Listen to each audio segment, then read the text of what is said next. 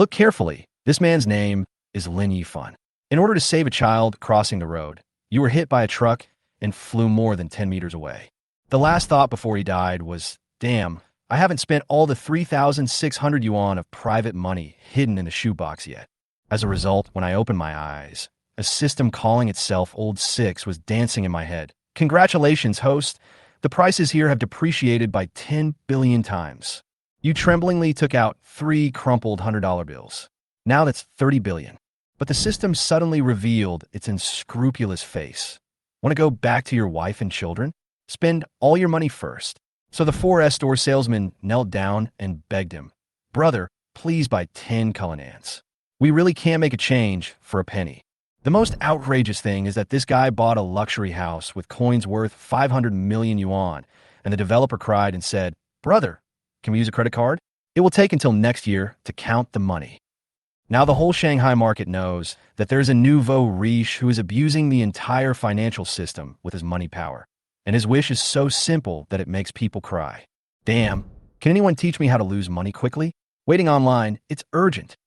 In the past, Lin Yifan always saw scenes in novels where the protagonist spent money lavishly, but he never expected that one day he would actually go to this step in order to squander his family's wealth. He decided to take it one at a time and first registered a YY account. Lin Yifan named his account Live a Cool Life.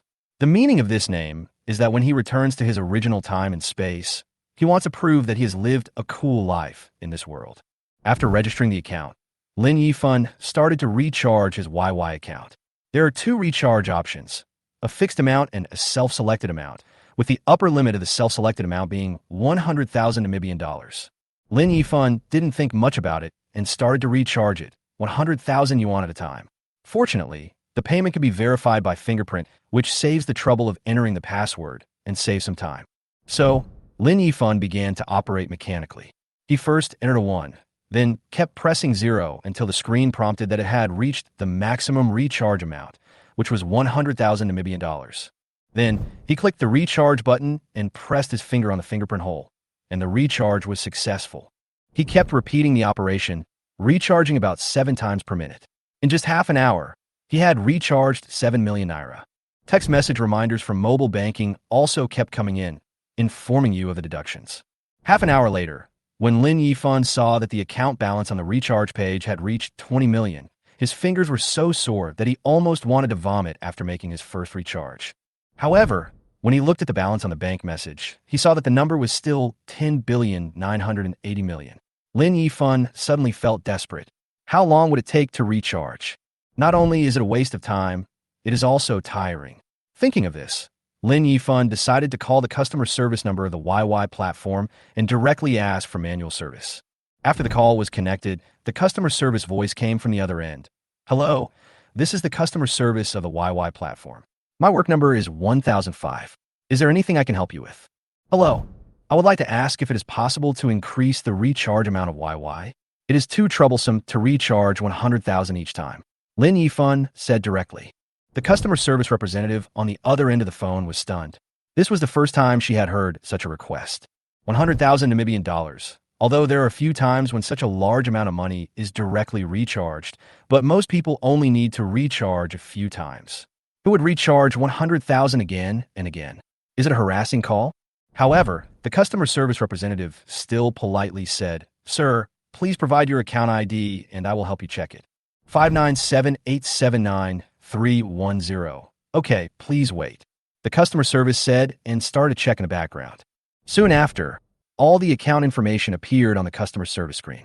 She saw that it was a new account registered just half an hour ago, but when she checked the recharge record, her eyes widened instantly. In just half an hour, this account continuously received deposits of 100,000 Namibian dollars. The customer service was shocked as they counted the recharge records. They found that 200 recharges were made in half an hour, with a total amount of up to 20 million naira. Coming back to his senses, the customer service quickly picked up the headset and said, Hello, sir. Are you still there? Hey, can the recharge limit be increased a bit? It's really too troublesome to recharge 100,000 at a time. Lin Yifan continued to complain. Okay, I'll give your feedback to your leader now and call you back later. After the customer service representative said this, he hung up the phone and immediately called the company's general manager. On this side, Lin Yifan took advantage of the time when the customer service called back to start browsing the content on the platform.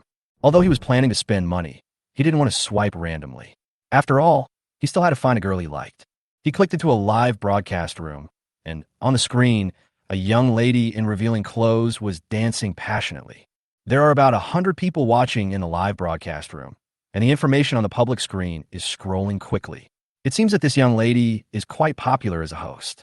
Unfortunately, this beauty is not Lin Yifan's cup of tea. He swiped the screen without hesitation and continued to browse the next anchor. Just when he had watched 4 or 5 female anchors, the phone rang. It was obviously the customer service of the YY platform, and Lin Yifan answered the call. "Hello, sir. I'm a customer service representative who just communicated with you. Now, I have reported your situation to my leader." The customer service representative began to explain. "In view of your recharge needs, our company can help you increase the recharge limit." "What is the maximum recharge amount you want?" the customer service asked. Lin Yifan was not surprised. After all, his recharge record in the past half hour was enough to prove his financial strength. For the platform, if a high-quality big customer like him raises some small questions, the person in charge will certainly not refuse if he has a high IQ. Lin Yifan opened his mouth and said, "Please change it to 100 million for me, so I don't have to worry about charging it." 100 million? Okay. I'll ask the engineer to help you change the limit right away." The customer service on the other end of the phone was a little shocked, but still agreed. After hanging up the phone, Lin Yifan waited for a while. When he returned to the recharge interface again, he found that the recharge limit of the account had been increased from 100,000 to 100 million. This makes the operation more efficient. Lin Yifan entered 1 on the recharge interface and then pressed 8 zeros. Finally, click the recharge button, and within a few seconds, the recharge of 100 million Namibian dollars is successfully completed. Compared to the recharge speed of half an hour just now, this is a world of difference. Fortunately, Yang Qian helped him cancel the spending limit of the ordinary card when applying for the diamond card. Otherwise, it would be difficult to top up even the previous 100,000, let alone 100 million. The bank manager was very considerate and attentive. Next, Lin Yifan continued to browse the live broadcast room, looking for a suitable anchor. After all, he didn't intend to just blindly spend money, but hoped to find an anchor he liked. He kept browsing more than 10 live broadcast rooms, and finally, a live broadcast room of a female anchor popped up on the screen. Her appearance instantly attracted Lin Yifan's attention. This female anchor, named Yuyu, looks about 20 years old. Although her appearance is not stunning, her delicate features and gentle temperament make people feel particularly comfortable. Although live streaming has its own beauty effect, Lin Yifan can still judge, based on his rich beautification experience, that the host's appearance in front of the camera should not be much different from his real appearance. After looking at the host's homepage introduction, it turned out that she was a talent host with a level 10 gouging skill. This made Lin Yifan even more interested. At this time, Yuyu was playing the gouging, and the song was a Chinese ghost story. Although Lin Yifan didn't know how to play the gouging, the smooth tone did sound very professional. There were only a few people watching in the live broadcast room. After all, such a talented female anchor might not be popular in the current live broadcast circle. In contrast, female anchors who dress sexy and have a lot to talk about can attract a large number of viewers. Lin Yifan clicked on Yuyu's list and found that her weekly list only had more than 3,000, and the first place accounted for 1,500. The number of the second place dropped sharply, only more than 500, and the others were even less. At this time, the viewers ranked first and second were typing in a live broadcast room and interacting enthusiastically. After the song, A Chinese Ghost Story, ended, Yuyu stopped and began to interact with the audience on the public screen. Lin Yifan also typed a comment. "The host played well. She really deserves to be a level 10 gouging player." Yuyu saw the new audience speaking and responded with a smile. "Thank you for the compliment, Brother Xiao Sha. If you like the host, you can follow me." Lin Yifan had some evil ideas in his mind, so he typed and teased, "Host, our meeting is fate. You have great talent, and I decided to make you the top anchor of YY." Yuyu saw the message on the public screen, smiled slightly, and did not respond. She has been a host for 2 months and has experienced many similar exaggerated promises. She knows that these words are usually empty words. At this time, the number 1 in the live broadcast room, Feng Wuju Tian, couldn't help but laugh at Lin Yifan. "A rookie is bragging here? Do you think everyone is stupid? Are you trying to deceive us?" Then, the second on the list also spoke up. That's right, if you want to cheat the anchor, you have to show some strength first. What's the point of just bragging? Lin Yifan smiled slightly and thought to himself, it depends on my ability. I can do it. So, he clicked into the platform's title system and found the highest title king. It takes 120,000 Y coins to open the king title, and 30,000 Y coins are required for renewal every month. Lin Yifan chose to activate it without hesitation. Soon, a prompt popped up on the screen. Do you want to activate the king for Gujing Yuyu? He clicked to confirm. A banner immediately floated across the public screen. Walk freely and become the king in the Gujing Yuyu live broadcast room.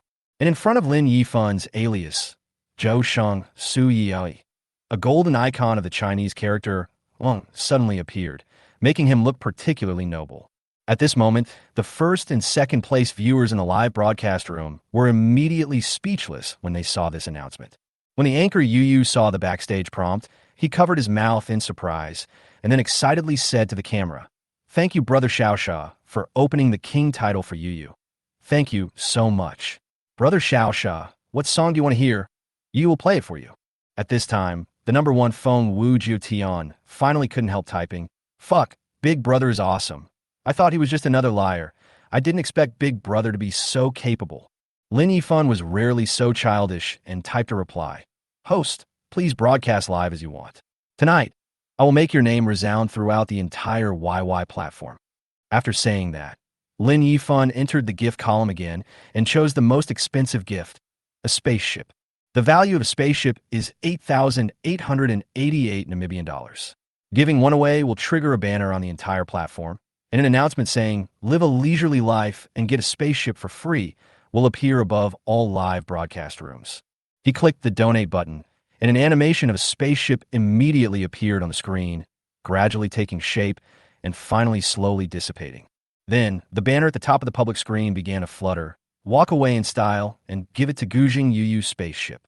Yuyu said excitedly in front of the camera, "Wow. Thank you, Brother Xiaosha, for the spaceship. Yuyu is so excited. This is the first time I have received such a valuable gift." However, this is just the beginning.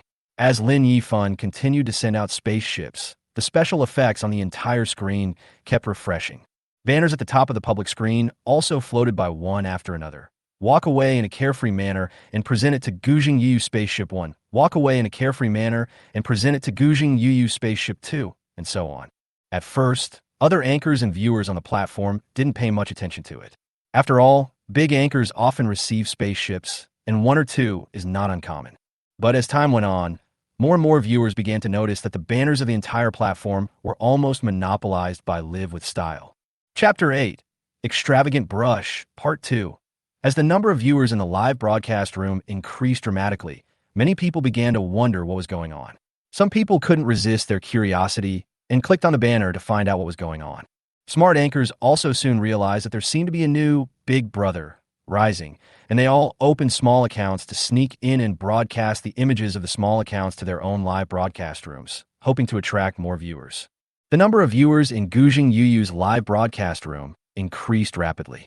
At first, there were only a few viewers, but in a blink of an eye, the number reached 10, and then dozens, and soon even broke through 3 digits and quickly jumped to 4 digits. The host Yuyu was filled with gratitude at this moment and couldn't help but feel grateful to Lin Yifan. Since the start of the broadcast, the number of viewers in her live broadcast room has never exceeded 20, and occasionally a few wealthy fans occasionally send some gifts. But today, the live broadcast room finally ushered in a lively scene. Yuyu was ecstatic. She began to warmly welcome new tourists, thinking that if she could retain a small number of fans, she might be able to generate considerable income in the future. She kept thanking the audience in front of the screen, her eyes full of anticipation.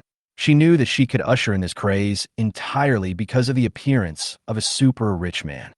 "What's going on in this live stream? The money is being spent like ghost money," one viewer commented in surprise. "This is too much. Giving away hundreds of spaceships, how much does it cost?" Other viewers also speculated. Is the union helping this new anchor to build momentum? But someone soon pointed out that the anchor's union was not strong and had no such resources at all. Some smart viewers began to wonder, could this Xiaosha brother really be a wild rich man? Some careful netizens even noticed that there was a record of opening the king's banner. Many people speculated that this mysterious big brother was the heroic walk away with style behind the scenes. As more spaceships spawned, the atmosphere in the live broadcast room became more and more crazy.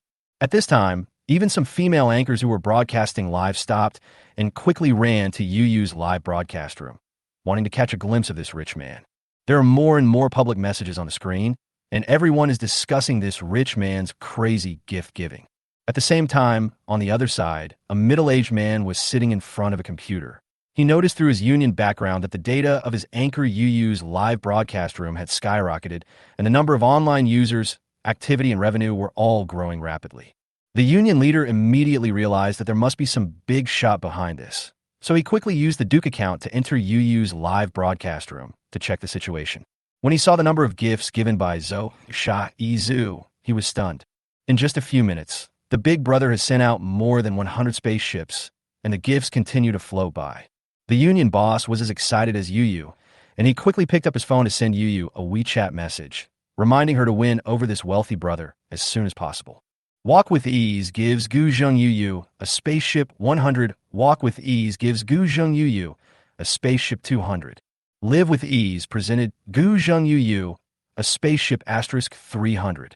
At this time, the audience in the live broadcast room were no longer surprised, but completely shocked. 300 spaceships is an astronomical number. What is even more incomprehensible is that this super rich man is still giving out gifts. The number is crazy. As the number of people in the live broadcast room continues to increase, the situation where only a few big anchors were qualified to send large gifts in the live broadcast rooms of small anchors has changed. In Yuyu's live broadcast room, even the titles of Earl and Marquis were not worth mentioning. At this time, even audiences at the Duke and King level began to enter. However, what is truly shocking is that the amount of money these big brothers spend is far beyond the scope of ordinary people's understanding. Most of the second-generation rich only spend a few million at most, but this big brother gave away millions in one go, far beyond the imagination of ordinary people. In fact, many fans began to follow Yuyu's live broadcast, not only because they were curious about what was special about her, but more because they wanted to take this opportunity to establish a connection with this wealthy person. Yuyu could no longer control her emotions at this moment. Tears welled up in her eyes, and she couldn't help but cover her mouth.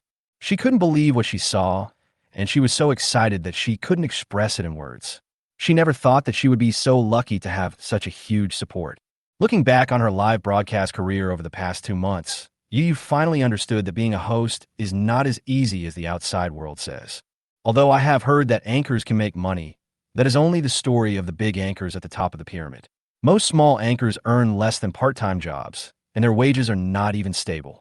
Yuyu has also witnessed many new anchors entering the live broadcast industry, but chose to quit for various reasons and gradually became indifferent to this path. During this time, she also witnessed the loneliness and desolation of her live studio. There was a time when there were almost no viewers in her live studio, and she could only sit alone in front of the camera and play the guzheng. Until today, a miracle seemed to have finally happened. Yuyu knew that she had finally welcomed her lucky star. Chapter 9, Rich Brush, Part 3. Finally, in a live broadcast room, Yuyu waited for the first viewer. Although he left soon, it also gave her a little confidence. Finally, she waited for the legendary god of wealth. Only she herself knows the hardships of all this, and that's why she shed tears during the live broadcast. In fact, Lin Yifan had no idea of the bitterness of it all. He was just numbly continuing to give gifts. It was the first time he realized how hard it could be to give gifts. Live a life of freedom gives Guzheng Yuyu 500 spaceships, then 1,000, 2,000, until the number of gifts stops. At this time, the real-time combo display on the public screen finally stopped, but the banners and special effects animations continued to flutter, seemingly unable to keep up with the speed of gift refreshes. Seeing the gifts constantly appearing, Lin Yifan felt helpless. Fuck, it finally stopped. I almost fell asleep watching it. My mom asked me why I was kneeling down to look at my phone, and I said I saw God. An audience member joked on the public screen. Everyone was marveling at the generosity of this wealthy man. 2,000 spaceships, equivalent to more than 17 million. Even the audience could hardly imagine. 17 million? I can't make that much in my lifetime. Another viewer exclaimed, "This guy has a few $100 million." As all this happened, The number of people online in the live broadcast room soared to more than 20,000. The popularity was real, not fake. Yuyu's mood gradually calmed down, and she decided to express her gratitude to Xiaoshu. Brother Xiaosha, can I add you on WeChat? She stared at the public screen expectantly, waiting for his response. However, after waiting for a long time, she did not see Brother Xiaosha's speech. Yuyu felt a little disappointed. Did he just leave after giving away all the gifts? Some viewers started a joke on the public screen. Brother, after giving away tens of millions, he just ran away without saying a word. This comment prompted many viewers to check the audience list of the live broadcast room. But Xiaoshizusha's name did not appear at the top of the king list. Everyone started a joke. After the big brother finished his heroic work, he ran away overnight with the train on his shoulders. One viewer joked, "The super rich are just that, they leave after their work is done, hiding their achievements and fame." These comments made Yuyu feel a little disappointed. Was he really afraid that she would pester him? Her mood became a little complicated, and she sent a private message to Xiaoshihui, but received no response. As time passed, the excitement in the live broadcast room gradually dissipated. The audience who were attracted by the elegant walk began to leave one after another, and only a small number of people who were attracted by Yuyu's talent or appearance stayed. In the end, the number of online viewers in the live broadcast room was fixed at more than 300 people. Despite this, Yuyu still earned more than 7 million yuan, gained nearly 10,000 new fans, and hundreds of hardcore fans. More importantly, her name has become famous on the platform. Although she cannot become the top anchor of the platform all at once, this live broadcast has undoubtedly opened a new door for her. In the future, anyone who talks about the tens of millions spent tonight will inevitably mention Yuyu's name. At the same time, Lin Yifan's road to squandering money continues.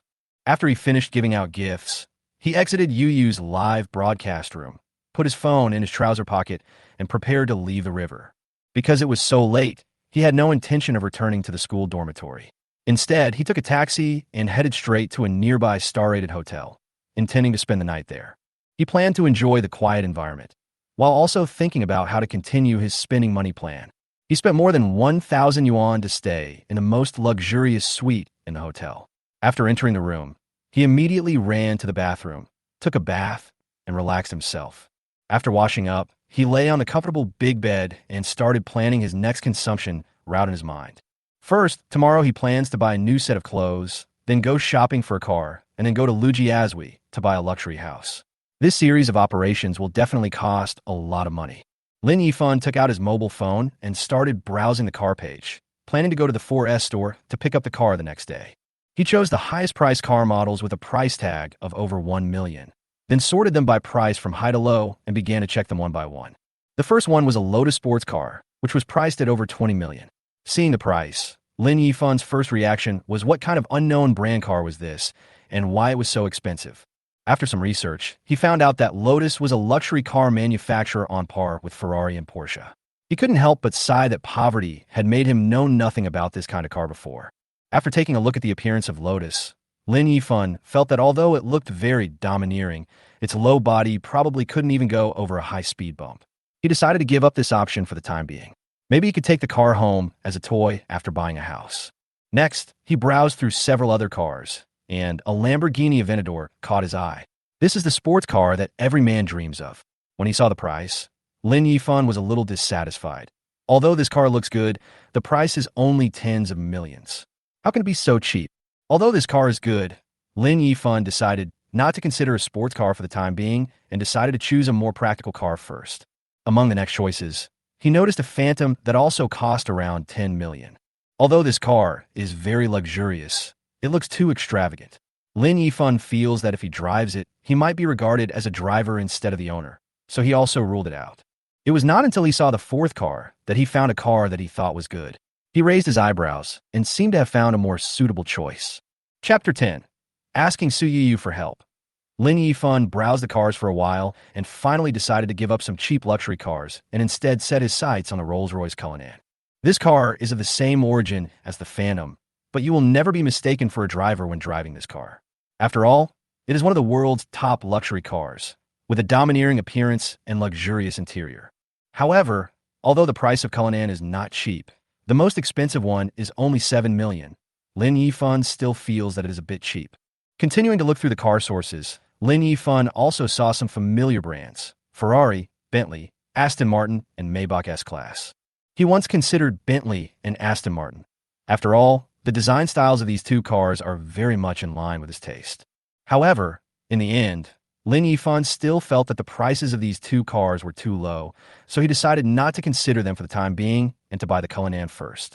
He knew that the starting price of the world's top luxury cars, such as Koenigsegg, Zonda, or Venom, was more than 70 million.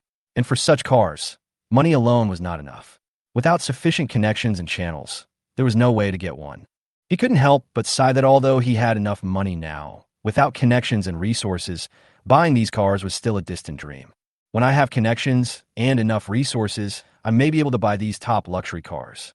After looking at the cars, Lin Yifan turned to real estate information and learned about the houses in Lujiazui. After getting a general understanding, Lin Yifan became interested in several places and planned to go look at houses tomorrow. After exiting the house hunting app, Lin Yifan opened YY and prepared to continue his spending plan. However, at this moment, he unexpectedly found a private message on WeChat, which was sent by Yuyu. Brother Xiaosha, can I add you on WeChat? Thank you very much for your support for Yuyu today. Her WeChat ID was also attached in the private message. Lin Yifan looked at the time and found that this was the message he sent after he had given gifts and left the live broadcast room. An idea suddenly occurred to him. He needed to buy some clothes tomorrow, but he was not very good at matching clothes. Men are generally not as talented as women in matching clothes, but Yuyu, as a female anchor, is obviously very experienced in matching. So, he copied Yuyu's WeChat ID without hesitation and added her as a friend. Meanwhile, in another apartment in Shanghai, Yuyu sat on the bed, staring blankly at her phone. At this moment, she has persisted for an hour. Since the end of the broadcast, she has been staring at the screen of her mobile phone, afraid of missing any important news, and even took her mobile phone into the bathroom when taking a shower. Suddenly, the phone beeped, waking her up from her daze. She quickly opened WeChat and saw a new friend request. She was instantly excited. She had finally gotten what she was waiting for. She quickly clicked on it and saw Lin Yifan's profile picture appeared on her WeChat list. Her heartbeat quickened, and she replied without hesitation, "Brother Xiaosha, is that you?" Lin Yifan glanced at WeChat, smiled slightly, and replied, "How can you be so sure that I added you?" "Because I only sent you my WeChat ID. I used a small account to add people to the live broadcast before." Yuyu replied with a smile. Lin Yifan was a little surprised. The anchor actually used a secondary account to add fans on WeChat? This is the first time I've heard of such an operation. He continued to look at Yuyu's reply. "Brother Xiaosha, thank you so much for supporting Yuyu today. But you spent too much, and I feel a little uneasy with this 7 million commission. Can you give me a few million back? I'll just take a little bit." Lin Yifan was a little stunned. There were actually people who thought the money was too much. He couldn't believe it. He thought, my money is so hard to handle, and someone actually wants to return it? However, seeing that Yuyu did not simply try to please him like the others did, but instead offered to return the money, Lin Yifan actually developed a good impression of her sincerity. He no longer hesitated and directly replied, "You don't have to return the money. It's just pocket money. Don't refuse it. This is what you deserve. If you really feel embarrassed, then do me a favor." Lin Yifan added. When Yuyu saw the word help, she suddenly felt nervous. She immediately began to think wildly. Could it be that Big Brother wanted me to help him with something? If so, how could I refuse? She replied cautiously, "Brother, you say as long as I can do it, it's fine." Lin Yifan smiled, seeming to see her nervousness. "How's your taste in clothes? Do you have experience in choosing clothes for boys?" Yuyu's heartbeat quickened, and countless possibilities instantly emerged in her mind. Is he indirectly asking me if I have a boyfriend? She suddenly became a little nervous and replied hurriedly, "Brother, although I've never bought clothes for boys, I still know a little about how to match boys' clothes." "That's good." Lin Yifan responded easily. "Just consider it as doing me a favor and accompany me to help me choose clothes tomorrow." Yuyu was stunned. She couldn't believe it. It's that simple? Spending tens of millions just to choose clothes. She was a little confused and at a loss. Although she was a little bit unbelievable, she could only agree. "Brother, I will definitely go tomorrow," Lin Yifan said in a relaxed mood. "That's good. By the way, I see your WeChat location is in Shanghai. Which district are you in?" "I'm in Yuwei district." "That's not far. I'm in Hongkou district. Come to the Hua Ting Hotel next to the stadium tomorrow morning. Call me when you get there." Chapter 11. Shopping. After Lin Yifan confirmed his schedule with Yuyu, he saw that he was staying in a hotel, so he asked curiously, "Brother, are you here on a business trip?" Lin Yifan quickly replied, "No, I'm studying at university here." "Oh, it was because I gave you gifts too late tonight, so I didn't go back to the dormitory and found a hotel to stay for one night." Lin Yifan explained with a smile. Yuyu was a little shocked by this. She quickly made a shocked expression. "Brother Xiaosha, you are still in college?" she asked curiously. "I thought you were a successful person in society." Lin Yifan smiled helplessly. "Don't call me Brother Xiaosha. It sounds normal in the live broadcast room. It feels awkward to call me that in real life. My name is Lin Yifan." Yuyu sighed. "I know everything, Brother Yifan. So you're still live streaming so late? Are you a full-time anchor?" "No, I have a job. I am currently working as a financial accountant in a company. Because of the pressure in life, I want to earn some part-time income by doing live streaming after I get off work." Yuyu replied. Lin Yifan couldn't help but feel a little distressed. "It's quite hard. How is the live broadcast effect?" Yuyu was a little emotional after hearing this. "I've been live streaming for more than 2 months. I just saw how lively your live streaming room is today. There weren't so many people before.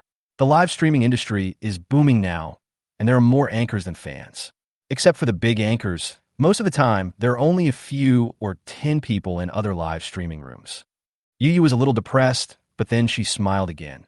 "In the past 2 months, there have been several times when I almost gave up and looked for a part-time job. Fortunately, I persisted, otherwise I would not have met Brother Yifan." There was a hint of ease and self-mockery in her words, and a hint of mischief in her tone. Lin Yifan smiled indifferently, and then asked seriously, "Do you have time to go shopping for clothes with me tomorrow?" Yes. Don't worry, Brother Yifan. I'll take a day off tomorrow to go with you to pick out clothes." Yuyu agreed very readily. "It won't affect your work, will it?" "It's okay. You gave me so many gifts today. I was thinking of returning more than 6 million to you." Yuyu said apologetically, "Leave some for yourself, then quit your current job. Go to further studies and recharge yourself." Lin Yifan smiled and replied, "Don't think about returning the money. There's no reason to take back the money I gave away. By the way, what do you mean by further study?" "What kind of further study?" Yuyu said seriously. "I'm only a junior accountant now. I plan to sign up for an accounting tutoring class, continue studying, and strive to obtain the intermediate accountant qualification certificate." Lin Yifan said approvingly, "Not bad. After making so much money, your first thought is not to eat, drink, and have fun, but to continue studying. Most people really don't think so far ahead." The two chatted for a while and agreed on a time to meet. Seeing that it was already past 1 a.m., Lin Yifan knew that today's schedule would be very tight, so he decided to end the chat and take a break to prepare for the next day's arrangements. He slept exceptionally soundly that night, secretly looking forward to meeting Yuyu the next day. The next morning, Lin Yifan's cell phone suddenly rang. It was Su Yuyu calling. "Brother Yifan, I'm sorry. Did I disturb you?" she asked nervously. Lin Yifan answered the phone in a daze and heard Yuyu say, "You told me to wake you up before 8 o'clock. I'm already in the lobby of Hua Ting Hotel." Hearing this, Lin Yifan suddenly got up from the bed and saw that the time was already 7:50. He was a little stunned, and then quickly replied, "You, sit in the lobby for a while. I'll be down soon."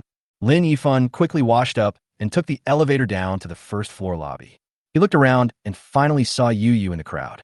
He walked over and waved gently. "Yuyu, here I come." This was the first time that Su Yuyu saw the real, cool, big brother, Lin Yifan. She was stunned when she saw Lin Yifan's figure. He is about 1.78 meters tall, thin, with a handsome face. Although he is dressed simply, he exudes an unconscious temperament. However, she noticed that although Lin Yifan was a wealthy man, he dressed very simply. His clothes looked a bit cheap, and his matching was unremarkable. She was really confused as to why a wealthy man who spent tens of millions of dollars was wearing such low-key clothes. Seeing Lin Yifan coming over, Su Yuyu was obviously a little nervous. She smiled and said, "Brother Yifan, shall we set off now?" Lin Yifan looked at her and smiled. "Have you had breakfast?" Su Yuyu shook her head. "No, I was afraid of wasting time, so I got up at 6 o'clock in the morning and rushed here directly after washing up." Lin Yifan patted her head and said with a smile, "Thank you for your hard work. Let's go and have breakfast first. Otherwise, you will be too hungry and faint from low blood sugar." "I will be guilty."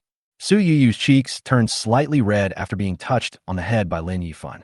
She followed him shyly towards the hotel restaurant. After breakfast, The two took a taxi and headed straight to the commercial street, arriving at a bustling shopping area. Lin Yifan took Yuyu shopping in a high-end clothing store. When passing by Versace's store, Lin Yifan walked over without hesitation. It wasn't that he had any problem with Versace, but because he had seen in novels that many male protagonists would choose Versace when buying clothes, which made him aesthetically fatigued with the brand. So he passed by the store without hesitation. After walking for a while, they stopped in front of a store called Laputa. Lin Yifan looked up at the sign and suddenly felt that it looked familiar. So Yuyu walked up to him, followed his gaze, and asked, "Brother Yifan, do you want to buy Laputa's clothes?" Laputa is very famous among women, especially its women's bags, and Su Yuyu, as an urban beauty, naturally knows this brand well. Lin Yifan smiled and said, "Let's go in and take a look." The two walked into the store. There were not many people in the store. Except for a customer looking at the women's bag area, other shopping guides were on standby. Seeing Lin Yifan and Su Yuyu enter the store, a shopping guide came up and greeted them warmly. "Hello. Welcome to the Laputa store. How can I help you?" From a shopping guide's shrewd eyes, Lin Yifan felt that they had roughly guessed the prices of the clothes the two were wearing. The clothes he wore seemed a bit cheap, and in their eyes, he might be just an ordinary consumer. However, none of this affected the two of them from continuing to shop in the store. Chapter 12, Buying Clothes. Lin Yifan took Su Yuyu to the men's clothing area. He smiled and said to Su Yuyu, "Yuyu, I'll leave a selection of clothes to you. I'll go try on some clothes." Su Yuyu nodded, thinking that this was exactly why she came. She began to pick clothes on the shelf, taking one down from time to time and taking a closer look. If you feel it doesn't fit, just put it back, and if it fits, hand it over to the shopping guide. While choosing clothes, Su Yuyu secretly glanced at the labels of the clothes and couldn't help but smack her lips at the prices starting from 4 digits. She secretly sighed in her heart that this simple t-shirt was enough for her to live in Shanghai for a few months. As expected, luxury brands are luxury brands. If it were my old self, I would not have the courage to even enter such a store. Lin Yifan sat down, picked up his phone, and started browsing the nearest Rolls-Royce 4S store. While he was waiting, he was thinking about some things he had to deal with next. After half an hour, Su Yuyu finally picked out the clothes. She walked up to Lin Yifan and said with a smile, "Brother Yifan, I have already matched the clothes and chosen the shoes. Go and try them on and see how they turn out." Su Yuyu felt a little excited. Although these clothes were not picked for herself, she felt very happy to do these things for Lin Yifan. She herself had never had the opportunity to experience the feeling of shopping for clothes from luxury brands without looking at the price tags. Perhaps it was because she had several million in her bank account that she was no longer as calculative as before. When the shopping guide saw that the clothes had been selected, she put the dozen or so sets of clothes that Su Yuyu had matched into the fitting room and motioned for Lin Yifan to try them on. He only needed to change into the clothes one by one, without having to bother to match them. A few minutes later, Lin Yifan changed into the first set of clothes and walked out of the fitting room. The moment Su Yuyu saw him walk out, her eyes lit up, and the shopping guide next to her couldn't help but take a look, and her eyes became different. I have to say that Lin Yifan has a good height and figure, and the clothes Su Yuyu matched him with are also very suitable. After putting on the brand name clothes, Lin Yifan's whole temperament became elegant and noble, as if he was completely different from his previous image. He was originally inconspicuous in the crowd because of his cheap clothes, but after changing into these luxury brand clothes, he suddenly stood out like a crane among chickens. Seeing this scene, Su Yuyu couldn't help but sigh. Clothes really change a person's temperament. Lin Yifan stood in front of the mirror, turned to Su Yuyu, and asked, "Yuyu, how about this dress? Is it suitable?" Su Yuyu nodded immediately and smiled happily. She felt a great sense of accomplishment when she saw her outfit worn by Lin Yifan. The sales assistant next to him couldn't help but praise, "Sir, this suit is so suitable for you. You have a really good figure. You're simply a natural clothes rack." Lin Yifan smiled slightly. "Then I'll try other ones."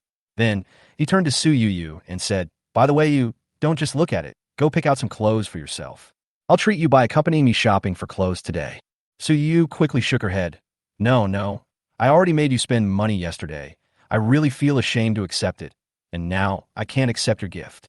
Lin Yifan smiled helplessly and said firmly, "We are friends, and friends should help each other.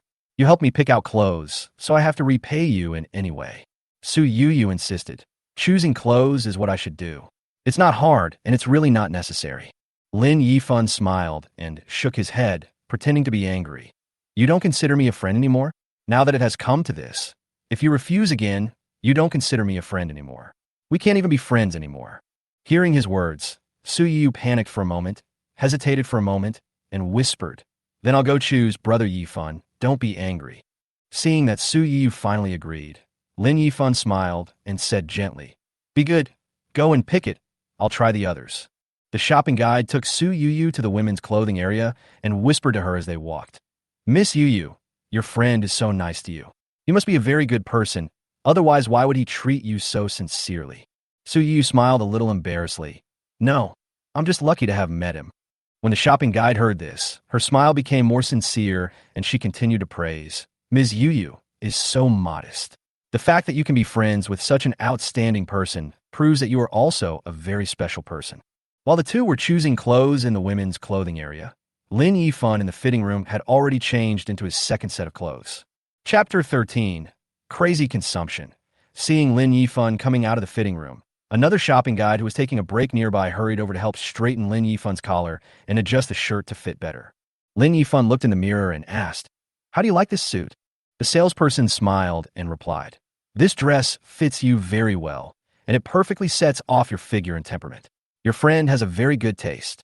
Lin Yifan touched the white shirt on his body and sighed in his heart that although the clothes of luxury brands are expensive, they are indeed impeccable from the workmanship to the fabrics. They are very comfortable to wear, and the exquisite gold thread patterns on the clothes are also quite eye-catching. However, Lin Yifan did not plan to try on the remaining clothes one by one. Seeing that the two sets of clothes looked good on him, especially Su Yuyu's eye for matching, he was very satisfied. Changing clothes was too troublesome for him. "Okay, let my friend take a look at the clothes first, and then we can check out together later." The shopping guide nodded. "Okay, go to the sofa and rest first. I'll make you a cup of coffee." Lin Yifan saw Su Yuyu had walked into the fitting room, so he sat on the sofa and played with his phone. After a while, Su Yuyu came over. Lin Yifan was a little surprised. "You've chosen so quickly." Su Yuyu smiled slightly. "Well, I've already chosen 2 sets of clothes and a bag." Lin Yifan stood up with a wry smile, walked up to her, gently pinched her fair little face and sighed. I told you to choose boldly, but you only picked 2 sets. I really don't know what to say to you." In fact, Lin Yifan was very upset in his heart. He originally thought that these women in novels would light up when they saw money and pounce on luxury goods. Who knew that Su Yuyu was such a girl who remained simple with money? It was too difficult to let her spend money and choose 2 sets of clothes. But Lin Yifan thought again that Su Yuyu was not a materialistic woman. He even wanted to return the tip she gave him just now, but she was unwilling to do so. Compared to those people who were blinded by money, Su Yuyu, a girl who kept her true heart in front of money, was really admirable. Su Yuyu smiled mischievously and said, "You are afraid that Brother Yifan will wait too long, so let's make it quick. By the way, Brother Yifan, have you tried on all the clothes?" Lin Yifan smiled and said, "Yuyu, you have a good taste. I am too lazy to try on any more clothes." He turned to the shopping guide and said, "Pack up all the clothes you just picked." The shopping guide was stunned for a moment, and her eyes almost popped out when she heard this. Although she guessed that Lin Yifan must have the spending power, she didn't expect him to pack all the clothes in one go. Su Yi was also a little surprised, thinking, is this how all the rich spend? However, thinking of Lin Yifan's performance just now, she was not so surprised. After all, he spent tens of millions in this store in more than an hour. Lin Yifan took out his credit card and handed it to the salesperson. "Yes, pack them all." Although the salesperson was a little bit unbelieving, he still took the credit card and started to process the bill. At this time, other salespersons also came over from the rest area, staring at Lin Yifan intently, all of them envious. The shopping guide quickly put all the clothes Lin Yifan had chosen on the cashier counter and scanned the barcode of each item. There were more than 10 sets of men's clothing, plus 2 sets of women's clothing and bags selected by Su Yuyu, a total of 63 items, with prices ranging from a few thousand to nearly 100,000 yuan. In the end, the total amount was as high as 1,089,600 yuan. Dear guest, your total purchase amount is 1,089,600 yuan. We will round off the decimals for you, and the final price is 1,080,000 yuan. The shopping guide smiled and said, "Please enter the password." Lin Yifan entered the password and signed to confirm, completing the transaction. Seeing that everything was completed smoothly, The other shopping guides also hurried to help pack all the clothes. Lin Yifan asked, "Can I leave these clothes in the store first? I have something to do, so it is not convenient for me to take so many things for the time being. I will pick them up when I am free." The shopping guide smiled and replied, "It's no trouble. You are our distinguished guest. You can add me on WeChat and I can help you deliver these clothes to your home." Lin Yifan nodded. "Okay, I'll send you the address when the time comes." Then he showed his QR code, and the two added each other on WeChat. Lin Yifan and Su Yuyu left the store wearing their new clothes, while the shopping guides whispered to each other, "Fei Fei, you are so lucky today. You sold so much. The commission you get today is enough to cover 1 or 2 months' salary. I'm so envious. I'm going to rip you off later." Okay, I have to get off work. Let's go fishing in the sea and have a good time together," the shopping guide said with a smile. "I didn't expect that. When the customer first came in, I thought he was just looking around, but he packed up all the clothes he picked out. His spending level is really inhumane. So, when doing business, you really can't underestimate any customer. Who knows who is the rich man?" Chapter 14. Buying a watch. The shopping guides were standing in the store talking among themselves. One of the female shopping guides said, "It would be great if I could marry him." Another shopping guide joked, "Sister, wake up. Look at the quality of the beauty next to that person. Will she be attracted to you?" She responded confidently, "What's wrong? I have what she has too. We are not necessarily worse than her." She puffed out her chest, completely unconvinced. Then she added, "This handsome boy is obviously the son of a wealthy family. He must have been raised in poverty before, right? Otherwise, how could he have spent over 1,000,000 yuan at once without changing his expression? And what he's wearing isn't from Taobao." Another shopping guide looked at her and couldn't help but suggest, "Fei Fei, didn't you add him on WeChat? No matter if he has a girlfriend or not, try to date him." Another shopping guide replied, "Yeah, even if he has a girlfriend, so what? Girls are meant to be poached. It would be a shame to miss out on such a wealthy young man." At this time, Fei Fei, the salesperson who was receiving Lin Yifan, blushed and looked a little embarrassed. "Can you be more serious? Can you have some moral integrity?" Another salesperson laughed. "Tisk, what's the use of moral integrity? Can it be eaten? Money is more real." While the salespeople were joking, Lin Yifan and Su Yuyu had already left the Laputa store and walked to the commercial street. Su Yuyu asked in confusion, "Brother Yifan, do you need to buy anything else?" Lin Yifan looked around and said casually, "Wait, I plan to buy a watch." "Hey, I found it. This is the one." Su Yuyu followed his gaze and was stunned for a moment, and found that Lin Yifan's eyes stopped at the Patek Philippe flagship store. Only then did she realize that Lin Yifan's standard for buying things was not only to be suitable, but more importantly, to be the most expensive. Brother Yifan wants to buy a Patek Philippe watch? Why not a Rolex? She couldn't help asking. Lin Yifan shook his head. "It's because Rolex is so famous. Many people wear it, like those coal bosses. Almost everyone has one. Besides, the Rolex brand is more suitable for elite white-collar workers and successful people over 30 years old. At my age, wearing a Rolex makes me look old-fashioned. Patek Philippe is more suitable for me." Hearing this, Su Yuyu was more certain of an idea. Brother Yifan is definitely a rich young man. She never thought that she could be friends with such a person. Although she felt a little frustrated about her identity, she was more glad that she met Lin Yifan. "Oh, Brother Yifan is so amazing." Su Yuyu couldn't help but sigh, but she consciously put her mood in order, smiled lightly, and said, "Brother Yifan, no matter what, I'm very happy to go shopping with you." Lin Yifan saw her in a daze, touched her head gently, and said gently, "Silly girl, let's go, don't think too much." Su Yuyu was stunned by his sudden head touching, but then she smiled and followed him into Patek Philippe. "Hello, welcome to Patek Philippe." The receptionist saw Lin Yifan and Su Yuyu approaching and immediately greeted them warmly. "Sir and madam, I am honored to serve you today. Would you like to buy a men's watch or a women's watch?" Lin Yifan said slowly, "Let's take a look at the men's watches. Please help me choose one that is a little more beautiful." The salesperson smiled and could not help being amused by Lin Yifan's words, but then realized that she was being rude and quickly apologized. "Sorry, sir. I'll get you a watch right away."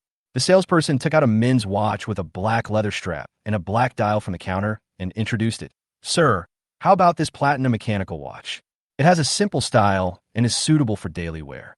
Lin Yifan picked up the tag and took a look. The price showed that it started from 6 figures. "It's too cheap. Give me a more expensive one." The shopping guide was a little surprised.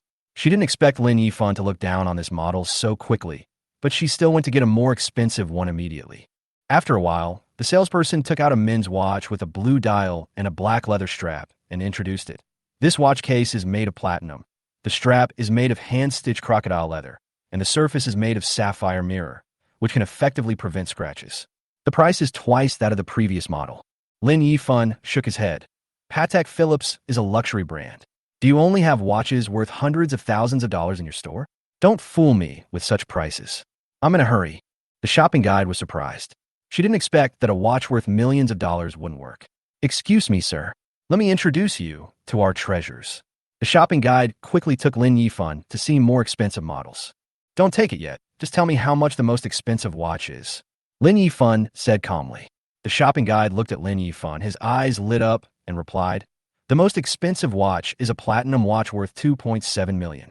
Lin Yifan was a little confused. Doesn't Patek Philippe have watches worth tens of millions? Why is the most expensive one in your store only 2.7 million? The shopping guide hurriedly explained, "Sir, Patek Philippe produces very few models of each style, and we don't have any watches worth tens of millions in stock in our store. If you need it, you can order it from the headquarters."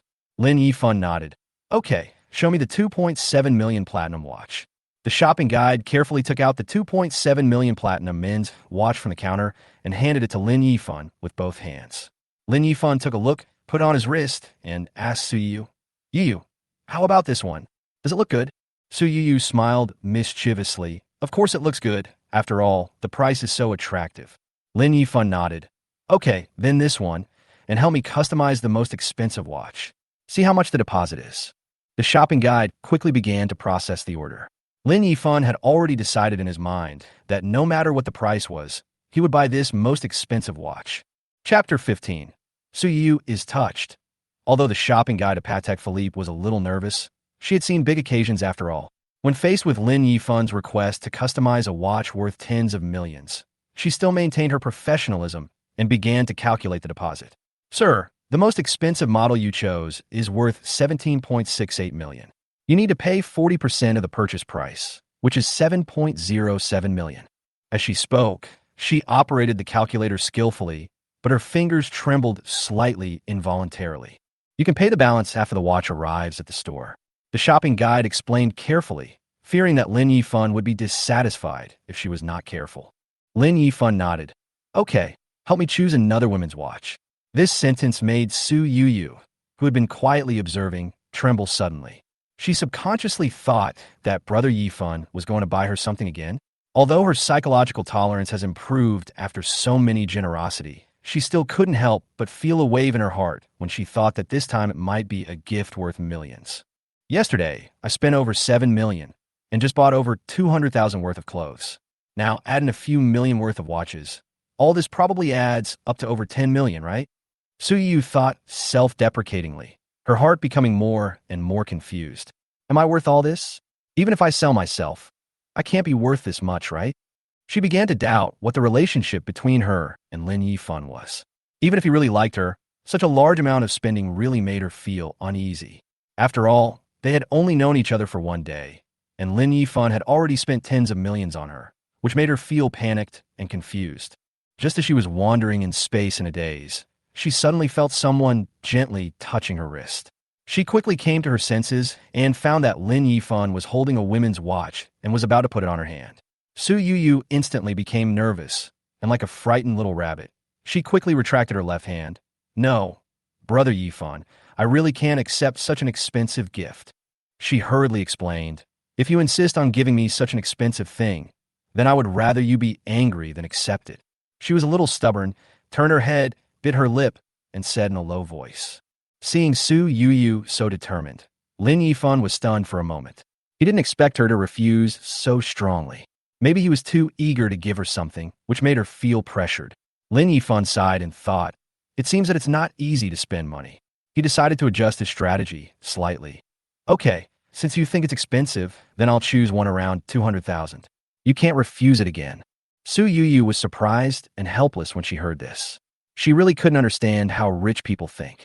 He just met her yesterday, and today he started to spend tens of millions on her. She was really at a loss. She couldn't help but start to wonder if such lavish spending was just to attract her.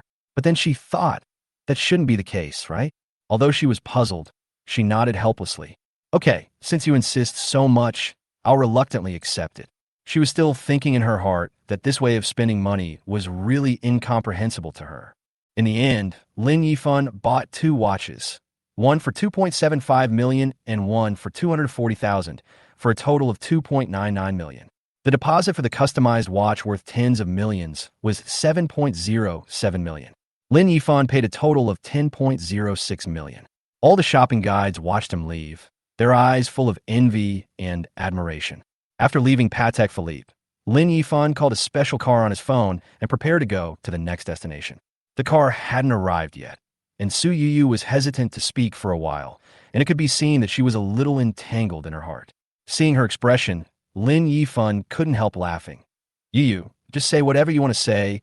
It's uncomfortable to hold it in. Su Yuyu finally mustered up the courage and asked, Brother Yifan, we just met yesterday, and you've already spent more than 17 million on gifts. Today you bought me more than 200,000 clothes, and just now you spent more than 200,000 on a watch. What do you think about me that's worthy of your kindness? Lin Yifan was stumped by this question, feeling somewhat helpless. He knew that Su Yuyu's doubts were normal. After all, the way he spent money was too extravagant. However, if he told her directly that I was doing this to complete the mission and my goal was to squander money, then she obviously wouldn't understand and might even think that he was talking nonsense. Saying that he spent so much money because he liked her? This was too far-fetched. He had only known her for a day, and who would believe him if he said he liked her? Lin Yifan knew that he was rich, but he also knew that even if he spent money like water, it didn't prove that he liked someone, especially for a girl like Su Yuyu, who might have an illusion of materialism. However, what Lin Yifan didn't realize was that with the help of money, he had become very good, and in Su Yuyu's eyes, these behaviors had subtly changed. What she felt was not just the money, but his care and respect for her. Even though Lin Yifan gave her the gift in a slightly forced way, she still felt a special warmth and understanding. Su Yuyu may not fully understand Lin Yifan's true thoughts, but she knows that his concern is sincere. The existence of this man has quietly changed some of her cognition and feelings. Chapter 16, Buying a Car. It is very thoughtful for a rich man to personally fold 1,000 paper cranes as a birthday gift for his girlfriend. A poor man folds a basket of paper cranes on his girlfriend's birthday. Even making it into a wind chime as a birthday gift seems very ordinary. Some women even say that men are stingy. It's your own birthday, and you just fold something like this out of paper to fool people. You see, it's still paper. When different people use it as a gift, it will be viewed completely differently by others. Differences in status and wealth lead to different meanings and behavior. Because this is determined by status and wealth, rich people don't need to spend any time or effort to maintain relationships with ordinary people. Ordinary people need to return gifts to express gratitude in order to plan for next time of contact. But do rich people need to spend so much time and effort caring about human relationships? No need. It's others who take the initiative to curry favor with you. Haven't you seen the old saying that if you are poor in a busy city, no one will care about you? But if you are rich in the mountains, you will have distant relatives. That's what I mean. This has nothing to do with materialism. At least for Su Yuyu, it has nothing to do with this. Even female animals in nature know to choose strong males when choosing a mate. What's more, they're high-level humans. Which woman doesn't like strong men? Su Yuyu blinked her beautiful big eyes and stared at Lin Yifan, waiting for his answer.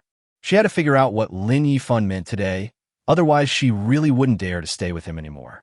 Even if Lin Yifan told her directly and clearly that he liked her and wanted to sleep with her. Su Yuyu felt more at ease. At least she knew what Lin Yifan's purpose was. The unknown is what scares people the most. Lin Yifan, who was in a desperate situation, suddenly had an idea. So he said to Su Yuyu mysteriously, "You, have you seen the richest tomato?" A question mark seemed to flash across Su Yuyu's confused eyes. "I'm talking to you about serious matters, and you're talking to me about movies? Brother, what's so wild about this? Aren't we on the same channel?" Who knew that Lin Yifan came over and whispered, "I'm telling you secretly. You can't tell anyone. I have an inheritance to inherit. But the prerequisite for inheritance is that you need to spend all 1 billion. Otherwise, you won't be able to inherit the estate. So I gave you so much money and such expensive gifts just to complete the task." Su Yuyu tilted her head and bit her lip and said calmly, "Brother, do you think I believe it? Even if you want to fool me, can you at least find a more reliable excuse?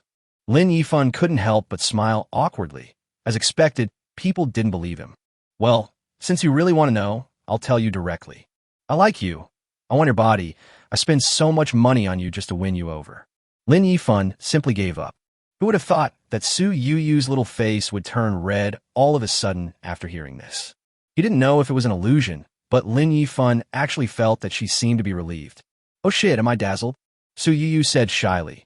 Sure enough, I won't tell the truth unless I force you. Seeing the smile on Su Yuyu's face, it was Lin Yifan's turn to be confused. He just felt as if a flock of alpacas were whizzing past his head. No, sister, you got the wrong script. What does this reaction mean? I said I want to sleep with you. Isn't it logical that you should slap me? At the very least, you should call me a jerk and then storm off? Damn it. DJ, why don't you play by the rules? Lin Yifan was so confused that he didn't even notice that the special car had arrived. Su Yuyu opened the car door and turned back to give Lin Yifan a mischievous smile. Let's go. Why are you still standing there? Lin Yifan shook his head with a wry smile, stopped thinking about these things, and followed Su Yuyu into the car. In the car, Su Yuyu asked, Brother Yifan, what are you going to buy next? Go to the 4S store to look at the car. Which 4S store? Rolls-Royce. I shouldn't have asked so many questions. I can't even keep up with the thoughts of a rich man like you. Su Yuyu was obviously not as reserved as she was at the beginning when interacting with Lin Yifan. I speak more freely and even start making jokes. While we were chatting, the special car had already stopped at the entrance of the car market. You can see the Rolls-Royce 4S store in the most conspicuous position in the market on the roadside. This is the largest automobile trading market in the center of Shanghai, and the location of the automobile trading market is extremely valuable. Therefore, the market is basically full of 4S stores for luxury cars, such as Ferrari, Porsche, Lamborghini, Maserati, Aston Martin, and so on. All the well-known luxury car brands have set up sales outlets here. After getting off the car, Lin Yifan took Su Yuyu straight to the Rolls-Royce store. Although it is called a store, in fact the size of the store is comparable to that of a factory workshop. As soon as the two of them walked to the door, the shopping guide inside had already opened the glass door and bowed to welcome them. As soon as Lin Yifan stepped into the store, the welcoming guide began to make a simple assessment of the customer entering the store with his sharp eyes. When he saw Lin Yifan wearing a Patek Philippe million-level watch on his wrist, his eyes lit up. I instantly felt that this order had potential. So I quickly asked, Sir, what's your name? What kind of car do you want to see? I can introduce it to you. Looking at the brand new cars displayed in the store showroom, Lin Yifan asked, Excuse me, my last name is Lin. I want to see the Cullinan. Do you have it in stock in the store now? Yes, Mr. Lin, please follow me. The shopping guide immediately took Lin Yifan to the row of vehicles at the back. Arriving in front of a black Cullinan, the shopping guide opened the driver's door. Mr. Lin, this is the Cullinan you wanted.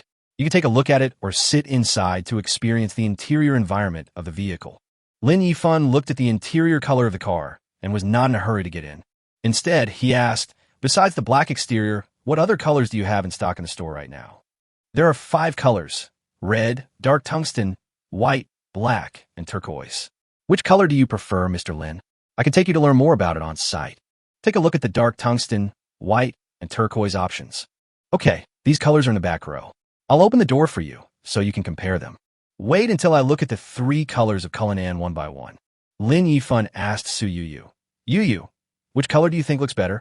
Su Yuyu, who was quietly accompanying Lin Yifan on the side, heard Lin Yifan ask her and frowned and thought seriously.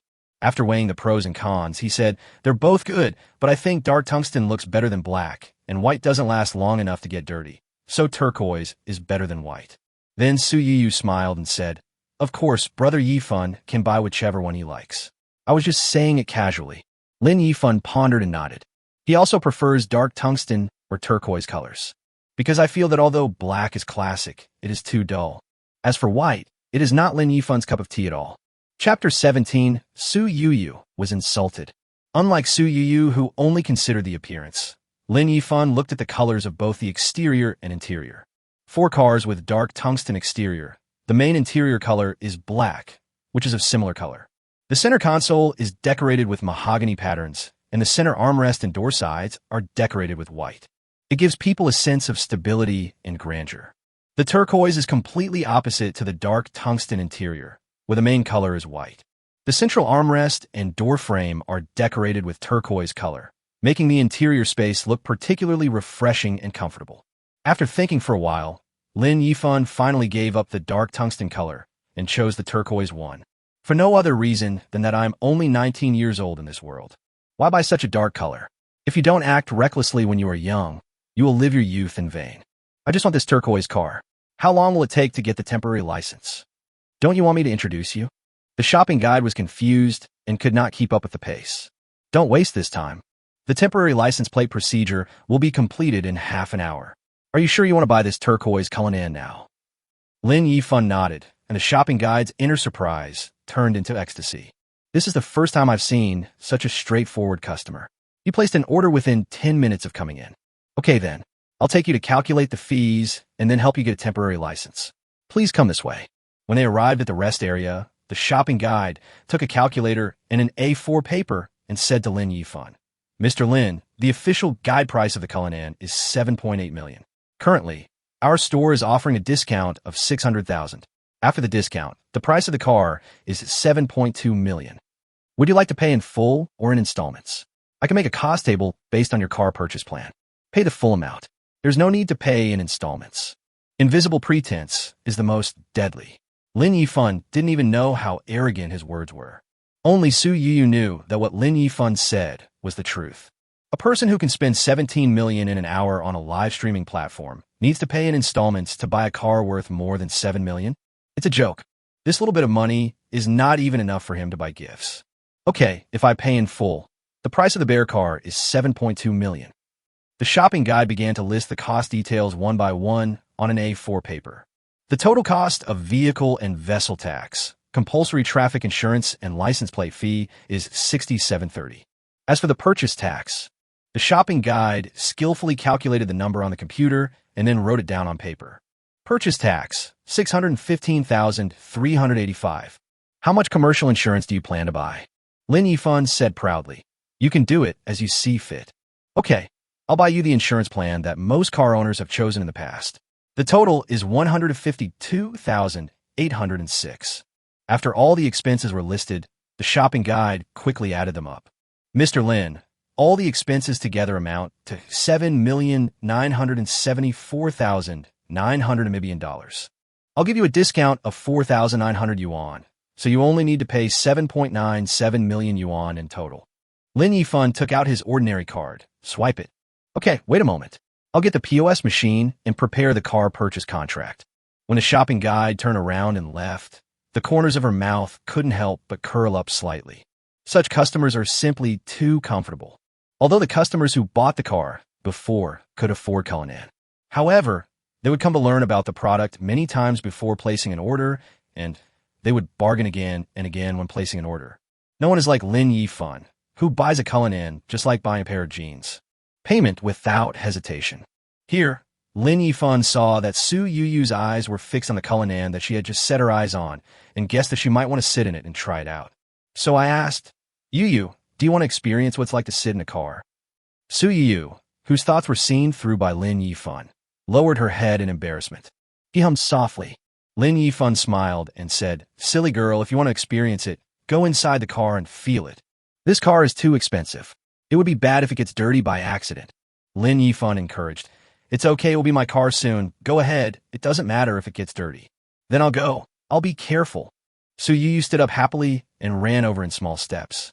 Lin Yifan, who was sitting on the sofa, shook his head, not knowing whether to laugh or cry, then took out his mobile phone and started playing. After waiting for a while, the shopping guy came over with a POS machine and a car purchase contract. When she saw Lin Yifan sitting alone on the sofa playing with his phone, she smiled and asked, Mr. Lin, where is Miss Yuyu? Lin Yifan put away his phone and smiled slightly. She is playing in my car. After saying that, he handed the bank card to the shopping guide, who knew that the shopping guide was just about to take the bank card. A sharp voice rang out in the quiet exhibition hall. Get off my feet. The shopping guide who was about to swipe his card and Lin Yifan, who was looking at the insurance list on the sofa, were stunned. The two stopped what they were doing and looked in the direction where the sound came from. Seeing this, Lin Yifan's face instantly turned gloomy. He stood up from his sofa and walked over there. The shopping guide also understood what happened instantly. There was a man and a woman standing in front of the car that Lin Yifan was going to buy, and the one who just yelled, "Get out," was the woman. The other party involved is Miss Yuyu. The shopping guide became nervous instantly when he saw this. It's over. This has become a big deal. Maybe the opportunity to sign the contract will be ruined. The shopping guide hurriedly followed Lin Yifan nervously and walked over there. Lin Yifan, who had just walked over, heard the woman cursing and saying ugly words again. Anyone can come in and have a look. It completely lowers the quality of this store. So Yuyu has already gotten out of the car. It was the first time she had encountered such a thing, and she stood beside the car, at a loss as to what to do. Lin Yifan walked to Su Yuyu and patted her shoulder gently to comfort her. Asked, "Yuyu, what's wrong?" Su Yuyu raised her head. Her bright big eyes were misty. Seeing Lin Yifan was like a child who had found someone to rely on. She choked up and said, "Brother Yifan, I was just sitting in the car and feeling the comfort of the seat when they came over. The woman saw me in the car and told me to get out in a bad tone. She said she wanted to test drive the car. I saw that her tone was so bad, so I just said that there should be a first-come, first-served rule for test driving. Who knew she would yell at me to get off?"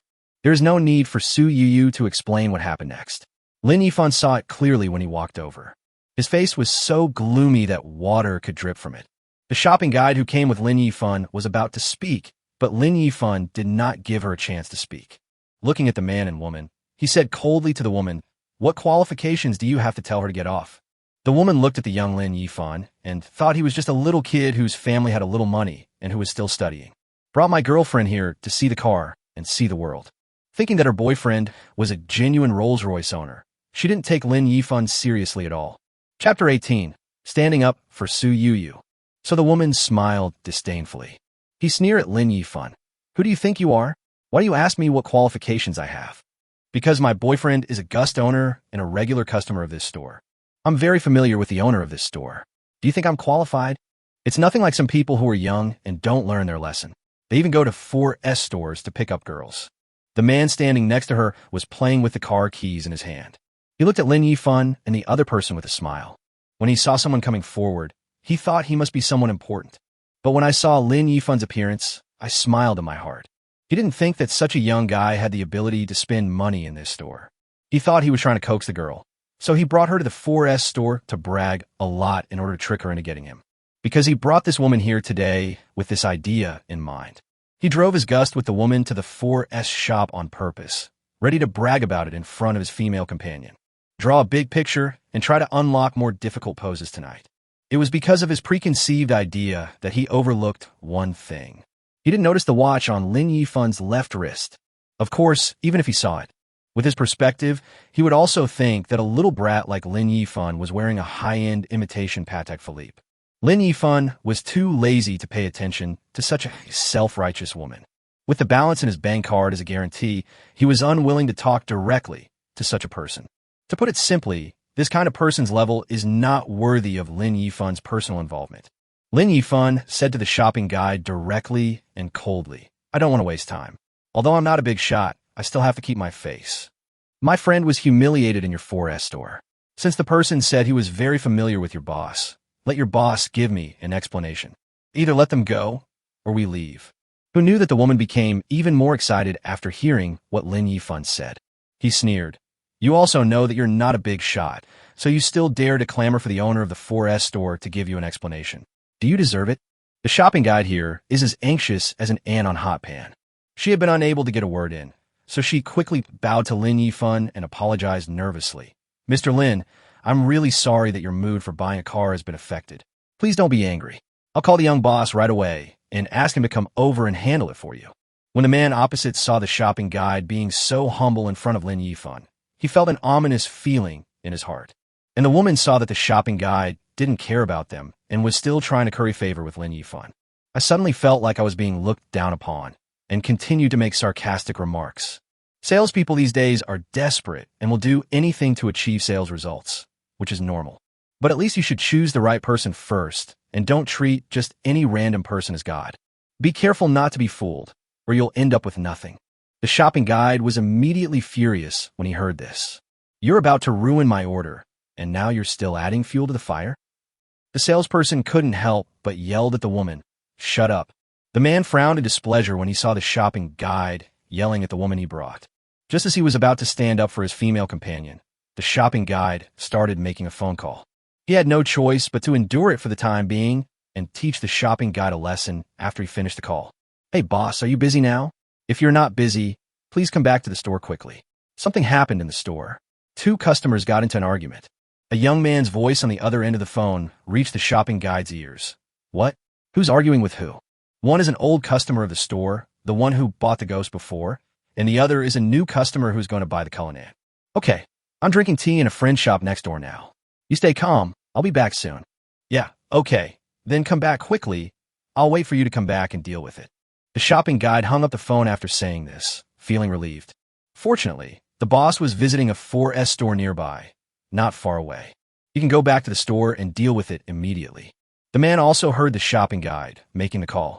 When he heard the shopping guide on the phone say that a new customer was planning to buy Cullinan, his brows furrowed slightly, and he felt a little more worried. The woman also heard this. She smiled at her boyfriend and said, "It's really interesting. She brags without thinking. She actually said she was going to buy a Cullinan. Why didn't she say she was going to buy a Phantom?" Just as the salesperson was about to rebuke her, she saw a young man hurriedly walking in from outside the store. The shopping guide breathed a sigh of relief as his boss finally came back. The shopping guide quickly came forward, walked up to the young man who came in, and whispered the key points in the young boss's ear. "Boss, the young man named Lin wants to buy Cullinan and is ready to pay the full amount by credit card." In the end, the plan was almost ruined by the woman brought by the gust owner. The woman even said that her boyfriend knew you. Mr. Lin is now looking for an explanation from the store. Mr. Lin said that if they don't leave, he won't buy the car. The young boss frowned upon hearing this and strode up to the group. He had indeed seen the owner of the ghost car over there once. The last time he came to buy Gust, I helped him get a loan with a down payment of 1.58 million. But it's not that familiar. On the other side, the young man looked unfamiliar. But when his gaze shifted to Yuyu, who was beside Lin Yifan, the young boss actually felt very familiar with her. I seem to have seen it somewhere. I tried hard to recall it, and suddenly a light bulb went off in my head, and I remembered it. Isn't this the host, named Yuyu, in the live broadcast room last night? The face in the camera in my memory slowly overlapped with the face in front of me, with basically no major changes. He was already 70% to 80% sure. When the man saw the boss coming, he said with a flattering smile, "Mr. Lee, we meet again. I brought my girlfriend to look at the car today. I didn't expect to alarm you. Man can afford Gust, albeit in installments. At least it proves that there is still some money. But that depends on who you compare yourself with. If compared with Mr. Lee, who can open a Rolls-Royce 4S store in the downtown auto trade market in Shanghai, where every inch of land is valuable, his money is nothing. Faced with such a rich second generation, he had to be careful even in trying to please him. It's a pity that his so-called girlfriend obviously has no tact. When I saw my boyfriend greeting the boss of the 4S store, I thought I was such a great man. He raised his chin arrogantly and provocatively at Su Yuyu. Li Fei, the owner of the 4S store, simply ignored the Gust owner's greeting. Just a customer who bought Gust on installment basis. If it weren't for business, even in the places where they usually play, he wouldn't even look at them.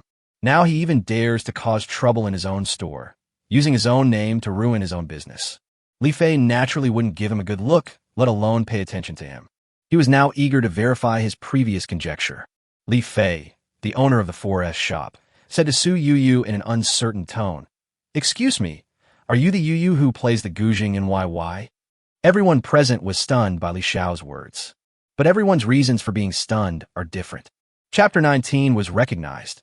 Make up for yesterday's update. Su Yuyu pointed at her nose and asked doubtfully, "Do you know me?" When Li Fei heard this, he was immediately certain. She is the host of YY, Yuyu. Li Fei clapped his hands and said with a smile, "It's you. I was wondering why you look so familiar. What a coincidence. Last night, in your live broadcast room, the king who was driving a Phantom to collect junk was me. I have to say, Miss Yuyu hasn't changed much from what she appears on camera. She's still so beautiful in person. No wonder the handsome rich man gave you 2,000 spaceships in 1 hour." Su Yuyu had no impression of the king's number he mentioned, driving a Phantom to collect junk. Her attention was all on Lin Yifan at that time. However, when Su Yuyu heard the boss of the 4S shop talking about the alias Xiaosha, she burst out laughing. He smiled and said to Lin Yifan beside him, "Brother Yifan, the boss said you were a super rich man. Li Fei was stunned for a moment when he heard this, but then he reacted immediately. He looked at Lin Yifan, who had a cold expression on his face, and his expression suddenly changed when he thought of a possibility. He asked Lin Yifan tentatively, "Could it be? You were the cool guy from last night?" Although Yuyu admitted it herself. But the best way to prove himself is to present hard evidence. Lin Yifan flipped to the YY Personal Center interface on his mobile phone and showed him the information on it. Looking at the Personal Center interface of YY, the familiar vest, and the familiar king icon in front, Li Fei no longer had any doubt in his mind. Then when he accidentally saw the balance, Li Fei's pupils shrank. I was so scared by the string of numbers that I swallowed involuntarily. What did he see? Shit. Last night, I saw Zhao Shizi with this account gaining over 17 million in 1 hour. He knew that this new king was powerful, but he could never have imagined that the other party was so powerful. There is still more than 100 million in the balance. So what I paid last night was just a fraction of what others paid. Li Fei has seen rich second generations who are richer than his family, but that is a circle that even he cannot get in touch with. But for people at that level, no one would dare to charge more than 100 million yuan in cash into the live streaming platform. What kind of family dares to be so presumptuous? Could he be a young master from one of China's top low-key families? After this thought came to his mind, Li Fei suddenly felt a huge pressure from Lin Yifan. This is a pressure that even those young masters in a higher level circle than himself have never experienced. In the eyes of ordinary people, I am indeed a top rich second generation. After all, his father opened several Rolls-Royce 4S stores across the country and was also involved in real estate and department store industries. But if this overly young guy in front of him is really a young master from a top family, then the assets of my family are nothing in the eyes of others. Haven't you noticed that the balances in other people's accounts all start in billions? 90% of China's wealth is in the hands of 10% of its people. This is not just a random statement. There is no richest person, only richer people. No wonder the shopping guide told him that the new customer wanted to pay the full amount for the Cullinan, except for the remaining balance in his YY account. If you ignore the limitation of limited edition, it's more than enough to buy Koenigsegg. Li Fei hurriedly said respectfully, "Welcome, Mr. Lin, to our 4S store. Don't worry, this matter is not Miss Yuyu's fault. I will deal with it immediately. You go and sign the car purchase contract first. I will come over as soon as I finish it." Lin Yifan nodded. He was very satisfied with his boss's reaction and believed that he would make the right choice. As for asking the other party to apologize, to be honest, Lin Yifan really doesn't want an apology from such a person. So, under the guidance of a shopping guide, Lin Yifan took Yuyu and left directly. The owner of the Gust was also stunned when he saw Li Fei's reaction. Although he has the financial resources to buy a car, he is also a Gust owner and a customer of this store. He said in a slightly aggressive tone, "Mr. Li, what do you mean? Even if someone wants to buy a car, I'm still your customer after all. Is this how you deal with it?" Li Fei curled his lips in disdain and said indifferently, "Do you really think you are awesome for buying a Gust? Don't you know how to buy this Gust? He has enough pocket money to buy more than 10 Cullinans. Even I don't dare to offend such a person. Why are you still yelling here?" From the look in her eyes, you probably didn't see the watch he was wearing. That watch alone is enough to buy half a Gusto, and you're still yelling like a fool. I'm really impressed. It's a good thing that Master Lin didn't get mad at you today otherwise, not to mention whether he would let you go. Even I wouldn't let you go. You ruined my business deal. Are you going to compensate me for the loss? You have grown a pair of eyes for nothing. Li Fei became angrier as he spoke, and he no longer cared about making money through harmony. Get lost now. Stop being an eyesore here. Be more low-key in the future. Don't think you are awesome just because you are so awesome. After saying these words, Li Fei no longer paid any attention to this idiot and left without looking back. Only the man with a blue and white face and his girlfriend were left. In the end, the two left the 4S store in fear and shame. Li Fei rushed over just after the contract was signed. From a distance, he said to Lin Yifan with a smile on his face, "I saw Lin Xiaohao spend tens of millions last night. I didn't expect to meet him today. It's really fate. It's an honor for our store that Lin Xiao can come to our store." In fact, most of the rich second generation are not fools. Because they all have wealthy families, they have seen the world and come into contact with a wide circle of people since childhood. It is destined that their vision and pattern are not comparable to those who grew up in ordinary families. Except for some people with extreme personalities, distorted psychology, or those who are spoiled by being pampered. Most of the rich second generation are not bad in dealing with people and social skills. Otherwise, Li Fei's father would not have handed over such a large luxury car, 4S store, to his son to manage. Mr. Lin, I'm really sorry for what happened today. I've caused you trouble. How about this? As an apology, I will give you Mr. Lin's car at cost price, and I will immediately arrange for the finance department to transfer the extra money back to Mr. Lin's card. Mr. Li, you are too polite, but there is no need to refund the money. What happened today cannot be blamed on your store. I don't like to owe favors to others. Just buy it at the normal price. Lin Yifan also responded with a smile. If someone respects me 1 foot, I will respect him 1 yard. The owner of a luxury car shop gave me enough face. Then Lin Yifan wouldn't be stupid enough to vent his anger on him for what just happened. Mr. Lin, please don't call me like that. I'm nothing in front of you. Li Fei sighed and introduced himself. My name is Li Fei. If Master Lin doesn't mind, you can call me to Fei. Lin Yifan smiled and said, in that case, you don't have to call me Master Lin anymore. My name is Lin Yifan. Then I'll take advantage of you and call you Brother Yifan. Li Fei took the opportunity to call him brother. Chapter 20. The King's Group, with gift from book friends. In Li Fei's mind, being able to establish a relationship with such a top young master is like pie in the sky for him. The second generation of rich people don't just play with money, they also care more about connections and circles. But he didn't know that this was really a wrong idea. If Lin Yifan hadn't relied on the system to make money, he would just be a loser, not to mention his connections and circle, even though he is now wealthy enough to rival a country. But in terms of connections and circles, Li Fei is far ahead of him. This is Lin Yifan's weakness, and it is also something that the system cannot provide. Lin Yifan didn't know whether to laugh or cry, and said, I'm only 19 years old. Is it appropriate for you to call me brother? Who still judges by age now? Whoever has the strongest ability and strength is the boss. Besides, I'm only in my 20s, not much older. The shopping guide took the signed contract and walked up to the boss, saying softly, little boss, everything is ready, except for the temporary license. Okay, I'll make a phone call now to jump the queue, and a staff member will deliver the temporary license plate to you in half an hour. But the car insurance will not take effect until after 12 noon. If Brother Yifan doesn't have anything urgent to do, just wait until the insurance takes effect before driving away. If you have something urgent, you can take my car to do it first. Seeing that he insisted on calling him brother, Lin Yifan didn't care anymore. He smiled and said, it's okay, no rush. I plan to go look at houses this afternoon. There's nothing urgent. Looking at a house? What kind of house does Brother Yifan want to buy? My family is also involved in real estate. Let's see if there's anything that Brother Yifan likes. I can give it to you at the lowest price. Lin Yifan raised his eyebrows. Wow, you have some strength. He runs a luxury car 4S store and is also involved in real estate. Are there any houses in Lujiazui?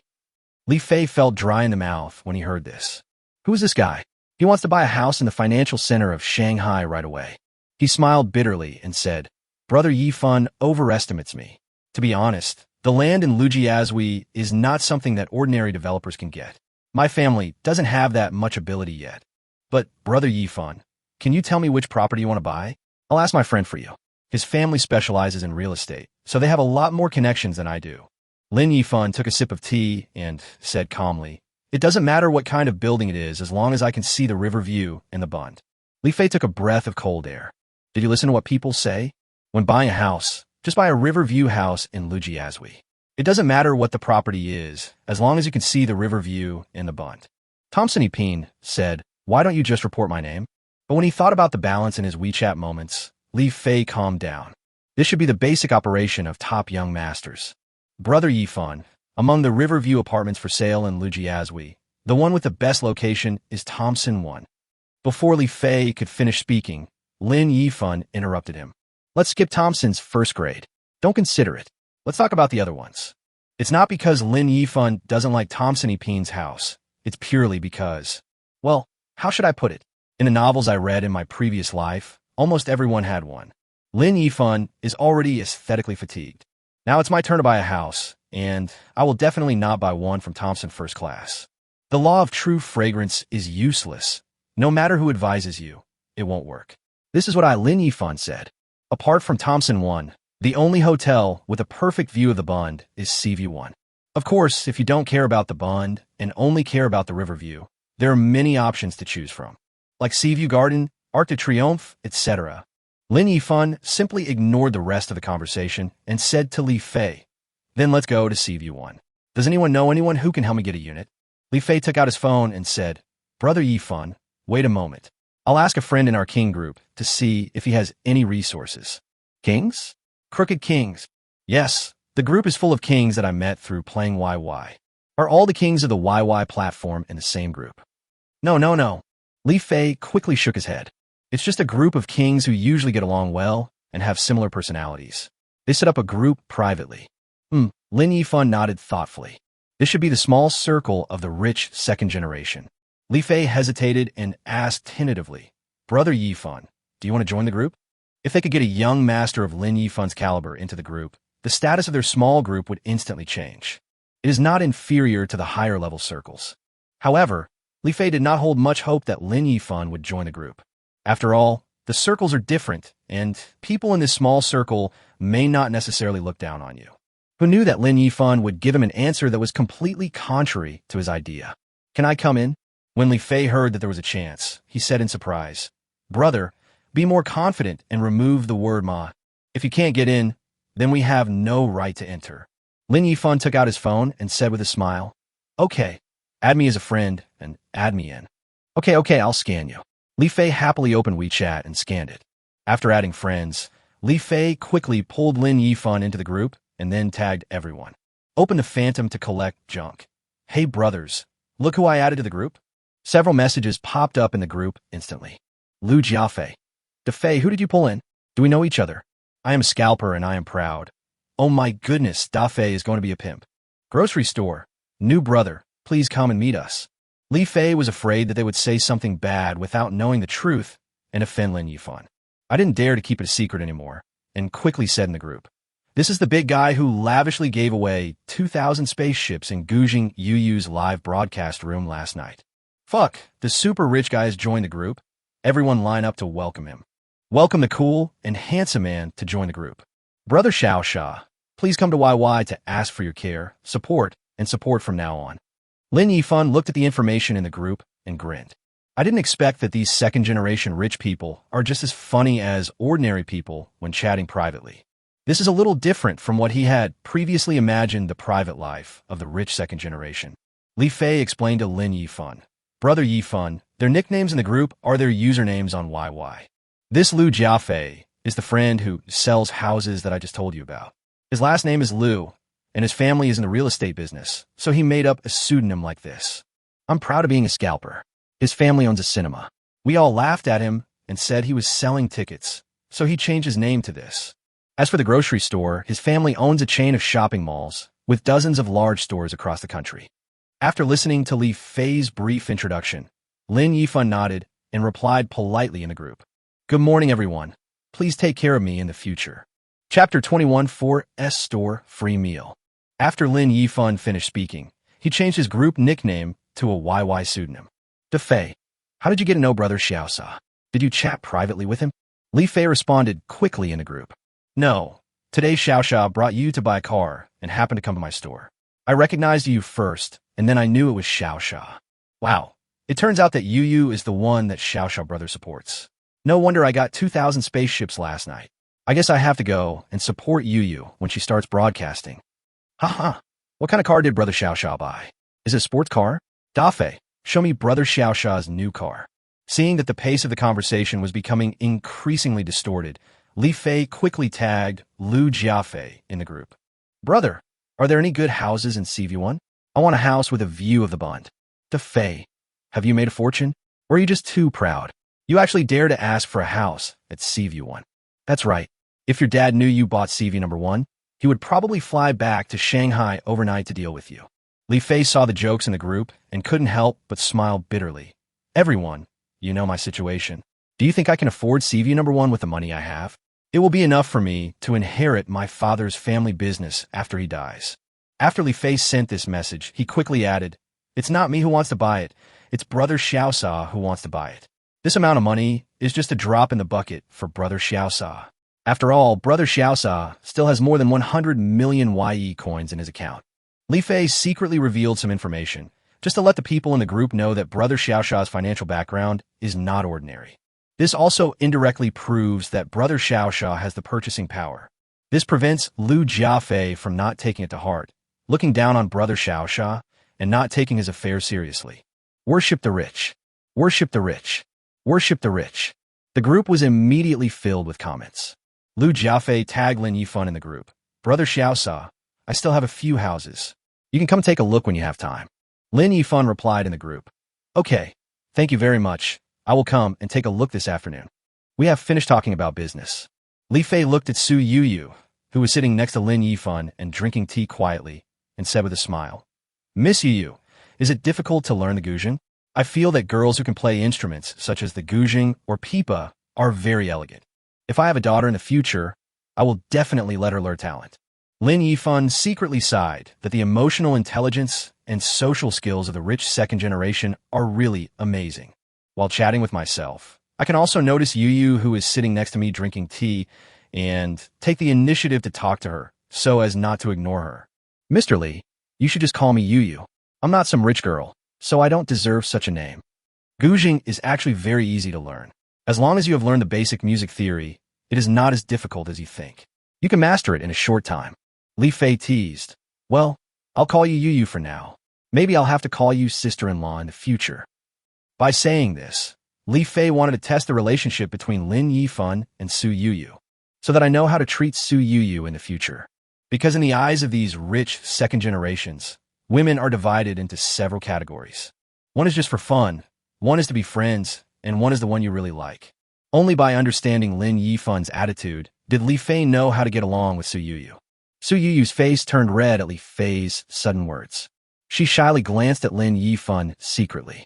Seeing that Lin Yifan just smiled when he heard this, he didn't refute anything. With a hint of embarrassment, she said to Li Fei, Don't talk nonsense. Brother Yifan and I just met yesterday. We're just friends. Li Fei stared at them blankly. They were both wearing the same brand of clothes and watches. Thinking about how Lin Yifan had spent tens of millions on her last night, she said she almost believed her lies. If Su Yuyu knew what Li Fei was thinking, she would definitely cry out for injustice. The three of them chatted for a while, and when the temporary license plate was delivered, it was already time for lunch. Li Fei stood up and said, Brother Yifan, it will take another half an hour for the insurance to take effect. Let's go eat first. There's a private restaurant next door. I eat there often. The food is pretty good. Can I take Brother Yifan to try it? No, forget about private restaurants. Aren't there all kinds of videos online about people eating at 4S stores? It's a rare opportunity now, so I have to experience the feeling of eating at a Rolls-Royce 4S store. Su Yuyu covered her mouth and laughed secretly. Only then did she realize that Brother Yifan actually had such a funny side. Li Fei was full of question marks. This outrageous operation almost caused him to sprain his waist. What else can he say? All he can say is that the thoughts of a rich young man are hard to guess. Instead of eating at the private restaurant, he actually wanted to have a work meal at the 4S store. Isn't it just a takeaway meal? As long as you, a young man from a wealthy family, don't mind and can eat it, of course I will risk my life to accompany you. Li Fei first instructed his employees to order 3 more work meals. After sitting for a while, he thought the food would be delivered soon, so he took the 2 of them to the small employee restaurant inside the 4S store. So the shopping guide in the store saw a strange scene.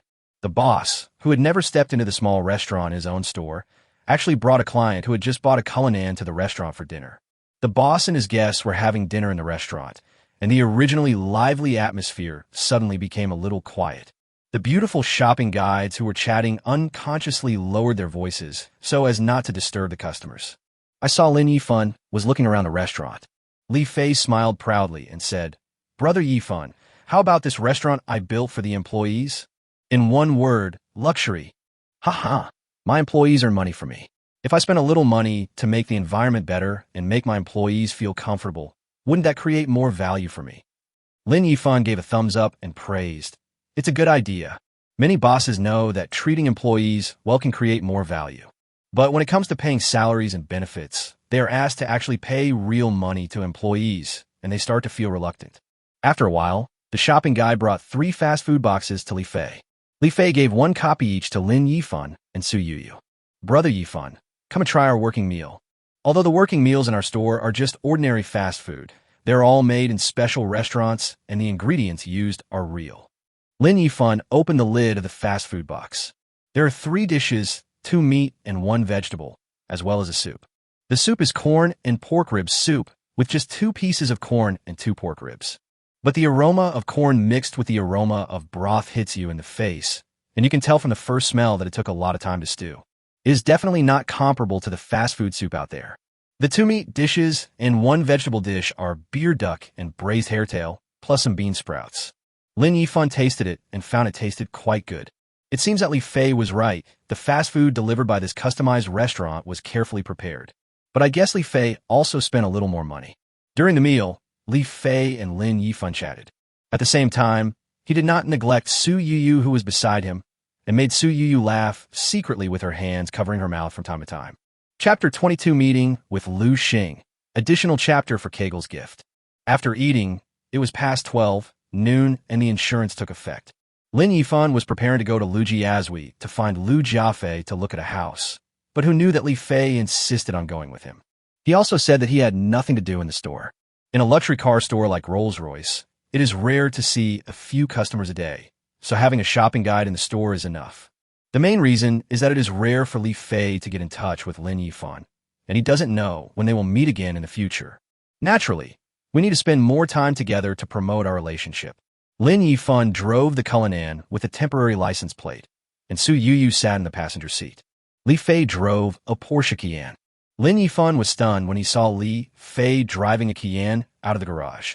My family runs a Rolls-Royce 4S dealership, and as the boss, I actually drive a Porsche? Does this count as ruining your own place?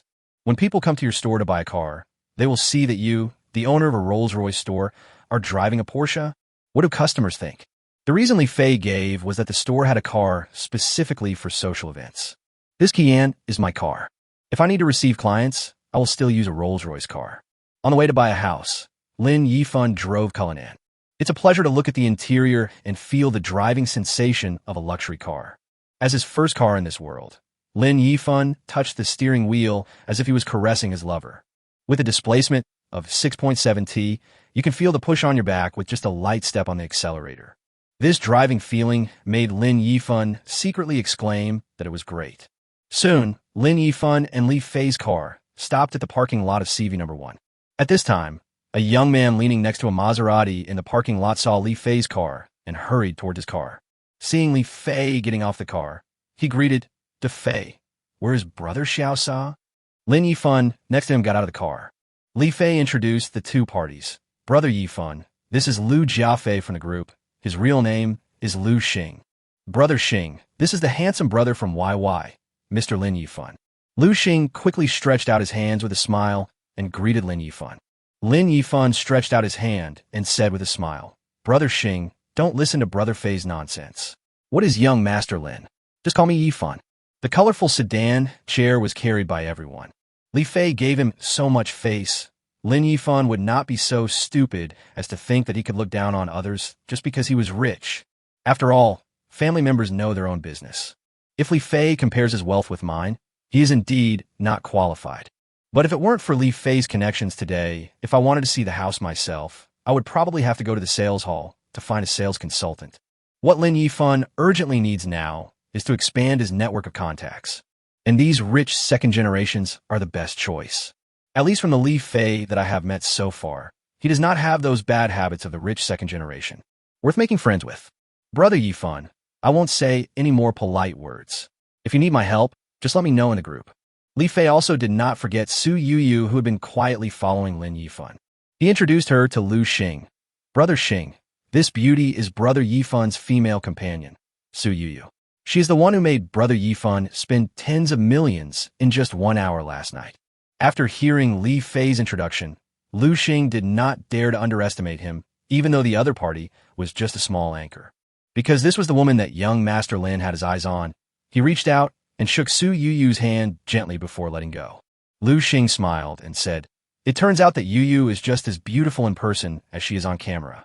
It seems that when Yuyu starts airing, I will have to go and support you." Li Fei smiled and said, "You're right. I'll go and show my support when the time comes." Su Yu naturally knew why these rich second generations who usually look down on her took the initiative to show their support for her. He quickly thanked them and said, You two are so polite. Thank you in advance. However, when the time comes, just come to my live broadcast room to watch me. There is no need to send gifts or anything like that. Lu Xing smiled and said, "What's the point of showing support without a gift?" Li Fei agreed. "That's right. Don't be polite. You have to get used to it. I'll introduce the anchor lemon to you when the time comes. After all, you're both broadcasting on the same platform." So Yuyu asked uncertainly, "Is it Lemon, the most popular anchor on YY right now?" Lu Xing spoke first. "Yes, it's Lemon. She is our master phase mistress. You should interact with her more and get to know her better in the future." Seeing Lu Xing teasing him, Li Fei immediately counterattacked. "Hey, Mr. Lu, don't you plan to introduce your mistress to Yuyu?" After that, Li Fei smiled at Su Yuyu and said, "Ew, let me tell you, Mr. Lu's mistress is Ling Mingzi. You should have heard of Ling Mingzi." Su Yuyu nodded blankly. It was another familiar anchor. How could she not know Ling Mingzi? He was also one of the most popular anchors on YY. So, all the top anchors on the YY platform have rich second-generation people supporting them. But it's also true that because I met Brother Yifan, 2 rich second generations came to support me immediately. With the financial support of these wealthy people, isn't it normal to become famous and powerful? Wasn't it because of the 2,000 spaceships last night that I became famous on YY? Li Fei made himself get used to it. What was he getting used to? Are you used to receiving gifts worth tens or millions easily? Are you used to being able to directly connect with top anchors via live broadcast? I am still getting used to the fact that I will soon become one of the top anchors on the platform. So Yuyu is feeling very confused now. Fortunately, they turn to talk about business now, and no one noticed that I was in a bad mood. "Brother Yifan, how big a house do you plan to buy? What are your requirements?" Lin Yifan pondered for a moment and said, "A high-rise one. Maybe a duplex would be even better. If there is no duplex, let's get a bigger one. Do you have one?" Lu Xing immediately said, "Brother Yifan, you are lucky to be here today. Today is the day when the duplex apartment in Building 2 of Seaview 1 is going to be auctioned. The auction will start at 3 p.m. We will be there soon." "Fuck Building 2.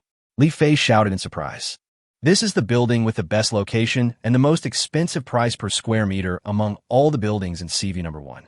The price per square meter should be around 160,000 to 170,000 yuan now." As a person who specializes in real estate, Lu Xing is basically familiar with the housing prices in various districts of Shanghai. He began to explain to everyone. If it's a low-rise apartment in Building 2, it would only be around 160,000 to 170,000 per square meter. But it's not just high-rises. Now the mid-rises have risen to 170,000 to 180,000 yuan per square meter, and the high-rises are now more than 190,000 yuan per square meter. Ordinary high-rise buildings cost 190,000 yuan per square meter. How much would the best building cost per square meter? I can't even imagine. As a second-generation rich man, Li Fei couldn't help but be shocked when he heard the price. Lu Xing shook his head. The duplex in Building number 2 that is being sold today has a floor area of 752 square meters, but is not priced per unit. It is being auctioned as a whole unit. Lin Yifan asked, "What's the starting price?" According to the information from the auction house, the starting price is 160 million. Li Fei rolled his eyes and said, "So, if I sell my 4S store, I'll only have enough money to buy a house." Chapter 23, Auction of the Building King. Additional chapter for Kegel's gift. Lu Xing asked Lin Yifan, "Brother Yifan, the final transaction price of this house may exceed 200 million, or even reach 300 million. Do you think it's okay? If not, I'll help you find something else." Lin Yifan said without hesitation, "No need. The Riverview room in Lujiazui is worth the price.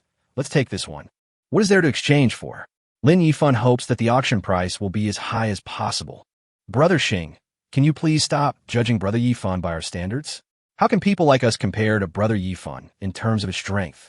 Lu Xing smiled bitterly upon hearing this, and immediately thought of Lin Yifan, a man who had directly recharged over 100 million yuan on the YY platform. Would a person who can recharge hundreds of millions of yuan just by playing on an entertainment platform care about a house that costs 2 or 300 million yuan? What kind of family background does this young Master Lin have? If it is just 100 million in assets, it is not surprising to them. But the meaning of 100 million in cash flow is completely different. Where is his limit? Lu Xing dare not imagine. It's not that they can't come up with the money, but it's just like Li Fei said. If he wants to come up with the 100 million in cash, he probably has to sell the 4S store. Then let's go to the auction first. The auction is held in Shangri-La, and the four of us can just take one car to get there. Okay, get in my car, and let's go. Lin Yifan nodded and turned to get in the car. Cullinan drove to the Shangri-La Hotel, not far next door. The four of them took the elevator directly to the banquet hall where the auction was held. When entering the banquet hall, fortunately Lu Xing led the way, and the receptionist at the door did not stop us. Otherwise, at this kind of auction, a stranger like Lin Yifan would have to undergo capital verification before being able to enter. Because it is just a separate auction for the top building of CV number 1, and no other items will be auctioned. So the banquet hall was simply decorated. Seats and an auction table have been arranged at the innermost part. There are many buffet tables at the entrance of the hall, providing a place for the distinguished guests who have arrived to rest and socialize. There are still more than 40 minutes until the auction starts. Many business celebrities and wealthy second generations have already arrived in the banquet hall, as well as the indispensable female companions for a banquet.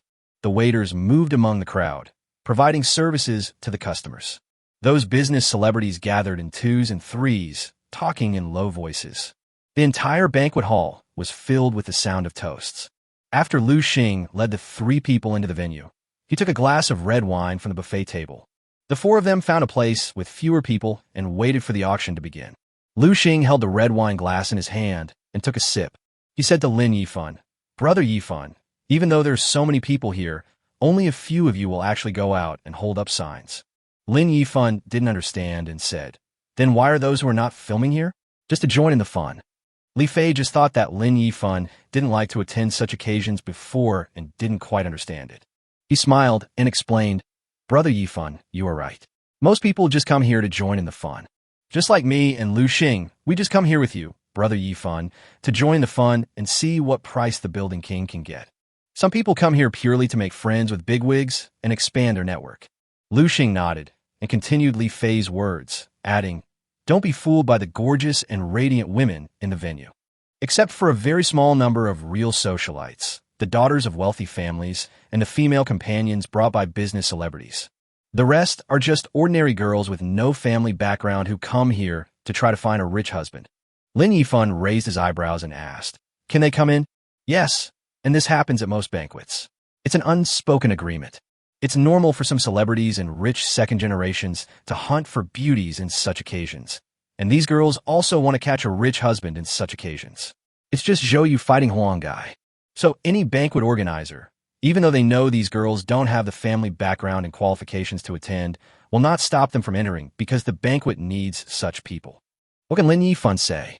He can only say that it has broadened his horizons. At this moment, a male voice with obvious sarcasm came from behind them. "Hey, isn't this Master Li Fei? What's up? Did you get rich recently? You came to participate in the auction of the best building in CV number 1. You must have sold the 4S store, right?" When Li Fei heard this familiar voice, his face suddenly became gloomy. He turned around and said coldly to the man, "Chun Haijun, you really are a ghost that won't leave. You're everywhere I go. Ha ha. That's because I am eligible to attend all the banquets you are eligible to attend, and I'm also eligible to attend banquets you're not eligible to attend. Tell me, aren't you angry?" When Li Fei heard what he said, he was so angry that his veins were throbbing and he gritted his teeth. Lin Yifan touched Lu Xing beside him, frowned and asked, "What's going on?" Lu Xing came back to his senses and whispered to Lin Yifan about the grudge between them. This Chun Haijun's family is also in the real estate business. They started in the south, and after their business became big, they began to enter the northeast market. Although Li Fei's family mainly deals in luxury cars, they also planned to develop in the real estate sector a few years ago, and the place they chose happened to be the northeast market. As a result, the two companies met each other. Chun Haijun and Li Fei both set their eyes on a piece of prime land and inevitably became competitors. Although Chun Haijun's family assets are more substantial than Li Fei's family, they are also more powerful in the real estate industry. But because Li Fei's family had just started to get involved in real estate and was not as strong as Chun Haijun's family, Chun Haijun didn't take Li Fei seriously at all at the time. Who would have thought that it was precisely because of Chun Haijun's contempt that the high-quality land that was originally in his pocket was taken by Li Fei, who had done his homework. Li Fei's family relied on this piece of land to successfully establish themselves in the northeast, which made Chun Haijun furious. Since then, the two have had a grudge against each other. After that, Chun Haijun often targeted Li Fei, not only in real estate, but also whenever they met, they would confront each other. Because of the problem of strength, Li Fei always loses. Lin Yifan asked curiously, "You and Li Fei combined can't beat him alone?" Lu Xing smiled bitterly and shook his head. "Although my family's base is in Shanghai, our strength is average, about the same as Li Fei's family. Although Li Fei and I can team up to fight Chun Haijun, if that really happens, Li Fei will be in even more trouble." "What do you mean?" Lu Xing said helplessly. "If I join forces with Li Fei, Chun Haijun will feel the pressure, and he will also mobilize people. His circle is already higher than ours. If we really compete with each other, Li Fei will be under more pressure. So let them fight among themselves. At most, he will lose face. Although people like us are just trying to save face, there's nothing we can do. We are not as strong as others, and we can only bear it." Chapter 24: The Grudge Between Li Fei and Chun Haijun. Lu Xing was talking to Lin Yifan about these past events. In fact, a guess came to my mind. That is why Li Fei tried every means to get in touch with Lin Yifan. I guess he wants to make friends with Lin Yifan and use him as a backer. Lin Yifan nodded, finally figuring out the whole story. Seeing Li Fei at a disadvantage in the verbal exchange, he stepped forward and said with a smile, "This is Mr. Chun, right? Are you also here to auction the king of CV number 1? Chun Haijun, who was mocking Li Fei, saw a young man who he didn't know interrupt him. He smiled frivolously and said, "So what? Who are you?" "Li Fei's follower." Lin Yifan was not angry when he saw that Chun Haijun treated him as Li Fei's follower. Instead, he showed a faint smile. "Mr. Chun can think of me as Li Fei's brother." When Li Fei saw Lin Yifan coming to rescue him, he called out "Brother Yifan" in surprise. This title made Chun Haijun frown. He originally thought that this young man who was younger than Li Fei was Li Fei's new younger brother, but he didn't expect to hear Li Fei call him brother. The meaning here is different. The fact that Li Fei could not care less about his dignity and call someone younger than him brother can only mean one thing. The young man in front of him was very powerful, at least stronger than Li Fei. What rich second generations like them value most is face.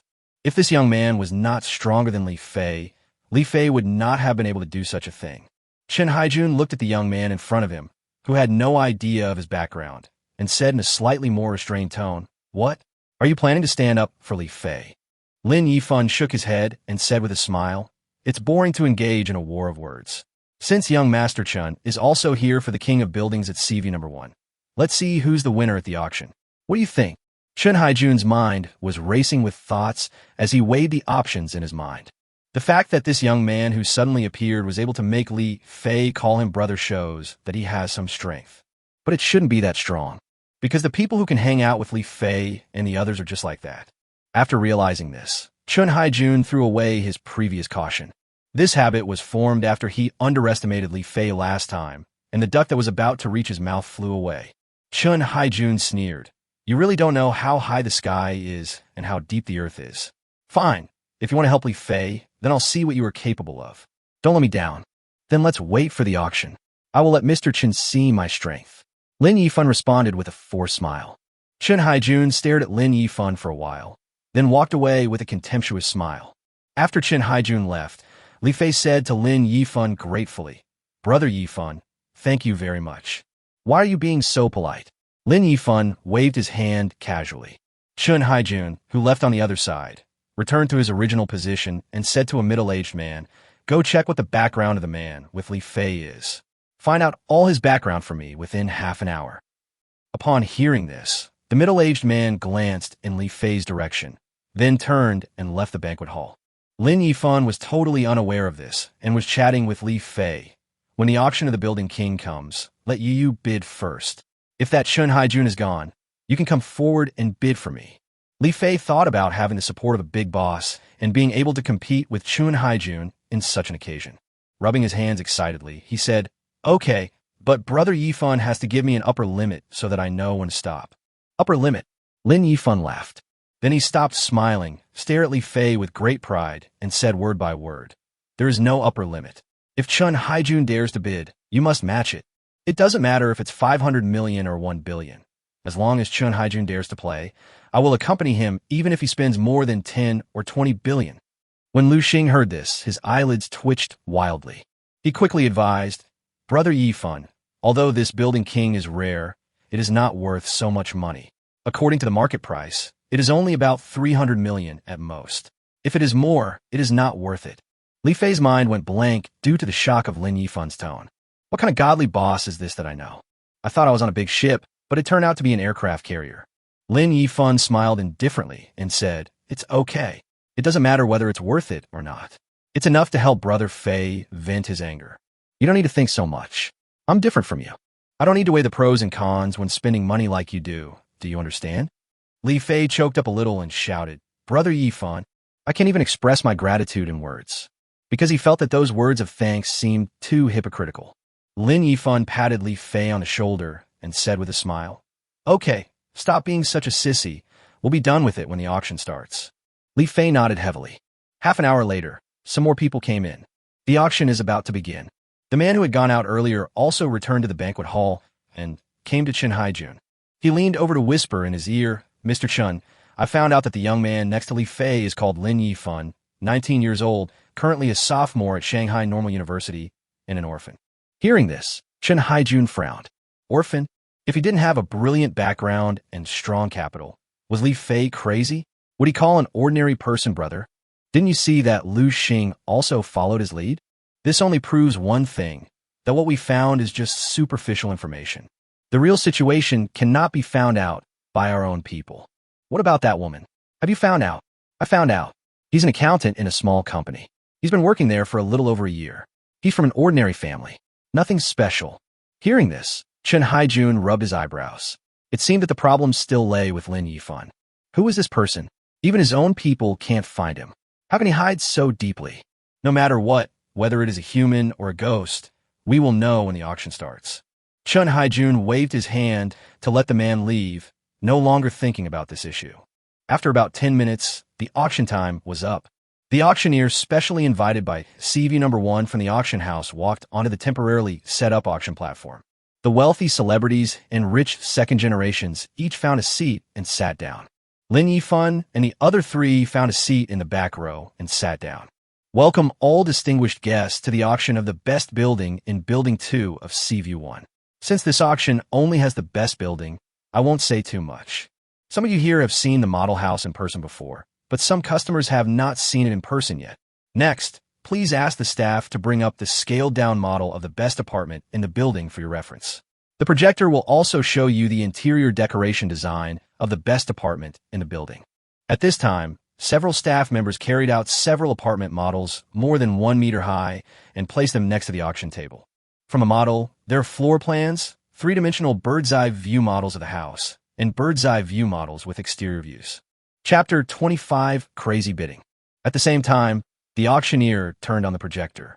High-definition in-room videos not only allow you to see the interior of the room, but also the actual decoration inside.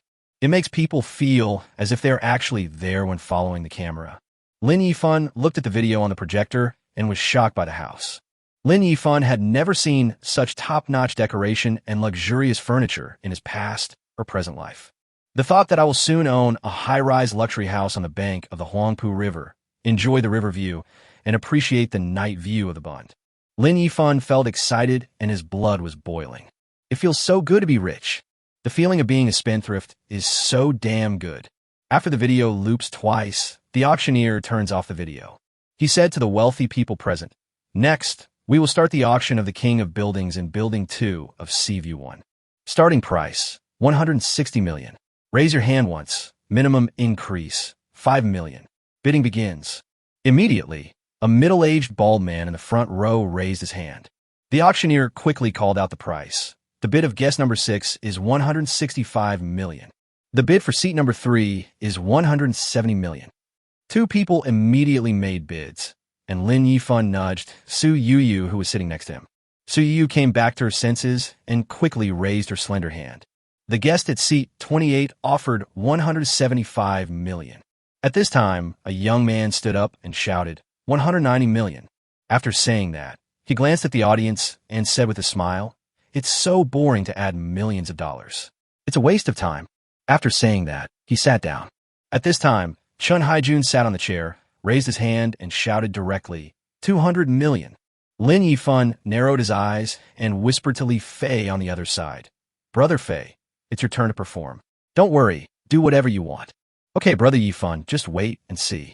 After saying that, Li Fei stood up suddenly, looked at Chun Haijun with contempt, and shouted, 220 million. Not wanting to be outdone, Chun Haijun immediately raised his hand and said, 230 million.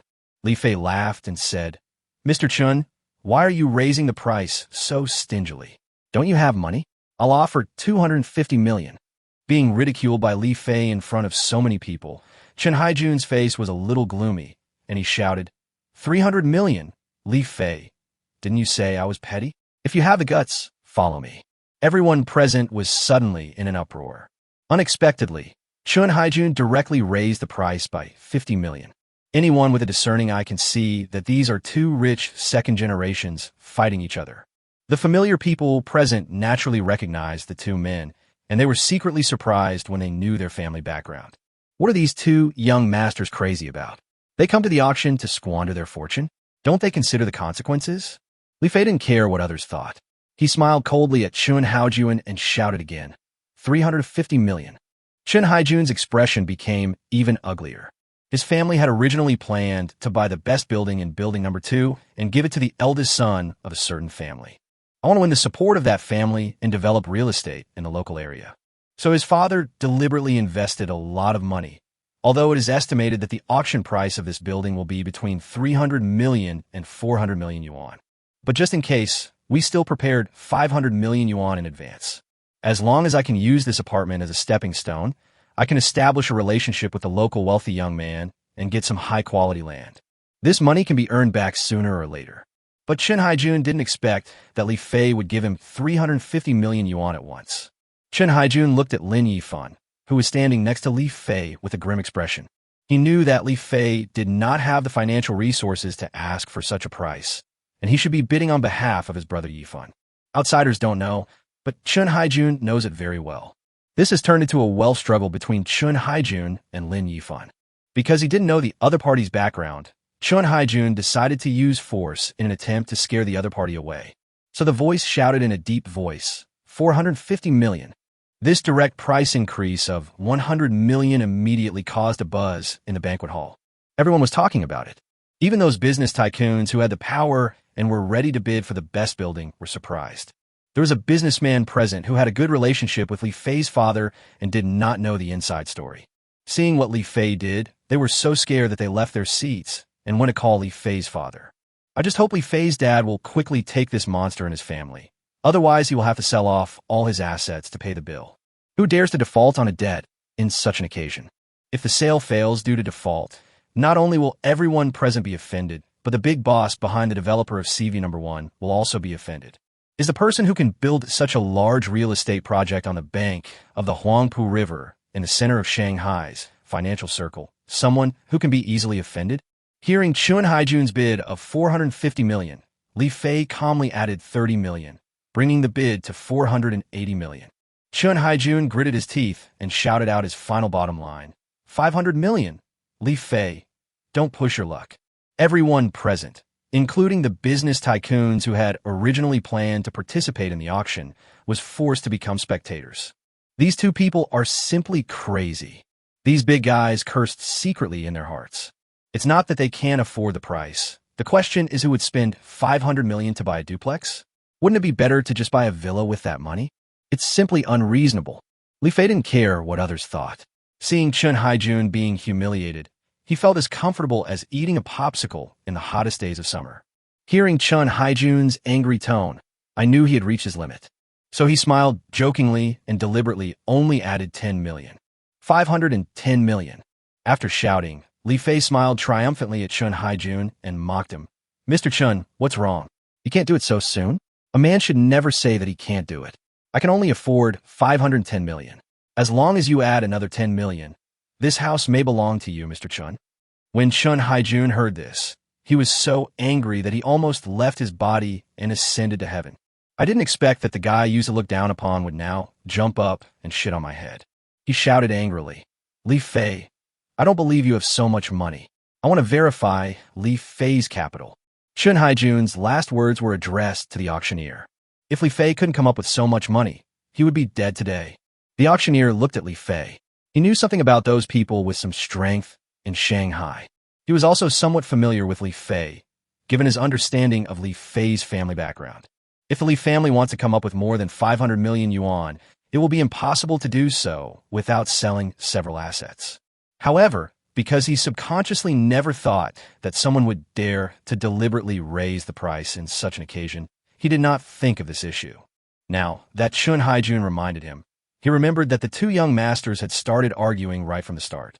Only then did he come to his senses and quickly nodded to Li Fei and said, "Mr. Li, I'm sorry, because the amount is too large. We need to verify the capital. Please forgive me."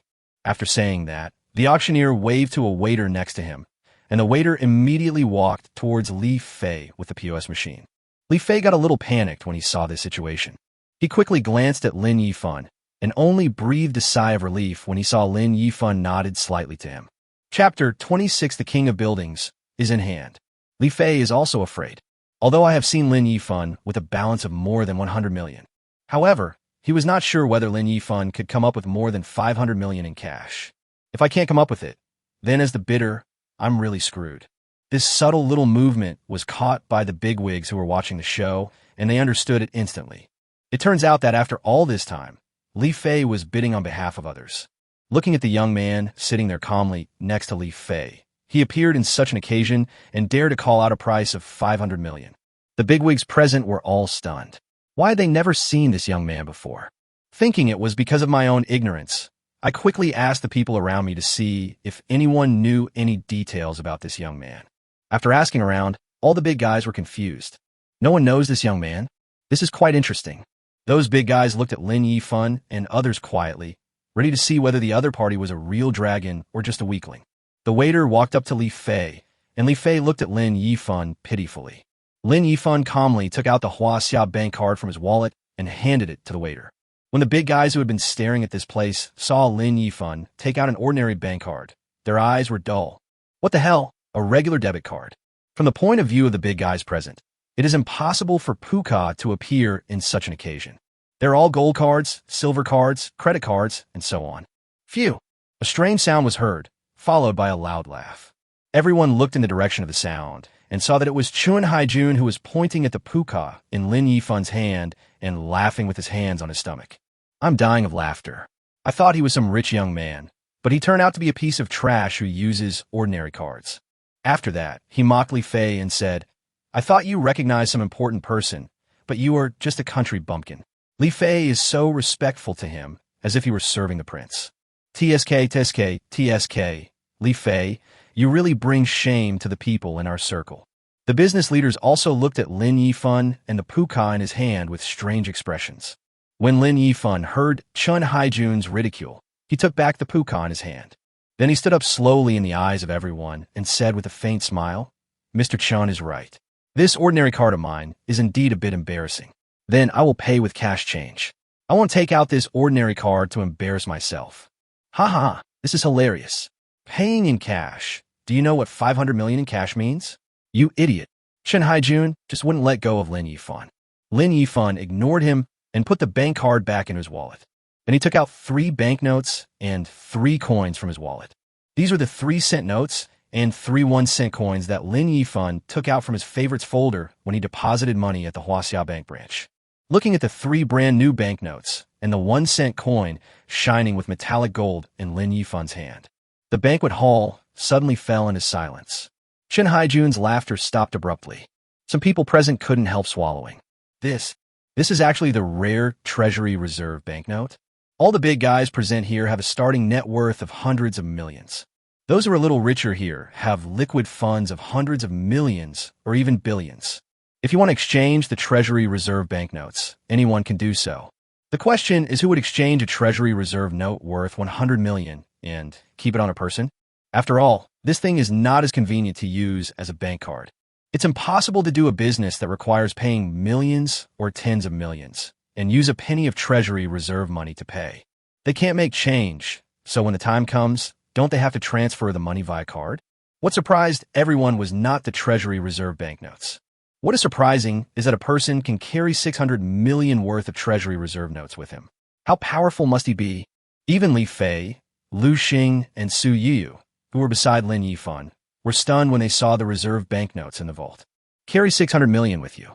Brother, aren't you afraid of being robbed? The female socialites in the venue who were looking for a rich husband had their eyes shining when they saw Lin Yifan holding 600 million in cash. She fantasized about winning this young man over, stepping into a wealthy family in one step, and living the happy life of a wealthy lady from then on. Some women stared at Su Yuyu with jealousy, wishing they could replace her. These looks made Su Yuyu, an ordinary girl who had never experienced such a scene, feel very uncomfortable. Lin Yifan glanced at Chun Haijun calmly and said to the auctioneer, "Bring the special money detector." The auctioneer woke up as if from a dream and quickly directed the staff to get a special banknote detector. After a while, the special money detector was brought over.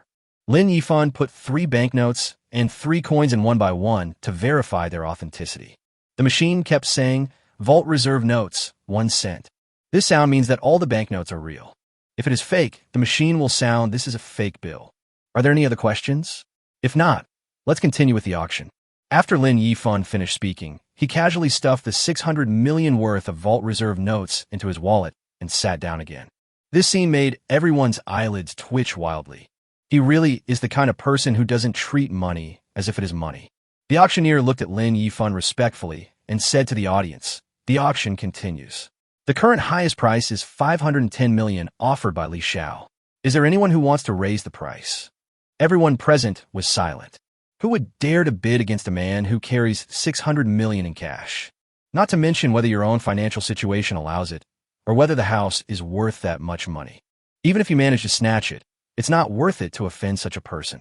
Everyone present is a smart person, so who wouldn't understand this truth? Even Chun Haijun turned pale and silent when he saw the 6-cent Treasury Reserve banknote. Li Fei looked at Chun Haijun, who admitted defeat, with a smug look on his face. For the first time, he felt unprecedentedly refreshed. This is a psychological reaction caused by being suppressed by Chun Haijun for too long. Seeing that no one in the banquet hall said anything else, the auctioneer began to call out prices.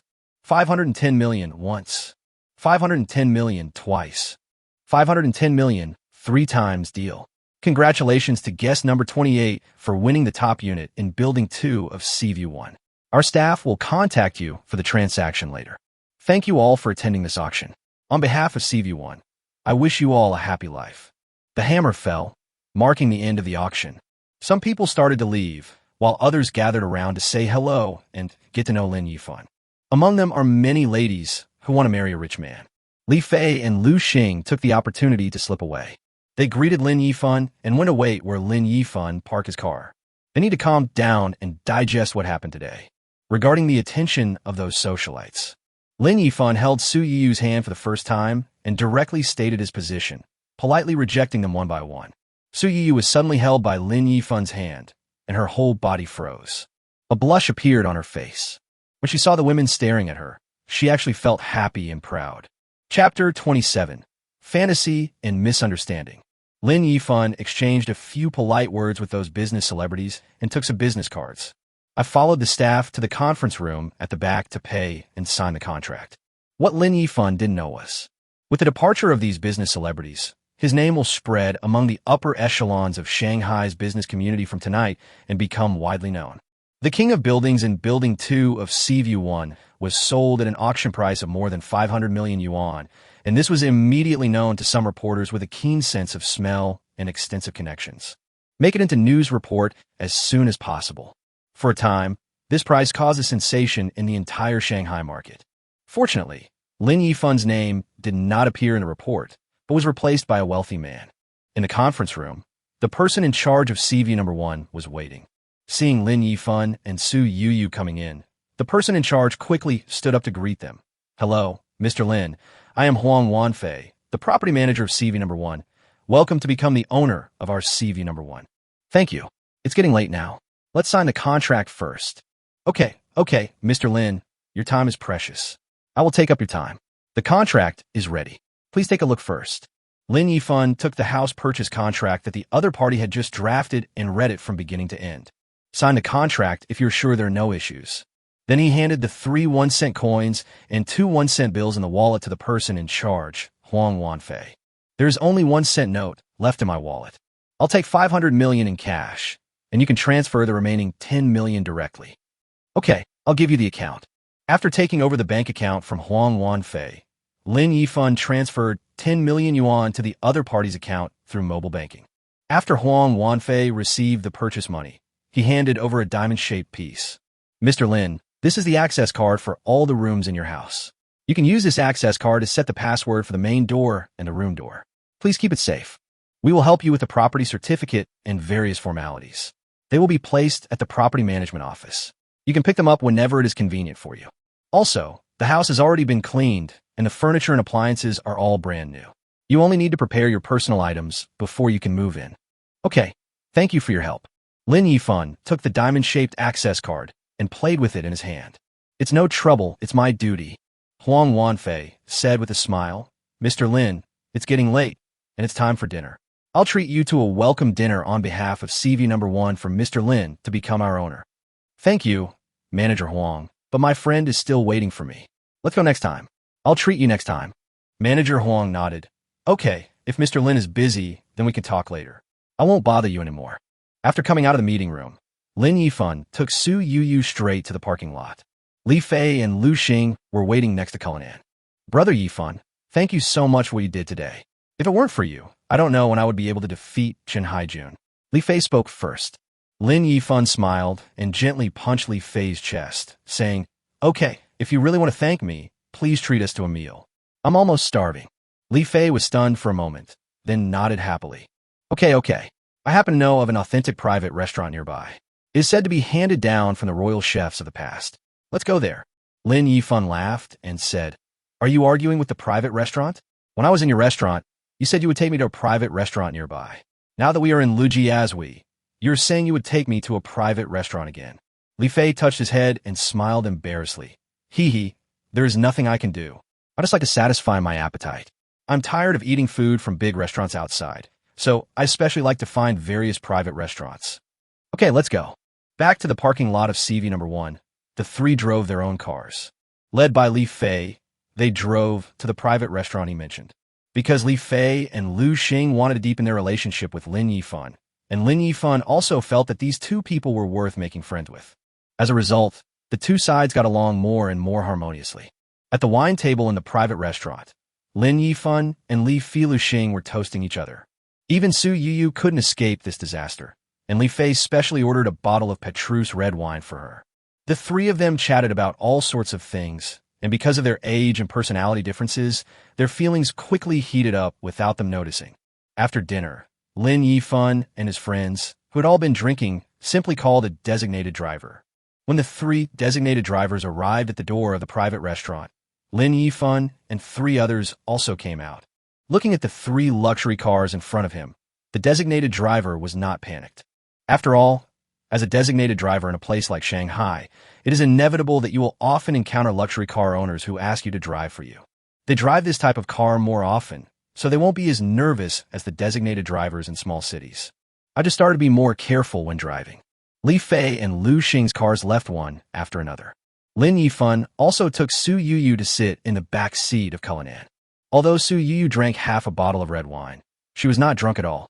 She was sitting in the car feeling a little nervous and uneasy. I don't know how Lin Yifan will arrange himself next. After all, when they were walking on the street after buying clothes, Lin Yifan said bluntly that he wanted to sleep with her. Now Lin Yifan has drunk some wine. If Lin Yifan really takes me to a hotel later, what should I do? She was in a state of confusion, as if she was awaiting the final judgment. Fortunately, Lin Yifan spoke at this time. Yuyu, send your home address to the designated driver. Huh? Oh, okay. Su Yuyu immediately told the designated driver the name of the apartment where she lived. After the designated driver set up the navigation, the vehicle started steadily. Lin Yifan rubbed his brows. The half bottle of liquor he drank just now made his head feel dizzy. Yuyu, let me lean on your shoulder for a moment. I'll take a break first. Remember to call me when we get to your house. After saying that, without waiting for Su Yuyu's reaction, he leaned his head on Su Yuyu's shoulders. Smelling the faint fragrance of her hair, Lin Yifan closed his eyes and rested. When Lin Yifan's head rested on his shoulder, Su Yuyu's whole body froze and her mind went blank. But after a while, When she saw Lin Yifan motionless, as if he was asleep, Su Yuyu's body relaxed. Is Brother Yifan going to my house? This was the first thought that came to Su Yuyu's mind. My heart beat faster, my face turned red, and some scenes of what might happen next appeared in my mind involuntarily. She tilted her head and looked at Lin Yifan, who had fallen asleep on her shoulder, staring at him blankly for a while. Then he looked at the night view outside the car window, and his mind was full of thoughts. Su Yuyu has been good-looking since she was a child and has no shortage of suitors. From studying to working, she only had one boyfriend during her freshman year. The guy was her first love. He could play the guitar and was also quite handsome. In the eyes of their classmates, the two of them are a perfect match. Chapter 28, Su Yuyu's Embarrassment. Additional chapter for gifts from two book friends, Kegel and Handsome. When dating, intimate things are inevitable between lovers. But Su Yuyu was still young, too naive, and a little conservative during her college years. She's okay with holding hands, kissing, and even touching the buns. But the only bottom line that I adhere to is that my first time should be saved for the wedding night. So no matter how her first love boyfriend tried, he was firmly rejected by the naive Su Yuyu. After the first love boyfriend tried again and again without success, he became so angry that he directly proposed a breakup. He also said that Su Yuyu didn't love him, so she was unwilling to give it to him. The breakup, in her boyfriend's words, made Su Yuyu cry. At that time, she could never understand why her boyfriend, if he really loved her, would not wait until the sacred wedding night to have sex. Later, after entering society and growing older, her ideas became more mature. Only then did I understand why my boyfriend broke up with me. However, Su Yuyu never regretted the breakup. Regardless of the breakup that was caused by me not giving him what he wanted. I chose to give myself to my first love, but we ended up breaking up. She will not regret it. After all, it is her own choice and there is nothing to regret.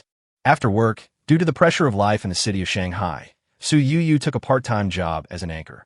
Given Su Yuyu's appearance, the live broadcast couldn't possibly be so bleak. In the past 2 months, many people have been willing to give her money, but all of them have their own ulterior motives. They would make requests after spending a little money, saying that if Su Yuyu could agree, they would give her a big gift. Although Su Yuyu is no longer as conservative as she was in college, she will not harm herself for money. It is impossible to agree to someone's request just because they give you gifts. So people in the live broadcast room come and go, and leave and come back. They were replaced in batches, but none of them could be kept. Meeting Lin Yifan today was the first time she had seen her big brother since she started live streaming 2 months ago. The reason for being willing to meet is simple. Lin Yifan has swiped too many times. When he offered to help, Su Yuyu couldn't refuse. Of course, she could choose to reject Lin Yifan's request, or even quit the live broadcast industry with the 7 million. This money is enough for her to live a comfortable life. But she chose to meet and wanted to return more than 6 million. Who knew that Lin Yifan not only refused her idea of a refund, but also continued to buy her clothes and watches. Hundreds of thousands of dollars were spent on her. While waiting for a car on the roadside after buying clothes, Su Yuyu asked Lin Yifan the purpose of spending money on her. Lin Yifan confessed to him that he wanted to sleep with her. Su Yuyu did not resist this. Because ordinary girls, not all, at least the vast majority of girls, when such a huge sum of money comes down, it is impossible to resist. Some girls simply won't resist because the money is too much. For Su Yuyu, money does play a small role in the reason, which she cannot deny with a clear conscience. After all, only with money can one have a better life. With so much money spent on her, it is nonsense for Su Yuyu to say that she treats money as dirt. She is just an ordinary girl. But more importantly, it was because of Lin Yifan's various behaviors in front of her after they first met. It made her irresistible. Su Yuyu also knows how the public views female anchors. As long as the money is right, there is no female anchor that he can't sleep with. She knows better. If Lin Yifan wanted it, he would give it to him. Then in Lin Yifan's mind, she became a girl that anyone could knock over with money. Became a woman who devoted herself to money. Lin Yifan would look down on her and only treat her as a toy to vent his desires. When Lin Yifan gets tired of her, he will dump her without any regrets. But Su Yuyu had already thought about it and made a decision. As long as Lin Yifan wants it, she will willingly give him her first time. Even if Lin Yifan got tired of her and dumped her after a while, she would not regret this decision. Su Yuyu sighed softly and stopped thinking about these things. If it really happens tonight, just think of it as a dream afterwards. Because no matter whether he met Lin Yifan through the live broadcast or met Lin Yifan at other times, as long as I have a relationship with Lin Yifan, given the disparity in their family backgrounds, anyone would only think that she slept with Lin Yifan for money. After all, even Su Yuyu herself thinks that she is not worthy of a young and wealthy man like Lin Yifan. Two people are destined not to be together.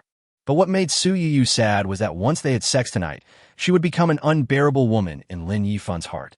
This made her so sad that she felt a little breathless.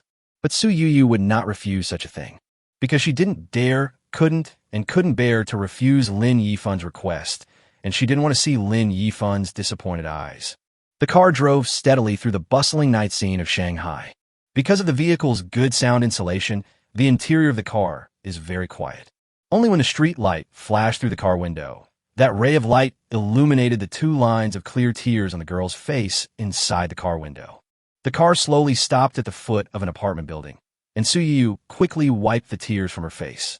As soon as the designated driver turned around, Su Yuyu immediately made a hushing gesture. The driver turned his head sensibly, sat obediently in the driving seat, and waited quietly. Su Yuyu stared at Lin Yifan, who was sleeping soundly, and tears welled up in her eyes again. After a long time, Su Yuyu calmed down and put on a smiling face. She gently pushed Lin Yifan and said softly in his ear, "Brother Yifan, wake up. We are already downstairs where I live." Lin Yifan woke up dazedly. "Ah, we're here already." After saying that, he opened the car door and got out. When Su Yuyu saw Lin Yifan getting out of the car, she was stunned for a moment, then she gritted her teeth, opened her own door, and got out. After getting off the car, Su Yuyu stood on the roadside in front of the apartment building where she rented. On the other side, Lin Yifan also walked around the vehicle and came to Su Yuyu. Seeing Lin Yifan coming over, Su Yuyu was about to lead the way to her home, but Lin Yifan hugged her in his arms. Su Yuyu was startled by his sudden action. Who knew that after Lin Yifan kissed her smooth forehead, he said, "Yuyu, I won't take you upstairs. I'm drunk and I'm so sleepy. I'll go back first. You should also go to bed early." After saying this, without waiting for Su Yuyu to react, Lin Yifan squinted his drunken eyes, opened the passenger door, climbed in, and closed the door. Then the car started slowly and disappeared at the end of the road, leaving Su Yuyu disheveled in the wind. Su Yuyu looked at the taillights of the receding car. Her mind went blank, and she asked three soul-searching questions. Who I am? Where am I? What just happened? What's going on? What does it mean? I have been preparing myself mentally for so long that I am ready to satisfy Brother Yifan's ideas regardless of his opinion. In the end, the person ran away? Bro, what kind of method is this? Are all the methods used by you rich people so wild? Chapter 29, Night Chat with Girlfriends. This chapter is exclusively sponsored by my book friend Handsome Guy. But does my elder brother totally look down on me? So Yuyu fell into self-doubt, thinking of the scene just now and the images I had in my mind in the car. Su Yuyu felt that her toes had dug out a 3-bedroom, 2-living-room apartment on the ground out of embarrassment. Su Yuyu's little face was now burning with embarrassment. Finally, she stomped her feet, covered her face in shame, and ran back to her home. Lin Yifan returned to Shanghai Normal University and asked the designated driver to drive his car to a shopping mall parking lot not far from the school gate. After paying the designated driver fee and locking the car door, Lin Yifan returned to his dormitory and fell asleep. Even when I walked in, my roommate greeted me in a daze. Lin Yifan slept soundly this time, but Su Yuyu on the other side of the Shanghai Stock Exchange suffered from insomnia. After she went home and washed up, she tossed and turned in bed, unable to fall asleep. Sometimes she was so embarrassed that she covered her head with the quilt, and sometimes she felt she couldn't breathe and threw it away. Either he would get up, drink some water, and then lie down again, or he would suddenly cover his face and scream in shame while daydreaming. Su Yuyu struggled for more than an hour, and finally sat up suddenly and picked up the phone from the bedside table. I found a cute cartoon avatar on WeChat and made a voice call. After ringing for about 10 seconds, the call was finally connected. A woman's roar came from inside. Su Yuyu, do you want to die? You call me in the middle of the night. Do you know that it is immoral to disturb people's sleep? If you don't want to sleep, others will. Su Yuyu ignored her roar and said to the phone, "Little Lily, I feel like I'm going crazy. Please save me." On the other end, Su Yuyu's best friend Chun Li was woken up by her, and Chun Li, who was very irritable after waking up, continued to roar. "If you want to go crazy, stay away from me." "Lily, I'm really going crazy, yeah. Perhaps sensing something wrong in her best friend's tone, Chun Li's sleepiness suddenly disappeared. He regained consciousness and asked quickly, "What's wrong? What happened? Don't scare me. Tell me quickly. I'll give you some advice." Yuyu calmed down and said quietly, "I've been working as a part-time anchor every day after get off work recently. I know this. I watched your live broadcast in your live broadcast room before and accompanied you for a few days. Don't talk nonsense. Just get to the point. What happened?"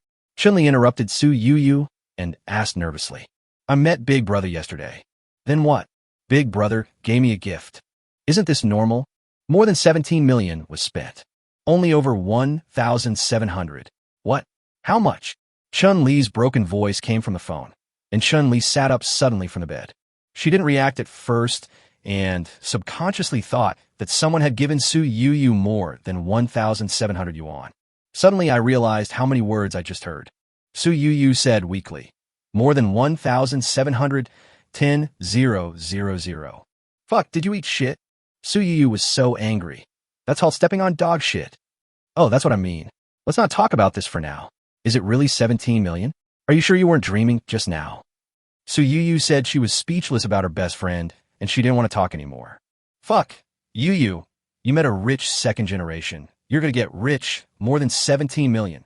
How much can you get?" Chun-Li on the other side also roughly knew Yuyu's share of the live broadcast, and quickly calculated it in her mind. Suddenly he screamed again, "Oh my god, more than 7 million?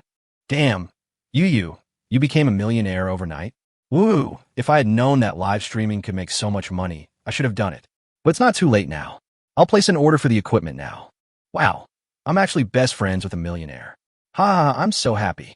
Chun-Li was obviously a little confused by Yuyu's sudden wealth. "Yuyu, this is a good thing. You should be happy. Why do I feel like you are not in the right state? You don't look like you have suddenly become rich. Are you really talking in your sleep?" Yuyu was too lazy to pay attention to her and said to herself, "That Big Brother asked me to meet him today. You should go. They've given you so much money. What's wrong with meeting them?" Chun-Li said disapprovingly. "He said he didn't have good taste in clothes and asked me to help him choose clothes." As expected of Yuyu's best friend, Chun-Li directly expressed Yuyu's previous thoughts. "Fuck, I gave you 17 million just to find someone to help you choose clothes. Then when he was shopping for clothes in Laputa, he also bought me clothes in bags worth more than 200,000 yuan." Chun-Li said she didn't know what to say. How come all the good things happened to her silly best friend? Then when he went to Patek Philippe to buy a watch, he wanted to give me a watch worth more than 2 million yuan, but I refused it. I didn't dare to accept it. Now, Chun-Li finally caught up with the pace. "Fuck, are you stupid? I gave you a watch worth millions for free, and you don't want it? Is your brain filled with shit?" Yuyu rolled her eyes. She continued, "He saw that I didn't want it because it was too expensive, so he chose a watch worth more than 200,000 yuan for me. What can Chun-Li say? Do fools have good fortune? People are rushing to give you things?" Thinking of this, Chun-Li immediately asked, "Why is he so nice to you? Is it that intention?" Since they were all adults, Chun-Li didn't hesitate and asked the key questions directly. This sentence reminded Yuyu of the embarrassing scene when she got out of the car and had to dig out a 2-bedroom apartment. Instead of answering her bestie's question, she continued, "After buying the watch, he took me to the 4S store to buy a car." "Fuck, he's gonna send you a car again? What does he want to do?" Chun-Li felt a little scared when she heard this. "No, he just bought himself a Cullinan." Chun-Li was in a mess. "You bought a Cullinan and that's just one big sister. Are you too proud, or am I losing my grip on the knife, a luxury car worth 6 or 7 million, and you gave me just one?" Yuyu continued to speak calmly. "When I was buying a car, I was humiliated by the girlfriend of a Gust owner. He immediately rushed over to protect me and went straight to the 4S shop owner to ask for an explanation, saying that either the Gust owner should get out or he would not buy the car and leave." Chun-Li was completely infatuated with what she heard. Wow, so manly, so handsome, so manly. If a rich second-generation guy treated me like this, I would be willing to die for him. What happened in the end? How did you deal with it in the end? Finally, the owner of the 4S store came over to apologize and drove the two people away. Chun-Li suddenly realized that Yuyu was still awake so late and asked quickly, "Yuyu, you guys didn't come back after checking in?" Chapter 30 Roommates. This chapter is exclusively sponsored by my book friend Handsome Guy. No, after buying the car, he took me to buy a house. A young master like him would buy a mansion worth at least tens of millions, right? He went to Lujiazui. What the hell? The Lujiazui at the Oriental Pearl Tower. Yes, I bought Seaview 1 next to Thompson 1. Chun-Li was speechless again. Yuyu was still slowly explaining. And he's the king of building, too. Chun-Li was startled. Shit, today's news said that a mysterious tycoon spent more than 500 million yuan to buy the best building in CV number 1 at an auction. Could it be? Yes, it's him. Just keep this to yourself. Don't tell anyone else. Fuck, what kind of rich young master is this? Wait, Yuyu. Quickly calculate how much money has he spent since he came to your live studio yesterday. Yuyu recalled and roughly estimated in her mind, and said, it's about 550 million, of which the house account for 510 million. From last night to tonight. In 24 hours, 550 million yuan was spent. What else can I say? Rich and inhumane? Chun-Li still raised the most concerned question. Then did you sleep? I asked him why he was so nice to me, and he said he wanted to sleep with me. It's worth it to sleep with such a rich young man. If it were me, I would hope he would sleep with me. Yuyu, congratulations, you're going to be a rich young lady soon. It would be best if you could get him right away, so that you can get married with a baby. But he just left after he dropped me off at home. What? This reversal caught Chun-Li off guard. Can you talk without panting? The two were silent for a while. Chun-Li said hesitantly, he doesn't like you? Then Chun-Li started talking to herself on the other end of the phone again. But it's true. This rich young man has seen all kinds of women. How could he possibly fall for ordinary girls like us? But you shouldn't. He spent so much money on you. It's impossible for you to refuse the meat that is right in front of you. Is his sexual orientation abnormal? Or is he not good at that? Chun-Li immediately turned on detective mode and started saying all kinds of lewd things. Yuyu could only remain silent. Even she still couldn't figure out what Lin Yifan meant to him. So I lost sleep. Chun-Li smiled bitterly and said, Sister, don't even mention you suffering from insomnia now. Even I am suffering from insomnia. My mind is in a mess now, and I won't be able to sleep tonight. Yuyu smiled mischievously and said, no wonder I feel much better now that I can speak it out. So what are you going to do? Yuyu shook her head. I don't know. Just let it be. Don't think too much about it. What is coming will come. Yes, the best way to deal with this situation is to let nature take its course. The two were silent for a while. Yuyu said, okay, let's go to sleep. After saying that, Yuyu hung up the phone, turned off her cell phone, turned off the lights, and went to bed. Chun-Li on the other end was stunned when she saw the voice message being hung up. It took him a while to react, and he called Yuyu again angrily. After calling for a long time without any response, she directly dialed Yuyu's number. Hello, the user you dialed has been turned off. Chun-Li was stunned when she heard this voice. Then a woman's roar was heard from a room. Yuyu, you bastard, you made me lose sleep, and you actually want to sleep by yourself. I curse you to never have GC in this life. Asshole, stinky woman, you're making me so mad. Early the next morning, Lin Yifan, who had a very comfortable sleep, opened his eyes refreshed. Fuck. Lin Yifan was so frightened by the scene that he almost rolled off the bed, blurting out a Chinese quintessence. You're sick. What are you three doing lying in front of my bed so early in the morning? You scare me to death.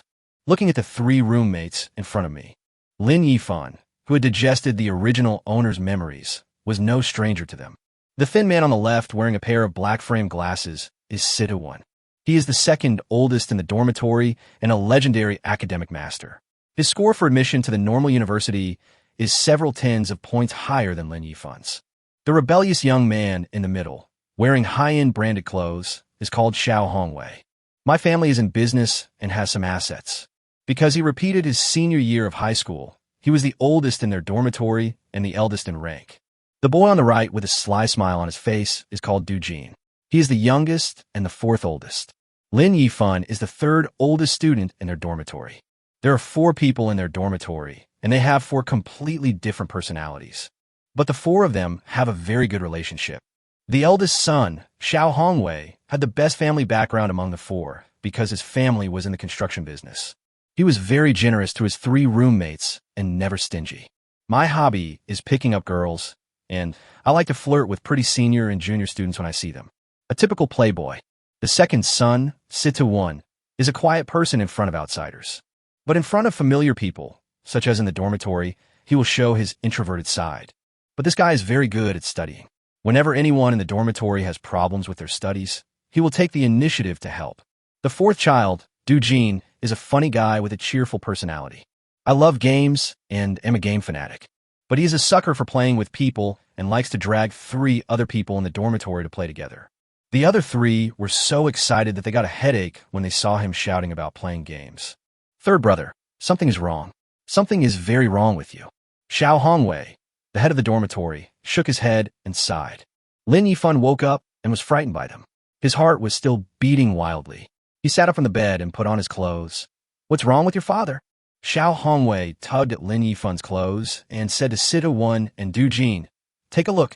Do you recognize the brand of this clothing? The 2 never paid attention to these things and shook their heads. Xiao Hongwei grinned. This is Laputa. Do you understand, country bumpkins? A piece of clothing costs over 10,000 yuan. Then Xiao Hongwei took Lin Yifan's left hand and showed the watch to the 2 of them. Do you know what brand of watch this is? Patek Philippe. I was shocked when I saw it this morning. I searched online and found out that it's worth more than 2 million renminbi. Du-Jin was so shocked that he jumped up and shouted, fuck, third brother, are you rich? How can you afford such expensive clothes? Lin Yifan broke free from Xiao Hongwei's grasp and said disdainfully, it's not okay for me to be kept by a rich woman. Didn't you see that Dad didn't come home last night? He must have gone to get a room with the rich woman, and it was a 5-star hotel. Xiao Hongwei glanced at Lin Yifan's not-so-strong body. Stop talking nonsense to your father. Do you think I will believe you? With your body, it's better to support you than to support the elderly. Tell me what's going on. If you don't, we won't cooperate with you in your acting. Lin Yifan pretended to be indifferent and said, it's nothing. I'm an orphan. Someone came to me yesterday and said that I was their lost child and wanted to take me to do a paternity test. Chapter 31. Continue to lose money. This was the reason Lin Yifan thought of to explain the source of his funds to others after he went to the bank to deposit the money, and he made up a false story of being wealthy. No matter how ridiculous the story is, just insist that it is true. Otherwise, if I suddenly became so rich, there would be really no other excuse to explain it. What's the result? Is it really your family? Xiao Hongwei asked hurriedly with concern. I don't know if it's true or not, but the identification result shows that the match is as high as 99.99%. Lin Yifan got up and rinsed his mouth, mumbling something in reply. Du-Jin walked over and leaned against the wall and asked Lin Yifan curiously, what happened next? Did you return to your roots? Lin Yifan spat out the foam from his mouth and shook his head. No, I couldn't accept a parent suddenly showing up. I said I needed to calm down first, so they didn't force me. They just took me shopping. So the clothes and watch you're wearing were all bought for you by your parents? Lin Yifan nodded and said, not only that, he also bought me a car. What car? Mercedes? BMW? Or Audi? Du-Jin's eyes lit up when he heard the car. Xiao Hongwei patted Du-Jin on the back of his head and said angrily, can you be more promising? Since the 3rd child's parents can buy him a watch worth millions, do you think he can only buy a car worth hundreds of thousands? Lin Yifan couldn't help but sigh that Xiao Hongwei was really smart. Seeing the 2 of them eagerly waiting for him to reveal the answer, he had no choice but to say, it's a Cullinan. Fuck, Wuji. The 3 of them gasped. A rich man wants to support me. My request is not high. Just lend me your car for 2 days so I can pick up girls. Du Hongwei's first thought was that he had a luxury car and could pick up girls. At this time, Situ-1, who had been silent, had a constipated expression on his face and hesitantly interrupted. Well, if Lao San's ex-girlfriend knew that Lao San was so rich, she would probably regret it to death. Xiao Hongwei and Du-Jin were stunned, and they exchanged glances. It was as if they were discussing whether or not to kill this thing with high IQ and low EQ. Why mention your ex-girlfriend when there are so many things to say? I really don't know what to say. Just shut up. Have you forgotten what Lin Yifan looked like when school started? The desperate look he showed after the breakup made the 3 of them worried for a long time. Now that Lin Yifan finally seems to be a little more normal, if I wasn't paying attention, this unfortunate kid would open his wounds again. But unfortunately, Lin Yifan didn't have any feelings for the original owner's ex-girlfriend. He smiled faintly and said, what's there to regret? You make it sound like they're after money. They still chose me when I had no money at the beginning. It's just that now they've recognized the reality. Yes, the past is the past. Don't mention it. Yes, third brother, you have become rich now. How are you going to reward us brothers tonight? Xiao Hongwei and Du-Jin didn't know whether Lin Yifan had really let it go or was just pretending, so they quickly changed the subject. Situ-1 also realized belatedly that he had said the wrong thing again, and chose to hide aside and keep silent. Lin Yifan waved his hand and said proudly, "Dad will bleed a lot tonight and treat his sons to a good meal." Xiao Hongwei's eyes lit up, and various delicious foods from big hotels appeared in his mind. Who knew that Lin Yifan's words would bring him back to reality? "Please have some delicious food and some beer. Any price under 100 yuan. Xiao Hongwei and Du Jin looked at each other. Then the two rolled their eyes at Lin Yifan and exited the group chat cursing. "Stop wasting time. Class is about to start. Hurry up," Du Jin urged them, and the four of them quickly put their clothes and tidied their beds. Lin Yifan had just finished making half of the bed. Suddenly, I remembered that Xiao Hongwei, Du Jin, and I are not from the same major. "I don't have classes this morning." "Fuck, what are you doing?" "I don't have any classes in the morning." After saying that, Lin Yifan threw away the quilt and lazily lay back on the bed. Lin Yifan saw that Situ-Wan, who was sitting across from him, had already changed his clothes and asked in confusion, "Second brother, why are you dressed so neatly? You are not in the same profession as them." I'm going to buy breakfast," Situ-Wan replied, holding his rumbling stomach. Lin Yifan was cheered up. "That's great. Bring one for me, too. Yours is on me." After saying that, he took out his cell phone and transferred 30 yuan to Situ-Wan. It's not that Lin Yifan is stingy, but he is unwilling to transfer more money to Situ-Wan. If he transferred too much, Situ-Wan would not want him. On the contrary, it feels like you're throwing money at people, which can easily lead to misunderstandings and hurt feelings. Treating roommates to meals and drinks happens frequently among roommates, and no one thinks much of it. After the three of them left the dormitory, Lin Yifan opened the Huya app he downloaded yesterday and registered an account. After thinking about it, I chose a vague name, then opened the recharge interface to prepare to recharge. The task of squandering money is long and arduous, and there is no room for slacking off. Have to work hard to seize the time to spend money. Looking at the recharge limit of Huya, the largest recharge amount is 50 million. This made Lin Yifan feel that Huya was really courageous and considerate. Whether you can afford to recharge 50 million is your business, but setting the recharge limit of 50 million is my business. Even if you users cannot use it, it has nothing to do with me. Lin Yifan recharged twice comfortably, and 100 million funds were transferred to the balance of his Huya account. The next step is to find an anchor. What kind of anchor should I look for? Thinking of this, Lin Yifan's mind appeared Su Yuyu's figure, and he couldn't help but smile bitterly. MMP, I will never look for a woman like Su Yuyu this time no matter what. It is simply a stumbling block on the road to ruining one's family. This time, I must find an anchor who can accept all orders. The young anchor had never seen the world and didn't dare to take the money. Then just find a big anchor yourself. This kind of anchor has seen the world and won't be so startled. Looking at the various game sections at the top of the interface, I thought about how I often play King of Glory. Just click to enter the King's Anchor section. The first live broadcast room on the homepage is owned by a girl, and judging from the photos, she has a baby face. But those two huge ones formed a sharp contrast with the baby face. Lin Yifan couldn't help but click into the live broadcast room. More than 4,000 viewers watch the live broadcast online. The interface shows that the anchor is playing a game, and the anchor's face is shown in the lower right corner.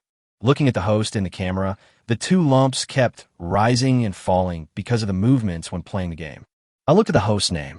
2 words, simple and crude, it's called Baby Face. This name, it's so direct and vivid, as if he's afraid that others don't know. It keeps scrolling on the public screen. Most of them typed the 2 words, "You're wrong." Or there would be all kinds of exclamations like, "Wow," "Awesome," 666, etc. The game interface showed that the anchor was caught and killed by 2 opponents. Chapter 32, Give Tong Yin a Brush.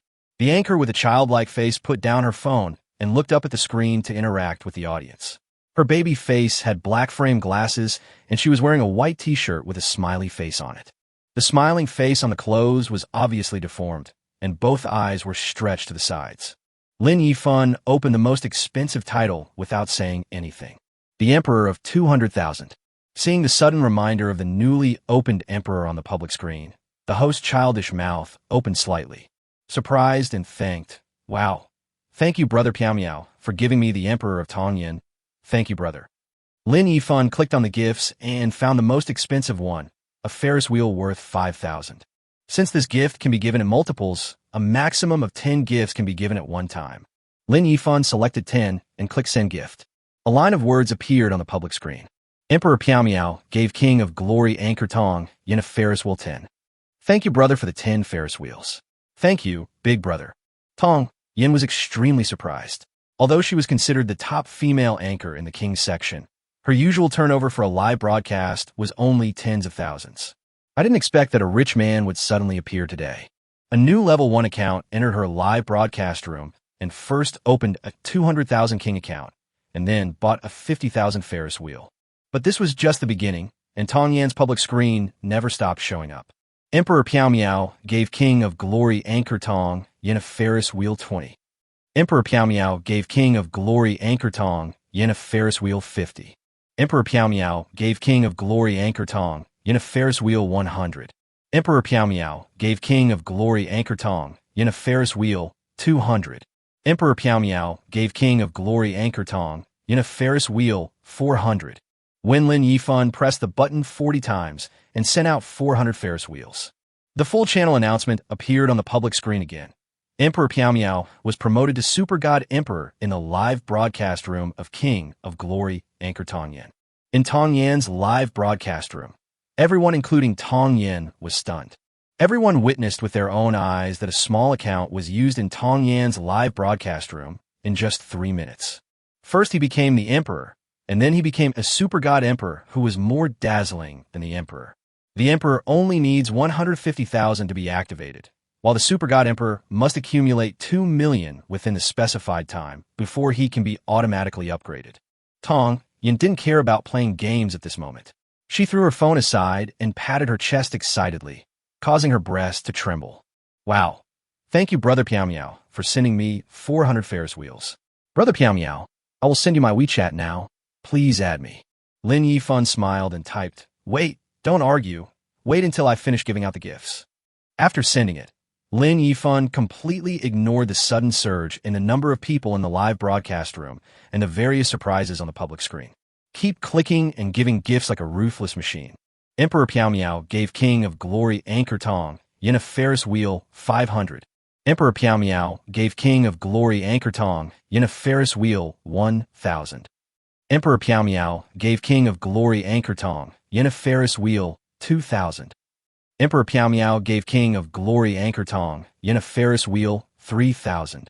Emperor Piao Miao gave King of Glory Anchor Tong Yin a Ferris wheel 4,000. Emperor Piao Miao gave King of Glory Anchor Tong Yin a Ferris wheel 5,000. Emperor Piao Miao gave King of Glory Anchor Tong Yin a Ferris wheel 6,000. Lin Yifan first tapped with one finger, but thought it was too slow, so he switched to tapping the screen with his index and middle fingers in turn. This time the speed doubled. After feeling tired of tapping with 2 fingers, Lin Yifan switched to tapping with 1 finger. After clicking 600 times in just a few minutes, Lin Yifan finally stopped his cramped hands. When a number of Ferris wheels in the live broadcast room reached 1,000, a large number of viewers had already poured into Tong Yan's live broadcast room. Even the official management was alarmed. When the official management saw the abnormal data in the live broadcast room, they thought there was some live broadcast accident. He hurried to Tong Yan's live broadcast room. More than 100,000 people crowded into Tong Yan's live broadcast room, instantly flooding Tong Yan's public screen. Countless anchors and fans came to worship the rich man. When the number of Ferris wheels reached 6,000, the entire platform was boiling. Just the day before yesterday, a wealthy man appeared on YY and spent more than 17 million in 1 hour. I didn't expect that Yuyu would break the record again today, and the same rich man came from nowhere. In 10 minutes or so, 6,000 Ferris wheels were swiped, which is equivalent to 30 million Namibian dollars in Chinese currency. Some people speculated whether this Piao Miao was the rich man who was on YY the day before yesterday and was taking a leisurely walk. Otherwise, why would 2 wealthy people with such similar styles of doing things appear in such a short period of time? They all enter the live broadcast room and first open the highest rank, then give out gifts worth the largest amount, starting with tens of millions? If Piao Miao and Xiao Xia are the same person, then who is this person? There are also many people who think that these 2 accounts are not the same person, and Piao Miao was stimulated by Xiaoshizu's playing style on YY. I decided to compete with him, so I made a small account to break his record. But no matter what, These two lavish events changed the style of all live broadcast rooms for a period of time afterwards. Those new accounts that had no sense of existence in the past, after these two incidents, caused those anchors to become excited as soon as they saw the new accounts. I thought he was a potential wealthy man and tried every means to please him. Seeing this situation, some tourists registered new accounts to tease the anchor. Many new anchors were fooled and deceived. Lin Yifan had just spent 30 million on Tong Yen when Sidu came back after buying breakfast. Lin Yifan hurriedly said in the live broadcast room, "Host, I'm going to have breakfast first. I'll add you on WeChat later." Before she could react, she left the live broadcast room with a look of surprise on her face. Lin Yifan put down his phone, took the 2 meat buns that Situ threw to him, finished them in just a few bites, wiped his mouth, lay back on the bed, and opened a tiger bud cigarette. After finishing his meal, Situ said hello to Lin Yifan while holding his textbook and went to the library. The dormitory fell silent again. Lin Yifan never thought that one day, spending money would be as urgent as going to work in the morning. If it wasn't for the purpose of bringing more money back to his original time and space and returning to his unborn child, he really wanted to lie down and stop working hard. Returning to the king section, Lin Yifan is looking for a new female anchor. As for the baby face, 30 million has been spent on it. Lin Yifan had no plans to continue brushing her for the time being. Swipe the screen a few times. A live broadcast room with the title 5-season 100-star king, peak game 2,300-point technical female, anchor online with fans, caught Lin Yifan's attention. Nowadays, if a female entertainment anchor can reach 2,300 points, it proves that she has real talent. The peak competition is different from the rank competition. Since you can only play solo in the peak competition, you can only rely on yourself if you want to rank up. Lin Yifan clicked on the title, wanting to see the host's ability. Chapter 33. Another 40 million spent. Who knew that he would cause a sensation as soon as he entered the live broadcast room? Wow, isn't this the big brother in the child-faced live broadcast room just now? Yuyu, stop playing games. A rich man has come from heaven. You're going to be famous. It's over. Yuyu is going to fall too. Lin Yifan ignored the public screen message and focused all his attention on the game. The anchor named Yuyu plays the jungle role of Bird Girl. After watching for a while, Lin Yifan found that her skills and awareness were really amazing. When clearing the jungle, she always keeps an eye on the situations in the 3 lanes. Although the 2 sides did not fight, she seemed to be able to foresee what would happen next. Often when jungling, they would suddenly abandon the half-blooded jungler and rush towards a certain road. When she was about to arrive, she saw that fighting had broken out on the road she was heading to. Just when the 2 sides were fighting fiercely, her bird sister used a big move and rushed straight towards the opponent. With a set of skills, he easily killed the opponent. Lin Yifan also noticed that Yuyu was particularly careful about her vision. As long as she doesn't catch anyone, she won't expose herself to the other party's sight. This is the awareness that only experts have. It seems that Yuyu is a real master among female players. She didn't get her peak score of 2,300 by asking someone to play for her. After killing an opponent, Yuyu glanced at the screen out of habit. I found that the public screen in my live broadcast room was going crazy. While controlling the hero in the game to return to the city, she quickly glanced at the situation in the live broadcast room. When I saw a golden emperor icon flashing in the VIP seats, I was stunned. Pyongyang? Is this the wealthy man who just spent 30 million in the female anchor's live broadcast room? He actually ran to his own live broadcast room. Yuyu immediately greeted them warmly. Brother Pyongyang, welcome to Yuyu's live broadcast room. Do you want to play games? I can accompany you to the star. Lin Yifan typed, I'm still in the diamond rank, so I can't match with you guys in the glory king rank. Yuyu saw the message on the public screen and said with a smile, Don't worry, big brother, I have accounts of all ranks, and I can change accounts at any time to play with you. I don't have time to play now. I'll find you to play together when I have time. Okay, I'll send my WeChat to you in a private message, and you can add me. When you want to play, send me a message. I'll be online anytime. Okay, I'll pay the fare first. Lin Yifan opened the gift box, and the fares will begin to take off. Emperor Pyongyang gave King of Glory anchor Yuyu Ferris wheel 100. Emperor Pyongyang gave King of Glory anchor Yuyu Ferris wheel 1,000. Emperor Pyongyang gave King of Glory anchor Yuyu Ferris wheel 5,000. Emperor Pyongyang gave King of Glory anchor Yuyu a Ferris wheel 8,000. When the number of Ferris wheels reached 8,000, Lin Yifan stopped. 40 million has been swiped. When Lin Yifan started giving away the Ferris wheel in Wang Yue's live broadcast room, people started to come into Wang Yue's live broadcast room crazily.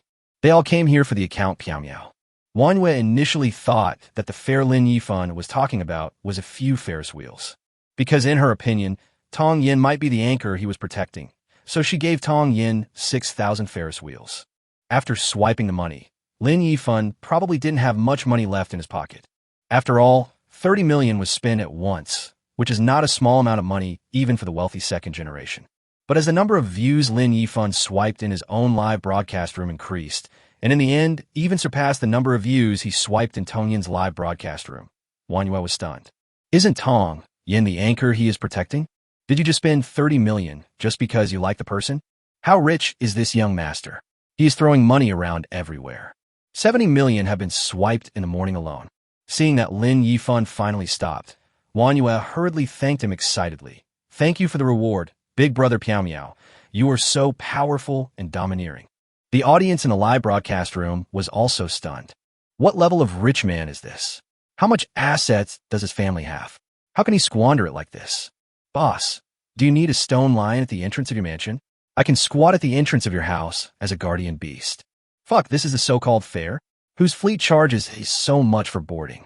40 million, this is a lifelong dream that I have never been able to achieve, but it is enough for an ordinary person to buy a house, a car, and get married.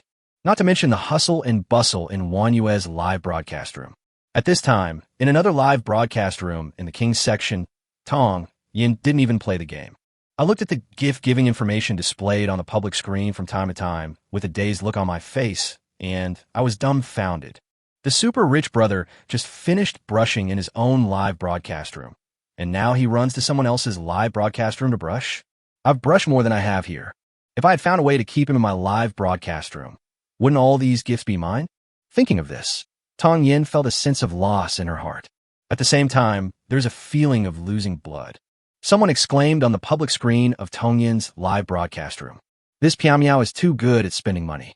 He just spent 30 million from Tong Yin and then turned around and spent another 40 million from Wang Yue.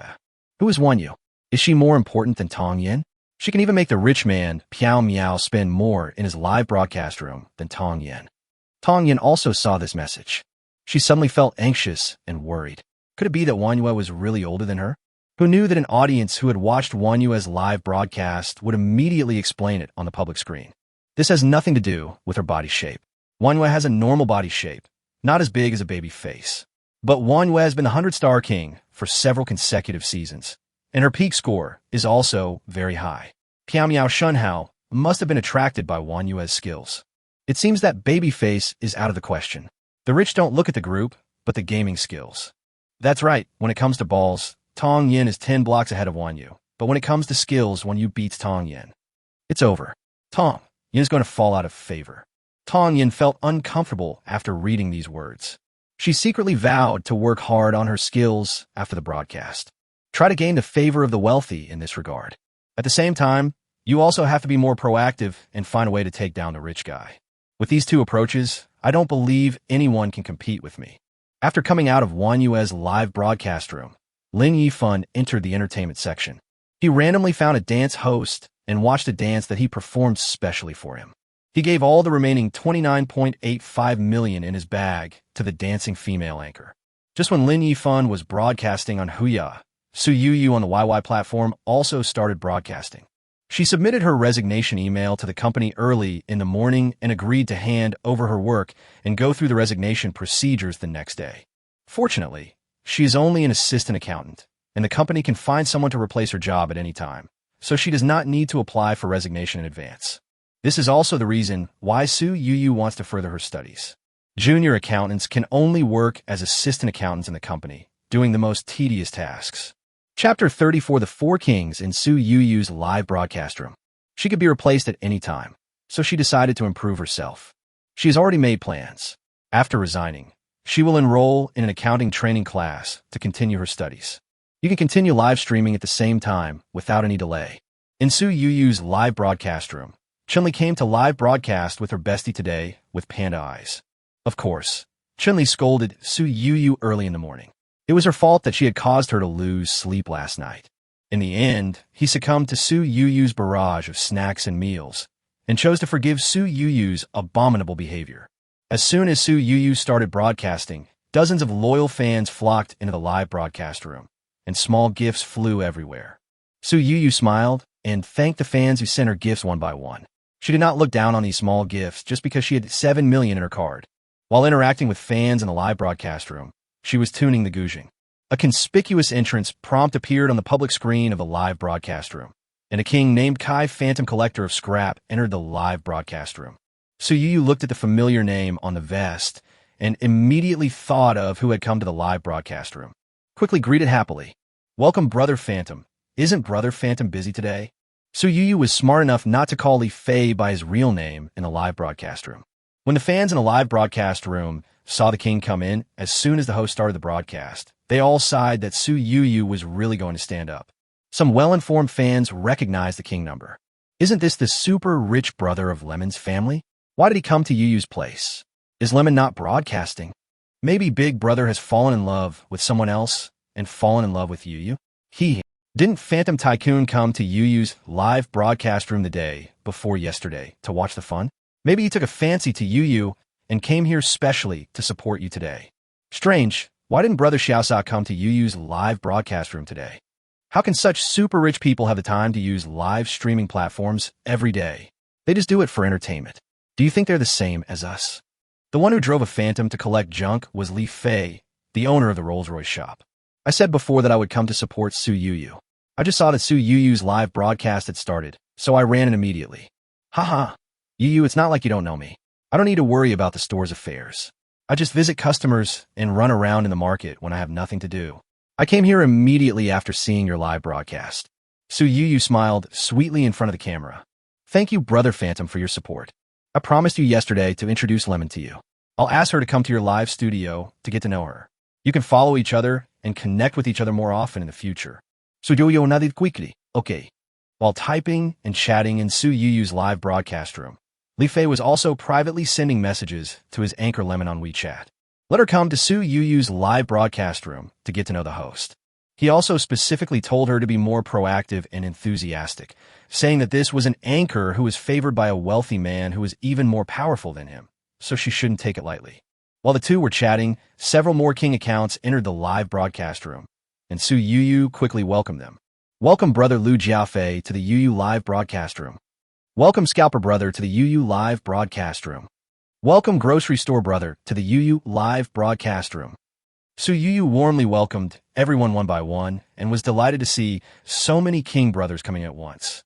This should be the friend brought by Brother Li Fei, Su Yuyu guessed in her heart. Indeed, after seeing Su Yuyu's live broadcast start, Li Fei sent a message in their group. He said that Brother Yifan's show had started and asked them to come and support him. A few people in the group who were not busy rushed over after seeing the message and happened to run into Li Fei and Su Yuyu chatting in the live broadcast room. Lu Jiafei. Yuyu, do you still remember me?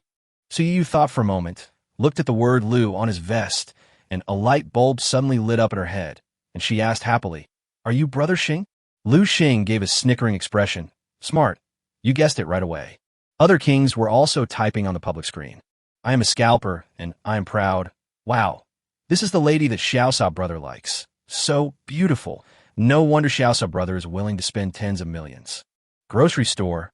Let's not talk about anything else. Let's get some spaceships on board for Brother Xiaosha's mistress. After saying that, the grocery store gave Su Yuyu 20 spaceships. This action alerted several kings, and the rest of them sent spaceships to Su Yuyu as a gift. The minimum number is 20. Lu Xing got 30 of them, and Li Fei got 50 of them directly. Just these 4 kings swiped 120 spaceships at once, bringing Su Yuyu millions of dollars in revenue. This scene scared Chun-Li, Su Yuyu's best friend who was accompanying her in the live broadcast room. Millions in turnover. My best friend has earned over 400,000 in just this short time. This money is so easy to make. My best friend just said hello to others in front of the camera and earned more money than I could earn in a year. Just after the gifts were given out, a host account entered the live broadcast room. Li Fei took the initiative to greet her. Lemon, this is the anchor Yuyu I told you about. You two should get to know each other and take care of each other during future live broadcasts. Lemon was the first to type. "Hello, Yuyu. My name is Lemon. Nice to meet you. I'll follow you." So Yuyu quickly said politely, "Okay, let's follow each other and take care of each other in the future." Just as the two of them were following each other, another anchor account entered the room. It was Lu Xing who called in the anchor Ling Mengze, whom he was protecting. In the minds of Li Fei and Lu Xing, Su Yuyu is the anchor that Lin Yifan has his eyes on. No matter how far the two can go, at least they have a good relationship now. For the two want to curry favor with Lin Yifan, taking the female companion route is also a good choice. So he took the initiative to call his anchor over to get to know Su Yuyu, which was another way to enhance his relationship with Lin Yifan. After the two anchors followed Su Yuyu, they greeted Su Yuyu. He said that they would play together online later when the show started, and then left Su Yuyu's live broadcast room. Su Yuyu chatted with several kings for a while. Let's start today's live broadcast by playing the Guzheng. Li Fei and others would occasionally send a spaceship to liven up the atmosphere. After playing 2 songs, Su Yuyu started to connect to the microphone randomly. This is the daily live broadcast of every anchor. But I didn't expect that this series would connect with a big anchor. Opposite is a dancing female anchor. After the two were connected, the female anchor on the other side was interested in Su Yuyu because of her pretty face and delicate features. When discussing the penalty for winning or losing a PK, just say that the losing party will perform the tofu grinding trick until the penalty time is over. The dance host on the opposite side is not weak at all. From the PK value, it can be seen that the opponent is a small anchor, and she has a big brother in the live broadcast room now.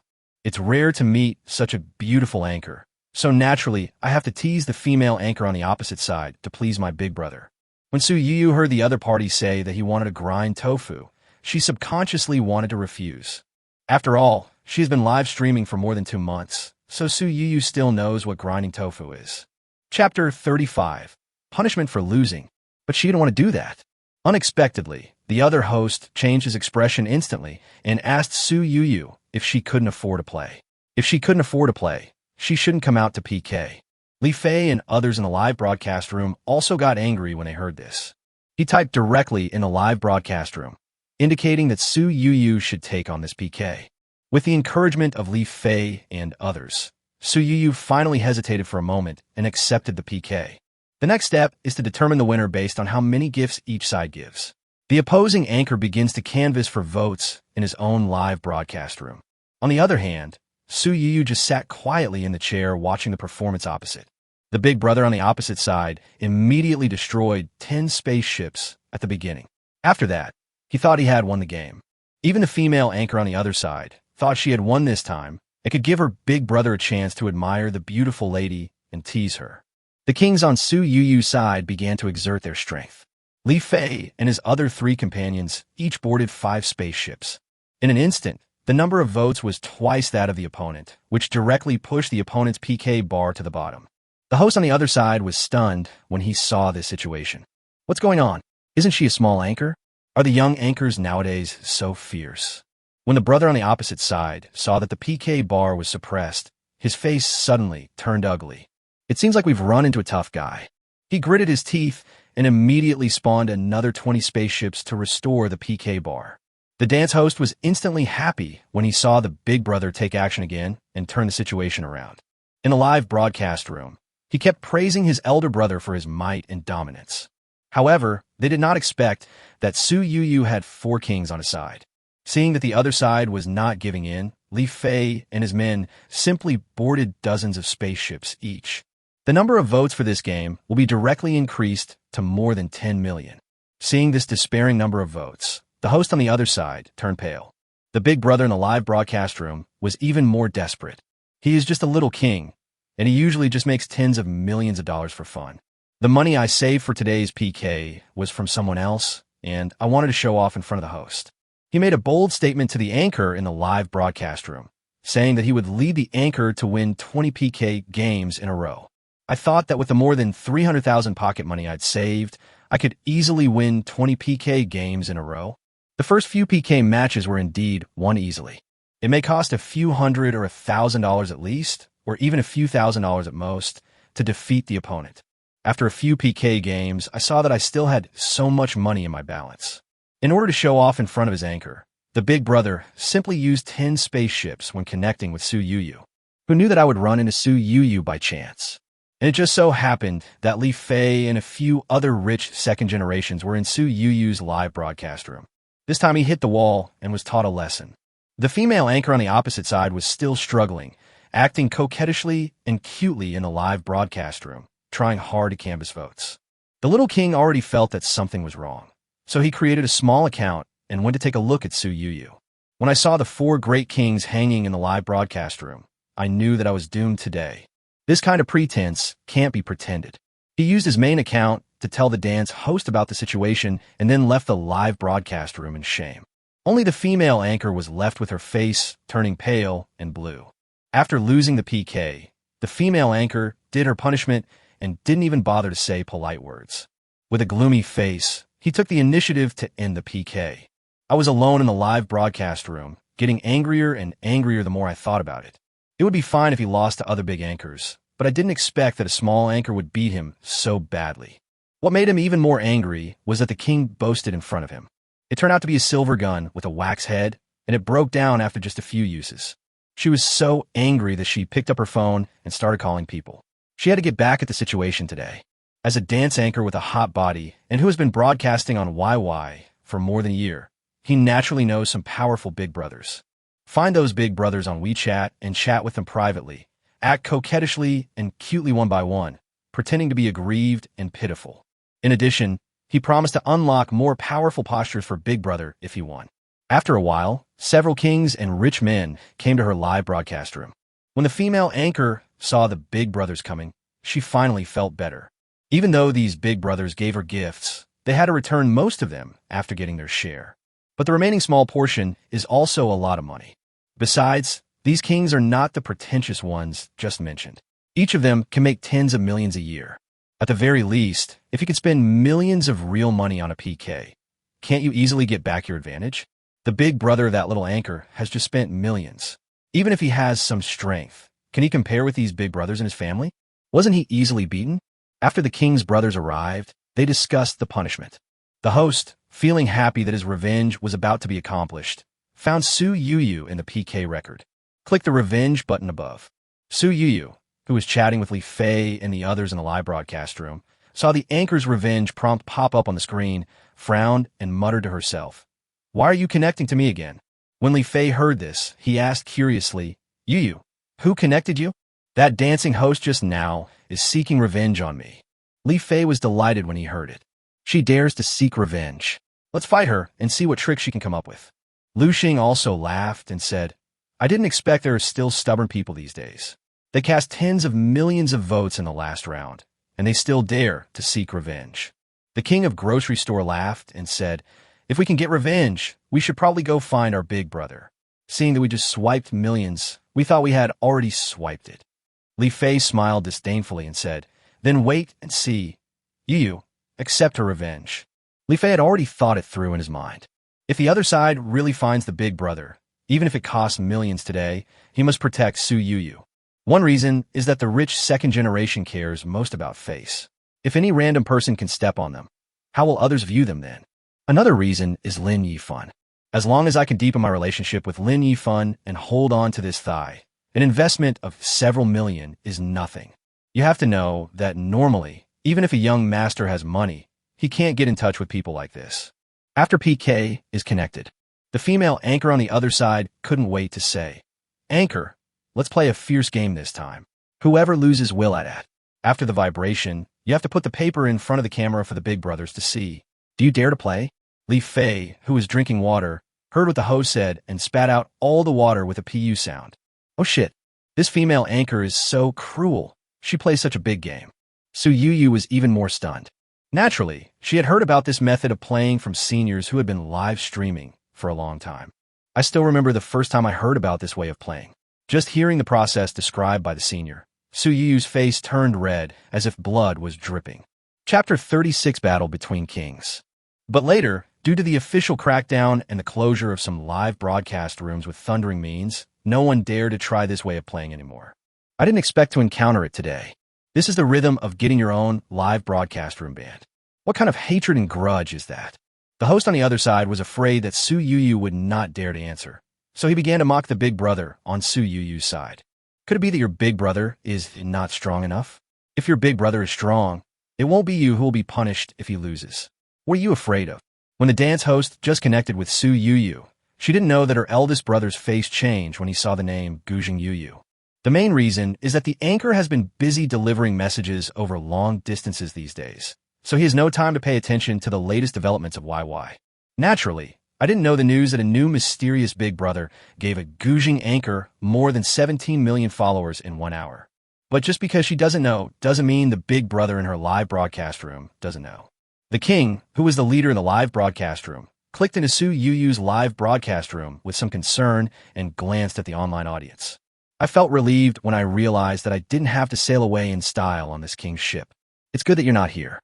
Perhaps it is because Lin Yifan has not appeared in the past few days since he spent 17 million in Yuyu's live broadcast room a few days ago. There was no other movement on YY, and many people thought that this big brother had wiped himself out in one go. The king also thinks so, because it's often reported in the news.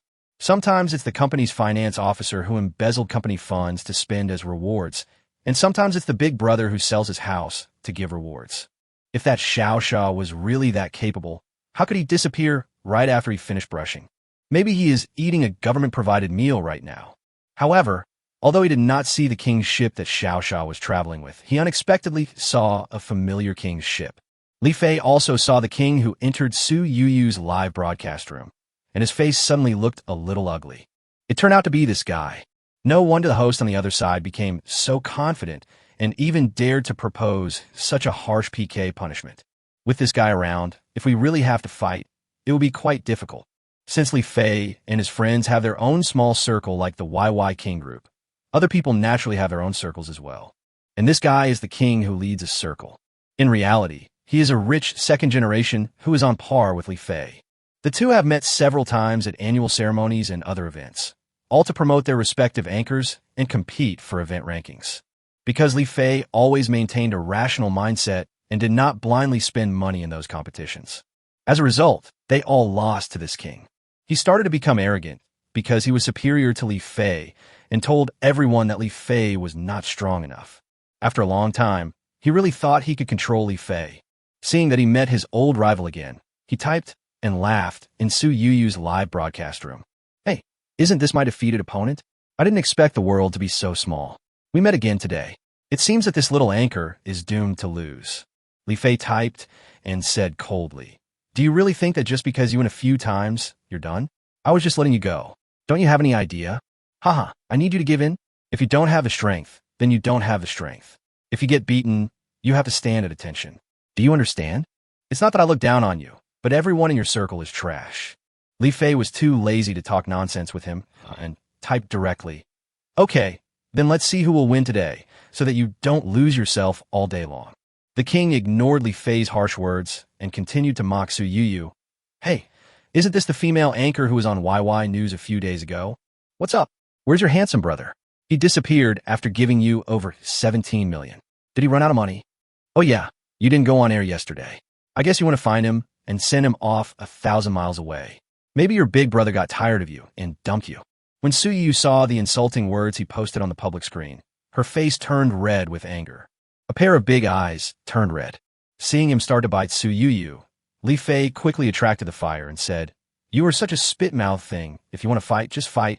Why are you talking so much nonsense? You don't have enough strength, but you make up for it with saliva? It really lowers your level. Yo-ho, the rain has stopped and the sky is clear, and you think you can do it again? You're so eager to get beaten? Fine, I'll fulfill your wish. Don't let me down, little rookie. I'll give you some time. Call everyone in your circle over here and take them down for you all at once."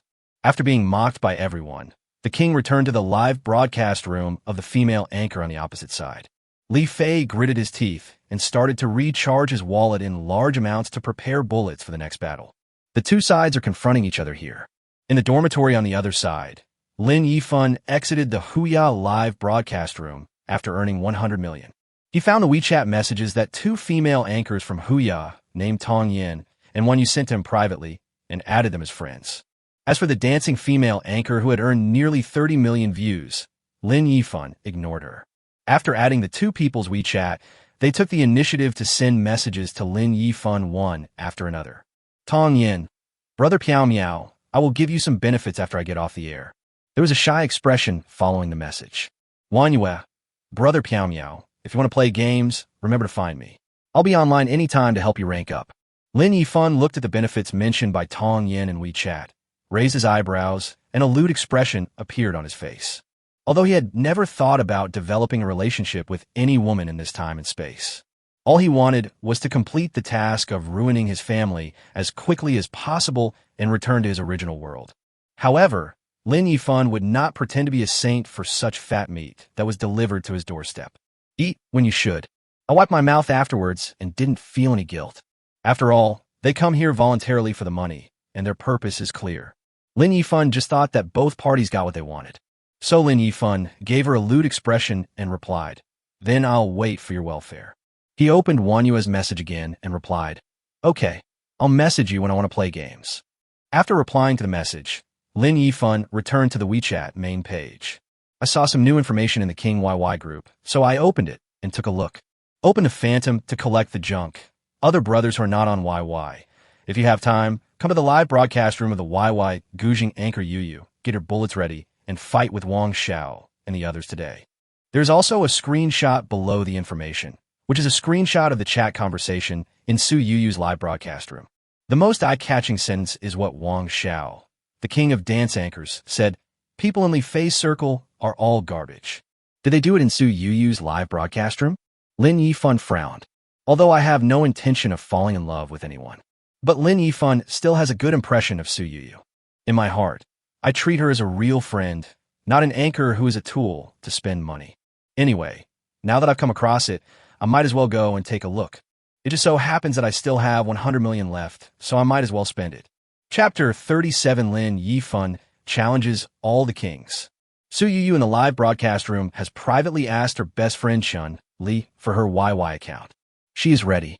If the situation is not good, she will log into Chun Li's YY account, recharge 6 million into Chun Li's YY account, and brush it for herself.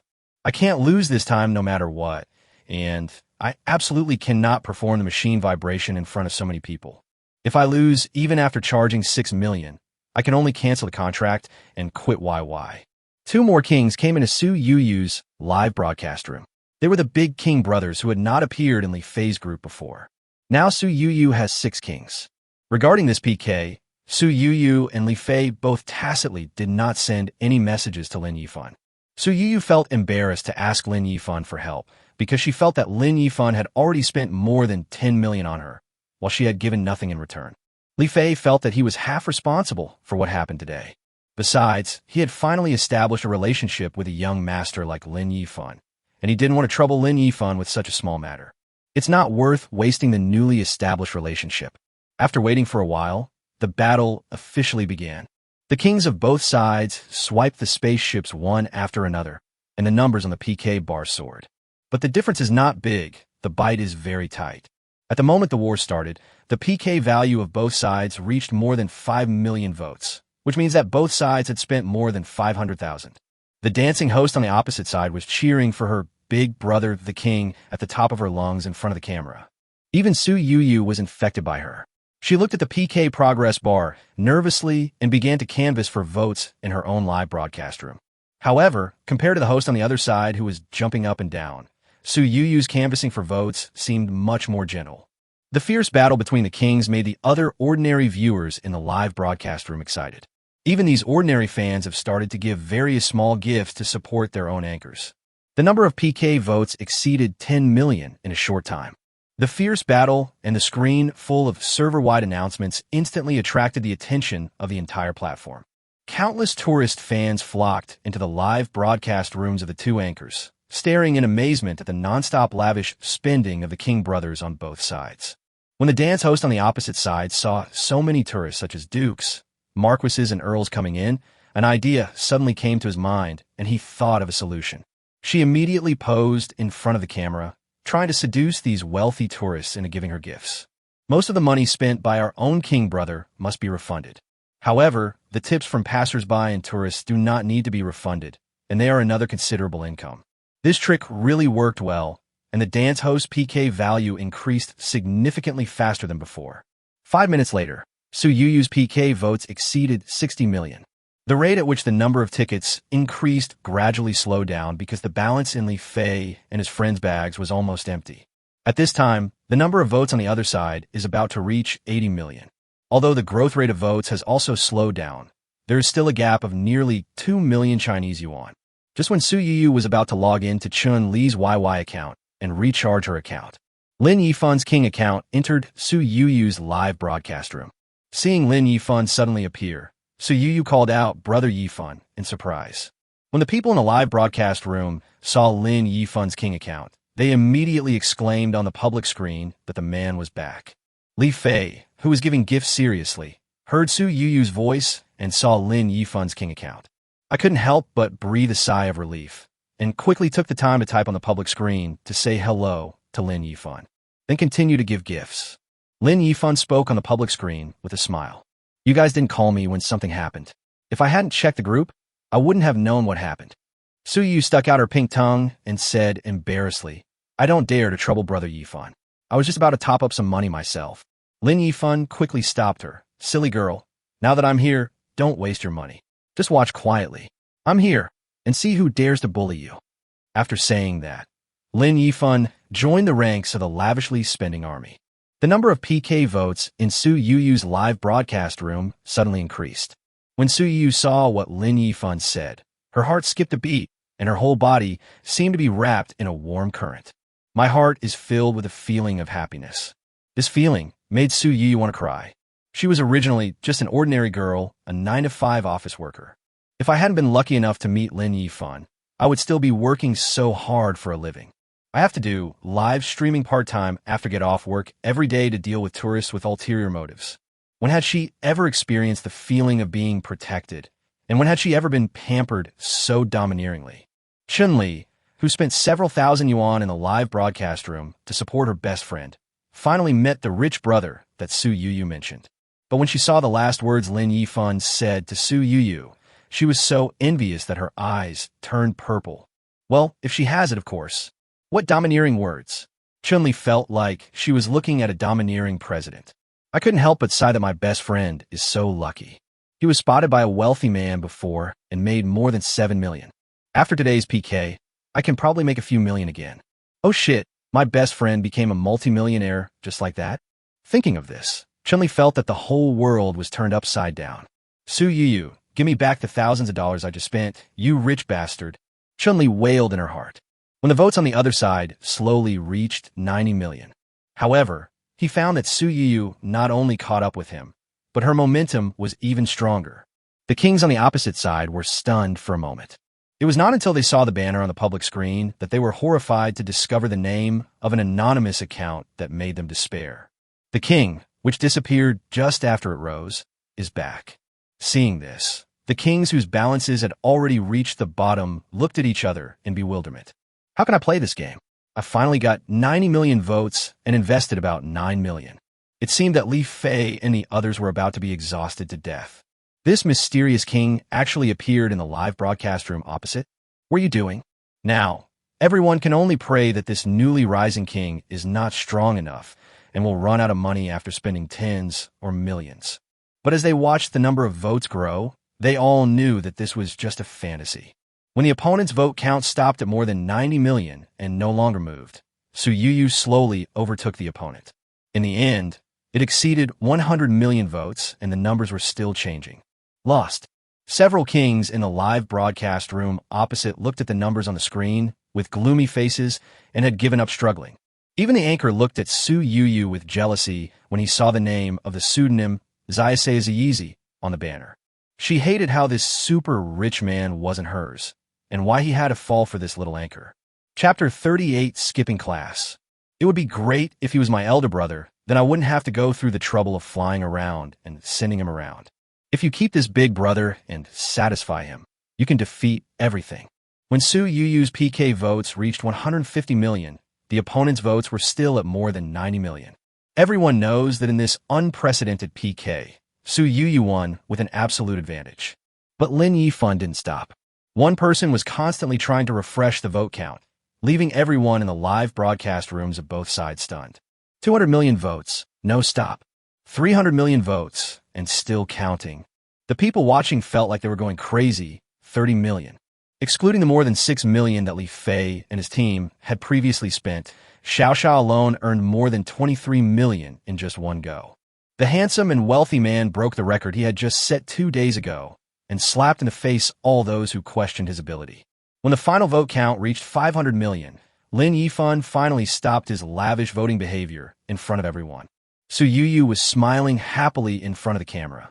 It's not because he received 50 million in gift from this PK, but because if he wins the PK, he won't have to take that kind of embarrassing punishment. There's no need to even think about breaking the contract and quitting Ye. Brother Yifan, I will return the share of the gifts you bought to you later, as well as Brother Huanying and yours.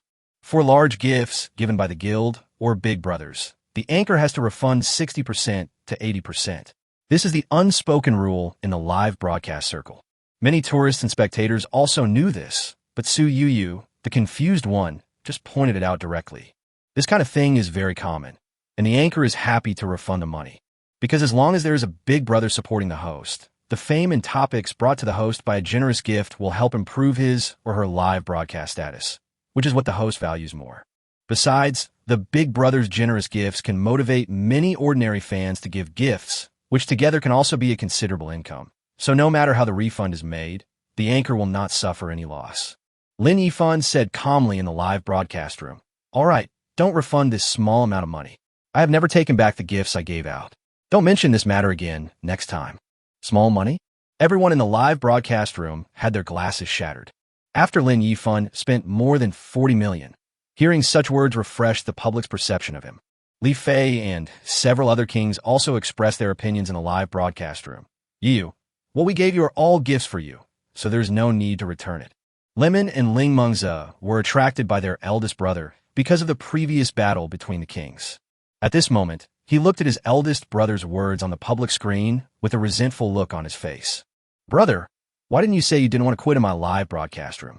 However, neither of the two anchors said this out loud. They just thought about it in their minds. Moreover, the refund rate for the money Li Fei and others spent in their own live broadcast room is much lower than that in most live broadcast rooms. What else are they not satisfied with? There was just envy in the look in Yuyu's eyes. Having said that, which anchor wouldn't envy Yuyu for having such an elder brother? He is generous in giving rewards and doesn't require a refund for the gifts he gives out. Where can I find such a big brother? Didn't you see that the host on the other side was so envious that his eyes turned red? Ning Ming and Ling Mengze thought so in their hearts. Seeing that he had won the PK, Yuyu asked in the live broadcast room, "Brother Xiao, do you want the opponent to be punished?" Looking at the dance host opposite him, in his previous life, Lin Yifan would have loved to see such an exciting scene. But since becoming rich, Lin Yifan's mentality has changed a lot unconsciously. He said in the live broadcast room, "I'm too lazy to watch it. It's up to you whether to punish Yuyu or not." Originally, the dance anchor on the opposite side lost the PK, and she had already taken out her mobile phone and prepared tissues. As long as Yuyu asked her to be punished, she would dare to perform in front of the camera. She is an open-minded woman. It's just a subtle way of skirting the line in front of the camera. It's not a big deal. Wouldn't it be better if my performance could attract the big brother on the opposite side, who is generous with his money? Who knew that Yuyu didn't give her this opportunity and said to the dancing anchor, "All right, forget about the punishment. Don't do this kind of punishment next time. Be careful not to get yourself into trouble." After saying that, Yuyu hung up the PK session. It's not that she is kind-hearted. Yuyu's kindness is not given to others easily. Even if someone takes advantage of her and shits on her, it is impossible for Yuyu to swallow her anger. The main reason is that this punishment is too dirty and Yuyu really doesn't want to watch it. After the fun was over, the people who had come to join the fun began to disperse, and Lemon and Ling Mengze returned to their own live broadcast rooms to start broadcasting. After seeing the strength of Yuyu's eldest brother, they both knew what they should do without their eldest brother's advice. After the two of them started broadcasting, they approached Yuyu one by one and interacted with her online, playing small games to liven up the atmosphere. Lin Yifan said hello to Li Fei and the others, and then left YY. He checked his afternoon classes on his phone, and after making sure there were no important ones, he found a girl from the same class on WeChat. "Beautiful Yihan, what are you doing?" Lin Yifan planned to go out and look at the house he bought this afternoon since he had no important classes. The other party replied quickly, saying in a teasing tone, I'm shopping in the supermarket with my bestie, Xiao Linzi. Do you have any advice? Yihan is Lin Yifan's high school classmate, and the two have known each other since high school. Unexpectedly, they both got admitted to the same university and were in the same department in class. So they have always had a good relationship, like close friends. However, after Lin Yifan started dating his ex-girlfriend in his freshman year, Yihan distanced himself from him appropriately, and the two of them contacted each other less frequently. But their relationship did not fade. Many of Yihan's former high school classmates couldn't understand why. Yihan was not bad-looking, had a lively and cheerful personality, and had been in the same class with Lin Yifan from high school to college. It seems a bit unbelievable that these two people didn't end up together despite such a fate. Lin Yifan saw that Yihan replied to his message in seconds and said with a chuckle, Commissioner Yi, I have something to ask of you. Yihan is the discipline committee member of their class. He usually calls the roll in every class, but the discipline committee member's roll call is different from the teachers. Except for extremely strict teachers and more important subjects, teachers of some classes are very casual when calling the roll and can just ask any student to answer the question and get away with it. In elective courses, teachers may not even call the roll, but the names called out by the disciplinary committee are different. They are all classmates in the same class, so Yihan only needs to take a glance to know who is absent, and her roll call results need to be given to the counselor. So Lin Yifan didn't want to go to those unimportant classes in the afternoon, and he had to talk to Yihan first. Otherwise, some moral education points will be deducted, which will be fun. What? You want to skip class? Chapter 39 Riverview Room. As soon as Yihan saw that he called himself Commissioner Yi, he knew what Lin Yifan meant. Miss Yi is indeed very good at predicting things. I have something to do this afternoon. Can you please accommodate me? Okay, there are no important classes in the afternoon. Go ahead. Yihan readily agreed. After all, skipping classes and dating are part of college students' daily lives. Yihan naturally wouldn't make a big deal out of everything and cause trouble just because he is the disciplinary committee member. Okay, thank you, Miss Yi. I will treat you to your favorite stinky tofu then. Yihan is a genuine girl from Hunan province. They have been classmates for several years, and Lin Yifan already knows some of her habits. Her favorite food is the most famous stinky tofu in their hometown. Who do you think I am? Did I sign in for a serving of stinky tofu? What are you thinking? One serving is not enough. You have to pay more, Yihan said sternly. Lin Yifan looked at the message on his phone and twitched the corners of his mouth. I knew Yihan would say that. Having known each other for so many years, Lin Yifan could roughly guess what Yihan's personality was like and what he would say next.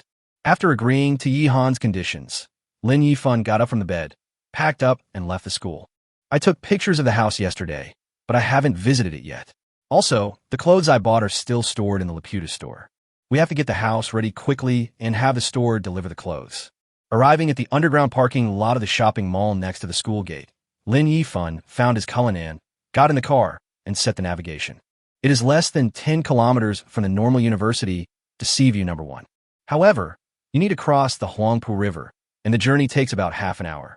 Lin Yifan drove directly to Seaview No. 1, parked his car in the underground garage of Building 2, took the elevator in the underground garage, and swiped the access card to go directly to the floor where his house was located. After the elevator door opened, Lin Yifan walked into the corridor, and the door opposite him was his house. Lin Yifan put the access card on the card reader next to the door, and the door opened with a slight click. After opening the door, Lin Yifan walked into the room with anticipation and excitement. It is true that Callie has a huge fortune, but when faced with his first luxury house, Lin Yifan still cannot treat it with a calm attitude. All my hard work in my previous life was only enough to buy a house of about 100 square meters in a small city. I never thought that I could live in such a luxurious house now. When you enter the huge living room, the first feeling you get is emptiness. That's right, it's empty. The space of a living room is even larger than the house he lived in his previous life. The clean walls and floors, neatly arranged furniture, and decorative paintings on the walls are a perfect match. The decoration style of the whole room is extremely simple. The floor, walls, and ceiling are all white. Even the shoe cabinets, bookcases, TV cabinets, and the like are white. The sofa and the carpet in front of the sofa are made of gray fabrics, and the black piano next to the TV cabinet is the finishing touch to the decoration color matching. However, what puzzled Lin Yifan was whether this house was a duplex or a split-level house. If it is a duplex, the height of this floor has obviously exceeded that of a duplex, reaching more than 5 meters. But if we say this is a split-level house, the whole house is not completely divided into 2 floors. At least the living room area at the entrance is connected from top to bottom. However, as soon as this thought came to his mind, Lin Yifan put it behind his mind. He suppressed his inner joy and looked at the layout of the room. With the main door as the central axis, on the left is the sofa and TV cabinet area, and further out is the large open-air balcony facing the Huangpu River and the Bund. On the right side of the living room are the dining table, kitchen, and stairs leading to the second floor. The open kitchen and brand new kitchenware make cooking here a pleasure. Directly opposite the entrance is the corridor leading to other rooms. Lin Yifan walked straight through the living room and headed toward the corridor, ready to look at the house on the next floor first. There are 3 doors in the corridor, 1 door in the middle of the left corridor, and 2 doors on the right. Lin Yifan opened the door on the left and looked inside. It was the gym he had seen in the video at the auction, but the video did not give him a true sense of its size. Now that he had seen the space of a gym with his own eyes, Lin Yifan was secretly amazed. After exiting, I looked at the 2 rooms on the right. The room near the living room was the mahjong room, and the room in the corridor was the guest bedroom. Lin Yifan went up the stairs to the second floor. Standing in the corridor on the second floor, overlooking the living room and open kitchen below, Lin Yifan felt very satisfied. The layout of the second floor is relatively simple, with an extra-large and luxurious master bedroom, for secondary bedrooms, and a study. All the bed sheets and quilt covers were new ones put on by the property overnight after the successful auction. Towels, bath towels, and other daily necessities are all high-end branded items that have not been opened. Lying on the 2.2-meter bed in the master bedroom, the soft mattress and comfortable sheets made Lin Yifan reluctant to get up. After struggling for several times, Lin Yifan finally thought that everything here belonged to him, so he reluctantly got up from the bed. Arriving at the living room on the first floor, Lin Yifan walked onto the balcony, where a tea table and rattan chairs facing each other were arranged, and there was also a hanging basket in the corner of the balcony. Lin Yifan sat in the hanging basket, looking at the surging Huangpu River and the bustling Bund below, and an indescribable sense of pride arose from the bottom of his heart. The hanging basket was swaying, and Lin Yifan was also intoxicated by this feeling. After sitting for almost an hour, Lin Yifan woke up slowly, as if he had just had a big dream. This luxury house is fully equipped with everything from furniture and appliances to daily necessities. If Lin Yifan wants, he can move in now. But the refrigerator was empty. There was nothing in it. In addition, daily necessities such as towels and toothbrushes are fully equipped, but the wardrobe and shoe cabinet are empty. Thinking of the wardrobe and shoe cabinet, Lin Yifan suddenly remembered that his clothes from Laputa were still stored in the store. I originally thought of buying the house and then having it delivered directly to my house, but I didn't expect it to be delayed until today. Lin Yifan found the store guide he had added previously on his phone and sent him a message. Zhou Fei, who was sorting goods in the store, heard her cell phone ringing. She took it out and exclaimed in surprise, "Wow, that young master sent me a message." The colleague next to him asked curiously, Fei, which young master sent you a message? When did you get to know him?" "That's Mr. Lin who bought over $1 million worth of clothes a few days ago." What did he send you?" When other colleagues heard about Mr. Lin, they gathered around him and started gossiping about the news. Chapter 40. Zhou Fei sends clothes. Zhou Fei glanced at the message and smiled. He asked me if I was busy and if I had time to send the clothes over. "What are you waiting for? Reply to the message now." "I have replied. I said I can do it any time. If you need it, send me the address, and I will drive the car in the store to deliver it to him." Just as Zhou Fei finished speaking, a new message came in, which was a WeChat location. Zhou Fei checked the location and said to her colleague with a surprised look, "It seems to be Sabio numero uno." Her colleague snatched the phone and took a closer look, then said in shock, "It really is CV number 1. Oh my God, he is indeed a rich young man, a big shot who lives by the Huangpu River. Fuck, isn't this the real-life version of a domineering CEO? Fei, hurry up and seize this opportunity. Maybe you can become a heroine like Cinderella in idol dramas." Zhou Fei was very clear-headed inside. How is that possible? Even if I am willing, they may not agree with me. Besides, do you think marrying into a wealthy family is as easy as in TV dramas? A colleague rolled his eyes and advised silently, Fei, are you stupid? You don't care whether others like you or not. You have to take the initiative and seize the opportunity. Are you going to wait for the young master to take the initiative? Another colleague also gave Zhou Fei some advice. Even if you can't marry into a wealthy family, it's not shameful to be the lover of such a young master. Maybe when the time comes, the young master will give you some pocket money, which will be more than your salary for several months. Zhou Fei was a little shaken by what these women said, and then her cell phone received another message. Because there were too many bags, Zhou Fei couldn't carry them all by herself, so another colleague helped to carry the remaining clothes to the car. On the way to the parking lot, the colleague kept persuading Zhou Fei to seize this opportunity, take the initiative, and never miss this rare opportunity. After arriving at the parking lot and finding the car, Zhou Fei put the clothes in the trunk. After thanking her colleagues at the store, she drove the store car out of the parking lot and headed for a nearby shopping mall. Zhou Fei bought some fruits and vegetables in the mall. Thinking that Lin Yifan's new home didn't have any vegetables, she couldn't just cook with vegetables, so she went to the meat and seafood area to buy some chicken, duck, and fish. After buying the things, Zhou Fei took photos of the selected goods and sent them to Lin Yifan. Mr. Lin, we have already bought what you wanted. Do you need anything else? Lin Yifan was sitting on the soft and comfortable sofa watching TV. I heard the phone ringing, picked it up, and took a look. It was a message from the salesperson in the clothing store. After looking at the goods and the photos, Lin Yifan replied, "Beautiful lady, could you please buy me some more seasoning and rice?" "No problem. I'll go buy it for you now." "Okay, thank you for your hard work. Tell me how much it is after you finish buying it, and I'll transfer it to you." "As you should, you don't need to transfer the money. It doesn't cost much to buy these things. This is my way of thanking Mr. Lin for the last shopping experience." Zhou Fei politely expressed her gratitude, declined Lin Yifan's idea of transferring money, and continued to help Lin Yifan choose the items he needed. She is a smart person. Last time, Lin Yifan bought clothes worth hundreds of thousands of yuan from her, and the commission alone was over 10,000 yuan. With the additional sales incentives, Lin Yifan's single order was equivalent to almost 2 months' income for her. It is a rare opportunity to show goodwill to such a big customer. As long as I can leave a good impression on him, with Lin Yifan's spending power, the commission he gets from any consumption he makes with her will be more than the money I spend on buying things for him today. So Zhou Fei chose to buy these things for Lin Yifan out of her own pocket without hesitation. If Lin Yifan insisted on giving her money in the end, she would not simply refuse, but she would still have to say the polite words. If Lin Yifan didn't give money, it would mean that Lin Yifan accepted his favor and would consider him first when buying clothes in the future. To put another way, even if Lin Yifan doesn't accept this favor, Zhou Fei won't suffer much loss. After all, this cost increase was brought about by Lin Yifan. After purchasing everything, Zhou Fei, with the help of the mall attendant, used a shopping cart to drag the items directly to the car in the underground parking lot and stuffed everything into the car. After thanking the waiter, Zhou Fei drove directly to CV number 1. Half an hour later, Zhou Fei arrived at the gate of CV number 1. Because it was an outside vehicle and could not enter the community, Zhou Fei sent a message to Lin Yifan.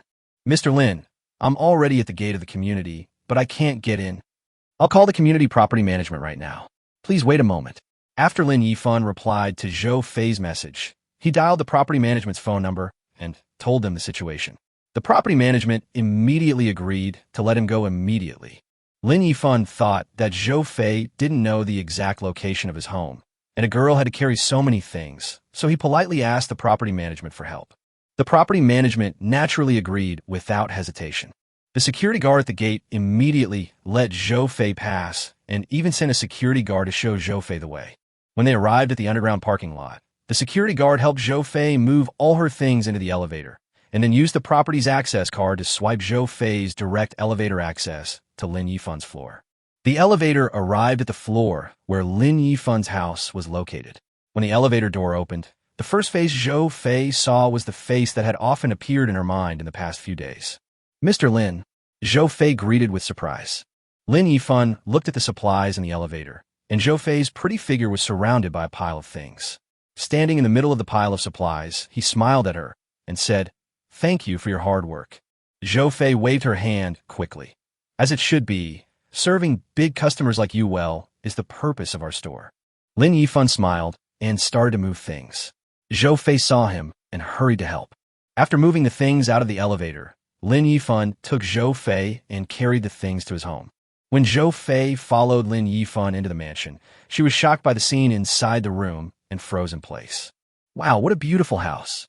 This was the first thought that came to Zhou Fei's mind. Lin Yifan put his things away and looked up to see Zhou Fei still standing there in a daze. Her expression was very similar to his reaction when he first walked into the house today. So he understood Zhou Fei's reaction very well. "Hey, wake up." Zhou Fei was awakened by Lin Yifan. She saw Lin Yifan looking at her with a teasing smile on his face, and her face turned slightly red. Without even bothering to look at the house anymore, he hurriedly moved his things over with his head down shyly. "I am doomed. Mr. Lin saw my naive look just now. Will he look down on me in his heart?" Zhou Fei was moving things awkwardly, feeling anxious and worried. After all the things were moved in, Lin Yifan clumsily started to tidy them up. Chapter 41, Zhou Fei's Cooking Skills. Seeing this, Zhou Fei volunteered to let Lin Yifan go to rest, took over the job from him, and carefully helped Lin Yifan organize the things that needed to be kept fresh and put them neatly into the refrigerator. Seeing that she was cleaning up skillfully, Lin Yifan didn't sit aside and watch rudely, but helped pass things to her. Looking at Zhou Fei squatting on the ground and putting various meats into the refrigerator, the graceful curve of her back appeared in Lin Yifan's eyes, making him swallow involuntarily. To be fair, it is a great honor to be able to work in a luxury store in a big city like Shanghai. This proves that Zhou Fei is good-looking and has a good figure. In his previous life, Lin Yifan was a loser who worked hard to make a living. If he didn't have the system and gained huge wealth, he wouldn't even be qualified to pursue a woman with good qualifications like Zhou Fei. Even though he is now rich enough to rival a country, Lin Yifan's mentality cannot change in a short period of time. He still has the mentality of an ordinary person. Although they are all rich, some are called nouveau riche, while others come from wealthy families. This requires time to settle and sublimate. Lin Yifan chatted with Zhou Fei in a casual manner. "By the way, I don't know your name yet. My name is Zhou Fei. Mr. Lin, you can also call me Fei Fei. My colleagues all call me that," Zhou Fei said without turning her head while tidying up things in the refrigerator. Lin Yifan looked at his watch and asked, "Fei Fei, can you cook?" "Yes, I have no choice but to eat at the restaurant during work, but after get off work I always go home and cook. Fast food outside is not nutritious, and eating too much is not good." "Okay, it's almost lunchtime. Why don't you cook here and come back to the store after dinner? I'll also have a meal here." "Ah." Zhou Fei turned around and looked at Lin Yifan in surprise. Then, hiding her inner joy, she turned back to pack her things and replied in a shy voice, "Okay." After organizing the things in the refrigerator, Zhou Fei picked out a few dishes and started preparing them in the open kitchen. Lin Yifan did not intervene to help this time. He leaned on the sofa watching TV, thinking about his next plan to squander the money. "I can't spend money this fast now. If I don't hurry up, I'll never be able to return to my wife and children." Over there, Zhou Fei was standing in the comfortable open kitchen, preparing lunch dishes with a turbulent mind. Lin Yifan invited me to cook at his house so that the two of them could have more time alone. This made Zhou Fei feel inexplicably excited. It seems that I have to perform at my best and make today's meal a good one, so as to leave a better impression on Lin Yifan. This open kitchen is so nice, it even brightens my mood when cooking. Looking at this spacious, bright, brand new and luxurious kitchen, Zhou Fei sighed secretly. It's nothing like the tiny kitchen in the house I rent. To get something, I have to bend down to look in a cupboard, and when I turn around, I have to be careful not to bump into other things. If only I could live in a mansion like this and cook in this open kitchen every day. After dinner, lie on the comfortable sofa and watch TV series. At night, I sit on the balcony and admire the brightly lit bund, and then lie down on the bed when I feel sleepy. This kind of life is so happy. No wonder those colleagues can't wait to marry into a wealthy family, and some of them even take the initiative to hook up with those rich old men. Thinking of this, Zhou Fei secretly glanced at Lin Yifan sitting on the sofa, fantasizing beautifully in her heart. How great it would be if I could marry such a young, rich, and handsome guy. Although she knew it was impossible, it didn't stop Zhou Fei from secretly fantasizing about it. While I was in this endless reverie, the dishes were washed and cut. The rice is already cooked, and the soup is already stewing. The next step is to stir-fry the vegetables. Zhou Fei quickly collected her thoughts and started working seriously. There must be no mistakes with this meal, and we must try our best to make Lin Yifan satisfied. More than half an hour later, it was already 11:30 in the morning, and the aroma of food began to waft through the living room. Lin Yifan smelled the aroma of the food and walked over, smiling and asking, "Fei Fei, It smells so good. Can we eat now? I feel hungry just by smelling it. Hearing Lin Yifan's compliment on her cooking skills, Zhou Fei was delighted and smiled slightly. Wait a moment, we can eat soon. A few minutes later, Zhou Fei brought the food to the table and called Lin Yifan to eat. Lin Yifan picked up a steamed sea bass, put it in his mouth, and took a bite. His eyes lit up and he praised sincerely. Fei Fei, your cooking skills are really amazing. It tastes really good. Zhou Fei, who was sitting opposite, was still worried that a young master like Lin Yifan might not be used to the food she cooked, and she was feeling uneasy. Hearing this compliment, he smiled with eyes as big as crescent moons and said, Thank you for the compliment, Mr. Lin. Try other dishes to see if they suit your taste. Lin Yifan picked up another dish and said, Fei Fei, stop calling me Mr. Lin all the time. My name is Lin Yifan. You should just call me Yifan, otherwise it will be weird to always hear me calling you Mr. Lin. Zhou Fei held a mouthful of fish in her mouth and nodded with a humming sound. He was secretly delighted in his heart, as the change in address showed that their relationship had improved slightly. After dinner, Zhou Fei took the initiative to clear the table, wash the dishes, and clean up. Just when she was about to finish, Lin Yifan came over and asked Zhou Fei, Fei Fei, you're not in a hurry to go back to the store, are you? Zhou Fei shook her head. I'm not in a hurry to go back to the store. Brother Yifan, is there anything else you need my help with? Zhou Fei thought Lin Yifan needed her help with something. Unexpectedly, Lin Yifan smiled and said, If there is nothing urgent in the store, take a rest first and then go back. Thank you for your hard work in cooking lunch. After that, he patted the sofa next to him and said, Sit down and watch a movie and take a rest. We'll come back to the store later. What movie do you want to watch? Zhou Fei looked at the seat next to Lin Yifan, and her heartbeat began to speed up. They're all adults in this kind of environment where a man and a woman are alone in a room.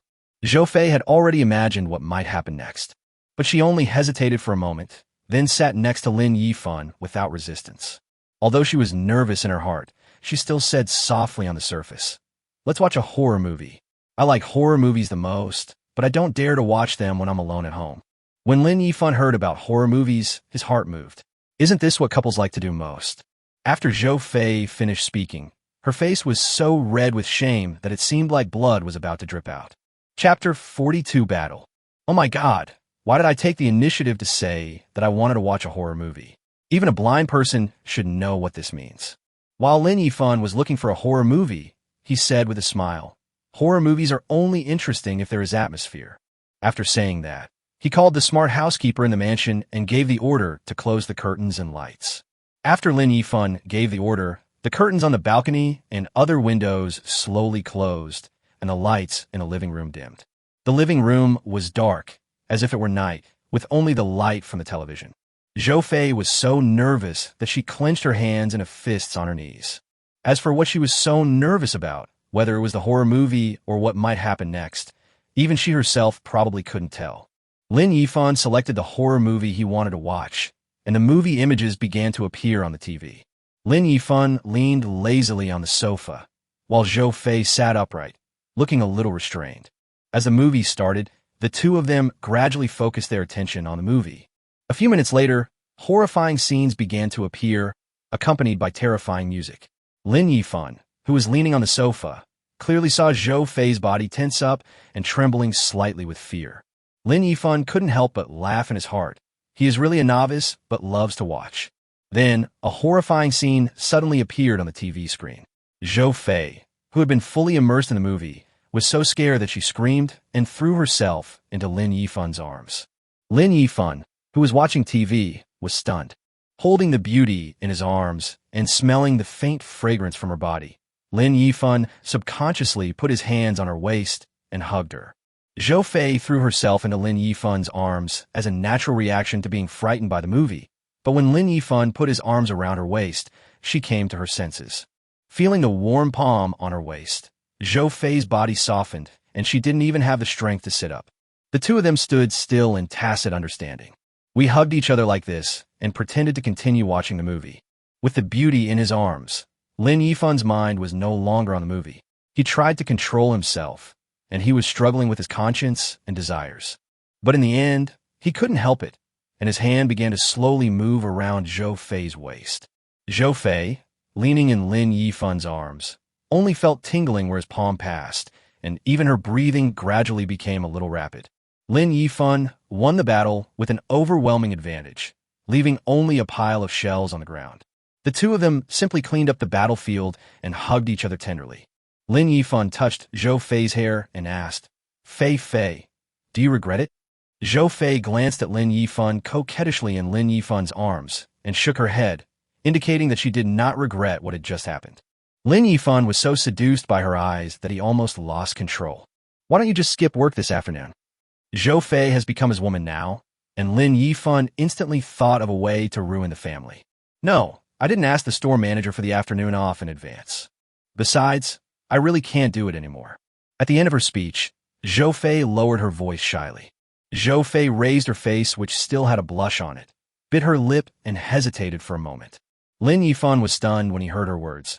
Then he hugged Zhou Fei tightly with pity and said, Okay, but before that, do you have to ask for leave from the store first? When Zhou Fei heard about the leave request, she immediately remembered that she had been out for so long and had not returned yet, and had not replied to any messages.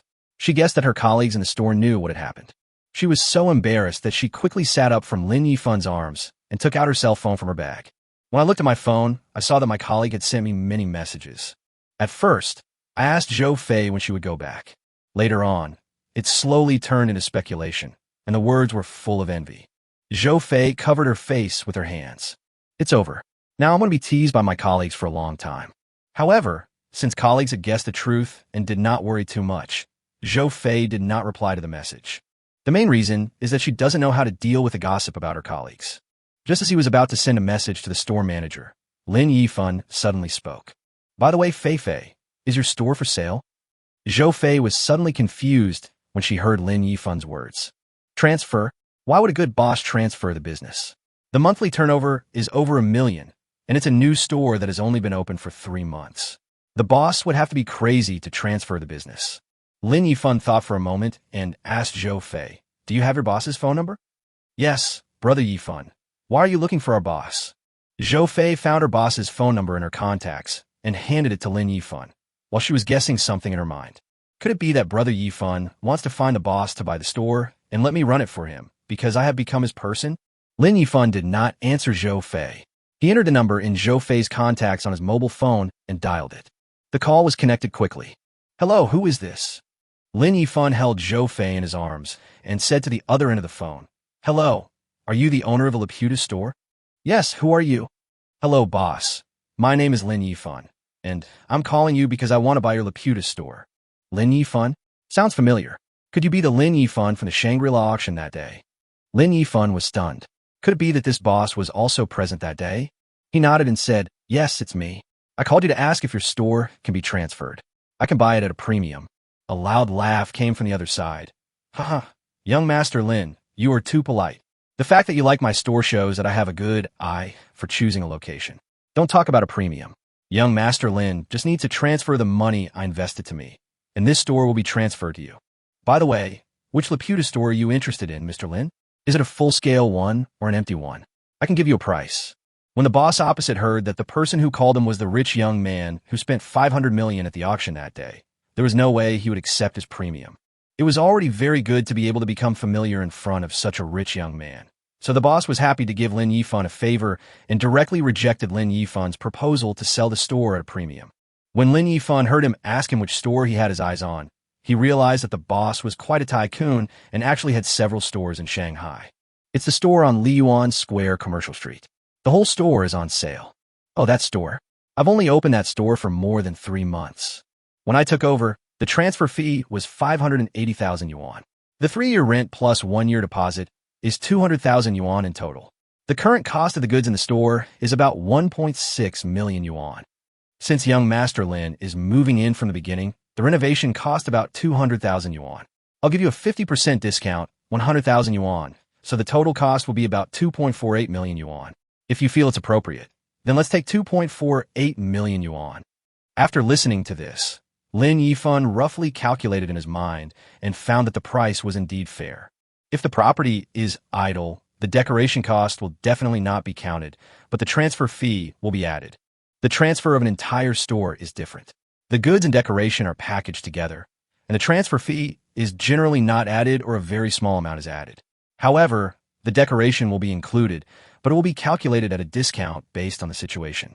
A more important key point here is that the owner of this store has only been open for 3 months. All the decoration is new, business is pretty good, and there's a profit every month. Now, it is Lin Yifan who approached the other party to buy the store, not that the other party could no longer run the business and transferred it.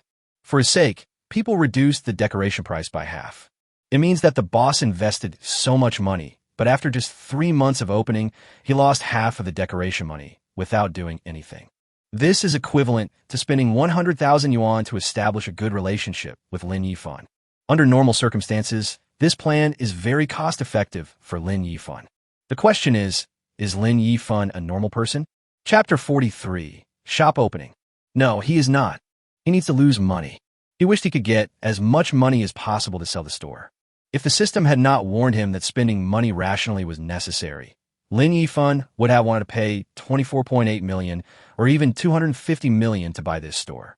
However, this way of spending money has long been blocked by the system. Boss, business is business. Let's talk about the facts. You're willing to transfer a new store with good business conditions to me.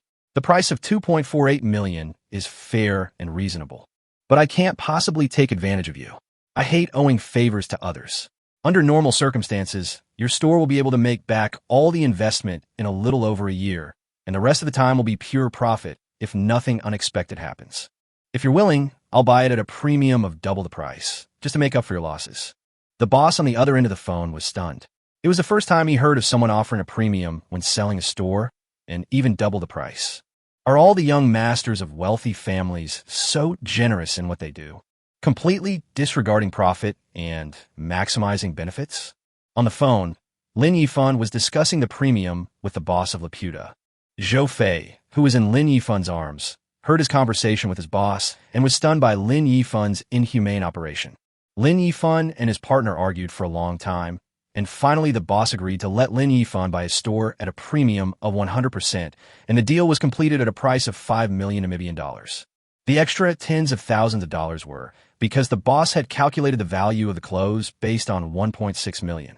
Lin Yifan could tell from his words that the clothes were worth more than 1.6 million, so he simply added a few tens of thousands to make it an even number.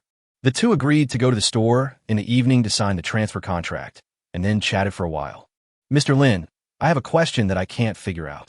With Mr. Lin's wealth, it is impossible for him to be interested in a small shop like mine. Why would he want to transfer this shop? Perhaps worried that Lin Yifan might not be able to reveal some things, he added, of course, if young Master Lin is not comfortable saying it, just pretend I didn't ask. Lin Yifan put his hands inside Zhou Fei's clothes, playing with her breasts, and said with a smile, it's not inconvenient. The main reason I bought this store was because of Fei Fei. Hearing Lin Yifan mention her in front of the boss, and hearing him teasing her, Zhou Fei felt her face burning with shame. The boss was stunned when he heard this and asked, Fei Fei? Zhou Fei from our store. After receiving Lin Yifan's affirmative answer, the boss instantly understood what he meant and secretly sighed in his heart that his clerk was so lucky that he could actually get close to a figure like young Master Lin.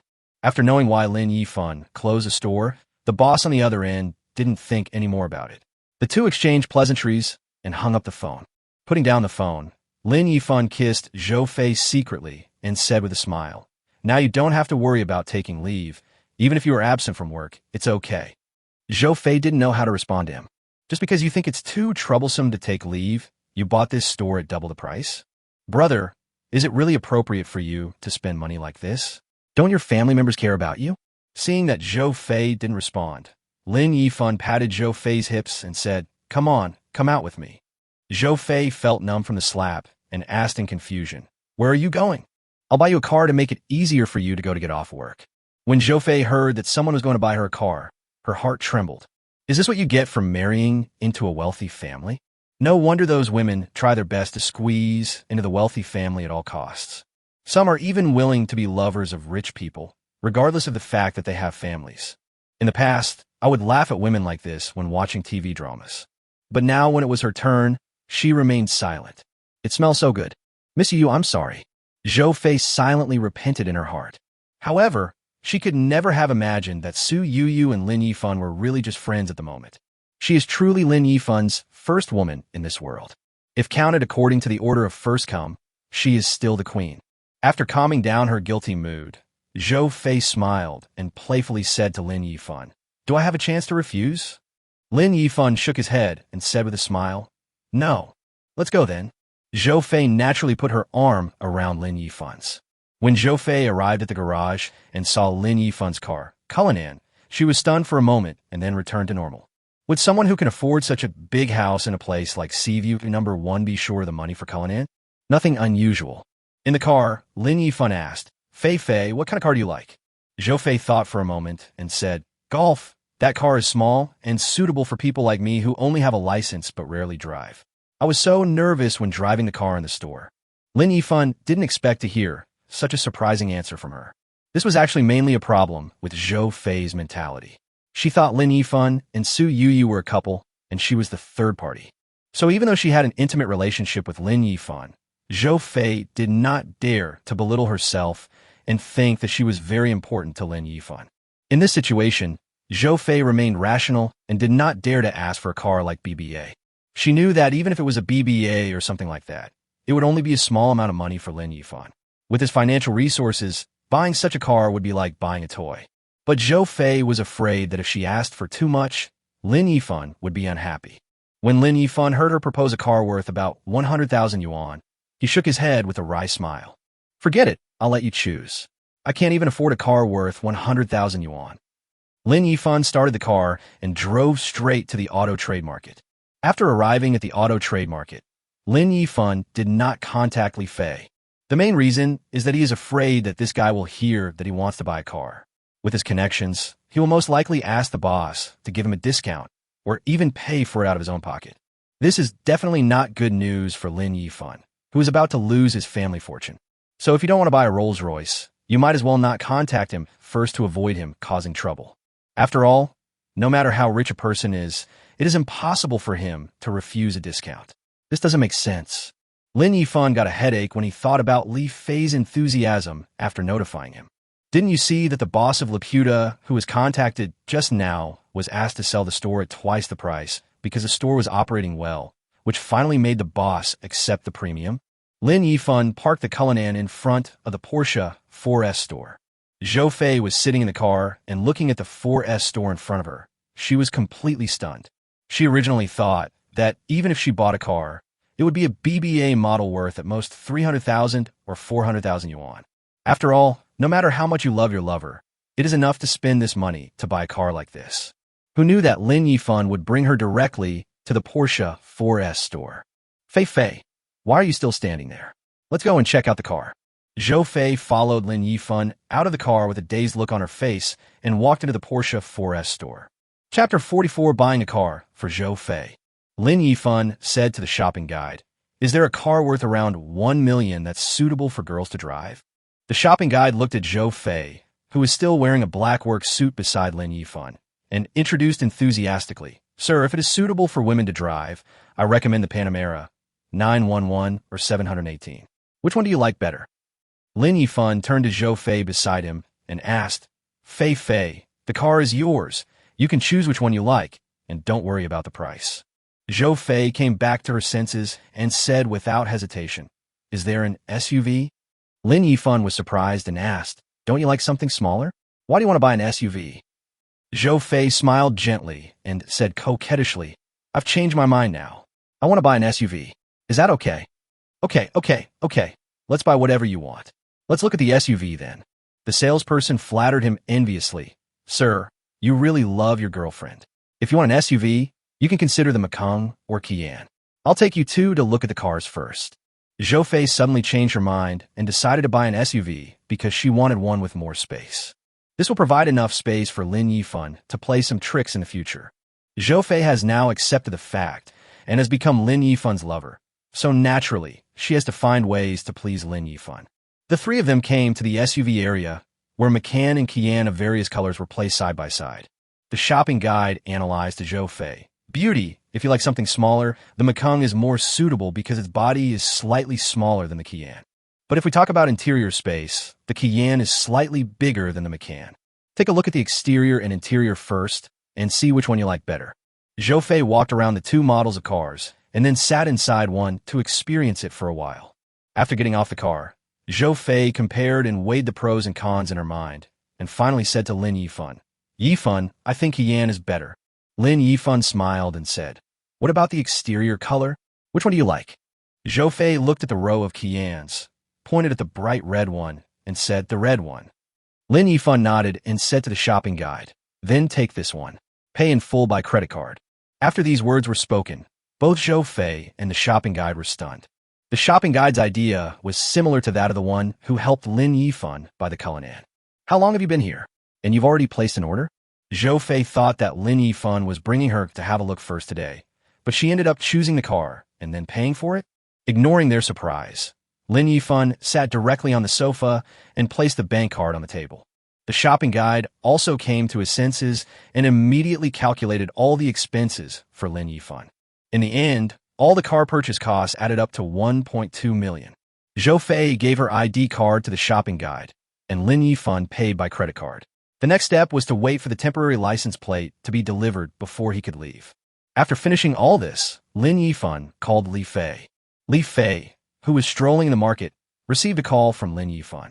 When he heard that Lin Yifan had come to the auto trade market and was waiting for him at the Porsche 4S store, he immediately ran over. As soon as Li Fei entered the store, he felt as familiar as if he was in his own store.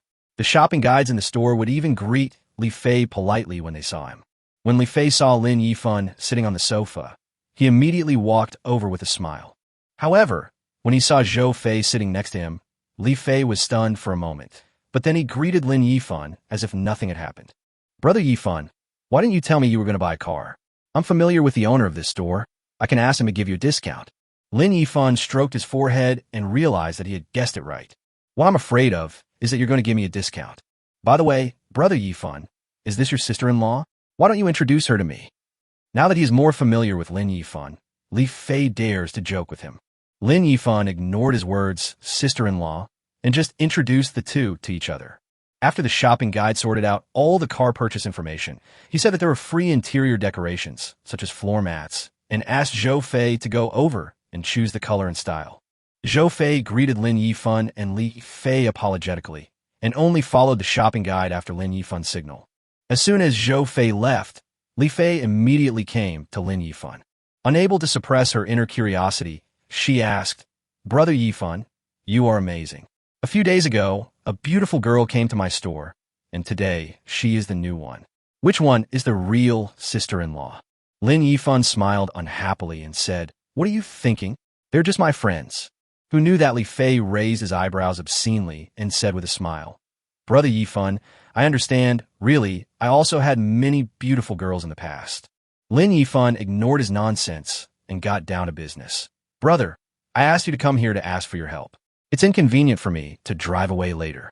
Please find someone to take me to Seaview number 1. "No problem. It's a piece of cake. I'll arrange for someone in the store to deliver it to you right away." Lin Yifan handed the car keys of his Cullinan to Li Fei and said, "Okay, thank you for your hard work. Just park the car in the underground parking lot of Building 2. Please leave the car keys at the property management at the door for me." Li Fei took Lin Yifan's car keys, winked, and smiled. "Then I'll go and make arrangements. I won't disturb Brother Yifan's good times. Come and play with me when you are free. We can have a good drink together then." Lin Yifan nodded, and Li Fei took the key and left the 4S store.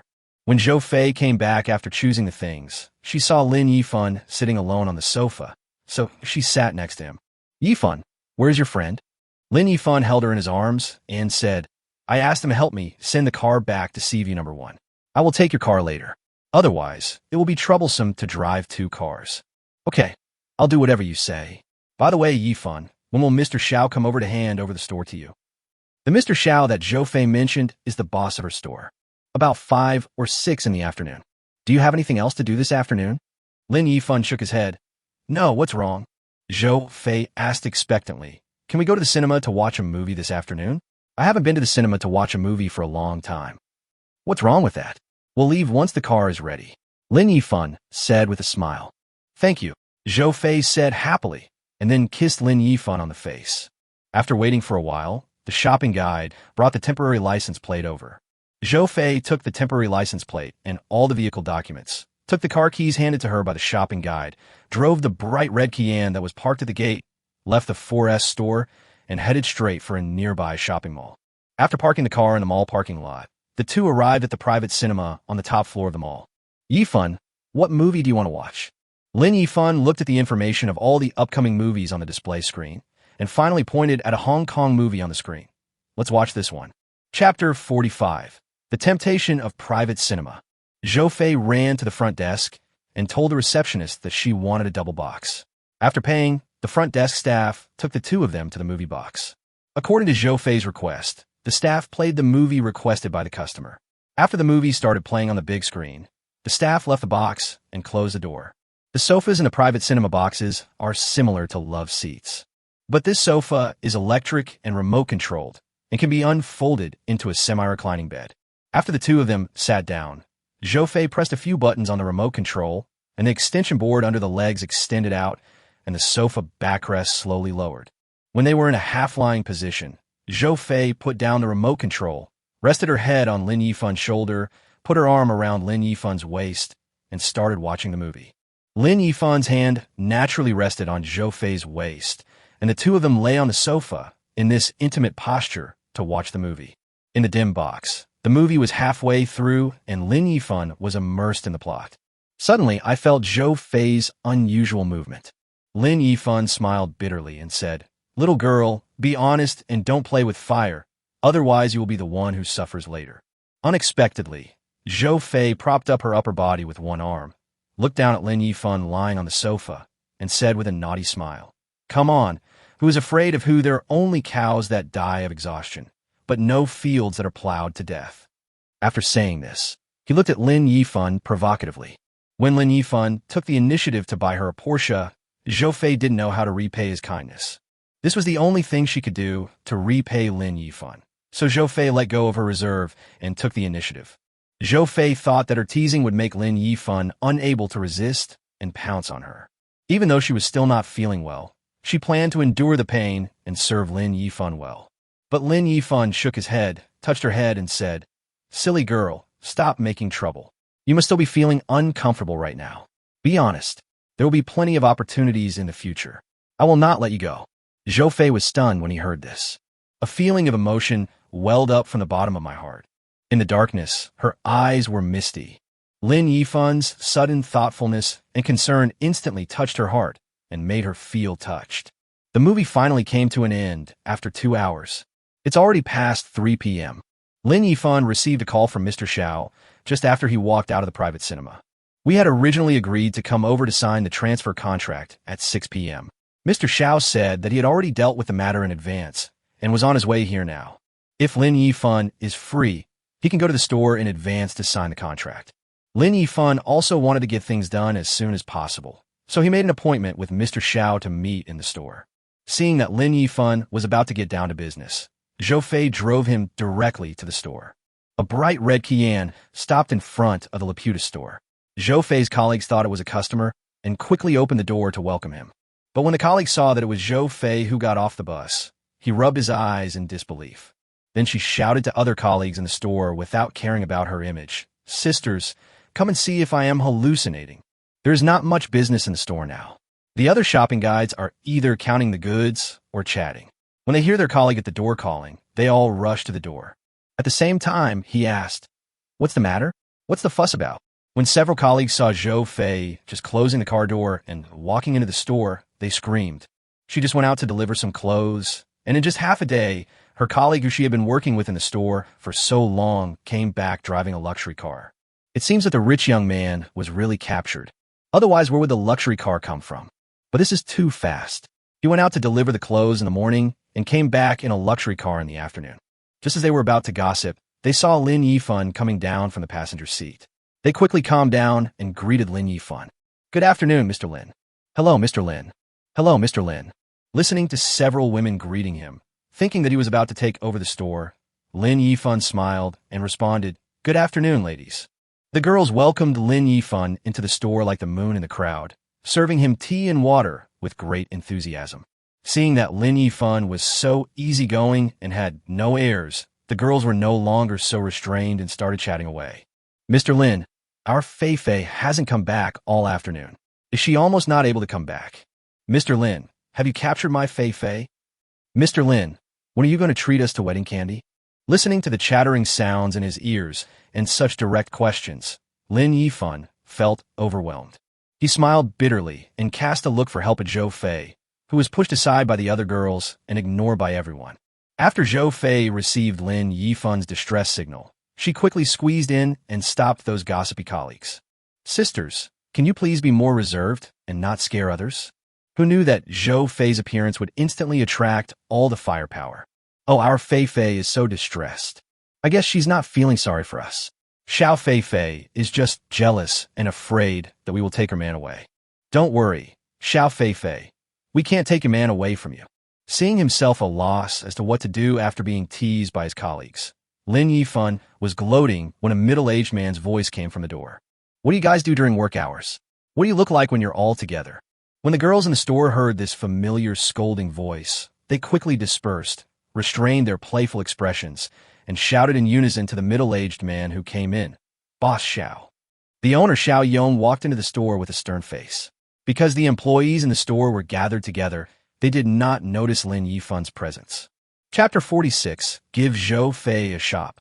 It was not until the employees were scared and scattered that they saw the familiar face who had spent 500 million at the auction with a calm expression. He quickly bent over to greet him, put on a smile, and extended his hand, saying, Mr. Lin, I'm sorry, I didn't see you in the store just now. Lin Yifan politely shook hands with him and said with a smile, Mr. Xiao, you are so polite. Thank you for reluctantly giving up this store and being willing to transfer it to me. Xiao Yong smiled and said, Hey, that's not right. Young Master Lin paid a premium of 100%, so I still made a profit. I invested more than 2 million in just 3 months, and I made double the profit after reselling it. Where can you find such a good thing? No matter who it is, they will be willing to transfer the store to Lin Xiao. Lin Yifan smiled. If we really talk about this matter, Xiao Yong did not suffer any loss at all. This is a win-win situation. Xiao Yong invested more than 2 million yuan in a store, and the profit doubled in 3 months. Such a profit cannot be achieved even in the stock market, unless it is futures. But the risks of futures are no joke, and high profits also mean high risks. For Lin Yifan, who was planning to spend his fortune, being able to double his money to buy a store was just what he wanted. So the two of them hit it off and each achieved their own goals. The idle employees nearby heard the conversation between Lin Yifan and his boss and captured important information. Mr. Lin wants to take over this store? Does this mean you change your boss? Could it be that, just because of Fei Fei, Master Lin is willing to spend twice as much money to take over this store? Considering the car at the door that doesn't even have a license plate, it's obviously a brand new Qian that just came out of the 4S shop. Everyone in the store looked at Zhou Fei with envy. They really didn't expect that Zhou Fei could win over such a young master so easily. This young, rich, handsome young man is the man that women dream of. Even being a lover is rare. What's more, this young man is so generous and kind to women. As soon as we met, he gave us $1 million luxury car. Now, for Zhou Fei, he spared no expense to acquire this shop. It is estimated that Zhou Fei will be promoted to store manager soon and will have control over the entire store. The girls in the store were guessing this in their hearts. Then I thought that this opportunity was in front of everyone and everyone had a chance. If they had not thought the possibility was small at the beginning and did not encourage Zhou Fei, but took the initiative themselves, maybe they would be the ones driving the luxury car now. This made all the shopping guides feel regretful. If I had known it was so easy, I should have tried it myself. Now it's too late to say anything. Then, Mr. Lin, if there are no other questions, let's sign the transfer contract. After saying that, Xiao Yong took out the contract that had been prepared long ago from his briefcase and handed it to Lin Yifan. Lin Yifan read the contract in its entirety and said to Xiao Yong, Mr. Xiao, there is no problem with the contract, but there is one place that needs to be modified. Mr. Lin, please speak. Lin Yifan glanced at Zhou Fei, who was standing with her colleagues and was still unaware of the situation. He turned around and smiled at Xiao Yong. Change Party B's name to Zhou Fei. What? Xiao Yong cried out, looking at Zhou Fei in shock. Right? Zhou Fei's name? Lin Yifan spent 5 million to buy this store. Was it to give it to Zhou Fei? At first, he thought that Lin Yifan bought the store in order to promote Zhou Fei to be the store manager, but he never expected that he would just give it to someone else. What kind of magical charm do my former employees have? She could actually make someone like Lin Xiao fall in love with her and spend millions to win her favor. Zhou Fei suddenly heard her name, and before she could react, she saw everyone in the store staring at her in shock. After she digested Lin Yifan's words in her mind, she finally reacted belatedly. Zhou Fei only felt a loud bang, and his mind went blank. My entire mind seemed to be in a void of space. I didn't know how to react, and stood there like a fool.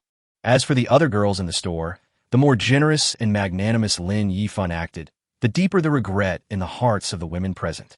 If it weren't for the wrong occasion, they would have burst into tears. This is to vent the regret in my heart. Xiao Yong was indeed a veteran, and he guessed the general cause and effect as soon as he thought about it. It no longer feels strange. This kind of thing is very common among wealthy people. Okay, I'll go and reprint a contract right now. Mr. Lin, please wait a moment.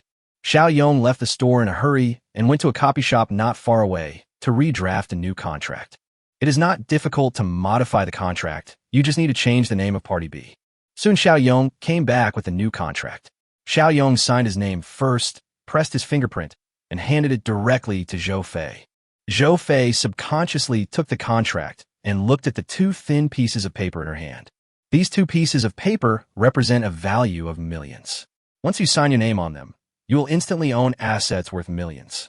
And as long as you manage the store well, you will have a stable income of hundreds of thousands every month. When she became Lin Yifan's woman, she knew that her life would change. But she thought at most that Lin Yifan would give her some money to get rid of her, or give her tens of thousands of pocket money every month. A better scenario would be to buy her a better house and car and support herself. But she really didn't expect that Lin Yifan would be so generous right from the start. First, it was $1 million luxury car, and now it's the ownership of a luxury store. A store worth more than $2 million is not the point. The point is that Lin Yifan gave him an opportunity to teach a man to fish instead of giving him a fish. Zhou Fei took her eyes off the contract in her hand and looked up at Lin Yifan blankly, her eyes full of helplessness. Lin Yifan smiled at her and said, "Don't hesitate, just sign it." Under Lin Yifan's urging, Zhou Fei finally accepted Lin Yifan's kindness, picked up the pen, signed her name in the Party B position, and pressed her fingerprint. The contract was in 2 copies, and Zhou Fei returned one of them to Xiao Yong. Xiao Yong took the contract and said to Zhou Fei with a smile, "Zhou Fei, congratulations, from now on you are the owner of this store. Run it well, it will bring you rich returns." Zhou Fei was flattered and replied, "Thank you, boss." "Well, I'm not your boss now. You are the boss now." Xiao Yong smiled, and then said to Lin Yifan, "Mr. Lin, I won't bother you anymore. Let's keep in touch and get together when we are free. I hope you will come." Lin Yifan shook hands with Xiao Yong and said, "Mr. Xiao, you're welcome. Thank you for today's help. Call me when you have time." After the two exchanged pleasantries, Xiao Yong left contentedly with the 5 million that Lin Yifan had transferred to him. Chapter 47. Find an agent to buy a house. Watching Xiao Yong leave, Lin Yifan checked the text message about his bank card balance. Seeing that the balance showed more than 10.7 billion, Lin Yifan couldn't help but hold his forehead and sigh. Within just a few days of traveling through time, Lin Yifan spent money everywhere. More than 700 million yuan was spent in the past few days, excluding 5 cents in cash worth 500 million yuan used to buy a house. The remaining 250 million was paid by credit card. It took 700 million in just a few days, which was incredible for ordinary people, but this speed was still too slow for Lin Yifan. Lin Yifan summarized his spending and found that the fastest spending was on buying a house. Whether buying a car or a store, the average consumption is only a few million. The speed at which people spend money on live streaming platforms by giving gifts is quite fast, but the disadvantage is that it is tiring. It seems that I need to adjust my way of spending money. Otherwise, it will be difficult to complete the task if I continue like this. From now on, buying cars and shops can only be regarded as a pastime, and giving rewards on live streaming platforms can be regarded as a backup task. The key is still to buy a house, which is the biggest consumption. Lin Yifan's thoughts turned and his eyes turned to high-end real estate. Thinking of this, Lin Yifan said to Zhou Fei, who was still studying the contract, Fei, I'm going to go out for a while. Give me the car keys." Zhou Fei quickly handed the Qian car keys to Lin Yifan. "Yifan, how long will you be out? Should I wait for you in the store?" Lin Yifan took the key and nodded. "I'll come back to pick you up when I'm done." After saying that, Regardless of the other employees in the store, he hugged Zhou Fei, kissed her on the forehead, then turned and left the store. After Lin Yifan left, the other girls in the store immediately surrounded Zhou Fei. Wow, I didn't expect that our Fei Fei would become the boss lady. Fei Fei is so lucky to have managed to capture such a young master. That's right, we are all envious of her. We can only say that Fei Fei is so charming that even Mr. Lin has fallen for her gentleness. Boss lady, please take care of me. Please help me. Now that the girls were working under Zhou Fei, they naturally had to please her. Several of them surrounded Zhou Fei and started flattering her. Faced with the flattery of her former colleagues, Zhou Fei's face was filled with a happy smile, but she remained low-key and did not become arrogant. Because everyone in the store knows that there is Su Yuyu beside Lin Yifan. Regardless of whether Su Yuyu is Lin Yifan's official girlfriend, at least the fact that Zhou Fei is his lover cannot be changed. In the final analysis, Zhou Fei was just lucky and had the honor of becoming Lin Yifan's woman. In Zhou Fei's heart, she could become Lin Yifan's woman so easily. Then who can guarantee that these former colleagues in the store will not become Lin Yifan's women in the future? So Zhou Fei knew very well that she had nothing to be proud of. She blushed and smiled. Okay, sisters, please forgive me. Well, boss lady, please stop laughing at me. Let me say this on both sides. Lin Yifan drove the Qian he bought for Zhou Fei, speeding along the streets of Shanghai.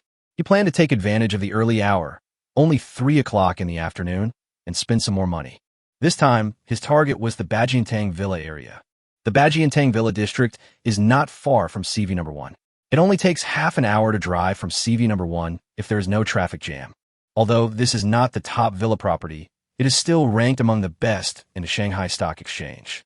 Lin Yifan's current destination is not the Bajiantang Villa, but a well-known real estate agency in Shanghai. After all, I will need to buy a house in the future, and I can't possibly look for one myself every time. It is better to entrust an agent to help you and save time and effort. As for the high commission that the agency will charge at that time, wouldn't this be a timely help to Lin Yifan? After arriving at Huayuan Real Estate, Lin Yifan parked the car and went straight to Huayuan Company.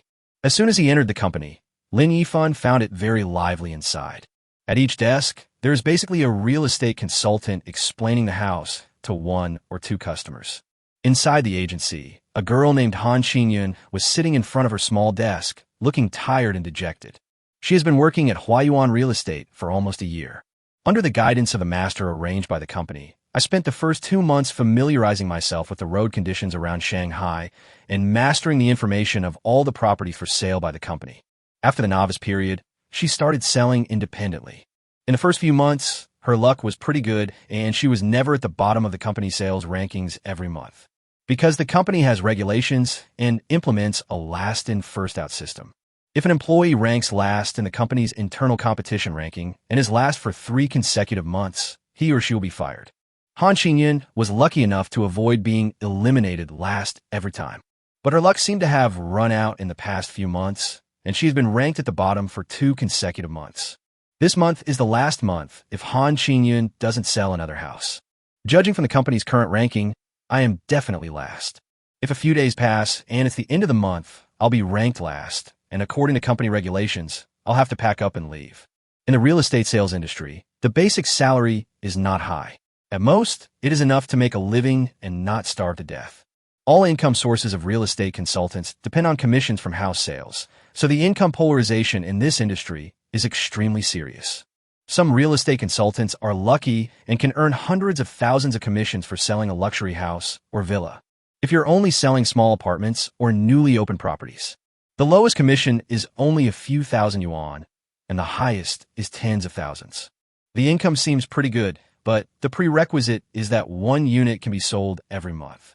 Otherwise, you'd end up like Han Qinyun, who had no deals for 2 months in a row and could only make ends meet with the basic salary.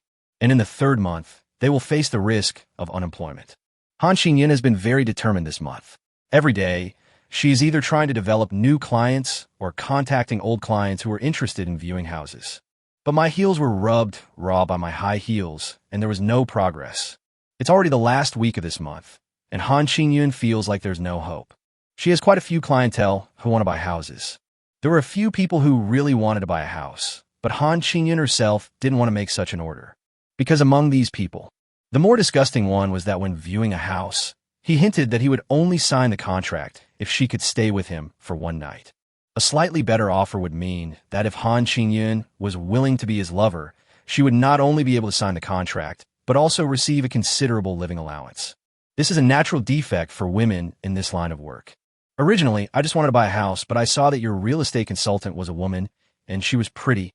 Naturally, it is inevitable that one will have evil thoughts and use the normal purchase of a house as a bargaining chip. Han Qingyun was extremely disgusted with this kind of people and scolded them mercilessly at the beginning. Chapter 48, House Viewing. But when the unemployment crisis is about to come, if I really have to leave here, what good job can I find with my education? Under the pressure of life and reality, Han Qingyun's thoughts began to waver. Especially in the last half-month, she made countless efforts. I run around every day taking people to see houses, but in the end there is still no deal. Han Qingyun's desire to compromise became stronger and stronger, and she hesitated several times whether to accept reality. I plan to choose a compromise that is more pleasing to my eyes among several potential customers. But she really couldn't bear to do such a thing. Today I took a new client to look at houses for the whole day, and even my lunch was just a hasty one. As a result, after a day of running around, all I got in return was a request from the client to compare again. After seeing off the customers, seeing that it was almost time for dinner, Han Qingyun dragged her tired body back to the company. He sat down at his desk, completely devoid of energy.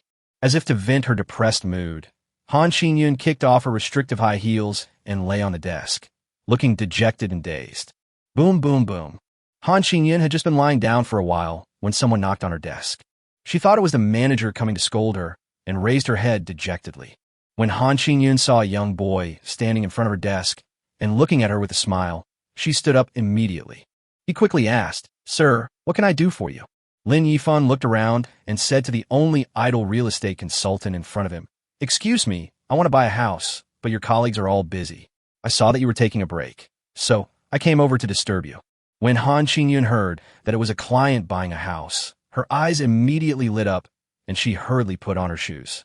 Then he asked with a smile on his face, "Hello, sir. My name is Han Qingyun. What kind of house do you need?" Lin Yifan first introduced himself, and then said, "I want to look at the houses in the 8-room villa district. Do you have any houses available in your company?" When she heard the number of rooms, Han Qingyun's excitement instantly diminished a lot. If the young man in front of her said that he wanted to buy an apartment or a small house, Han Qingyun would still believe it. But when the other party mentioned the 8-room villa area, she thought he was just curious and wanted to take a look. But she still cheered up, kept smiling, and said, "Mr. Lin, our company does have a few houses for sale. Do you want to learn about them first, or go to see the houses in person?" "Well, let's just take a look at it, no matter if it happens or not. We have persisted for so long. It doesn't matter if this trip is in vain." Han Qingyun comforted herself in this way. Lin Yifan said, "It's getting late now. Let's go and see the house in person." "Okay, I'll go get the keys, and we'll talk while we walk." After getting the key to the villa in the 8-room villa area, the two walked out of the company. Han Qingyun was about to take a taxi, but Lin Yifan walked to the side of the road, took out the key, and pressed the key. Then, under Han Qingyun's dull gaze, the unlock light of the brand new bright red Kian lit up. Lin Yifan opened the driver's door and prepared to get in, but found that Han Qingyun was still standing there in a daze. "Let's go." "Why are you still standing there? It will be dark soon." Han Qingyun came back to her senses after hearing Lin Yifan's call and quickly walked to the passenger seat and sat in. Lin Yifan set the navigation and drove Han Qingyun to the 8-room villa district. On the way, Han Qingyun was thinking in his heart. Although she guessed that the young man must be a rich second generation based on his dress and the car worth millions. But when Han Qingyun heard that he was going to the Beijianfang Villa District to look at houses, she was still worried. The detached villas there cost tens of millions each. The expensive ones can even cost hundreds of millions. Compared with the housing price, Lin Yifan's car is not convincing. Never mind. If he really just wants to look around, I'll try to recommend him a house in the city. Compared with houses that cost tens of millions or hundreds of millions, a house that costs tens of thousands per square meter in the city should be affordable for this young man. As long as I complete this order, I won't have to worry about being unemployed in the short term. There is no need to make deals against your will with those older men. Han Qingyun felt a little relieved when she thought of this. When the two arrived at the 8-room villa, dusk illuminated the entire villa area. Han Qingyun directed Lin Yifan to drive to the company's housing location. When they arrived at the door of the single-family villa Han Qingyun mentioned, the two got out of the car. Han Qingyun walked to the door of the single-family villa and opened the iron gate of the villa yard with the company's key. Han Qingyun took Lin Yifan into the yard, opened the door of the villa, and explained the basic information of the house to Lin Yifan. With Han Qingyun's explanation, Lin Yifan visited the entire villa. The villa is a Chinese-style house built on the water, covering an area of about 2 acres. The house was surrounded by a wall, and the yard seemed a little quiet. Lin Yifan asked about the price, and found out that the villa cost 56 million. Lin Yifan did not express his opinion and planned to look at the remaining properties first.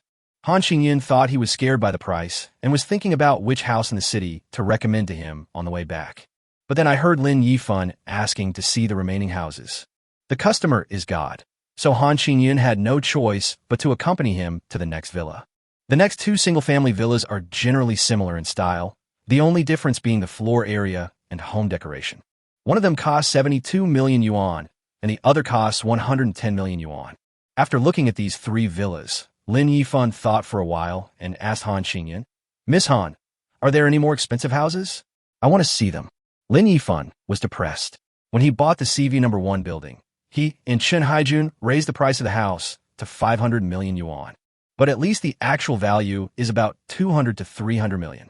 I didn't expect that this single-family villa is cheaper than the duplex. Han Qingyun was even more depressed than him. If she didn't want him to buy a house in the city, Han Qingyun really wanted to roll her eyes at him. "I'm really addicted to it. I pretend to be a big shot, even though I can't afford it." Han Qingyun, who was angry but unable to vent, simply sold a house that had been on the market in her company for a long time. The value of that house is several times more than the most expensive house we just saw, but also occupies a larger area. "Mr. Lin, there really is a house like this. The owner has listed the house with our company for several months, but because the asking price is too high, it has not been sold." When Lin Yifan heard that the medicine was too expensive, his eyes suddenly lit up. "Where is the house? Take me to see it." Han Qingyun explained, "Mr. Lin, it's like this. The owner intends to talk directly to the client, so the key is not in our company." Chapter 49, Buying an 8-bedroom villa. "But if you want to see it, I can call the owner." Lin Yifan urged, "Hurry up and fight." Han Qingyun had no choice but to walk aside and call the landlord. After a brief communication with the landlord, Han Qingyun returned to Lin Yifan. "Mr. Lin, the owner will be here soon. Let's wait for a while." The two of them sat on a bench on the roadside in the villa area, chatting about the house and passing the time. After waiting for more than 20 minutes, a Bentley sedan stopped not far from them. A middle-aged man in a suit with a sad face got out of the car. Seeing the owner of the house appear, Han Qingyun took Lin Yifan over. "Mr. Wu, this Mr. Lin is the client who wants to see your house. I'm sorry to have you come here so late. It's okay. After all, you are here to help me sell the house." Mr. Wu concealed the depression on his face, cheered himself up, and said something polite to Han Qingyun, looking Lin Yifan up and down. His vision was not comparable to Han Qingyun's. The value of Lin Yifan's outfit instantly formed a corresponding image in his mind. "Mr. Lin, I'm sure Ms. Han has already given you a rough introduction to the details of the house. Let's go directly to see the house and discuss the price after we see it." After saying that, Mr. Wu opened the gate of the yard and led the two of them in. He took Lin Yifan on a tour of the entire villa and then sat down on the sofa in the large living room on the first floor. Mr. Wu asked, "Mr. Lin, now that you've seen the house, what do you think?" Lin Yifan nodded. He was quite satisfied with the house. Although the house is only slightly larger than the previous villa, the space in the entire yard is much larger. Moreover, the decoration of this villa is obviously more unique than the previous one. "The house is pretty good. I wonder how much this villa costs." Mr. Wu was silent for a moment. Then he held up 3 fingers and said, I bought this villa for 240 million yuan. Now the price has increased a lot, so I won't add too much. If Mr. Lin wants it, just take the 300 million yuan. 300 million? Lin Yifan hesitated for a moment and said, "The price is not bad. I am too lazy to look at it. Let's go with this one." When Mr. Wu heard that Lin Yifan was willing to accept it, a look of joy appeared on his face. Han Qingyun, who was doing nothing but watching the two people negotiating the price, was stunned when she heard Lin Yifan say that he wanted to buy the villa. 300 million. So many people who came to see the house before were attracted by this one. But when I heard the price of 300 million, I gave up.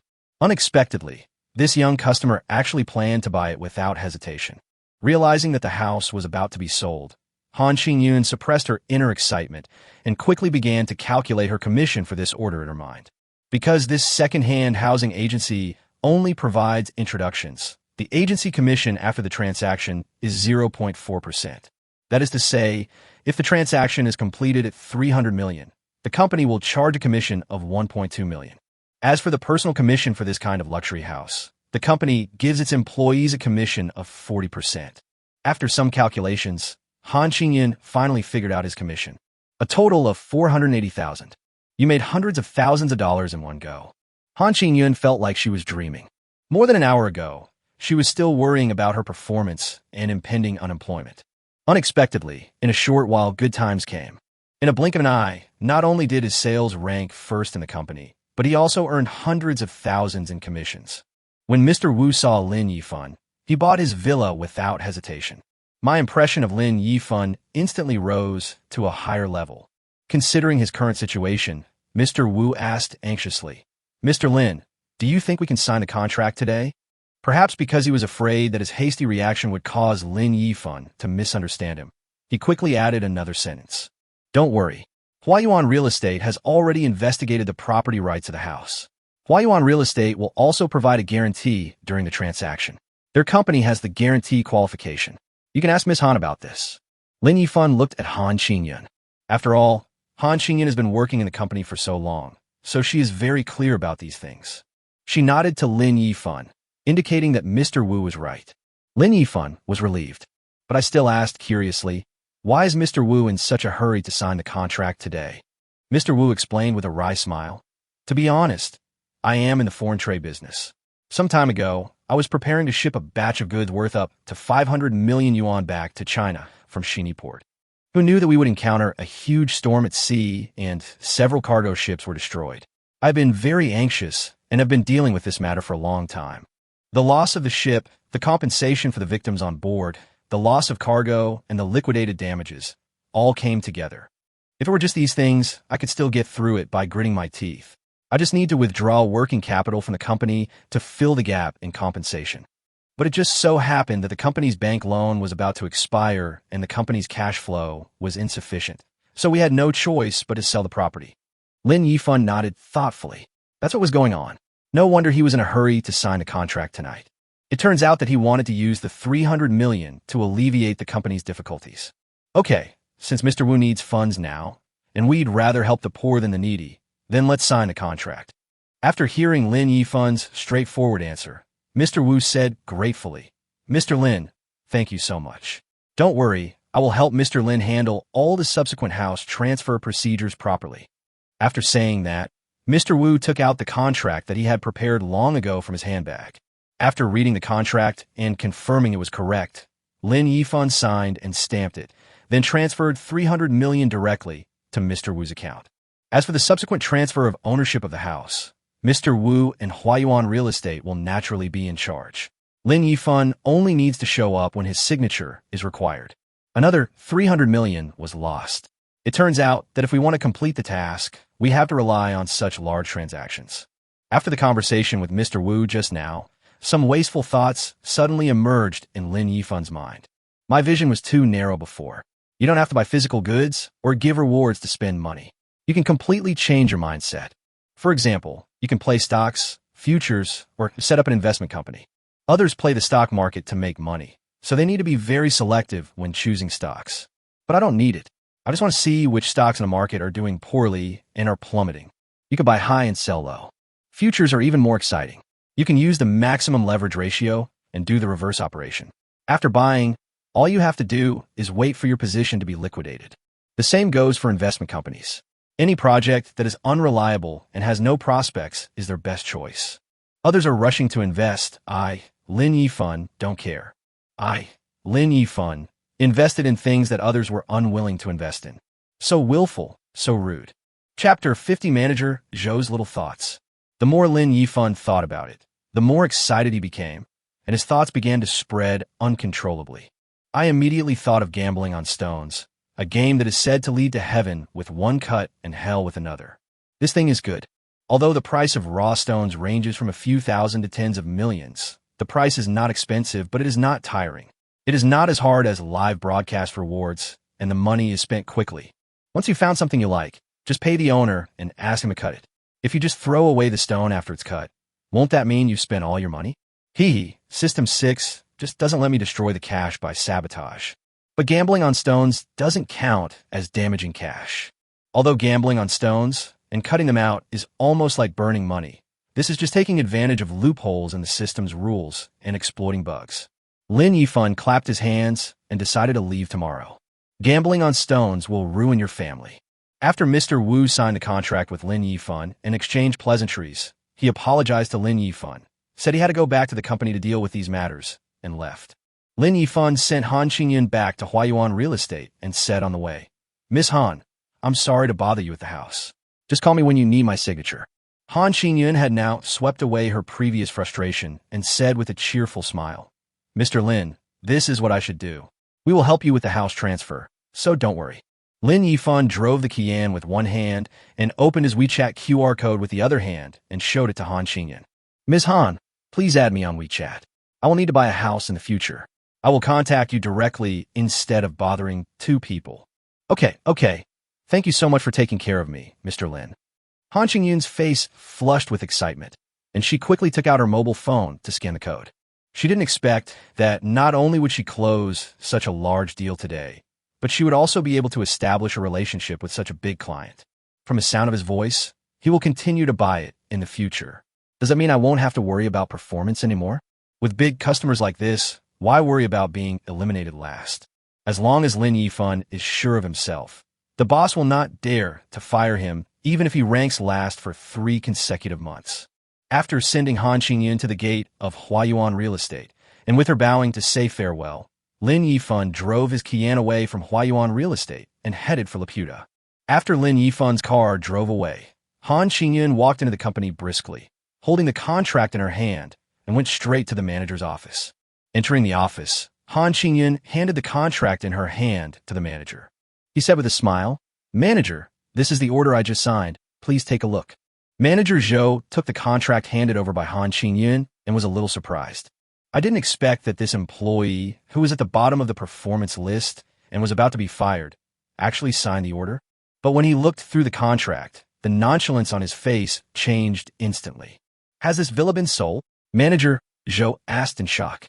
Han Qingyun kept smiling, revealing a hint of pride in her smile. "Yes.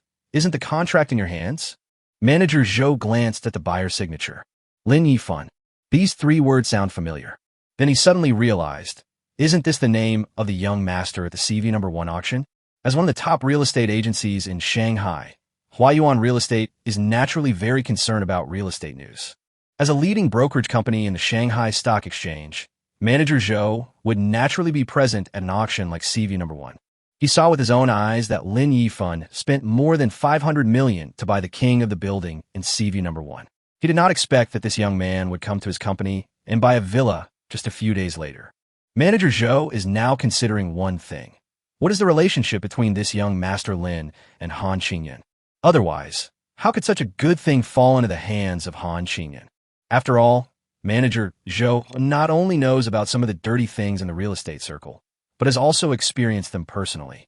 In order to sign a contract, some female employees would take the initiative to approach him and would even sacrifice themselves for him to introduce them to some connections. Could it be that Han Qingyun and that young Master Lin are also like this? Of course, Zhou Shuwen couldn't ask Han Qingyun about this matter openly, so he could only guess on his own. Looking at Lin Yifan's contact information on the contract, Zhou Shuwen's eyes rolled, and he began to have evil ideas in his mind. If it is an ordinary customer, the manager certainly would not want to compete for resources with an employee. But Zhou Shuwen didn't want to let go of such a high-quality big customer. As a manager, it was common for him to use some tricks secretly to snatch the big customer away. Han Qingyun has been in this company for so long and has witnessed many such things. Seeing Manager Zhou's eyes rolling around, she knew what he was planning. So Han Qingyun pretended to be casual and said, "Oh, by the way, Mr. Lin said that he would need to buy a property in the future, and he also said that it is better not to bother two people for one thing. If you buy a house, please send me a WeChat message." Zhou Shuwen was indeed shocked by Han Qingyun's words. The two of them even added each other on WeChat, and the couple asked her to contact them when they wanted to buy a house in the future. Zhou Shuwen didn't know whether what Han Qingyun said was true or not, but he didn't dare to gamble. I can only put away my little thoughts. So he laughed and said to Han Qingyun, Qingyun, you did a good job on this order. Since young Master Lin said he wants to buy a house from you again, you should take the initiative to maintain good customer relations and try to make persistent efforts to get another big order. Han Qingyun smiled coldly in her heart and said calmly on the surface, Manager, don't worry. I will protect the big customers. Zhou Shuwen waved his hand and said, Okay, you can follow up on this order. Han Qingyun left the contract in the manager's office and walked out. Here, Lin Yifan was driving back to the Laputa store to pick up Zhou Fei. Zhou Fei ran into trouble in the store. A young man wearing a high-end brand walked into the Laputa store with his arm around a seductive woman who was wearing revealing clothes. Baby, I'll buy you a bag today, and then we'll go out for a big meal. Don't go back to school tonight. I'll drive you back tomorrow morning. The young man teased the young college student in his arms with a frivolous look on his face. The woman hesitated and said shyly, Brother Jiang, I hate you. Let's talk about it later. The young man laughed. Although the woman did not agree on the surface, he knew she was just playing hard to get. A salesperson in the store saw the customer coming in and hurried to greet him. Jiang Kaixian hugged the woman and said to the shopping guide, Take us to see the bags in your store. The shopping guide quickly extended her hand to lead the way. This way, handsome man. The three of them walked towards the bag counter. After taking a few steps, Jiang Kaixian saw a familiar figure and suddenly stopped. Zhou Fei, he called out uncertainly. Zhou Fei, with her back to Jiang Kaixian, was thinking about adjusting the display of clothes in the store. After all, this would be her own store from now on, and she had to run it carefully. Chapter 51, Zhou Fei's Trouble. Zhou Fei turned around abruptly when she heard a familiar voice. Jiang Kaixian saw the familiar face and smiled. Oh, it's really you. The girl next to Jiang Kaixian saw that her boyfriend seemed to be very familiar with this beautiful salesperson, and a sense of crisis surged in her heart. She asked coquettishly, Brother Jiang, who is she? Do you know her? Jiang Kaixian looked up and down at Zhou Fei, who was wearing a shopping guide uniform, and said with a cold smile, Do you know her? Of course I know her. She's my ex-girlfriend. After that, he said to Zhou Fei with a hint of sarcasm, I didn't expect that you would end up like this, working in sales. Now that you've gone through so much, you must be regretting your impulsiveness at the time. The shop assistants around looked at the scene in surprise, as if they felt that there was a big secret hidden between the two of them. Zhou Fei looked at the man she once loved deeply and said calmly, Regret? You think too much. The only thing I regret is that after I found out you cheated on me, I didn't break up with you right away. I actually believed the lies of a scumbag like you. Jiang Kaixian originally wanted to look down on Zhou Fei as a winner and let her know how wrong it was for her to dump him. It would be best if he could see Zhou Fei in pain and regret, so that he would feel better. As a second-generation rich man from a well-off family, this was the first time that Jiang Kaixian experienced being dumped by a woman. He arrogantly believed that he was the only one who could dump women, and never thought that any woman would be willing to leave him. But Zhou Fei was an exception. Just because he was playing around with other women, Zhou Fei broke up with him without hesitation. Even though Jiang Kaixian was just playing around with Zhou Fei at first, he still felt bad about being dumped by a woman. Jiang Kaixian, who was originally feeling uncomfortable about this matter, did not expect to meet Zhou Fei, who was working there. He was planning to enjoy her regretful look, and it would be best if she could beg to admit her mistake and want to come back to him. Just when Jiang Kaixian was secretly proud of himself, he didn't expect such words to suddenly come out of her mouth. This was something Jiang Kaixian had not expected. Not only did this bitch Zhou Fei not repent, she even called him a scumbag in public. Jiang Kaixian's veins were bulging with anger. He ignored their past friendship and said to Zhou Fei sarcastically, You're just being stubborn, huh? My girlfriend, I can easily give her a brand-name bag, take her to a high-end restaurant for a feast, and have a luxury car to pick her up whenever she goes out. And you? You're only fit to work in a store like this. You work so hard that the income is only enough to live in the city. You have to save and live frugally for several months before you can buy a bag. Zhou Fei listened to Jiang Kaixian's words coldly. Seeing him showing off like a clown in front of her, she just felt it was ridiculous. Not to mention that she knows Lin Yifan now. Even before she knew Lin Yifan, She could remain calm when Jiang Kaixian spoke nonsense in front of her.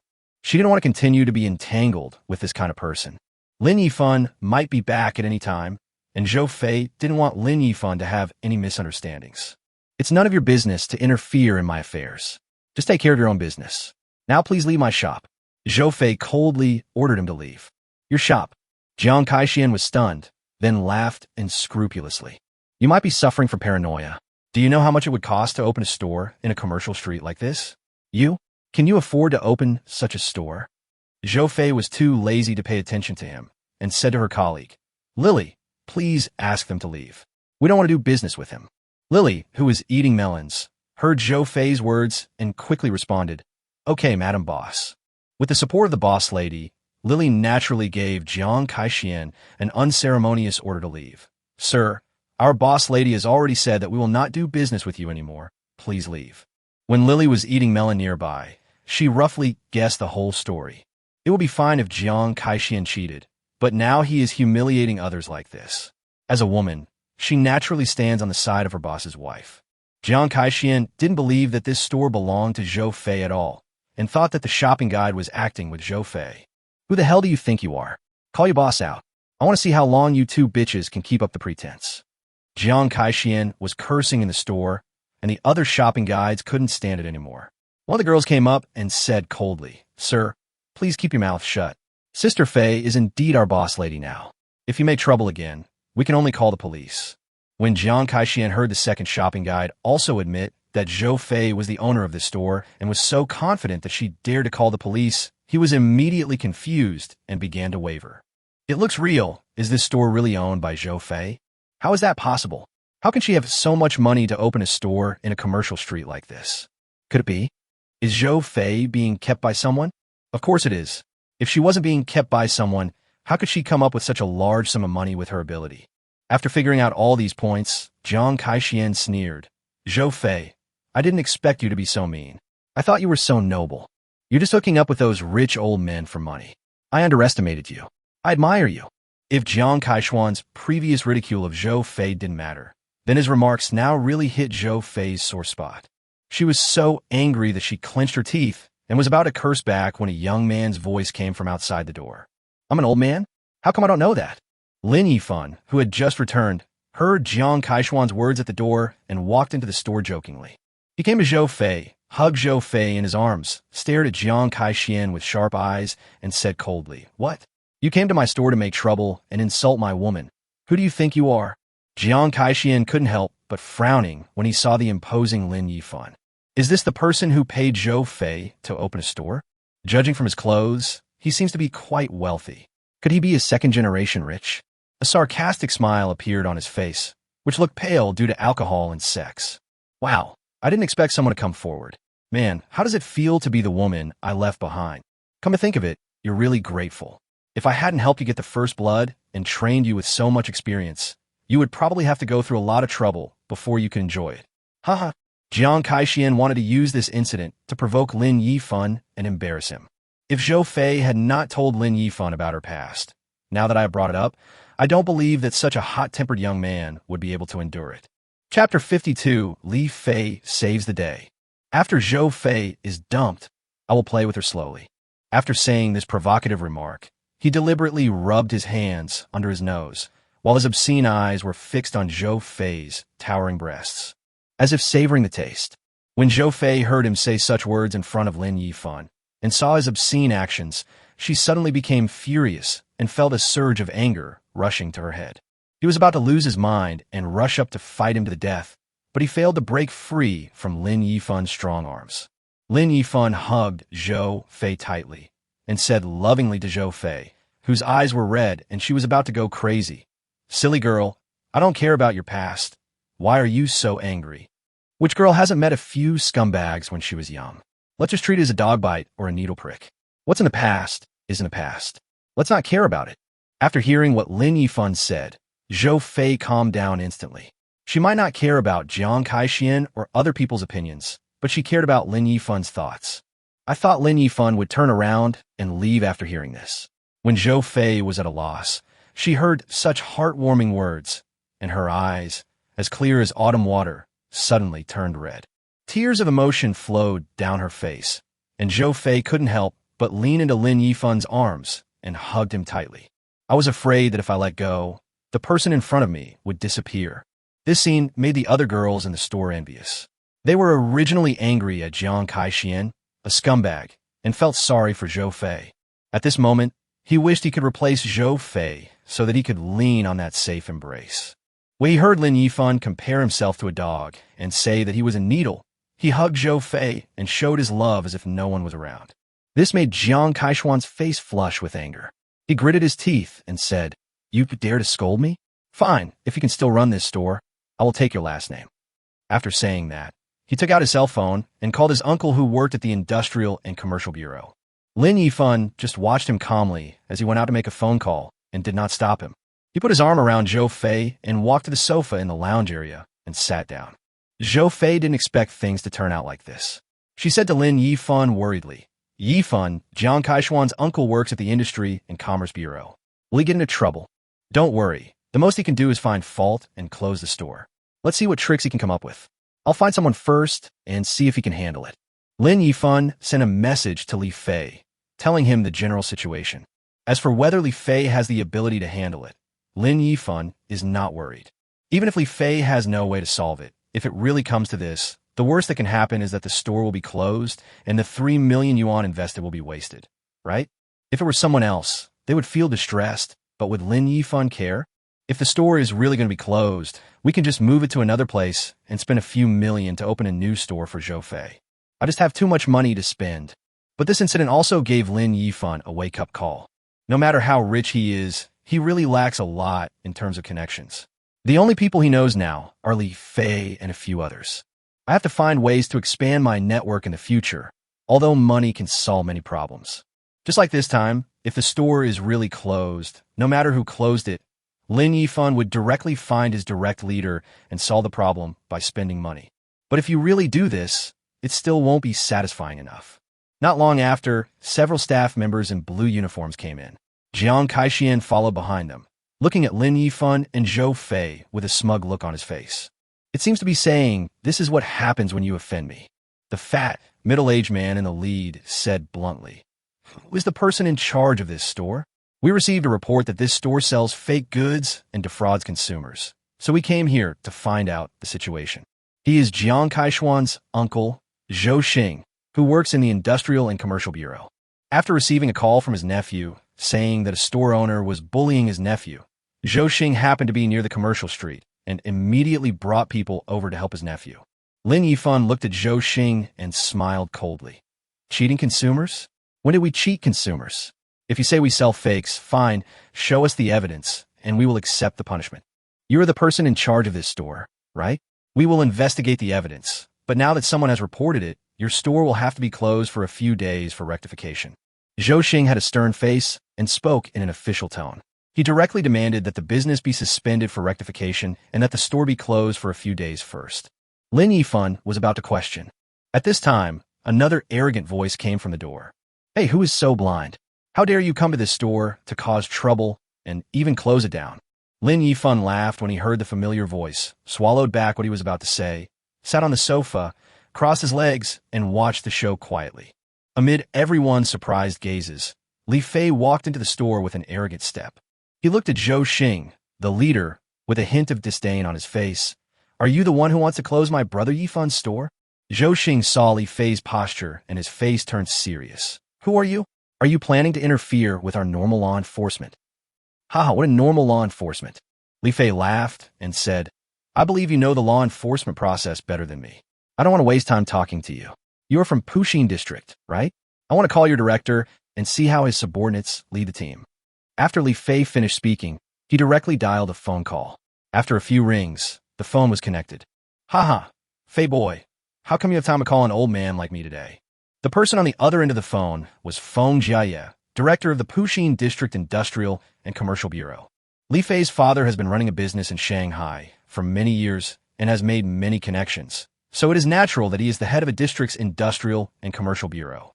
Later, he left Shanghai to expand his business elsewhere, and naturally all his connections in Shanghai, his base, were handed over to Li Fei. Li Fei runs a business in Shanghai, so he has to deal with these management departments, including the director of the Industrial and Commercial Bureau. Because of his father's relationship, Li Fei usually calls these people uncles and aunts.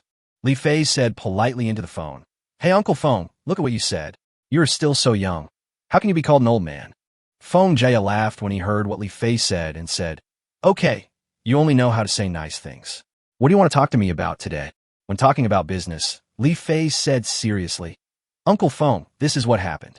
Today, my elder brother and a rich second-generation man named Jiang Kaixian had a conflict in his store on Liyuan Commercial Street. He yelled that he would ask his uncle to deal with my buddy, and then not long after, your men came to the store to cause trouble, and without saying a word, they closed the store for rectification." Chapter 53. Retreat in Disgrace. There's no need to bother you with such a small matter. It's just a few days of suspension. But my elder brother... At this point, Li Fei lowered his voice, glanced at Lin Yifan, and continued to say to the other end of the phone, "My eldest brother is not ordinary, and it is very likely that he came from a big family in Beijing. If this matter continues..." Li Fei didn't say anything else. He had already said what he needed to say, so there was no need to elaborate. For someone as smart as a monkey as Feng Jia, it is impossible that he could not think of what he was going to express next. In fact, given his relationship with Feng Jia, as long as Li Fei took the responsibility, Feng Jia would not sit idly by. But with the mysterious Buddha Lin Yifan here, Li Fei naturally has to put on a show in front of Feng Jia.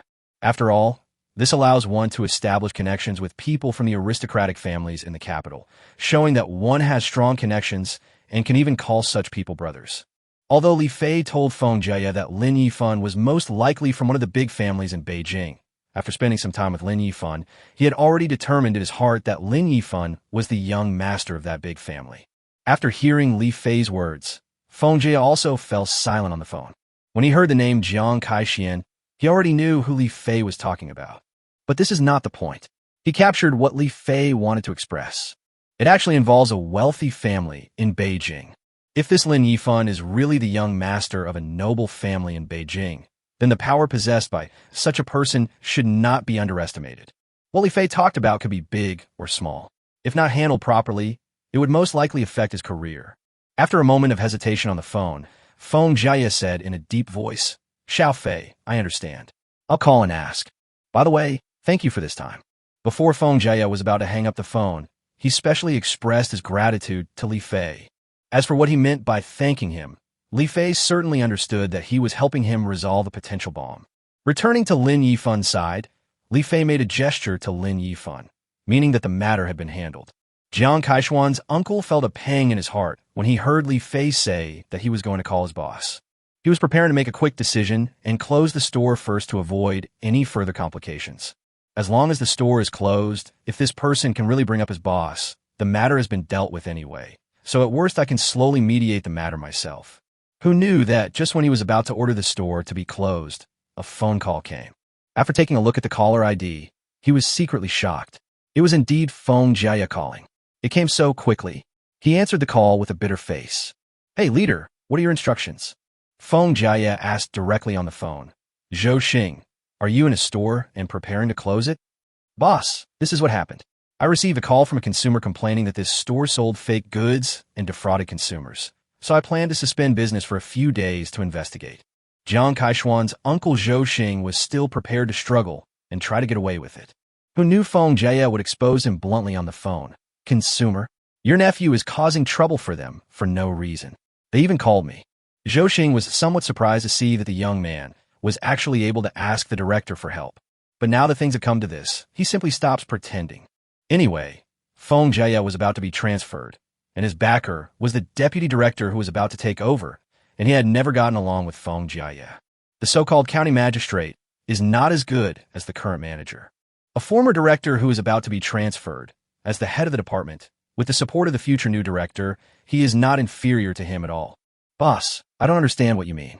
Since I received the complaint call, I should investigate and understand it according to regulations. I don't think what I did was wrong." Feng Jia saw that he no longer took him seriously, and he also knew that it was because of the upcoming personnel changes that the people below him had started to have strange thoughts. Feng Jia suddenly laughed in anger. "If you want to die, that's your business, but don't drag me into this. You don't even know the details of his background, and you're just speaking up for your nephew. Let me tell you, if you really dare to close someone's store, not to mention whether the person behind you can protect you, even he himself will be in trouble. I don't want to say anything more. Now, immediately, take your people back to the bureau, where you can decide for yourself. After saying this, Feng Jia hung up the phone without any courtesy. Hearing the busy tone on the phone, Zhou Xing was stunned and stood there with a grim face. People who are involved in the officialdom are not fools. Feng Jia's words have made it very clear that this store has a strong background. If I close the store myself, not only will I be able to keep my job, but even the deputy director behind me will be implicated.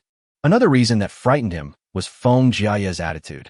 Zhou Xing did not expect that he would get so angry over a store when he was about to be transferred. Feng Jia is indeed going to be transferred, so Zhou Xing doesn't need to worry too much about him in small matters. But if he really dares to go against Feng Jia blatantly, even if he has a backer, he will be in big trouble. After all, Feng Jia is still in office and is the director.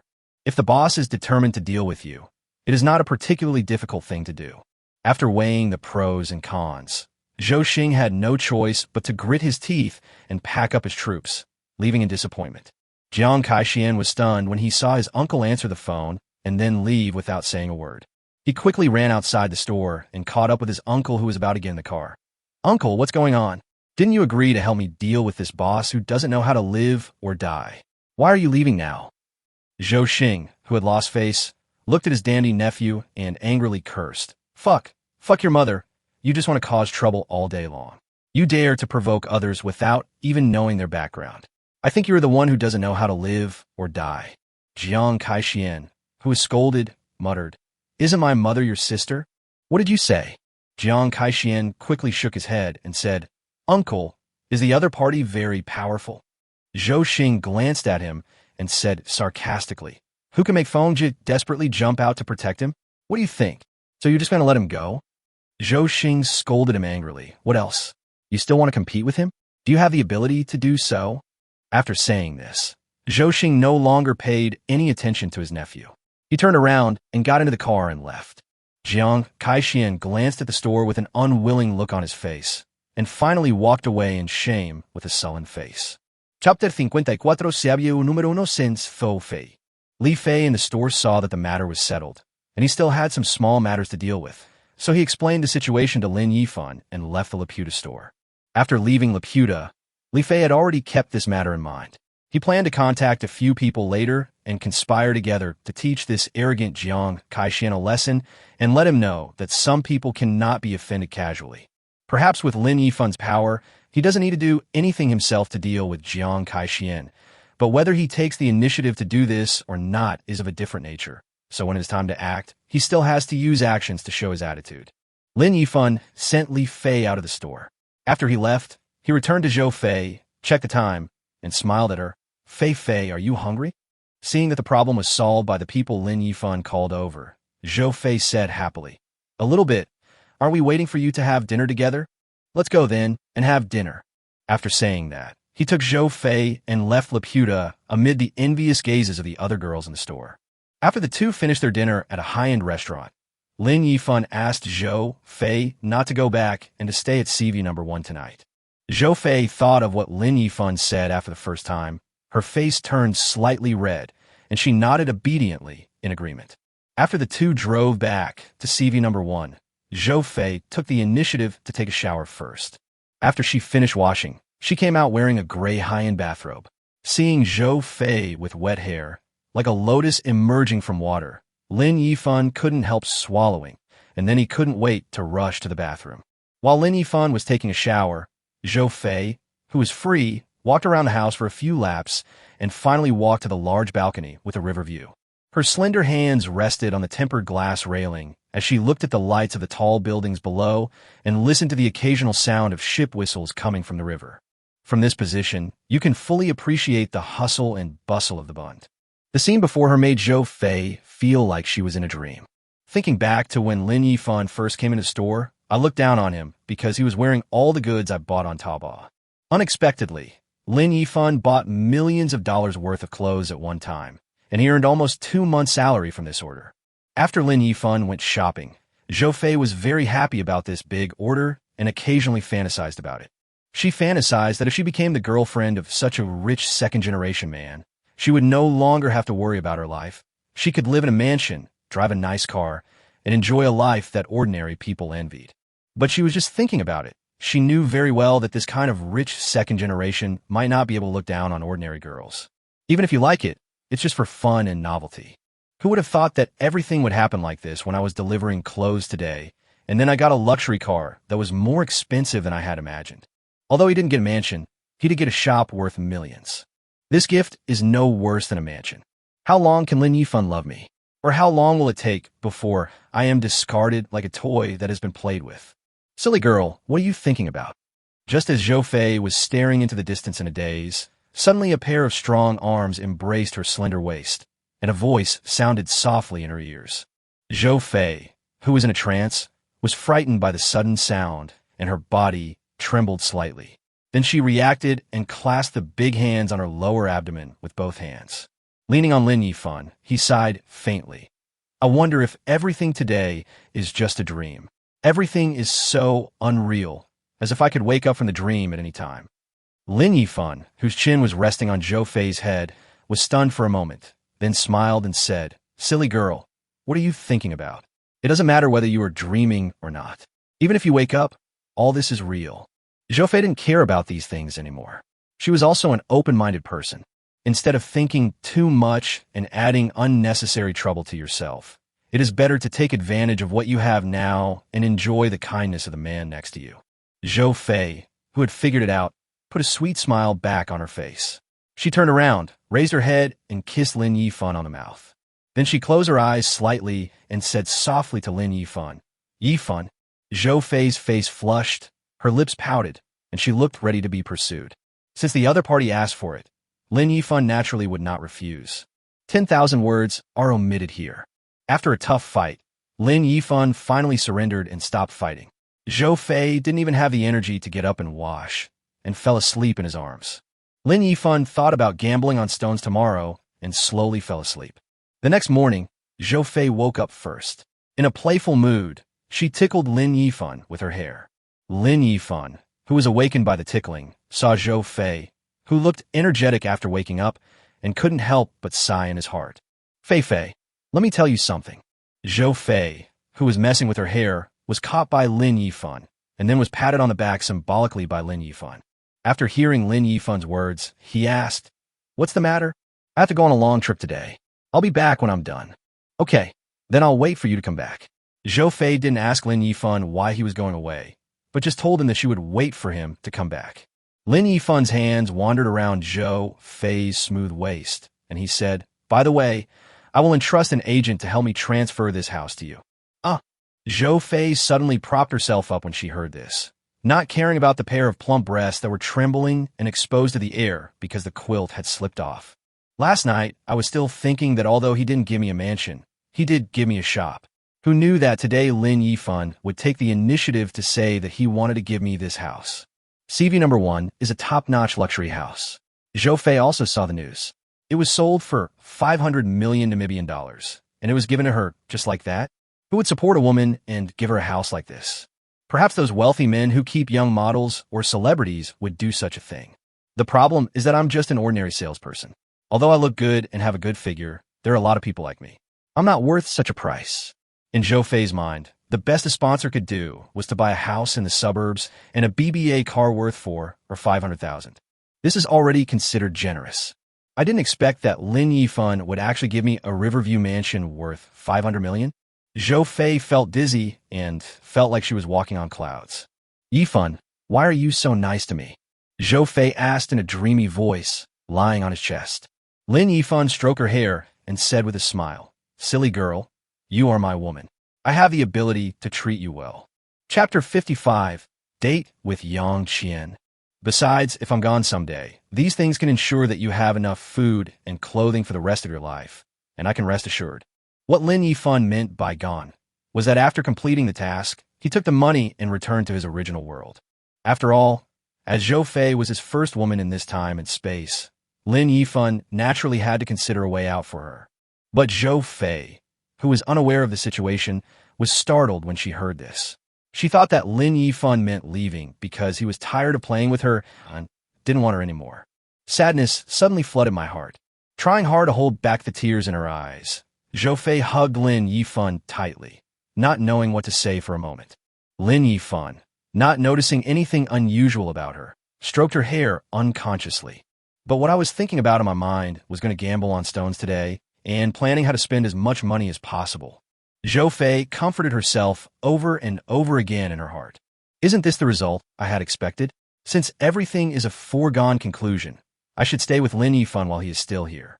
After comforting himself in his heart, Zhou Feiqiang smiled, cheered himself up, and got up to prepare breakfast for Lin Yifan.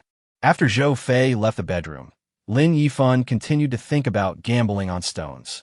The largest gambling stone market in the country is Yueli City in southern Yunnan province, which borders Myanmar and is the J distribution center and wholesale market for the entire Southeast Asia. So if you want to gamble on raw stones, besides Myanmar, the best place to go is Yueli City, where there's an adequate supply of raw stones, enough for Lin Yifan to squander. But it would be too boring to go alone. Who should I find to accompany me? Zhou Fei had just taken over the store and needed to learn how to be a boss. Lin Yifan had no intention of taking her away at this juncture. Yuyu just resigned and doesn't need a job, so you can ask her to go.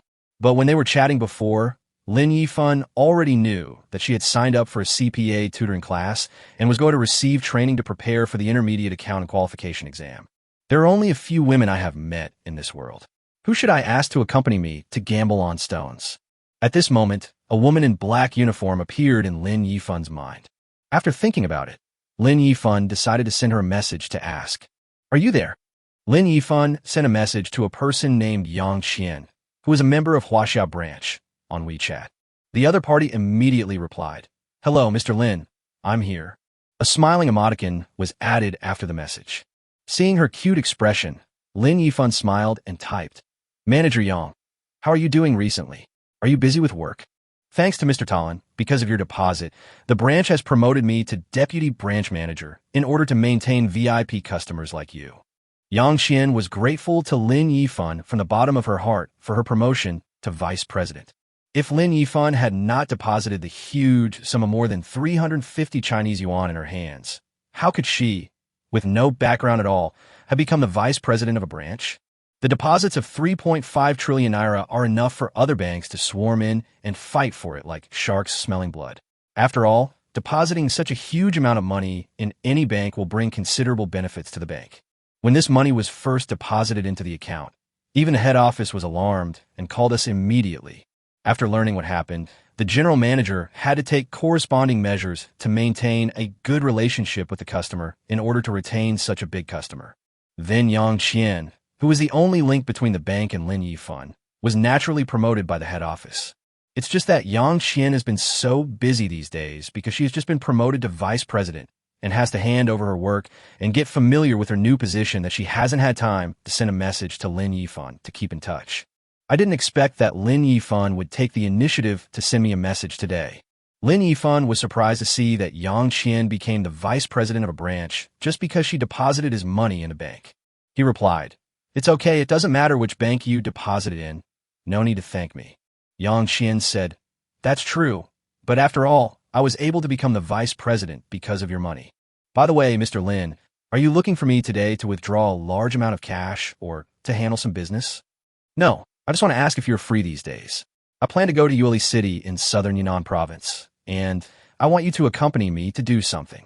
Yang Qian, who was in the office of the vice president of Huaxia Bank, pondered for a moment when she saw the message.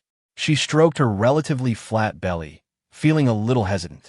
The reason why Yang Qian hesitated was that she was almost 3 months pregnant. A month ago, my period was delayed for half a month and had not come yet. So I went to the hospital with my boyfriend for a checkup and found out. At that time, the doctor told me to take good care of the fetus because the first 3 months of pregnancy are the most likely to cause miscarriage. But now her big client asked her to accompany him to do something, and Yang Qian, who was trying to get closer to him, couldn't refuse. After thinking about it, it has been 3 months now, and the fetus in my belly is almost stable. As long as I am careful on the road, there shouldn't be any problem. After thinking it over, Yang Qian replied, "No problem. I am now the vice president, and my working hours are relatively flexible. I can accompany you to Yueli City. Seeing Yang Qian's reply, Lin Yifan said, well, get ready and bring some clothes. We'll be on a flight this afternoon, and we may have to stay there for a few days. Okay, I'll go back home after I get off work and pack my luggage. Mr. Lin, send me a message when you're ready to leave. After the two finished chatting, Zhou Fei had already brought breakfast into Lin Yifan's bedroom. As for Yang Qian, she first found the president's office and reported her upcoming itinerary to the president. When the president heard that Yang Qian was going to accompany the bank's biggest client to do some business, he immediately said that he could help Yang Qian with her work, so that Yang Qian only needed to focus on accompanying the big client. After leaving the president's office, Yang Qian drove back to her residence.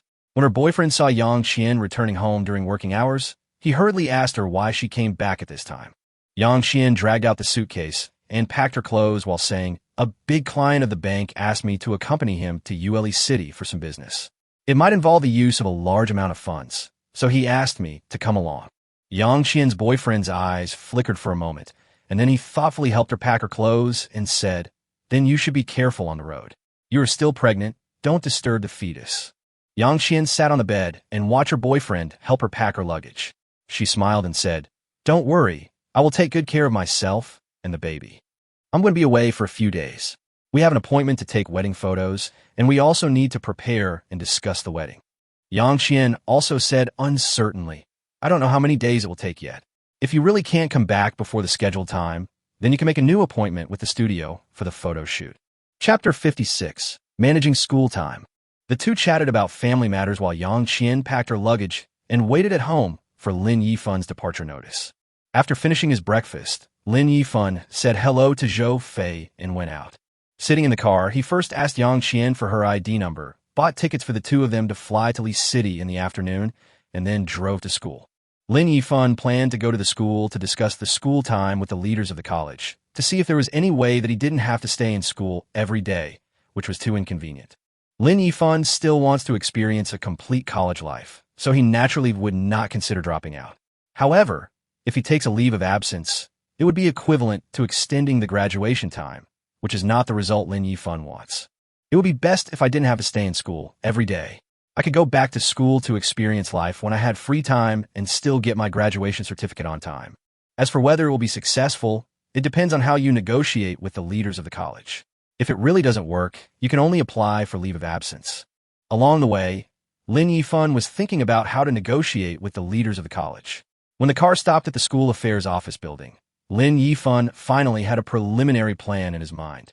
He got off the car and went straight to the hospital leadership office building and found the office where Dean Xiao Wenjie was looking through documents. Lin Yifan knocked on the open office door. Xiao Wenjie, who was wearing glasses and looked haggard, looked up and shifted his gaze from the documents to the door. Seeing Lin Yifan standing at the door, he smiled amiably and said, "Student, what can I do for you? Come in and talk." Lin Yifan walked to the dean's desk and said to Xiao Wenjie politely, "Hello, Dean. I am Lin Yifan, a student in the 20th grade of the Department of Business Administration. I want to discuss the issue of my study time at school with you today." Xiao Wenjie asked with concern, "Time in school? Are you taking a leave of absence because you're not feeling well or for other reasons?" Lin Yifan shook his head and said, "Dean, I'm not taking a leave of absence. I just want to talk to you and see if you can put less restrictions on my time at school." Xiao Wenjie now understood what Lin Yifan meant. "Are you trying to tell the school not to care about your study time at school?" Lin Yifan nodded. Xiao Wenjie frowned immediately, put down the materials in his hand, and said to Lin Yifan in a slightly serious tone, "Lin Yifan, as a student, your primary task is to study. Do you think this idea is possible for you to ask the school to ignore your time in school? If there is no reasonable reason, I can't agree to your ridiculous request." Lin Yifan said calmly, "Dean, I can't stay in school every day due to business matters, but I don't want to drop out or take a leave of absence, so I want to discuss the issue of my time in school with you." Before Xiao Wenjie could speak, Lin Yifan quickly added, "Of course, if the dean can agree to my request, I am willing to donate 500 million Namibian dollars to the college for its infrastructure construction." This is the killer move that Lin Yifan thought of on the way here. Use money to get the dean's approval. Because the School of Business Administration had long wanted to expand the teaching building and library, but due to the problem of fund allocation from the normal university, the expansion plan of the school has been delayed and has not been resolved. In addition, Lin Yifan also wanted to let the dean know that he had a wealthy family, and the business he was talking about was not the so-called working outside or doing small business to make a little money, but real business. Being able to casually donate 500 million yuan to the school shows that one has reached the peak of his life before graduation. For ordinary students, a graduation certificate is a stepping stone to enter the workplace. But since I am so rich, I don't need a diploma to work and earn money. This is one thing. The second reason is that Lin Yifan guessed that the dean would not be able to refuse a donation of 500 million naira dollars, which was enough for the college to build a new teaching building or for academic research. This involves the status of the School of Business Administration among the various colleges in the normal university. Taking all these reasons into consideration, the dean should not be able to refuse my small request. Sure enough, when Xiao Wenjie heard Lin Yifan's proposal to donate 500 million Namibian dollars to the college, he was stunned. He looked at the student in surprise. He didn't expect that there would be someone with such a prominent family background at his college. Xiao Wenjie weighed the pros and cons in his heart. To be honest, he really couldn't refuse a donation of 500 million Namibian dollars. With this money, he could do so much during his term of office. If Lin Yifan's request is not granted, the school will not get a penny if Lin Yifan drops out or transfers to another school. As the dean of a college, Xiao Wenjie can make arrangements within his authority. This is a normal operation. It is not a big deal to agree to Lin Yifan's stay in school. After thinking for a while, Xiao Wenjie said hesitantly, "Student Lin, I can help you arrange your school time, but you must take the semester exams. You can't fail too many courses, and you must complete enough credits. Otherwise, I can't issue you a diploma." Lin Yifan was overjoyed when he heard this, and quickly assured Xiao Wenjie, "Don't worry, Dean. I will definitely take the exam on time and get enough credits." "Thank you, Dean." Xiao Wenjie nodded. Since the matter was settled, he smiled and said, "Okay, I'll make arrangements for you later. When you are free in the future, go back to school. Remember to be on time for the exams. Don't make it difficult for me." "Okay." Lin Yifan nodded happily and asked, "Dean, I will transfer my donation to you now." Xiao Wenjie quickly shook his head and said with a wry smile, "Don't hurt me. If such a large amount of money is transferred to my personal account, the supervisory department will come to me tomorrow. I will give you a public financial account of the college. You can transfer the money to this account. When transferring the money, just note that it is a donation from the public to help students." After saying that, Xiao Wenjie took out the college's financial account and gave it to Lin Yifan. Lin Yifan entered the college's account number on the mobile banking app and transferred the 500 million Namibian dollar donation as requested by the dean. After the transfer was successful, Lin Yifan showed the transfer page to Xiao Wenjie. Seeing that the money had been transferred, Xiao Wenjie nodded, thought for a moment, and then said to Lin Yifan, "Student Lin, since people from a society have donated to the school, we should hold a commendation meeting and a donation ceremony. But your situation is rather special. If you really hold a donation ceremony, you will become a celebrity in the school. Then everyone will be watching your every move. If they see that you are often absent from school, the negative impact will be quite large, so..." Lin Yifan quickly said, "Dean, I know what you mean. I don't need this kind of donation ceremony. Just treat it as an anonymous donation." Xiao Wenjie smiled with satisfaction. Lin Yifan was so tactful and saved him some trouble. Chapter 57 Yang Qian's Condition. Lin Yifan said, "Dean, since the matter has been dealt with, I will leave first. I have to go to Yueli City in the afternoon."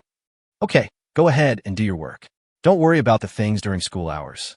I'll help you with that." Lin Yifan left the dean's office with a satisfactory result, returned to the parking lot downstairs, opened the door of the Cullinan, got in, started the car, and drove away. What Lin Yifan didn't know was that when he got into the Cullinan, a girl on a small campus road not far away happened to witness the whole process of Lin Yifan getting into the car. She looked at the scene with disbelief on her face.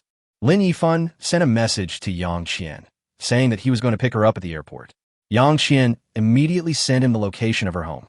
While driving to Yang Qian's house, Lin Yifan called Han Qingyun of Huayuan Real Estate. Han Qingyun, who was showing a client a house, saw Lin Yifan's call and quickly walked aside to answer it. "Hello, Mr. Lin." Han Qingyun's clear and melodious voice came from the telephone speaker. While driving, Lin Yifan said, "Miss Han, I have something I would like to ask you for help." "Mr. Lin, you say?" "I have a house in Building 2 of Seaview 1, and I want to entrust you to transfer it to someone because I will be going to Southern Yunnan province soon and cannot handle the transfer in person. I will send you your phone number later, and you can contact her directly to help me handle this matter, okay? No problem. The materials needed for the transfer of the house were just obtained when I bought the 8-room villa. I have all your personal information here. You only need to come and sign in person at the end. Thank you for your help. Of course. By the way, Mr. Lin, will the other party transfer the house price to you, or will our company collect it for you first? No, this house is given to me for free. You just need to help me transfer the ownership. Oh, okay. Well, thank you for your help. I'm driving. I'll hang up first. Lin Yifan hung up the phone, sent Zhou Fei's cell phone number to Han Qingyan while waiting for the traffic light, and continued driving to Yang Qian's house. After hanging up the phone, Han Qingyan was still shocked that Lin Yifan said the house was given to her for free, and her heart was in turmoil. Any house in CV number 1 starts at tens of millions, and this young man actually gave it away for free? Could it be used to pay off debts? That shouldn't be the case. I just spent 300 million naira dollars to buy an 8-bedroom villa. If I want to pay off my debts, why buy a house? It's a waste of time. Just as I was guessing randomly, my cell phone rang and Lin Yifan sent me a name and phone number. Han Qingyan dialed the phone, and it rang a few times before the other end picked up. Hello, who is this? When Han Qingyan heard that it was a young woman's voice, a bold guess instantly popped up in her mind, but she still suppressed the distracting thoughts in her mind and dealt with the matter first. Hello, are you Ms. Zhou Fei? Yes, it's me. Who are you? Hello, Ms. Zhou. My name is Han Qingyun, and I'm a real estate consultant for Yuan Real Estate. Mr. Lin Yifan has entrusted me to help him with the transfer of his house. Since it's being transferred to you, I'm calling you to see when it's convenient for you to handle the transfer. Ah, he really intends to give the house to me. Zhou Fei, who was in the store, heard the other party explain his purpose and cried out in surprise. She didn't expect everything to happen so quickly. The mansion worth 500 million naira will soon be yours? Han Qingyun said, yes, that's what Mr. Lin told me. So when do you think we can meet to handle the transfer? I'm at the Laputa store on Liyuan Commercial Street now. Come find me over here. Okay, I'll be right there. After Han Qingyun hung up the phone, she went to the client who was looking at the house. After obtaining the client's consent, she immediately called another colleague from the company to take over her position. After her colleagues arrived quickly, Han Qingyun took all the necessary information and went straight to the Laputa store. Let me say this on both sides. Here, Lin Yifan arrived downstairs where Yang Qian lived according to the navigation. Because she had sent a message in advance, Yang Qian knew that Lin Yifan would be here soon and was already waiting downstairs. After Lin Yifan got off the car, Yang Qian, who was waiting on the roadside, took the initiative to greet Lin Yifan with a smile. Lin Yifan saw the young man accompanying her, smiled and nodded at him, then asked, "Who is this?" Yang Qian took the initiative to introduce, "Mr. Lin, this is my boyfriend. Because I'm not feeling well, he helped me carry the suitcase downstairs." Lin Yifan smiled and shook hands with Yang Qian's boyfriend, saying hello. Then he said to Yang Qian with some concern, "If you're not feeling well, you should have told me earlier so I can make new arrangements." Yang Qian quickly waved her hands and said, "It's okay, it's not a problem. It's not a big deal. Don't worry, Mr. Lin." Yang Qian didn't want to leave a bad impression the first time she accepted Lin Yifan's request, so she quickly explained for herself. "This?" Lin Yifan hesitated. "Isn't this just nonsense?" Seeing Lin Yifan's hesitation, Yang Qian's boyfriend quickly chimed in, "Don't worry, Mr. Lin. Qian is fine. To put it bluntly, even if Qian has some problems, it has nothing to do with Mr. Lin, and it will definitely not involve you." Hearing what Yang Qian's boyfriend said, Lin Yifan frowned, but when he saw Yang Qian's pitiful eyes, he thought it was too late to find someone new, so he finally agreed. Lin Yifan helped put Yang Qian's suitcase into the car, said goodbye to Yang Qian's boyfriend, and drove to the airport. The flight I booked was to take off at 1 p.m., but it was already past 10 a.m., and it would take nearly an hour to get to the airport. When we arrived at the airport, we were almost ready to board the plane, just in time. On the way to the airport, Lin Yifan and Yang Qian chatted. "President Yang, what's the matter with the feeling of discomfort you just mentioned? Please tell me, so that I can be more careful and avoid any accidents." Lin Yifan asked the question that concerned him most. "Mr. Lin, let's not call me President Yang in private. You can call me Yang Qian or Xiao Qian." Yang Qian said a little embarrassedly. In front of Lin Yifan, her identity as vice president really meant nothing. "There's nothing wrong with my health. I'm just almost 3 months pregnant and can't lift anything heavy, so my boyfriend helped me get it downstairs. It doesn't affect my trip." Lin Yifan breathed a sigh of relief and said with a smile, "That's fine. I can rest assured now. Otherwise, I would always be worried. Yang Qian covered her mouth and smiled. It was mainly because I was afraid of instability in the first 3 months. The doctor told me to pay more attention to it during work. Now it's almost 3 months, and the fetus is relatively stable. Chapter 58, Flying to Yueli City. I heard you still call him boyfriend. Now that you have a child, when are you two going to hold your wedding? Talking about her wedding, Yang Qian said happily, I'm already preparing. I'm going to take wedding photos first, and the wedding will be held after I give birth to the baby. That's great. Remember to notify me when the wedding is held so I can join in the fun. Lin Yifan said with a smile. Okay, I'll definitely send you an invitation to the wedding. Yang Qian then asked curiously, by the way, Mr. Lin, what are you planning to do in Yueli City this time? Gambling on stones. Lin Yifan answered with a smile while driving. At first, Yang Qian thought that Lin Yifan asked her to accompany him to Yueli for some important matter, but she didn't expect that he was going to gamble on stones. The question is, why do they ask me to join the gambling on stones? I don't know anything about gambling on stones. But never mind, I just need to accompany the big client well. Anyway, even if Lin Yifan doesn't look for me, I will find a way to get in touch with Lin Yifan. Now there's a ready-made opportunity in front of me, which saves me a lot of trouble. Mr. Lin, have you ever been involved in gambling on stones before? Lin Yifan shook his head. No, I just heard about it before. Don't you want to try it? Yang Qian said with some concern. Gambling on stones is quite risky. People say on the internet that one cut can make you rich or poor. If you don't have rich experience and professional knowledge, it's hard to win. Lin Yifan smiled and said to Yang Qian, do you think I care about winning or losing? Yang Qian remembered something when she heard this. Lin Yifan was a wealthy man with more than 350 yuan in Chinese yuan, and no one knew how much money was in that Union Bank black card. Would he care about the little money he won or lost from gambling on stones? While the two were chatting, the car arrived at the Shanghai International Airport.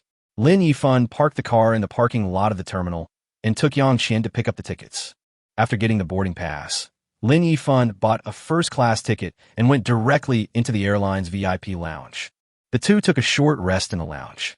Outside, the economy-class passengers were still waiting anxiously for their flight, but the airline staff in the VIP lounge had already taken Lin Yifan and Yang Qian through the VIP channel to board the plane first. The first-class cabin is in front of the boarding gate, next to the cockpit of the aircraft, while the economy-class cabin is behind the gate. There are only 2 rows of first-class seats, with 8 seats. After all, this is a domestic route, and the destination is not a first-tier city. The airline cannot arrange too many first-class seats to avoid wasting excess seats. Lin Yifan had taken many flights in his previous life, but he had always sat in economy class and had never seen what a first-class cabin looked like. Since he no longer had to worry about money after coming into this world, he naturally bought a first-class ticket without hesitation, spending money while enjoying himself. Now when I walk in, I see that it is indeed first class. The distance between the 2 rows of seats is enough to put down another row of seats. It is not like the economy class, where taller people sit down with their knees touching the backrest of the seats in the front row. Moreover, the first-class seats are leather sofas that are surrounded on 3 sides. The seats are spacious and can be reclined for a semi-reclining rest. Economy-class seats do not have this treatment, and even the armrests have to be shared by 2 adjacent seats. Under the guidance of the flight attendant, Lin Yifan and Yang Qian sat down next to each other, and several other first-class passengers also took their seats under the guidance of the flight attendant. Not long after we sat down, we heard a commotion at the boarding gate again. The economy-class passengers were starting to board the plane. Half an hour later, the noise gradually died down.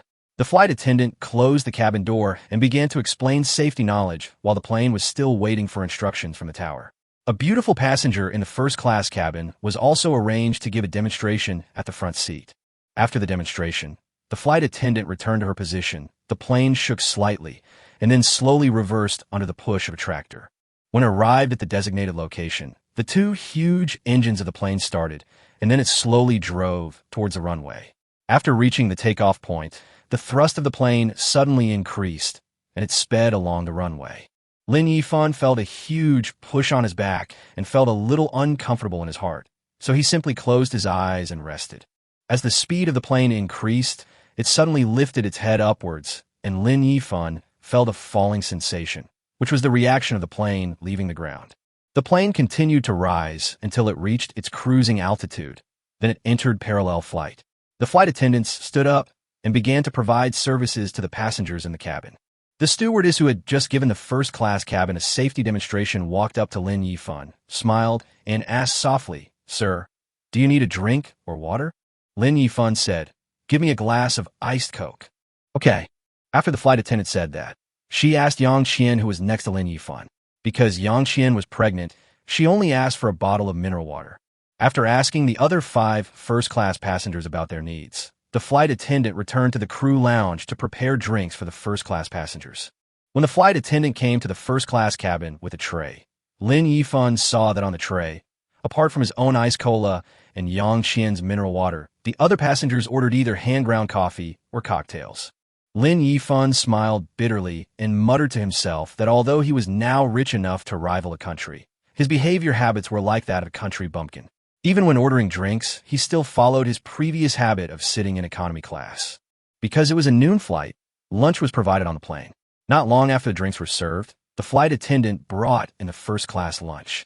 The aroma of the food filled the first-class cabin. The stewardess smiled and served lunch to each first-class passenger. The lunch included milk, fruit, and a snack box.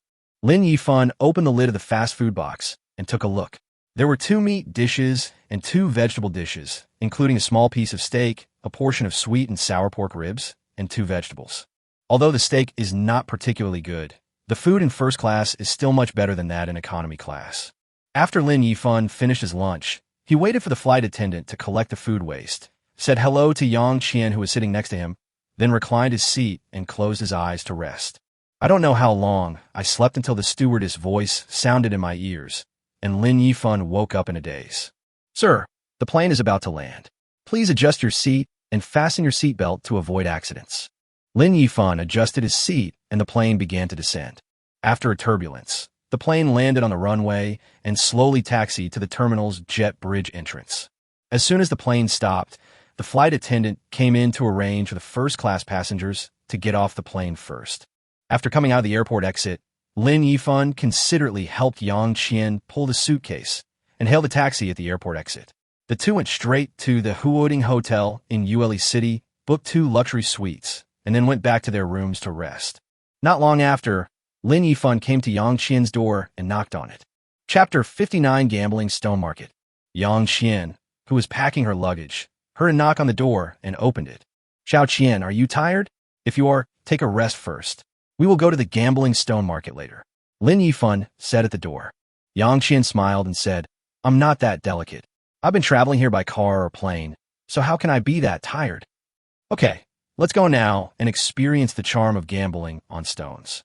The two closed the door, hailed a taxi at the hotel entrance, and told the driver that they were going to the largest gambling stone market. The taxi driver stepped on the accelerator and took them to their destination with ease.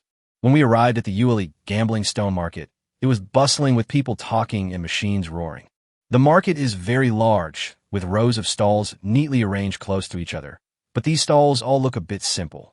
The so-called gambling stone stall is just a simple shed built on the open space in the market, which can only shelter from wind and rain. The environment and decoration are not so gorgeous. Piles of gray stones are placed randomly on the ground in the stall. There are wooden racks against the wooden walls inside the stall, on which are placed some inconspicuous raw stones, but these raw stones are somewhat different from the raw stones on the ground. The stones that can be placed on the wooden rack have all been appraised by experienced masters and are raw stones with a higher possibility of producing jadeite. Groups of people gathered in 2s and 3s at various stalls in the market to look at the raw stones, sometimes discussing in low voices. Sometimes some customers who often gamble on jadeite would take out professional flashlights and shine them on the outside of the raw stones, trying to find any clues of jadeite. Lin Yifan took Yang Qian to the door of a relatively quiet stall. When the stall owner saw customers coming in, he hurriedly came over to greet them warmly. "My 2 guests, would you like to see some fabrics? What price range do you need? I can help you find some." "No, let's take a look ourselves first and call you if we need anything." Lin Yifan rejected the boss's idea of selling. "Okay, then please help yourselves." After hearing what Lin Yifan said, the boss tactfully left to greet other customers. After the boss left, Lin Yifan walked to a wooden rack and looked at the raw stones placed on it. There are a total of 8 raw stones on this row of wooden racks of different sizes and shapes. The largest one is as big as a car tire, and the smallest is only as big as a fist. 3 of the raw stones have windows. Although this was Lin Yifan's first time to engage in actual gambling on stones, he had read quite a few novels in his previous life, including some that involved gambling on stones. Although the novel is fictional, some things in it are not false. Lin Yifan has a habit of looking up information to find out more when he sees something he doesn't understand. So even if you have never been involved in gambling on stones before, you still know some basic knowledge about gambling on stones. For example, the raw stone with a window in front of you is called semi-gambling material in the jargon, and the raw stone without a window is called full gambling material. While Lin Yifan was looking at the rough stones, Yang Xian beside him was also looking at the broken stones in front of him and asked Lin Yifan, "Mr. Lin, there are beautiful jades hidden in these rough stones that are no different from stones?" Lin Yifan smiled and explained, "Not necessarily. Some raw stones contain jadeite, some contain just stone, and some may contain jade, but the quality is too poor and not worth much." Yang Xian asked doubtfully, "There are so many ways to do this. Can you tell which piece contains jade?" Lin Yifan shook his head and smiled bitterly. If you can tell whether there is jade, why is it called gambling on stones? Before the rough stone is cut, no machine can detect the inside of it, and even the most experienced gambling stone master cannot be sure of the inside of the rough stone. No wonder people say gambling on stones is a matter of one cut to heaven and one cut to hell. So how do you choose? Just pick one with your eyes closed. Yang Qian sighed and asked curiously. Lin Yifan said, "An experienced stone gambling master can still roughly judge the possibility of the inside of the stone by the outer skin, but the probability of guessing correctly is not high. So to be honest, when gambling on stones, experience plays a part, but more depends on personal luck." Yang Qian nodded thoughtfully, and at this time Lin Yifan's eyes fell on the smallest piece of raw stone on the shelf. The fist-sized piece of raw stone is a semi-gambling material. There's a window the size of a finger on the stone. Judging from the jade flesh displayed through the window, there is obviously jadeite inside. As for what kind of jadeite was exposed, Lin Yifan did not often come into contact with jadeite and could not tell exactly what kind of water it was. He could only guess that it might be glass or ice. Many people think that glass-type jade must be very valuable when they hear the word glass-type, but this is not the case. The value of jade is mainly determined based on its type, water content, and color. In addition, the size of a jade and whether there are defects such as cotton wool and cracks inside will affect the final value of the jade. If we discuss the value of species, water, and color separately, among the types of jade, the glass type is indeed the most expensive. However, if we only talk about the water content of jade, the more transparent and lustrous the jade is, the higher its value will be. In terms of color, green will be more valuable than other colors. However, these need to be considered comprehensively to determine the final value of jadeite. Take green as an example. With the same color and water content, if this green jade is glass type, it is the famous glass type imperial green, the most expensive jade. But if it is changed to bean type, the value of this jade will be greatly reduced. This fist-sized window material in front of you has very good water quality, but the color is a little off. It is not imperial green, but a slightly transparent color. If it is imperial green, then the value of this window material is not low. However, even if it is imperial green, the size of this raw stone limits its value. The entire raw stone is only the size of a fist. Even if it is full of jadeite, it can only be made into 2 or 3 pendants and a few ring faces after it is opened, and it cannot be made into a bracelet. Whether the jade can be made into a bracelet or not, the value it contains is completely different. Lin Yifan was just about to reach out to take the rough stone to have a look, but before his hand touched the stone, a hand suddenly reached out from his side. Lin Yifan looked at the owner of the hand in surprise, and saw a young man in his 20s with a dignified bearing also preparing to take the material. Seeing that the other party's goal was to take this piece of material, they both withdrew their hands at the same time. Seeing the young man stop, Lin Yifan immediately felt a liking for him and took the initiative to ask with a smile, "Brother, do you want this material too?" The man nodded and said politely, "My grandmother's birthday is coming up soon, and I want to give her a meaningful birthday gift, so I plan to buy this piece of material to see if I can get some jade from it, so that I can carve a Buddha statue and give it to her to make her happy." Chapter 60, Getting to Know Sun Xiaowu. He then discussed with Lin Yifan, "Brother, can you let me buy this piece of material? I've been looking for a long time and finally found a suitable piece." Seeing that the other person was buying the material to show filial piety, Lin Yifan immediately said, "No problem. Since you are planning to use it as a birthday gift, I will give you this piece of material. You can buy any piece you want." Seeing Lin Yifan's understanding, the man said gratefully, "Brother, thank you so much. If I had missed this piece of material, I don't know how long it would take me to find another suitable one." "You're welcome. I'll go look at other materials." Lin Yifan was just about to turn around and look at other raw stones when the man called out to him. "Wait a minute, bro." Lin Yifan turned around in surprise, looked at him, and asked, "What's wrong? Is there anything else?" The man took out a business card holder from his pocket, took out a card, and handed it to Lin Yifan. "Brother, nice to meet you. My name is Sun Xiaowu. I am indebted to you for today's matter. If you have time to visit Shanghai, remember to call me." Lin Yifan took the business card, introduced himself, and then asked in surprise, "Are you from Shanghai?" Sun Xiaowu smiled bitterly and said, "Yes, I have been here for several days since I came from Shanghai. I have bought several pieces of jade myself and also paid an experienced craftsman to help me check them. But either the jade is cut too badly or the quality of the jade is not ideal. I'm almost worried to death." Lin Yifan accepted the business card and said to Sun Xiaowu with a smile, "Then I wish that the price of this material will increase. I may have to stay here for a few days. We will meet again when I return to Shanghai." Sun Xiaowu's eyes lit up. "Brother Yifan, are you from Shanghai too? That's a coincidence. I'll save your phone number, and I'll set up a table when I get back to Shanghai to thank you for your kindness today." Lin Yifan gave him his cell phone number, and the two exchanged a few pleasantries. Sun Xiaowu took the piece of material, called the stall owner over, and asked him, "Boss, how much is this piece of material?" The stall owner took a look at the material in the man's hand and flattered him first. "Boss, you have a really good eye.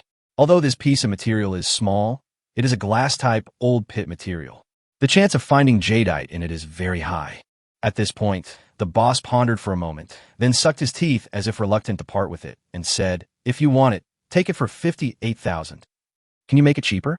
58,000 is a bit expensive for such a small piece of material." Sun Xiaowu was not moved at all by the boss's promotional explanation of the raw stone and started bargaining directly. The main reason is that Sun Xiaowu has heard too many such words in the past few days. As long as he sees a piece of raw stone at a stall, the owner of the stall will basically say how good his raw stone is and that there is a high chance of getting jadeite. As a result, the pieces were always cut too thin, causing Sun Xiaowu to lose all the money he had spent on buying materials. Although I won't cause trouble for my boss, I can't naively believe what he says are the possibilities. The stall owner said awkwardly, "Handsome man, this material is really not expensive at 58,000. Look at the window. There is real glass-type, transparent white ice inside. 58,000 is not expensive for such a raw stone, right?" Hearing their bargaining, Lin Yifan watched with interest. Sun Xiaowu ignored the boss's words and said to him, "It's useless even if the jade flesh at the window position is of good quality. Who knows what's inside? I have already cut 2 pieces of window material today. Both of them had very beautiful jade flesh at the window, but they all collapsed after one cut." The boss hesitated for a moment and finally said hesitantly, "I can only give you a lower digit at most. If it's any lower, I really can't sell it to you." Seeing that the price the boss offered for the second time was indeed good, Sun Xiaowu took a look at the window position of the stone in his hand, nodded, and bought the stone.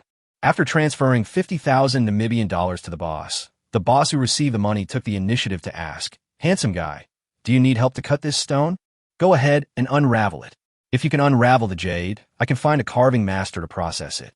The boss said happily, "Okay, come with me. I will help you turn on the machine now." After saying that, the boss turned around and went to the stone cutting area to prepare for stone cutting. Sun Xiaowu looked at Lin Yifan next to him and invited him, "Brother Yifan, do you want to go and take a look together?" Lin Yifan was not in a hurry to choose the raw stone, and he had never seen the stone cutting process with his own eyes, so he agreed to Sun Xiaowu's invitation. The 3 of them came to the stone cutting area together. The stall owner said to Sun Xiaowu, "Handsome boy, your rough stone is relatively small, so there is no need to cut it. If such a small rough stone is not cut well, even if there is jade, it will be wasted. I suggest you wipe it first to avoid damaging the jade inside." Sun Xiaowu nodded and handed the rough stone to the boss. "Okay, you are a professional. I will listen to you." The boss took the raw stone, fixed it on the bracket, and began to wipe the surface of the stone with tools. As water splashed on the contact point between the grinding wheel and the raw stone, the boss began to slowly grind around the raw stone window, and misty water vapor flew out from the other side of the grinding wheel. After polishing for about 10 minutes, the entire window position was expanded several times. The boss washed the raw stone in clean water, took it out, and took a look. After seeing the material clearly, he raised his head and said to Sun Xiaowu helplessly, "Boss, this piece of material has collapsed."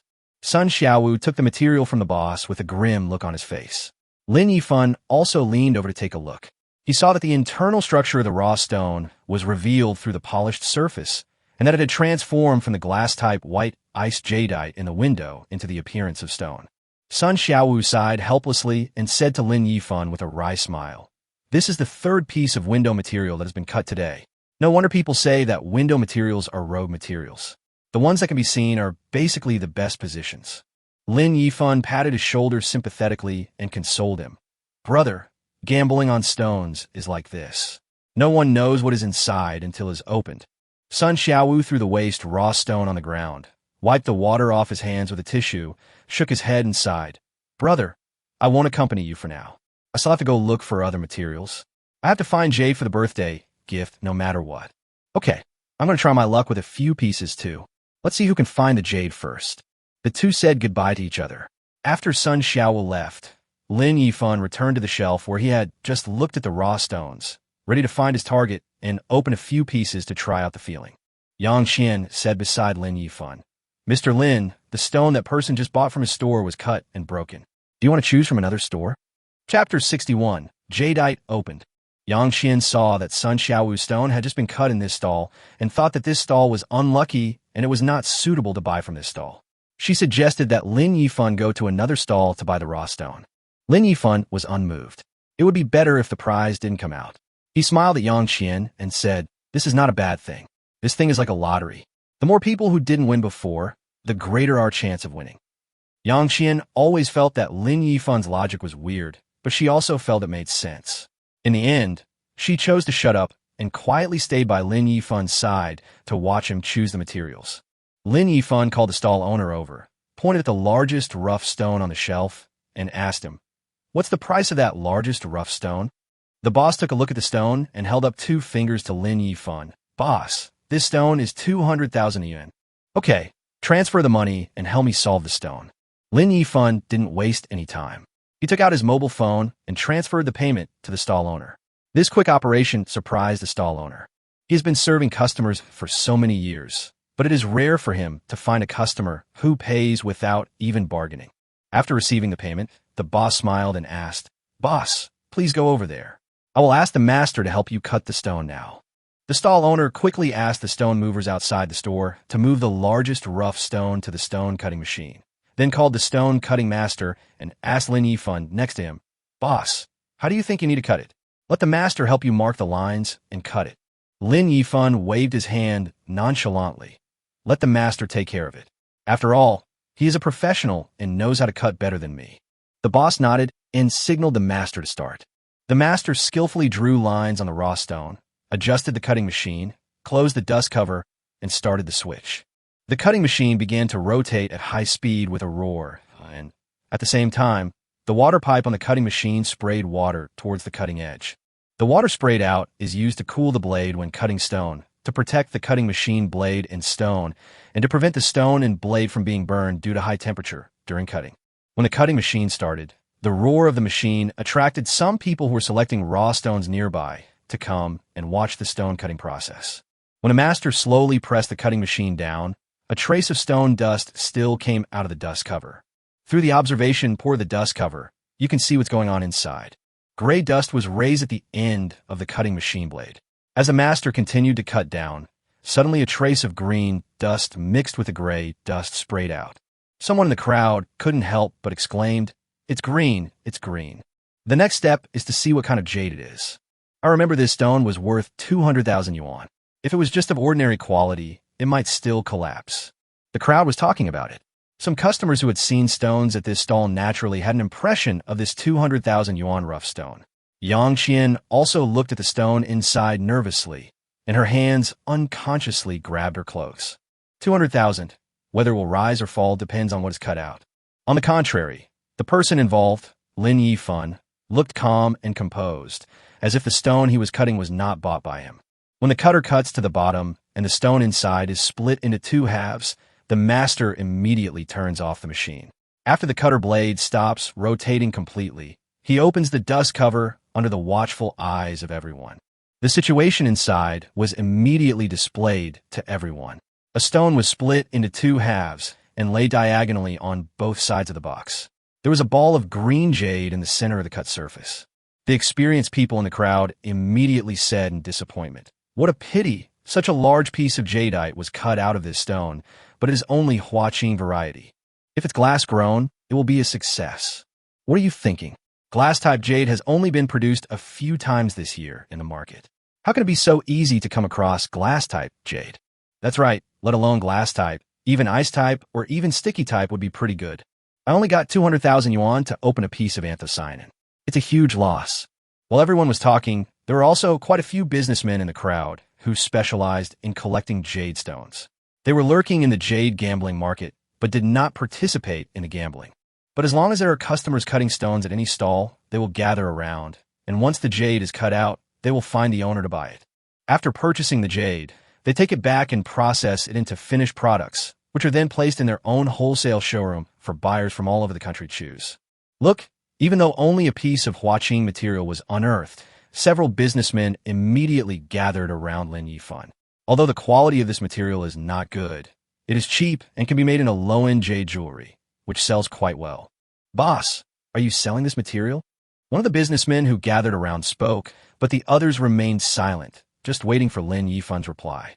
Although these businessmen are competitors, they have formed a set of implicit rules to avoid vicious competition, snatching customers and destroying the market. As long as one colleague asks for the price, the others will just wait.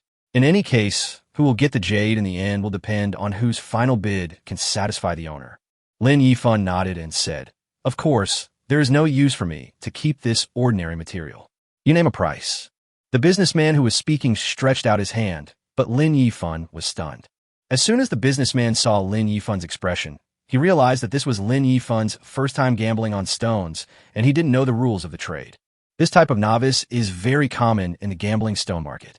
Many tourists from all over the country come here to experience the excitement of gambling stones, while others hope to get rich overnight by opening rare jadeite. The businessman smiled at Lin Yifan and said, "Boss, in our business, we negotiate prices by making hand gestures, which is commonly known as swallowing gold from a sleeve. This can prevent the price from being leaked and also avoid hurting the relationship." From the looks of it, the boss probably doesn't know how to use hand gestures.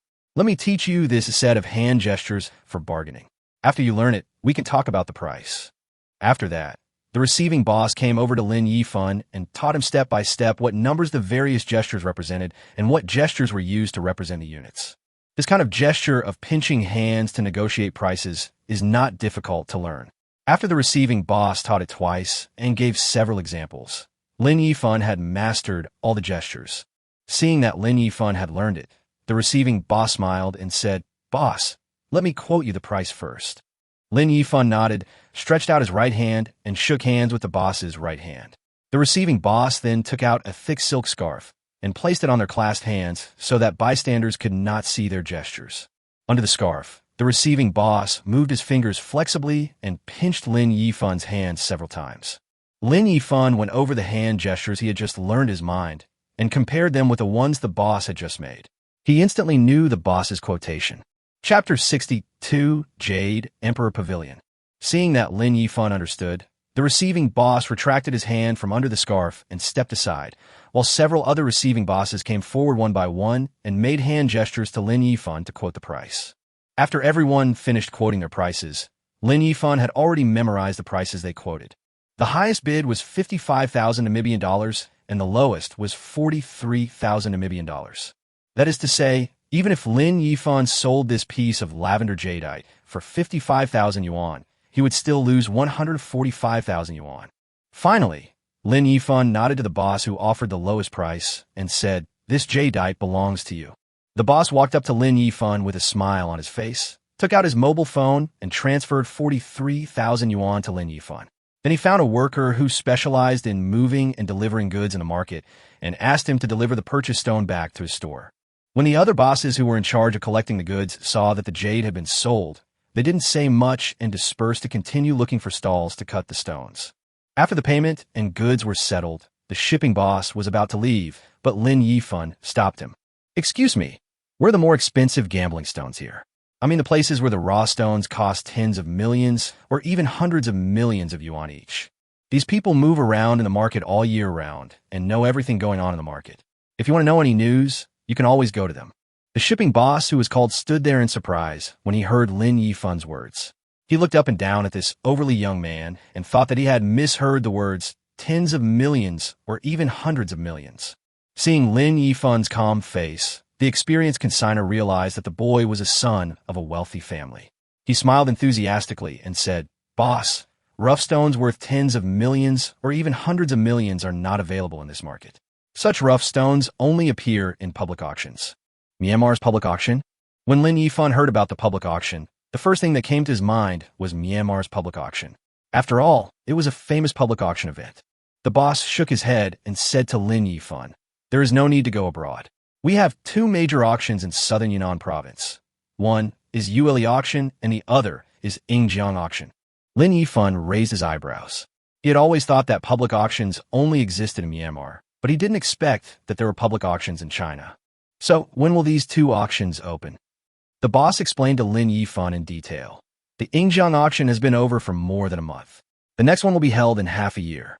The Yuyu auction will be held in 2 days. Many raw material wholesalers are already on their way with materials." Lin Yifan nodded after thinking for a while. Fortunately, he arrived in time. If he had arrived a few days later, he would have missed both public auctions in southern Yunnan province, which would have been too troublesome. The boss thought for a moment and added, "Of course, if you're in a hurry to get the goods, you can go to a stall in this market called Yuanshuan. Their raw stones are the best and most expensive in the entire market, and there are many materials worth millions. Boss, you can try your luck. If you're lucky, you may come across some raw stones worth tens of millions. The most important thing is that they recently brought in a batch of treasured materials. These materials are the raw stones from the old pits that were bought at the Myanmar public auction. Any piece is worth over 100 million yuan. They are the finale materials that they're going to use for the Yuyu public auction this time." Lin Yifan immediately became interested. "Where is that Yuanshuan? I'll go take a look." The boss quickly extended his hand and said with a smile, "Boss, please come this way. I'll take you there." Lin Yifan took Yang Qian and followed the boss into the market. Along the way, the receiving boss chatted with Lin Yifan enthusiastically. When they were about to reach a very busy stall, the receiving boss stopped, turned around, and said to Lin Yifan, "Boss, we're here. This is the most famous Yuanshuan in this market that I told you about." Lin Yifan nodded and was about to take Yang Qian inside when the receiving boss hesitated for a moment, then stopped in front of Lin Yifan and said with a smile, "Boss, can I follow you? If my price is not much different from others when you remove the jadeite, can you give me priority?" Lin Yifan was startled and did not agree to the boss directly, but smiled and said, "Okay, as long as your price suits my taste, I will definitely give it to you first." After saying this, Lin Yifan thought secretly in his heart, "Buddy, whether you can receive my goods depends on how evil your heart is." The boss was immediately happy when he heard what Lin Yifan said. With Lin Yifan's words, as long as the prices were similar, he could get the goods first and save himself from looking for sources everywhere. Entering the stall, this store is obviously much larger than the one Lin Yifan visited before. It is almost as big as 3 stalls, but it seems much more crowded than that stall. The main reason is that this stall has a lot of raw stones, many shelves, and many people choosing stones. After all, it is the most famous stall in this market, and its popularity is unmatched by other stalls. Lin Yifan asked the receiving boss who was following him, "Where is their most expensive rough stone? Take me to see it." The receiving boss smiled and led Lin Yifan and the other person inside, saying to Lin Yifan, "Boss, come this way. I'll take you to see the best goods in their store first.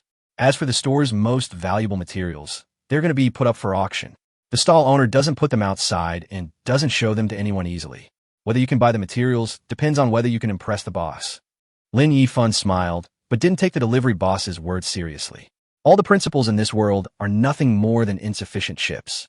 The stall owner spent so much effort to buy these raw stones from the Myanmar public auction and transport them back, and kept them for the Vietnam public auction. Isn't it just to let buyers bid against each other and make more money? As long as the price you offer is one that the stall owner cannot refuse, you will not refuse the business. Lin Yifan is very confident about this. The receiving boss took Lin Yifan and the other person through the stone area outside and came to the innermost part of the stall. What caught their eyes was a pile of more than 10 pieces of materials of different sizes on the ground. At this time, many people around were looking at these raw stones. Boss, their most expensive materials are basically placed in this area. Take a look first. I'll call the boss for you. It's up to you to negotiate with the boss for the other batch of materials. Lin Yifan nodded and turned his gaze to the ground in front of him, looking at the dozen or so raw stones of different sizes placed on the ground. The receiving boss saw Lin Yifan looking at the materials and did not disturb him. He turned around and left, then walked around the stall. He found the stall owner who was busy in the store and greeted him. Mr. Huang, I finally found you. Chapter 63, 55 million raw stones package. When Mr. Huang at the stall heard someone calling him, he turned around and said with a smile, Old Yi, why aren't you waiting by the stone breaker to receive the goods? What do you want from me? Boss Yi, who received the goods, smiled mysteriously and said to Boss Huang, Old Huang, don't say that I don't take care of you. Today I brought you a big customer. Oh, thank you so much. I'll treat you to a midnight snack after work. You are such a great customer. He asked for materials worth tens of millions or even hundreds of millions. Do you think it's a big deal? Boss Yi, who received the goods, smiled proudly. Mr. Huang was stunned for a moment. Then his eyebrows lit up with joy. Good fellow, it seems that not only do I have to treat you to supper tonight, but I also have to invite you to the club. Where's the boss? Take me over to greet him. Don't worry. Boss Yi stopped Mr. Huang. Old Huang, I told him about the batch of materials you're going to put up for the Yuan public auction. You may want to see the goods later. Mr. Huang hesitated for a moment and said with a smile, Okay, anyway, my material will be auctioned at the public auction. As long as he has the ability and can afford the price, it doesn't matter who I sell it to. But I have to make it clear first, I have to keep the best piece of material. It's not about money. I have to keep a piece of good material for the public auction. Otherwise, if Yuanshuan is missing from such a grand feast as the Yuan public auction, it will be a loss of reputation. Bossy nodded. He naturally understood Mr. Huang's concerns. When doing business, one must not only consider profits, but also reputation. The profits and popularity brought by the name of his Yuanshuan brand cannot be compared with a little money. Don't worry, I don't know how many pieces of your top quality ingredients they can eat. Mr. Huang also smiled proudly when he heard this. After the two of them reached an agreement, Boss Yi took General Manager Huang to find Lin Yifan. When the two arrived at the scene, Lin Yifan was lying on the material, pretending to watch. In fact, he didn't understand anything. In his eyes, these materials were just like stones on a roadside. Who knew which one contained jade? But you have to pretend to take a look. Otherwise, if you buy everything right away, people will think you are a fool with a lot of money. Boss Yi nudged Mr. Huang with his arm, moved his mouth towards Lin Yifan, and whispered to him, Look, the young man lying on the rock looking at the goods is the big customer I told you about. Mr. Huang looked at the young Lin Yifan and frowned. He is too young, isn't he? Does he have the ability? It depends on my best skills. Boss Yi said, just now at the stall in front, he bought a rough stone for 200,000 yuan without frowning, and asked me if I had materials worth tens of millions or hundreds of millions. I guess that he must be a rich second generation, so I brought him here to have a look. As for whether he has the ability, you will know after seeing him, right? Lin Yifan looked at it for a long time and stood up in confusion. He still didn't understand how to judge whether there was jade in a piece. Boss, do you have any material you like? Seeing Lin Yifan stand up, Boss Yi hurried forward and asked Lin Yifan with a smile. Lin Yifan looked at the other middle-aged man next to him and thought that this should be the boss of Yuanshuan. Lin Yifan nodded in pretended satisfaction and said with a smile, This material is really good, much better than the previous stall. It is worthy of being the most famous Yuanshuan in the market.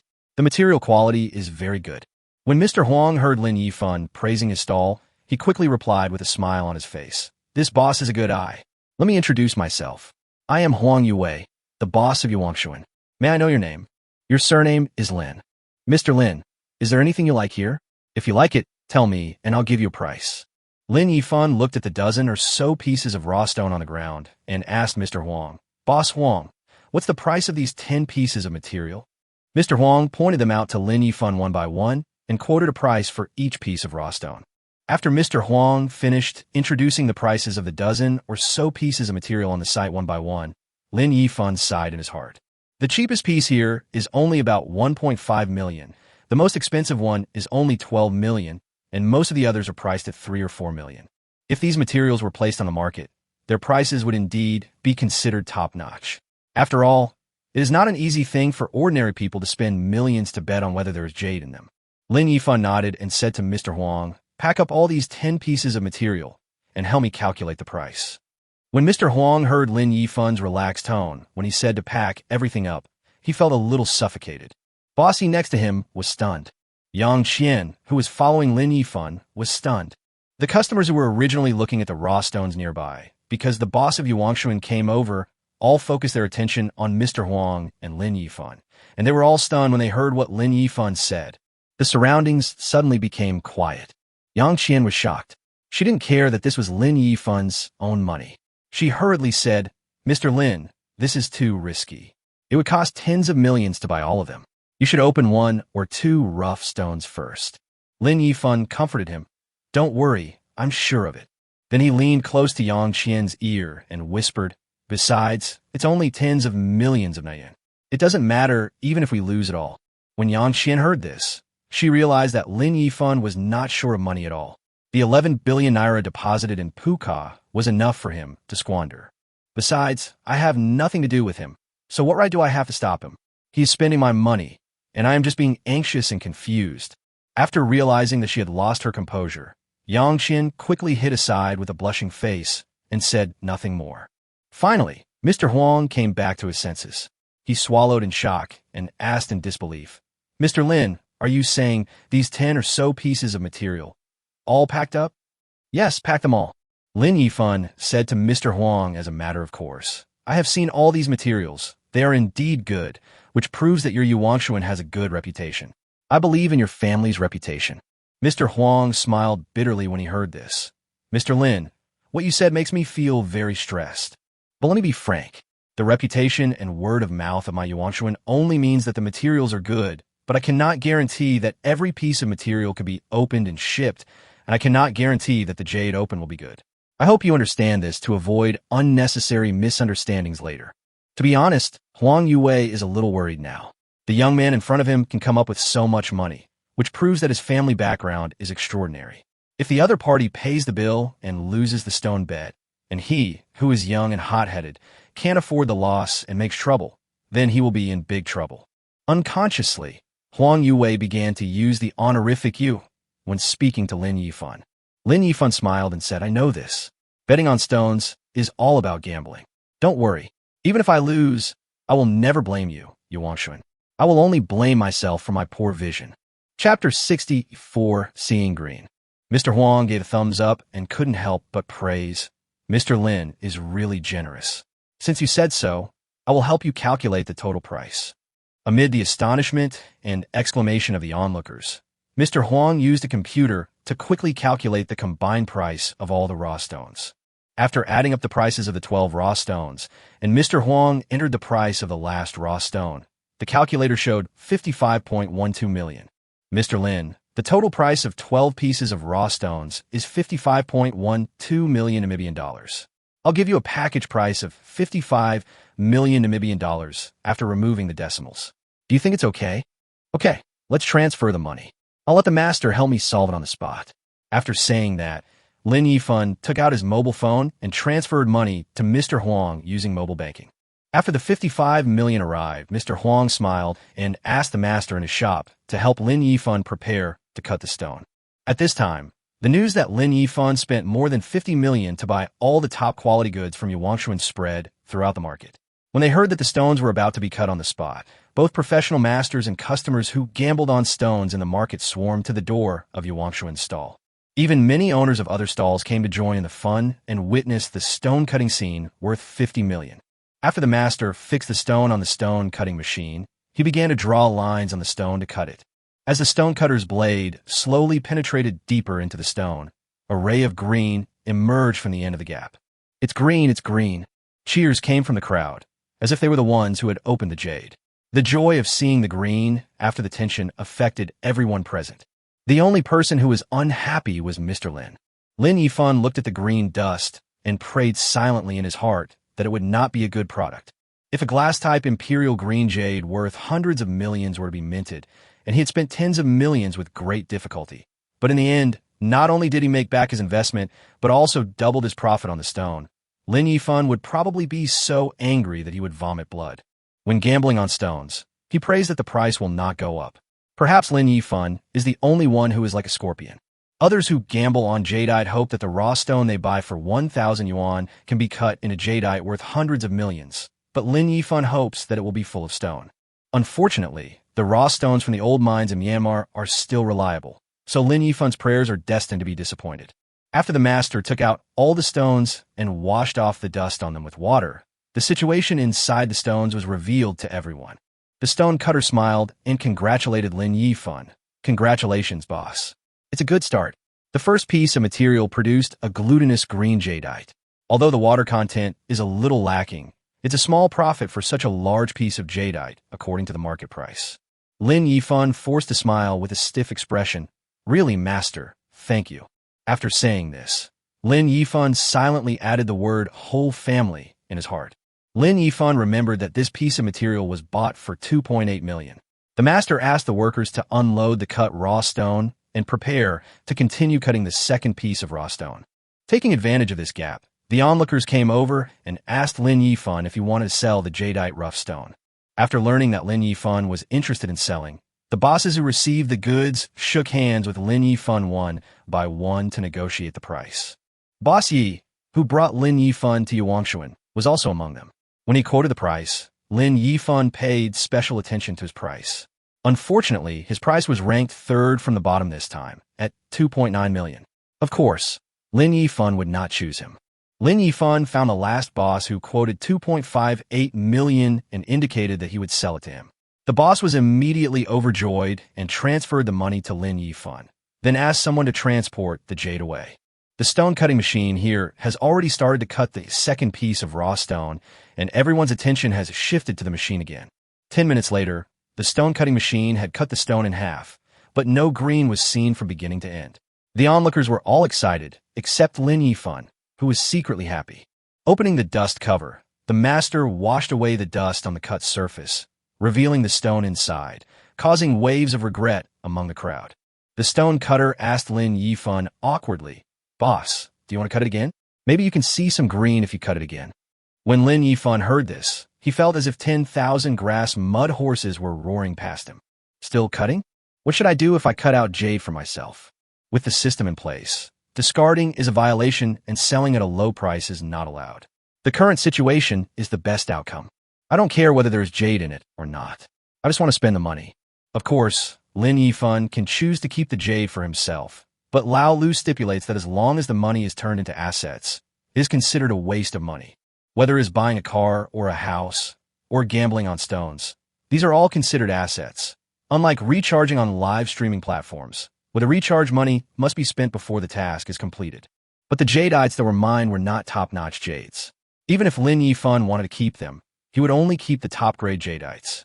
Lin Yifan didn't like these ordinary jadeites, and they would just take up space at home. Forget it. Since the first cut, which is most likely to produce jade, didn't produce any, there's no need to waste time. Let's remove the next one. Since the customer said he didn't want to cut it, the stone cutter said nothing more. He took the raw stone off the stone cutter and replaced it with a third one. Then starting from the third piece all the way to the sixth piece, every piece of raw stone cut out is a stone. Everyone around felt their hearts bleed, except Lin Yifan, who frowned on the surface but was actually very happy in his heart. When it came to the seventh piece, the long-lost green color appeared at the end of the cutting machine again. This scene made Lin Yifan's heart skip a beat. After the cutting was completed, the master opened the dust cover and washed the dust off the cut surface. After the dust was washed away, the cut surface revealed was indeed jadeite. When some experienced professional masters in the crowd saw the cut jade, they were delighted at first. But after seeing the situation clearly, although they didn't say anything, they all shook their heads secretly and thought it was a pity. The cutting master took a closer look at the jadeite, shook his head at Lin Yifan, and sighed. "Boss, what a pity. This ice green jadeite is more valuable than the first one, but there are too many streaks inside, and the erosion is too deep. This piece of jadeite cannot be made into jewelry. It is considered useless. This is how gambling on jade is. Anything can happen, especially when the jade has flaws. It is obviously a good piece of jade, but due to defects such as knots, lines, and veins, its value is greatly destroyed. If it is just a relatively minor flaw, it will at most affect the value of the jade. The most tragic case is like Lin Yifan's piece. The entire piece of jade was ruined by these flaws. Lin Yifan finally put his worries to rest. He said in an annoyed manner, "I finally got a green one, but it turned out to be a waste. I'll just throw it away and move on to the next one. I don't believe that I can't get a good one out of a dozen pieces of material." The stone-cutting master cleaned the stone-cutting table as instructed and continued to cut the 8th piece. This time, I managed to cut out a complete piece of jade, and it was an icy type with floating flowers. Chapter 65, Loss of 40 million. After hearing the quotes from the various purchasing bosses one by one, Lin Yifan sold the material to one of them at the lowest price of 3.2 million. Then they cut the 9th and 10th pieces of material and found 2 broken stones. So far, there are only 2 uncut raw stones left, and Lin Yifan only cut out 2 pieces of jade, which were sold for a total of 5.78 million. The onlookers saw that Lin Yifan's 50 million yuan had been reduced to 5 million yuan, a 10-fold decrease, and they were all secretly shocked by the dangers of gambling on stones. It is indeed a case of one sword leading to heaven and one sword leading to hell. No, Lin Yifan's situation can no longer be called hell, it should be called abyss. Huge pit. It is really rare to see so many pieces of material from old mines in Myanmar collapse like this. The stone-cutting master was very nervous during the process of cutting these 10 pieces of material, not for any other reason.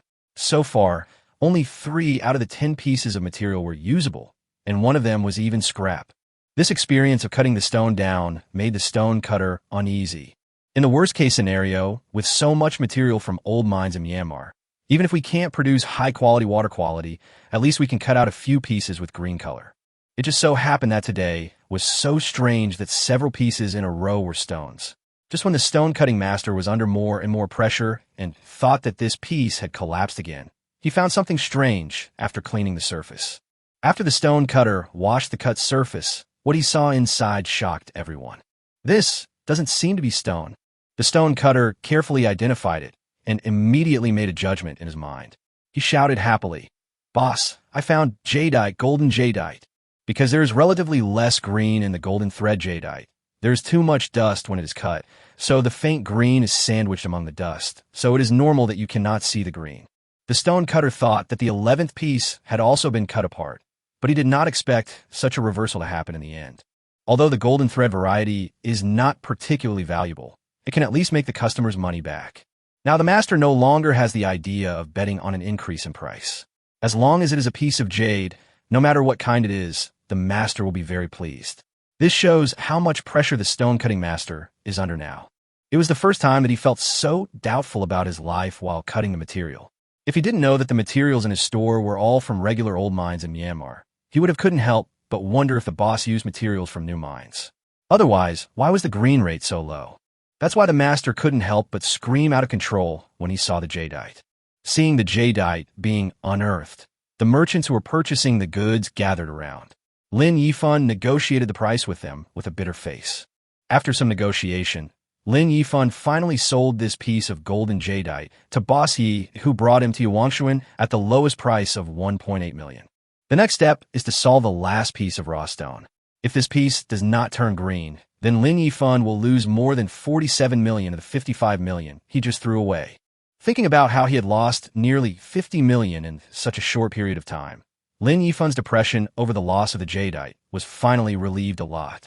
The roar of the machine rang out, and everyone present stared at the last stone in the observation port. As the blade went deeper and deeper, everything would be cleared in the end. What surprised everyone was that there was not a single green tint seen during the entire process. The last piece was also cut off. The onlookers sighed secretly and looked at Lin Yifan with a hint of pity and regret in their eyes. The stone-cutting master saw that the chances of these 12 raw stones producing green were so low that he was about to smash the signboard of his stall. Unwilling to believe it, he stubbornly asked the workers to move the stones. Without even bothering to say hello to Lin Yifan, he prepared to cut it again. Seeing his actions, Lin Yifan was puzzled. What does this master mean? Do you think there's still a chance to save this rough stone? But he did not stop the master. The crowd who were about to leave stopped when they saw the master's actions, intending to see if Master Jiesher had the ability to change his fate. However, the result was destined to be disappointing. The goddess of luck was on Lin Yifan's side after all, and the green did not come out after this cut. The stone-cutting master looked at the stone-cutting machine with frustration, and he didn't dare to meet Lin Yifan's gaze. During the whole process of stone-cutting, Huang Yue, the boss of Yuanshuan, had been watching nearby. Upon seeing the 12 pieces of material collapse like this, he came over and was about to give Lin Yifan some advice. Who would have thought that when Lin Yifan saw him coming, he asked first, "Boss, I heard that you have some materials ready for public auction. Do you want to sell them?" "Mr. Lin, are you still planning to buy it?" Huang Yue was indeed quite surprised by Lin Yifan's reaction. Even if most people can accept the reality and not curse after losing money, they will still think that this stall is unlucky. Even if they want to gamble on stones again, they will not buy raw stones from this stall. Lin Yifan actually wanted to buy the material. He was obviously gambling.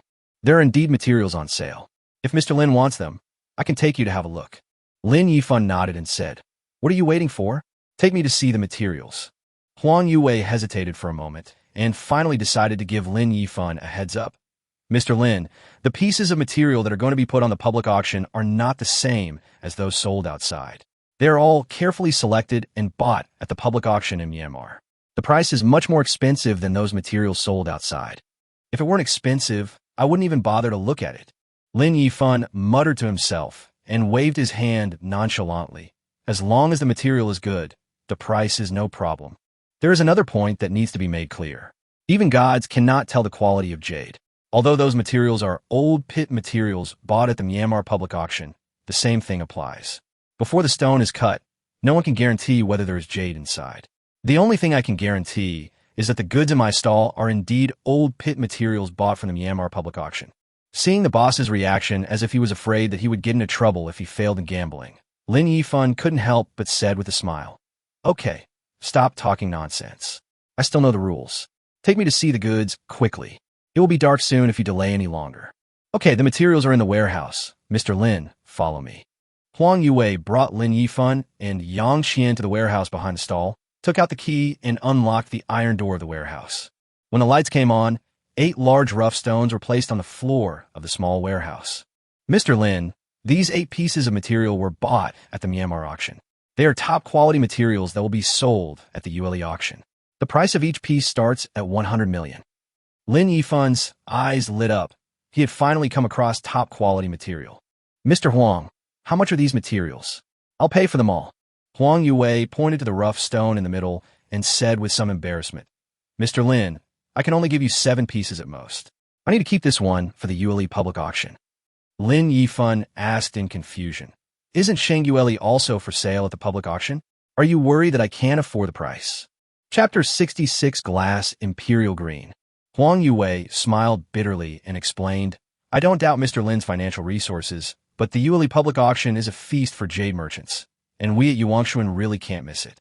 Yuanshuan's name needs to be displayed in this channel to maintain the reputation we have worked so hard to build. Okay, since Mr. Huang said so, I won't force you to do anything. Please help me calculate the prices of the other 7 pieces of material. As for the piece of material on the public auction, it will be the same when I go to the public auction to buy it." Huang Yue told Lin Yifan the prices of the 7 rough stones, respectively. The cheapest piece was 130 million, and the most expensive piece was 800 million. The final price was exactly 2.5 billion Namibian dollars. However, the price Huang Yue quoted was only the starting price for the public auction. He certainly couldn't sell it at this price. The next step was to negotiate the price. Otherwise, why would he sell it to Lin Yifan? After all, if it is auctioned at a public auction, the price will be much higher than this after a round of bidding. Lin Yifan touched his chin and asked, "Mr. Huang, what price would you give for these 7 pieces of material?" Huang Yue pondered for a while. "Mr. Lin, the price increase of each piece of material at the public auction is different. It may only be 20% to 30% higher than the starting price. But it is also possible that several customers will like a piece of material at the same time, and the transaction price can be multiplied several times. Lin Yifan interrupted Huang Yue directly. Boss Huang, be quick. Just quote a price for these pieces of material, and we can talk slowly about whether it's suitable or not. Huang Yue quickly calculated in his mind, stretched out his fingers, and made the number 7. Mr. Lin, how about adding 70% to the base price? Huang Yue made a rough calculation based on his previous experience and data from public auctions, in which he had submitted items for auction. The increase in auction prices is generally between 50% and 60%. Although some materials can be sold at double or even several times the price, there are also some materials that people are not optimistic about, resulting in no one bidding and the sale failing. So taking the overall average, the increase is about 50% to 60%. The initial price of 70% is also considered to have room for bargaining if Lin Yifan negotiates the price. Lin Yifan heard him say 70%. If it was 2.5 billion plus 70%, it would be 4.25 billion. Without saying a word, Lin Yifan used mobile banking to transfer 4.25 billion to Huang Yue's account. After seeing the text message on the phone, Huang Yue was stunned by Lin Yifan's action. I originally thought that it would take a lot of negotiation, with both parties arguing over the price, and finally I would have to make concessions to close the deal, but who knew that the other party would transfer the money directly? This made Huang Yue doubt for a moment whether the price he quoted was too low. Lin Yifan didn't care about his thoughts. After transferring the money, he said to Huang Yue, Boss Huang, please ask the master to move these 7 pieces of material out and start working now. Huang Yue collected his thoughts and quickly asked the workers to come to the back to move the raw stones. He then took Lin Yifan and the other person to the stone cutting area in the front. After the workers moved the 7 rough stones to the side of the stone cutting machine, the master began to instruct the workers to place the first rough stone on the stone cutting machine and secure it. Mr. Lin, how do you cut it? Do you draw the lines yourself, or ask the master to do it for you? Lin Yifan patted the stone fixed on the stone cutter and said, Let's do it the same way as before. Let the master help me mark the lines and cut it. Upon hearing this, the master quickly drew the cutting line, adjusted the cutting machine head, positioned the machine along the drawn line, and pressed the switch to start cutting the first piece of raw stone. After the last batch of materials was cut, Lin Yifan immediately went to pick out raw stones again. Many people who had just watched knew that there would be stone cutting next, and they've been waiting in the stone cutting area of Yuan to watch. Now seeing that the stone cutting was still going on, a crowd of people gathered around again. The machines roared and the dust flew. The stone cutter had only cut 1/5 of the way when a hint of green appeared in the dust. The onlookers were amazed and shouted that it was green. Seeing that the first piece showed green, Lin Yifan could only hope that he would get a top-notch jadeite. Either don't produce jade, or produce a top-grade jade. This is Lin Yifan's idea. Top-grade jade can at least be made into jewelry and have collection value, but ordinary jade can only be sold normally. After all, I still have to keep betting on and cutting stones, and I have to go purchase goods when a Yuyu public auction starts in 2 days. It would be too troublesome to take all the jadeite back home, regardless of whether it is good or bad. It would also be disgusting to have a pile of ordinary jadeite at home. After the master has unwrapped the material, he will open the dust cover and clean the surface. Oh shit, there's an imperial green, and it's glass type. It's a rare sight. I didn't expect to see the best jadeite cutting today. This young man just lost tens of millions, but now he has made it back by gambling on this piece of material. Looks like old Huang has to set off firecrackers. The surface of the stone cut on the stone cutting machine revealed a large area of neutral and rich bright green. The crowd was talking about it, and everyone was amazed and looked at this full green glass jade with envy. The stone cutter said to Lin Yifan with a smile on his face, Boss, I finally lived up to your expectations and opened a good jadeite for you. Lin Yifan smiled and thanked his master. Huang Yue also came up to congratulate Lin Yifan and then said that he was going to set off some firecrackers. This is the unspoken rule of the gambling stone market. Whenever a stall sells top-quality jadeite, it will set off firecrackers. Firstly, it is to congratulate the customers and congratulate them on their bets increasing. Secondly, it is to make a splash and tell everyone in the market that my stall has the best products and they should come to my stall to pick out the materials. After Boss Huang left, a group of merchants who were purchasing the goods looked at this rare glass-type imperial green jadeite and surrounded it like sharks smelling blood. Boss, can you sell this jade? I can offer 800 million. Tisk, it's only 800 million. Boss, sell it to me. I'll pay 1 billion. Boss, if you make a move, I'll give you 1.1 billion. 1.3 billion deal now. At this time, the consignees were no longer bothered to negotiate prices, and they all quoted prices, each one higher than the other. If it is ordinary jade, the consignees will still abide by the unspoken rules.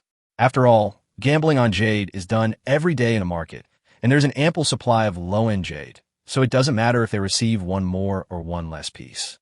But if top-grade jadeite appears, they will not care so much. Everyone knows how rare top-grade jadeite is. Whoever can get this top-grade jadeite can put it in the store as a treasure to attract customers. Everyone, be quiet and listen to me. Lin Yifan shouted at the quarreling consignees, and when everyone calmed down, he clasped his fists and said, "Boss, I'm really sorry, I don't plan to sell this material. Let's go." A middle-aged man among the consignees said hurriedly, "Boss, do you think the price is too low? The price can be negotiated." "Boss, how much do you think you are willing to pay?" Another person followed up and said, Yes, I can offer 1.5 billion. Chapter 67, 3, Top-Grade Jadeite. Lin Yifan shook his head. "It's really not about the price. I plan to keep this jade for my own collection. Let's go." Everyone hesitated for a while, and when they saw that Lin Yifan really had no intention of taking action, they dispersed with regret. Upon hearing that Lin Yifan wanted to keep the material for himself, Huang Yue simply asked the master to completely remove the jade from the stone. The two pieces of jade that were unraveled were as big as a basketball when put together. This made the group of buyers beat their chests and envy them. For such a large piece of material with such good quality, it would not be a loss even if they spent 2 billion to buy it, let alone 1.5 billion.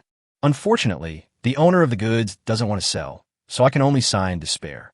The stone cutter then moved on to cut the second piece. When the second piece was cut into about 3 or 4 centimeters, a hint of purple appeared in the dust flying out from the end. "No way. Another good product. Are you so lucky? Could there be violets in here? It's already purple. What else can it be but violet?" I heard before that this little brother had lost tens of millions, but I didn't expect that he would be able to turn things around and produce 2 top-notch products. Although the value of violet jade is not as high as that of the glass-type imperial green jade, it is still considered top-grade jade. It seems that this young man can make back his investment with these 2 pieces of jade. Amidst everyone's discussion, the master opened all the stones and rinsed them to reveal what was inside. A violet emerald the size of an American football is embedded inside the stone. Huang Yue saw that it was indeed violet, so he asked the clerk to set off another string of firecrackers.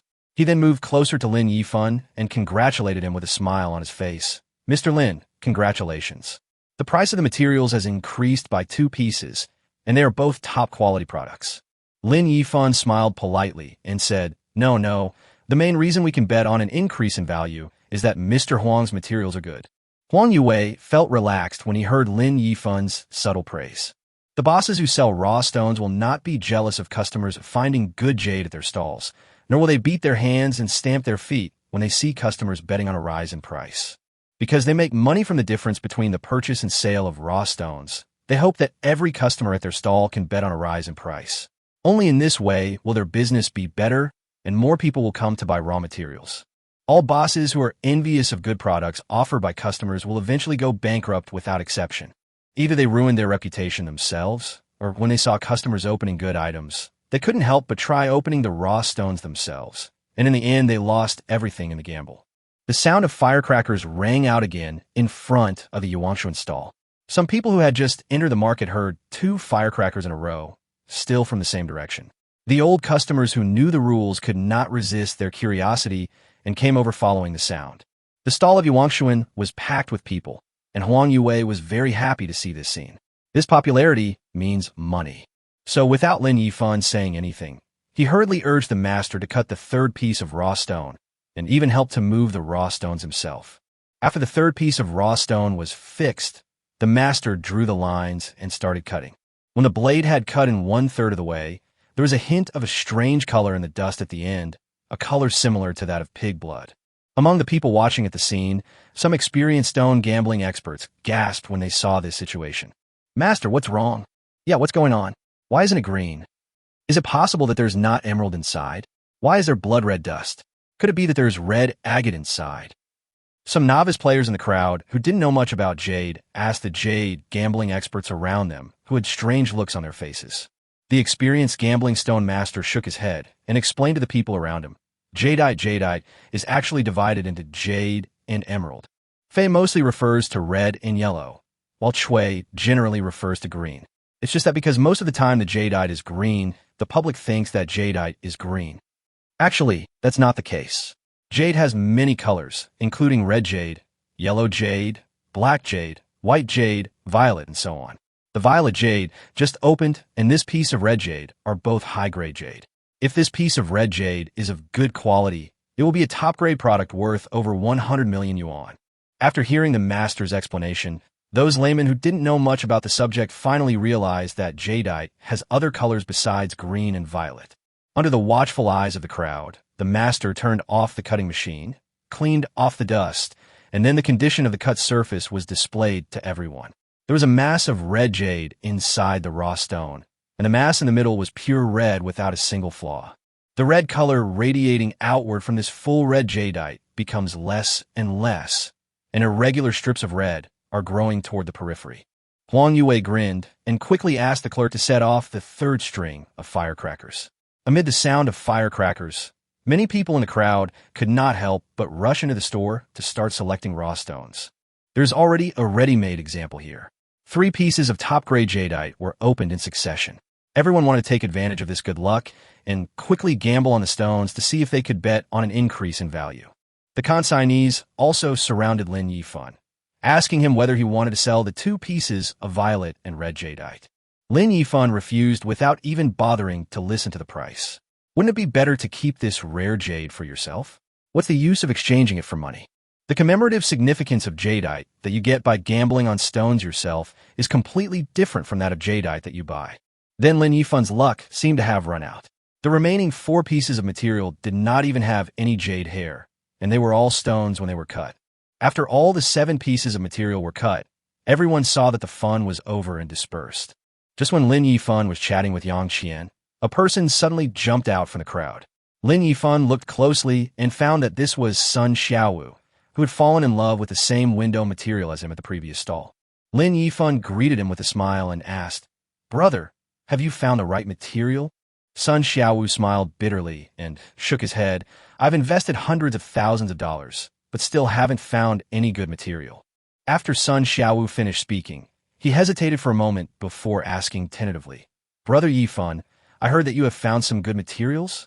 Lin Yifan nodded, pointed to the jadeite on the table next to him, and said with a smile, 3 pieces were opened, 1 glass-type imperial green, 1 red jadeite, and 1 violet. Sun Xiaowu, who had hurried over, discovered the 3 pieces of top-quality materials, and his eyes suddenly lit up. Brother Yifan, can you please make a deal and give me a small piece so that I can make a Buddha amulet as a birthday gift? Don't worry. You can name any price. I will never argue." Lin Yifan just didn't plan to sell it to those businessmen, but if Sun Xiaowu wanted it, he was still happy to help. After all, Sun Xiaowu had been humble at the stall before, and Lin Yifan had a very good impression of him. Chapter 68. Master Carver Wang. He immediately said, "No problem. Let's go find a place to process it. I'll also make these jades into jewelry." Sun Xiaowu was overjoyed and quickly thanked him. "Brother, I know there's a time-honored processing workshop in this market, and the carving master of this workshop is a well-known master in the circle. There were once several top-quality jadeites with serious flaws, and other carving masters did not dare to take them over easily, so they finally came to him. After being processed and carved with his superb skills, the jewelry he made was so exquisite that it became a famous classic work of art. He was therefore hailed as the Bienke of the carving world, with the ability to bring things back to life. But now he is old and is almost retired. He has started to focus on training apprentices and passing on his skills, and rarely carves by himself. Lin Yifan was worried that he would not be able to find a good carving master to process the jadeite, which would be wasted. He did not expect that Sun Xiao actually had this skill. "What are you waiting for? Let's go visit this master and see if we can ask him to help us design and process it." Sun Xiaowu smiled confidently and said, "Don't worry about this, brother. With such good material in front of him, he will definitely be tempted to try it. Besides, my grandfather had a close relationship with him back then, so I'm sure he will give him some face."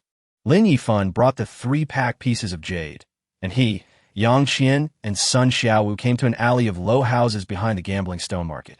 There were wooden signs hanging on the small storefronts. Some of the wooden signs were brand new, while others had been through the vicissitudes of life and were already mottled and faded. After wandering around in the alley for a long time, I finally found an old storefront. The storefront is still a wooden door, and the signboard reads, Wang's Jade Carving. The 6 large characters were originally painted with gold lacquer, but after so many years of wind and rain, the gold lacquer on the characters has almost fallen off. Inside the store, a middle-aged man was lying on a jewelry processing table carving a jade piece, and the hanging grinder made a squeaking sound. Sun Xiaowu stepped forward and greeted him. "Brother Zhou, are you busy?" A middle-aged man named Brother Zhou was holding a jade pendant embryo in his hand. He placed it under the water and used the sharp needle of a hanging grinder to grind the surface outline of the jade pendant. When he heard someone calling him, he stopped his work and looked back. "Hey, Xiaowu, what brings you here today? You haven't been here for 2 or 3 years. I thought you had forgotten about us." Sun Xiaowu smiled and said, "Brother Zhou, for what you said, I can forget you and old Wang even if I forgot anyone else. This time when I came to southern Yunnan, my grandfather specifically told me to come and visit old Wang." Brother Zhou put down the jade token in his hand, stood up, and asked Sun Xiaowu, Lin Yifan, and the other 2 to sit down in the hall and serve tea. Then he looked at Lin Yifan and Yang Qian and asked with a smile, "Xiaowu, who are these 2? Sun Xiaowu introduced, "Brother Zhou, this is Lin Yifan. This beautiful lady is a friend of Brother Yifan. By the way, Brother Zhou, is Mr. Wang here?" Brother Zhou nodded and said, "Yes, he should be practicing Tai Chi in the backyard at this time. I'll go and invite him for you." "Okay, I'll trouble you, Brother Zhou. Don't be so polite. Please sit for a while." Brother Zhou nodded to Lin Yifan and Zhou Qian, then stood up and left the living room to find Mr. Wang in the back. After Brother Zhou left, Sun Xiaowu said to Lin Yifan, "Brother Yifan, my grandfather met Mr. Wang when he was working in southern Yunnan in his early years. My grandfather had no other hobbies but was extremely fond of jade, so he had a very good relationship with Mr. Wang. Later, after my grandfather was transferred to Shanghai, he came less frequently due to work reasons. Basically, I came to visit on his behalf." Lin Yifan raised his eyebrows slightly. He caught an important piece of information from Sun Xiaowu's words. Sun Xiaowu said that his grandfather was working in southern Yunnan. The word serve is mostly used in government circles or high-level executives of large groups. It seems that this brother Sun whom I just met has a rather important background. "Ha, what a rare guest. How come Xiao Wu has time today to come and see an old man like me?" A loud voice came from the side door, and then an old man in Tang's suit walked out briskly, followed by Brother Zhou behind him. Sun Xiaowu quickly stood up and said with a friendly smile, "Old Wang, you are really embarrassing me. You are blaming me for not visiting you more often. I know I was wrong, and I promise to visit you more often in the future." Lin Yifan and Yang Qian also stood up and waited for Sun Xiaowu and Mr. Wang to finish their greetings. "You," old Wang smiled and shook his head, saying, "As expected of old Sun, you speak in a very unique way." After saying this, he looked at Lin Yifan and Yang Qian beside him. Sun Xiaowu immediately introduced him tactfully. "Mr. Wang, this is Lin Yifan, a young man I met in the gambling stone market today. I brought Brother Yifan here today because I want to ask you to come out and help polish a few pieces of jade." Old Wang shook his head helplessly and said with a smile, "Little guy, if you want to carve something, just ask your Brother Zhou. He is now a master. He has already learned 70% of my craft. What he lacks is thinking and imagination. I'm afraid that Brother Zhou doesn't dare to buy these pieces of jade." Sun Xiaowu smiled confidently, then raised his chin to Lin Yifan. "Brother Yifan, take out the things and let Elder Wang take a look. Wow, looks like I got something good." Mr. Wang, who was familiar with Sun Xiaowu's character, became interested when he heard what he said. Having watched him grow up since he was a child, Mr. Wang knew that what he said was not groundless. For him to be so proud, it must be top-grade jadeite. After all, when Sun's father worked in southern Yunnan province, Sun Xiaowu liked to visit him the most when he was a child. He had seen all kinds of jadeite. Ordinary jadeite would not make the calm Sun Xiaowu behave like this. Lin Yifan casually took out a piece of jade from his handbag. The one on top was the red jade, and this was the first piece Lin Yifan took out.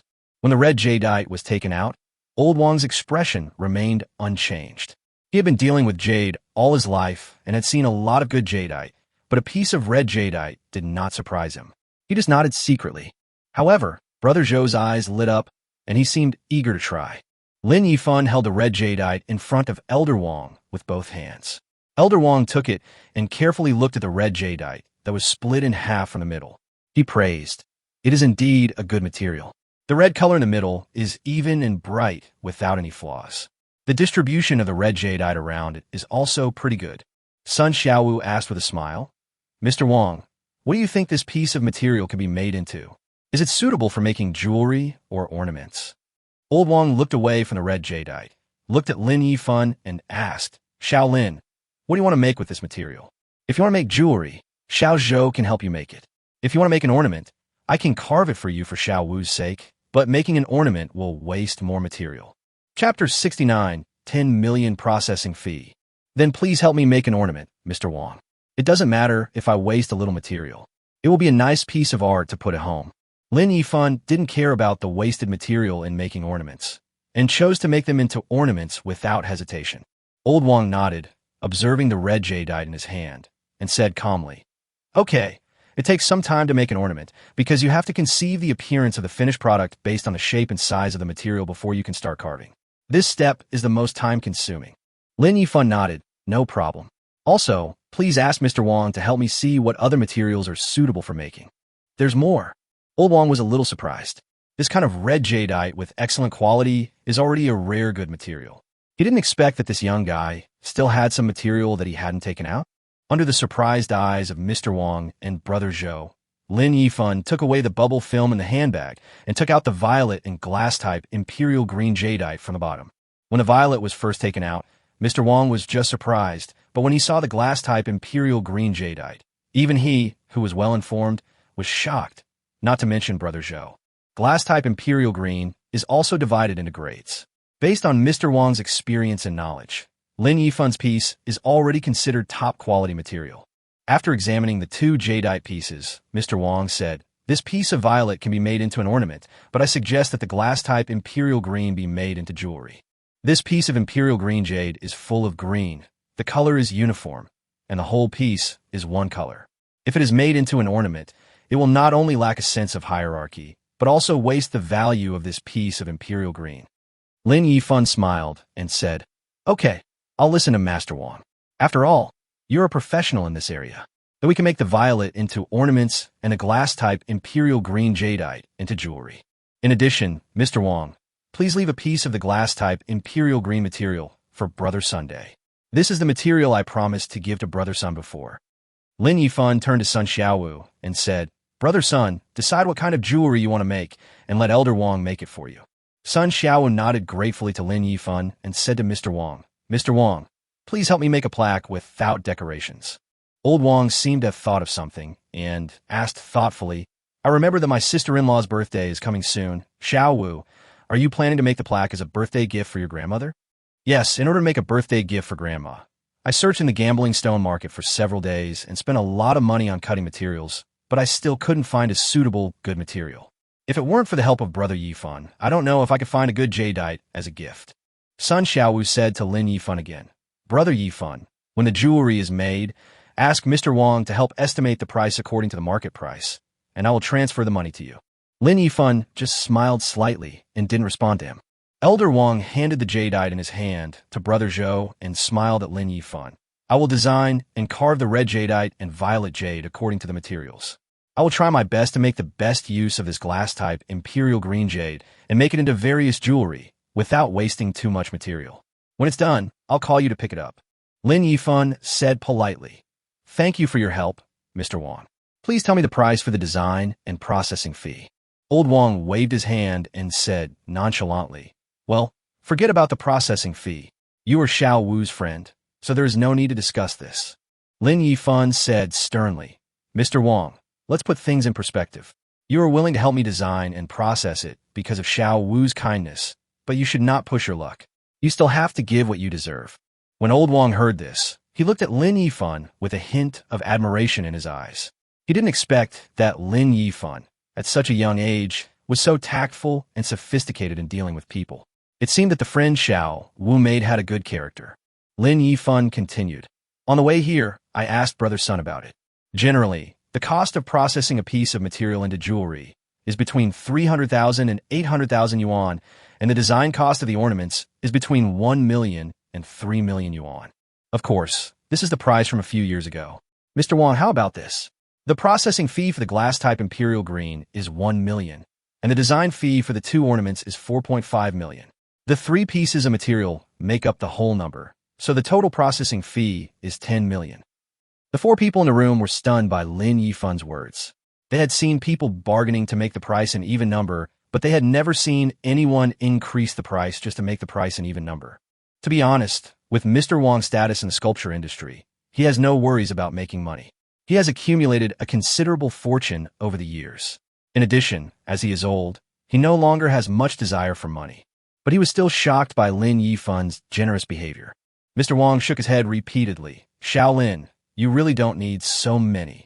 Mr. Wang, please listen to me first. No matter how good the jade material is, its value is just so. But after being designed and processed by a master like you and turned into a work of art, the value of the material increases greatly. Compared to a piece of material worth tens of billions or even hundreds of billions, a processing fee of several million is really not much. Please don't refuse it. Old Wang hesitated and looked at Sun Xiaowu. After all, this was the friend he brought with him. Sun Xiaowu also glanced at Lin Yifan, then smiled at Old Wang and said, Old Wang, since Brother Yifan is sincere in giving it to you, it shows his respect for your craftsmanship. Don't refuse. Besides, Brother Yifan doesn't lack this little money. He has spent more than 4 billion just on buying materials today. Lin Yifan quickly chimed in, Yes, Mr. Wang, please don't refuse. Even Old Wang was stunned when he suddenly heard that Lin Yifan spent such a huge amount of money to gamble on stones. He didn't expect that such a young guy would dare to gamble so big. How dare you? There's really no possibility of making a winning bet when it comes to gambling on jadeite. If you don't get good material, it is not impossible that 4 billion will be wasted. It is not uncommon for people to lose their fortunes by gambling on jadeite in this market. But looking at the 3 pieces of top-grade jadeite on the table, at least the bet won this time. After processing the glass-type imperial green material alone, almost 2/3 of the investment was recovered. If the value of the red jadeite and violet made into ornaments is taken into account, Lin Yifan still made a profit. Mr. Wang can only say that a newborn calf is not afraid of a tiger. But my luck is so good that I can always make a profit with just 1 bet. Well, I'll accept Xiaolin's kindness. I promise that the ornaments and accessories I make will be worth the price Xiaolin offered. Lin Yifan felt relieved when he saw that Mr. Wang finally agreed to accept his processing fee. After receiving the transfer from Lin Yifan, Mr. Wang prepared to work on the design of the ornament overnight.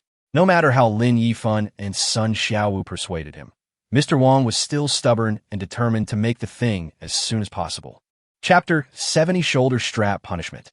Helpless Lin Yifan and Sun Xiaowu could only give up persuading him and just asked Brother Zhou to take care of Mr. Wang. Then they stood up and said goodbye. They were busy until so late that Lin Yifan and Yang Qian had not had dinner yet. On the way, Lin Yifan chatted with Sun Xiaowu for a while and was about to ask Sun Xiaowu to have dinner together, but Sun Xiaowu had already eaten. Sun Xiaowu said that he still needed to visit some old friends on behalf of his grandfather, so he left first by car. After Sun Xiaowu left, Lin Yifan took Yang Qian to a restaurant outside the Gambling Stone Market to taste the specialties of southern Yunnan province before returning to the hotel. Because Yang Qian was pregnant and had been tired all day, Lin Yifan told her to rest early. After sending her back to her room, Lin Yifan also went back to his room to wash up. After washing up, Lin Yifan lay on the bed. His mobile phone rang with a WeChat notification tone. It was a video sent by Huya anchor Tong Yin with a message at the end. Brother Piao Miao, what have you been busy with recently? You don't even come to Tong Yin's live broadcast room. Oh, by the way, I just bought a set of clothes today. Brother Piao Miao, please help me see if it looks good. I have only shown this set of clothes to Brother Piao Miao. There was a sweet smiley face behind the message. Lin Yifan curiously opened the video sent by Tong Yin. Dozens of seconds later, Lin Yifan rushed into the bathroom, turned on the cold water, and rinsed himself, cursing in his heart. You killed me, and you won't be punished. It turned out that the video Tong Yin sent was a selfie of her dancing. In the video, she was wearing a half-waist tights, a super short hip-hugging tight skirt, and a cat ear headdress on her head. The curvy figure was fully displayed in the tight-fitting clothes. Because the clothes were too tight, Lin Yifan could vaguely see some things. This woman is not wearing anything underneath. Thinking of the possibility of what's going on under the hip skirt, Lin Yifan couldn't help it and rushed into the bathroom to put out the fire in his heart. A few minutes later, after the cold water calmed Lin Yifan down, he dried himself and lay back on the bed. However, he didn't dare to watch the video again, and he didn't even dare to reply to her message. This woman is so scary. If there are a few more videos, Lin Yifan thinks he will go crazy tonight. Who can withstand this? As for Yang Qian in the next room, it wouldn't matter if she was single, but she has a boyfriend and is pregnant. Lin Yifan doesn't dare to touch her, nor does he want to touch her. Although I'm not a saint, and I don't mind enjoying this time and space, I still have the most basic 3 views.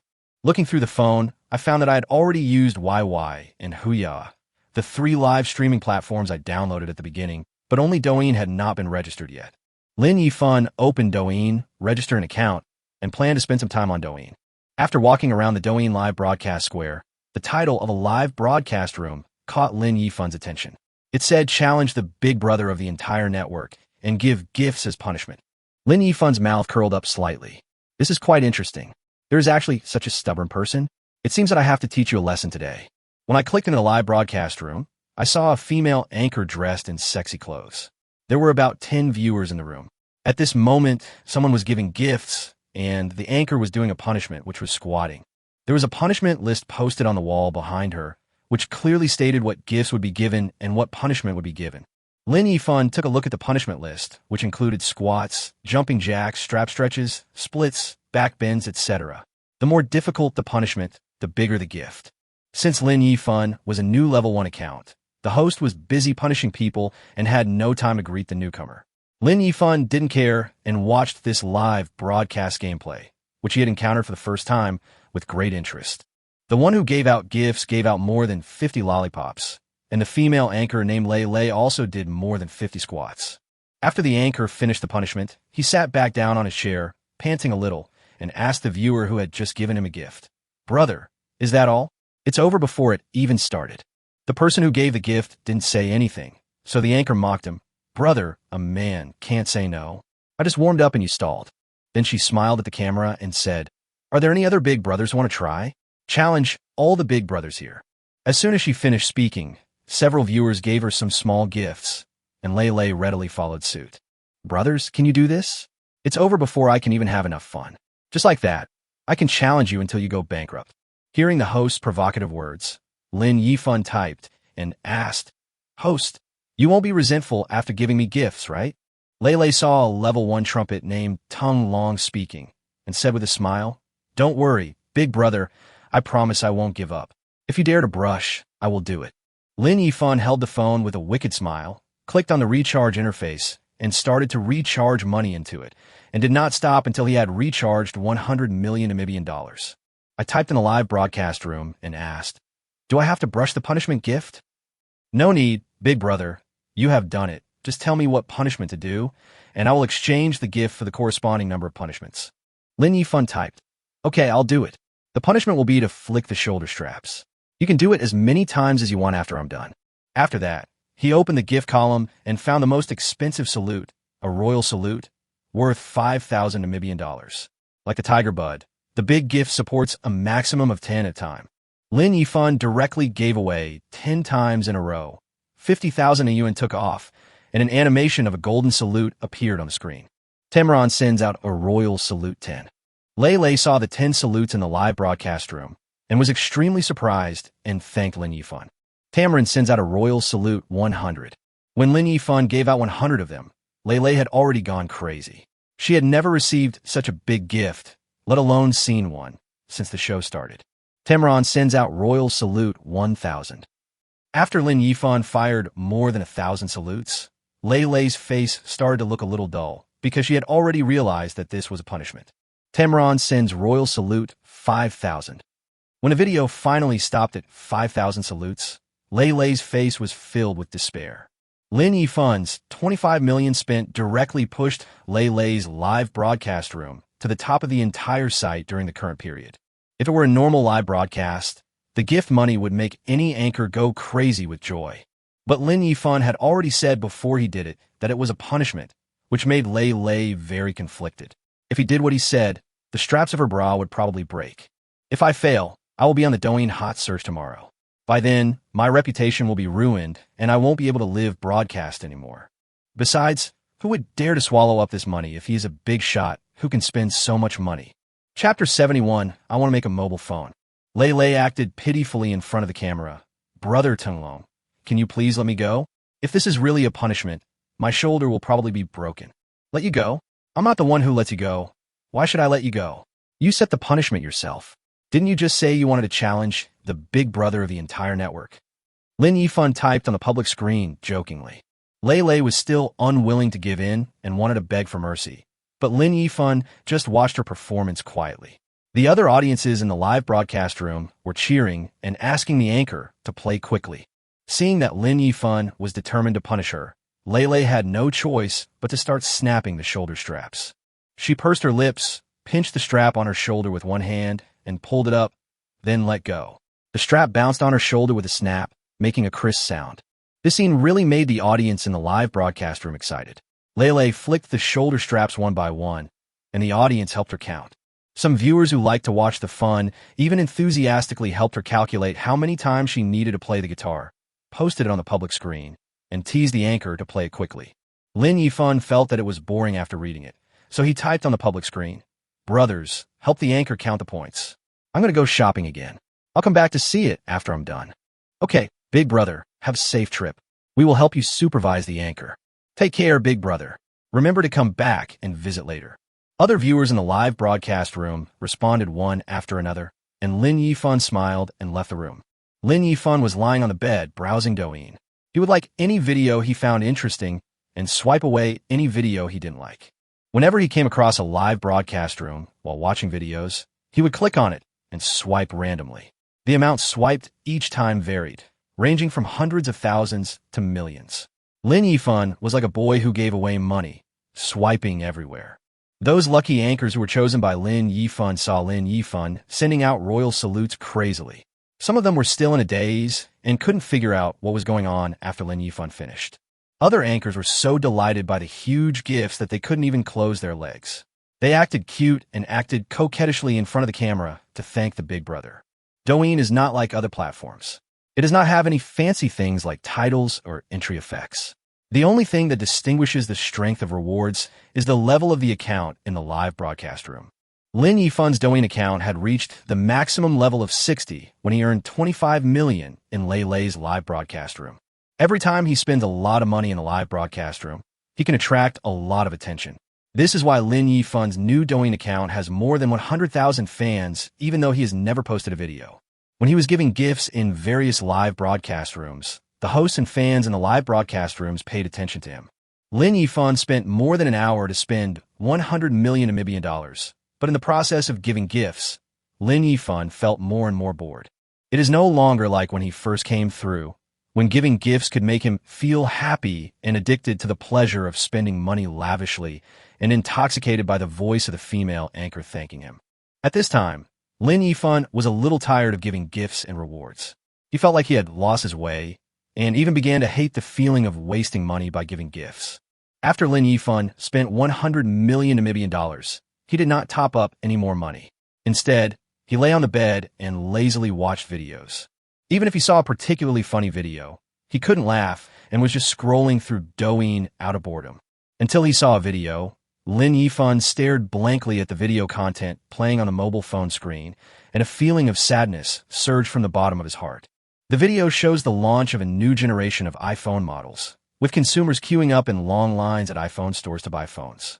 Lin Yifan can even see pregnant women with big bellies waiting in line to buy phones. This plot and the following content are simply made up for the plot, just to introduce the storyline, and do not have any elusive meaning. Please don't make a big deal out of it. Laohan would like to thank you. Lin Yifan really couldn't understand. Even if the performance of the iPhone was better than that of domestic phones, was it necessary to queue up so hard to buy it? Can't you wait until the phone is fully available before buying it? Does it really matter whether you get the phone a few days earlier or later? He also remembered that there was a high school student who went to a black clinic to sell blood many times in order to buy this mobile phone. He used the money from selling blood to buy the phone, just to show off in front of his classmates. As a result, Due to inadequate hygiene and disinfection at the black clinic, he was infected with a disease while selling blood, and his life was ruined. Lin Yifan is not an angry young man, nor does he reject normal consumption by consumers. After all, everyone has the freedom to consume. But he really couldn't understand why people would queue up just to get the phone first. Seeing his compatriots admiring things from the beautiful country to such an extent, Lin Yifan felt angry from the bottom of his heart. Watching the scene that was playing in a loop in the video, Lin Yifan suddenly had an impulsive idea in his heart. He wanted to make a mobile phone. He wants to create a conscientious domestic mobile phone brand that can make the Chinese people proud. Once this idea came to mind, it was unstoppable.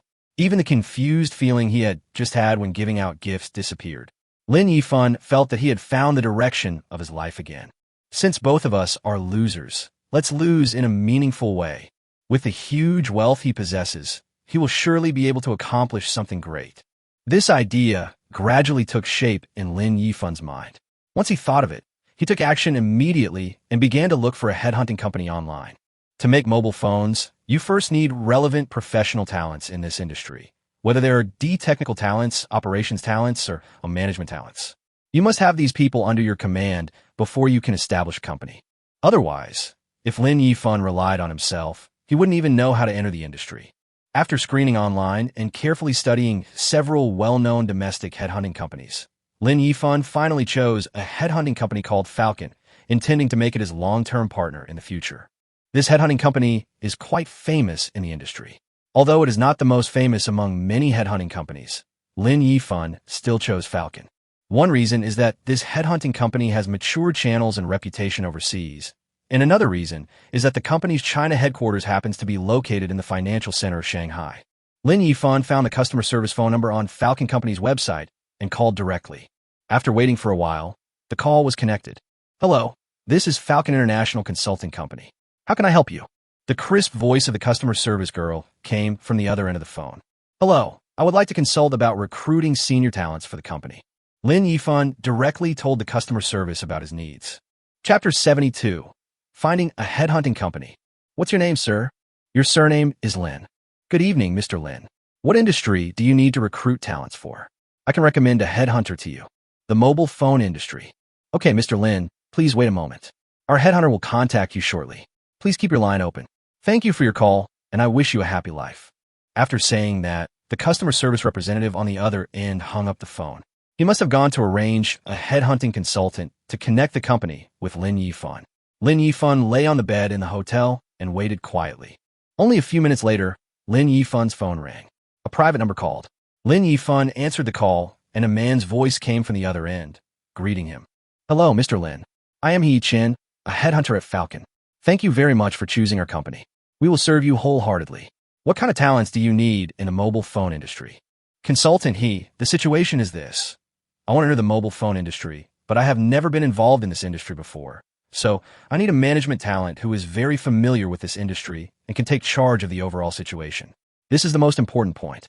In addition, the industry needs relevant technical R&D talents, operation service talents, and product design talents. Can your company take on such orders? He Chen on the other end of the phone listened carefully to Lin Yifan's needs. When he heard Lin Yifan's talent needs, he was secretly excited. The client needs so many high-end talents. This is a big order for the company. Mr. Lin, please trust our Falcon Company's professional capabilities. We will do our best to meet your needs. I need to first understand the basic situation of your current company, such as company name, company size, establishment time, and other basic information, so that I can communicate with the talents you need. I don't have a company. Isn't this just looking for you to recruit people to set up a company? He Chen on the other end of the phone was silent. So there is nothing? Not even a shell company? Of course, situations like Lin Yifan's are not uncommon. In addition to most self-started companies, there are some sons of wealthy families who set up their own companies and also approach headhunters from the very beginning to recruit people and form the initial team. Why? Is there a problem? Mr. Lin, it's like this. If the client doesn't have a company under his name, we need to collect a certain deposit before we start the service. Of course, this deposit will be used to deduct the service fee at that time. Just tell me a number. Lin Yifan readily agreed. Isn't it just money? Any problem that can be solved with money is not a problem. He Chen thought for a moment and said on the phone, Mr. Lin, for high-end talents like the ones you need to recruit, our company usually requires a deposit of 1 million to 2 million yuan first. Add me on WeChat and send your company's card number to my WeChat. Okay, then I'll add your WeChat first. Once the deposit is in place, I'll send you the relevant talent information from our company's talent pool. If there's nothing you like, I'll help you find other talent. No problem. After hanging up the phone, Lin Yifan's WeChat notification prompted him that he had received a friend request. Lin Yifan accepted He Yichen's friend request, and the other party sent a bank account. Lin Yifan transferred 2 million directly to the Falcon Company's account through mobile banking, and then took a screenshot and sent it to He Yichen on WeChat. After He Yichen received the deposit from Lin Yifan, he immediately sent him several documents via WeChat. After Lin Yifan received the file, he opened it and began to read it. Inside are resumes of talented people, which not only contain personal information, but also extremely detailed personal work experience. At the end, there is also Falcon Company's evaluation of the talent. The information on the resume is very complete, except for the lack of contact information. This is also normal. In order to prevent the two parties from contacting each other privately and causing the job to be jumped, the headhunting company will not write the talent's contact information on it. Of course, this cannot completely prevent people from jumping orders. If you really want to contact them privately, it is not impossible to find the phone number of a high-end talent. However, if you do this, it means that both parties will be put on the headhunting company's blacklist, and the entire industry will become unwelcome targets for the headhunting company. It will be impossible to find a job or recruit through the headhunting company in the future. Lin Yifan opened the resume and began to read it. Pang Shiqing, male, 45 years old, native of Guangdong, China, bachelor degree from Shenzhen University, major in marketing, English CET 6. He worked in United Microelectronics Technology Group for 7 years, successively served as marketing manager, sales director, branch general manager, group chief operating officer, with an estimated salary of 5 million. Wang Ming, male, 37 years old, native of Anhui Province, China, master degree from Tsinghua University, major in international business, English level 8. He worked for Shanghua Technology Priority Company for 6 years, serving as sales manager, branch deputy manager, and company CEO with an estimated salary of 4.6 million. Li Na, female, 34 years old, native of Jinshe, China, graduated from the University of Pennsylvania with a master's degree in visual design and English CET 6. She has won many awards in well-known design competitions at home and abroad, and her expected salary is 3.5 million.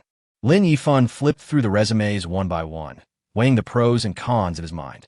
When seeing the last resume, Lin Yifan's eyes fixed. Lu Jia, male, 33 years old, native of Shanghai, China, graduated from Harvard University with a doctorate in business administration and a level 8 English proficiency. He was previously the marketing director, general manager of a branch, and chief strategy officer of Galaxy Technology Company, Limited, USA, with an estimated salary of 4.5 million. What attracted Lin Yifan's attention was a piece of work experience on Lu Jia's resume. In order to enter the television industry and compete for market share in the industry, Galaxy Technology Company, where Lu Jia worked, called together the general managers of various branches and prepared to set up a television department. At that time, the television industry in the United States had stabilized, and it was extremely difficult for a new brand to gain a foothold. While the general managers of other branches were still considering it, Lu Jia stepped forward without hesitation and volunteered to take on the task. In just 3 years, Lu Jia and his team led the newly established TV brand into the top 3 in the U.S. TV industry, occupying 1/5 of the entire TV industry's market share. Isn't this experience very similar to the mobile phone company that I am about to establish? This is the most ideal and suitable candidate in Lin Yifan's mind, so he directly photoshopped out the previous resumes and chose Lu Jia in his mind. Lin Yifan called He Chen. Advisor He, is this Lu Jia currently abroad or in China? Chapter 73 ULE Public Auction. Mr. Lin, Mr. Lu Jia has just returned to China. Many domestic companies have offered him jobs, but he has not yet decided which company to join. That's it. Please help me recruit him. I also want to know. Please send me the other candidates when you find new ones. He Chen asked, Mr. Lin, do you have any problem with the salaries they proposed? What other positions do you plan to offer them? He Chen had to first ask Lin Yifan whether he was willing to accept the salary they offered. If he disagreed, he had to find out what salary Lin Yifan could offer. In addition, It is also important what positions the new company offers to them. Only by knowing these key points will it be convenient to communicate with them and poach them. If we don't clarify these things, and after we convince people to come, they end up parting on bad terms because of salary or position issues, then it will be Falcon that will be embarrassed. After all, this involves the professionalism of the headhunting company. Lin Yifan replied decisively, "Salary is absolutely no problem. Don't worry about that.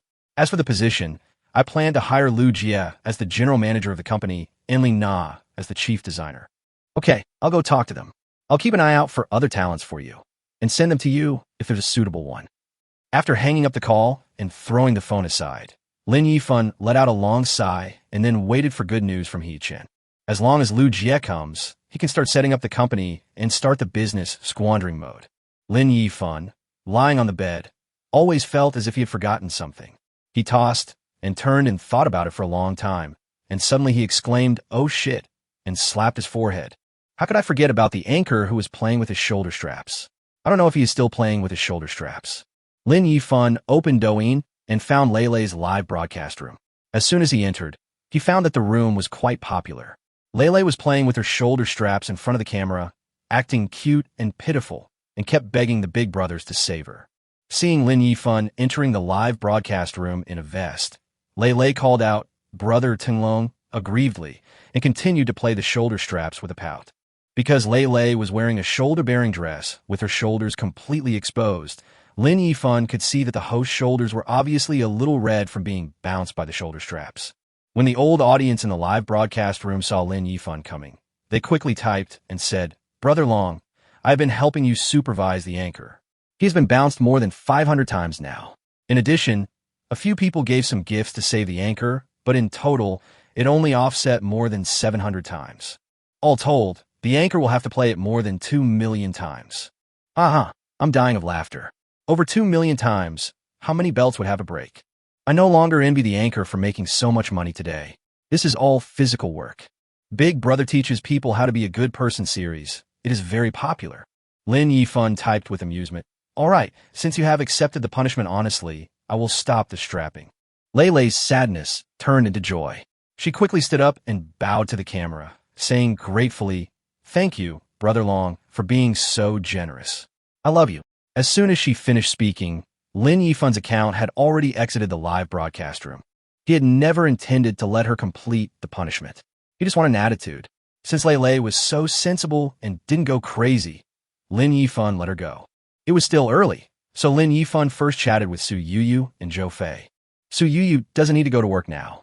She goes to the CPA tutoring class during the day and does live broadcasts at night. Zhou Fei's mentality has also changed. She used to work for others, but now she is her own boss.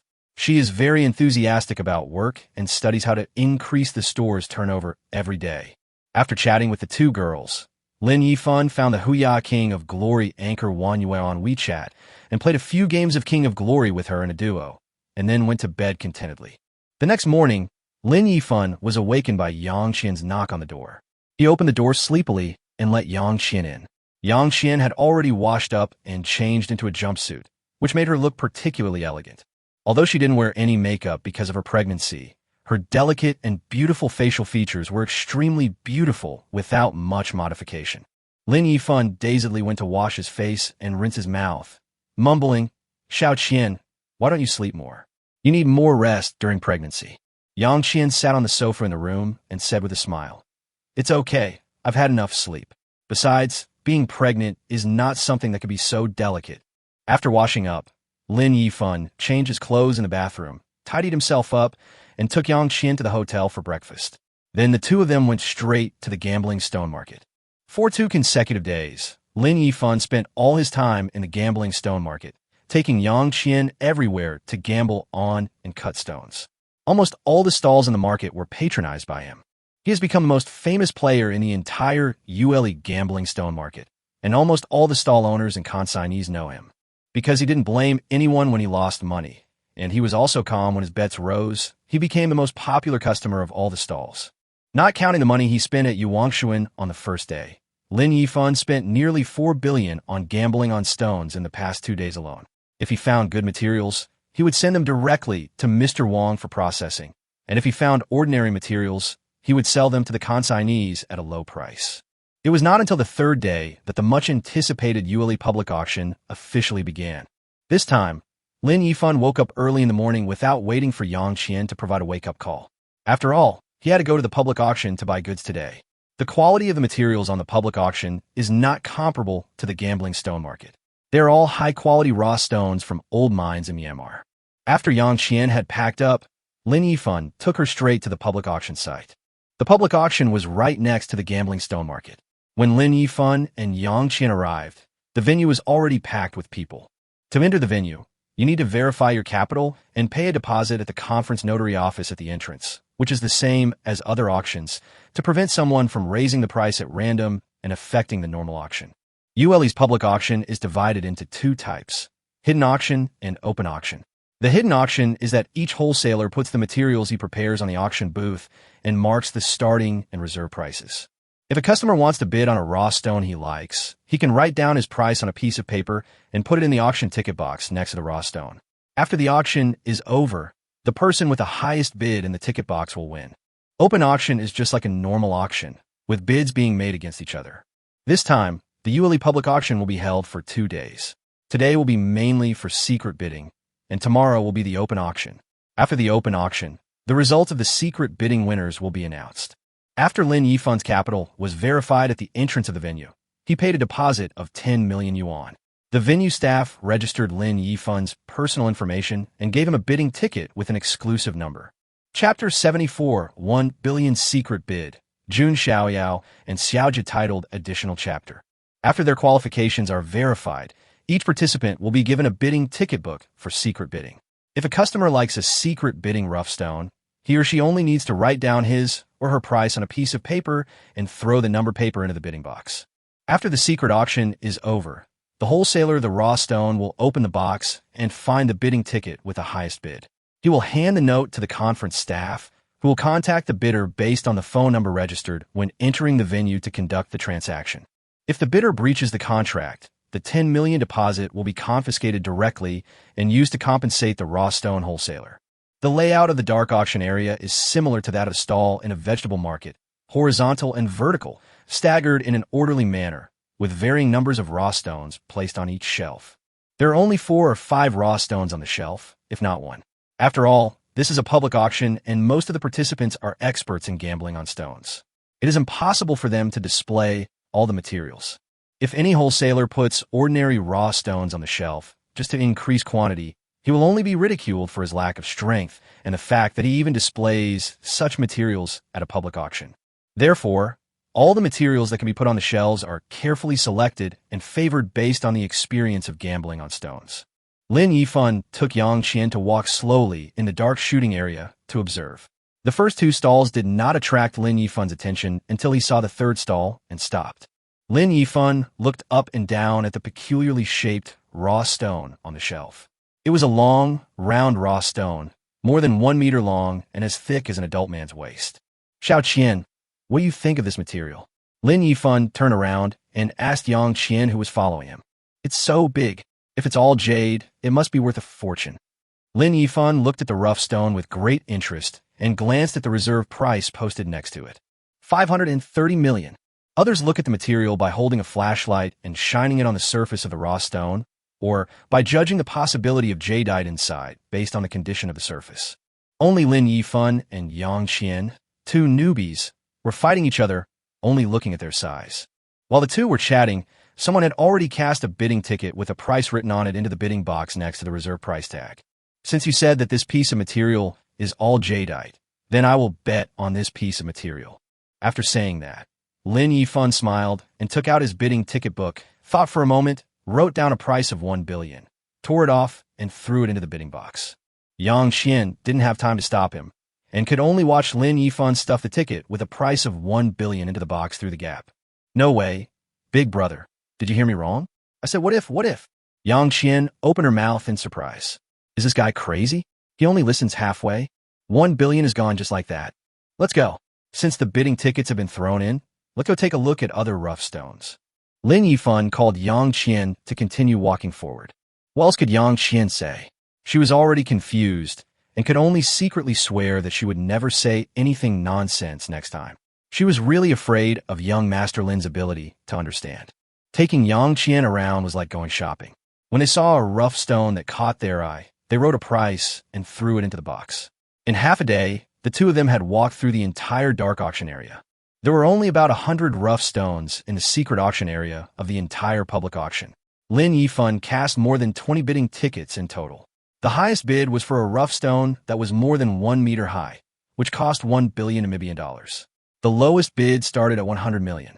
Before coming to ULE, except for the 500 million yuan he used to buy CV number 1, which he paid with 5 cents in cash, Lin Yifan only spent more than 500 million Namibian dollars on his card. During the few days he came to ULE, Lin Yifan spent nearly 4.4 billion yuan. The largest amount he spent was on gambling on jade stones at Yuanshuan, which cost him more than 4.2 billion yuan. All in all, Lin Yifan had spent nearly 5 billion after traveling here, and only 6 billion was left out of the original 11 billion in funds in Pukali. In this secret auction, if the total price of Lin Yifan's more than 20 tickets is added together and he wins all of them in the end, it will just be enough to clear out the remaining 6 billion yuan in Pukali. It's not that Lin Yifan doesn't want to continue bidding, but if all the raw stones in the entire secret auction area, even half of them, were taken by one person, it would be too exaggerated. By then, Lin Yifan will definitely be on the news. I just don't know whether the news was about a mysterious rich man packing up all the raw stones from the Yuli public auction, or whether the news was about a mysterious rich man being kidnapped and killed for showing off his wealth. This also made Lin Yifan begin to realize his personal safety issues. At first, I just gave rewards on a live streaming platform and bought houses and cars. The money I spent was not much and not eye-catching. But this time, in ULE gambling on stones, Lin Yifan's performance was already somewhat eye-catching, especially in such a remote area as southern Yunnan province, which is close to the border. Unlike Shanghai, being too ostentatious here can easily lead to trouble. It seems that the bodyguard issue needs to be put on the agenda. Just as he was about to go back to the hotel with Yang Qian, Lin Yifan's phone rang. He looked at the note and saw it was a call from He Chen. "Hey, consultant He, do you have any good news to tell me?" Lin Yifan asked with a smile.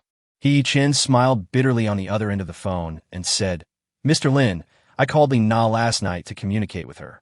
She said that as long as the salary meets the requirements, there's no problem and she can start work at any time, but Lu Jie, Lin Yifan freundet, Lu Ye di Sagries."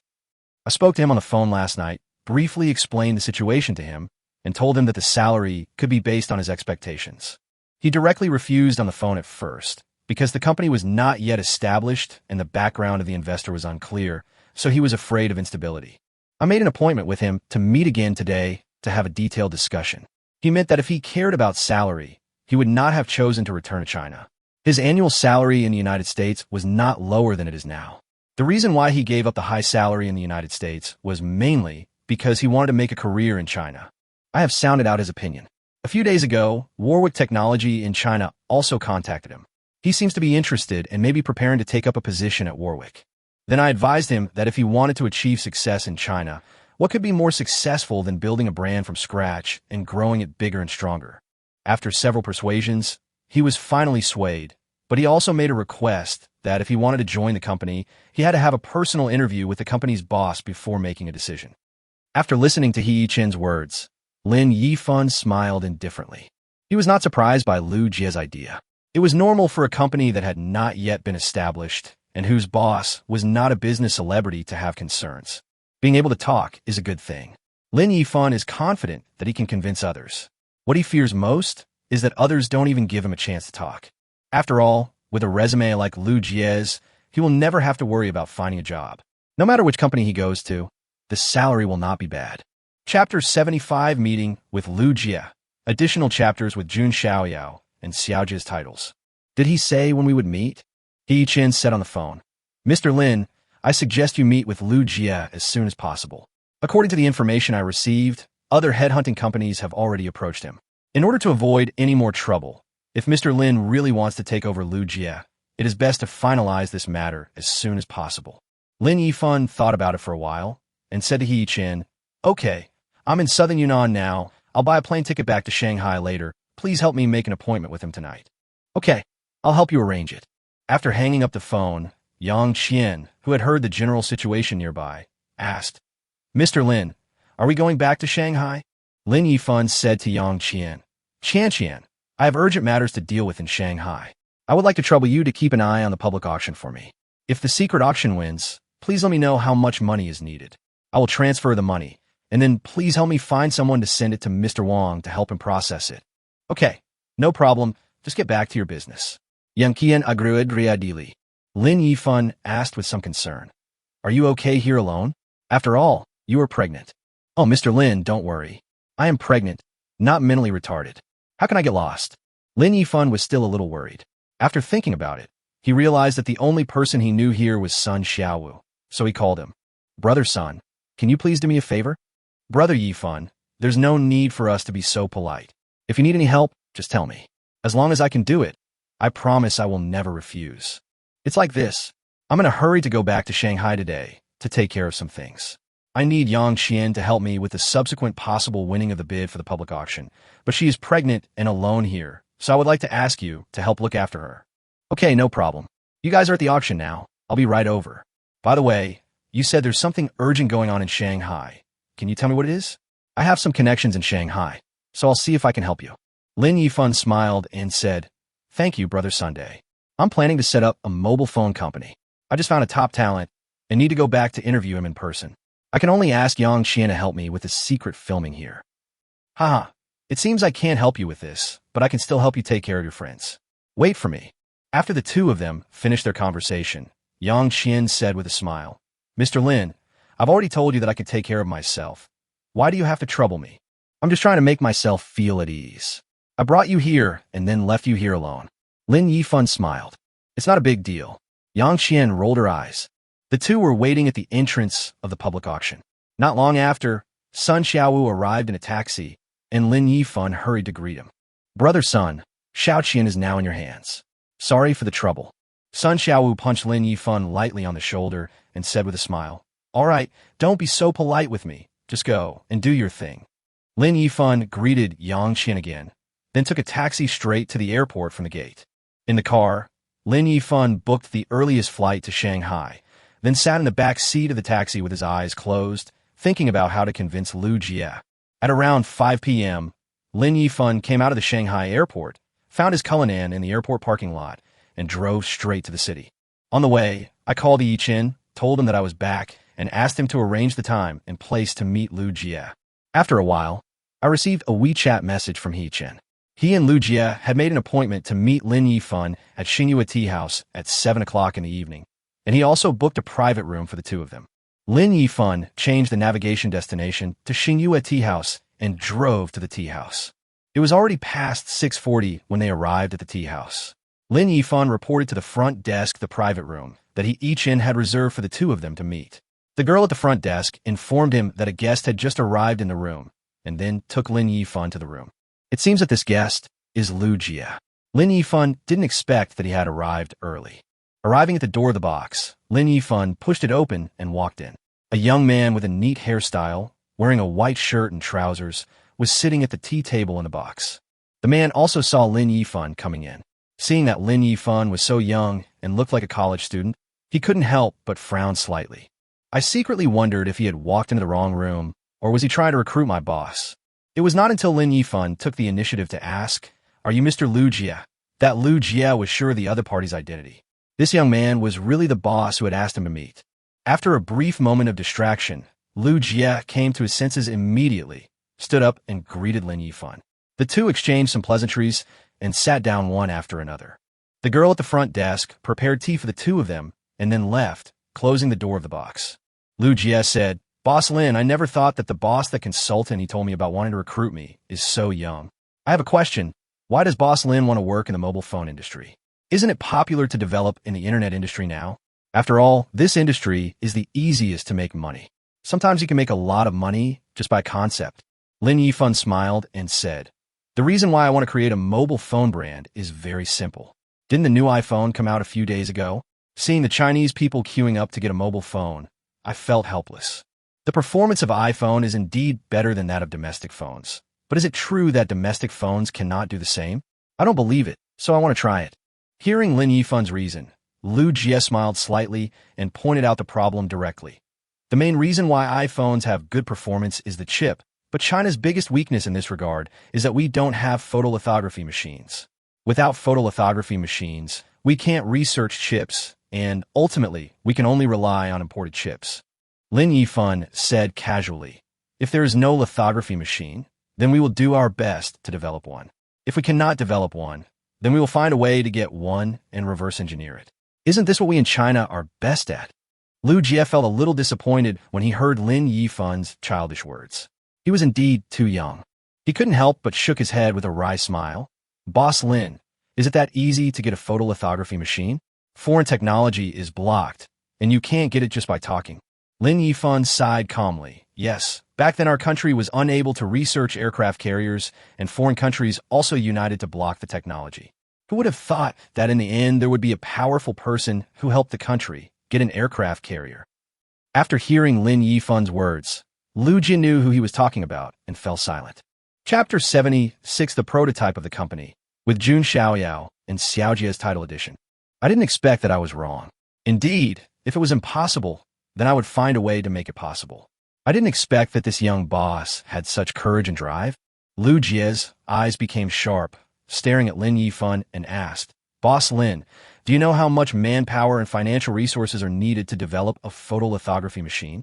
Lin Yifan nodded. "I know that it requires the efforts of countless scientific researchers, and the initial funding is hundreds of millions, and it may not be developed. If it is not developed, all the investment money will be wasted. So, do you still want to do it?" Lu Jie unconsciously used the honorific. Lin Yifan shrugged. "Someone has to do it. Others may weigh the pros and cons and be unwilling to do something with such a big risk, but I really want to give it a try. If I fail in the end, I will accept it. What about the funds for research and development? After all, this is not a small investment." Lin Yifan took out his wallet and pulled out the Huaxia Bank Diamond card. "There are 350 yuan in it." "I said yuan, not nano yuan." Lu Jie was shocked. A card with the currency of the Treasury Reserve banknotes. Yuan as the settlement unit? Who is this boss who wants to recruit him? 3.5 trillion naira? I originally thought that what he said about developing a lithography machine was a pipe dream, and that the research might fail right at the beginning due to lack of funds. I didn't expect that he had a huge amount of money. Lin Yifan added, "If we still can't develop a lithography machine after spending all this money, I can think of other ways until the lithography machine is developed." Lin Yifan still had 3,600 yuan in his black card, but taking out his ordinary card was enough to prove his financial strength. There was no need to expose all his wealth, so he said that if it was not enough, he would find another way himself. After seeing Lin Yifan's financial resources, Lu Jie had already made a decision in his mind. Just as the headhunter consultant said, creating a brand from your own hands and taking this brand from zero to the top, is there anything more fulfilling than this? Besides, the ideas of this young boss are quite in line with my own. Didn't I return to China just to make domestic brands surpass foreign ones and shine on the world stage? The most important thing is that the boss in front of him has the financial resources to support his dream. Lu Jie, who had made up his mind, stood up decisively, stretched out his hand, and said solemnly, "Mr. Lin, it is an honor to fight side by side with you to realize our common dream." Lin Yifan stood up with a smile and stretched out his hand. Two hands clasped together. As a result of this handshake, a domestic high-end brand of mobile phones emerged several years later, and a domestic giant group began to slowly reveal its prowess to the world. "Boss, what are your plans next?" After deciding to join the company that Lin Yifan had not yet established, Lu Jie immediately took on the role and began to consider things for Lin Yifan. Lin Yifan asked Lu Jie to sit down. He leaned back in his chair and sorted out his thoughts and plans. After a long while, he said, "The development of a photolithography machine cannot be started by just a few researchers. We must have a complete R&D team. We can start slowly. The most urgent task is to establish the company first. My idea is that after the company is established, we will first design and produce a mobile phone to promote the brand. After the lithography machine is successfully developed, we will develop our own chips and then apply them to our own mobile phones." "No problem." Lu Jie carefully wrote down Lin Yifan's words. Lin Yifan tapped his fingers unconsciously on the table while thinking about his plan. The departments and personnel that the company needs, such as the legal department, product design department, R&D department, production department, after-sales department, and sales network, If you have suitable candidates, you can find a way to poach them with high salaries. If there are no suitable candidates, leave it to Falcon Company to handle it, and you will be responsible for the interview. By the way, I have already picked a person named Li Na as the manager of the product design department.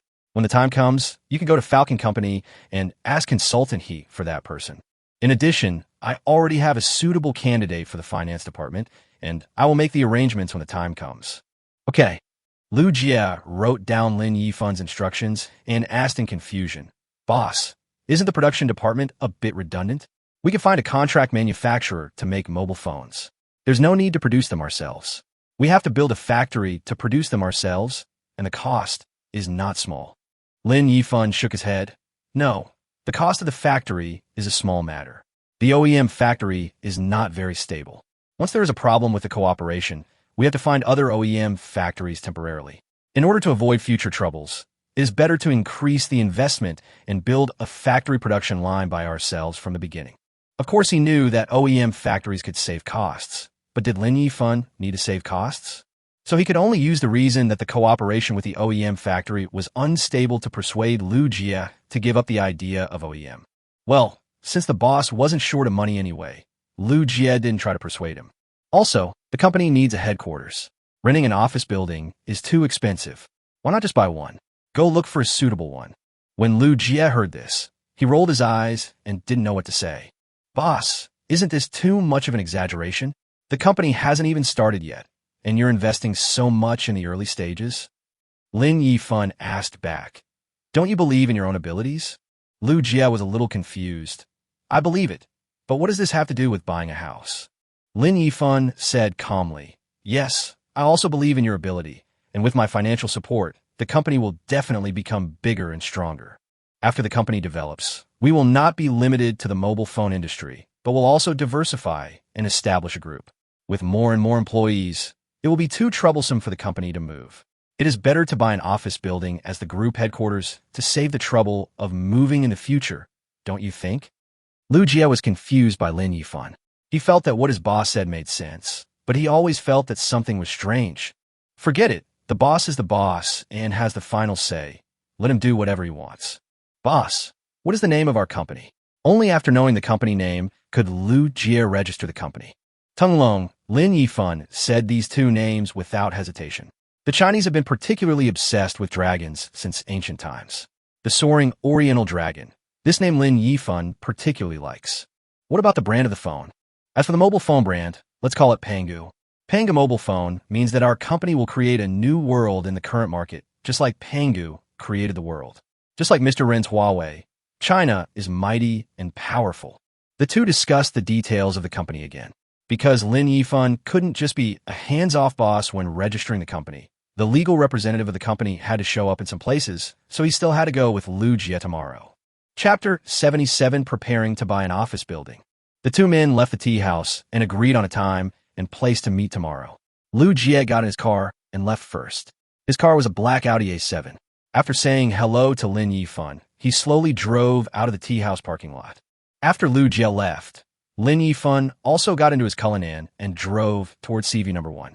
After parking the car in the parking lot of Building 2 and taking the elevator directly to the top floor, Lin Yifan found that Zhou Fei had not yet gotten off work after entering the house. When he was about to go back to his room to take a shower, he found a file bag on the coffee table. Lin Yifan sat on the sofa, picked up the file bag on the coffee table, opened the documents inside, and found that it was the house transfer contract of CV number 1. Lin Yifan then remembered that when he went to southern Yunnan, he asked Han Qingyun of Huayuan Real Estate to help him transfer the house to Zhou Fei's name. It seems that Han Qingyun has already handled the matter. She took a look at the contract and found that all the terms had been drafted. All that was left was for Lin Yifan and Zhou Fei to sign and put their fingerprints on it. Then the house would be given to Zhou Fei free of charge. Lin Yifan found a pen and ink pad from the drawer, signed his name on the contract, pressed his fingerprint, and put the contract back into the file bag. After doing all this, Lin Yifan returned to the room, took a shower first, then lay comfortably on the big bed, watching TV while waiting for Zhou Fei to get off work. Perhaps because of the exhaustion from the past 2 days, Lin Yifan fell asleep without knowing when while lying on the soft and comfortable big bed watching TV. In his sleep, Lin Yifan vaguely felt that someone was teasing him. Slowly, Lin Yifan's consciousness returned to his body. He woke up and opened his eyes, only to see the charming Zhou Fei. Are you off work? Lin Yifan hugged Zhou Fei in his arms. Little guy, you are naughty as soon as you come back. Let me see how I punish you. After saying that, he turned over and pressed Zhou Fei down. After a long time, the battle ended and Lin Yifan hugged Zhou Fei tenderly. Zhou Fei snuggled in Lin Yifan's arms, drawing circles on his body with her fingers, and asked lazily, "Why did you come back so early? Have you dealt with everything?" There was nothing big going on in southern Yunnan this time. I just want to gamble on stones. It would take me 2 days to come back, but I got a call from Shanghai because I wanted to set up a company and had found the right person. I needed to come back to recruit him, so I came back first. Zhou Fei raised her head. Company? What kind of company are you planning to set up? Lin Yifan smiled slightly. A mobile phone company is still in preparation. Then he whispered in her ear, Fei, I've already signed the contract on the coffee table. Please sign it tomorrow and give it to Han Qingyun and ask her to complete the final procedures for the transfer of the rent. Zhou Fei hugged Lin Yifan, kissed him affectionately, and said gratefully, Yifan, thank you. Lin Yifan patted her gently and said with a smile, Okay, go to bed early. I still have to deal with the establishment of the company tomorrow. The next morning, when Lin Yifan woke up, Zhou Fei was no longer in bed. Lin Yifan thought she had gone to the store, so he got up from the bed and washed up. I got dressed and prepared to go out, but as soon as I walked into the living room, I saw a beautiful figure busy preparing breakfast in the open kitchen. Fei, I thought you went to the store. Seeing Lin Yifan coming out, Zhou Fei smiled and invited Lin Yifan to have breakfast. After setting up breakfast, Zhou Fei said, Now, I don't have to go to work on time like before. I could just get up and make some breakfast after waking up. The two of them ate breakfast while chatting about starting a company. After they finished eating, they waited for Zhou Fei to clean up the dishes and took the elevator to the underground parking lot together. After a hug, Lin Yifan sent Zhou Fei to her Qian before turning back to his Cullinan. The two cars drove out of the parking lot one after another. Lin Yifan and Lu Jie agreed yesterday that Lu Jie would go to the relevant department first to handle the preliminary procedures for establishing the company, and Lin Yifan would rush over when the company's legal representative was required to handle the formalities. Before that, Lin Yifan had one more thing to deal with, which was to buy an office building as the company's headquarters building. On the way to Huayuan Real Estate, Lin Yifan called Han Qingyun. Hello, Mr. Lin. Ms. Han, I'm coming to your company now. Please help me prepare the office building currently listed for sale in the Shanghai Stock Exchange. I'll come over to take a look later. Han Qingyun's tone was full of surprise and joy when she heard this. Mr. Lin, are you planning to buy an office building? How many floors do you need? I can help you choose one that meets your requirements. It's not a few floors. I'm planning to open a company, and I need an office building as my headquarters. Please help me sort out the information first. I'm on my way here now. Until Lin Yifan hung up the phone, Han Qingyun was still sitting in front of her desk in a daze, a feeling of unreality making her feel like she was in a dream. An office building? How much does an office building cost? At least billions. If the deal is successful, how much commission can I get? Although she had only dealt with Lin Yifan briefly when they bought the 8-room villa, Han Qingyun could vaguely feel Lin Yifan's character. As long as the chosen house meets his requirements, he will make the deal promptly and never consider the price. Han Qingyun secretly felt lucky in her heart. Fortunately, it was Lin Yifan who met her when he bought the house. Otherwise, how could such a good thing as buying an office building happen to her today? Hi, Qingyun, what are you daydreaming about? Another female colleague who was on good terms with Han Qingyun and worked at the desk next to her waved her hand in front of her eyes. Han Qingyun came back to her senses and said happily with a smile on her face, Yaya, I'm going to post it. Haha. A colleague named Yaya asked jokingly, What good thing happened to you that makes you so happy? Share it with me. Do you remember the 8-bedroom villa I sold last time? Han Qingyun kept her in suspense in a mysterious way. Yaya nodded. Remember, that house was on the market for a long time. Finally, you met a client who sold it to you after just a short visit. You also avoided the risk of losing your job. This matter has spread throughout our company. Then Yaya thought of something and asked, Why? That customer is looking for you again. What does he want to buy this time? Han Qingyun tried hard to suppress her inner joy and didn't show off too much, but the smiling expression in the corners of her eyes still betrayed her inner happiness. He just called me and said he was planning to buy an office building. Han Qingyun looked around after she finished speaking, then leaned close to Yaya's ear and lowered her voice and said, "Besides, they didn't buy several floors. They bought the whole building directly." "What the hell?"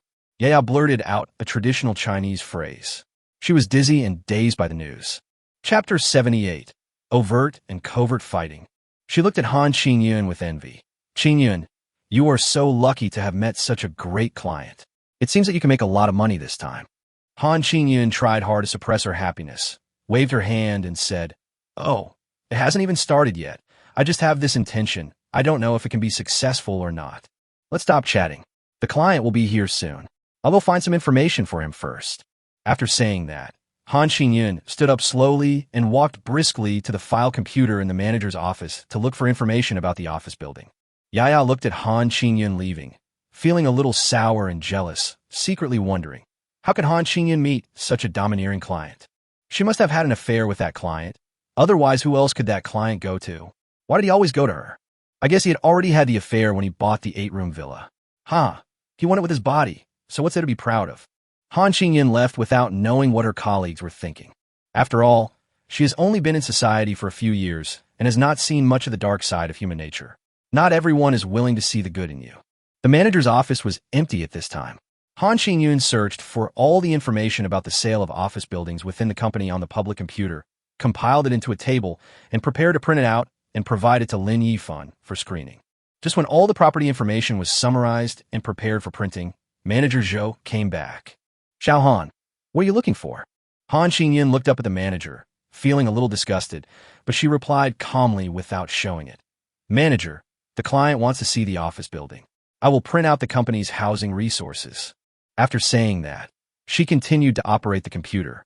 The manager returned to his desk and asked casually, "Does the client want to rent an office building?"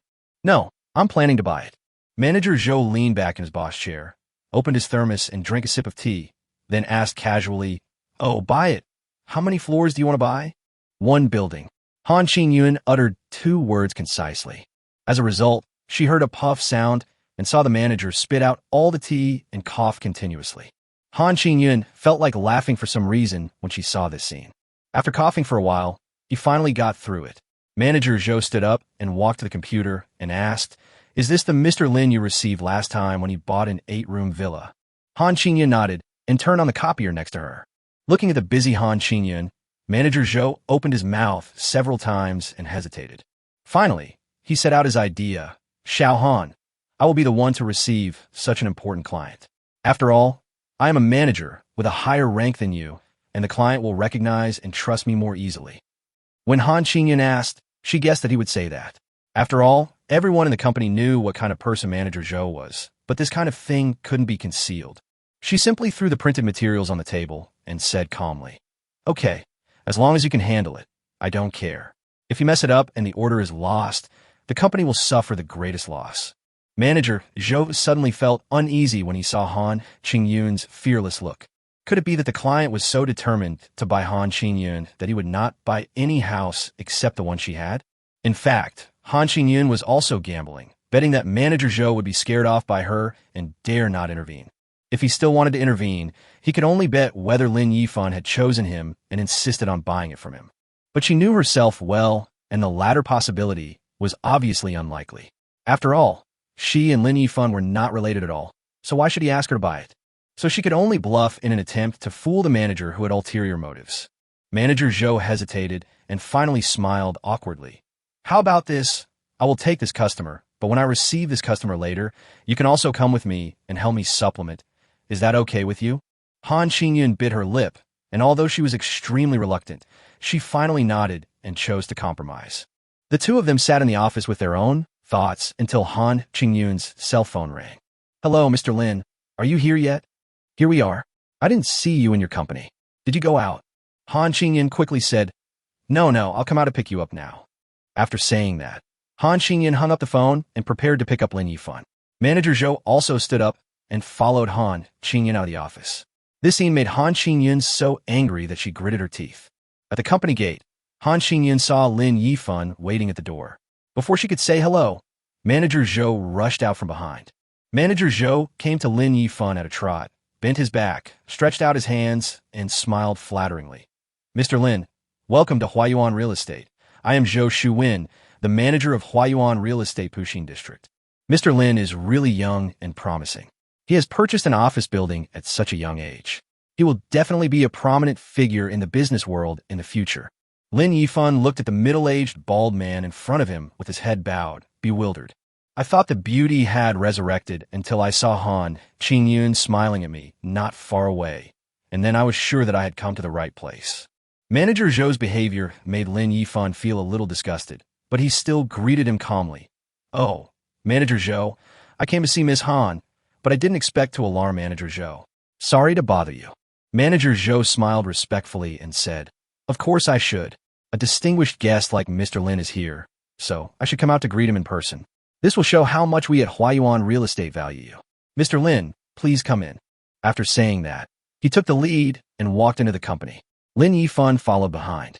When he passed by Han Qingyun, he smiled at her, and Han Qingyun immediately followed. Manager Zhou took Lin Yifan directly to the manager's office and asked him to take a seat.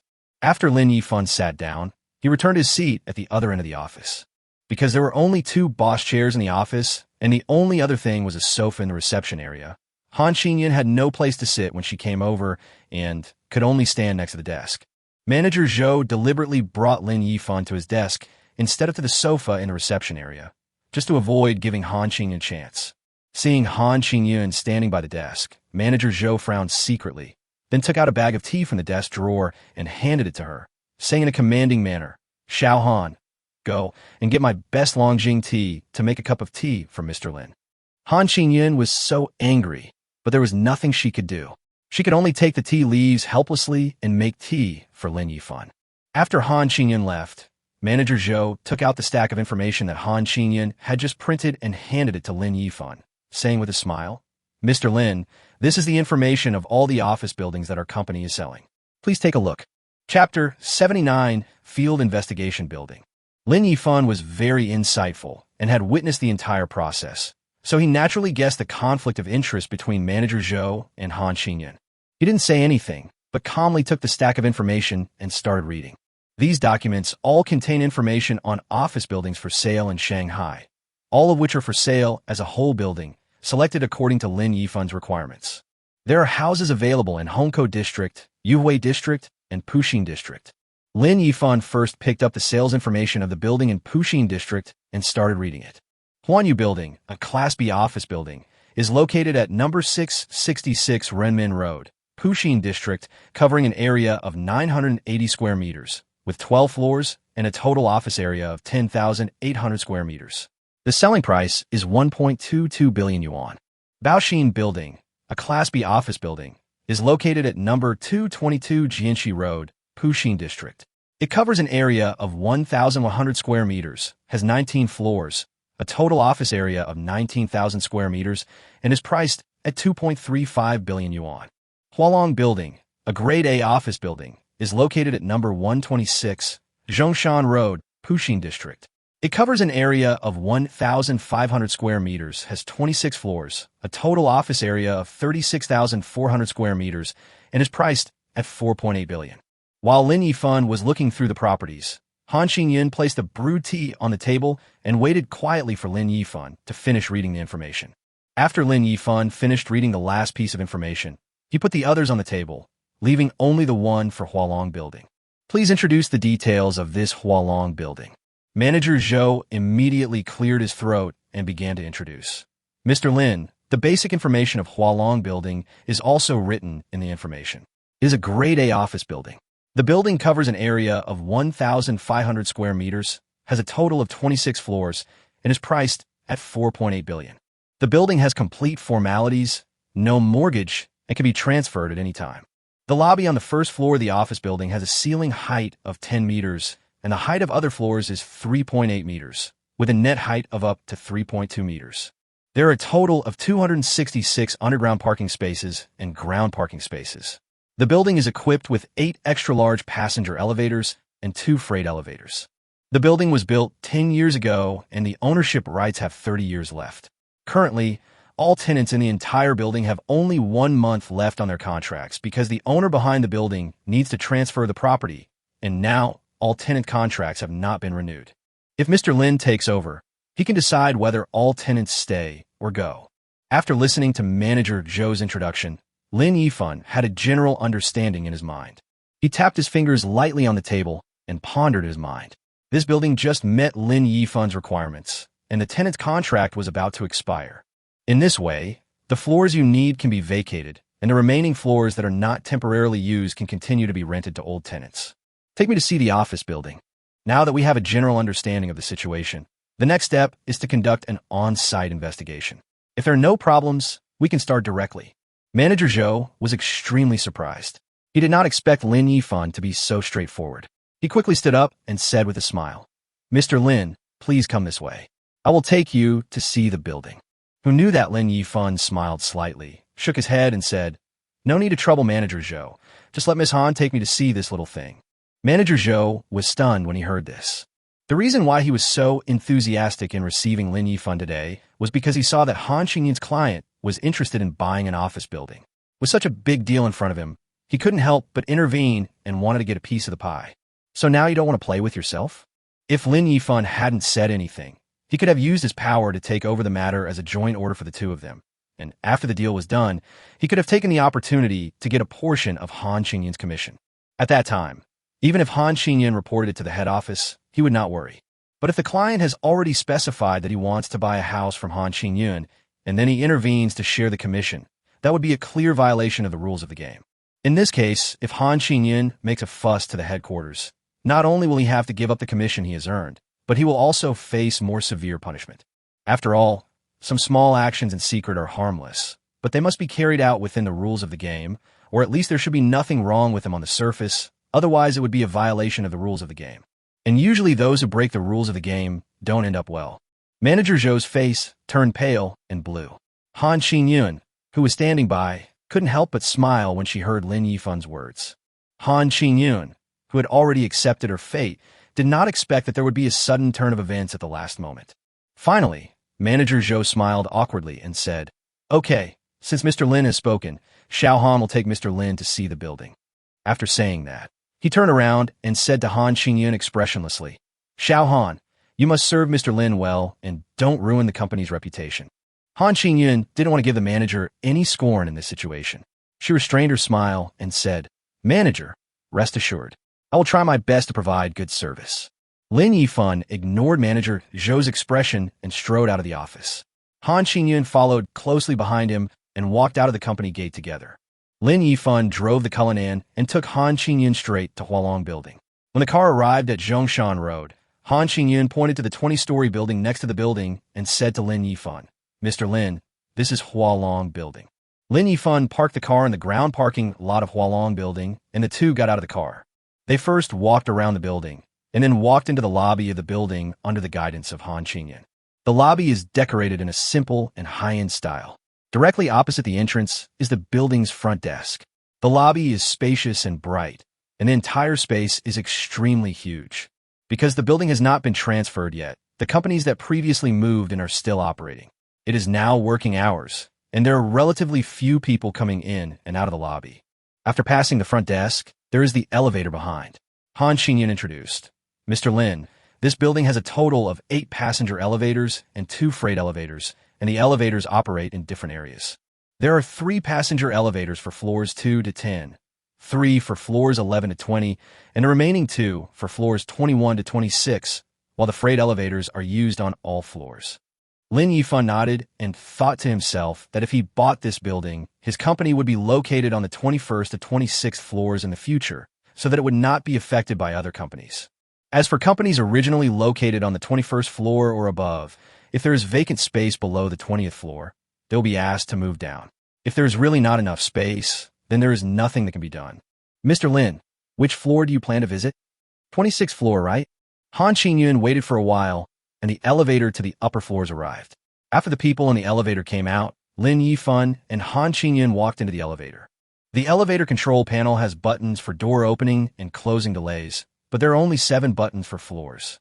Except for the first floor, the remaining 6 buttons are for floors 21 to 26. Han Qingyun pressed the button for the 26th floor. The elevator quickly reached the 26th floor. After Lin Yifan walked out of the elevator, he observed the environment of the entire floor. The elevator is located in the middle of the building. There are corridors on the left and right sides of the elevator, and next to the corridors are the office areas. Chapter 80: Signing of the Contract. Lin Yifan walked in the corridor, observing the entire office area. Take me to an unused office area. Han Xingyun nodded and said, Mr. Lin, please follow me. Han Xingyun took Lin Yifan to an unrented office area on the 26th floor and opened the glass door. What catches the eye is an office area of nearly 200 square meters. The entire office area is empty, and the floor is covered with white tiles, which looks extremely clean.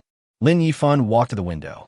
It would be more accurate to say that the entire side facing outwards was made of glass rather than a window. From the ceiling to the ground, it is all pieces of tempered glass inlaid on an extremely solid stainless steel frame, and there's also a guardrail about 1 meter high on the ground. Lin Yifan put his hands on the guardrail, looked out the window at the scattered high-rise buildings outside, and looked down at the prosperous Shanghai scenery on the ground. For a moment, he was emotionally excited and felt heroic.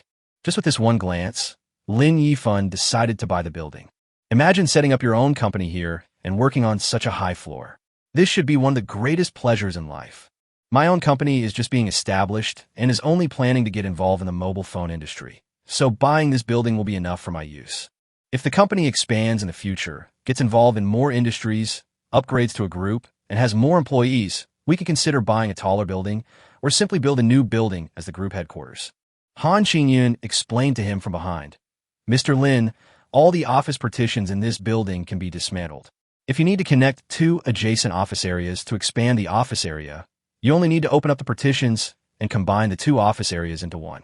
Lin Yifan looked at the scenery outside and said without turning his head, Miss Han, please help me contact the owner of this building. I bought this building. Han Xingyun was delighted. She knew that Lin Yifan was quick to buy things, but she didn't expect him to be so quick to buy something after just one look. Okay. I'll help you contact them first. Han Xingyun nodded happily and took out her cell phone to contact the owner of the building that had been listed for sale. After the call, Han Xingyun said to Lin Yifan respectfully, Mr. Lin, the owner of the building, is on his way here. He wants you to go to the property office area in the lobby and take a rest first. Okay, let's go down first. The two took the elevator back to the first floor, and Han Xingyun found a receptionist and asked her to take them to the property office area.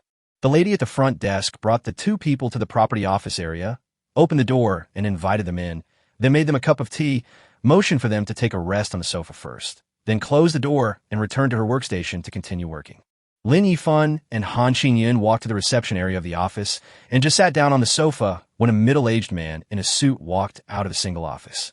Seeing two strangers sitting on the sofa, he asked in astonishment, What can I do for you, sir? Han Xingyun saw that his work badge said Property Manager and stood up and said, Manager, I'm Han Xingyun, a salesperson for Yuan Real Estate. Mr. Lin next to me is a client who plans to buy this building. I've already contacted Mr. Li, who is on his way. He asked us to come to the property area to rest and wait for him to come. When the property manager heard that the person was here to buy the building, his eyes suddenly lit up. It has long been no secret that the original owner of the building wants to sell the building due to financial problems. Not only are the building's tenants in a state of panic, even the building's property management company is worried.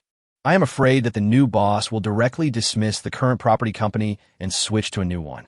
Although the manager was surprised at the young age of the potential future new boss, he still greeted him enthusiastically, ready to take the opportunity to sound out the new boss and see if he had any intention of changing the property management company. Hello, Mr. Lin. I am Xiao Fugue, the manager of the property company. On behalf of the entire property company, I welcome you to visit us. Seeing the property manager being so polite, Lin Yifan smiled and nodded and greeted him. How was your inspection, Mr. Lin? Are you satisfied with our property company? The manager asked humbly. It's pretty good. The security guard outside the building is very responsible and stands guard without moving. The lady at the front desk is warm and thoughtful. The building environment is also clean and tidy. Hearing Lin Yifan's praise, the manager breathed a sigh of relief. At least the new boss in front of him, who might become the future boss, was quite satisfied with the property company. He couldn't suppress the smile on his face and said politely, Mr. Lin, you are too kind. This is what our property company should do. After all, our responsibility is to manage and serve the entire building. If Mr. Lin feels that we have not done enough, please feel free to point it out and we will correct it if we have and encourage us if we have not. You have done a very good job. I haven't found any areas that need improvement. The manager chatted with Lin Yifan for a while and asked Lin Yifan about his thoughts in a roundabout way. After learning that Lin Yifan had no intention of changing the property if he bought the building, the smile on his face became even bigger. Not long after chatting, a middle-aged man pushed the door open. When the property manager saw the person coming in, he quickly stood up and greeted him. Mr. Wang. Han Qingyun and Lin Yifan also stood up. Han Qingyun walked over and said with a smile, "Hello, Mr. Wang. I just spoke to you on the phone." Then she stretched out her hand and pointed in the direction of Lin Yifan. "Mr. Wang, this is Mr. Lin Yifan. Mr. Lin is interested in purchasing your building, so he specially asked you to come over to discuss it." Mr. Wang looked at the young Lin Yifan without any contempt. The person who could buy a building could not be judged by age. "Hello, Mr. Lin. Do you need me to show you around the building?" Lin Yifan shook his head. "Boss Wang, Ms. Han has just shown me around, and I have a general idea of the situation. When can we trade? I'm a little pressed for time." Hearing this, Mr. Wang was stunned. The property manager was also confused. Only Han Qingyun was not surprised. She was already familiar with Lin Yifan's buying habits. After all, Lin Yifan was so straightforward when he bought the 8-room villa. "So what about the price?"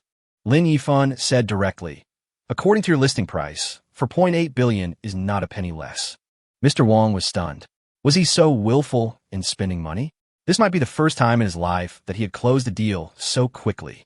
"We just came in and had a meeting and the deal was done." Mr. Lin is quick to speak.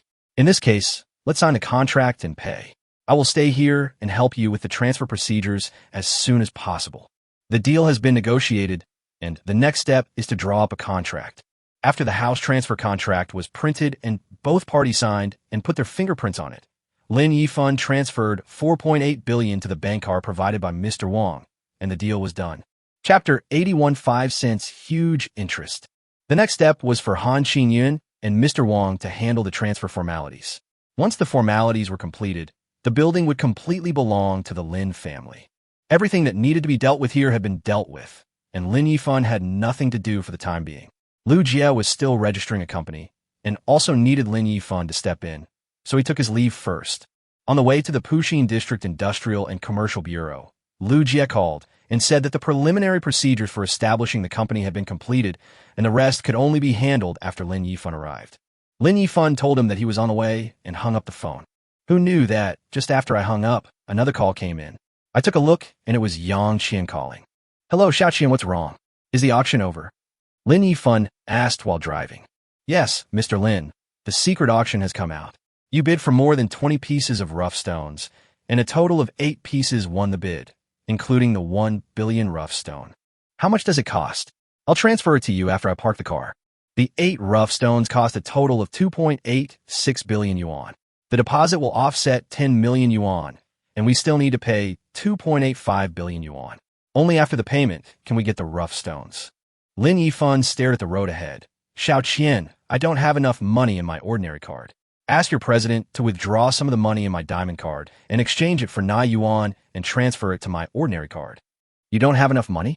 Don't you still have 6 billion naira in your Pu card? Why do you need to exchange it from the diamond card?" Yang Qian asked in surprise on the phone.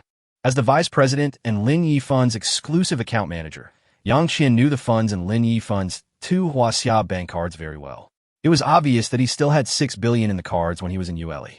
"I bought a building today and just spent 4.8 billion. Now, there's only 1.2 billion left in the card. Ask your bank president to help me withdraw 10 yuan of Huaxia currency from my diamond card, convert it into yuan, and deposit it into my ordinary card." Yang Qian quickly responded, "Okay, I will contact the president to help you handle it now, but you need to provide a verification code when exchanging the transfer, and the president can only operate it." "No problem. Just ask him to call me." Yang Qian hung up the phone and immediately called her bank president, who was far away in Shanghai, to explain the situation and asked him to help transfer the money to Lin Yifan's ordinary card. After a while, the branch manager called. "Hello, Mr. Lin. I am Li Tianming, the president of Huaxia Bank Hongkou branch. Vice President Yang just called and said that Mr. Lin needs to exchange 10 yuan of Huaxia currency from his diamond card to your ordinary card, right?" "Yes, President Li. Please help me with the operation." "Okay, Then I will help you convert 10 Chinese currency into yuan and deposit it into your ordinary card. So now you have 340 yuan and 5 cents of Chinese currency left in your card. Later. Wait, what do you mean 340 yuan and 5 cents? Lin Yifan suddenly interrupted President Li and asked. Li Tianming was confused on the phone and asked puzzledly. Yes, you are right. After deducting 10 yuan, there's still 340.05 Chinese yuan left. Isn't it 340 yuan? Why is there an extra 5 cents? Lin Yifan was also puzzled. He had clearly deposited an integer at the beginning, so why is there an extra decimal point now? Li Tianming suddenly realized, oh, Mr. Lin, this is the case. When you deposited the money, Vice President Yang calculated it based on the highest interest rate of 0.35%. The 350 yuan of Huaxia currency you deposited has earned 5 cents in interest in the past 15 days. Fuck. Lin Yifan blurted out a classic Chinese saying, which stunned Li Tianming on the other end of the phone. He wondered in his heart, could it be that this gentleman is not satisfied with the interest rate and thinks the interest rate given by the bank is too low? But this is the highest authority their branch can give. Other banks are basically only 0.03%. Li Tianming was feeling nervous, fearing that the customer would be dissatisfied, and was wondering whether he should go to the head office to apply again to get a higher interest rate for Lin Yifan. But he didn't know that Lin Yifan was not what he thought at all. MMP, I bought CV number 1, and I bid hard at the auction, and I finally spent 5 cents. Now, it's only been half a month, and you tell me that the interest on this 350 yuan is 5 cents? So this Sea View apartment was bought in vain? My money was wasted? The scary thing is that it's only half a month's interest, and it's already 5 cents.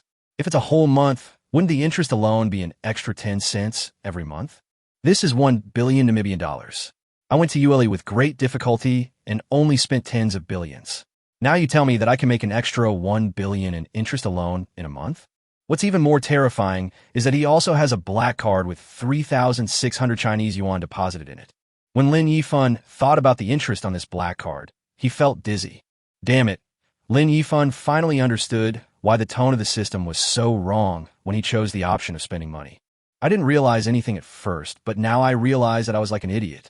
However, this time Lin Yifan guessed wrong.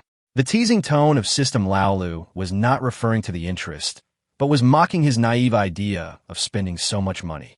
Lin Yifan slammed on the brakes, stopped the car on the side of the road, picked up the phone, and said to Li Tianming, President Li, I now solemnly make a request to you. I want to cancel all the interest on my bank card. Li Tianming swore that this was the first time he had heard such an outrageous request in all his years working in the banking system. So for a moment, he thought there was something wrong with his ears and that he had misheard what the customer said. Mr. Lin, what did you just say? I didn't hear it clearly. Please say it again. Lin Yifan said word by word. I said, I want to stop paying interest. Is there a problem? If there's a problem, I will withdraw all the money in the bank. Well, this time Li Tianming was sure that he had not heard it wrong, but he was even more confused. However, when he heard a big client like Lin Yifan say that he wanted to take the money away, the power of this sentence was comparable to that of a nuclear weapon to him, and he did not bother to consider why Lin Yifan made such an outrageous request. We must first satisfy the customer's requirements and retain their money. We must not let this money leave the bank like this. Besides, it is a great thing for the bank that such a big client does not have to pay interest. The bank will save a lot of money. No problem. I'll help you cancel the interest on your 2 bank cards right away. Seeing that the president was so sensible, Lin Yifan nodded slightly with satisfaction. Okay, after you help me cancel the interest, help me convert the 5 cents interest and 10 yuan into a yuan and deposit it into my POO card. I have a problem. I have obsessive-compulsive disorder, and I can't stand the decimals. Chapter 82, Assignment. Okay, I'll help you with the process now. Please don't hang up. A verification code will be sent to your phone in a moment. Tell me the verification code so that I can help you complete the exchange and transfer. Then Lin Yifan heard the sound of keyboard typing on the phone, and then the phone received 2 text messages. One is a notification from the bank to remind the user that the interest on the bank card has been canceled. Another text message reminds the user that a transfer is in progress, followed by an 8-digit verification code. Lin Yifan told Li Tianming the 8-digit verification code without waiting for Li Tianming to ask. Then 2 more text messages came on the phone. Lin Yifan took a look and saw that the first one was a reminder to transfer 10.05 yuan from the diamond card. The other is that Puka are reminded that 100.5 billion Namibian dollars was received. Mr. Lin, everything has been done according to your request. Having solved the problem, Lin Yifan said politely, "Okay, thank you, President Li." After the matter with Huaxia Bank was settled, Lin Yifan transferred 2.85 billion yuan of raw stone payment to Yang Qian through mobile banking and then called Yang Qian. "Hello, Mr. Lin. I have received the money you transferred. Well, Xiao Qian, you help me pay the bill and open the rough stone after you get it. If you find jadeite, ask someone to send it to Mr. Wang for me. Ask Mr. Wang to help me design and process it. When the time comes, tell me the specific processing fee, and I will transfer the fee to Mr. Wang." "Okay, I'll go pay first." After arranging matters with Yule, Lin Yifan found the account manager of World Union Bank and called him. After asking this question, I found out that the interest on my black card was as high as 5.2 cents, which is 5.2 billion yuan. It's all over. Yuli's trip was in vain. When this thought popped up in Lin Yifan's mind, his eyes went dark, and he almost fainted in his seat. Lin Yifan quickly asked United Bank to help him cancel the interest, and then he sighed in despair. Just when Lin Yifan was in a daze, another phone call came. Lin Yifan picked up the phone weakly and looked at the strange number displayed on it with no remarks. But Lin Yifan always felt that it was somewhat familiar. After the call was connected, I put the phone to my ear and heard a voice that was so familiar to me. Lin Yifan. This voice instantly awakened the almost forgotten memory in Lin Yifan's mind. Isn't this the biggest contributor to my being able to travel through time? The original owner's girlfriend, named Jiang Yuan? Is there something wrong? Lin Yifan asked in a calm tone. The one who had feelings for her was the original owner. Although Lin Yifan inherited the original owner's memory, he was not affected by the original owner's feelings, so his attitude towards his ex was very indifferent. Jiang Yuan asked hesitantly on the phone, I saw you driving away in a Rolls-Royce in the school's academic affairs office building. Is that your car?" Lin Yifan said calmly, "No, I rented it to show off and pick up girls." After saying that, Lin Yifan hung up the phone, leaving Jiang Yuan confused in the school dormitory on the other end of the phone, wondering if Lin Yifan's car was really rented. That should be the case. After all, Lin Yifan is an orphan. How could he have any money? How could he possibly afford a luxury car like a Rolls-Royce? Thinking of this, he became more certain in his heart. When he saw Lin Yifan driving a luxury car, the feeling of inner entanglement and torment disappeared. Although Lin Yifan did not have a virgin complex and did not mind married women, he knew that Jiang Yuan had done nothing wrong to the original owner. But that doesn't mean Lin Yifan will go back to her. After hanging up the phone, Lin Yifan felt calm. Jiang Yuan's episode did not affect his mood at all. He turned the navigation on his phone back to the direction and continued to drive towards the Industrial and Commercial Bureau. After arriving at the Industrial and Commercial Bureau and meeting Lu Jie, Lin Yifan began to deal with the follow-up matters of establishing the company. It took a few hours to complete all the procedures. Tamron Technology Company Limited was officially established. Lin Yifan told Lu Jie that he had bought the Hualong building. Lu Jie was speechless when he heard the news. In all his years in the business world, he has never seen an acquisition speed where someone said they wanted to buy a building yesterday and the deal was done today. After walking out of the door of the Industry and Commerce Bureau, Lin Yifan said to Lu Jie, "Now that the company has been established and the office building has been purchased, the next step is to get the company up and running. There are a few things that need you to take care of." "Okay, Mr. Lin, please go ahead." The first thing is to deal with the contract renewal issue for tenants in Hualong building. All companies above the 21st floor will be asked to move to floors below 20. Our company will use the floors above 21 for its own use. Even if we cannot use them for the time being, they will be left empty. If the companies that move in cannot accommodate all the vacant office space below the 20th floor, we can terminate the contracts with the remaining employees and let them find another office building. By the way, when you renew the contract with the tenant, remember to modify it and add a clause that if our company expands and needs to use the office area, we have the right to ask the other party to move out of the office building without any liability for breach of contract. Hearing this, Lu Jie said with an embarrassed look on his face, "Boss Lin, this is not appropriate. The company will feel that it is insecure to settle down here, and there's a risk of being asked to move at any time. They will not agree to such conditions." Lin Yifan smiled confidently and said, "So we need to make concessions. When you renew the contract with them, reduce the rent by 70 from the original price. I think they will agree. If there are still companies that cannot accept such conditions, then there is no need to renew the contract. Let them move out directly. Okay. Lu Jie responded hesitantly. If this prerequisite is met, then the renewal issue will be easier to handle. To be honest, Lu Jie has been in the business world for so many years that he considers himself to be knowledgeable. But it was the first time that he felt he couldn't see through a person, and this person was now his boss. Reducing the rent by 70% means that for such a large office building, the money lost by the boss is not a small amount. Although it is understandable that the boss's idea is to have an office area at all times when the company expands, it is perhaps too early to consider this. Lin Yifan was also helpless. If possible, he really wanted to rent all the office buildings to those companies for free without charging a penny. But there must be a limit to squandering money and doing whatever you want. Some things are as bad as too little. Once this kind of operation is judged as a violation by the system, all your efforts will be wasted. I really have so much pain that I can't express it. Lin Yifan continued. Secondly, we need to find a headhunting company as soon as possible to recruit all the talents the company needs. The company needs to get back on track as soon as possible. I will also arrange for someone to take up the post in the finance department as soon as possible. When the company needs funds for development, you could just contact the finance department manager. Chapter 83. Hiring Yuyu as the finance manager. Okay. Lu Jie nodded. Lin Yifan continued. Also, the mobile phone accessories that the company needs, once the purchasing department is established, we will arrange for purchases immediately and contact several OEM factories for production first. The quality of the mobile phones must be well controlled.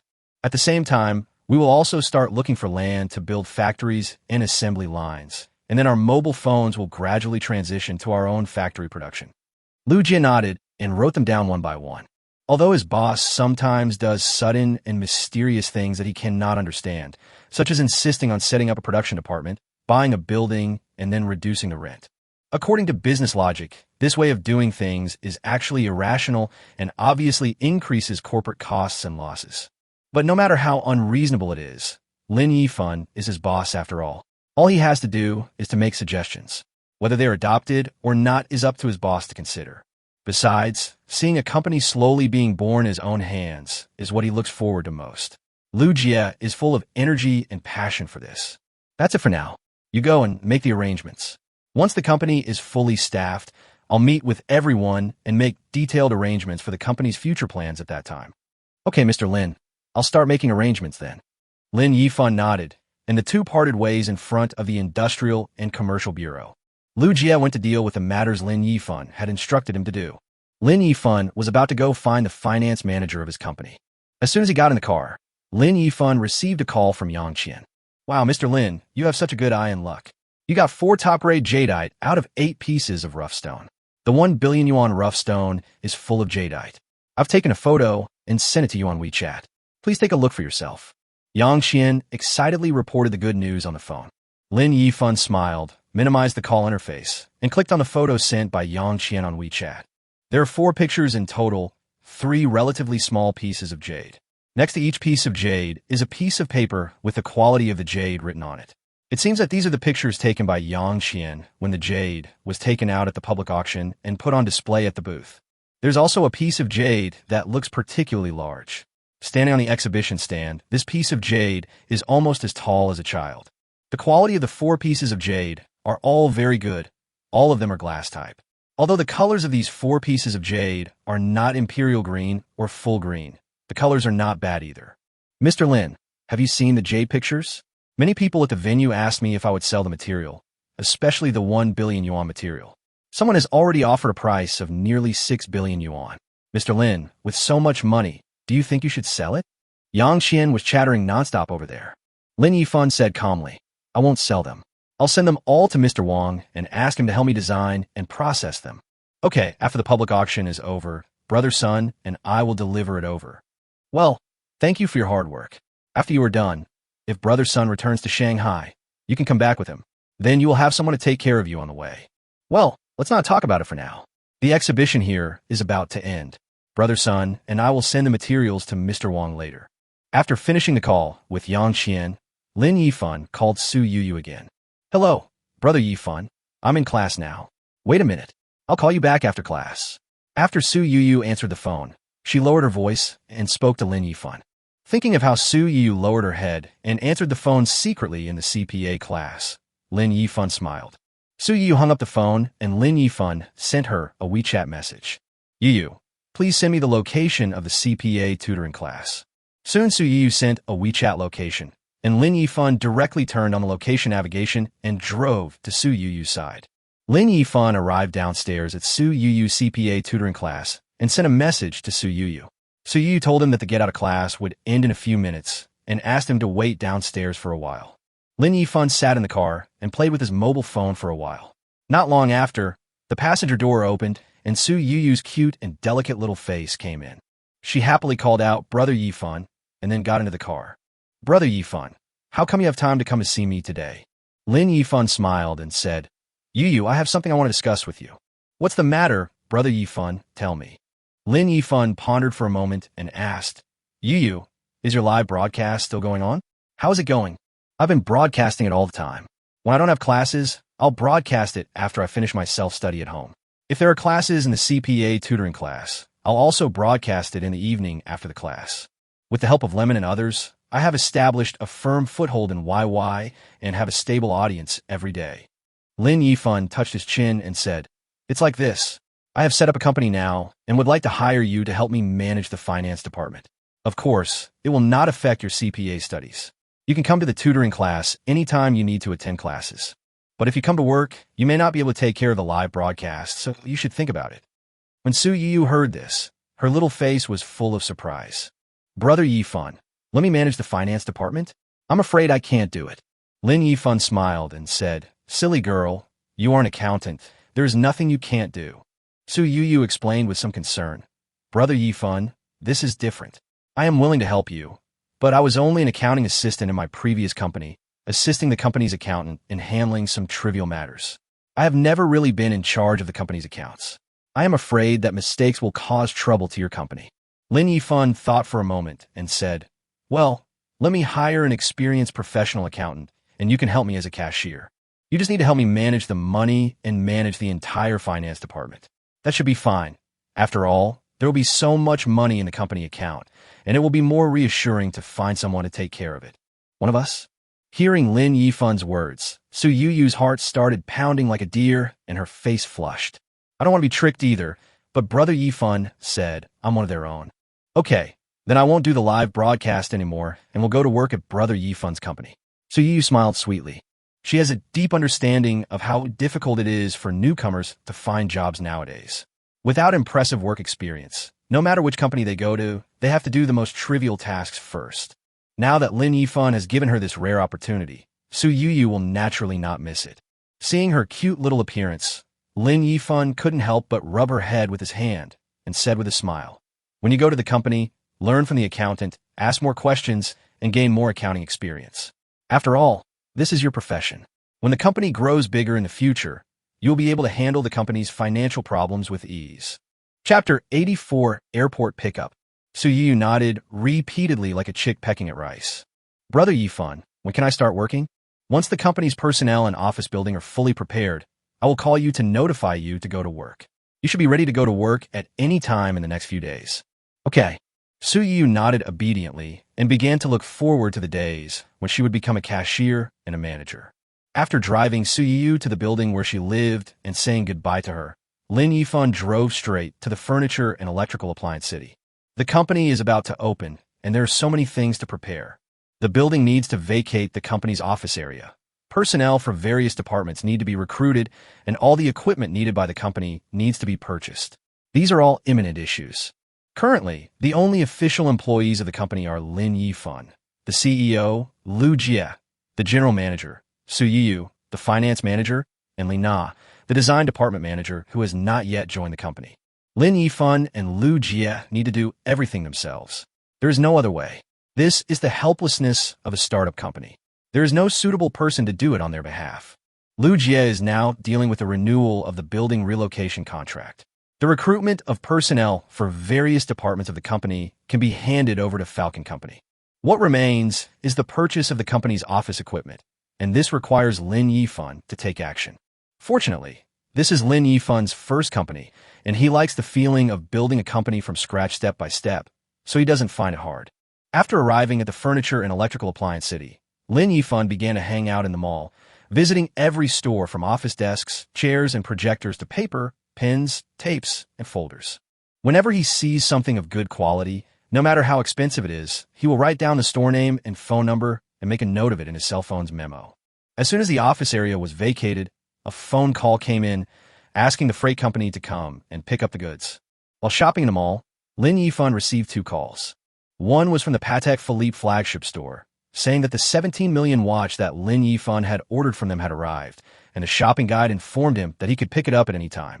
The other call was from Yang Qian. She and Sun Xiaowu had returned to Shanghai and were preparing to board the plane. Yang Qian reported Yu Li's situation to Lin Yifan. The 4 pieces of jadeite that were secretly auctioned have been sent to Mr. Wang. After Mr. Wang finishes processing them, they will be sent back to Shanghai. As for the design and processing fees for these 4 pieces of jade, Mr. Wang said that 10 million was enough before. However, after hanging up the phone with Yang Qian, Lin Yifan still transferred another 20 million to Wang Lao's card through the historical transfer records of mobile banking.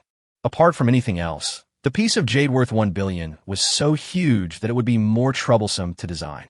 Lin Yifan didn't want to owe anyone a favor, so he paid 20 million for the design and processing fee for the 4 pieces of raw stones. Why should we owe favors to others when we can solve the problem with money? Since ancient times, the debt of favor is the most difficult to repay. Lin Yifan had already picked out everything the company needed. After coming out of the mall, Lin Yifan drove to Patek Philippe, paid the balance of 10.61 million, and got the watch worth tens of millions to replace it. Then he roughly estimated the time and arrived at the airport when Yang Qian's plane landed. Guessing that Yang Qian had gotten off the plane, Lin Yifan tried to dial the phone, and sure enough, the call went through. Qian, where are you now? Mr. Lin, I just got off the plane with Brother Sun and am now waiting for my luggage at the baggage carousel. Well, after you get your luggage, come out from exit 3A with Brother Sunday. My car is parked at this exit. Yang Qian was flattered. She didn't expect that Lin Yifan would come all the way to pick them up. Okay. Thank you for troubling Mr. Lin and coming to pick me up at the airport. Lin Yifan waited for about 10 minutes and saw Yang Qian and Sun Xiaowu at exit 3A. He waved at the 2 of them, and the sharp-eyed Yang Qian immediately spotted Lin Yifan and walked over with Sun Xiaowu. When Yang Qian came over, Lin Yifan said thank you for her hard work and thanked her for staying in Yueli to help him deal with the secret filming. Yang Qian just smiled slightly. Sun Xiaowu walked up to Lin Yifan and saw Cullinan behind him. He smiled bitterly and asked, Brother Yifan, tell me honestly what you do. If I hadn't heard rumors in the market the young man spent billions on gambling on stones and asked Qian to confirm it, I wouldn't have known that you spent billions on those rough stones. Lin Yifan put away their luggage and asked them to get in the car. He used the same excuse he had used to fool his roommates and said with a smile, I don't really know where my parents came from, but they are not short of money. After hearing Lin Yifan's answer, Sun Xiaowu thought that he was not willing to reveal it. In addition, due to the influence and style of his family since childhood, he suppressed his curiosity and did not delve into Lin Yifan's identity. Instead, he changed the subject and said, I said before that I would treat you to a big meal when I return to Shanghai. Now that you have specially come to pick us up, why not just wait for a good day and have a good meal tonight? Lin Yifan did not reject his kindness and joked, Okay, then I'll make Big Brother Sun feel sick. The guest should follow the host's wishes. Big Brother Sun, tell me where we should eat. Let's go Maple Leaf. That shop has good food. Okay, let's go there now. Lin Yifan said and changed the navigation to Maple Leaf. When the 3 arrived at Maple Leaf, it was the dinner rush hour and the hall was packed. Fortunately, Sun Xiaowu was well prepared and took out a VIP card. The 3 of them were taken directly to an elegant private room. After the 3 of them ordered their dishes, Sun Xiaowu asked curiously, Brother Yifan, have you found the talent you rushed back to recruit? Lin Yifan nodded. It has been handled and the people have already started working. Sun Xiaowu said thoughtfully, Brother, before in Yueli, you said you wanted to start a mobile phone company. Now, the mobile phone market has been almost divided up. It is not easy to carve out a path in this environment. Lin Yifan smiled confidently. As long as the mobile phones produced by my company are of good quality and cost-effective, I believe they can still stand the test of the market. Besides, I am prepared for no profit at all in the early stage, or even a loss. Then why do you have to insist on making mobile phones? It will be better to invest in other industries. Sun Xiaowu couldn't understand Lin Yifan's thoughts. Lin Yifan recalled the video of people queuing to buy a phone. He smiled faintly and said, "Foreign brands are very popular in China. There are still many Chinese people who feel that foreign brands are more high-end and reliable than Chinese brands. I want to try to reverse this situation and create a high-end brand for China." Sun Xiaowu was silent. He no longer knew how to describe Lin Yifan.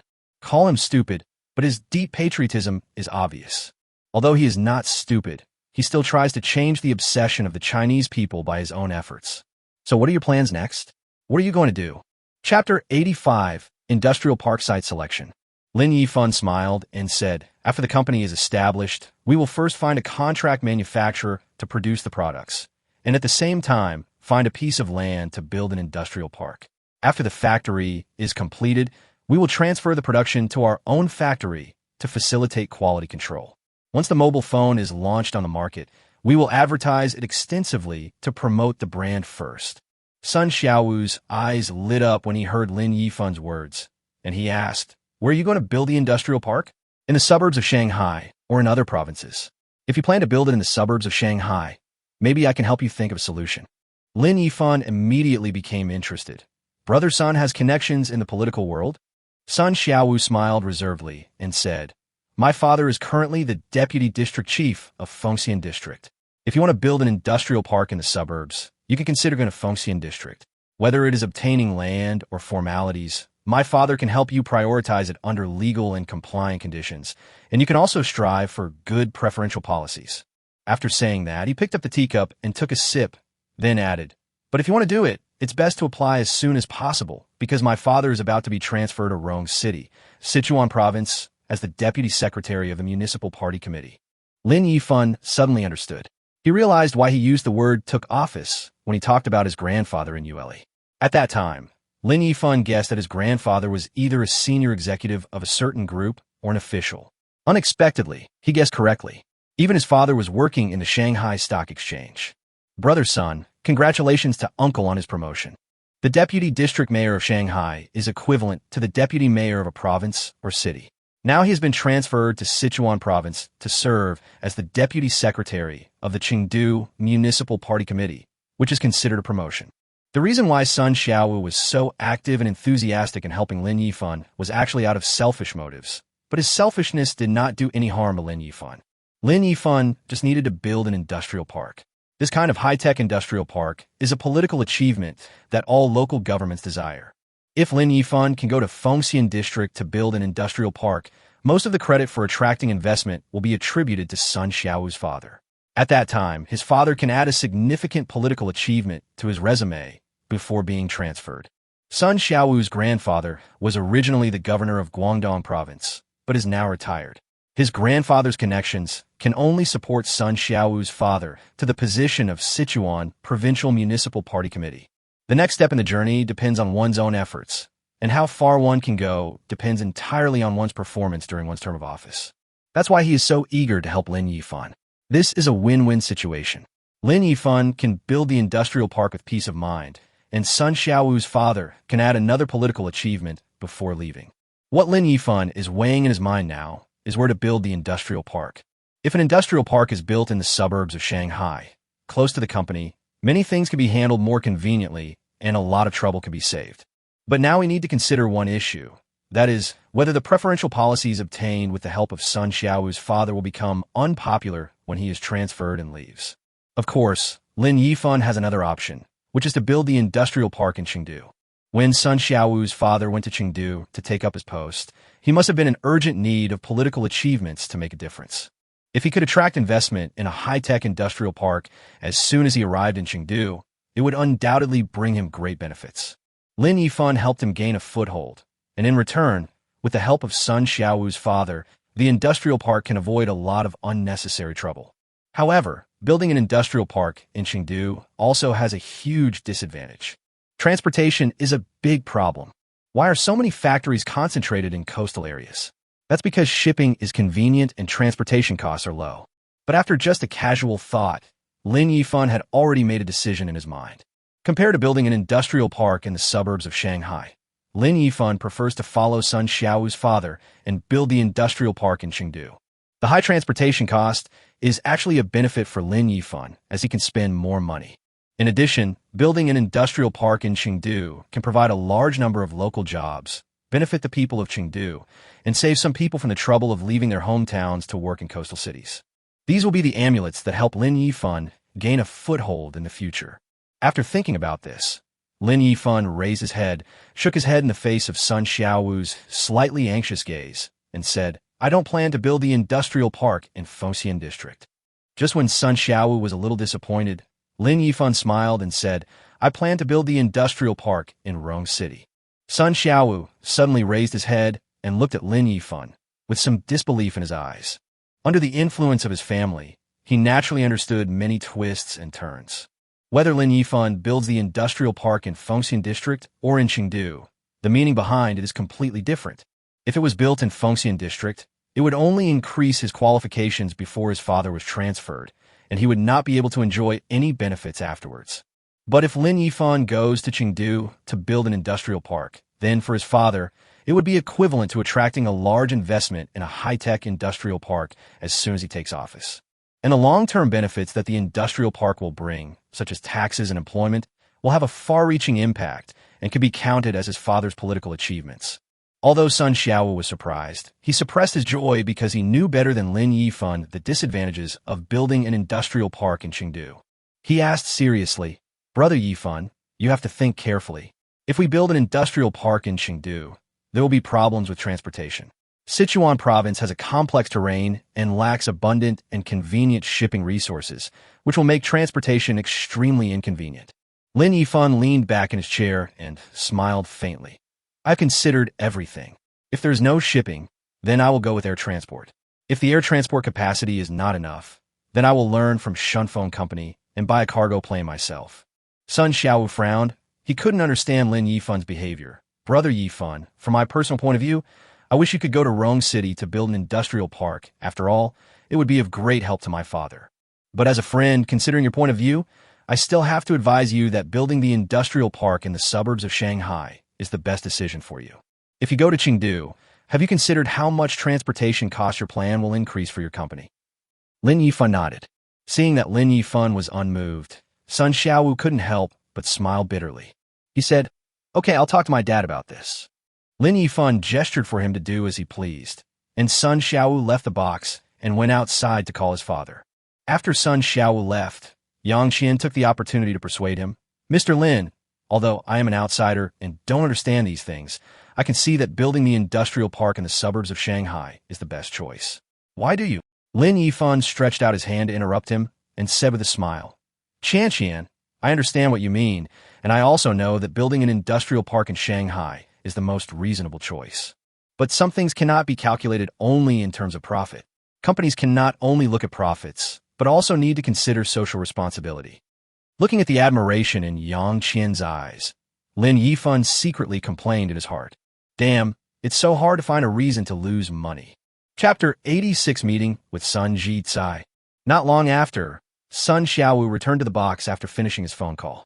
"Brother, my dad asked if you have time. He wants you to come to my house in the evening and talk in detail." Lin Yifan nodded.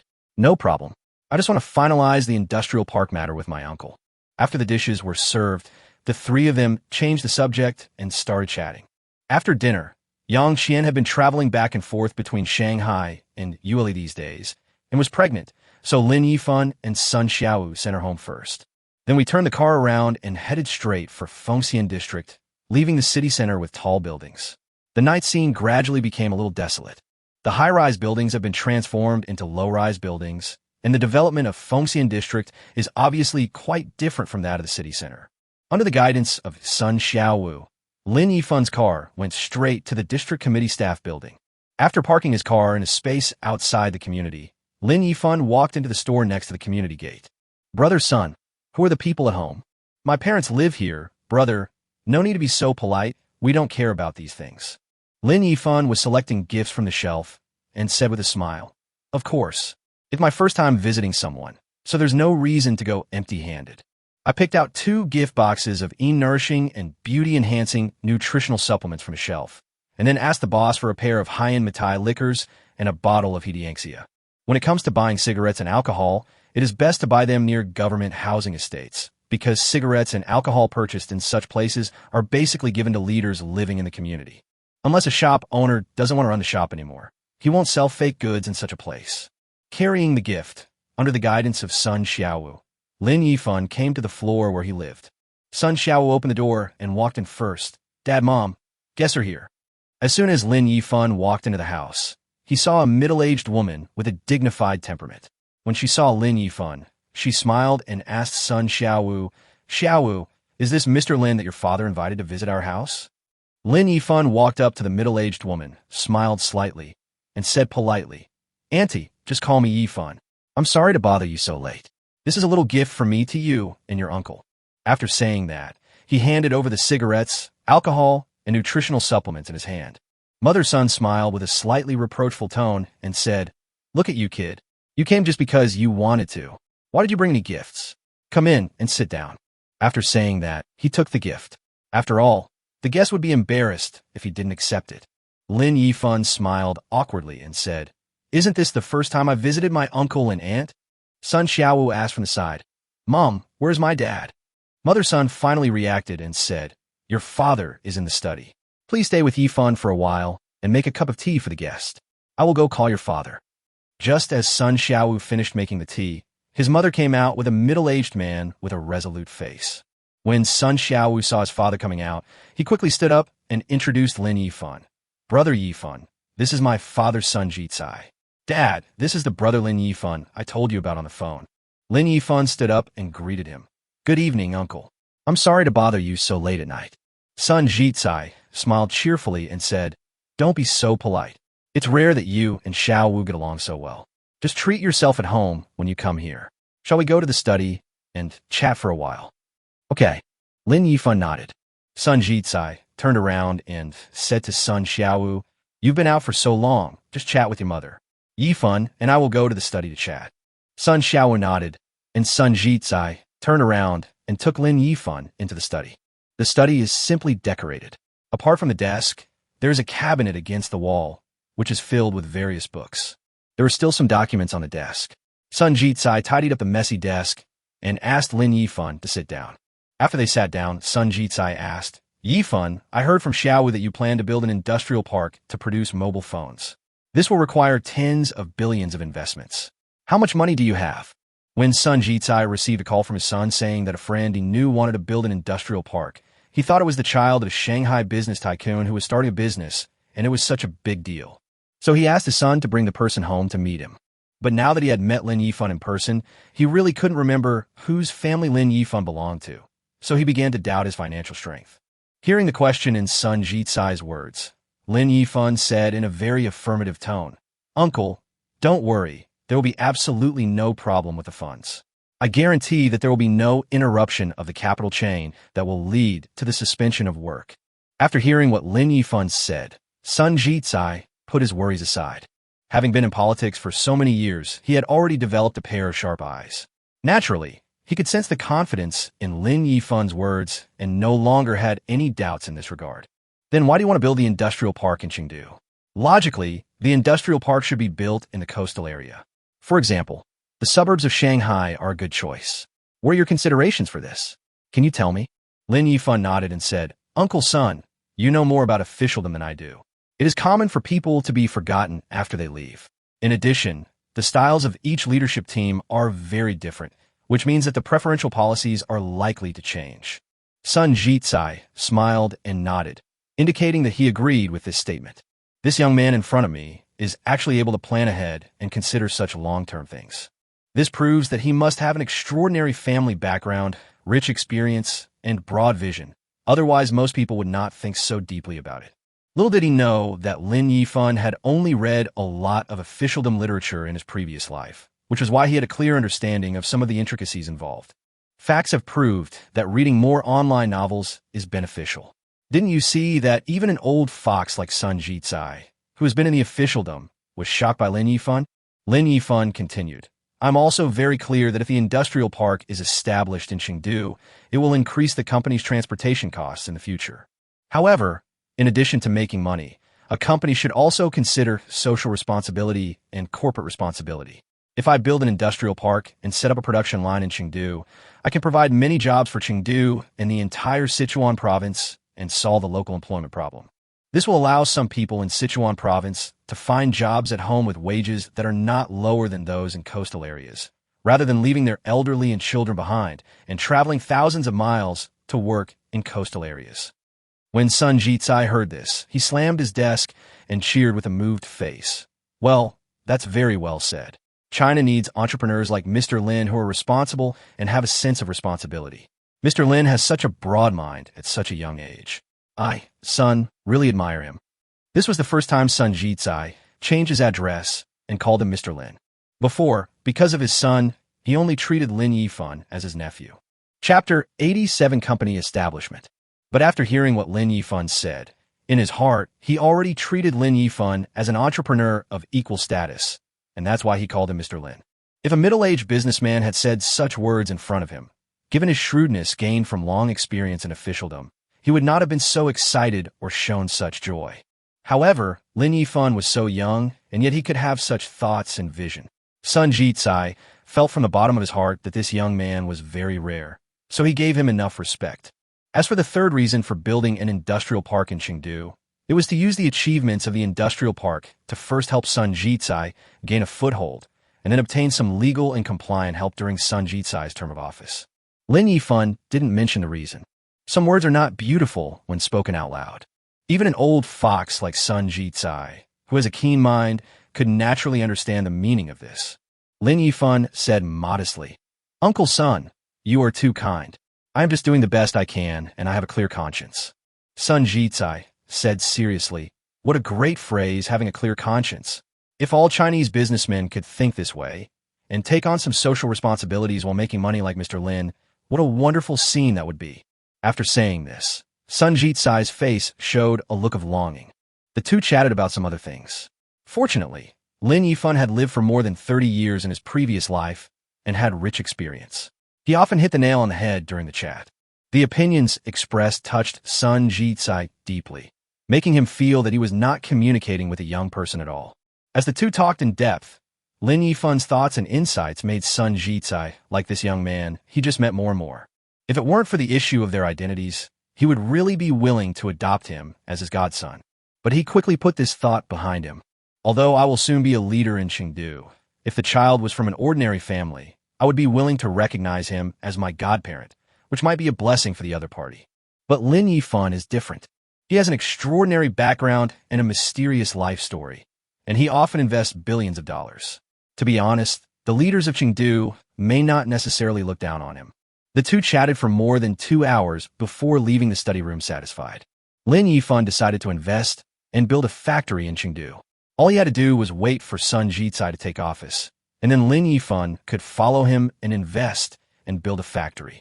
After saying goodbye to Sun Xiaowu and his parents, Lin Yifan left the Sun family and drove back to CV number 1.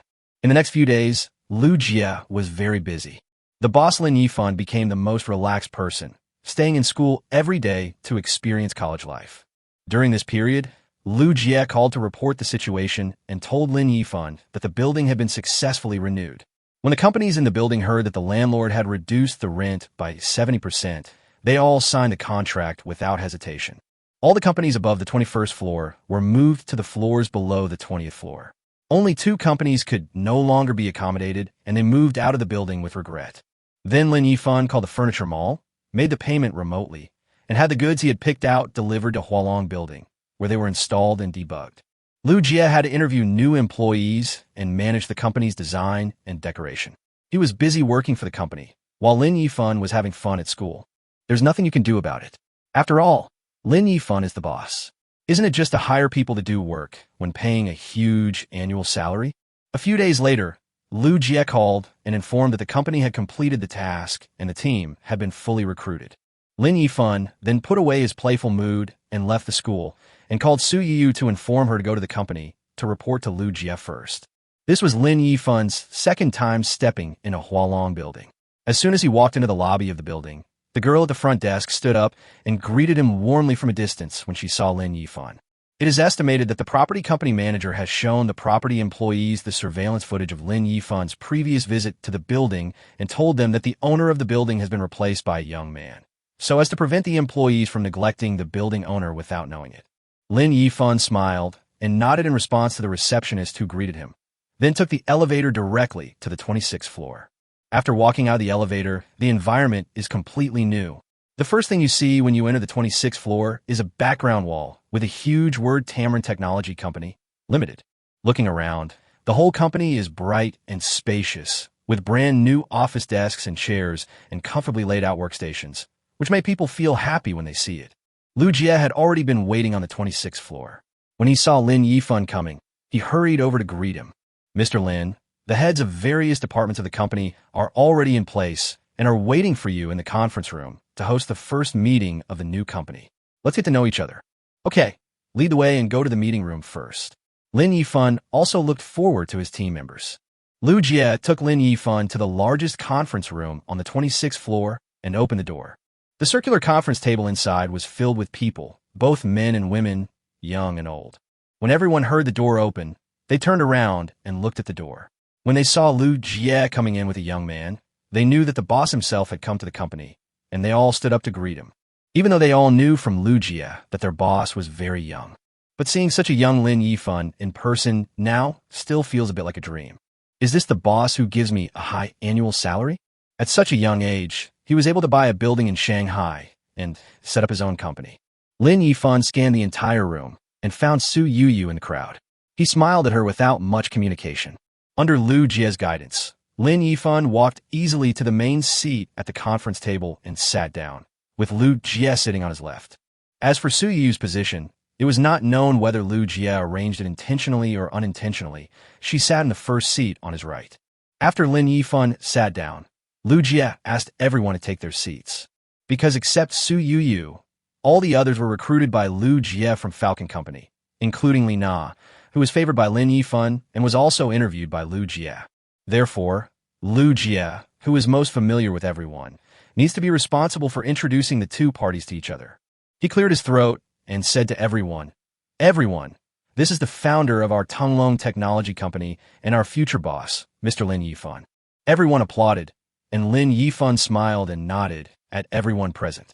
After the applause died down, Lu Jie extended his hand to introduce a middle-aged woman with wavy hair to Lin Yifan. "Boss Lin, this is Ouyang Qin, a senior accountant and CPA. She worked at Haihua Flavor Industry as the deputy general manager of the group's finance department for 8 years. Chapter 88 Team members. Senior accountant and CPA accountant are actually two different concepts. Senior accountant is an accounting title representing the professional business level of an accountant. CPA stands for Certified Public Accountant, and the two do not conflict with each other. The biggest difference between a certified public accountant and a professional accountant is that they have the right to sign the audit.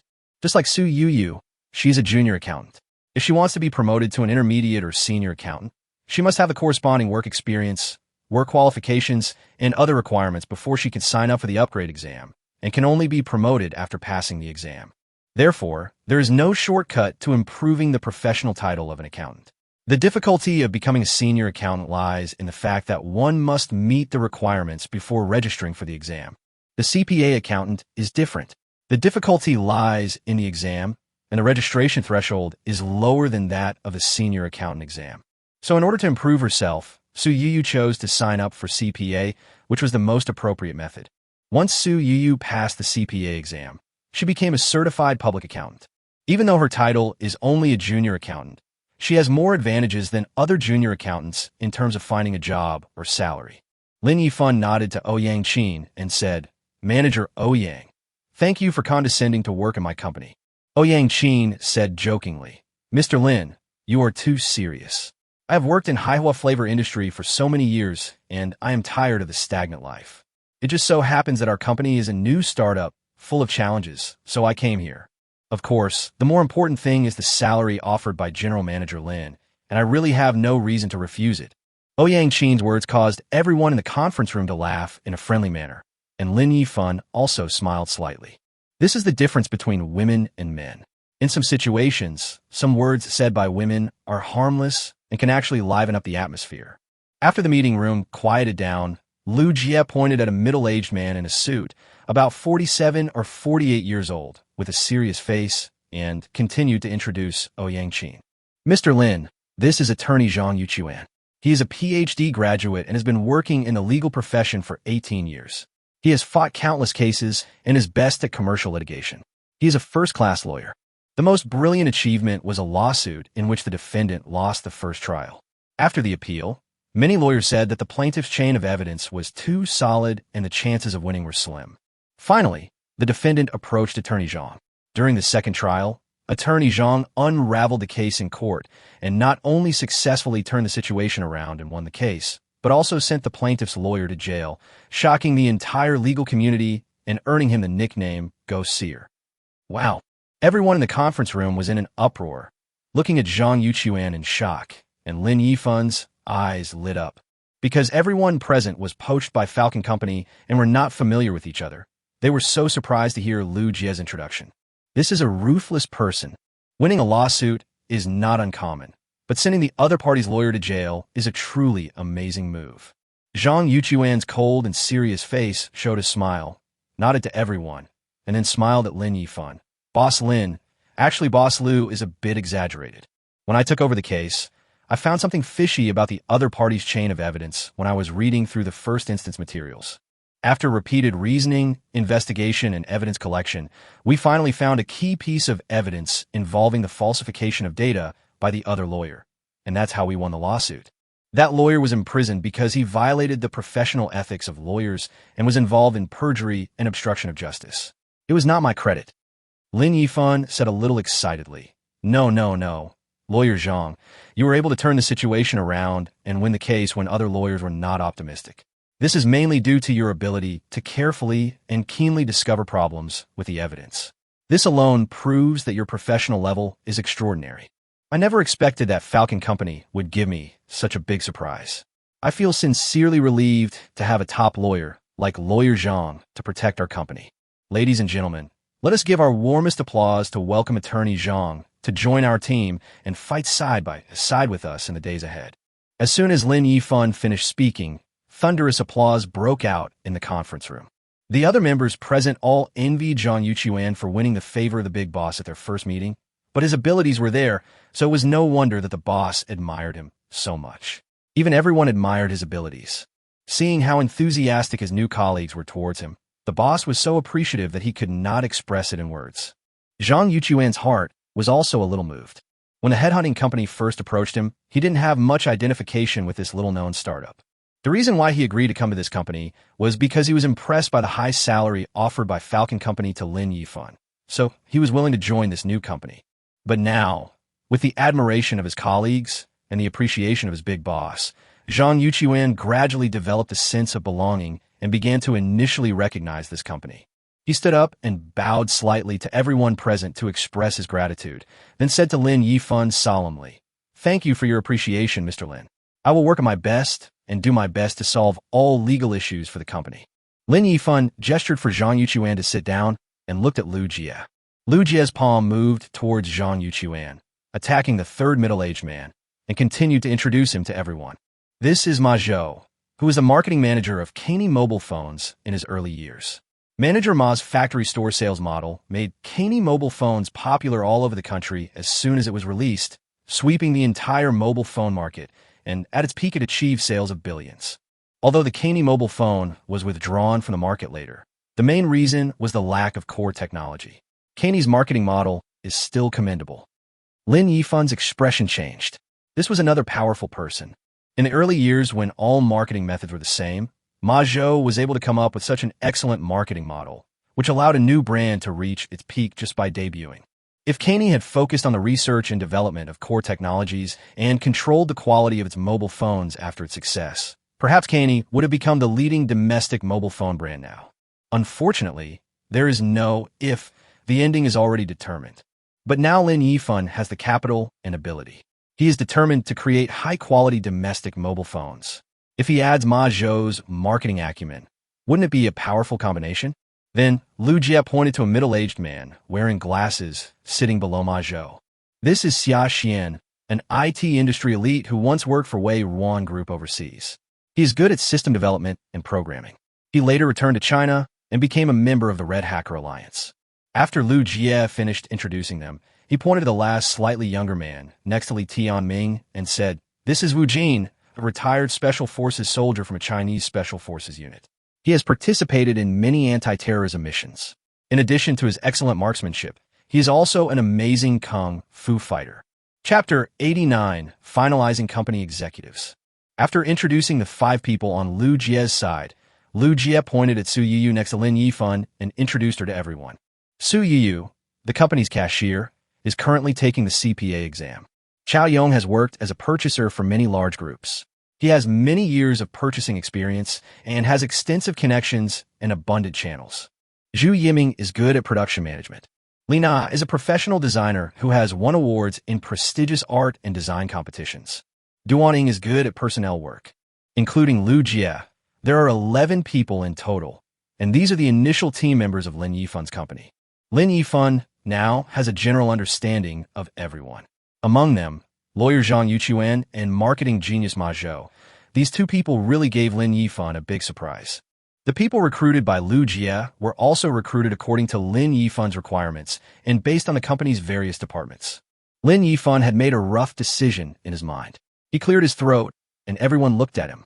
Next, I will announce the company's first personnel appointment. Everyone sat upright to show respect to the boss. Liu Jie, as the general manager of the company, is responsible for managing all matters of the company. Lin Yifan looked at Liu Jie on his left and first confirmed his position as general manager. During this period, Liu Jie was able to complete all the company affairs, big and small, assigned to him by Lin Yifan with ease, proving that he is indeed a very good company manager. Liu Jie nodded solemnly, and Lin Yifan continued his announcement. Zhang Yuchuan is the manager of the company's legal department and is responsible for handling all legal issues of the company.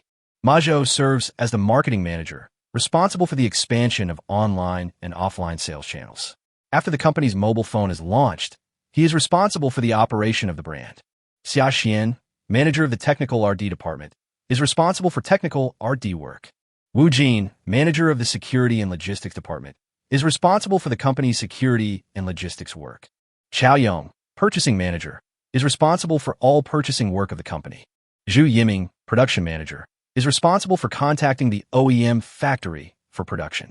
After the company's own factory is built, the production of mobile phones will be transferred to its own factory, while also closely controlling the quality of the mobile phones.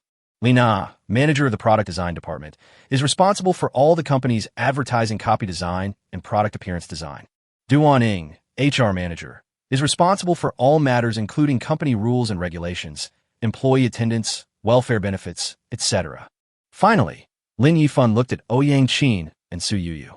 Ouyang Qin will serve as the accountant in the company's finance department, responsible for accounting and tax issues. Su Yuyu will serve as the cashier in the company's finance department, responsible for the company's fund management. Su Yuyu will serve as the manager of the finance department. When other positions were being arranged earlier, everyone could guess what they would be, so it wasn't surprising. But the final selection of the manager for the finance department surprised everyone. Except for Liu Jie and Ouyang Qin, who already knew the result. Everyone else thought that the position of finance manager would go to Ouyang Qin. Unexpectedly, it fell to the young girl Su Yuyu, which surprised everyone. After all, whether it is job title, qualifications, or work experience, Ouyang Qin has an absolute advantage no matter how you look at it. However, those present were all experienced people who had been working in society for many years, and in just a moment, they all had a common guess in their hearts. It seems that Su Yuyu's identity is not simple. Maybe, if you think about it this way, everyone will understand. Is it strange that the future boss lady will be in charge of money and be a department manager? Not surprising, it makes sense. The person involved, Ouyang Qin, was not surprised at all, because Liu Jie had talked to her about the position after the interview and also hinted that Su Yuyu was different. After all, she was the only one appointed by the boss himself. After hearing what Liu Jie said, Ouyang Qin naturally understood what he meant. The boss has a close relationship with Su Yuyu, so it is normal for him to take the position of finance manager. This is a question of identity and cannot be compared. Besides, being a manager or not is not important to her. Otherwise, she would not have resigned from manhwa flavor industry. She values the challenge of the new job more. However, Lu Jie only guessed half of Lin Yifan's thoughts, which led to everyone misunderstanding him. So Yuyu was staring at Lin Yifan, who was speaking with great authority at the company meeting with twinkling little stars in her beautiful big eyes. People say that serious men are the most handsome, but I didn't expect it to be true. Looking at Lin Yifan, who was completely different from before, the way he gave orders in front of everyone was deeply imprinted in Su Yuyu's heart, making her intoxicated. As a result, when she was immersed in the world, she suddenly heard her own name and then the title of finance manager, and she was suddenly stunned. Seeing that everyone present either graduated from a prestigious university or had impressive work experience, I felt like the worst person in the room. Although he has neither a high degree nor work experience, he became the manager of the finance department, ranking above Ouyang Qin. This made her a little uneasy, but now during the meeting, she couldn't express her opinions in front of everyone. Doing so would be tantamount to offending Lin Yifan and would damage his prestige among his subordinates in the company. So he endured the feeling of sitting on pins and needles, and had already made up his mind that after the meeting, he would find Lin Yifan and persuade him to let Ouyang Qin be the manager of the finance department. The personnel appointments were completed, the heads of the company's departments were determined, and Lin Yifan continued to issue arrangements for the company's affairs. From now on, the company needs to prepare for the preliminary work and get ready for operation. The personnel required by each department is drawn up by the department manager and submitted to General Manager Lu Jie for approval. The HR department manager is responsible for connecting with the headhunting company to recruit the personnel needed for the normal operation of the company. Everyone nodded.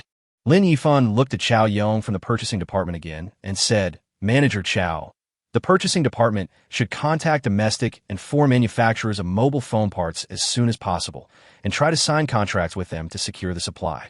The required funds are made into a purchasing plan and submitted to accountant Ouyang in the finance department. After accountant Ouyang reviews and signs it, he asks Yuyu to make the payment. Manager Ma, your marketing department is responsible for contacting the OEM factory and signing the OEM production contract. Once all the parts are available, we will start production. After that, the production will be handed over to Manager Zhu Yiming." Chao Yong and Ma Zhou both nodded and accepted the order. Lin Yifan turned his attention to Li Na from the product design department. "Manager Li, the company's mobile phone brand is Pangu. You will need to pay more attention to the logo and appearance design of the mobile phone. If you need a relevant designer team, you can ask Manager Duan to poach them." Finally, Lin Yifan cast his gaze towards Xia Xian from the technology R&D department. "Manager Xia, you will be responsible for recruiting a technical team and developing our own operating system. Before the system is developed, we will use the Android system for the time being." Chapitre 90 car accident. Lin Yifan has not made any arrangements for the remaining legal department and security and logistics department for the time being. The legal department will only intervene when the company encounters legal issues. As for the security department, the company's industrial park has not yet been established, and the security department has no work for the time being. After explaining all the work, Lin Yifan transferred 50 billion naira to the company account in front of everyone and gave it to Su Yuyu from management as the company's starting capital. Everyone was shocked to see their boss being so arrogant. My boss actually has such terrifying financial resources. With such cash flow support, it is easy for the company to develop. Lin Yifan's operation of transferring money on the spot undoubtedly gave everyone in the company peace of mind. After all, the boss's abundant financial resources meant that the company's development path could avoid many unstable factors. After transferring the money to the company account, Lin Yifan made sure that no one had anything to add, so he adjourned the meeting. Lu Jie led everyone to start assigning offices to managers of each department. The 26th floor is used as the office area for the company's senior management, and each department has a manager's office on this floor. Lin Yifan's boss office was built by Lu Jie to be the most luxurious and has the largest space. Led by Lu Jie, everyone visited the place where they would work in the future. I have to say that Lu Jie really put a lot of thought into the decoration of the office area. The entire office area uses sealed glass partitions, giving it a spacious and bright feeling. The frosted surface of the glass can ensure the privacy of each office, so that people working inside will not be affected by the people passing by outside. The office also has good sound insulation, which allows managers to talk to their department employees without being overheard by outsiders. After visiting the offices of managers of each department, the next is the reception room and large and small meeting rooms, which are equipped with all kinds of office appliances. Lu Jie even set up an open lounge area with a self-service bar, stocked with fruit snacks and various drinks. If you're tired at work, you can sit in the rest area, drink coffee, look out through the glass at the bustling Shanghai market, and relax. Lu Jie assigned offices to managers of various departments. There are still some details that needed to be added, such as exclusive information or filing cabinets for each department. Lin Yifan didn't need to worry about these things. He just sat there as a hands-off boss. He said goodbye to everyone and prepared to leave the company. The company's executives watched their boss leave. Who knew that just when Lin Yifan walked a short distance, he heard Su Yuyu's voice behind him. "Hey, Mr. Lin, wait a moment." Su Yuyu was about to call Yifan brother, but when she remembered that they were in the company, she immediately changed her words and called him Mr. Lin. Lin Yifan looked back and saw Su Yuyu jogging towards him. Today she was wearing a beige floral dress and high heels, and her beautiful hair made her facial features look extremely delicate. Lin Yifan smiled and said, "Yuyu, what's the matter?" Su Yuyu walked in front of Lin Yifan and took 2 breaths. "Boss Lin, it's like this. I feel that Sister Qin is more suitable for the position of finance manager than me. After all, she has more experience and a higher level of professionalism than me, and is more qualified for this position than me. So, Boss Lin, what do you think?" Lin Yifan waved his hand and said, "Yuyu, no one is born with the ability to do this. If you don't understand something, you can learn it. Even if you make some mistakes, I will help you clean up the mess. The finance department won't cause any big trouble, don't worry. Besides, didn't you notice that Ouyang Qin didn't have any objection to you taking the position of manager? So you don't need to worry. Take this opportunity to learn more, so that you won't be unable to keep up with the company's development pace after the company expands in the future. This is what you should worry about." Seeing that Lin Yifan had such high expectations of her, Su Yuyu hesitated for a long time about wanting to say no, but finally swallowed the words back in her stomach, nodded vigorously, and revealed her signature smile. "Brother Yifan, I will work hard and will never let you down." "That's good." Lin Yifan touched Su Yuyu's hair and rubbed her head gently. This scene was seen by other company executives who had been paying attention to Lin Yifan. They were now more certain of their previous guess that Su Yuyu was the future boss lady of the company. Everyone also made up their minds that they should be more careful when getting along with Su Yuyu in the future and not treat her the same way as other colleagues. It is estimated that even Su Yuyu herself did not expect that such an ordinary little action of Lin Yifan would be misinterpreted by her colleagues, causing them to imagine all sorts of things. But she and Lin Yifan had a clean relationship, yet she was inexplicably mistaken for the boss's wife by other colleagues. Fortunately, Su Yu doesn't know about it now. Otherwise, she really doesn't know how to stay in this company. "Okay, I'll be leaving first. You should get familiar with Lu Jie and the others first." After saying that, Lin Yifan turned and walked towards the elevator to the 26th floor. Su Yu stood there, watching Lin Yifan disappear behind the elevator door, then returned to Lu Jie and the others. Seeing that everyone was looking at her with a smile on their faces, she thought her makeup was smudged and quickly glanced at the glass. "No problem. Then why are they looking at me like that?" Seeing Su Yuyu's unnatural state, Lu Jie coughed, drawing everyone's attention back, and began to discuss the details of the company's initial work with everyone.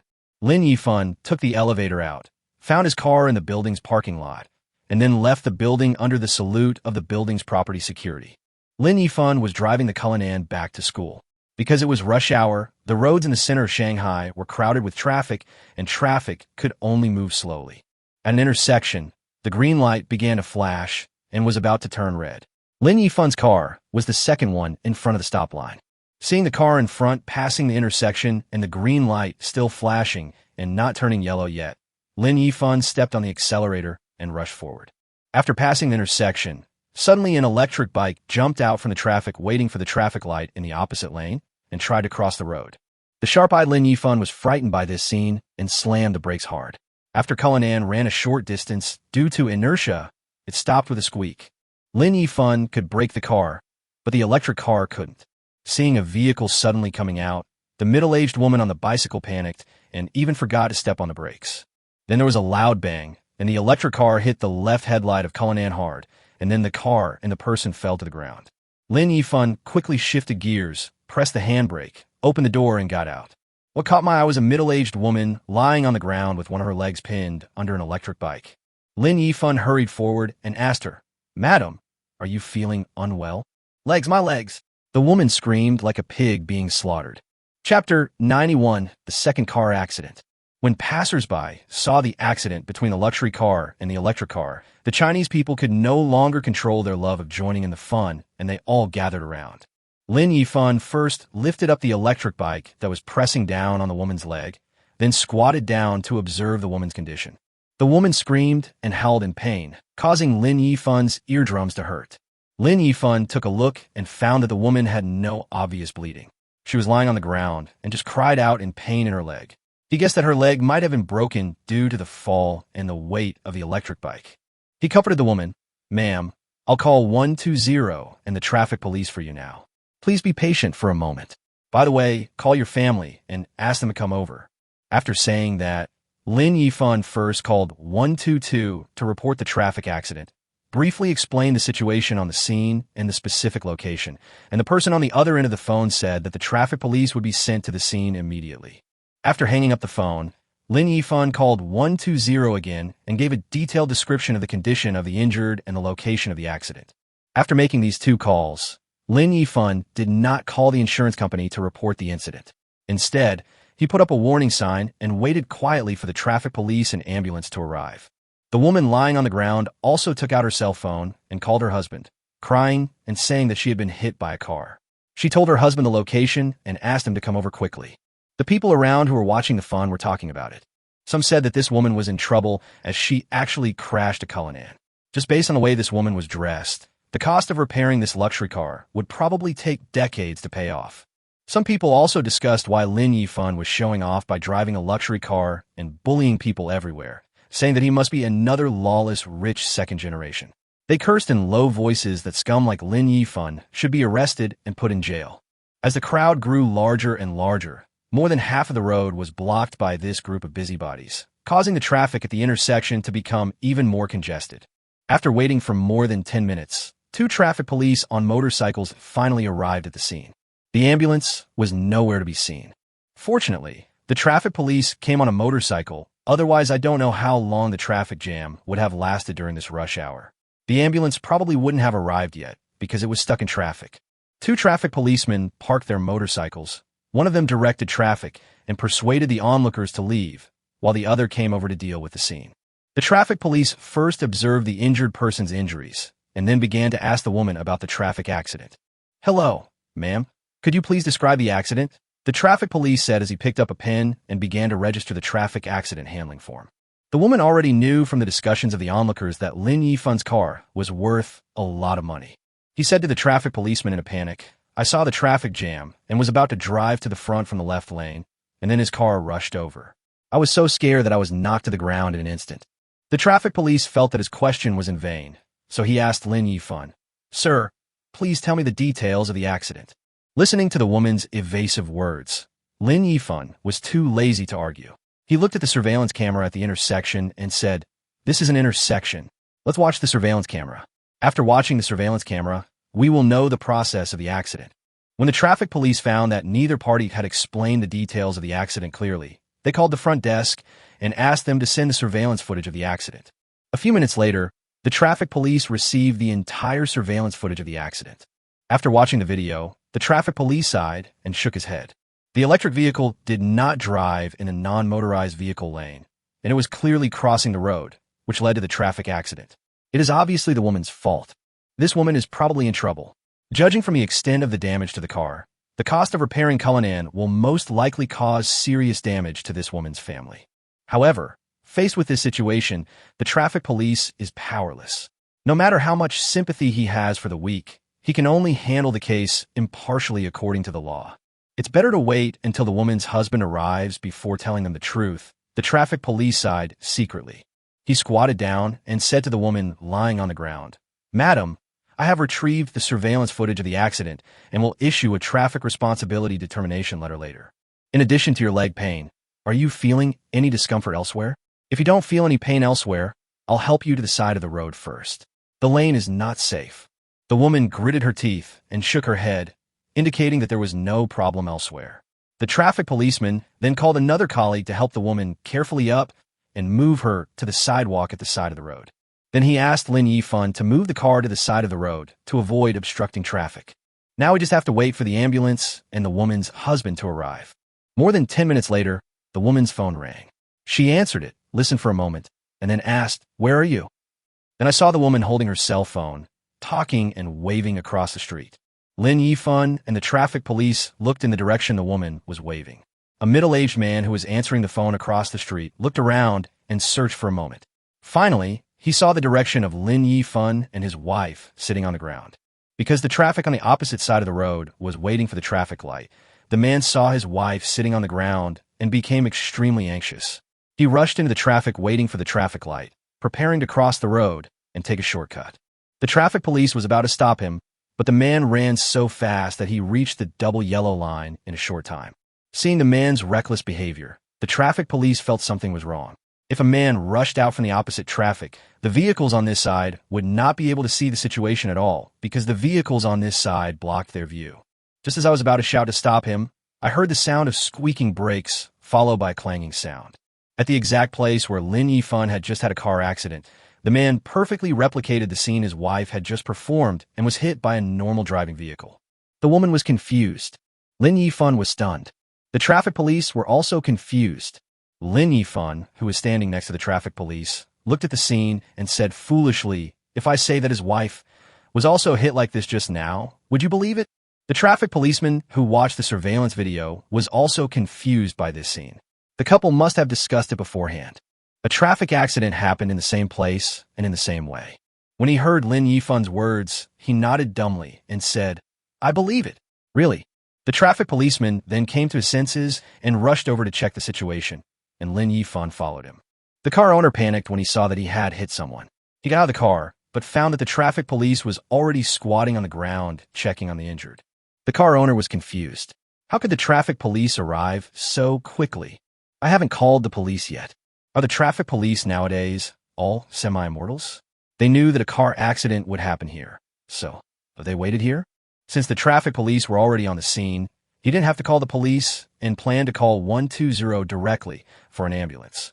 Lin Yifan came to him and saw that the car owner was about to call 120, so he quickly said, "Brother, stop calling, 120 is coming soon." The car owner was even more confused and subconsciously asked, "What? Ambulance is so amazing? Did they know there would be a car accident here?" Chapter 92, Lin Yifan's Kindness. Lin Yifan was amused by his words, shook his head and said, "No, I hit him." The car owner did not understand what Lin Yifan meant by this sentence and thought that Lin Yifan had anticipated it. He looked at Lin Yifan with shocked eyes and exclaimed, "Brother, you are amazing. You were able to predict that there would be a car accident here and called 120 in advance. Thank you so much." Lin Yifan complained speechlessly. "What a god. Just now, I hit his wife in the same way as you did." "Fuck," the car owner blurted out, looking at Lin Yifan with sympathy, and was completely speechless.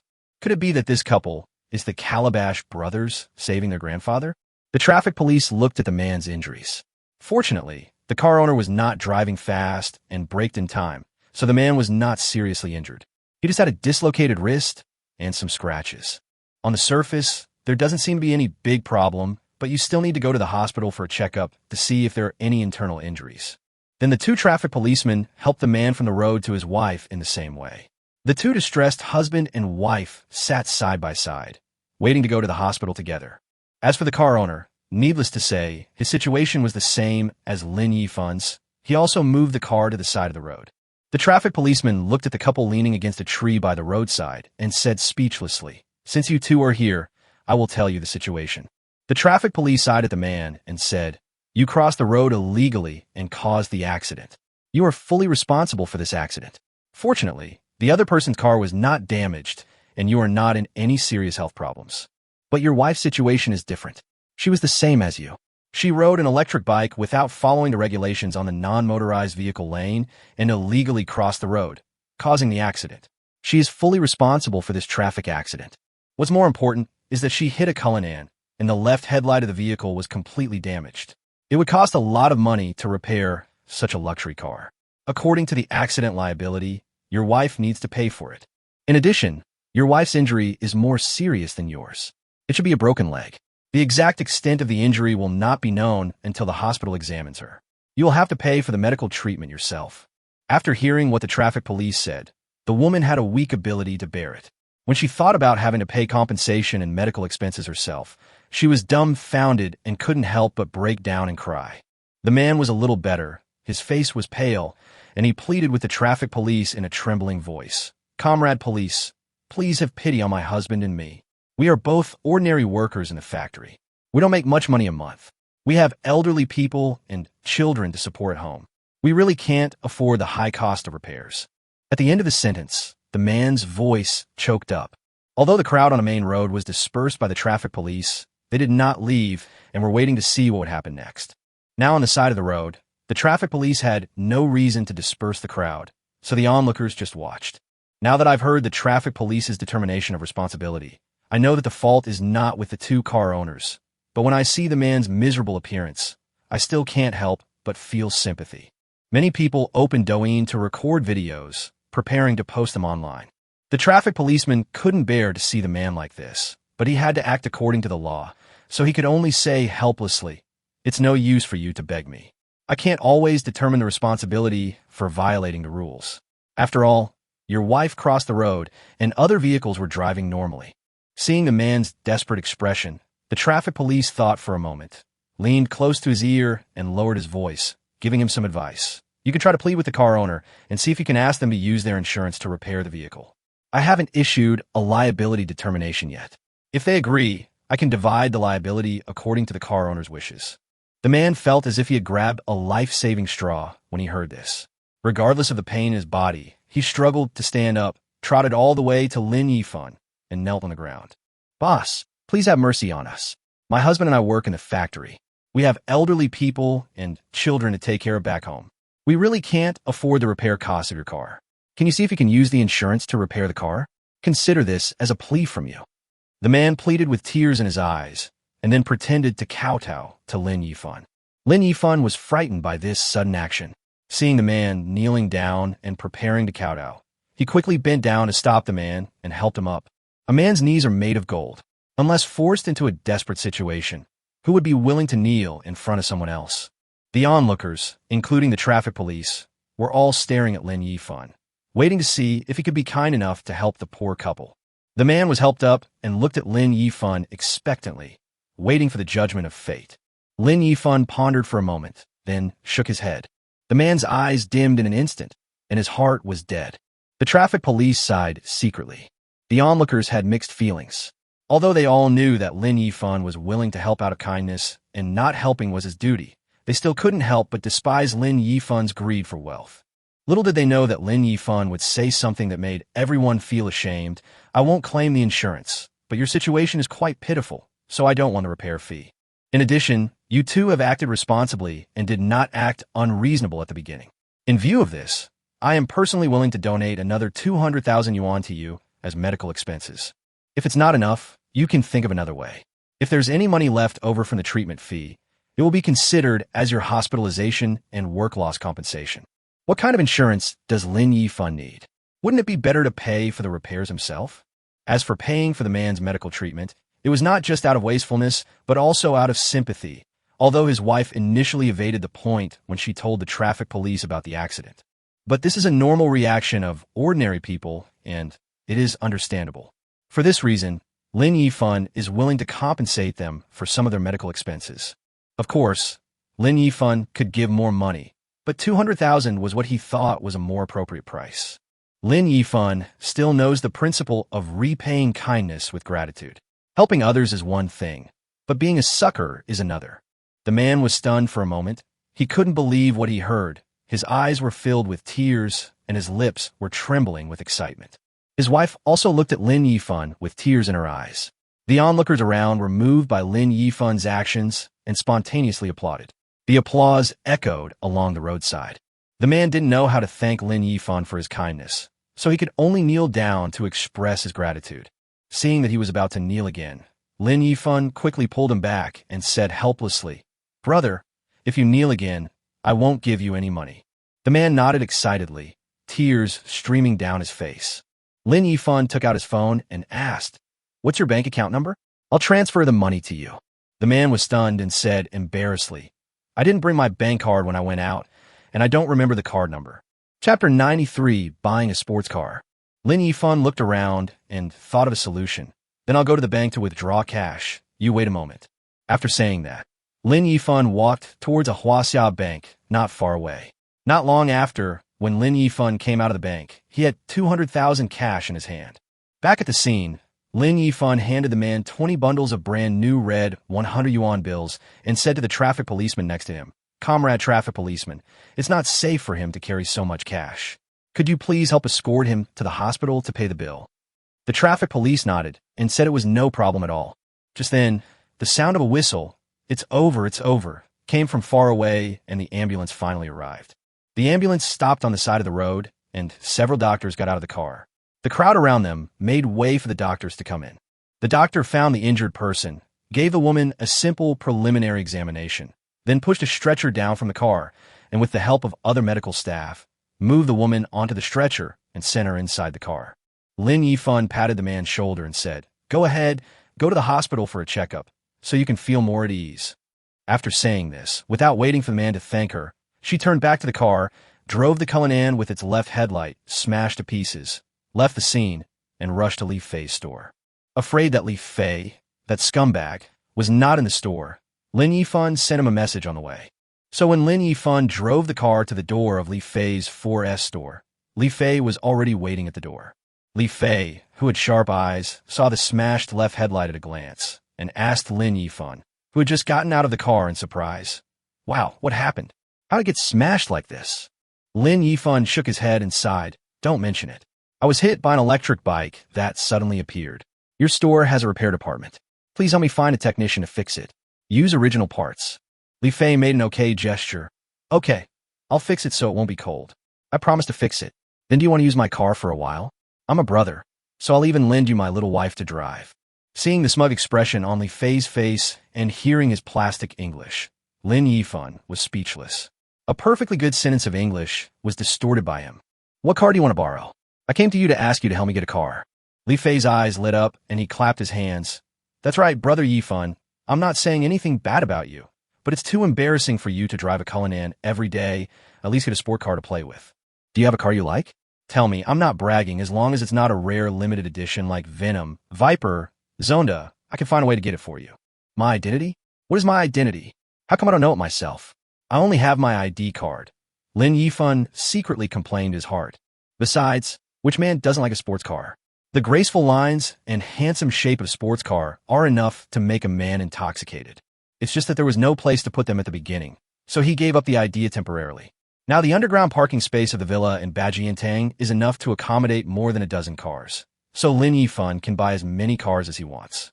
I don't know as much about sports cars as you do. If you can find a better one, please recommend one to me. Lin Yifan threw his Cullinan key to Li Fei and asked him to help him repair the car.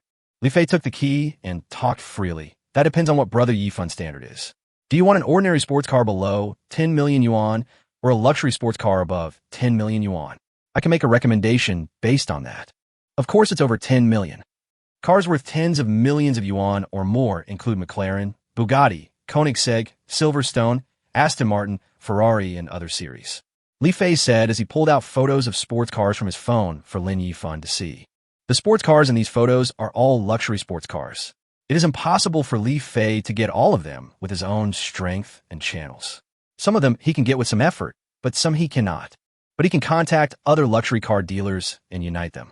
This combined force is enough to take down any car in the photo. Lin Yifan looked carefully at the sports cars in the photos.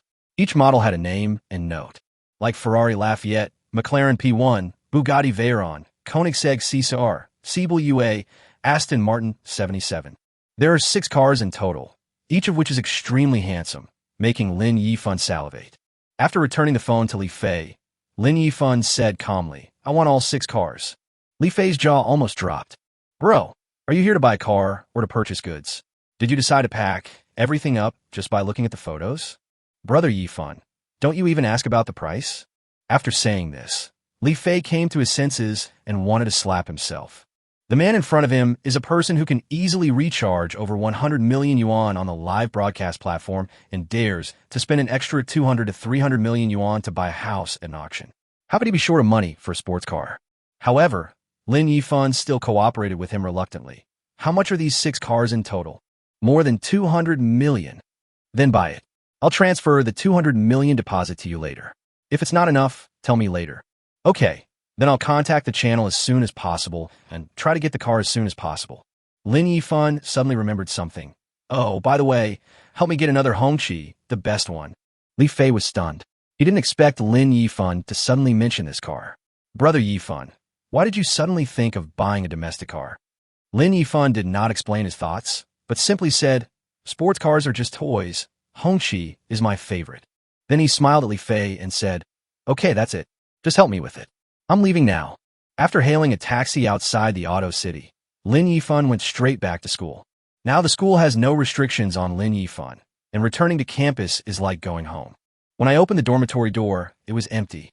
Those who were supposed to be in class had gone to class, and those who were supposed to be playing had gone out to play. Lin Yifan was lying on his bed, pondering an idea that had suddenly popped up his mind when he was chatting with Li Fei just now. He wants to build a car. Of course, it is not a family car. The domestic family car market has developed very well, so there is no need for Lin Yifan to get involved. He wanted to build a top-notch domestic luxury car that could enter the overseas market and be recognized by everyone at home and abroad. Domestic cars do not mean that all parts are produced by domestic companies. This is something that no top foreign car manufacturer can accomplish, as many of the parts and components for their luxury cars are produced in other countries. However, we cannot piece together everything from foreign products. If we do so, we will never be able to create a domestic luxury car brand and will end up just becoming an assembly company. Other parts can be produced domestically or abroad, such as tires, glass, headlights, etc., but the 3 core parts must be independently developed so that it can be considered a domestically produced car. Chapter 94: The idea of making a domestic luxury car. In that case, there's only one most convenient way, which is to first acquire a car manufacturing company, and the company's original car brand cannot be labeled as cheap in the minds of consumers. Otherwise, it would be too difficult to enhance the brand's value when it has already been positioned as a cheap brand by consumers. Then there is the issue of the research and development of the 3 major components. We can recruit top technical personnel from abroad, preferably technical R&D personnel from luxury car brands, so that the brand value of the car can be enhanced invisibly during promotion. After developing the 3 major domestic components, we can try to produce domestic luxury cars to test the waters. The brand value of top luxury car brands is gradually formed after a long period of accumulation. Perhaps the cars you make yourself at the beginning cannot reach that level. However, as long as the appearance, quality, after-sales, and other issues are handled well, it will sooner or later be recognized by consumers and become a luxury car brand in the minds of consumers. After Lin Yifan sorted out his thoughts, he was about to call Lu Jie, but unexpectedly Lu Jie called him first. Lin Yifan answered the phone in surprise. Brother Jie, what's wrong? Now, in private, Lin Yifan usually calls him Brother Jie, and only in the company does he formally address him by his title. After all, money alone is not enough to retain talent. Only by winning people's hearts is the long-term solution. Lu Jie was touched that Lin Yifan called him Brother Jie, but he didn't really think that he was qualified to call Lin Yifan brother, especially after Lin Yifan casually invested 50 billion in the company. So he still used the honorific title of his position. Boss Lin, did you just have a traffic accident? Lin Yifan asked in astonishment. Yes. How did you know? Boss, you're on Douyin's hot search list. Haven't you seen it yet? Lin Yifan really didn't know. He had never had time to watch Douyin. What exactly happened? It shouldn't be negative news. Lin Yifan thought it was unlikely to be negative news. After all, not only was he not responsible, he also took the initiative to bear the medical expenses of the injured. Really? Lu Jie said in surprise on the phone. Of course it's positive news. I just saw it when I was browsing Douyin. There are several videos shot from different angles. They were all released an hour ago. In a short period of time, the topic that the luxury car owner is not responsible and will bear the medical expenses of the injured has been played more than 2 million times, and it is still continuing to ferment. The comment section is full of positive comments, all praising Mr. Lin for being kind and good-hearted and saying that you deserve to drive a luxury car. Lin Yifan smiled and said, It's good that it's not negative news. Boss Lin, Do you think we should take advantage of this incident to promote our upcoming Panga phone? This is a great opportunity. This idea was first thought of by the marketing manager Ma Zhou. He suggested to Lu Jie that they could take advantage of this positive news to announce that Lin Yifan had established a company and was preparing to create a domestic brand of mobile phones. Taking advantage of the popularity of the news, promotion will be more effective. First, make the mobile phone brand familiar to everyone. When a mobile phone is launched on the market, consumers will be more likely to accept it. Lu Jie also thought that Ma Zhou's suggestion was very good, so he called Lin Yifan to discuss it. Forget it. Let's not do this kind of thing to take advantage of the popularity, lest someone think we are just putting on a show and the purpose behind it is to promote the phone.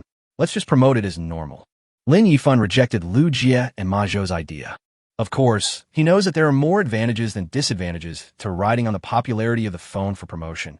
But Lin Yifan's real goal is not to make the mobile phones he produces sell well or make a lot of money.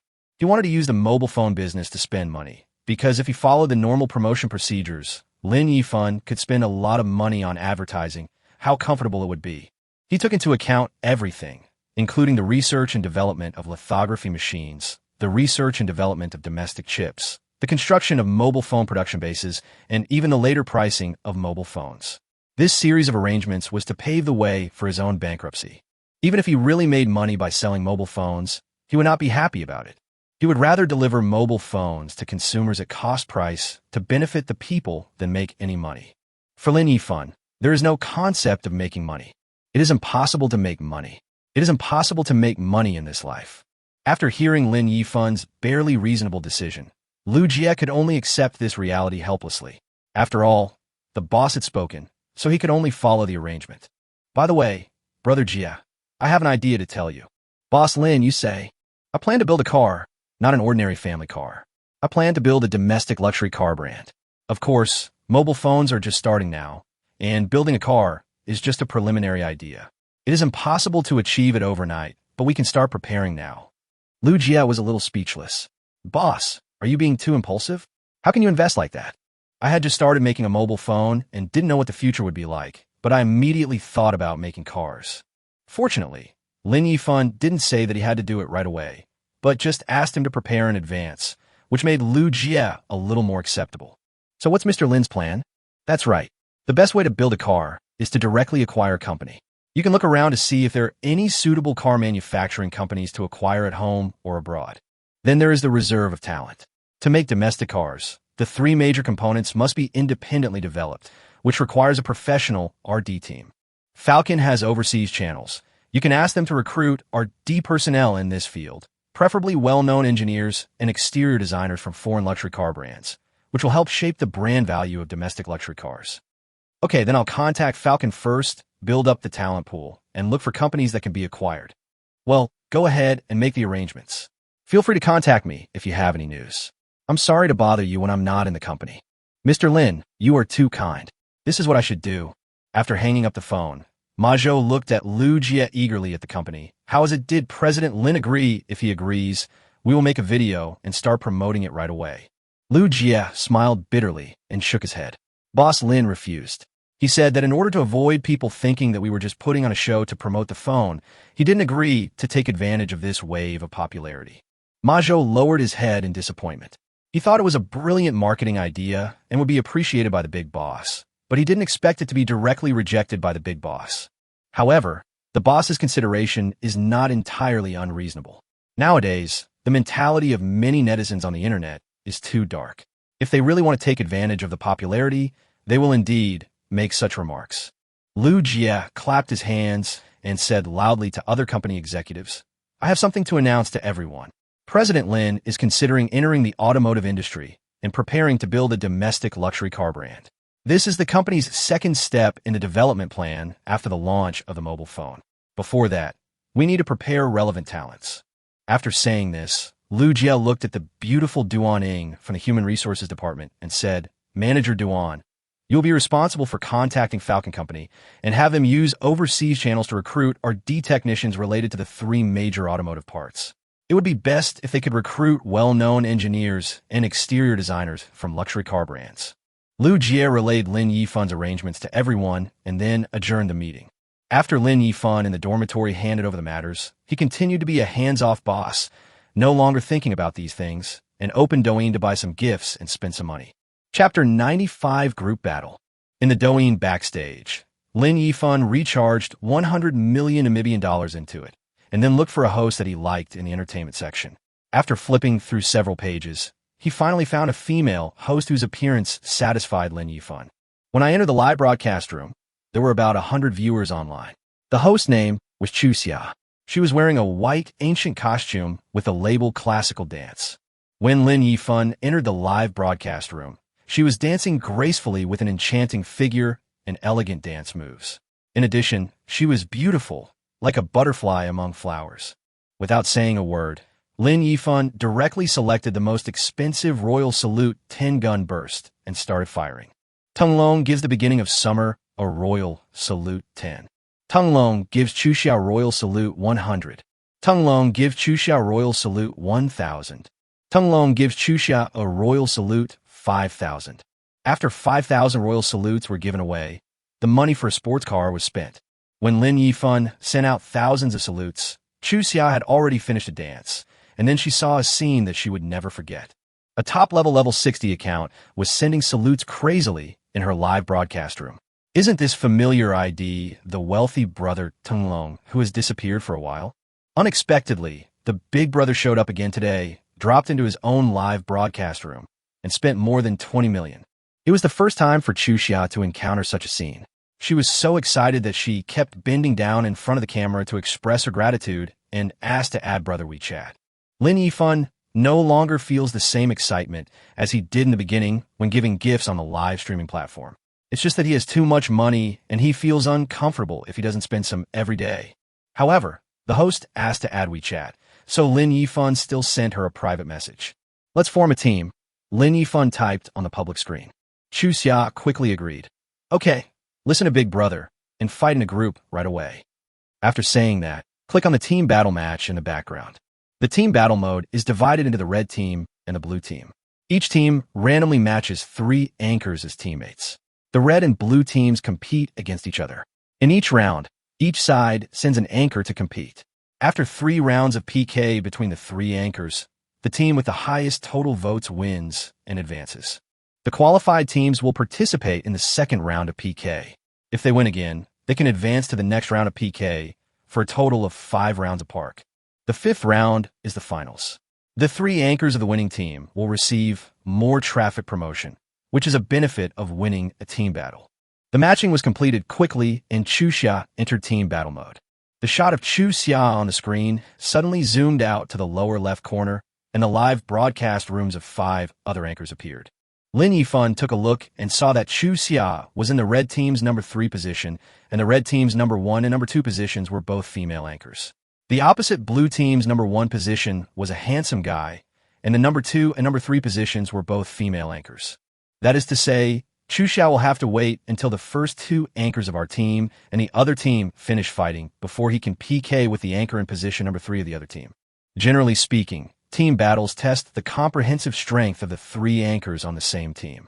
When the strength of the big brothers in each live broadcast room is not much different, if the strength of one side's anchor is obviously not good enough, it will easily cause the other 2 anchors to lose the team battle.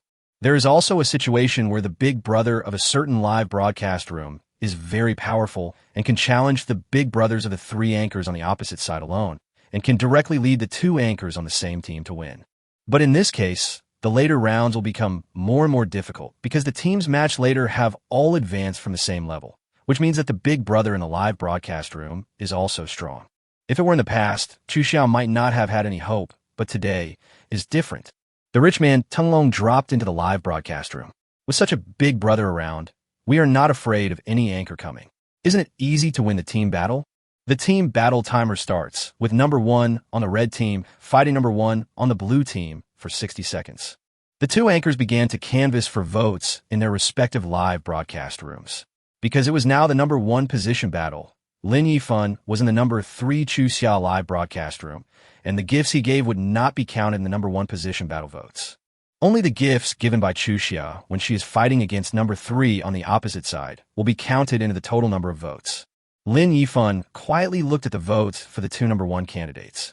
Now, both have exceeded 1,000, and the growth momentum is quite strong. It seems that the anchors matched in the first round of Chuxia all have good abilities. 60 seconds passed in a flash. After the PK was over, the number of votes for the number one position on Chuxia's side was fixed at 3,255 votes, while the number of votes for the number one position on the opposite side had reached 5,520 votes, a difference of more than 2,000 votes. In the first round, the number one player on the opposite side had a slight advantage. Next, the number two players of both teams come on stage, and the countdown begins.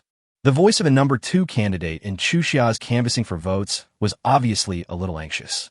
She wanted to equalize the number of votes lost by number one and strive to exceed the total number of votes of the other side so that she would have a chance of winning. But unfortunately, her eldest brother was ultimately no match for the eldest brother of number two. Not only did the number of votes fail to tie the gap, but the total number of votes increased to 5,000 votes. At this time, the two female anchors number one and number two on Chuxia's side were obviously a little discouraged. With a gap of more than 5,000 votes, they were basically doomed to lose under normal circumstances. They could only hope that number three could turn the tide. Number three Chuxia came on stage, and the countdown began. Compared to number three on the opposite side, who was excitedly canvassing for votes, Chuxia just smiled faintly in front of the camera, and her smile revealed that she was confident of winning.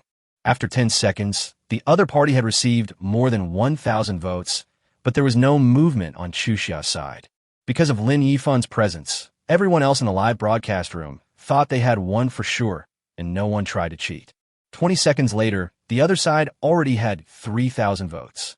From this, it can be seen that the big brother of the female anchor number three on the other side is slightly stronger than the big brothers of number one and number two on their side. The smile on Chuxia's face became a little stiff. 30 seconds passed, and there was still no movement from Chuxia's side. Everyone in the live broadcast room was posting question marks on the public screen, and Chuxia felt a little panicked. After 40 seconds, the opponent's number three position had received more than 5,000 votes, and the total votes were more than 10,000 votes away. When the two female anchors number one and number two on Chuxia's side saw the gap in votes, they had already given up. Lin Yifan finally made some movement, but he didn't send a gift. Instead, he typed on the public screen and deliberately teased Chuxia by saying, "Sorry, the network is a bit slow, and the gift can't be sent out." Chuxia's face froze. "Brother, what's going on? Is the network stuck at the critical moment?" The audience in Chuxia's live broadcast room were laughing like pigs, and they kept flooding the screen with messages of ha ha ha. In the last 10 seconds, Chuxia had given up struggling, thinking that Lin Yifan's network was really too slow to send gifts. She didn't think that Tanglong Shunhao was out of money. After all, he was a man who could spend tens of millions. Even if he was more corrupt, he could defeat the opponent with just a gift. I can only blame my bad luck. My brother failed me at the critical moment. Seeing that there were only a few seconds left, Lin Yifan stopped teasing her and used the royal salute that had been prepared long ago to fire 10 consecutive shots. In an instant, the screen was filled with golden animations of roaring salutes, and the number of votes reached 500,000. One salute costs 5,000 Namibian dollars, which is 50,000 votes. Lin Yifan sent 10 salutes in a row, and with 500,000 votes, he instantly killed the opponent at the last moment. Chapter 96 Team Battle Finals. The three opposing anchors were all smiling and ready to celebrate their victory, but they didn't expect that in the last few seconds, the number of votes for the opposing anchor number three soared by 500,000. Chuxia was ecstatic when she saw the number of votes. She had been prepared to be eliminated in the first round, but she didn't expect that the big brother would finally stand up at the last crucial moment. This scene stunned the three anchors on the opposing side, and also the two female anchors on our side. What's going on? Is this Chuxia a hidden big anchor? There's such a rich brother in the family. Why haven't I heard of the name Chuxia before? The number of votes directly became 500,000. All the anchors know that this is the case of the royal salute 10 consecutive sends. Are the first rounds of team battles fought so fiercely now? The five anchors were all confused and speechless. Before everyone could react, the team battle immediately entered the second round. Chuxia advanced to the second round with her two teammate anchors. The two female anchors praised Chuxia in the live broadcast room and also praised the mighty and domineering Chuxia's eldest brother. In the second round, the three hosts matched against me included both male and female hosts, as well as a pair of twin female hosts. An old Douyin viewer in the live broadcast room immediately typed, "The twins on the other side are quite famous, with tens of thousands of fans. They have many older brothers in their family and are quite strong. What are you afraid of? We have the rich Tenglong here, and we can beat any anchor." That's right, worrying about nothing. You probably don't know the strength of Big Brother Shinhao. The audience member who typed at the beginning also reacted and realized that there was nothing to be afraid of. He had a wealthy man who had spent tens of millions again. He felt relieved when he thought about it. The ranking for the team battle is fixed after the random assignment in the first game, and Chuxia is still in position 3. Although both of our anchors knew that Chuxia's family was powerful, they still tried their best to canvass votes in the live broadcast room, because the votes they could get would be their own income. After 2 minutes, the two sides finished the fight, and Chuxia was again behind the other side by more than 10,000 votes. Next up is Chuxia's match against the opponent's twin sisters at position 3. The number of votes for the twin sisters fluctuated by a few thousand at the beginning and exceeded 10,000 in just 10 seconds.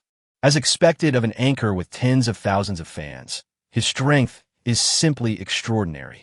After all, hosts who specialize in live broadcasts are different from bloggers who mainly shoot videos. The fans of live broadcast hosts all follow them by watching their live broadcasts. But when the time came to the last 10 seconds, the twins had already received more than 80,000 votes. Lin Yifan didn't waste time and directly threw out 2 salutes in a row. The gap of 1 million votes made the other 3 anchors feel desperate. Our 2 female anchors, who had been mentally prepared, were so envious when they saw another 10-shot salute. It would be great if a brother like this could be in my own live broadcast room.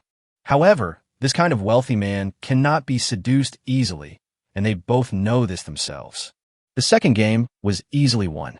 The third and fourth games were also easily won with Lin Yifan's financial support, and Chuxia's team has advanced to the final round.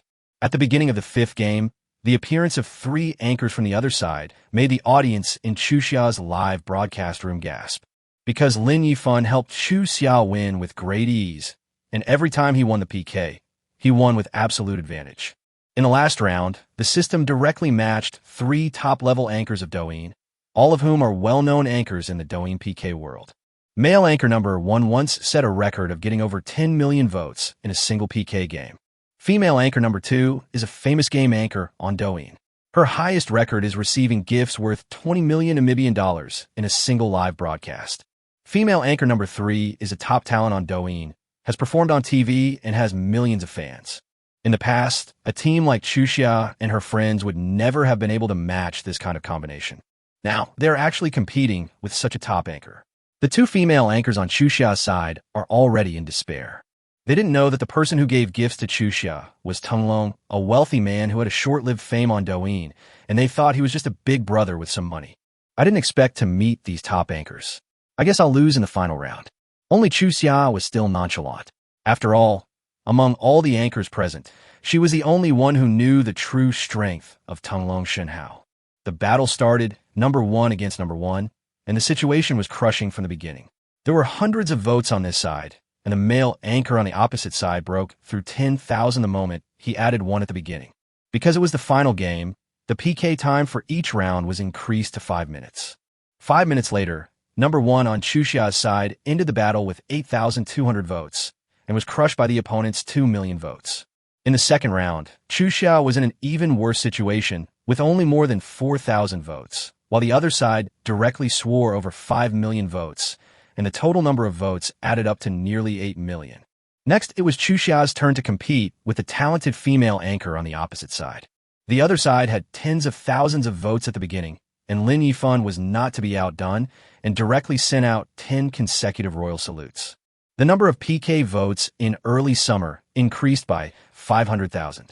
Seeing Chuxia's side attacking so fiercely, the big brother on the opposite side, who was not prepared to attack, was stunned for a moment. Then he came to his senses. The unwilling big brother started to confront Lin Yifan, and they all attacked, and there was a roar of cannons. Unfortunately, due to their slackness at the beginning, Lin Yifan had the opportunity to overtake. In that instant, Lin Yifan had already swiped 10 consecutive votes, and the number of votes had already exceeded 10 million. Even if the big brother on the opposite side took action, He could not keep up with Lin Yifan's speed in giving gifts. After all, Lin Yifan had already practiced his hand speed in giving gifts. When the other two big brothers saw this situation and knew that their own anchors were about to lose, they all rushed into the live broadcast room of anchor number 3 on their side, helping the big brother of the talent anchor to give gifts in an attempt to overtake the number of votes on Chuxia's side. Unfortunately, even if those big brothers joined together, they could only keep up with Lin Yifan's gift-giving speed. Now, only 1 minute has passed, and the votes for both sides have exceeded 20 million, with Lin Yifan slightly ahead of the opponent by more than 6 million votes. The speed of giving gifts is almost the same, so the next step is to compete with financial resources. More than 2 million was burned in 1 minute. It depends on which side can hold on first. Whoever gives up first will lose. The battle continued fiercely, and the two female anchors on Chuxia's side were now stunned. They originally thought that they had overestimated the strength of the eldest brother of the Chuxia family. After all, he could easily lead them to the 5th game. However, when they saw the 3 big anchors on the opposite side, they didn't think that one big brother from the Chuxia family could defeat the 3 anchors on the opposite side. But I didn't expect that the current situation is actually evenly matched with the opponent, and instead the eldest brother of the Chuxia family has a slight advantage. The 3 big anchors on the opposite side were also shocked.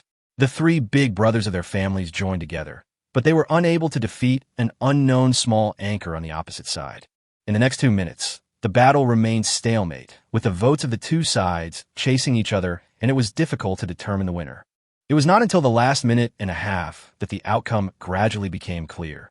Chapter 97, Xiao Hongwei's Incident. In the last minute or so, as the Douyin balance was used up, several opponents with average strength withdrew from the battle, leaving only one rich brother in each family still holding on. The speed of vote counting has obviously slowed down, and the number of votes on the other side has now reached more than 80 million. On Chuxia's side, Lin Yifan's hand speed was amazing, and his vote-swiping speed was comparable to that of the several big brothers on the opposite side combined. In addition, Lin Yifan took the first mover advantage at the beginning and caught the opponent off guard. Now Chuxia's votes have reached more than 90 million votes. The rich guy on the opposite side saw that this was a ruthless person and realized that he would never catch up no matter how hard he played. Moreover, on average, each of these 3 big brothers has swiped more than 20 million votes, and their wallets are gradually becoming empty. 2 of the rich big brothers have already stopped. There is only one stubborn guy who is still arguing with Lin Yifan. It's a pity that the 3 of them combined couldn't keep up with Lin Yifan's money-making speed. Now he's the only one left. How could he possibly outdo Lin Yifan? When the team battle came to an end, the vote count was finally determined. The other side had 88 million votes, while Chuxia's side had over 100 million votes. With the financial support of Lin Yifan, Chuxia led 2 teammates to win the final victory in this team battle. Although the team battle is over, it does not end immediately. The next period of time is for the winner and loser to chat and communicate. Lin Yifan was just about to type and speak in the Chuxia live broadcast room when the dormitory door was pushed open. He looked up and saw it was the dormitory leader, Xiao Hongwei. Lin Yifan was just about to say hello to him, but noticed that Xiao Hongwei looked a little unhappy. Lin Yifan immediately realized that something was wrong. Xiao Hongwei is the most cheerful person in their dormitory. He always has a cynical smile on his face on weekdays, and his face has never been seen so serious. Lin Yifan left the live broadcast room without saying a word, put away his phone, and jumped off the bed, and asked the absent-minded Xiao Hongwei, "Boss, what's wrong? You look so ugly." Xiao Hongwei didn't say anything, just shook his head silently and lay on his bed. Lin Yifan simply sat on his bed, crossed his legs, and said, "Brother, if you have something to say, just say it. Why are you looking so stern? Are you trying to be cool?" Xiao Hongwei sighed, forced a smile, and said dejectedly, "Third brother, my family is finished. I just sold my car and transferred the money to my dad." Xiao Hongwei has a car, a Volvo worth more than 200,000 yuan bought for him by his father. Because he is still in school, his father didn't want him to be so ostentatious and also considered the safety performance, so he bought him a Volvo. Lin Yifan asked in confusion, "Your family seems to be in the construction business, right? What went wrong? They actually need you to sell the car." Xiao Hongwei's eyes were dazed, and he explained woodenly, "My father has a very good relationship with the developer boss. Because we had a good cooperation relationship before, he would pay the money in time after each progress of the project he delivered was completed, and he never delayed. So later on, Whenever he gave my dad a project, he would ask him to advance the money for the construction and then pay him in one lump sum after the project was completed. Considering the cooperative relationship, my dad had no choice but to accept it. Fortunately, there were no problems in the previous few operations. The project funds and advance payments were paid on time. In addition, the boss was very strong, so my father was not too worried. Some time ago, the developer boss gave my dad another project. The project was very large and normally required 2 or 3 contractors to take it over, but he chose to give the entire project to my dad. What I mean is that instead of letting other people make the money, it's better to give it to my dad. After all, we have always had a good cooperation. My dad was very grateful for his care when he heard it, and promised him that he would complete the task on time and with quality. At this point, Xiao Hongwei couldn't hold back his tears, but he wiped away his tears and continued. Because the workload was so large this time, my dad couldn't even fill in all the working capital of the company. After weighing the pros and cons, he used the garage and his construction company as collateral and borrowed a large sum of money from the bank to make up for the insufficient funds to start construction. Originally, as long as the project was completed and the advance payment and project payment were recovered, a large profit could be made even after deducting the loan interest. Who knows? Who knows that the developer boss lost all his money in Australia some time ago because of his addiction to gambling and finally chose to jump into the river and commit suicide. The developer's boss died, and he had already mortgaged and lost his property. Now my dad can't even get back the money he paid in advance, let alone the project payment. The bank was about to call on the loan. If he couldn't come up with the money, all the money my father had put in would be wasted, and the garage and construction company that had been mortgaged would also be taken away by the bank. When my dad found out about the situation, he fainted. After he woke up, he tried to find ways to raise money. As a son, I didn't have much money, so I could only buy the car and scrape together whatever I could. Lin Yifan was silent after hearing this. Who should be blamed for this? Should it be blamed on Xiao Hongwei's father for being greedy? But businessmen are profit-driven by nature, and when the profits are huge, it is enough to make people take risks. Although it sounds outrageous to spend all your family property to pay for the project, no one could have expected that the developer would give up a good life and lose everything. As for the developer, Lin Yifan really didn't know how to complain. With such a rich fortune, he could just enjoy life, and why would he get involved in gambling? Every day, people lose their fortunes and their families because of gambling. Isn't this enough of a warning? Don't you know that 9 out of 10 times you lose when gambling? It would be bad enough if he harmed himself, but in the end, he also implicated his wife and children and brought disaster to his family. Xiao Hongwei's father was just a partner, but he was implicated by him and lost everything. Seeing Xiao Hongwei trembling with his head covered with a quilt, Lin Yifan was thinking about finding an excuse to help his brother. While he was thinking, suddenly an idea flashed in his mind. Xiao Hongwei's family was in the engineering business, and he happened to be planning to build an industrial park in a while. This way, I can not only help my brother, but also hand over the industrial park to his father, which saves trouble and worry, killing 2 birds with 1 stone. After thinking of a solution, Lin Yifan patted Xiao Hongwei's thigh and asked happily, "Brother, how much money does your father owe the bank?" Xiao Hongwei lifted the quilt, his eyes red, and he choked up 1 billion. "How about this? You call your dad and tell him that I'm using 1 billion to buy 51% of his company's shares."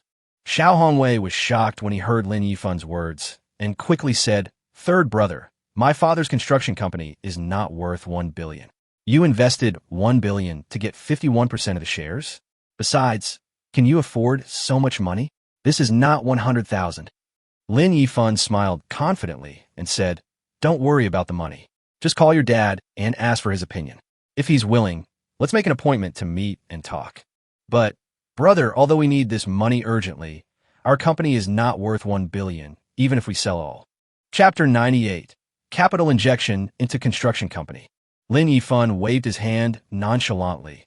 "All right, stop talking nonsense. Contact Uncle quickly and tell him about my investment. If you delay any longer, your father will be driven crazy." Xiao Hongwei, who was still hesitating, stopped talking after hearing Lin Yifan's last words. He took out his cell phone and called his father, even turning on a loudspeaker. "Hello, Xiaowei, what's wrong?" A man's depressed voice came from the phone. Xiao Hongwei glanced at Lin Yifan and said to the phone, "Dad, I have a classmate who said he wants to invest 1 billion in your construction company and hold 51% of the shares." Classmate? 1 billion? 51% of the shares? Xiaowei, stop joking. Dad is very worried right now, and doesn't want to listen to your jokes. Seeing that his father didn't believe him, Xiao Hongwei became anxious. Dad, seriously, I'm not kidding. My classmate is quite rich. He bought Cullinan cars and Patek Philippe watches. He is really willing to invest in the company. Xiao Shiqi saw his son's hurried tone, and a glimmer of hope ignited in his heart. But then he sighed and said, Xiao Wei, maybe your classmate doesn't know the company's situation. The total value of the company is not even 1 billion. How could they be willing to spend 1 billion to own 51% of the shares? Xiao Hongwei was about to explain, but Lin Yifan hooked his finger, signaling him to give him the phone. Taking Xiao Hongwei's phone, Lin Yifan said to the phone, Hello, uncle. I am Hongwei's classmate and roommate. He has told me everything, including the company's value issue that you just worried about. I already know it very well. Xiao Shiqi was silent for a long time before he asked curiously, My classmate, since you know this, why are you willing to spend 1 billion to buy a company that is not actually worth that much money? Lin Yifan smiled and said, Uncle, I will soon invest in building an industrial park and need a construction company to do the construction. Instead of looking for other companies outside, it is better for me to invest in a company myself. This way I'll be less worried about the quality. After saying that, Lin Yifan glanced at Xiao Hongwei and continued, Another reason is that I want to help my brother. Hongwei is the boss of our dormitory. He has always taken good care of the three of us brothers and is very generous. Now my brother is in trouble, and I happen to have such ability. I don't want to see his life undergo a drastic change. After all, it's hard to meet such pure friendship as college brothers after entering the society. I don't know if Uncle can understand what I mean. Xiao Shiqi was silent on the phone. When Xiao Hongwei heard Lin Yifan's words, his eyes became moist and tears flowed. From experiencing glory to his current desolation, Xiao Hongwei has already felt the cruel reality of society and human nature at a young age. He had seen his father begging for favors from others, but being turned down time and time again. Even the relatives who usually tried to curry favor with him avoided them, as if they were the plague. Unexpectedly, in this desperate situation, Lin Yifan, his roommate in the dormitory, extended a helping hand without hesitation. He didn't think he was doing very well. It's just that my family had some money in the past, and I was the one with the best financial conditions in the dormitory, so I was willing to spend money on food, drinks, and entertainment with my roommates. Or when a brother is not feeling well, they will take care of him, or when a brother suffers from psychological trauma, they will accompany him. But this little thing has now become my life-saving straw in my time of trouble. On the phone, Xiao Shiqi, who had been silent for a long time, said with a choked voice, Classmate, Xiao Wei is lucky to have a brother like you, and our family is also very grateful for your kindness. But I can't cheat you on this matter. Why don't you discuss it with your family? After all, an investment of 1 billion is not a small amount. Lin Yifan smiled and said, Uncle, don't worry. Since I dare to speak up, it proves that I can make the decision. So do you think you can accept my investment? If there is no problem, I am of course willing to accept the investment. As long as the company is still there, the money that was wasted before can be earned back sooner or later. After all, Xiao Shiqi has been immersed in the business world for many years. He has risen from a contractor to the president of a construction company, so he still has some confidence. Well, Uncle, go directly to Tunglong Company on the 26th floor of Hualong Building. This company is owned by me. Go directly to General Manager Lu Jia. I will explain the contract signing to him later. After you sign the contract, go to the finance department to get the money. Okay. I'll be there now.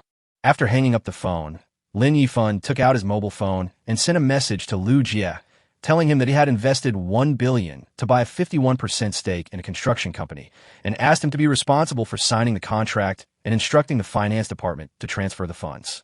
When Lin Yifan was done with all this, Xiao Hongwei punched him on the shoulder and scolded him with a smile.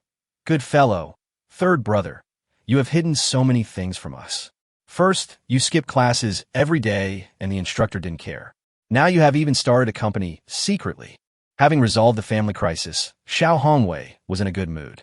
He regained his former lively personality and started joking with Lin Yifan. Seeing Xiao Hongwei fully recovered, Lin Yifan was secretly happy. He laughed and said, What kind of company is this? It's just a small business. Xiao Hongwei rolled his eyes speechlessly and said teasingly, Yeah, a small company bought my dad's company, so what is my dad doing? Playing in the mud. Just as Lin Yifan was about to speak, the dormitory door opened again, and the second oldest, Situ One, and the fourth oldest, Du Jin, walked in together. Seeing Lin Yifan and Xiao Hongwei sitting on the bed and playing, their faces froze, and they quickly covered their eyes and backed out. Du Jin closed the door and said jokingly, "Sorry, we didn't know you two were being intimate. We didn't see anything. Please continue and call us when you're done." Lin Yifan laughed and scolded the two people who were playing tricks. "Come in quickly. What kind of dirty thoughts are in your head? I'm not a troublemaker. I'm normal." Xiao Hongwei was immediately unhappy when he heard this and yelled at Lin Yifan. "What do you mean? You don't want to be a troublemaker, and I don't have the habit of being a troublemaker." Situ-1 and Du Jin then walked in. Situ-1 saw Xiao Hongwei's eyes were still red from crying, so he quickly asked, "Boss, did the third brother make you cry?" Xiao Hongwei looked at him with disdain and said, "If you keep thinking about driving, I won't take you to eat delicious food. Is there anything delicious?" The two's eyes suddenly lit up, and they selectively forgot what had just happened. "Come on, brother will take you to have a good meal today." Xiao Hongwei waved his hand and took the three of them out of the campus. Because the dining place was not far from the school, the brothers did not drive and just walked there while chatting. On the way, Lin Yifan felt something was wrong, as if someone was following him. But every time he pretended to be casual and looked back, he didn't notice the problem. After a few times, even Xiao Hongwei and the other two noticed Lin Yifan's abnormality. Chapter 99. Zhou Fei was kidnapped. "Third brother, what's wrong with you? You keep looking back. There's a beautiful woman behind you." Du Jin teased. Lin Yifan frowned, but didn't want to make them worry, so he shook his head. He thought he might have been wrong, so he said it was okay and continued walking forward. Not long after, when they were about to arrive at Xianran restaurant for dinner, Lin Yifan's cell phone rang. It was Lu Jie calling. "Boss Lin, have you discovered that someone is following you?" Lin Yifan understood immediately. It seemed that this matter was related to Brother Jie. "Brother Jie, do you know who he is?" Lu Jie smiled and explained, "The person following you is Wu Jin's comrade in arms from the same period. He is from a special forces unit and was the best soldier in their unit during his service. Wu Jin spent a lot of effort to invite him here to protect you." Lin Yifan was stunned, then laughed and said, "Brother Jie, this is a bit of an exaggeration." Who knew that? Lu Jie said seriously. "Boss Lin, your careless thinking is wrong. After all, you are of a different status, and it is inevitable that someone will take the risk and do something bad to you. This is also a precautionary measure. Besides, all of our hopes are on you." If Wu Jin hadn't disliked the new recruits for being unprofessional and still in training, there wouldn't be only Zhang Shengli protecting your safety in the dark. Lin Yifan had thought about hiring a bodyguard when he was in Yueli, but he hadn't had time to take action. Unexpectedly, Wu Jin was so considerate to help him prepare it, and he was also a great soldier. Since it was Lu Jie and Wu Jin's good intention, Lin Yifan did not refuse. "Okay, thank Wu Jin for his kindness, and give Wu Jin and Zhang Shengli 10% more salary as a reward. Since they're willing to come to our company, I can't be stingy." "Okay, Mr. Lin. By the way, the construction company boss you just messaged has arrived at the company. I'm going to sign a contract with him first." "Okay, then go ahead and get busy. Thank you for your hard work." Lin Yifan hung up the phone, quickly caught up with his three roommates, and went into the restaurant together. In the next few days, all the company's affairs proceeded step by step under Lu Jie's management. Lu Jie reports the company's affairs to him every day. So even though Lin Yifan is at school, he can easily understand the company's development progress and major and minor affairs. At present, the OEM processing factory has been contacted, and the spare parts needed for the production of mobile phones have basically been obtained. Only the most critical issue of importing mobile phone chips is still under negotiation. Duan Ying and the team of designers she recruited worked hard to come up with several novel designs for the phone's appearance. After Lin Yifan looked at them, he finalized one of the designs that was more in line with mainstream aesthetics. Ma Zhou has already set up online sales channels and official mobile website homepage. At Lin Yifan's request, the marketing department is now working hard to build an offline direct store sales network. Because during this period, we have been importing a large number of various mobile phone spare parts and setting up offline flagship stores. The company was spending money like water, and the 50 billion yuan that Lin Yifan had originally invested had been almost spent. Upon learning that the company's funds were about to run out, Lin Yifan injected another 50 billion yuan into the company's account for company development. Lu Jie also advised Lin Yifan many times that he could open up an offline franchise model and that the company did not need to spend so much money on building a direct sales network. but they were all rejected by Lin Yifan on the grounds that channels are lifeline. The company is developing rapidly, and Lin Yifan is taking advantage of his free time to enjoy his university campus life. Until this day, a phone call disrupted Lin Yifan's peaceful life. On this day, Lin Yifan was attending a class in the classroom when he was awakened by the vibration of his cell phone. He took it out and took a look. It was an unfamiliar number, but considering that he was still in class, he hung up. But the phone call came in again, relentlessly. Seeing this, Lin Yifan was afraid that the other party really had something urgent to talk to him about. So he found an excuse to slip out of the classroom and answered the phone in a quiet corner. "Mr. Lin Yifan? It's me, who are you?" "He, it doesn't matter who I am. What matters is whether Mr. Lin still remembers Miss Zhou Fei." Lin Yifan's heart suddenly skipped a beat, and he said in a deep voice, "I know him. What's the matter?" "TSK. No wonder Mr. Lin treats her so well, buying her a car and a store, and even a mansion worth over 100 million yuan. Seeing her today, she is really top-notch, with a curvy figure. It must feel really good to touch." The brothers are having a hard time holding back. Lin Yifan's ominous premonition became more and more serious. The word kidnapping flashed through his mind, and he immediately asked in a stern voice, "What do you want to do? What did you do to her?" "Nothing. I just invited Miss Zhou to come over as a guest. I didn't expect that Mr. Lin, such a rich man, would care so much about a woman he." Lin Yifan knew that he couldn't be led by the other party, so he immediately forced himself to calm down. "Why should I believe you? I don't believe it." "Okay, brothers, make some noise for Mr. Lin to hear." The person on the other side first said this to Lin Yifan, and then said the latter sentence to his accomplice. Immediately, Lin Yifan heard Zhou Fei's scream coming from the phone. "Fei Fei, Fei Fei."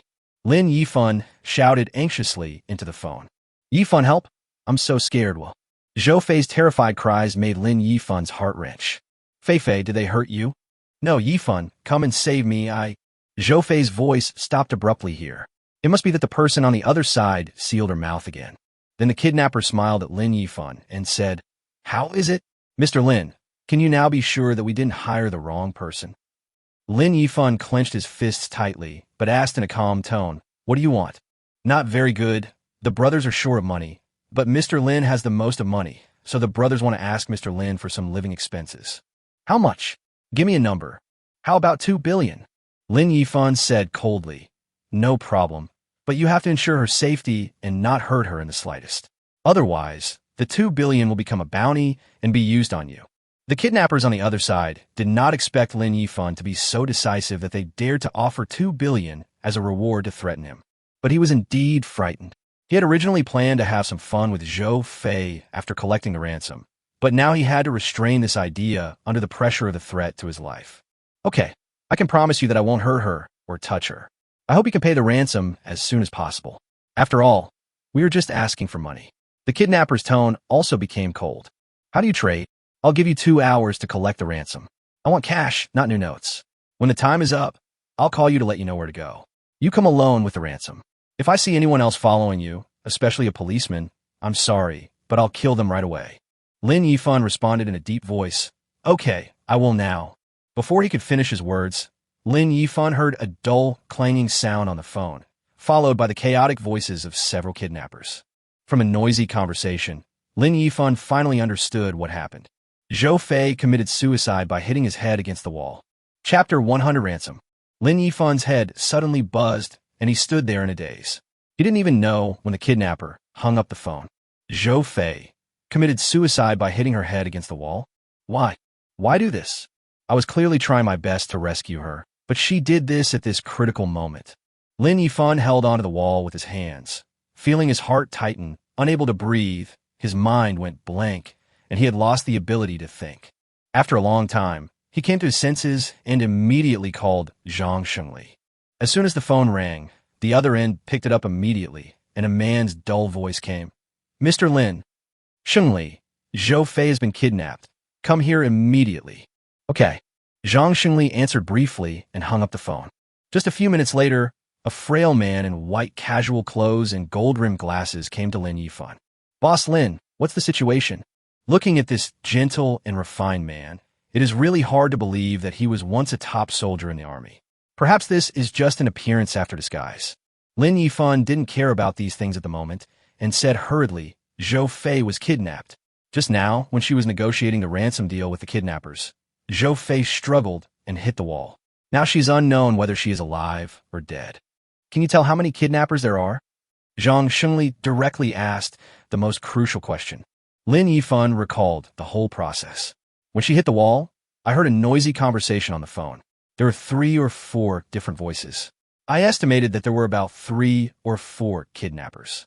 Zhang Shengli said with a serious face, 3 or 4? We can't rule out the possibility that there are still people who haven't spoken. Now we don't know their exact location, so we can only wait for them to call us again. Since they are here to seek money, they won't give up easily without getting the money. This was also the first time that Lin Yifan encountered such a thing. He was completely paralyzed and asked anxiously, should we call the police? Not for now. If the other party doesn't call, it's useless to call the police. Mr. Lin, go to the bank to prepare the money first. When the other party calls, immediately propose a deal. As long as I know the other party's location, I will be able to rescue him. Okay, I'll arrange it. After saying this, Lin Yifan directly dialed Yang Qian's number. As soon as Yang Qian got through, Lin Yifan made a request hastily. President Yang, please prepare 2 billion in cash for me immediately. I need old banknotes. I want the money in an hour. Generally speaking, large cash withdrawals require advance appointments. Otherwise, the bank will not process them. But customers like Lin Yifan are different. The bank will try its best to meet the customer's requirements. Mr. Lin, 2 billion Namibian dollars is too much. We don't have that much cash in our branch. Even if we mobilize cash from other branches, it will take more than an hour. Can the vault reserve banknotes be used? Okay, then prepare 20 cents worth of treasury notes for me right away. I'll come and get it now. Yang Qian also noticed something wrong in Lin Yifan's tone, and without further ado, she immediately went to find her boss, Li Tianming. President, Mr. Lin just called me and asked us to prepare 20 cents of treasury reserve notes immediately. He is coming to get the money now. Li Tianming frowned, realizing that something was wrong. Mr. Lin's request is a bit sudden. Did something happen? I don't know. Mr. Lin didn't say. I saw that his tone was quite anxious, so I didn't ask. Li Tianming asked, how much money do we have in reserve in our bank treasury now? Yang Qian quickly replied, there are only 3 1-cent notes. All the vault reserve notes that Mr. Lin had previously deposited have been escorted to the head office. Then I'll call the head office and ask them to dispatch 17 more 1-cent notes. After Li Tianming finished speaking, he called the president of the head office and told him about the customer's needs. The president of the head office said that he would immediately send an escort vehicle to deliver the money from the vault.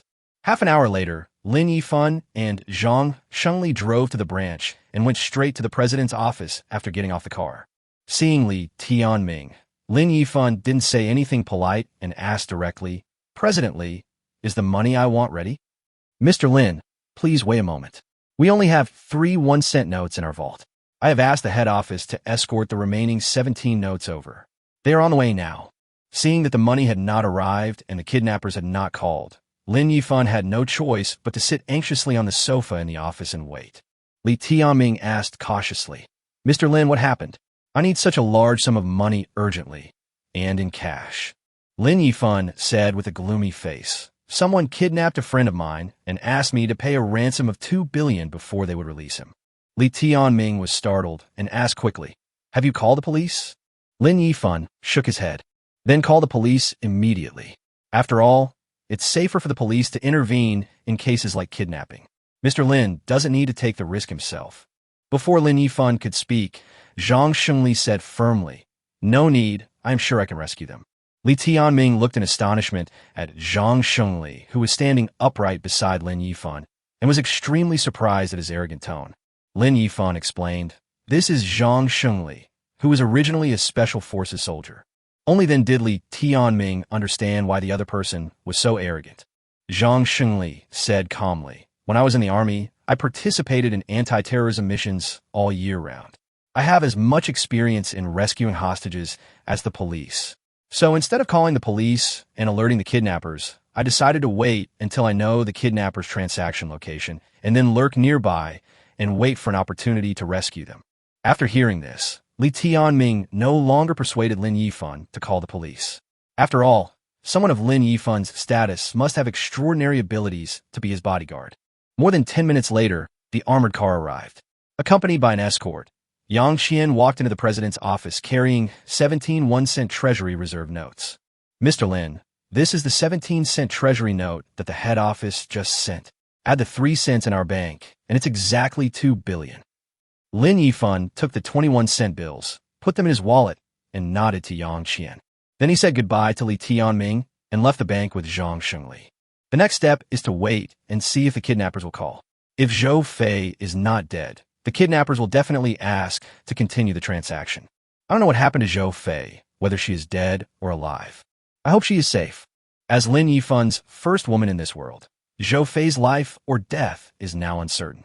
Lin Yifan is extremely anxious, as if a fire is burning his heart. In this torment, Lin Yifan felt uneasy and time passed by every second. Finally, Lin Yifan's cell phone rang and he quickly answered it. Chapter 101 Transaction. Mr. Lin, is the money ready? Tell me first, how is Zhou Fei? Lin Yifan asked the question he cared about most with gritted teeth. Don't worry, she's not dead. She just hit her head against the wall and fainted. Knowing that Zhou Fei was still alive, Lin Yifan finally put his heart at ease. Then he said coldly, have you forgotten what I told you? I said that if you dare to touch her hair, the 2 billion will become your reward. Do you think I'm talking nonsense? The kidnappers were frightened, fearing that Lin Yifan would really offer a 2 billion reward for them in a fit of rage, and they quickly cried out, Mr. Lin, we are just seeking money. How dare we hurt Miss Zhou? We didn't do anything. She really just hit her head against the wall all of a sudden. Lin Yifan was too lazy to get entangled with him. He just wanted to make the deal as soon as possible and rescue Zhou Fei. I have prepared the money. It would take me 2 days, not to mention 2 hours, to collect 2 billion naira old notes. I have prepared the Treasury Reserve notes. The other party hesitated. This was different from his initial idea. The Treasury bills were too conspicuous. Mr. Lin, I remember I said I wanted 2 billion naira old banknotes. Lin Yifan raised his voice and said, do you know what 2 billion Namibian dollars means? It would take at least a dozen cars to carry all that cash. How can I get it to you? Don't challenge my patience. You can kill her. She's just a woman. But if you touch my woman, you are humiliating me. Then you could be on the run and pray that you can escape alive. Lin Yifan deliberately pretended not to care about Zhou Fei and spoke in a very firm tone, so as to avoid being exploited by the other party, which would cause more trouble. The kidnapper was silent. Seeing Lin Yifan shouting in front of him, he was so angry that he really wanted to kill him so that he could tell who was the big and small king. But then I thought if I tear up the ticket, I won't get the money and my life will be in danger. So why bother with the kidnapping? If the transaction goes normally, you'll have 2 billion. Then you could take the money and go abroad and live a carefree life. The Vault Reserve banknotes are also cash. Although the risk of exchanging them is relatively large, the advantage is that they are more convenient to carry and run away. At that time, it is better to spend a little more handling fee to launder them on the black market than to draw water with a bamboo basket and get nothing. Thinking of this, he suppressed his impulse and gave up the idea of killing the victim, and finally accepted the reality. Okay, treasury notes are treasury notes. Where do we trade? Lin Yifan asked. There's a pavilion halfway up Tianfeng Mountain. Remember, come alone, otherwise don't blame me for being cruel. The kidnapper threatened. Don't worry, I don't want to cause any trouble any more than you do. I'll be there right away. Lin Yifan hung up the phone after saying this. Zhang Shengli, who was standing nearby, said to him, Boss Lin, I'll go first. You can drive over later. Remember to drive slowly on the road to give me time to sneak over. Lin Yifan nodded, and Zhang Shengli left first. Lin Yifan sat in Zhang Shengli's car in a daze. He waited for a long time before starting the car and driving towards Tianfeng Mountain. As the vehicle left the city and drove into the suburbs of Shanghai, Lin Yifan slowly arrived at the foot of Tianfeng Mountain. After reaching the foot of the mountain, he sent a message to Zhang Shengli, telling him his location and asking him where he was. His reply came on my phone immediately.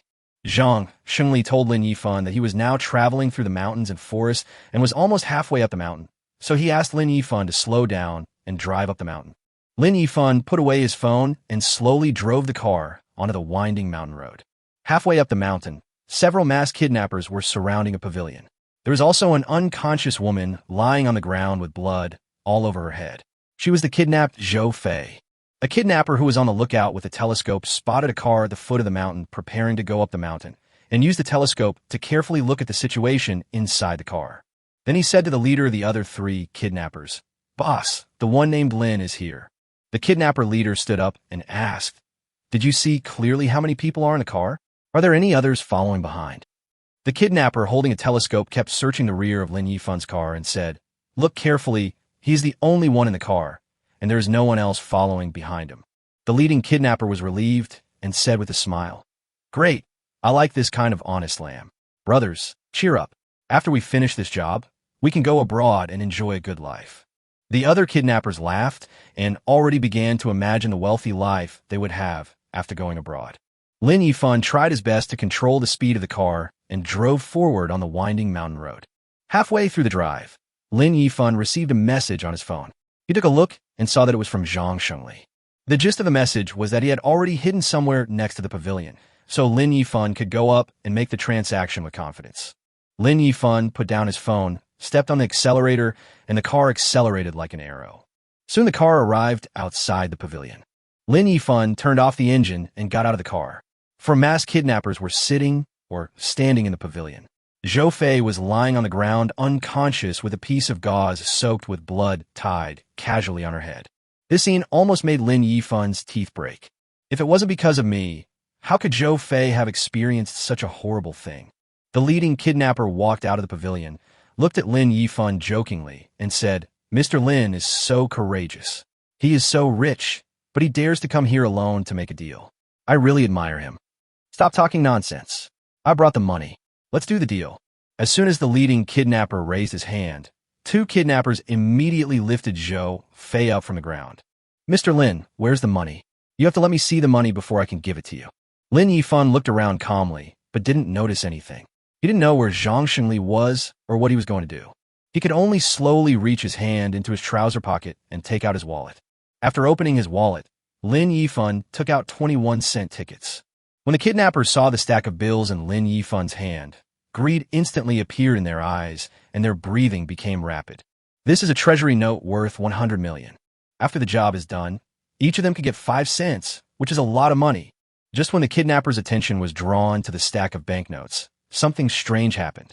A figure suddenly jumped out from an inconspicuous bush nearby. Like a cheetah, it arrives in a flash. The figure rushed to the back of the last kidnapper who was left alone, raised his knife, and slashed it down, using his palm as an axe, and chopped the back of the kidnapper's head neatly. The kidnapper fell to the ground without making a sound. The sound of the kidnapper falling to the ground stunned the 3 kidnappers in front, and they turned their heads in confusion. Chapter 102 Concussion. The 2 kidnappers holding Zhou Fei in the middle only saw a figure enlarged in front of them, and then one of the unlucky guys lost consciousness. The other kidnapper was startled and finally reacted. He quickly let go of Zhou Fei and was about to fight with this unsportsmanlike old bitch. As a result, as soon as he got into a stance, he was knocked to the ground by a sweeping kick from Zhang Shengli. Zhang Shengli immediately pounced on him and punched him on the temple. The kidnapper fainted instantly, and he didn't even have a chance to use his weak fighting skills. All this happened in a flash. Lin Yifan, who was not far away, was stunned. Everything had just begun, but it was over before he could react. Lin Yifan only knew that the king of soldiers should be quite powerful. After all, his physical fitness was there. But after witnessing Zhang Shengli's kung fu with his own eyes, he realized how powerful the king of soldiers was. He easily dealt with 3 of the 4 kidnappers. Although it was an element of sneak attack, if Zhou Fei's safety was not taken into consideration, with the speed and strength shown by Zhang Shengli, it would be more than enough for him to fight these 4 burly kidnappers alone. Now there's only 1 kidnapper left. Zhang Shengli just stood up and prepared to deal with the last one, but found that only the confused Lin Yifan was left in the scene. The 2 looked at each other, and Zhang Shengli asked, "Boss, where's the other person?" People aren't here. Shit, where are they?" Zhang Shengli looked around and saw a fleeing figure gradually disappearing into the distance. Zhang Shengli narrowed his eyes, tensed his leg muscles, and was about to exert force to chase after him when he was stopped by Lin Yifan. "Shengli, stop chasing. Zhou Fei is unconscious now. Send her to the hospital first. Leave the one who ran away to the police." Lin Yifan squatted on the ground, helped the unconscious Zhou Fei up, and tested her breathing, then picked her up and walked towards Zhang Shengli's car. Zhang Shengli stared at the receding figure, stomped his feet unwillingly, threw the three unconscious kidnappers on the ground into the trunk, and turned back to the car. Zhang Shengli drove down the mountain and headed towards the hospital, while Lin Yifan sat in the back holding Zhou Fei. Fortunately, Wu Jin prepared for this matter in advance and recruited a master like Zhang Shengli in advance. Otherwise, it would be unknown what Zhou Fei's final outcome would be. Lin Yifan was so grateful that he could not express in words. Looking at Zhang Shengli's somewhat shabby car, he took out a penny from the stack of 20 bills in his pocket and handed it to Zhang Shengli. "Shengli, take this money and buy a better car." Zhang Shengli saw that it was a huge 1-cent banknote and shook his head quickly. "Boss, I don't ask for much. I just want a car that works. Besides, you've given me $1 million annual salary, and I already feel unworthy of it. How can I take more money from you?" Lin Yifan stuffed the money into his pocket, and before he could refuse, he said, "You may think that a salary of several million a year is high, but in my opinion, your skills are not comparable to those of several million. Besides, you need to change the car for work. Your car has poor power and quality. If there is any urgent matter, it will delay things. Take this money and use it as a job requirement to buy a batch of cars with good performance and appearance for the company, which will save trouble when used for business receptions in the future." Since Lin Yifan said so, Zhang Shengli, who was born in a military family and had a straightforward personality, did not refuse. "Okay, then I'll go buy a batch of company cars for the boss." "Well, when you purchase a business car, remember to buy yourself a better car." When the car arrived at the gate of the People's Hospital, Lin Yifan got out holding Zhou Fei and ran straight to the emergency room. Doctor. When Lin Yifan was carrying the person out of the car, a sharp-eyed nurse in the consultation hall saw that, after Lin Yifan came in, the nurse had already pushed the cart over. Lin Yifan put Zhou Fei on the cart, and the nurse immediately sent her to the emergency room, asking about the situation. What happened to the patient? What caused the situation? He hit his head against the wall and fell into a coma. Hearing Lin Yifan's words, the nurse looked at Lin Yifan with a little contempt, thinking that Lin Yifan had hit his head because of domestic violence, or that Zhou Fei had hit her head against the wall because she couldn't bear his bullying. However, she did not show it. Instead, she ignored Lin Yifan and quickened her pace to rush him to the emergency room.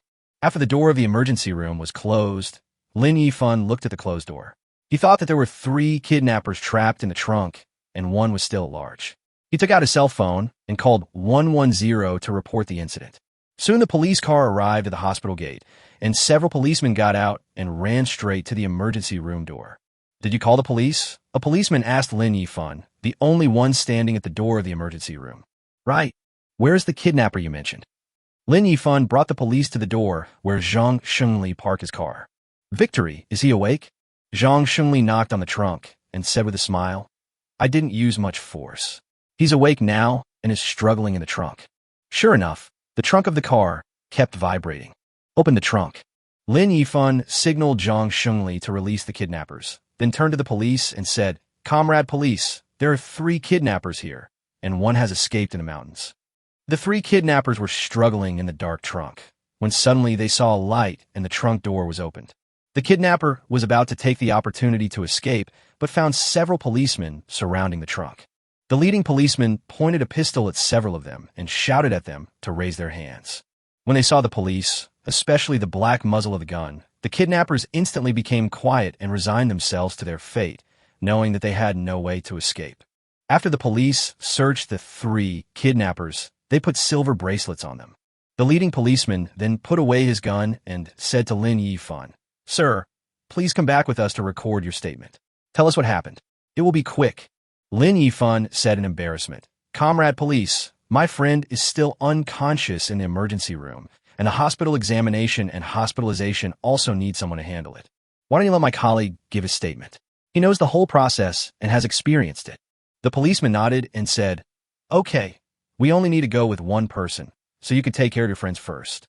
After that, the police took the 3 robbers into the police car, and Zhang Shengli followed the police into the car. Lin Yifan turned around and went back to the emergency room door, just as the nurse opened the door and pushed the unconscious Zhou Fei out. "The patient has undergone a preliminary examination. There is no major problem, such as intracranial hemorrhage. It is just bleeding caused by a scalp injury plus a slight concussion. He will wake up after resting for a while. The wound has been treated. You can go and apply for hospitalization first." After saying that, the nurse pushed Zhou Fei to the ward, and Lin Yifan went to pay the fee and apply for a VIP private room.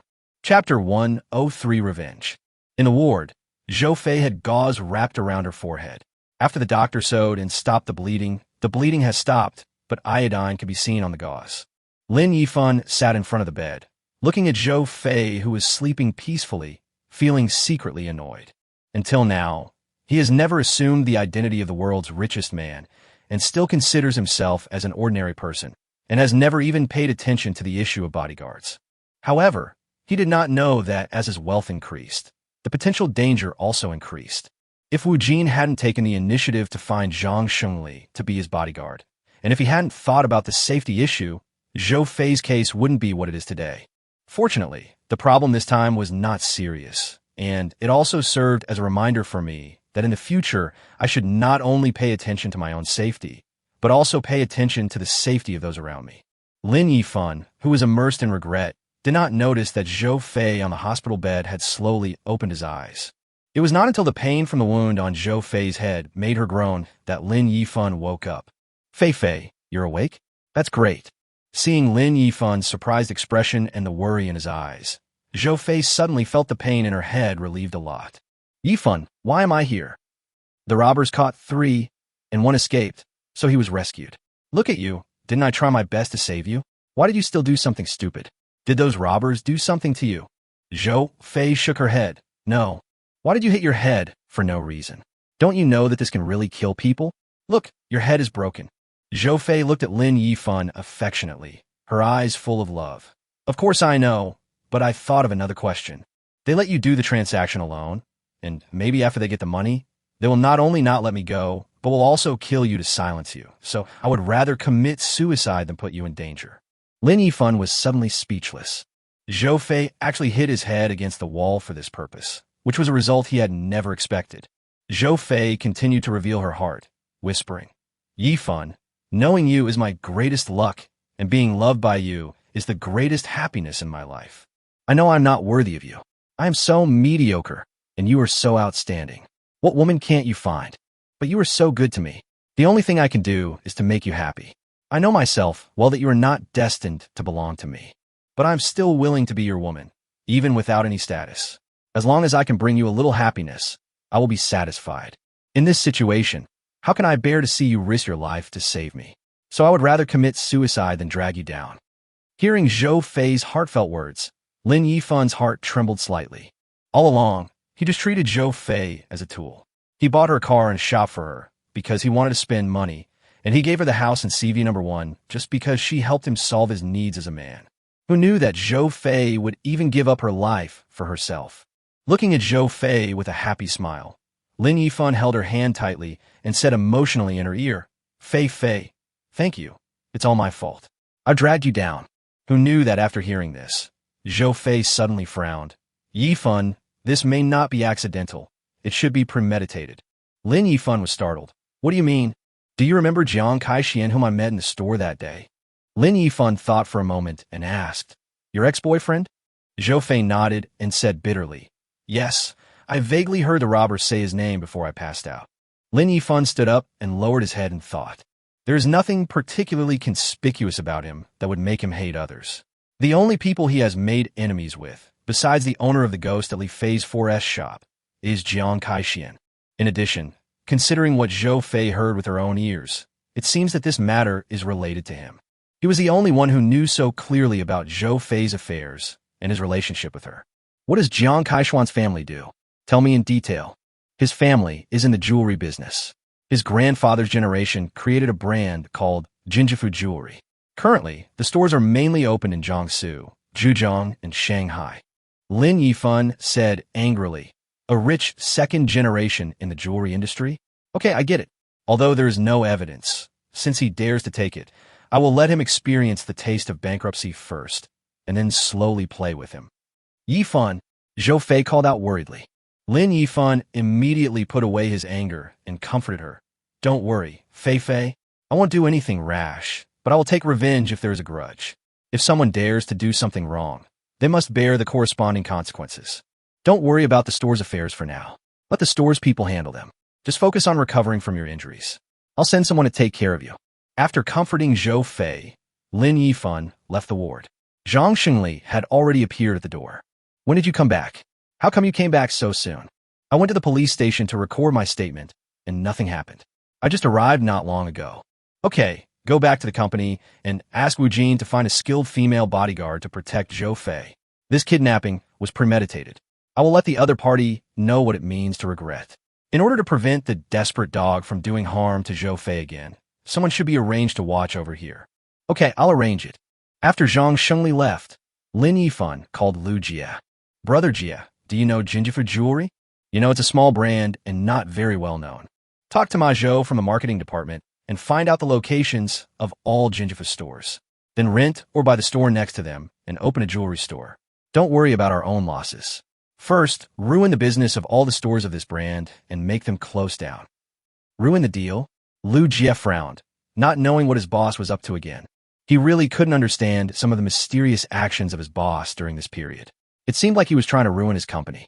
Even if the boss has money, he shouldn't do this. Lu Jia had an indescribable strange feeling. He always felt that his boss seemed to have a grudge against his money. This is even more outrageous than if Mr. Zhao had paid for the entire meal. Someone kidnapped someone close to me and threatened me to pay a ransom. Now the person has been rescued. Although I have no evidence, the mastermind behind this is most likely Jin Jifu's son. Lu Jia took a deep breath. He didn't expect such a thing to happen. Now he understood what Lin Yifan meant. No wonder he was so impulsive and used this method of killing 1,000 enemies and injuring 800 of his own. Okay, Mr. Lin, I'll arrange it now. After hanging up the phone, Lu Jia found Ma Zhou from the marketing department and repeated what his boss had just said. This is an easy matter to handle. Since the boss wants to ruin Jinjifu's business and doesn't care about the loss, then we can do it in two ways. Openly engaging in a price war to make it difficult for the other party to sell their products. They can secretly arrange for people to pretend to be consumers to buy things and then put up banners to protect their rights. It won't take long for them to go bankrupt. Lu Jia gave a thumbs up with a strange look on his face. You've got to win. You've taken all the bamboo shoots on a mountain. Chapter 104 Wu Go, a peerless national hero. Now that the plan has been finalized, Ma Zhou began to mobilize the marketing department to wave money and buy stores everywhere without affecting the company's mobile phone store channel expansion. As long as Tenglong Company finds out where a Jinjifu jewelry store has opened in the market, it will try its best to buy the store next door.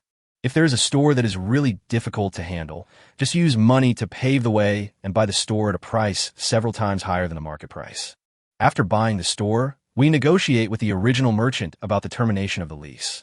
For merchants who are willing to terminate the lease, Tenglong Company will refund the remaining rent to the merchant and compensate the merchant for the loss of termination of the lease.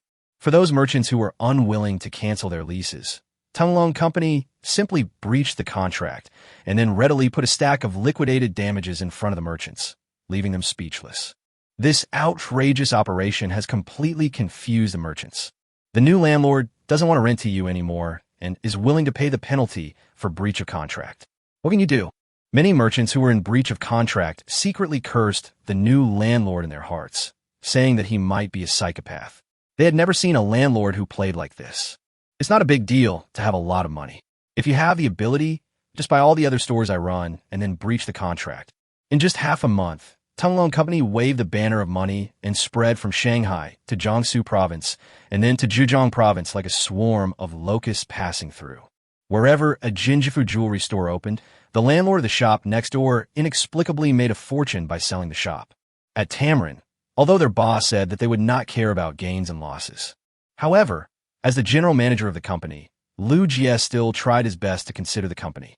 So he did not rent a shop, but chose to spend a little more money to buy a shop, because the shop rent is a one-time consumption, but the purchase shop will appreciate in value.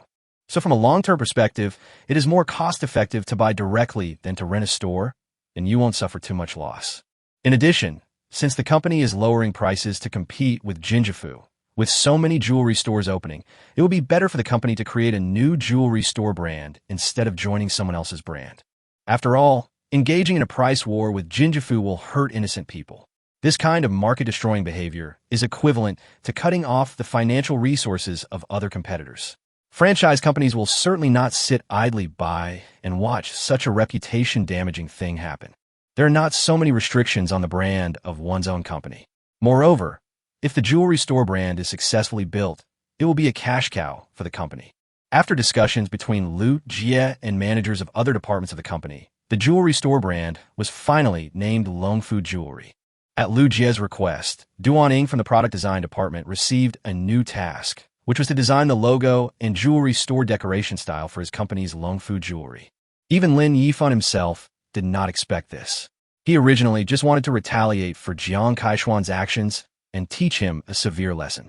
As a result, Lu Jie, who has a strong sense of responsibility, accidentally created an influential new jewelry brand. In the preliminary investigation, it was found that the Jinjifu brand has more than 300 chain stores in Jiangsu, Zhejiang, and Shanghai. About 100 of them are directly operated stores opened by Jiang Kaishian and his family, and the remaining 200 or so are franchisees of their brand. During this half-month, Tenglong Company also bought more than 300 stores, all of which were adjacent to Jinjifu's stores. In other words, not a single Jinjifu jewelry store in the market was spared, as all were under the nose of Tenglong Company. For these more than 300 shops, plus the penalty paid by the landlords and the original tenants, Tenglong Company invested a total of 6 cents, worth 600 million Namibian dollars. The next step is to wait for the brand logo, and once the store decoration style is determined, more than 300 stores will begin unified construction and decoration. During this period, the purchasing department has begun contacting jewelry wholesalers to prepare the supply of jewelry and gold. The Human Resources Department also began to send people to recruit jewelry store shopping guides and started pre-job training. Once the renovation of Longfu Jewelry is completed, the store can be opened directly, and that will be the end of Jinjifu. Everything was carried out according to Lu Jie's plan, and Lu Jie himself had some free time. Until he got a piece of extremely important news for the company from a headhunting company. He couldn't wait to find his boss. In a coffee shop where they had agreed to meet, Lu Jie and Lin Yifan sat opposite each other. What exactly is this Wugo you told me about on the phone? Why do you say that the dawn of lithography machines lies with him? Lin Yifan asked first. Boss, let me first tell you about this Wugo's experience. Lin Yifan nodded, and Lu Jie began to tell the story. Wugo skipped grades in junior high and high school, and at the age of 15, he was admitted to Tsinghua University with outstanding grades and majored in optical engineering. After graduating early from Tsinghua University with excellent grades, he was sent to Harvard for further studies at public expense. At the age of 25, he became a PhD in electronic engineering at Harvard University. He had completed his studies at that time, and when faced with the invitation from his motherland, he made a decision that surprised everyone. He chose to give up his Chinese citizenship and join the American citizenship. Once this news came out, it immediately caused a sensation among the Chinese people, and they all called him ungrateful and an ungrateful person. It is said that the country spent money to train him, but when he achieved academic success, he became a traitor. Who would have thought that Wugo turned a blind eye to the domestic response and instead became a professor at Harvard, making a series of world-renowned research achievements in the United States. Later, he was elected as an academician of the National Academy of Engineering of Halangguo and participated in the research of lithography machines. After hearing about Wugo's deeds, Lin Yifan frowned. What does this have to do with the hope of lithography machines? He was a man that even the motherland didn't want. Do we still expect the hope of lithography machines to be placed on him? Unexpectedly, Lu Jie smiled mysteriously and shook his head. Boss, in fact, everyone has misunderstood Wugo. He gave up his Chinese nationality and was reviled. He endured humiliation for more than 10 years. In fact, he has been using the resources of Heilin and the United States to cultivate talents. During the past 10 years or so, he secretly trained more than 30 Chinese students and used foreign resources to train a professional research team for China, all of whom are top talents in the field of lithography machines. At present, these more than 30 talents have all returned to China, and Wugo himself took the opportunity to return to his motherland. The United States and Heilin were both furious about this matter. They jointly sanctioned the Chinese economy some time ago, and the fundamental reason was because of the Wugo incident. Lin Yifan was immediately in awe when he heard this. These are the pillars of the country. These are the backbone of China. For the sake of the motherland, we ignored the misunderstandings of the people across the country and endured humiliation and suffering for more than 10 years, just to make up for the motherland's technological weaknesses and free the motherland from the current situation of being strangled by foreign countries. What a sacrifice this is. It can be said that Wu Go dedicated most of his life to the motherland and worked hard for the rise of the motherland. In order to gain the trust of foreign countries, he had to give up his nationality, but it could not erase his red heart. Such a person, only then can he be worthy of being called a peerless national figure. Chapter 1:05 Impressing Wu Go. But such a great man will serve the country when he returns.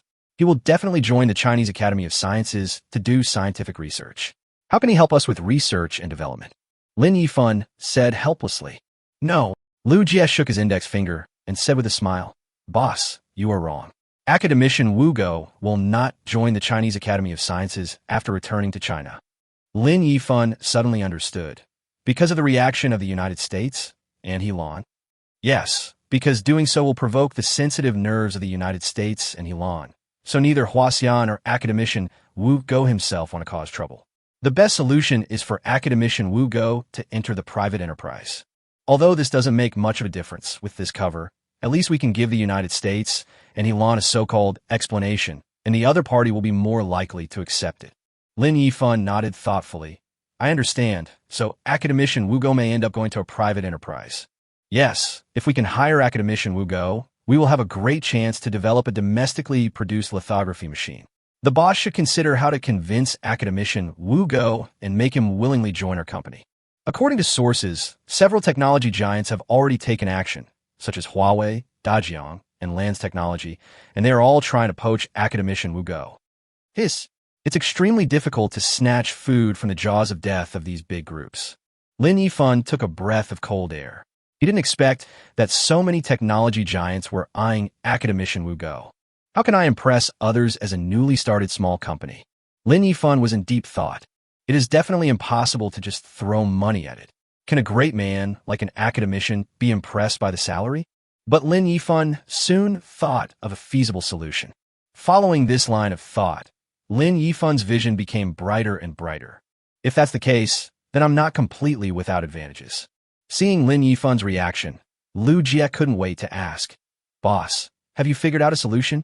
Lin Yifan hummed and asked, How do I contact Academician Wu Go? Without contact information, we can only go to the Chinese Academy of Sciences in Beijing.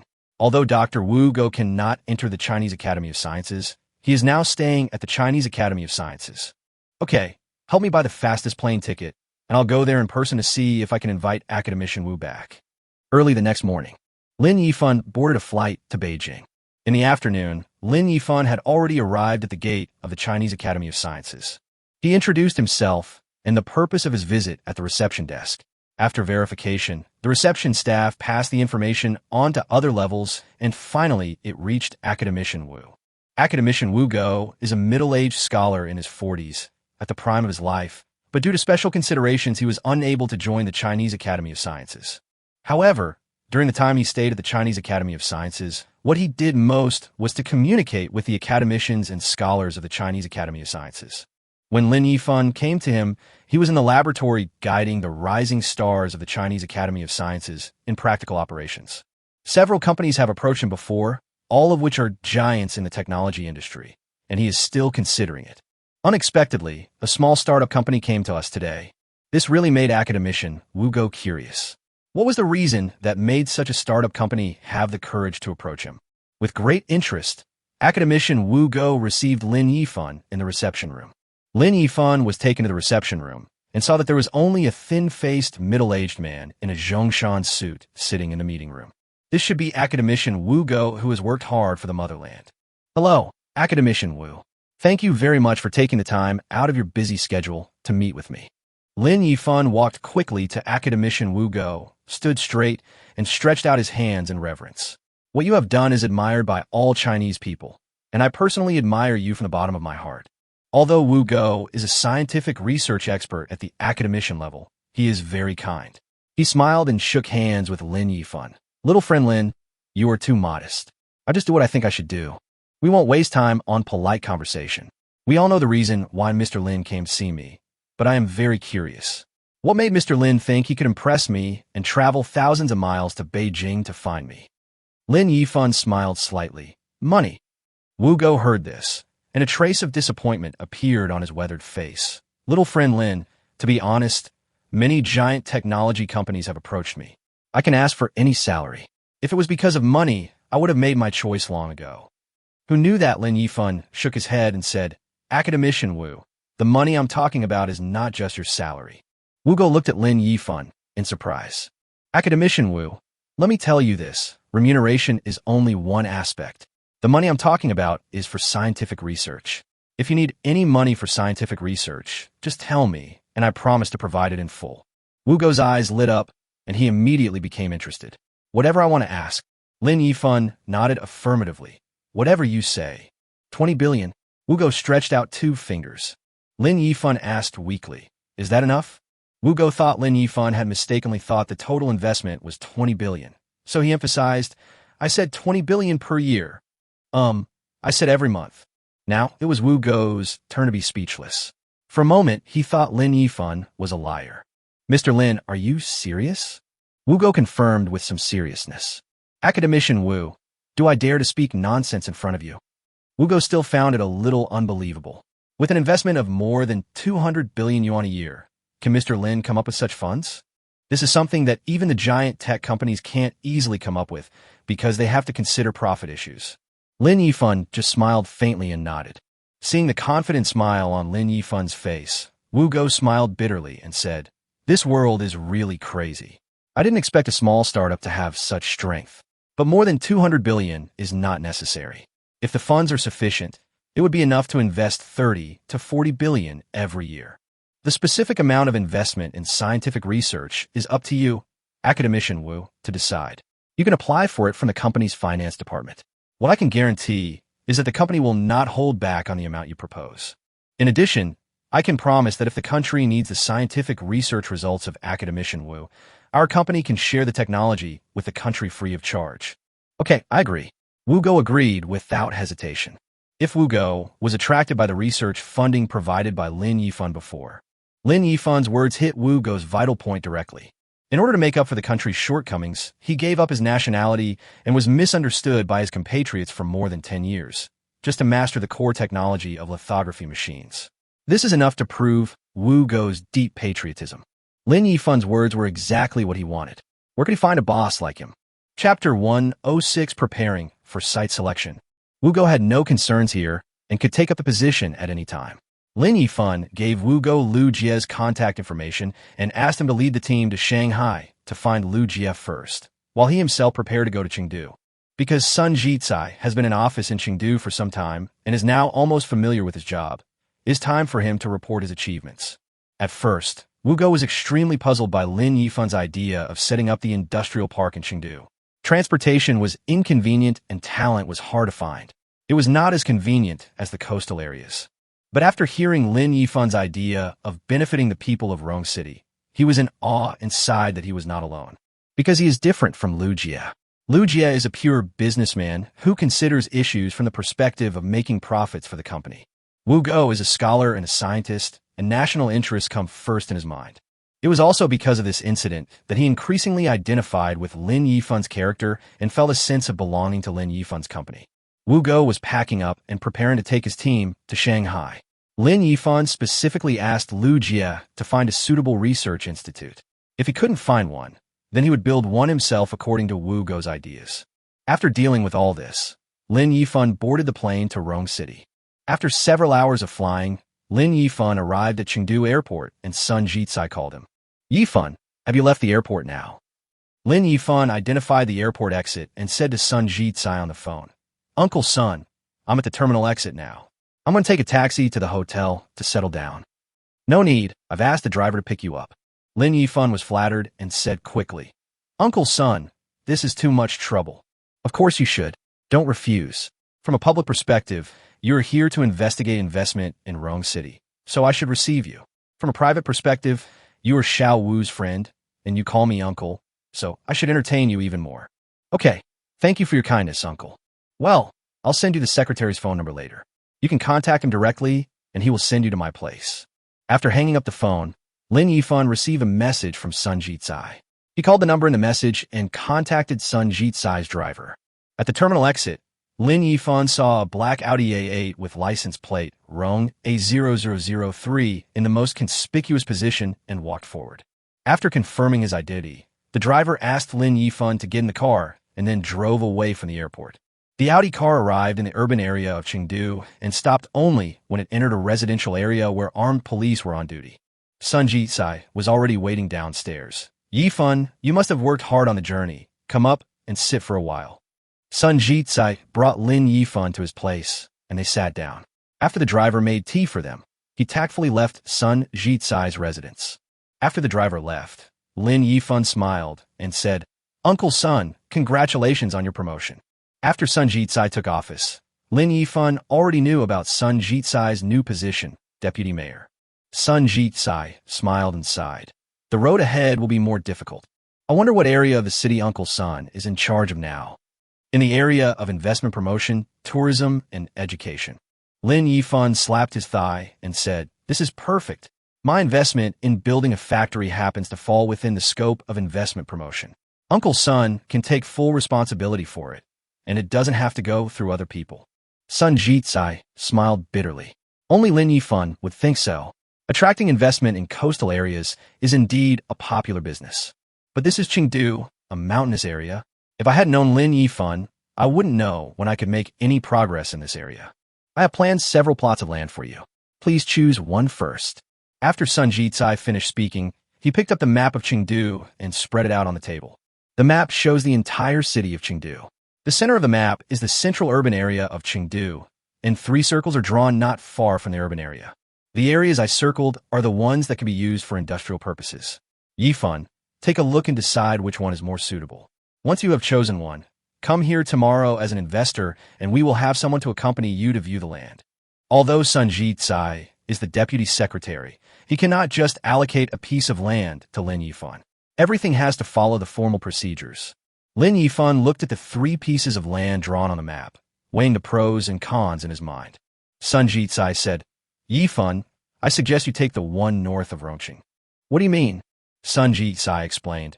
In fact, the 3 plots of land are not much different in terms of road traffic and size, but the plot of land north of Chengdu is deserted and has no residents, so it does not need to be demolished, which could save a lot of work. Lin Yifan thought about it and accepted Sun Jitsai's suggestion. Although he could spend more money to demolish the land, this matter was quite sensitive and could easily cause trouble if not handled properly. Uncle Sun, how big is this piece of land? 7 square kilometers. Okay, then let's go with this one. I'll go and inspect it tomorrow. If there are no problems, we'll implement it as soon as possible and start construction as soon as possible. The 2 of them settled their business and then chatted for a while about family matters. After having a meal at Sun Jitsai's home, I asked the driver to take me to the hotel. In the evening, Lu Jie called and told Lin Yifan that he had received a call from academician Wu Go and all the members of his team, and that they had temporarily settled in the hotel. Lin Yifan asked him to arrange accommodation for the researchers tomorrow and then look for a research institute. Then he lay on the bed and called Xiao Shiqi. Xiao Shiqi's construction company became a subsidiary of Tanglong Company after receiving Lin Yifan's investment, and he himself became the department manager of Tanglong Company. The construction company has weathered the economic crisis and is now operating as normal and has begun taking on projects. After answering Lin Yifan's call, Xiao Shiqi called him Mr. Lin respectfully. Manager Xiao, I'm in Chengdu now. I'm going to conduct a site inspection tomorrow to select a factory site. Please come to Chengdu tomorrow to see where the industrial park should be located. Okay, Mr. Lin, I'll take a plane to Chengdu early tomorrow morning. After a good night's rest, Lin Yifan had just finished packing the next morning when Sun Jitsai called him. Yifan, at the meeting this morning, I told other leaders that an investor was planning to build a factory in Rong City. Because this is a high-tech industrial park and your investment is huge, other leaders attach great importance to it and have prepared a corresponding reception team. Please get ready. I have asked the driver to pick you up and you will come here directly later. Okay, I'll go downstairs now. Lin Yifan left the room and came to the hotel lobby. Sun Jitsai's car was already parked at the hotel entrance. After getting in the car, the driver drove straight to the office building. When we arrived, several leaders were already waiting at the gate. Chapter 107 Signing a Contract with Rong City.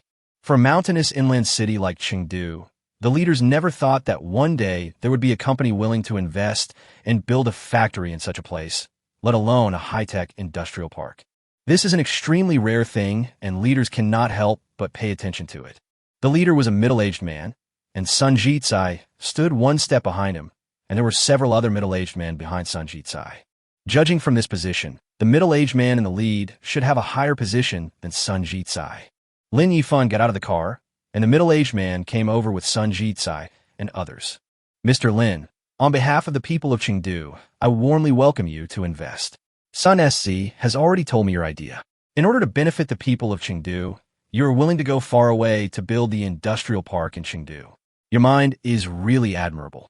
Sun Jitsai immediately stepped forward and introduced Lin Yifan. Mr. Lin, this is CSJ from Rong City.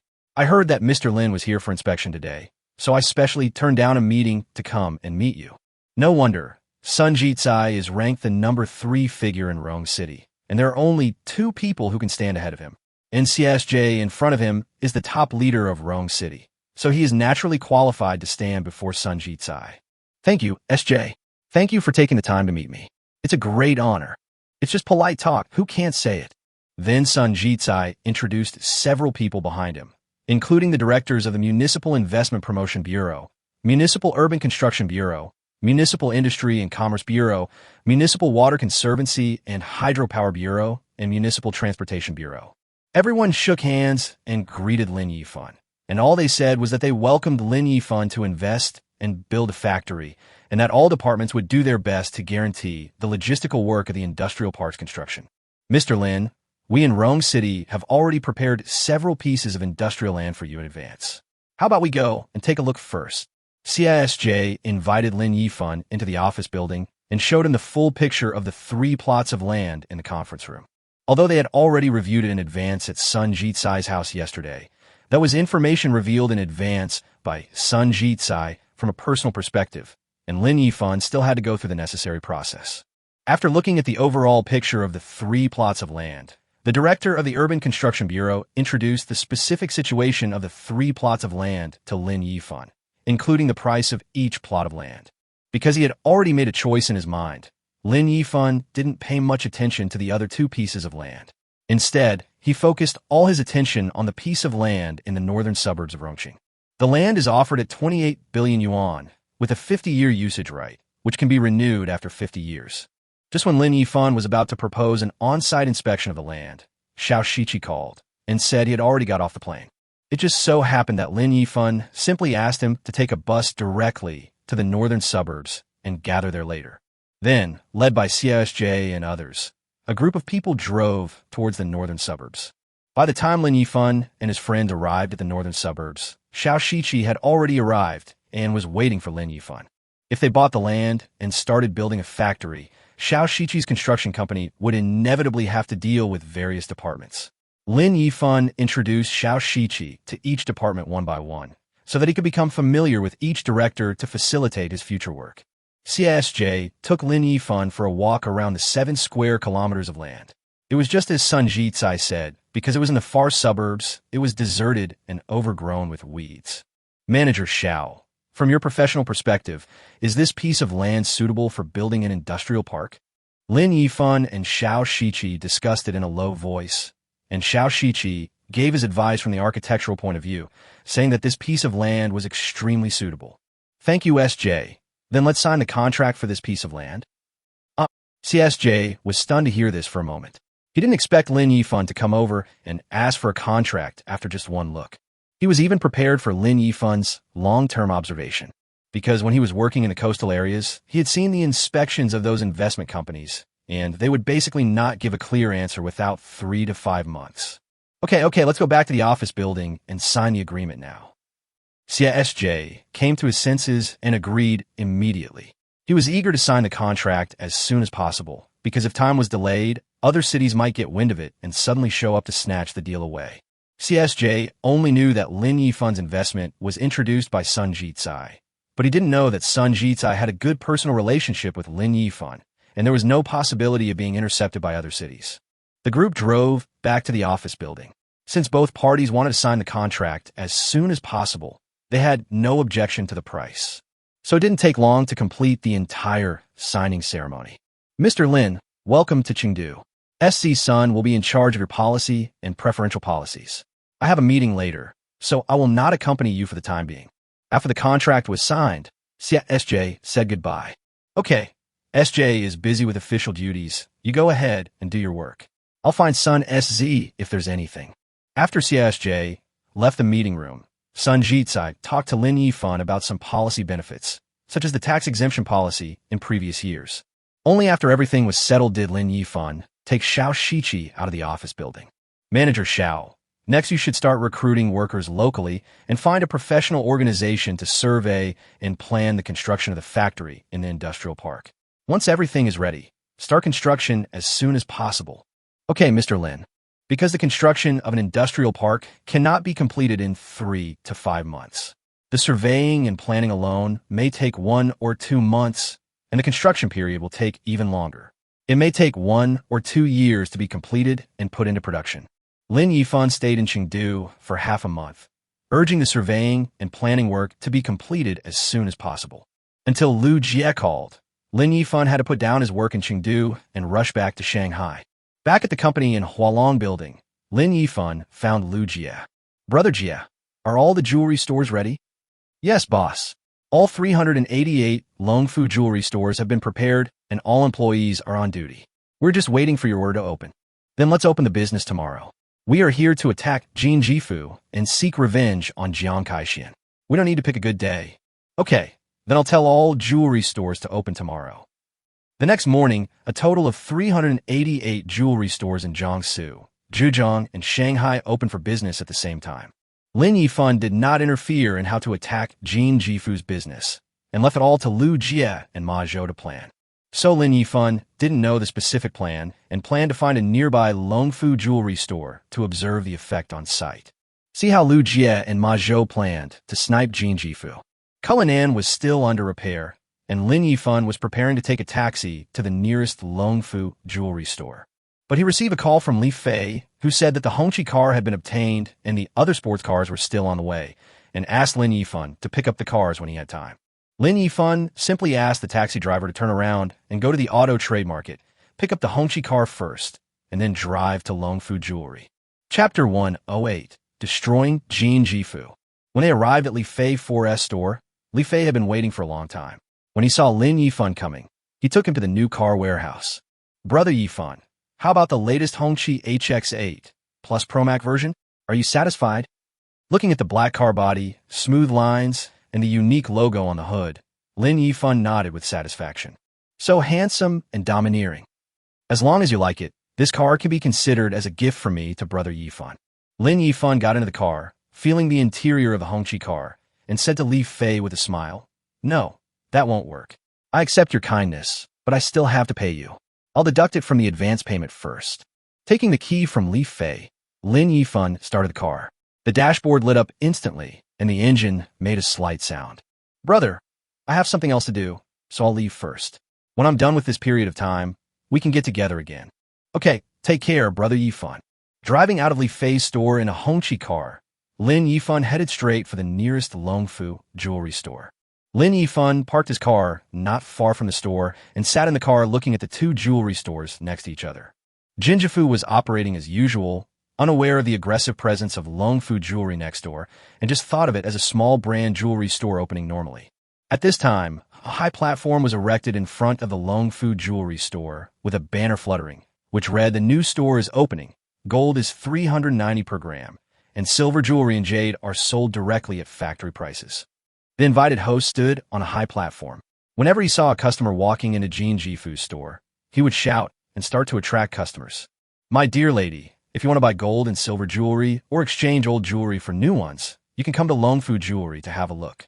All old jewelry will be exchanged for free, and new gold will be sold at the current international gold price of $390 per gram. There's no processing fee, and there are gifts for you to give away. Don't miss it if you pass by. Handsome guy, do you want to buy jewelry? You can come to Longfu Jewelry to have a look. We will compensate you 10 times if the jewelry is fake. The price is affordable. You won't be cheated or fooled." The customer who was originally planning to go to Jinjifu was instantly attracted when he heard that the jewelry store next door did not require any labor fees, whether he was changing the style or buying new jewelry. He stopped walking into the store and walked towards Longfu Jewelry. Jin Jifu, the shopping guide who was originally smiling and ready to serve the customer, saw that the duck that was about to be mouthed flew away and the smile on his face froze instantly.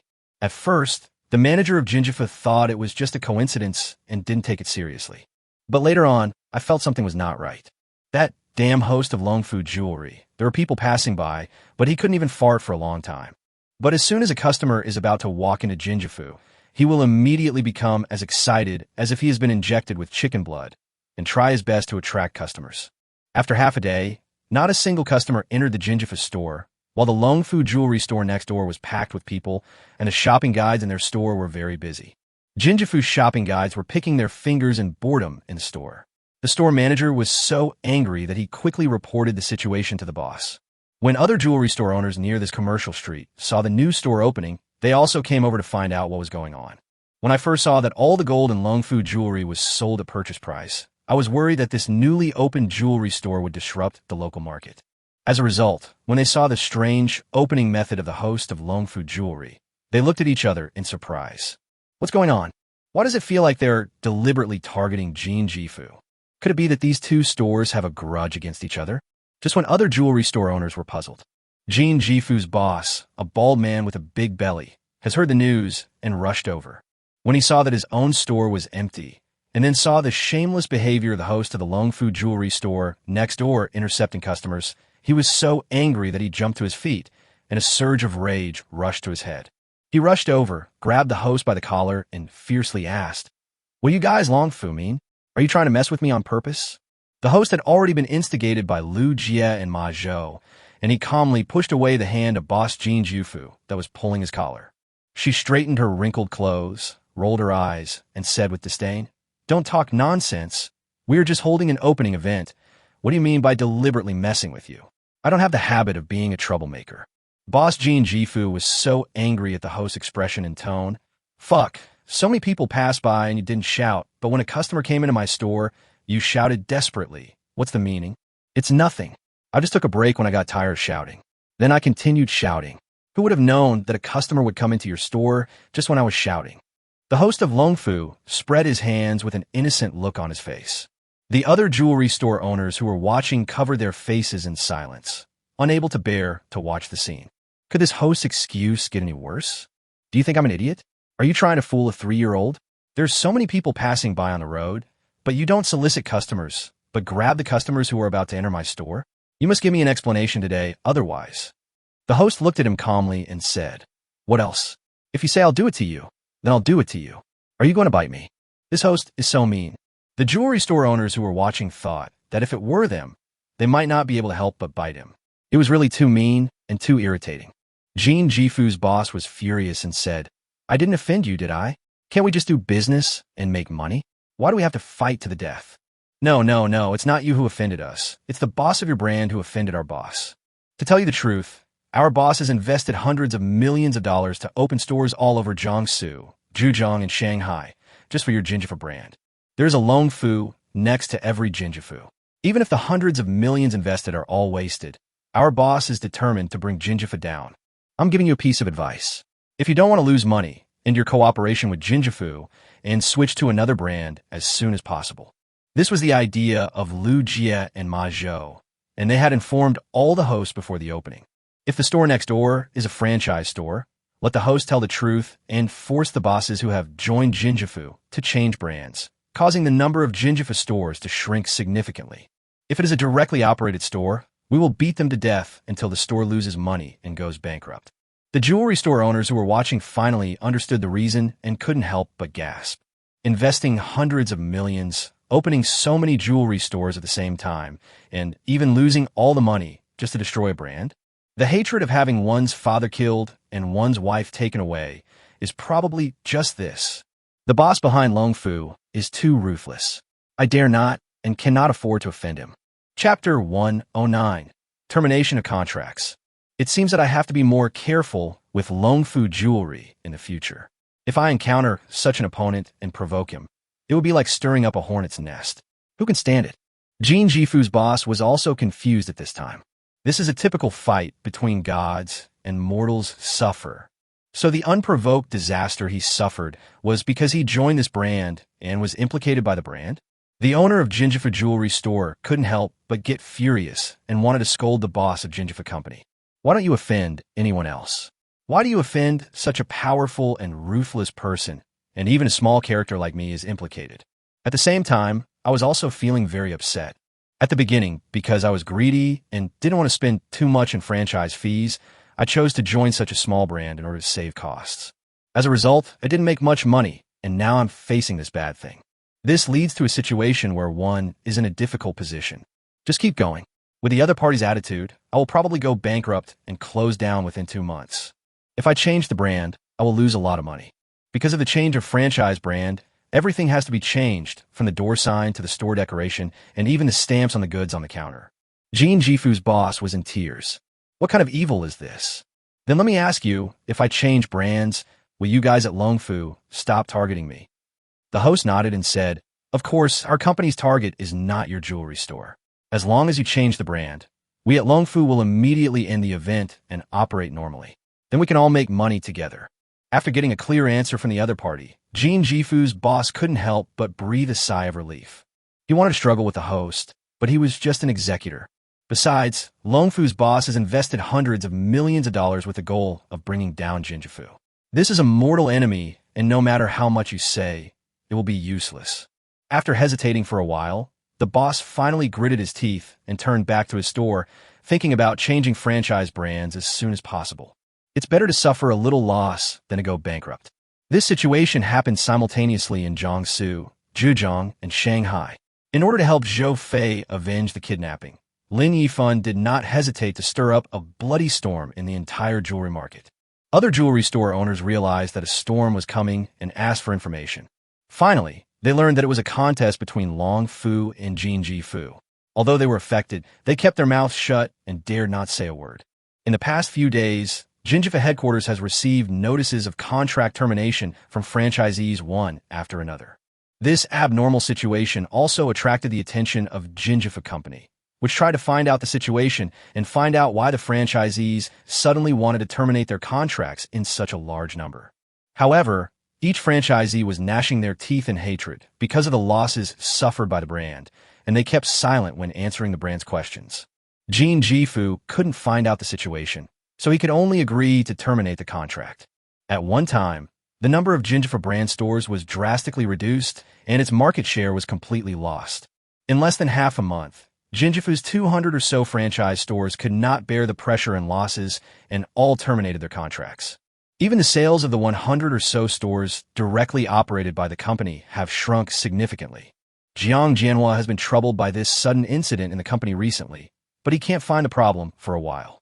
My family spent several generations' efforts to build this jewelry brand, but I didn't expect it to decline in an instant in my hands. The speed of its decline was so fast that I couldn't even react.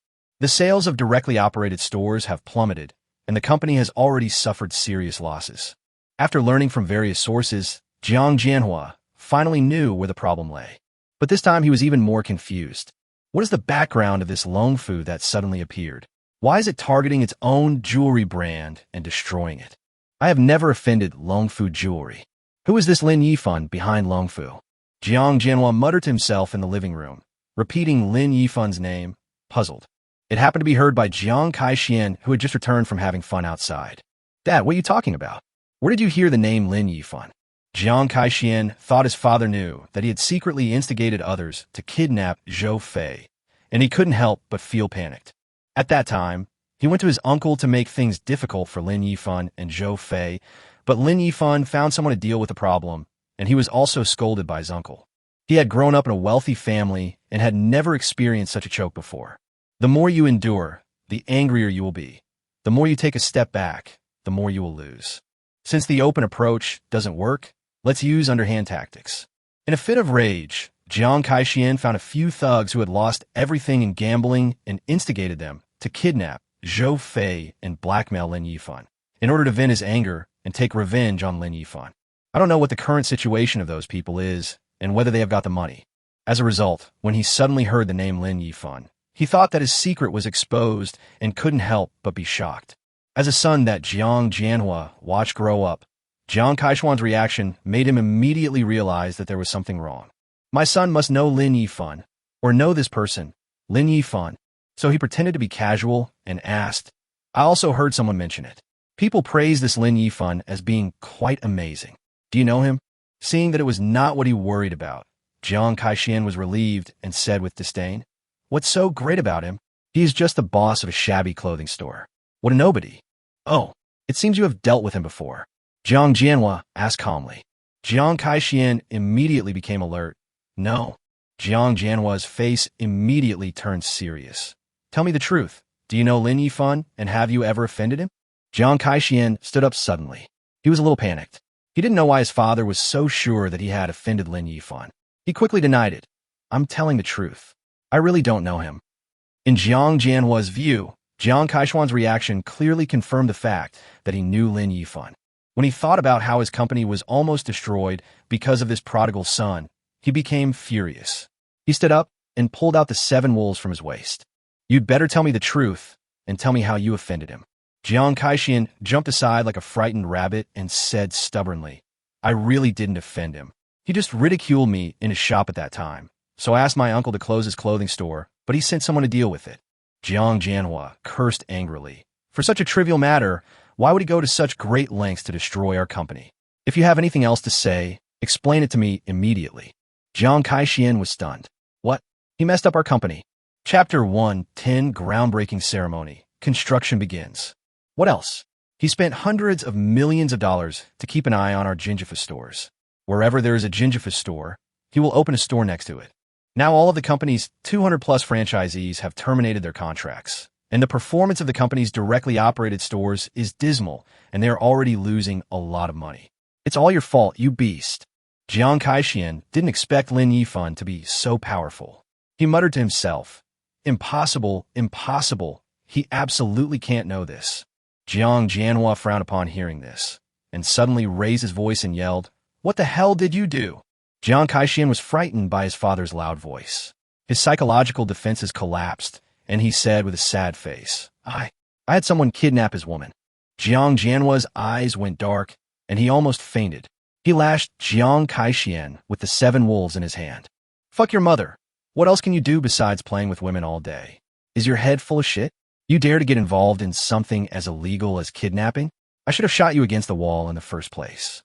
Jiang Kaixian was beaten by his father and screamed all over the room, with Jiang Jianhua chasing him relentlessly. Jiang Jianhua stopped panting only when he was tired. "You rebellious son, kneel down in front of me and tell me exactly what happened in detail." Although Jiang Jianhua beat his son hard, he only had this one son, so he had to quickly understand the whole story to see if he could get his son out of the kidnapping. Jiang Kaixian was also completely panicked. He knelt down on the ground obediently and told Jiang Jianhua the whole process. Jiang Jianhua sat on the sofa and listened to the whole process, quickly recalling the whole process in his mind. Jiang Kaixian contacted the kidnapper leader directly and brought up the kidnapping by joking. It's a joke that in the absence of hard evidence, the kidnapper can basically be cleared of all charges by just his one-sided statement, as long as he hires a good lawyer. As for Lin Yifan, he probably just heard the rumors and had some suspicions. Otherwise, instead of suppressing his own company, he would have called the police to have Jiang Kaixian arrested. Jiang Jianhua finally breathed a sigh of relief after figuring out the key point. Looking at his anxious son on the ground, he was furious and said to him, "Go back to your room and lock you up for a month. During this month, you are not allowed to leave the house, or I will break your legs." Although my son's problem is not a big problem for the time being, it is a big trouble for the company. Although they have no evidence, various signs now show that they don't need evidence at all. Once they are suspicious, they will just beat you to death. Moreover, there is no reconciliation for this kind of problem. It is just a fight to the death. Could it be that the brand that we worked so hard to build was destroyed just like that? Why did I give birth to such a thing in the first place? Unfortunately, before Jiang Jianhua could think of a solution, Lu Jie and his team immediately used their second trick. During this period, customers have appeared in front of all the direct operated stores holding banners to protect their rights. In fact, rights protection issues are just small problems that can be solved through normal communication. However, those rights defenders seem to have agreed beforehand and did not give Jin Jufu any chance to resolve the issue. Simply pull the banner to the door of the store, then take a Douyin video and post it online. If only 1 or 2 people post it, it would be fine and it wouldn't cause any big stir. But now there are hundreds of accounts continuously posting videos to protect their rights. 3 people make a tiger, and soon Yuyu was cursed on the internet. As a result, the reputation of the Jinjifa brand has become increasingly bad, and its directly operated stores are even less visited. Jiang Jianhua's company immediately launched countermeasures, asking lawyers to retain some exaggerated and false evidence released by the rights defenders and filing a lawsuit in court. The lawsuit was won, but it did not help the whole matter. Despite Lin Yifan's company's powerful monetary compensation, people continue to come forward to defend their rights, and they are not afraid of lawsuits at all. After Lin Yifan paid attention to the development of the situation half a month ago, he saw that the general trend was set, so he stopped caring about the matter and let Lu Jie and others control it. He is now on a plane to Chengdu. In order to rush the completion of his industrial park as soon as possible, Lin Yifan spared no expense in splitting the surveying and design work of the entire industrial park among several major surveying and design units, which worked together to complete the drawings. In just over half a month, the design drawings of the industrial park were completed. Xiao Shiqi's construction company also recruited construction teams in Chengdu in advance, and now the construction team has been formed. Everything is ready, just waiting for Lin Yifan to arrive in person to hold the groundbreaking ceremony for the industrial park, and all construction equipment and personnel can enter the site for construction. Today was a good day chosen by the company for starting work, so Lin Yifan flew to Chengdu early in the morning. When they arrived at the northern suburbs of Chengdu, the place was very different from when Lin Yifan first came to inspect. The area that was originally deserted was now fully equipped and bustling with people. There were thousands of workers waiting to start work. Xiao Shiqi had already prepared the things for the groundbreaking ceremony, and Sun Jizai also arrived at the scene with several leaders. After all, this is the largest industrial park in Chengdu so far. The groundbreaking ceremony will be held today, and the leaders will definitely be present. After Lin Yifan got off the car, he first greeted several leaders and exchanged pleasantries with them. When the auspicious time was approaching, Xiao Shiqi came over and urged the ceremony to be held. Only then did Lin Yifan and several leaders go to the ceremony site together. Xiao Shiqi distributed shovels to several people, and under the filming of many cameras, Lin Yifan and the leaders held the ceremony together. The camera recorded the leaders attending the groundbreaking ceremony of Chengdu's largest investment industrial park. After the ceremony was completed, the leaders said hello to Lin Yifan and left the construction site. After seeing everyone off, Lin Yifan pulled Xiao Shiqi aside. Manager Xiao, you must remember that construction safety comes first.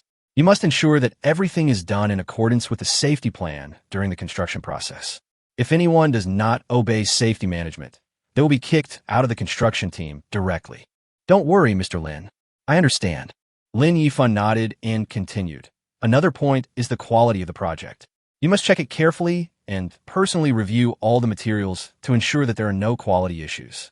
If the Safety Supervision Committee or the Construction Supervision Unit finds any problems during the construction process, I will only look for you. Xiao Shiqi replied seriously. Don't worry, General Lin. If there is any problem, I will be responsible for all the consequences. You're a veteran in this business. I believe you can handle it. Take me to the canteen on the construction site to have a look. Although Xiao Shiqi didn't understand why the boss suddenly wanted to check the cafeteria, he still took Lin Yifan to the cafeteria, as he was told. Walking through the construction site, under the curious gazes of the workers, the two arrived at the construction site canteen. Dozens of chefs in white clothes are busy in the cafeteria. One of them, a fat man with a big head and big ears and a chef's hat, saw Lin Yifan and the other person coming in.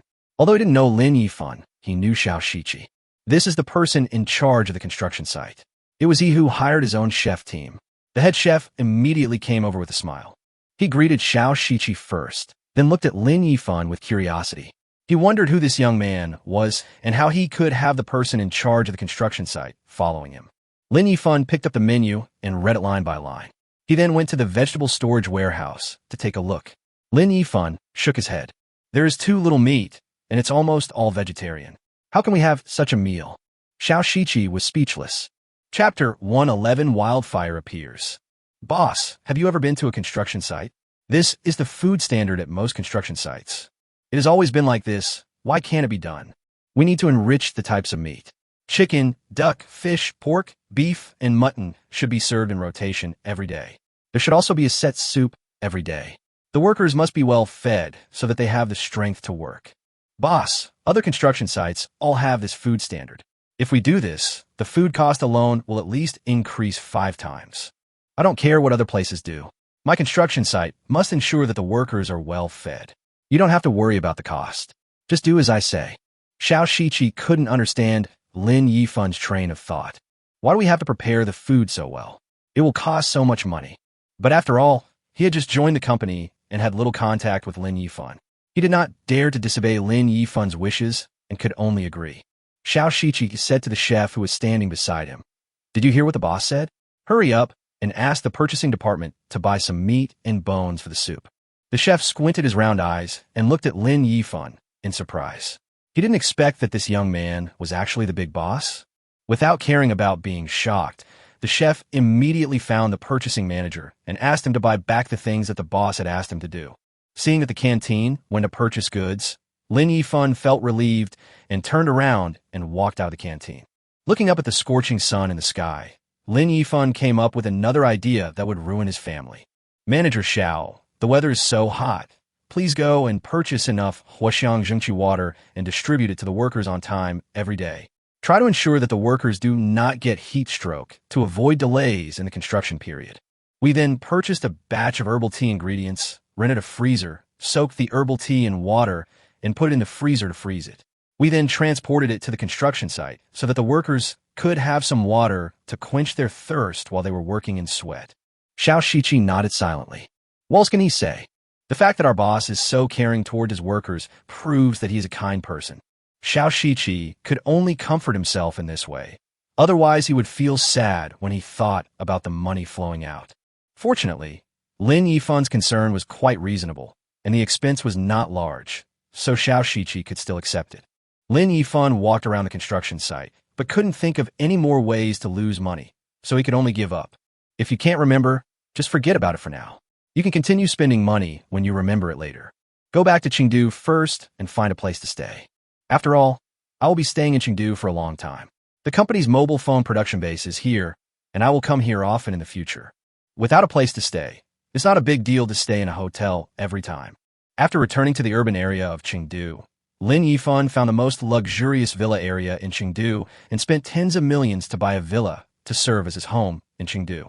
Over the next few days, Lin Yifan wandered around the construction site. When the workers first went to the canteen to eat, they were all stunned when they saw the plates full of fish and meat, as well as unlimited bone broth. What surprised them even more was yet to come. They didn't expect that the company would actually pay for enough Huaxiang Zhengqi water and cold herbal tea for thousands of workers. These two things are great for cooling off on hot days. They are all hard-working people who work on construction sites all year round. They have never seen a construction site with such good treatment. In order to curry favor with Lin Yifan, the head chef told the workers that Lin Yifan had asked the canteen to add more meals and increase the quantity, and that Huaxiang Zhengqi water and herbal tea had been specially prepared for the workers. Immediately, countless workers were grateful to Lin Yifan, and they were even more motivated to work. They even said that in the future, as long as the boss needs them, they will be there at any time. In this way, Lin Yifan's act of spending a huge amount of money to add dishes and prepare herbal tea won in the gratitude of all the workers, which was something Lin Yifan had not expected. The weather was getting hotter and hotter. The heat waves from the sun swept across the earth. The sky was cloudless, and there was not even a cloud to block the sunlight on the construction site. Lin Yifan has also gotten a lot darker in the past few days. That day, as usual, he was inspecting the construction site when a bright orange light on a rugged and towering mountain not far away across the river caught his attention. Lin Yifan used his hands to block the sunlight and squinted his eyes to look at the mountains across the river. When he saw the light clearly, Lin Yifan took a breath of cold air. Fire. Wildfire. Lin Yifan immediately took out his mobile phone and dialed 119. After the call was connected, Lin Yifan quickly explained the situation and told the operator the exact location of the fire.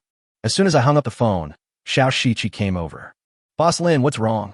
Lin Yifan pointed at the burning mountain opposite and said, There's a fire over there.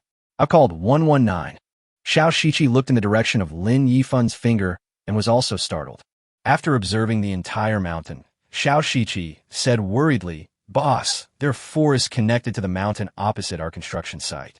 Once the fire spreads, although the construction site will not catch fire, the heat wave of the fire will cause us to stop working. Lin Yifan shook his head. The fire isn't big right now. I hope the firefighters can put it out in time. Just as Lin Yifan was paying attention to the fire on the other side of the river, the sirens of fire trucks sounded at the foot of the opposite mountain. Several fire trucks were parked at the foot of the mountain, but because there was no mountain road, the fire trucks could not go up the mountain at all. It's over. The fire truck can't get up, and the fire is getting bigger and bigger. Xiao Shiqi's worries became more and more serious. Lin Yifan frowned and said, "A wildfire is not like any other fire. The fire department should send out a helicopter to put it out." Sure enough, as soon as Lin Yifan finished speaking, the roar of propellers was heard in the sky. The two looked in the direction of the sound and saw two firefighting helicopters appear in the sky not far away, flying towards them quickly. A huge folding water bucket was hung under the helicopters. Two helicopters flew over the fire location on the mountain and hovered directly above the river. After the foldable buckets were filled with water, the helicopters began to rise. Chapter 112, Wildfire Rescue. Flying over the fire, the pilot opened a valve, and more than a dozen tons of water in the foldable bucket tilted down and poured onto the flames. After the watering is finished, the helicopter will immediately turn around and fly back to the river surface, continuing to hover and collect water. The two helicopters took turns watering the fields. Just when everyone thought the fire would be put out, the fire on the mountain was still raging. It even burned more and more fiercely and spread everywhere. It's over. We've missed the best time to put out the fire. The current fire is so severe that we can't put it out with the carrying capacity of two helicopters. Lin Yifan murmured. Xiao Shiqi complained. What's going on? Why don't the fire department send more helicopters to put out the fire? It must be that the nearby firefighting base only has these two helicopters. Otherwise, they would not have sent only two helicopters when they knew there was a wildfire. After all, a wildfire is easiest to put out soon after it starts. Lin Yifan said this speculatively, but an idea came to his mind. In just over 10 minutes, the wildfire became more and more intense. Two helicopters spraying water back and forth could only slightly delay the spread of the fire. After all, the fire bucket under the helicopter can only hold more than 10 tons of water at a time. A dozen tons may seem like a lot, but it is still too small in the face of this wildfire. As two helicopters worked to stop the fire from spreading, the sound of propellers was heard from the other side of the sky. 3 more firefighting helicopters arrived to join the firefighting team. But anyone with a discerning eye could see that even if 3 more helicopters came, it would be impossible to put out the wildfire. If there had been 5 helicopters dropping water at the beginning, it might have been possible to put out the wildfire. Now that the wildfire has burned such a large area, 5 helicopters are not enough. All the firefighting helicopter can do is delay the spread of the fire and give ground firefighters chance. Manager Xiao, get in the car. Let's go to the scene to check the situation. We'll also tell the firefighters that the 2 forests are connected to see if there's a way to solve it, so that the fire doesn't affect the construction schedule. Lin Yifan turned around and got back into his Hongqi car, taking Xiao Shiqi to the foot of the mountain across the river. When the red flag vehicle arrived at the foot of the mountain where the fire truck was parked, Lin Yifan and Xiao Shiqi had just gotten out of the vehicle when they saw 3 trailers carrying 3 excavators arriving at the scene. Along with the excavator came 5 vans and 2 trucks of firefighters, which was the entire firefighting force in the district. The firefighters who came to reinforce jumped out of the car in an orderly manner, rushed to the box truck, and started unloading the truck using their hands and feet. After unloading them, we found that there were sections of fire hoses and a large number of chainsaws. We already have a fire hose, so why did you bring the excavator here? Xiao Shiqi was a little surprised. Lin Yifan looked at the rugged mountains and the fire halfway up the mountain. He guessed they should dig through the mountain road to allow the fire truck to get as close to the fire as possible. Otherwise, given the distance from the foot of the mountain to the fire hose will not be able to reach the edge of the fire. Most of the firefighters have received chainsaws and, under the instructions of the on-site commander, have begun to fight, dividing into 3 groups to cut down trees and open a road to the middle of the mountain. There were 3 excavators, 1 for each road, following the firefighters, moving the felled trees aside and digging up and leveling the uneven ground. Soon, a dirt road capable of accommodating fire trucks was initially formed. 3 fire brigades advanced towards the mountain in different directions. The firefighters raced against time to cut down trees and clear a path, while the raging fire on the mountain had already dyed the entire sky red. The entire city of Chengdu was focused on this sudden wildfire, and more onlookers appeared at the foot of the mountain. After more than 2 hours, the fire had spread to its maximum extent, and the entire mountaintop was covered by flames. Looking from a distance, one could see that the upper half of the mountain was engulfed by flames. The fire was so big, and the huge heat waves from the burning forest were so intense that even Lin Yifan at the foot of the mountain could feel the burning sensation. The firefighters were still working hard to build a road through the mountain. However, the mountain became more and more rugged as they went higher. When the firefighters were halfway through, they encountered new difficulties. The mountain from here to the fire scene is too steep. Although the excavator can continue to clear the way upwards, the steep mountain makes it impossible for the fire truck to drive any further up. The on-site commander immediately decided to use the current location as a base and had the excavator continue to dig upwards, while the fire truck stopped here to lay water pipes.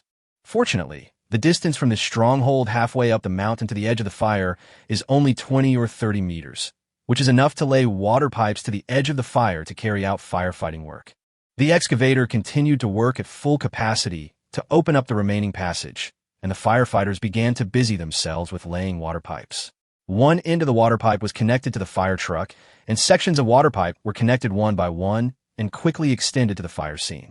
Because just a few minutes ago, due to the fierce fire and rising flames, a helicopter was almost thrown out of control by the turbulence above the fire while spraying water. Fortunately, the pilot was experienced and was able to control the helicopter, avoiding the danger of a crash. Firefighting helicopters can no longer spray water at low altitudes to put out fires. However, if you spray water from high distance, the water will become atomized by the time it falls. After being burned by the high temperature of the fire, the water will evaporate before it reaches the fire.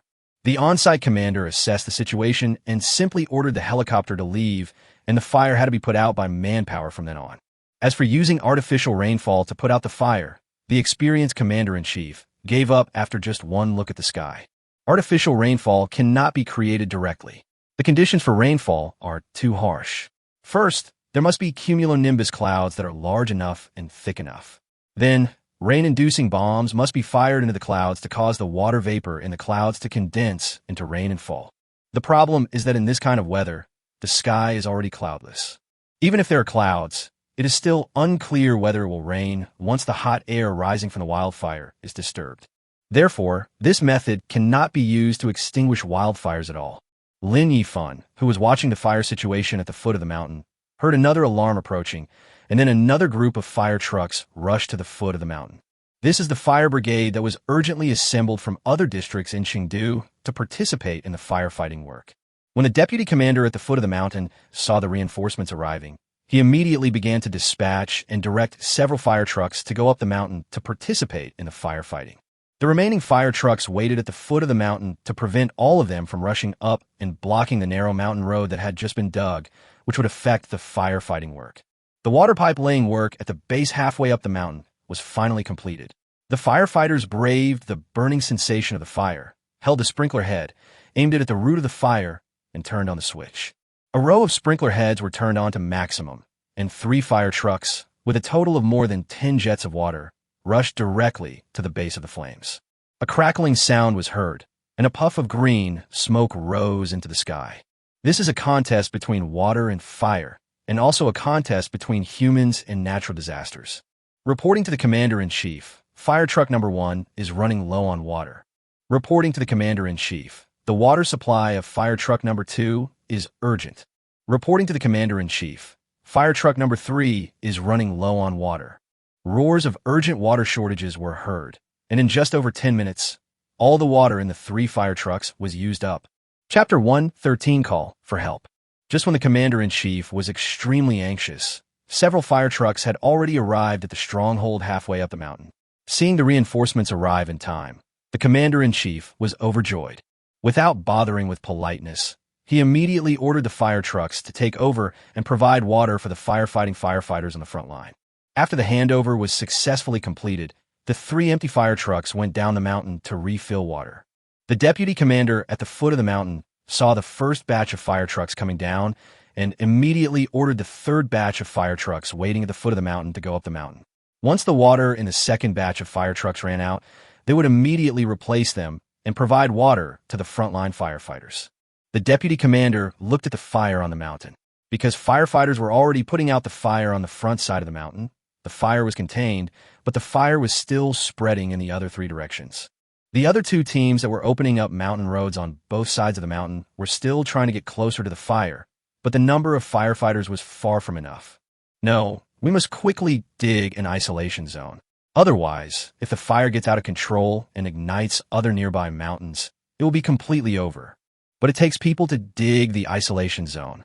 With more than 100 firefighters in this area, it is impossible to dig enough isolation zones on such a big mountain.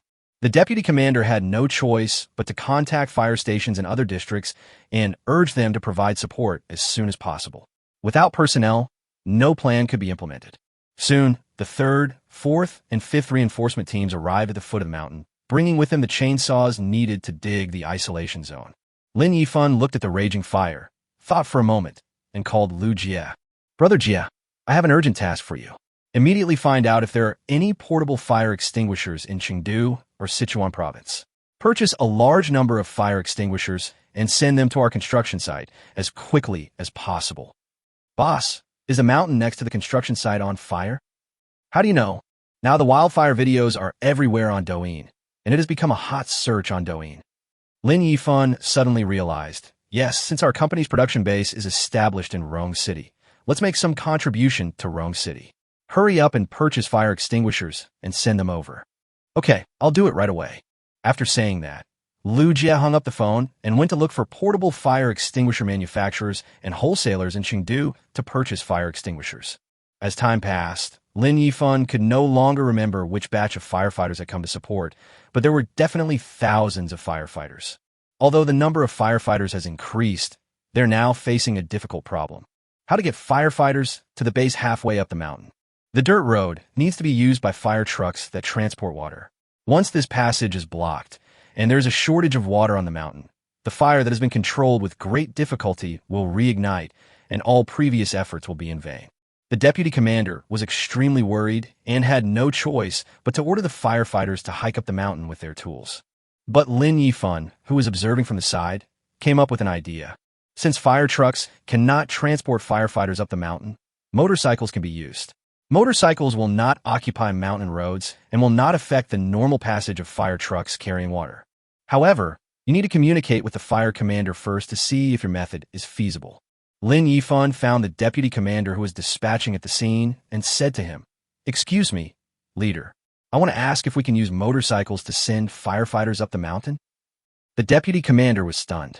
He felt that this method was feasible, but the problem was that the fire department had no motorcycles. He told Lin Yifan the truth, and Lin Yifan immediately said, "It doesn't matter if the fire department doesn't have a motorcycle. I can get one." It's not that the commander of the fire department couldn't think of this solution, but a certain fine tradition of the army limited his thinking. He only thought that the fire department had no motorcycles and no funds to purchase them. But he didn't think of bothering the local people and asking for help. Lin Yifan immediately told Xiao Shiqi to quickly purchase a batch of off-road motorcycles. Ordinary motorcycles are not very useful on this kind of mountain road, and only off-road motorcycles can go up the mountain.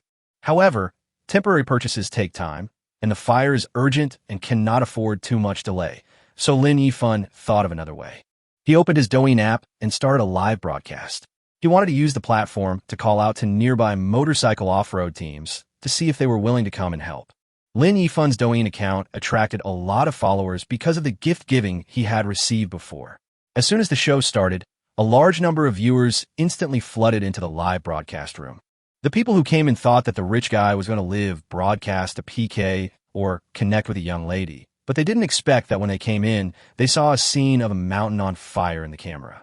Everyone asked on the public screen what was going on and what the rich brother was doing.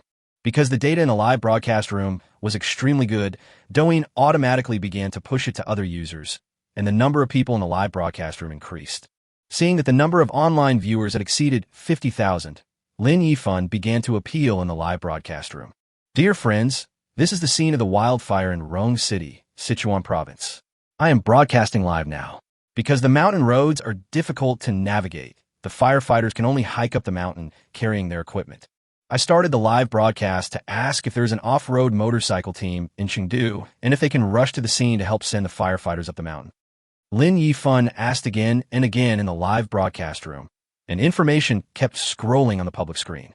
Some viewers lamented that they did not expect that the rich brother would temporarily act as a firefighter to put out the fire. Some viewers also praised Lin Yifan on the public screen. Lin Yifan's live broadcast room attracted the attention of a fan named Xiaolong. When he heard Lin Yifan's call, he immediately opened his WeChat, found a WeChat group called Snapdragon Racing Team, and sent a message to the group. Brothers, there's a forest fire in Chengdu. We urgently need off-road motorcycles to take the firefighters up the mountain. Please go as fast as you can if you are willing to help. We will gather at the foot of the mountain. After saying that, he ignored the replies in the group, got on his beloved off-road motorcycle, stepped on the accelerator to the bottom, and headed straight for the fire. The news that the forest fire in Chengdu urgently needed off-road motorcycles to take the firefighters up the mountain slowly spread to the entire Chengdu off-road vehicle team. When some off-road riders saw the news, they started their motorcycles without hesitation and rushed to the fire scene from all directions. Normally, they are just ordinary people, but because of their love for off-road, they gathered together to ride motorcycles and experience the sport of off-road. But in the face of a disaster, and when they were needed, they chose to step forward without hesitation. Chapter 114 Motocross Team. A group of off-road motorcycle teams slowly gathered at the foot of the mountain. The motorcyclist leading them, whose Douyin name was Xiaolong and whose real name was Xiaolong, found Lin Yifan, who was broadcasting live on the spot. Brother Tinglong, we saw your live broadcast and rushed here as quickly as possible.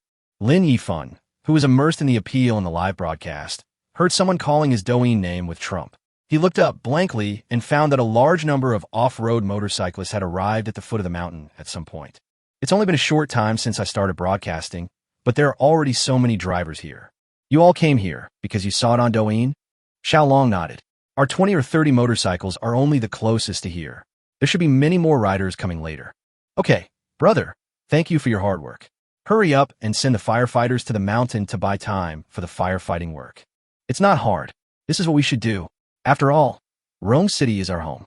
Xiaolong also knew that the situation was serious, so he didn't say too much and turned back to the convoy. Brothers, the situation is urgent. Each of you should bring a firefighter and get the person to the fire scene as quickly as possible while ensuring safety. I'm leaving first. See you on the mountain. After Xiaolong finished speaking, he started the car, gently stepped on the accelerator, and the car whooshed to a firefighter. He then motioned to the firefighter to get in the car quickly. The firefighter who was hiking up the mountain saw the motorcycle rushing out and was worried that he would not be able to reach the fire scene quickly. Without saying a word, he got on the motorcycle, holding the chainsaw in one hand and holding Xiaolong tightly in the other. Seeing that the firefighter was already seated, Xiaolong stepped on the accelerator and rushed straight up the steep mountain road. With Xiaolong taking the lead, other riders started their motorcycles, rushed to the firefighters, and signaled them to get on the bikes. Soon, each off-road motorcycle carried a firefighter, forming a spectacular long dragon of motorcycles, lining up and speeding up the mountain. There were too few motorcycles, so the remaining firefighters had to continue up the mountain on foot. Lin Yifan finally breathed a sigh of relief when he saw that the problem of firefighters going up the mountain had been properly solved. He swallowed his dry throat and immediately thought that the temperature at the fire scene was too high and the firefighters would easily become thirsty. If the drinking water problem was not solved, the firefighters' bodies would not be able to bear it. He asked Xiao Shiqi to contact the workers at the construction site and immediately go to major stores and supermarkets to purchase boxes of mineral water and send them here.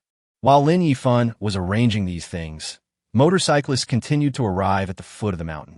Once they arrived at the scene, they directly carried the firefighters up the mountain. After Xiaolong and his team sent the first batch of firefighters to the stronghold halfway up the mountain, they rushed down the mountain without stopping and continued to pick up the firefighters who were hiking up the mountain. If they go back and forth, with the joint efforts of hundreds of motorcyclists, all the firefighters at the foot of the mountain can be quickly sent to the front line of the fire. Lu Jie was also very efficient, and soon a large truck arrived with a full load of portable fire extinguishers. Seeing the brand new fire extinguishers neatly arranged in the car, Lin Yifan immediately called Xiaolong and the others over. Brothers, help unload the truck and deliver the fire extinguishers to the soldiers on the front line of the fire. This was the first time that Lin Yifan and Xiaolong met, but in the face of a disaster, a group of people fought side by side and cooperated well, and no one had any complaints. The truck was being unloaded, and some drivers were preparing to transport the unloaded fire extinguishers up the mountain, but they found that there was nothing to put the fire extinguishers in. Just when everyone was at a loss, an old man came out from the crowd and handed the backpack on his back to the driver. "Come on, young man, try this." The driver's eyes lit up, and he immediately took it and tried to put some fire extinguishers in it. Unexpectedly, it could hold 6 fire extinguishers. The driver was happy and grateful. "Uncle, thank you. I will return it to you after I use it." The old man saw that he could help, smiled and waved his hand, saying, "Young man, it's okay. It's just a backpack. Take it and use it if you need it. You are all great. You are worthy of being the descendants of our Sichuan army." This scene was seen by onlookers, and some people who also had this at home immediately ran back home to get the backpack. After all the fire extinguishers were unloaded, all the drivers had a backpack in their hands.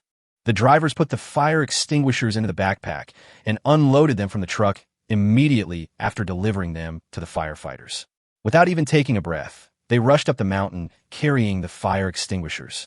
Riding a motorcycle on a steep mountain road requires you to concentrate on the road surface, which is very energy-consuming if you do it for a long time. But all the drivers had no complaints. Compared with the firefighters who were fighting on the front line on the mountain and enduring the burning fire, they had it much easier.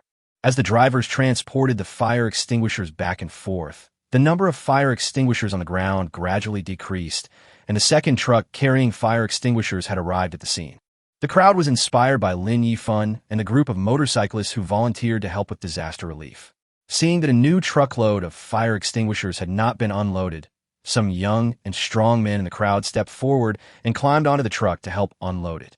The deputy commander who was dispatching at the foot of the mountain was so moved when he saw this scene that his eyes filled with tears. They have always been the ones going against the flow. Ordinary people can escape when they encounter a fire, but they have no choice. Because of the responsibilities they shoulder, no matter how dangerous the fire scene is, they are destined to rush forward bravely and be the lone retrogrades. But during this wildfire, he saw a tear-jerking scene. The firefighters at the front were trying hard to put out the fire, and the onlookers at the back were also spontaneously doing what they could just to provide a little help to the soldiers fighting on the front line. The deputy commander quietly wiped away the tears from the corners of his eyes and silently bowed to the busy crowd to express his gratitude. He came to Lin Yifan and helped unload the goods while saying gratefully, "Little brother, thank you so much for sending so many fire extinguishers. But you really don't have to spend too much money. After all, our fire department doesn't have much money to compensate for your losses." Lin Yifan smiled and consoled him. "Leader, please don't let your imagination run wild. I don't need reimbursement from the fire department at all. I can still afford the money to buy a fire extinguisher. Besides, I'm doing this for myself. My company is building an industrial park across the river. If the wildfire cannot be put out, once the fire spreads to the mountain opposite, my construction site will have to stop." The deputy commander looked at Lin Yifan in surprise. He didn't expect that at such a young age he already had his own company and was also building an industrial park across the street. However, he soon guessed that Lin Yifan should be a rich second generation, so it was not surprising. Instead, he admired his character very much. Chapter 115. Putting out fire with a popsicle in mouth. A group of people worked for more than half an hour to unload a truckload of fire extinguishers and place them on an open space on the side of the road, waiting for motorcyclists to take them to the mountain. Soon after, another group of vans arrived. After the people in the vans got off, Lin Yifan realized that these people were the contractors of his construction site. They came to deliver mineral water. The construction site contractor shouted to Lin Yifan, "Boss, the water has been delivered. There are 8 trucks in total, more than 500 bottles of mineral water." Lin Yifan nodded and asked them to unload the truck quickly. The workers and the enthusiastic people who had just helped unload the truck continued to carry the mineral water.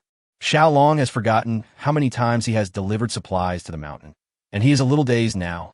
It was not until Lin Yifan handed him an open bottle of mineral water that he, who had been extremely thirsty for a long time, took it and drank all in one gulp, that he regained some energy. "Brother, if you can't hold on any longer, take a break." Xiaolong shook his head stubbornly. "It's okay, I can still hold on." The firefighters on the mountain are more thirsty than me. We have to hurry up and deliver the mineral water. Lin Yifan didn't say anything, but just patted his shoulder vigorously, and then helped him put the mineral water into the backpack on his back. Xiaolong turned the car around and rushed up the mountain, carrying a basket of mineral water. Just as Lin Yifan turned around to get water for others, he heard a clanging sound behind him. Everyone present was attracted by this sudden sound. When he turned around, he saw Xiaolong and his bike falling on a steep mountain road. The wheels were still spinning, and Xiaolong was rolling down the slope. Lin Yifan immediately threw away the water in his hand and rushed to Xiaolong as fast as he could to catch him. Many people also gathered around him immediately. "Brother, what's wrong? Did you fall anywhere?" Lin Yifan asked hurriedly. Xiaolong shook his head and smiled. "It's okay, I often fall when I go off-road. This little thing is nothing, don't worry." The deputy commander said with concern, "Little brother, take a break. This is too dangerous. It's really okay. Just trust me. I won't try to be brave. I just fell because I didn't see the rock." After saying that, Xiaolong struggled to stand up, tidied his backpack, and went to support his motorcycle. Lin Yifan and the deputy commander immediately helped him to lift the bike. Xiaolong rode on the bike, smiled at Lin Yifan and the others, then stepped on the accelerator and released the clutch, rushing back up the mountain. Just as everyone was worried about the motorcyclist, the smell of food wafted into everyone's nose. The deputy commander looked at Lin Yifan in astonishment and asked, "Little brother, have you even prepared the meal?" "No, I haven't had time to order food yet." Lin Yifan shook his head in confusion. "Then where does this smell of food come from?" The two turned their heads and looked in the direction where the fragrance came from, only to see a few middle-aged women and men carrying baskets of food packed in disposable fast food boxes to the open space. The deputy commander and Lin Yifan walked up. Before the two could ask, one of the ladies came out from the crowd and said with a smile, "Thank you for your hard work, firefighters. People around here saw that you were so busy putting out fires that you didn't even have time to eat, so we discussed it and cooked some food at home and sent it over." The deputy commander was deeply moved, but because of the discipline of not taking even a needle or thread from the masses, he had to decline politely. "Auntie, thank you so much for your kindness. I really don't want to bother you. Our firefighters have dry food." The old lady waved her hand and advised, "Dry food is just compressed biscuits. They are not as delicious as food. Besides, you are risking your life to put out the wildfire, so you should let us do something for you." The deputy commander wanted to refuse, but Lin Yifan persuaded him. "Leader, just accept everyone's kindness. The aunties have already prepared the food. If you don't eat it, all this food will be wasted." The aunt nodded quickly and agreed. Yes, this is just a small part of what has just come out of the pot. There is still a lot of food being cooked. If we don't eat it, it will all be wasted." Well, thank you so much." When the deputy commander heard that the aunties had almost prepared the food, he hesitated for a moment and had no choice but to accept the auntie's kindness. When the old lady saw that the firefighters accepted her and others' kindness, she immediately smiled, asked everyone to put the food in the open space, and then took everyone back to continue cooking. The deputy commander looked at the baskets of delicious food and shook his head with a wry smile. "Alas, I violated discipline again." Lin Yifan smiled and said, "This cannot be considered a violation of discipline. This is called the close relationship between the military and the people. Don't tell me that the army does not allow the local people to support the army." After being persuaded by Lin Yifan's idea of changing his mindset, the deputy commander no longer had so many concerns.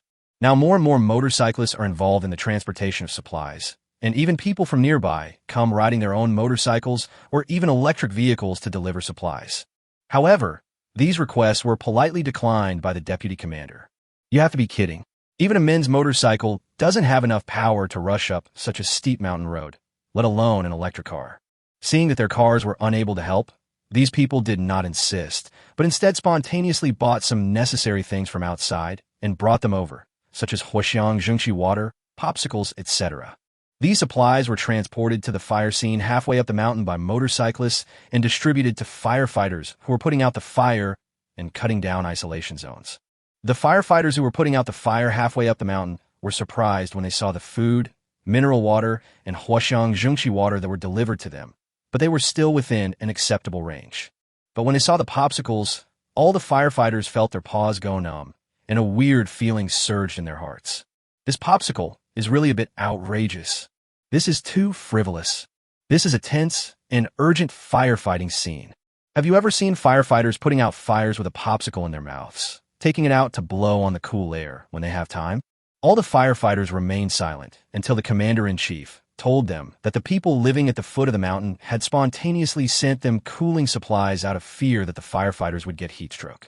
A warm current surged through the hearts of the firefighters, and even their tired bodies seemed to be injected with vitality. The people's concerns swept away the physical fatigue of the firefighters. After taking turns to rest and replenish their strength, they continued to fight the fire with all their strength. Douyin is now full of videos of the wildfire in Chengdu. With the attention of the whole nation, this incident has already topped the Douyin hot search list. Some photographers even used drones to shoot videos of the fire scene from high altitudes and posted them on Douyin. Previously, there was a spectacular scene of a team of Chengdu motorcycle off-road vehicles forming a long queue to send firefighters up the mountain, and there were also scenes of many riders falling down on the mountain road while delivering supplies. They were all made into videos and posted online. Chapter 116: Sichuan Army and Blue Sky Rescue Team. These videos went viral on the internet, attracting everyone's attention. Everyone was worried about the firefighters and prayed that the wildfire would be extinguished soon and that the firefighters would return safely. Xiao Long and his group of motorcyclists also received unanimous praise from the entire internet, especially when a blogger collected all the videos, edited the videos of Xiao Long and other drivers falling down when delivering supplies on a mountain into a separate compilation and released it. The whole network was moved to tears. In the video, Xiao Long and his friends accidentally fell while climbing a slope. There are also people who fall down when going downhill because the slope is too steep and they brake too hard. Some drivers even accidentally fell down while trying to avoid a fire truck delivering water. The lucky ones just fell down and were not seriously injured, while some just had skin scrapes and their pants were stained with blood. One of the drivers who was most seriously injured broke his leg and was immediately taken down the mountain by other drivers, and then sent to the hospital by the enthusiastic people at the foot of the mountain. Except for the rider who broke his leg, all the others, without exception, stubbornly got up immediately after falling, not even bothering to shake off the dust on their bodies, picked up their motorcycles, and continued to transport supplies. Audiences across the internet watched with tears in their eyes and stood in awe. In the comments section, there are those who express sympathy, those who admire, and those who praise. But the most commented sentence is "The Sichuan Army is mighty." This video received millions of likes in a short period of time. But what was even more eye-catching was a long passage in the comments section by a university professor. The first sentence of the comment was, "Sichuan people have never betrayed their country." The professor then told a story in the comment section. The story takes place during the War of Resistance against Japanese aggression. On a cold winter night, an elderly grandmother runs a noodle shop in a small village. As it was late in the day and the wind was freezing, when the old lady was about to close her shop and take a break, a group of wounded soldiers suddenly appeared in the wind and snow. No one in the entire team spoke, but the old lady still vaguely recognized that they were from Sichuan from their figures, steps, and clothes. The old lady quickly invited the wounded soldiers into the store to eat noodles. When the dandan noodles were served to the wounded soldiers, they ate them voraciously. When the old lady was busy cooking the second pot of dandan noodles, she found that the wounded soldiers who had just filled the room had disappeared in the blink of an eye. The old lady was startled and immediately called her neighbors. Just when everyone thought that the old lady was just dazzled, a neighbor found a stack of paper money for the dead under the bowl. An elderly man saw this scene and suddenly burst into tears, wailing and shouting, "Oh my God, these are the heroic souls of our hungry and cold children in Sichuan. They have returned home and are looking for food." After the old man finished speaking, he staggered and pushed the crowd aside, ran to the street, and shouted sadly to the empty street, "Children, eat another bowl of noodles. Eat enough so that you can continue your journey." There is no official record of this story, but the fact is that in Sichuan at that time, 9 out of 10 households lost their lives in the War of Resistance, and almost every household was in mourning. The professor's comments exploded on the internet, with a number of likes almost equal to that of the video, and it also made everyone realize the contributions made by the Sichuan Army back then, just when the whole network was discussing it. A convoy of more than a dozen vehicles appeared again at the foot of the mountain where the wildfire occurred, including off-road vehicles and sedans. At first, everyone at the scene thought it was another enthusiastic person who spontaneously sent supplies. But when the convoy members got off the bus, everyone was surprised to find that these people were wearing uniform blue clothes with the letters BSR on their chests and backs. As soon as they got off the car, they immediately took out chainsaws, fire extinguishers, and other supplies from the car and prepared to rush up the mountain. When a motorcyclist saw that they were all wearing uniforms and holding firefighting tools, they thought they were firefighters from other places and immediately went forward to pick them up and took them halfway up the mountain. Xiao Shiqi watched the group disappear on the mountain road and said puzzledly, "BSR? It feels familiar." Who knew that the deputy commander who had finished his work appeared behind them and said, "They are from the Blue Sky Rescue Team." Lin Yifan also remembered it immediately and exclaimed with admiration, "The Blue Sky Rescue Team is a free emergency rescue organization spontaneously formed by the public. It has been established for more than 10 years, and they are never absent whenever there are major disasters and emergencies." The first battle was the Wenchuan earthquake relief. Since then, whenever we encounter major natural disasters such as earthquakes, typhoons, floods, and droughts, the Blue Sky Rescue Team is always there. An old lady who was close to Lin Yifan and his friends heard their conversation and asked curiously, "Are they all doing free rescue?" Lin Yifan nodded to the old lady and explained, "Yes, the Blue Sky Rescue Team is a public welfare spontaneous rescue and does not charge any fees. The team members do not have a salary, and all of them usually have their own work in life. In addition, all team members must receive professional skills training in their spare time and learn emergency rescue skills so that they can rush to the scene to rescue as soon as an emergency occurs." Xiao Shiqi had heard of the Blue Sky Rescue Team, but he didn't know that it was free, so he asked, "Then how do they solve their funding problem?" At first, the team members paid for the equipment out of their own pockets, but often they were unable to purchase a lot of equipment due to insufficient funds. After learning about this, some caring people donated the equipment for free, and the Blue Sky Rescue Team also promptly and transparently announced the use of the donated funds. After Lin Yifan finished speaking, he remembered something and added, "By the way, wasn't there a video before of a group of people wearing white clothes lining up to spray disinfectant? Those people are not medical staff, nor are they from the army. They are from the Blue Sky Rescue Team." The ant never thought that there are still kind-hearted people in this world who contribute silently without expecting any reward. For a moment, she was in awe of the Blue Sky Rescue Team.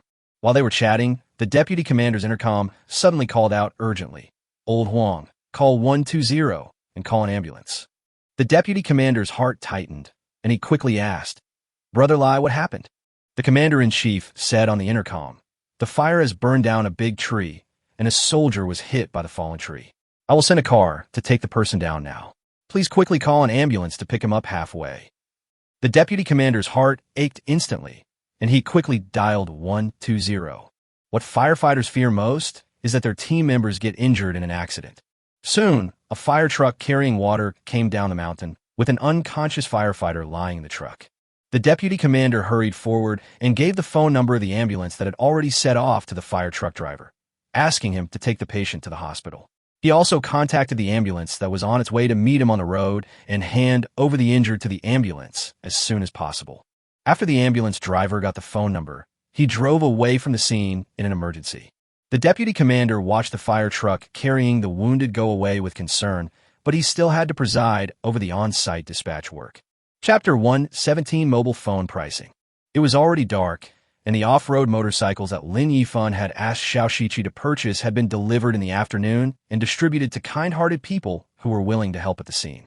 Lin Yifan also had several trucks deliver supplies, such as fire extinguishers and chainsaws, most of which were carried up the mountain by the drivers like ants moving house. The onlookers had already dispersed. Some enthusiastic people brought midnight snacks to the firefighters and then went home to rest. Only the firefighters and the Blue Sky Rescue Team were still racing against time to cut down the fire breaks.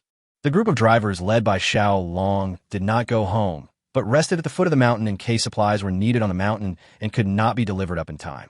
Lin Yifan saw that the isolation zone was slowly taking shape. He had done what he should do and spent all the money he should spend. He greeted the deputy commander and asked him to contact him if he needed anything. Finally, with the deputy commander's gratitude, he was put into the car and drove away with Xiao Shiqi. After sending Xiao Shiqi back to his residence, Lin Yifan returned to his own house in Chengdu. I took a shower first to wash away my fatigue, then lay on the soft big bed and looked at my phone. Because he was busy helping with disaster relief during the day and had little time to check messages on his phone, he first looked at the company report that Liu Jie sent every day. First of all, regarding the kidnapping case, the police station has tracked down the information of the kidnapper who escaped and is currently trying to hunt him down. Jinjifu is in a mess now. Ever since all franchisees terminated their contracts, the business of its directly operated stores has been bleak. In addition, Liu Jie later personally manipulated and suppressed Jinjifu's stock price. Jinjifu's stock price plummeted and the company's brand valuation shrank significantly, causing Jiang Kaixian and his son to suffer heavy losses. Jiang Jianhua had tried to contact Liu Jie before and asked Liu Jie implicitly how to let their company go and even try to solve the problem with money. But Liu Jie knew that Lin Yifan didn't lack this little money, so he pretended to be stupid and took it over just to vent his anger. As for the company's Panga mobile phone, it has been assembled in the OEM factory and is being tested. Once the inspection is passed, it will be officially mass-produced and then put on the market for sale. In addition, Lin Yifan asked to create his own luxury car brand, and Liu Jie also found several suitable candidates through Falcon Company's overseas channels for the early stage of talent reserve work. There are senior engineers from Ferrari and famous car designers from Lumbo, but these talents are not so easy to poach. Liu Jie and Falcon Company are working hard to recruit these talents. A car manufacturer was found, but because the cars it had previously produced were priced low and aimed at home use, they did not meet Lin Yifan's requirements, so they gave up and are still searching. After reading this information, Lin Yifan put forward his own ideas and opinions and sent them to Liu Jie. After doing all this, Lin Yifan threw his phone aside and fell asleep. "I'm so exhausted today." After waking up the next day, Lin Yifan went to the foot of the mountain to check the situation. At present, the isolation belt has been basically formed after the overnight efforts of the fire department and the Blue Sky Rescue Team. This includes the junction of the burning mountain and the mountain at Lin Yifan's construction site. The isolation zone here has been dug out. Seeing that the crisis at the construction site was resolved, the fire department was carrying out rescue work in an orderly manner and nothing was missing at the scene. Lin Yifan left the scene and returned to his own construction site. Spent some time at the construction site. It was not until Liu Jie called and told Lin Yifan that the mobile phone had passed the test and the OEM factory had produced the first batch of initial models and could be put on the market at any time. Lin Yifan then flew back to Shanghai to preside over the launch of the mobile phone. After returning to Shanghai, Lin Yifan drove to Hualong Building, where Liu Jie was already waiting outside the building. "Boss, the first batch of mobile phones has been put into storage and can be delivered to major stores for sale at any time. Let's stop while we walk. Let's go check out the company's situation first," Lin Yifan said and walked towards the building. After entering the elevator, Lin Yifan pressed the button for the 21st floor. The elevator reaches the 21st floor. Floors 21 to 25 of the entire building are office areas prepared by the company for employees. Only the 26th floor is the office of managers of major departments and Lin Yifan's boss. When Lin Yifan just left, the company had just started using the office area on the 21st floor, and there were only a small number of people there at the time. I didn't expect that the 21st floor is now bustling with people coming and going. Not bad. Now the company is full of talented people, and it finally looks like a company. Lin Yifan praised. "Boss, because each department has a different number of employees, we have divided it into zones. The entire 21st floor is the office area of the company's marketing department. The 22nd floor is the technical research and development department. The 23rd floor is the production department, design department, and purchasing department. The 24th floor is the human resources department, logistics department, and legal department. The 25th floor is the finance department. Currently, there is only one department, the finance department, on the 25th floor, which is quite empty." Lin Yifan listened to Liu Jie's report and nodded with satisfaction. "Very good. The arrangement is very reasonable. There are about 600 people in the company now, with the largest number of people in the marketing department, accounting for almost half of the total number of people in the company. The R&D department is second, and the number of people in other departments is relatively small." Liu Jie took Lin Yifan to visit other floors of the company and explained to Lin Yifan the recent changes in the company. After arriving on the 26th floor, Lin Yifan had already understood the current situation of the company. Asked Liu Jie to gather managers from all departments of the company to the conference room to prepare for the launch meeting of a new mobile phone. In the conference room, Lin Yifan sat in the main seat. Managers from various departments entered the conference room one after another and warmly greeted the boss whom they had not seen for a long time. After everyone arrived, Lin Yifan went straight into the topic of the meeting. Everyone, our company's mobile phones have passed the test and have been put into mass production. Today's meeting is mainly to arrange the launch of the mobile phones. After Lin Yifan finished speaking, he scanned the room and then looked at Chao Yong from the purchasing department. Manager Chao, how many models of mobile phones does our company have, and what are cost prices? Chao Yong looked at the information in his hand and said to Lin Yifan, Boss, the first generation model currently has 3 versions based on memory, namely 8 plus 126, 12 plus 256, and 18 plus 520. The chips used are Gaolong's latest generation 1288 chips, with cost prices of 890, 2,100, and 3,600 respectively. Lin Yifan nodded and looked at Ma Zhou from the marketing department. Manager Ma, what is the sales price of your marketing department? Ma Zhou thought for a moment and said to Lin Yifan, Boss, because we sell directly in stores, the profits are in the hands of the company, and we can cut out the middlemen to make a profit. So we have 2 pricing plans. The first one is based on the mainstream market price. The price of 8 plus 126 is 1,588. The price of 12 plus 256 is 2,988, and the price of 18 plus 520 is 4,888. The second option is that since there are no middlemen making a profit from the price difference, this part of the profit can be passed on to consumers, so the price is relatively cheap, which is 1,388, 2,688, and 4,288 respectively. Lin Yifan shook his finger, rejecting Ma Zhou's suggestion. Chapter 118 Mobile Phone Promotion Plan. The listing price is based on the cost price. After hearing Lin Yifan's words, all department managers looked at their boss in shock. Are you crazy? If selling at cost price, what should I do with the processing fees? What to do with so many offline store expenses? How to pay employees' salaries? Moreover, for other mobile phone manufacturers, doing so is a typical case of overturning the table before eating. It does all kinds of harm and no benefits. Lu Jia hurriedly stopped him. Boss, no. What should we do with the company? We spent so much money in the early stage and finally found a profit point. Even if we don't make money, at least we can stabilize the expenses. As one of the earliest founders of the company with Lin Yifan and a close confidant who handles all matters of the company, Lu Jia is really worried about Lin Yifan.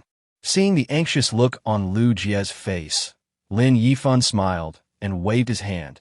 Brother Jia, let me ask you a question first. If we follow the mainstream price, does our newly established mobile phone brand have no advantages? Although Lu Jia didn't know what Lin Yifan wanted to say, this was indeed the fact, so he nodded.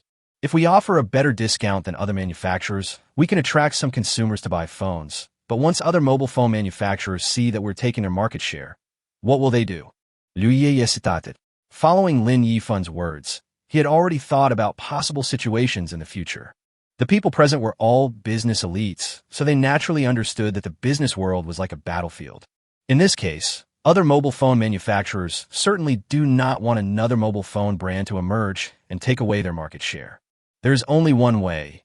They will find ways to suppress Panga Mobile and prevent its rise. People don't even need to do too much. Just find some electronic product review bloggers to do some machine testing experiments and find out some problems.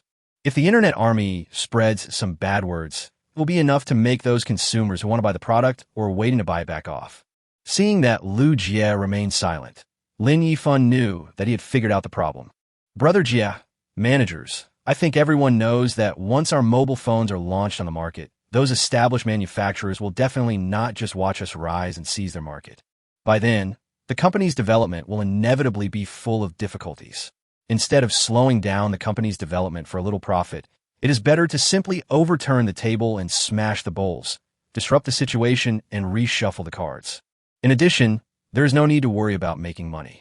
Even if the company does not make money from mobile phones, my current capital is enough to keep the company running normally.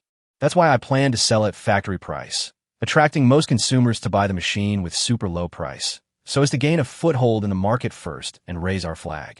With such a huge discount, no matter what tricks the other party uses, it will not easily dissuade consumers from buying the phone. After Lin Yifan finished speaking, everyone fell silent. Of course, they knew that Lin Yifan's sales strategy was the fastest and most effective way to promote a brand. After all, several manufacturers started out in this way back then, but none of them were as ruthless as Lin Yifan. Everyone present here is confident in the quality of their company's mobile phones.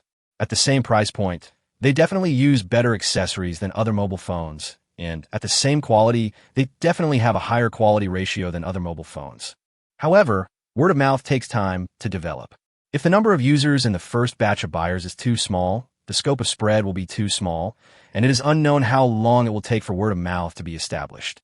However, before word of mouth is formed, once Panga mobile phones are discredited by other manufacturers, it will definitely form the perception in the minds of most consumers that Panga mobile phones are of poor quality. By then, the cost of breaking this concept will definitely be much greater than the money lost now. No one said a word, and the meeting room was in complete silence. Lin Yifan was the first to break the silence. Since no one has any objection, let's follow this price. Yes, everyone answered in unison. Since the boss has already made it clear that he doesn't care about this loss, what else can the employees say? Lin Yifan also knew that everyone present was considering their own and the company's interests before making their suggestions. So he tried his best to persuade everyone instead of giving orders directly. Otherwise, people would think that the boss was fooling around and acting like a prodigal son, and would feel that the company had no future and leave. Lin Yifan would then have to recruit new people, which would be too troublesome. Lin Yifan turned his gaze to Ma Zhou from the marketing department. Manager Ma, has the company's mobile marketing plan come out? Ma Zhou opened his folder and began to report to Lin Yifan. Boss, we have signed an endorsement advertisement with a famous patriotic movie star. The advertisement has been filmed and is being edited in the post-production stage. In addition, our company has signed advertising agreements with many TV stations and film and television software companies. Once the advertisements are completed, they will be broadcast around the clock. The above are conventional promotional methods, and we have also prepared a set of unconventional advertising methods. I designed a small game idea, which can be used to place ads in small games. Users will basically see our ads when they play games. The game design idea has been handed over to Manager Xia of the R&D department for development. As soon as Ma Zhou finished speaking, Lin Yifan turned his gaze to Xia Xian. Xia Xian smiled bitterly. The game is easy. It has been designed a long time ago.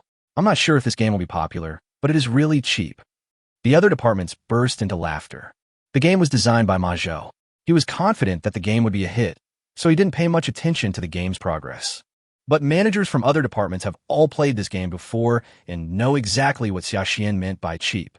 When Lin Yifan saw everyone's reaction, he immediately became interested. How do I download the game? Let me try. Yuyu sat next to Lin Yifan, and her eyes smiled into crescents when she thought of the company's little game. When he heard Lin Yifan asking how to download the game, he said, "Boss, you don't need to download the game. It's just a small program game." After saying that, she took out her mobile phone, opened the WeChat applet, and entered the name of the game. The game interface was loaded soon, and Yuyu handed the phone to Lin Yifan. "Here, boss, this is the game. Try it." Lin Yifan took Yuyu's phone and looked at the game screen, a little stunned. "Isn't this just a match? 3 game with different colored phones?" Yuyu smiled like a little fox and encouraged him. "Boss, why don't you play first?" Lin Yifan looked at the mobile phone icons of different colors, with Panga's logo on them. This ad placement is pretty well done. The first level was so easy that Lin Yifan just poked around randomly and passed the game successfully. He shook his head and laughed. "This is too easy. I can pass it just by playing around. I don't feel it's cheap at all. Boss, please try the second level." Yuyu covered her mouth and laughed. Lin Yifan focused his eyes on the mobile phone interface. There were obviously more icons in the second level, and the difficulty had also increased. He started playing seriously. Chapter 119. What happened? 5 minutes later, Lin Yifan looked at the failed level clearance interface with a look of pain on his face, somewhat unwilling to admit defeat. "It must be because I didn't think it through carefully just now, so I couldn't pass the test." He saw a free resurrection button on the failure screen, so he clicked it and planned to play another game. As a result, when I pressed the button, an advertising page popped up with only one picture on it, which was a photo of a Panga mobile phone. Lin Yifan looked up at Ma Zhou and Xia Xian in some surprise. He originally thought that the company's mobile phone logo embedded in the game cards was a promotion. "I didn't expect the highlight was waiting here." Ma Zhou smiled and said, "This is how I designed this little game to promote it." Xia Xian, who was standing next to Ma Zhou, pushed up his glasses and added, "The commercial has not been produced yet. This photo is just a sample." Once the advertising company produces the commercial, I will replace this photo with the content of the commercial and also include the price of our company's mobile phones in the commercial. Lin Yifan's eyes lit up and he exclaimed sincerely, "What a good idea." Manager Ma is indeed the marketing genius who brought the canny mobile phone to the top. This idea of product placement in the mini-game is really amazing. Ma Zhou smiled reservedly. Calmly express that basic operations are not stupid. Once the 20-second advertising time is up, you can close the ad. Lin Yifan clicked to close the ad, and the game page began to reload the game. After the interface refreshed, Lin Yifan began to concentrate and think carefully about every step. However, this time, Lin Yifan could only hold on for 2 or 3 minutes. Not believing in evil, he clicked on the revival button and chose to watch the ad and start over. When managers from various departments of the company saw Lin Yifan's expression, they all tried hard to hold back their smiles, their faces turning red. They thought to themselves, "Boss, this feeling is so fucking familiar. Xiaoxian's design is really cheap." More than half an hour passed, and Lin Yifan had forgotten how many times he had failed.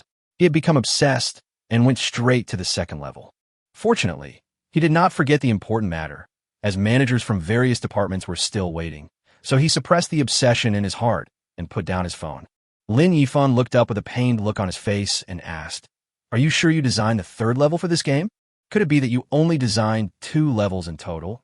And in order to avoid being discovered that you didn't design a third level, you didn't allow people to pass the second level?"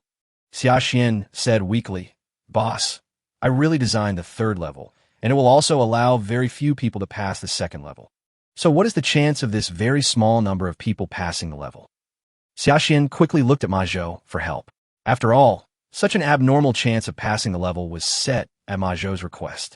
Ma Zhou cleared his throat and said, "Boss, I asked Manager Xia to adjust the chance of clearing the game to 1 in 10,000. As long as you're not the player selected by the system to clear the level, even if you eliminate the last few stacks of cards, there will only be 2 cards of each color on the cards, resulting in a dead end with no cards to eliminate. If you're a player who has passed the level selected by the system, even if you are about to fall into a desperate situation, as long as you randomly select a card, the card that appears below will definitely be eliminated." Lin Yifan's face was filled with black lines. This is a real dog. 1 in 10,000, with such a low chance of passing the level. Will anyone have the patience to play? Ma Zhou smiled confidently. "Boss, you saw the ranking list in the upper right corner, right? This is the core point that attracts users to continue playing." Lin Yifan clicked on the ranking list in the upper right corner, and a window popped up showing the machine circles ranked by province. However, because no one has passed the second level of the game yet, the machine circles in all provinces are empty. Ma Zhou explained, "People are competitive, and if we use provinces as units, the game will become a group competition between provinces, which will also arouse people's sense of regional honor. Everyone wants their province to rank first, so they will naturally call their friends to play together. This is the social fission caused by the ranking list, which can achieve better promotion effects." Lin Yifan nodded with empathy. "Thinking back to my past life, the brothers I played with came and chopped me down. Everyone knows that the equipment in this kind of web game does not retain its value, the account has no value, and the money charged is wasted. But there are still people who spend money on online games. Isn't it because of the ubiquitous ranking competition in web games? The ranking list of this minigame is now based on regional ranking competition, adding a sense of collective honor to the original individual competition. The combination of these two is comparable to a nuclear weapon. Very good. Now the OEM factory has produced the first batch of mobile phones, and the second batch is also in production. Online and offline sales channels have also been laid out, and we can start promoting and selling once the commercials are produced. At the advertising company, the marketing department is keeping a close eye on them and urging them to release the film as soon as possible so that the phone can be launched on the market as soon as possible. "Okay, boss." A few days later, the commercial came out, and Lu Jie arranged for the contracted TV stations and video software to place the advertisements. Xiaoxian also embedded advertisements into the mini-program game and named the game Jilajeji. With a wave of Lin Yifan's hand, Xiaoxian made a slight change to the game. A random verification code will pop up for the first 1,000 players who pass the second level. You can go to any offline store with a verification code and get a Panga mobile phone worth 8 plus 128 for free. With the stimulation of substantial rewards, I believe the speed of game spread will be accelerated. In the past few days, a match 32 game called Lavish appeared on the market from nowhere. The game even has a promotion that the first 1,000 players who pass the second level can go to a designated physical store to receive a free mobile phone. In each city, a mobile phone store called Panga Direct Store also has advertisements hung at the door. The title of the ad reads, Grand Prize Challenge, Free Mobile Phone. Such a gimmick immediately aroused the curiosity of passersby, and after reading the content of the advertisement, they all became interested. They took out their mobile phones and used WeChat to scan the QR code on the advertisement and open the mini-program game. Some impatient people simply sat in front of the mobile phone store and started playing, thinking that they could go directly into the store to claim their prizes after completing the game. When people looked at the first level of the game, they immediately exclaimed in disdain, "Is that it? It's so simple that you can pass it just by playing randomly. Is this a bonus from the game manufacturer? Just a few clicks and I passed the first level easily." Then the game interface entered the second level. At this time, no one realized the seriousness of the matter and began to eliminate cards carelessly. A few minutes later, the faces of the players at the door of the mobile phone store began to become solemn, and their brows involuntarily frowned. Some passersby saw so many people gathered in front of the mobile phone store, all holding their phones and wondering what they were doing. So they gathered around curiously, and after finding out the reason, they took out their mobile phones. Within a few minutes, they all joined the frowning group. Chapter 1, 20 The Player-Driven Crazy. I don't know how long it was after, but among the crowd squatting on the roadside playing games, an angry man suddenly stood up and smashed his phone to the ground. This action startled everyone nearby who were concentrating on playing the second level. Fuck, this crappy game hasn't developed a third level, right? The game starts at kindergarten level, and the second level goes straight to postdoctoral difficulty. Everyone looked at the shattered phone on the ground in shock, and couldn't help but sigh that this game was really cheap. Look at what this has done to the child. He even smashed his phone out of anger. The grumpy brother put his hands on his waist and took a deep breath. After he calmed down a little, he looked at the phone on the ground and fell into regret again. Fortunately, the phone is almost ready for replacement. Even if I don't smash it today, I will have to buy a new one after a while. It's just that the grumpy brother feels a little sorry for the dozens of GB of seeds in his mobile phone's memory. He hesitated for a moment, then walked into Panga Mobile Phone Store to buy a new phone. When I saw the cheap price of Panga Mobile Phone, the unhappiness caused by the loss of dozens of GB disappeared instantly.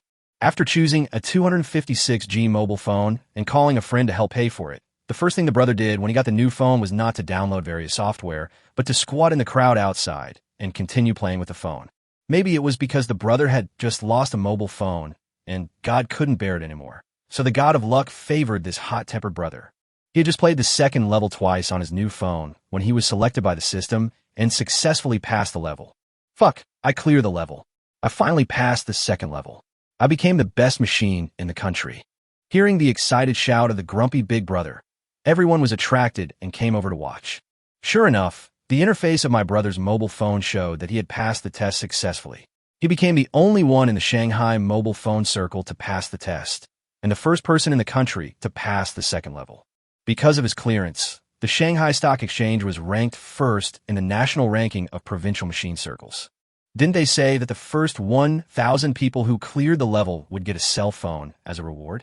Let's see if that's true. Someone in the crowd immediately reminded the grumpy brother to receive the award. The grumpy brother looked at the phone interface and finally found the winning hint in the lower right corner. Congratulations on becoming the first player to pass the second level and receive an 18 plus 520G Panga mobile phone as a reward from our company. Please go to the store to claim the prize with the verification code. 520G, I won the phone with the highest configuration. The grumpy brother was very excited. Don't get excited yet. Go and try if you can really exchange the phone for free. Don't get excited for nothing. Someone among the onlookers reminded the eldest brother. The eldest brother thought about it, and it made sense as he hadn't received the phone yet. He turned back to the Panga mobile phone store and told the mobile phone salesperson that he had won the prize and showed the salesperson the verification code on the game interface. The people watching outside the door had their necks stretched out, waiting to see if they could get it for free and whether there were any other hidden thresholds. After all, people nowadays are scared of all kinds of free tricks. Unexpectedly, The shopping guide girl entered the verification code into the computer without saying a word, then took out a 520G Panga mobile phone from the counter and handed it to the grumpy brother with a smile. Everyone's eyes turned red with envy as they watched the grumpy brother come out with an excited look on his face, holding the unopened new phone. It turns out that you can really get a free mobile phone by completing a level, and it's not like Pink 6E, which says it's free but is actually a scam. Now everyone became more excited, and they continued to play the game with their eyes wide open, striving to be among the first 1,000 people in the country to complete the game. Looking at the two new mobile phones in his hands, the grumpy brother suddenly started shouting, "I'm selling this lucky phone that helped me win the prize. You all saw it with your own eyes just now. I spent 2,100 yuan to buy this new phone. I only played 2 games, and I was able to complete the game. It's completely new. If you want it, hurry up and bid. Maybe you'll be the next lucky winner of this phone, thanks to its popularity." I have to say that this hot-tempered brother is really good at talking. He attributed the credit of his accidental completion of the game to his mobile phone. But there were people at the scene who believed this and actually made a bid. "I'll pay 2,100 original price." When the grumpy brother saw that this trick worked, he immediately got excited and said, "Someone has offered 2,100. Is there anyone who can offer a higher price? You can't lose out if you buy it for more than 2,000. Just add a little more and you can take the grand prize home." After being provoked by the angry brother, someone immediately raised the price. "I'll add 100, 2,200. The grumpy elder brother continued to encourage with a smile on his face. "Brothers, do you want to be the first one in your circle of friends to successfully pass the level? Want to see your friends still struggling at the second level while you have already cleared the level? Then make your bid now. Don't say any more. I'll give you 2,300. Some people in the crowd who didn't care about a few hundred yuan but wanted to show off in front of their friends raised the price decisively. "I'll give you 2,400. The grumpy brother continued to encourage for a while, and someone raised the price to 2,700. After 2,700, no one bid anymore. After all, if the price is increased, it is better to just buy the 520G one. Seeing that no one else was bidding, the irritable brother decided to quit while he was ahead and immediately made the deal with the bidder who offered 2,700. After the payment and goods were settled, the irritable brother looked at the 2,700 he had just received, and his eyes were smiling with joy. "Not only did I win a cell phone for free, but I also made a profit of $600. I wish this good thing could happen a few more times." After a few days, the players who first came into contact with this game were tortured. In order to make themselves feel more balanced, they simply chose to share the game with their friends. After a few days of social fission, Ji has become completely popular and has become a phenomenal minigame. The term Ji made into the top 10 hot searches on Weibo and also ranked in the top 3 on Douyin. As the number of people playing the game increases dramatically, the number of lucky people who pass the level and win prizes also gradually increases. In just a few days, the number of people who have completed the game has exceeded 1,000. The first 1,000 people who have completed the game have successfully received mobile phones and posted screenshots and photos of their phones on Weibo and Douyin Show. Those who passed the level after the 1,000th place missed the grand prize and could only hate themselves for not passing the level earlier. But among the tens of millions of game players, the chance of thousands of lucky ones passing the second level is so small that it is outrageously low. This also led to everyone complaining about the difficulty of passing the machine. The first level can be passed by playing randomly, but the second level cannot be passed even if you play randomly. Since I started playing this game, I buy everything in batches of 3. For this game, I think even Einstein would have to watch commercials all night if he wanted to play it. I think I understand now. The first level is kindergarten, and the second level is Tsinghua University and Peking University. Don't talk nonsense, the guy above. 6 of us in a dormitory at Tsinghua University studied all night, and all of us were defeated. When I played the first level, I felt like it was an insult to my IQ. When I played the second level, it was still an insult to my IQ. My period comes in the morning, I play games at noon, and my period comes in the afternoon. I saw so many people in my circle of friends saying that it was difficult to play a game, but I just didn't believe it. How could a small game be that difficult? After staying up all night, I believed it. I have a friend who only had 1 card left to complete a level. He was showing off in front of me, but I quit the game when he wasn't paying attention. Now he's gone crazy and is chasing me everywhere. Chapter 1, 21 Jiang Kaixian is arrested. The heated discussions on the entire network about the minigame Jilajeji were mostly jokes, which also brought more popularity to the minigame. Industry professionals were also shocked by the traffic of the machine. It was the first time they saw a simple game have over 10 million players in a short period of time. So many companies, seeing the explosive traffic of this machine, approached the game developer Tamarin and wanted to place advertisements in the game. Boss, all 128 companies on this list contacted us proactively, wanted to advertise on the game. Lin Yifan glanced at the list Lu Jie handed over, which was densely packed with company names and product types. There are game companies, novel platforms, and even apps for marriage and dating and making friends in the same city. Boss, the number of daily ads for our minigame has exceeded 100 million.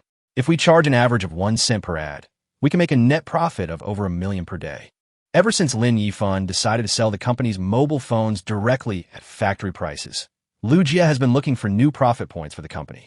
After his mobile phone became a big hit, Lu Jie immediately turned his attention to selling advertisements.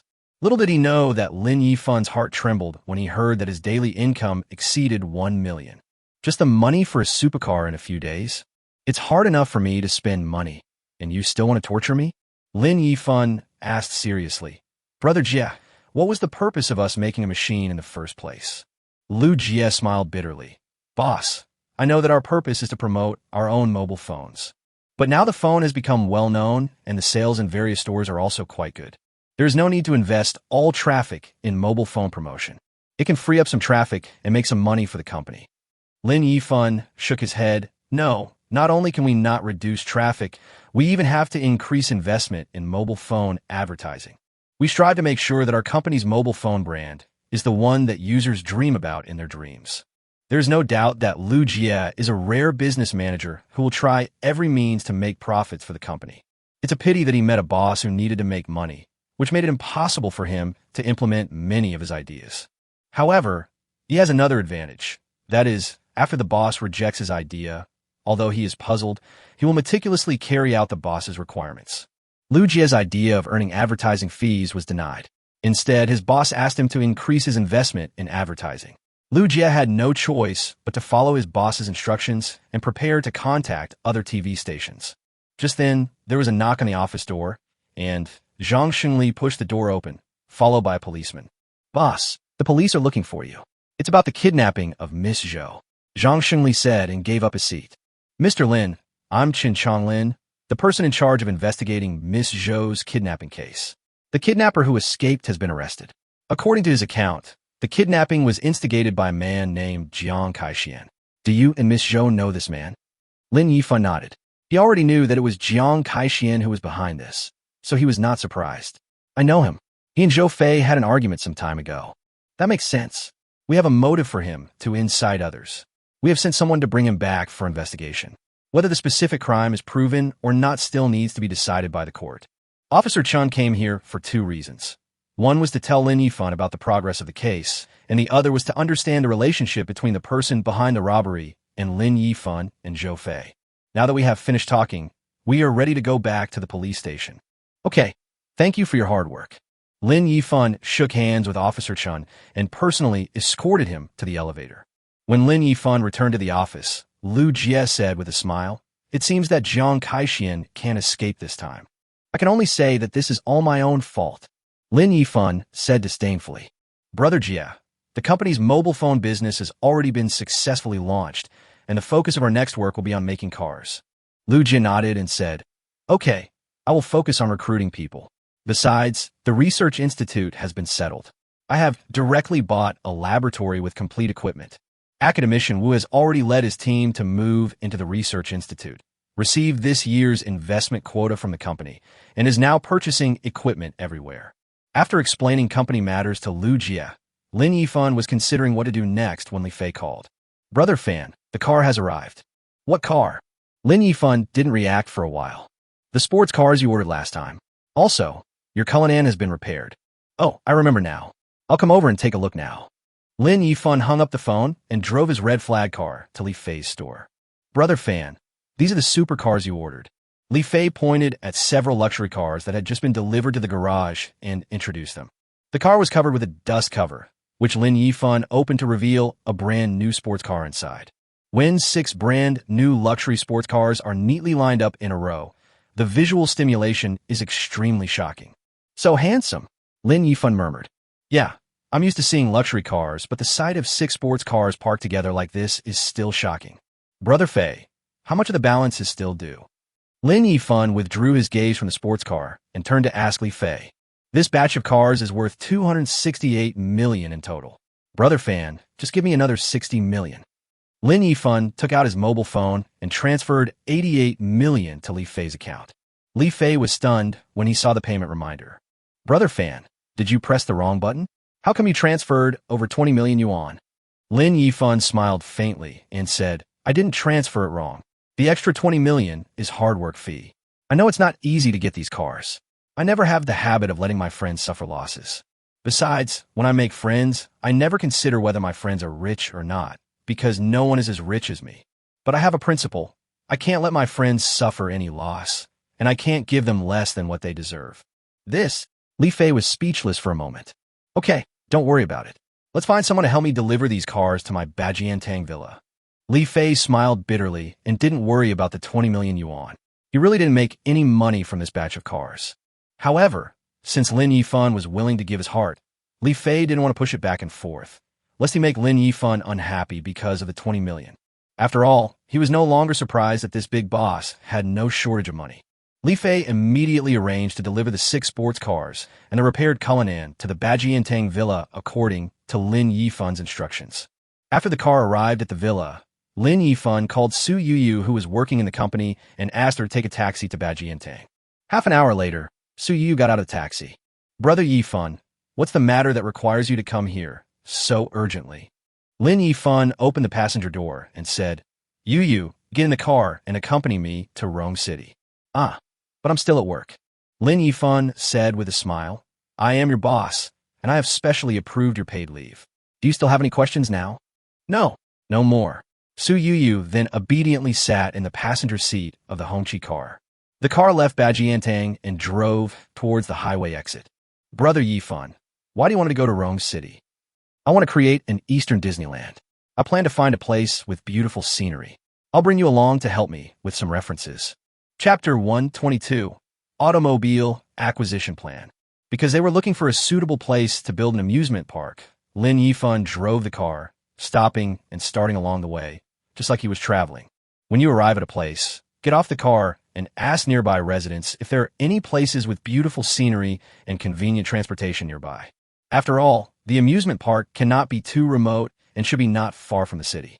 It took more than half a month to reach Chengdu, but Lin Yifan still couldn't find a place that satisfied him. When Lin Yifan arrived in Rome City, he temporarily gave up the idea of looking for the location of the amusement park and took Su Yuyu to the company first. Now the company's foundation construction has been almost completed, and the construction team is working overtime to build the main body of the industrial park factory. Because Lin Yifan provided good benefits, the workers had no complaints and fully cooperated with the construction of the factory. Brother Yifan, is that mountain across the street the one that caught fire a while ago? After inspecting the construction site, Lin Yifan was taking Su Yuyu for a walk along the river next to the construction site. Su Yuyu suddenly looked at a bare mountain across the river and asked. Lin Yifan followed Su Yuyu's gaze and saw that the forest fire had been put out. It was a pity that the originally lush forest had been burned down and only the exposed soil could be seen. Yes, that mountain is on fire. Fortunately, rescue efforts were timely, otherwise even this mountain on our side would have caught fire. Su Yuyu sighed and said, what a pity. If there were more helicopters at the beginning, the wildfire could have been put out quickly and it wouldn't have burned like this before it was put out. Su Yuyu said this because Lin Yifan was in Rome City and had been paying close attention to the wildfire in Rome City. She had a better understanding of the whole process. However, Su Yuyu's unintentional sigh gave Lin Yifan a flash of inspiration and made him think of an idea that would ruin his family. He immediately took out his cell phone and called Lu Jie. Brother Jie, do you have a way to contact the helicopter manufacturer? Boss, is it okay to work abroad? I have been working abroad before, so I'm familiar with foreign countries, but I'm not sure about the domestic ones. Now Lu Jie was too lazy to spend energy trying to understand Lin Yifan's weird ideas. He would just tell his boss whatever he knew. As for what the boss thought or what his purpose was, he was too lazy to ask. 4-1s are fine too. Can you get a helicopter? Sure, boss. You want to get one for yourself to play with, right? I'll help you contact them. Lu Jie agreed without saying a word. It's just a helicopter. With Lu Jie's previous connections and channels abroad, it would be easy for him to get one. Who knew that Lin Yifan stopped him and said, "No, I'm not talking about one. Help me get 100 or 80. Boss, you must have drunk fake wine. Why do you need so many helicopters? Are you doing wholesale?" Lu Jie was speechless. Lin Yifan couldn't help laughing and said, "Wasn't there a wildfire some time ago?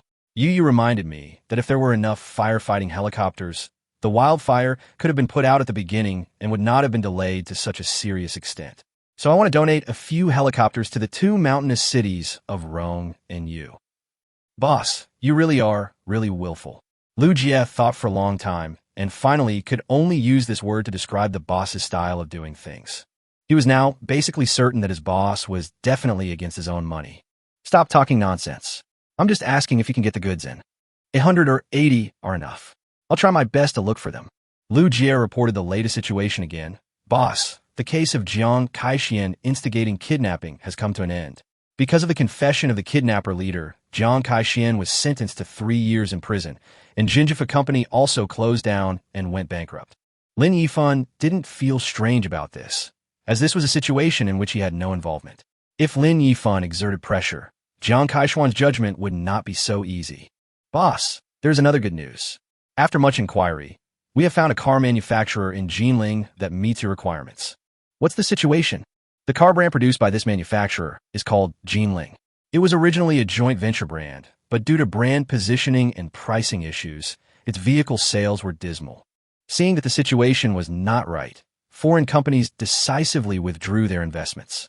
Jinling Automobile Manufacturer is now in an even more difficult situation and is now seeking investment everywhere in an attempt to save Jinling Automobile, which is about to collapse. But no one is optimistic about Jinling Motors' prospects. No one is willing to invest, and Jinling Motors is now on the verge of bankruptcy." Lin Yifan was overjoyed when he heard this. "Can we acquire this car manufacturer? As long as we get their car production qualification, we can build our own factory and produce cars." Lu Jie shook his head. "I've already contacted the CEO of Jinling Motors. He still has illusions and is not very interested in selling the company. Instead, he wants to attract us to invest. No, I won't consider the possibility of investing. I don't like people telling me what to do and spending all my energy on internal conflicts." Lin Yifan rejected this method without hesitation.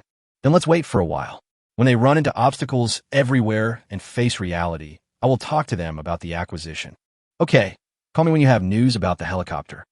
After seeing Lin Yifan finish talking about business and hang up the phone, Yuyu asked curiously, "Brother Yifan, are you really going to donate so many helicopters to the fire department? This is a lot of money, and the company currently has no income. Do you really want to do this?" Lin Yifan smiled and said, "Yes, some things cannot be just about the benefits. Money can be earned slowly, but within the scope of one's ability, one must still shoulder the responsibilities that one can bear." Yuyu looked at Lin Yifan with admiration, her eyes sparkling with love. "Let's go, silly girl. Let's go to the nearby mountains to see if there is a suitable scenic spot where we can build an amusement park." Lin Yifan drove Yuyu away from the construction site and drove around the suburbs of Rong City. "Unfortunately, we never came across a suitable place. Instead, we drove farther and farther away, and the car slowly entered the mountains. The mountainous area of Rong City has beautiful scenery.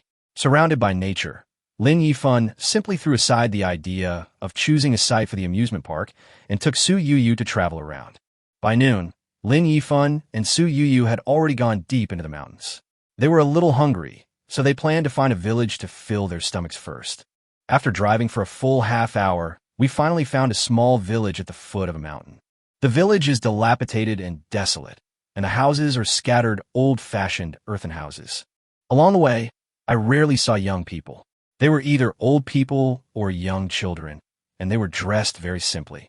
The scene before him formed a sharp contrast with the prosperous scene of Rong City 100 miles away, and Lin Yifan felt heavy in his heart. Chapter 123 Village Tragedy.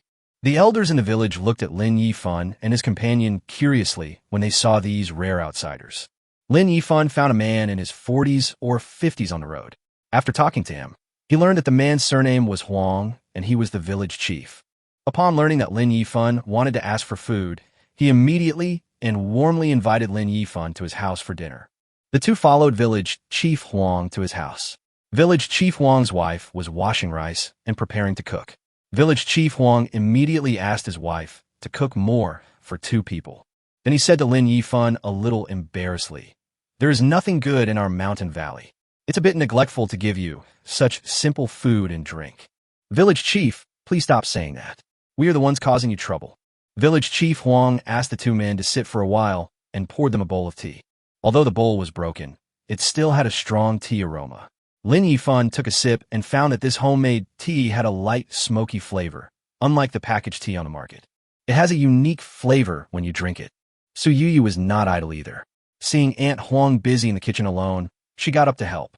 The village chief asked with a smile, "Young man, are you here for tourism?" Village head, we originally planned to find a location close to the city to develop an amusement park. We looked around Rome City, but didn't see a suitable place. We saw a nice place with good scenery, so we decided to come here to have some fun. The village chief was filled with emotion. It would be great if valleys like ours could be developed. The villagers are too poor. To support their families, the younger ones have to go out to work, leaving the elderly and children behind, who rarely come back once a year.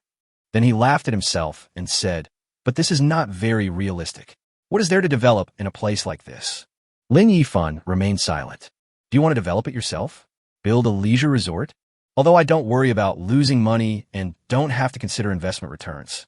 But what's the point of just building a leisure villa?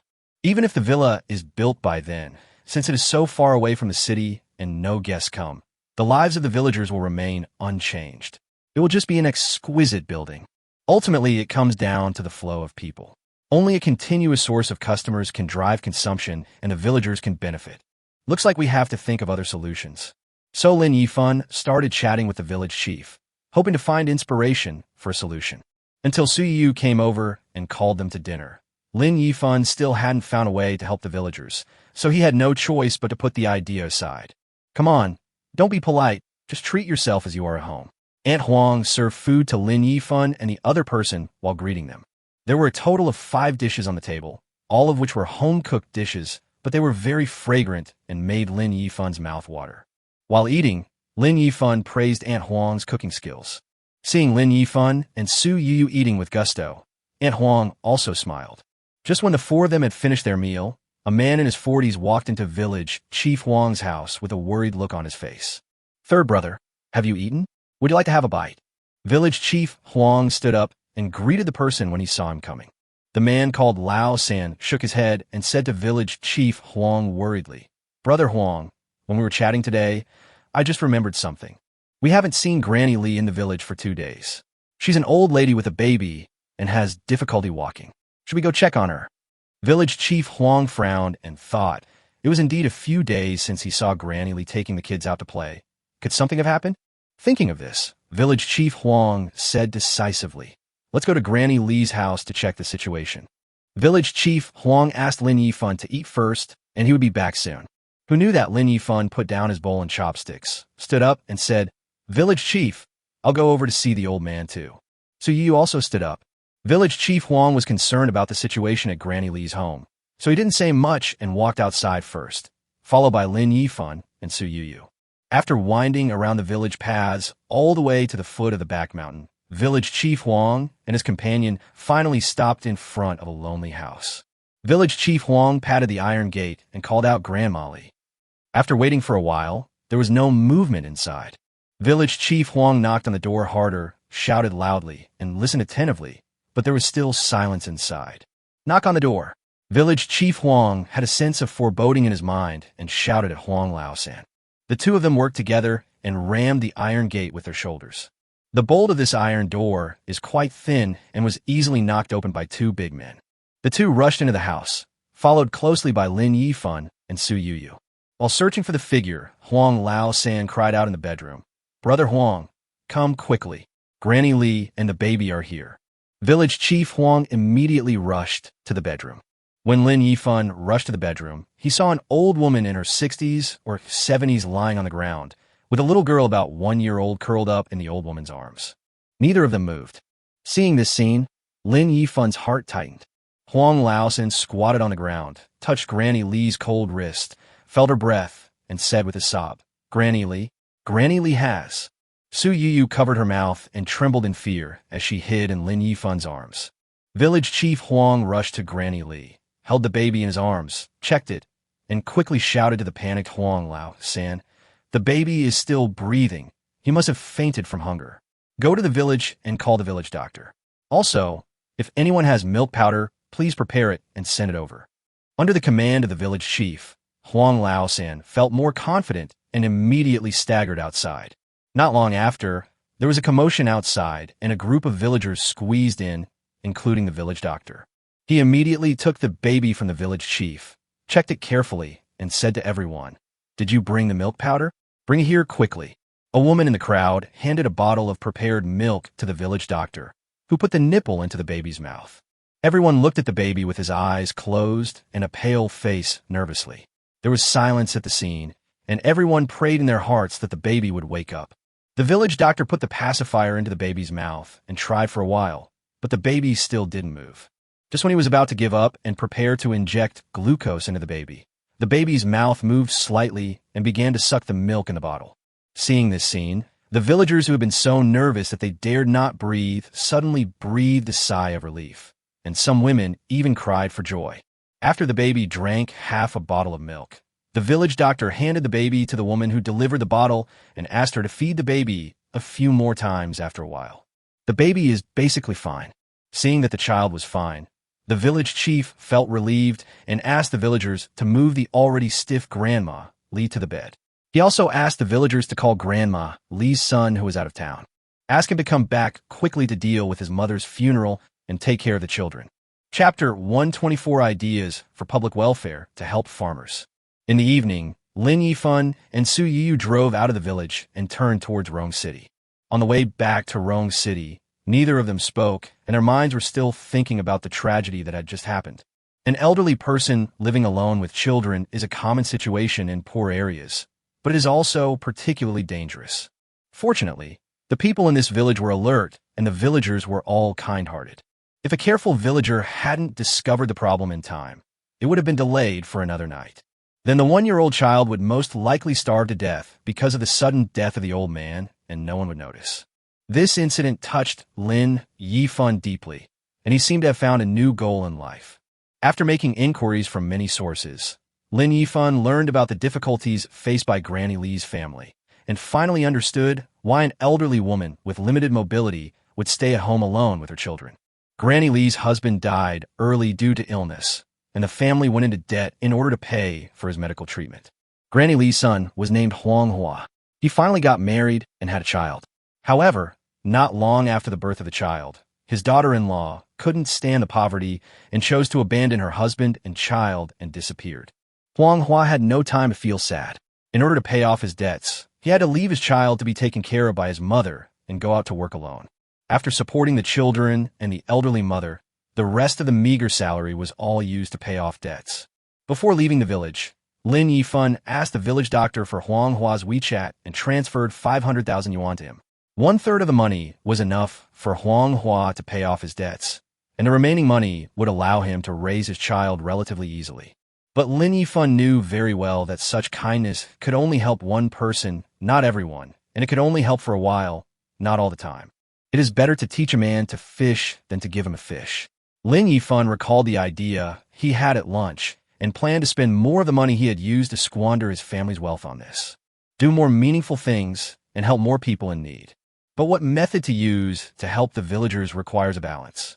The assistance must be sustainable, enabling villagers to obtain long-term income to sustain their families and feed their families right at their doorstep. Instead of letting go, the villagers will be left with no way to continue.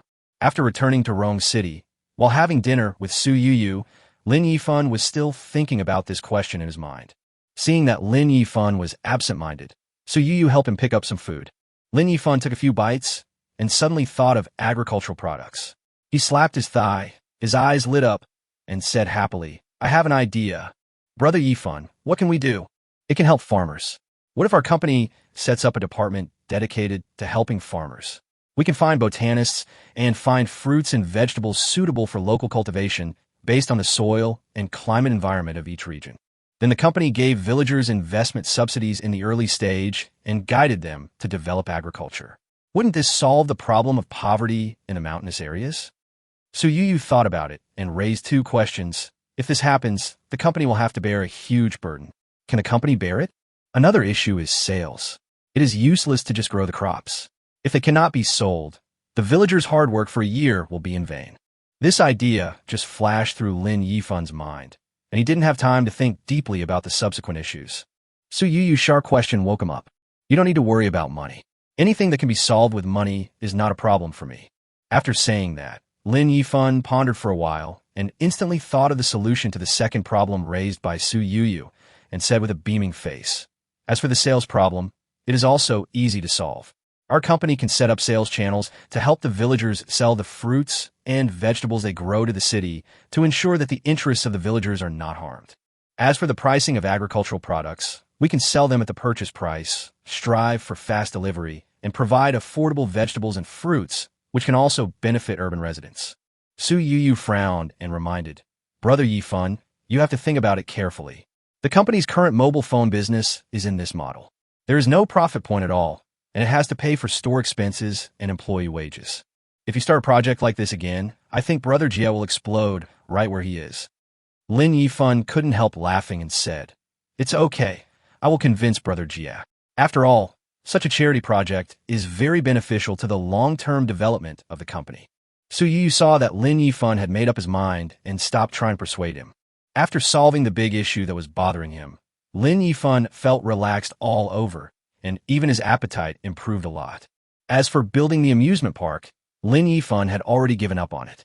Instead of wasting money, it would be better to spend money on something that benefits the country and the people.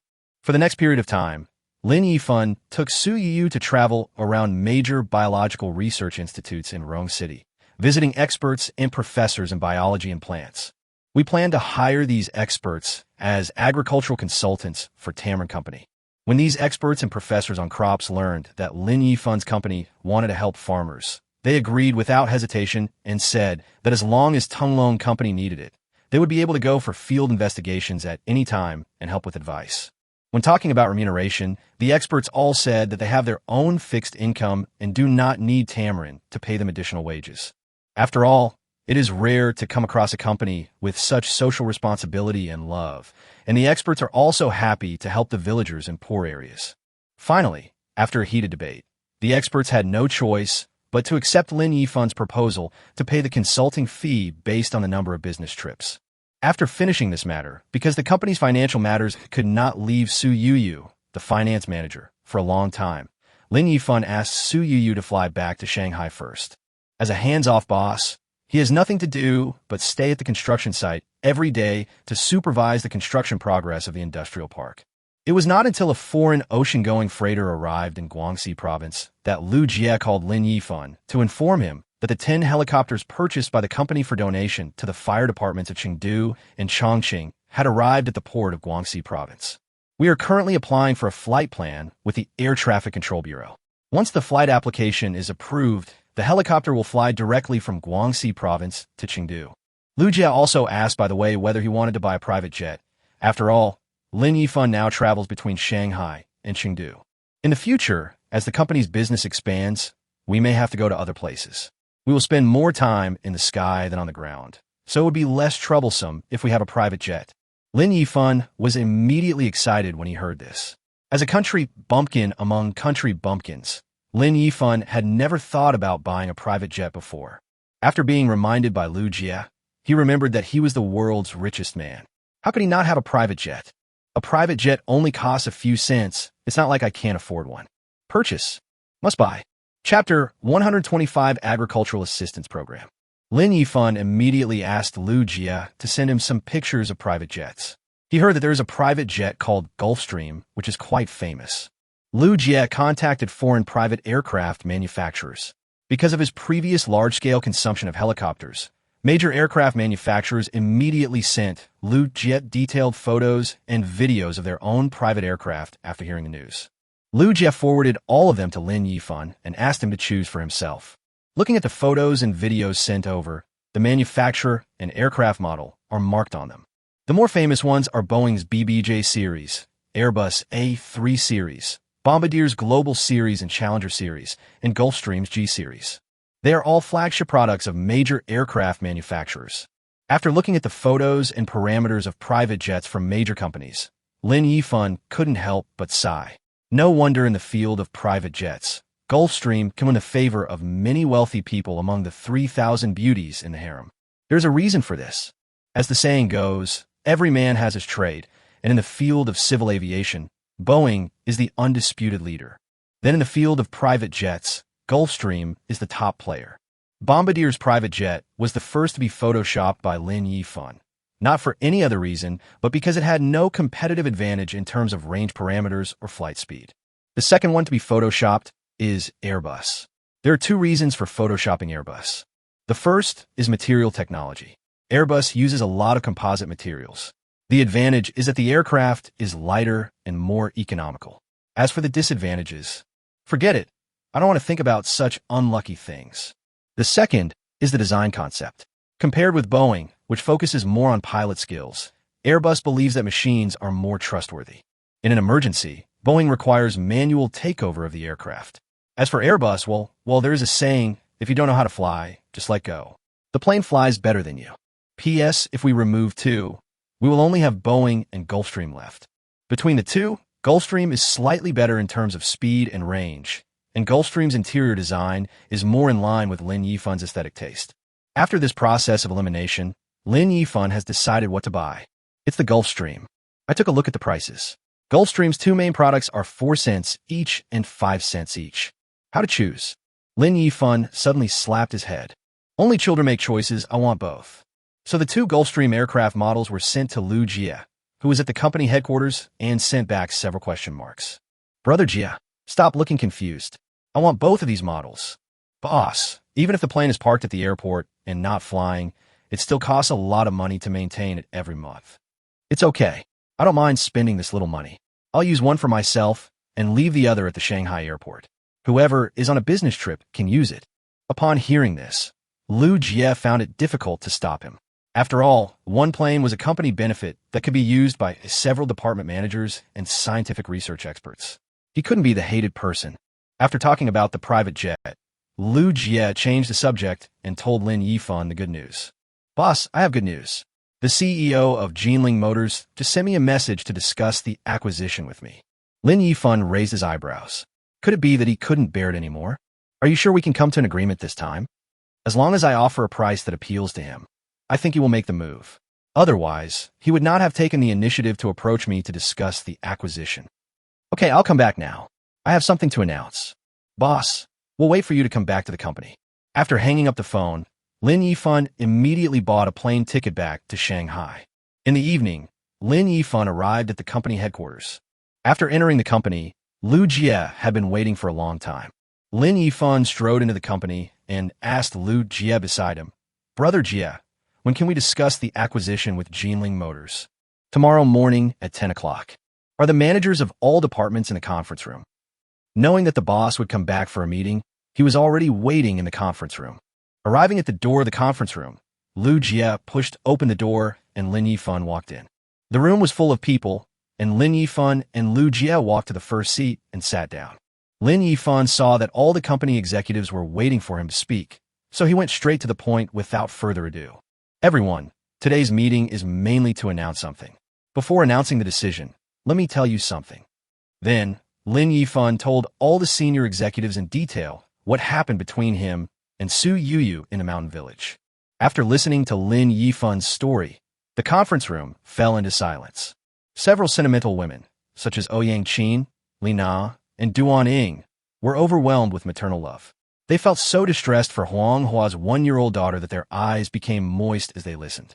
After everyone calmed down, Lin Yifan spoke up to break the silence in the meeting room and announced his decision. Based on this incident, I decided to re-establish a department in the company to provide public welfare assistance to farmers in poor mountainous areas across the country. The main responsibilities of a new department are to contact experts on agricultural products, conduct field surveys in various impoverished mountainous areas, and find fruits and vegetables suitable for local cultivation. Then our company will take the lead in investment and guide the villagers to grow fruits and vegetables so that the villagers can support their families at their doorsteps. After Lin Yifan finished speaking, he scanned the audience. As the general manager of the company, Lu Jie was the first to ask, "Boss, how exactly do you invest in helping farmers?" Lin Yifan had already thought it all through on the plane. The method of helping farmers to lose money this time cannot be too outrageous. If we give the money away for free, not only will the company not understand, but even the farmers will think they have been scammed. After all, no one would believe in something that comes without a price. So when he heard Lu Jie's question, Lin Yifan expressed his thoughts without hesitation. For farmers who are willing to accept agricultural assistance investment, the company will be responsible for the initial expenses, such as the construction of vegetable greenhouses, orchard land contracting fees, seeds, fruit trees, fertilizers, etc., as well as the initial expert technical guidance. This means that farmers do not need to make any investment. As long as they work a little harder, they can earn a considerable income at their doorstep and support their family. Of course, our company's investment is not in vain. My plan is to collect 20% of the farmer's annual net profit until all the initial investment is recovered. After listening to Lin Yifan's plan, Lu Jie immediately understood what he meant. If a farmer invests 200,000 yuan, assuming the farmer earns 100,000 yuan a year and the company collects 20% of the commission, it will take 10 years to recover the initial investment. It is impossible for a village to only help one farmer. Assuming an average of 30 farmers, the investment in a village would be as high as 6 million. From the tone of our boss, it seems that this investment is not just in a poor village, but is intended to expand all over the country. Thinking of this horrifying number, Lu Jie felt a sense of despair. Tired, destroy it. Chapter 1, 26 Negotiation for the Acquisition of Jinling Motors. For Lu Jie, who is only interested in making money and leading the company to become bigger and stronger, it is really helpless to meet a boss like Lin Yifan. Whether it is building an industrial park in Chengdu, donating supplies and helicopters to fight wildfires, or the current agricultural assistance campaign, all these behaviors seem incredible to business people. The most they can do is donate some money without affecting themselves. And the boss is willing to do it even if it means losing money. Say he is stupid, but such a person is worthy of admiration. After all, not all businessmen and wealthy people have such a mindset, and there are many wealthy people who are unkind and greedy. Fortunately, the company is not listed now, and Lin Yifan has the final say in the company. Otherwise, given Lin Yifan's way of running a loss-making business, the shareholders would probably rebel collectively. In short, Lin Yifan has now made it impossible for Lu Jie, a leader in the financial world, to do anything. Boss, it's useless to just plant. If the vegetables and fruits cannot be sold for cash, the farmer's income cannot be guaranteed. Ma Zhou from the marketing department immediately realized the key follow-up issues and raised questions. When Lin Yifan heard his question, he looked at Su Yuyu, who was sitting next to him, and they smiled at each other. Manager Ma, since we are helping farmers, I have naturally considered helping farmers solve sales problems, and this requires your marketing department to handle it. I plan to set up a supermarket in the urban area near the Junong Mountain area. The goods and other categories of the supermarket will be profitable as usual. The goods in the fresh fruit area will all be purchased from farmers who help farmers and sold at a fair price. Only when the supply is insufficient will I consider purchasing from the wholesale market. In addition, agricultural assistance projects are not limited to vegetables and fruits. Everyone can use their brains to think about other industries, such as animal husbandry and aquaculture. As long as they can help the economic development of mountainous areas, the company can invest in them. Okay, boss. Once the company provides the list of mountainous areas that need agricultural assistance, our marketing department will immediately go to the nearby urban areas to visit the markets and determine the locations for opening supermarkets. Ma Zhou agreed. Lu Jie quite agrees with Lin Yifan's idea of getting involved in the supermarket industry in order to help farmers. At the very least, this industry can make normal profits and can make up for the losses caused by assisting farmers as much as possible. Who knew that Lu Jie's happiness lasted only 2 seconds before Lin Yifan's next word stunned him? Lin Yifan looked at Su Yuyu and Ouyang Qin beside him and said, "The company will open another account, and all the profits of the supermarket will be deposited into this account instead of the company's general ledger. I plan to use this money as a farmer support fund. Once a local farmer support industry encounters a natural disaster, causing farmers to suffer losses in income, I will withdraw income from this account to compensate the farmers for their 1-year labor losses." After hearing this, Lu Jie's mouth felt slightly bitter, and he said in embarrassment, "Boss, is this necessary?" Who knew that Lin Yifan nodded seriously. "It is necessary. Farmers don't have much savings. Although our company made the initial investment, when a natural disaster occurs, it is our money that is lost. However, farmers have no other income due to planting. If this really happens, farmers will work hard all year round but get nothing. How will they survive? Besides, natural disasters only have a very small probability. I am doing this just in case. It is a lifeline for farmers.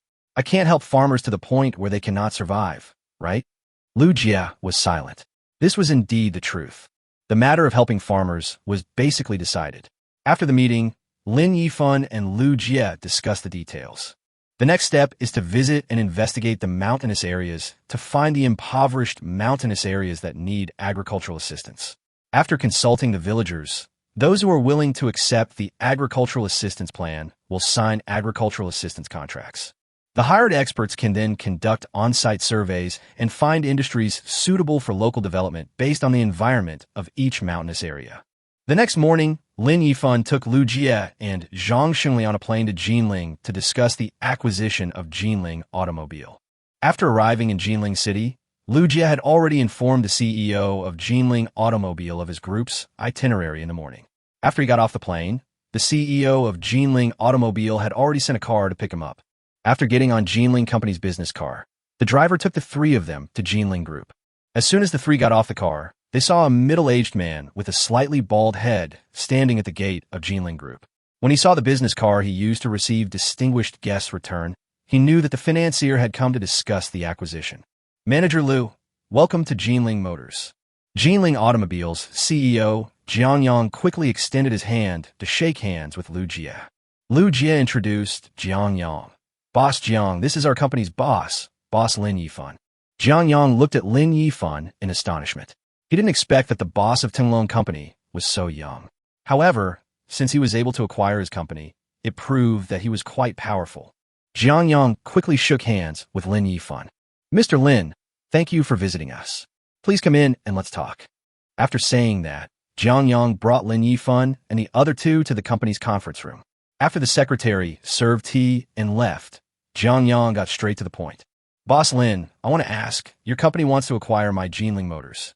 Do you plan to just take over the factory equipment, or the engineers and workers as well?" "Of course I will accept all of them.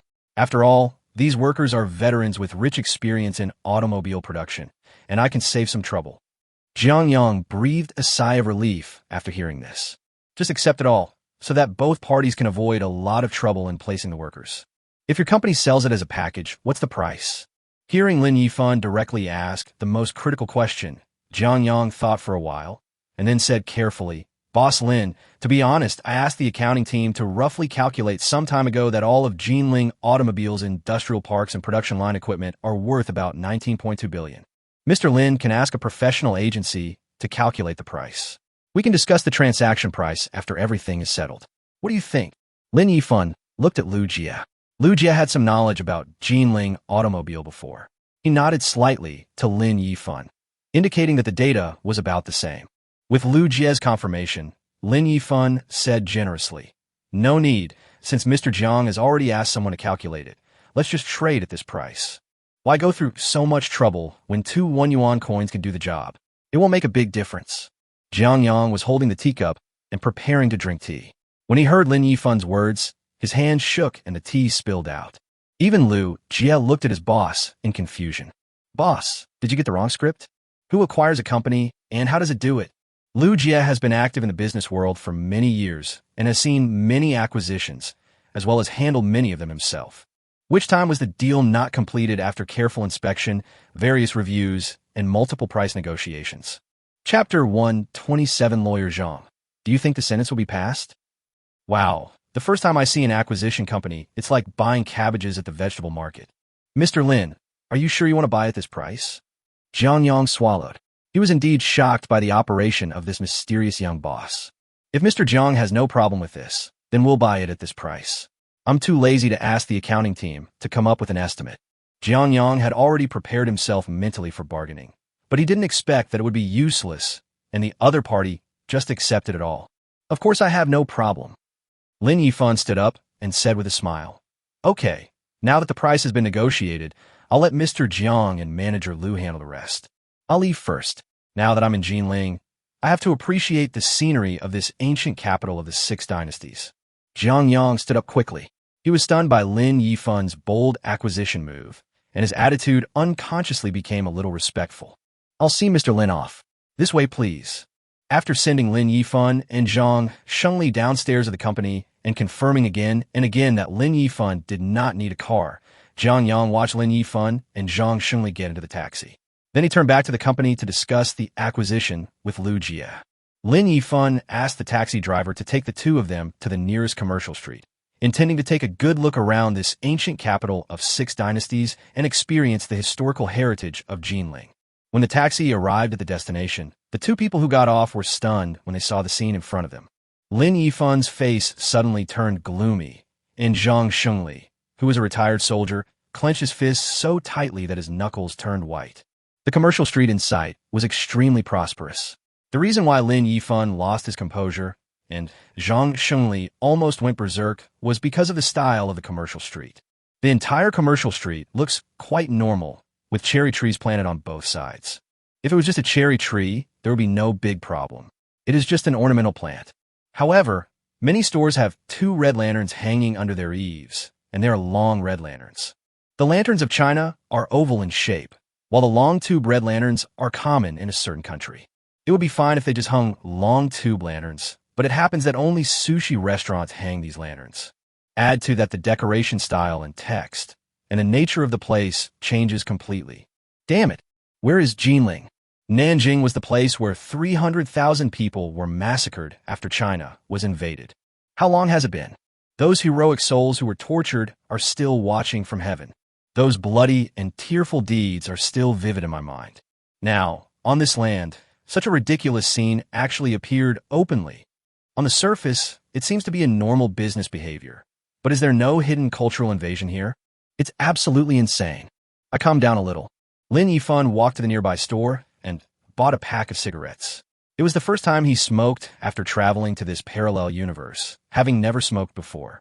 He handed Zhang Shengli a cigarette, patted him on the shoulder, and took out one and lit it himself. After blowing out a smoke ring, Lin Yifan took out his cell phone and called Zhang Yuan in the company's legal department. After the call was connected, Lin Yifan asked in a cold tone, "Lawyer Zhang, I want to ask, how is the crime of damaging property sentenced?" Zhang Yuan blurted out without thinking. According to Article 275 of the criminal law, if the amount of intentional damage to company property is large or there are other serious circumstances, the sentence shall be less than 3 years. If there are other particularly serious circumstances, the sentence shall be 3 to 7 years. Lin Yifan continued to ask, "If we go to court, can we win without a verdict?" "It depends on the specific circumstances and the specific circumstances." Zhang Yuan frowned and asked, "Boss, what happened? Did someone damage someone else's property? Normally, you could just pay money and settle it privately. If you must sue, I am sure I can win." "No, I want to destroy a commercial street. Plot from a novel. Please do not imitate. Obey the law and be a law-abiding citizen." "Oh shit." Zhang Yuan, who was in the company, jumped up in fright when he heard this. He quickly advised, "Boss, what happened? Don't be impulsive." Lin Yifan said calmly, "Don't worry, I won't do anything stupid. I'm on Jinling Commercial Street now. I saw some Sakura-style restaurants on the commercial street that are a bit annoying. I'm going to ask someone to smash them up. I want to ask you how you would judge this situation first."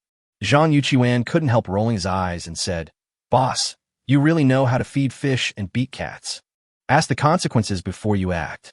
However, when he heard that it was because of the Sakura-style restaurant on the commercial street and that it was located in Jinling, Zhang Yuan instantly understood Lin Yifan's thoughts. He personally strongly disapproved of his boss's unwise behavior and explained the possible consequences to Lin Yifan in detail. If this is the case, it is not just the crime of damaging public or private property, but also the crime of provoking disturbances. In addition, if someone is injured in the process, it will also be charged with intentional injury. "Boss, this kind of thing is really hard to handle. You may not win a lawsuit. I suggest you don't create more trouble. Don't do such stupid things. It's not worth it." Lin Yifan shook his head. "No need to persuade me. I have made up my mind. You can ask the legal department to be ready to sue at any time." After saying that, Lin Yifan hung up the phone and called Xiao Shiqi, who was far away in Rong City. Manager Xiao, I have something to tell you. Boss, you say. Lin Yifan briefly explained the situation of Jinling Commercial Street, and then said, please ask the workers on the construction site who is willing to come and smash the store. I will bear the compensation for the losses caused by the smashing of the store. Also, remember to explain clearly to everyone the consequences of smashing the store, which could include going to jail and having a criminal record. I will ask the company's legal department to try their best to win the lawsuit. Of course, if the lawsuit is lost and someone goes to jail, no matter how many years they're sentenced, I will compensate the brothers who are in jail at a price of 1 million per year. As a businessman, Xiao Shiqi's first thought was to make money through harmony. Like Zhang Yuchuan, he advised Lin Yifan, boss, there's no need for this. This kind of thing will only cause you to suffer a great loss, and there will be no benefit at all. Perhaps only someone like Zhang Shengli can understand his own behavior. Lin Yifan said indifferently, it is necessary. This kind of cultural invasion is the most harmful. Even if it is harmful and has no benefit, I will do it. You don't need to persuade me. Please ask for me. Seeing that the boss was determined to do this, Xiao Shiqi had no choice but to follow orders, hung up the phone, and went to gather everyone at the construction site. Lin Yifan no longer had the heart to go shopping because of the scene on the commercial street. Zhang Shengli and I found a hotel nearby and prepared to stay there. In the hotel room, even Zhang Shengli began to persuade Lin Yifan, boss, forget it. If you really do this, you will lose tens or even hundreds of millions. Chapter 128. Capture Su Yuyu. Lin Yifan asked back, Shengli, after seeing what happened just now, can you bear it? What happened in Jinling back then is still fresh in my memory. Now he is rampant in this land. Can you tolerate it? Zhang Shengli shook his head and said hesitantly, but Lin Yifan smiled and interrupted him. No, but don't persuade me. Zhang Shengli had no choice but to leave Lin Yifan's room and return to his own room. After waiting in the hotel for several hours, Xiao Shiqi's call did not come, but an uninvited guest arrived. When someone rang the doorbell, Lin Yifan thought it was Zhang Shengli who came to see him, but when he opened the door, he saw Su Yuyu. Yuyu? Why are you here? Aren't you in the company? Lin Yifan was a little confused when he saw Su Yuyu, who suddenly appeared. After letting Su Yuyu enter the room, Su Yuyu asked, Brother Yifan, I heard that you are planning to renovate the store on Jinling Commercial Street. Lin Yifan understood instantly, frowned, and asked, how do you know? Did Shengli tell you? Su Yuyu shook her head. When Lawyer Zhang told the other managers about this, Academician Wu, who had returned to the company, heard it. Academician Wu was so anxious that he jumped up and down in the company, scolding you for being confused, and asked me to fly over to persuade you. Hearing this, Lin Yifan sat on the sofa and said with a wry smile, why are you all trying to stop me? I know my behavior is irrational, but when I saw so many cherry blossom cultural things standing on this land in Jinling Commercial Street, I was furious and wanted to smash all these obstructions. At worst, I can pay compensation. Su Yu squatted in front of Lin Yifan and gently persuaded him. Brother Yifan, I understand your feelings. I didn't come here to stop you. I just have a suggestion. How about you listen to it first? Okay, go ahead. Su Yu sat on the sofa next to him and analyzed to Lin Yifan. Brother Yifan, calm down and think about it. Although you asked your co-workers to help you, you will compensate everyone if you go to jail. But this kind of thing affects not only them, but also their children's future, whether it is studying or finding a job. It will cause great trouble. These words were like a heavy hammer, awakening Lin Yifan from his anger. He had previously only thought that if his coworker went to jail, he could compensate him with money, but he overlooked the fact that the criminal record would also affect the next generation of his coworker. Su Yuyu continued to persuade. Besides, although there are stores of this style in Jinling Commercial Street, most of the people who open these stores are Chinese. In the end, it is our own people who will suffer the loss, which will only make our relatives sad and our enemies happy. So, is that it? Lin Yifan sighed unwillingly. Su Yu smiled charmingly. If Brother Yifan really can't stand those stores in Jinling Commercial Street and wants to vent his anger, he can find those owners and buy the stores.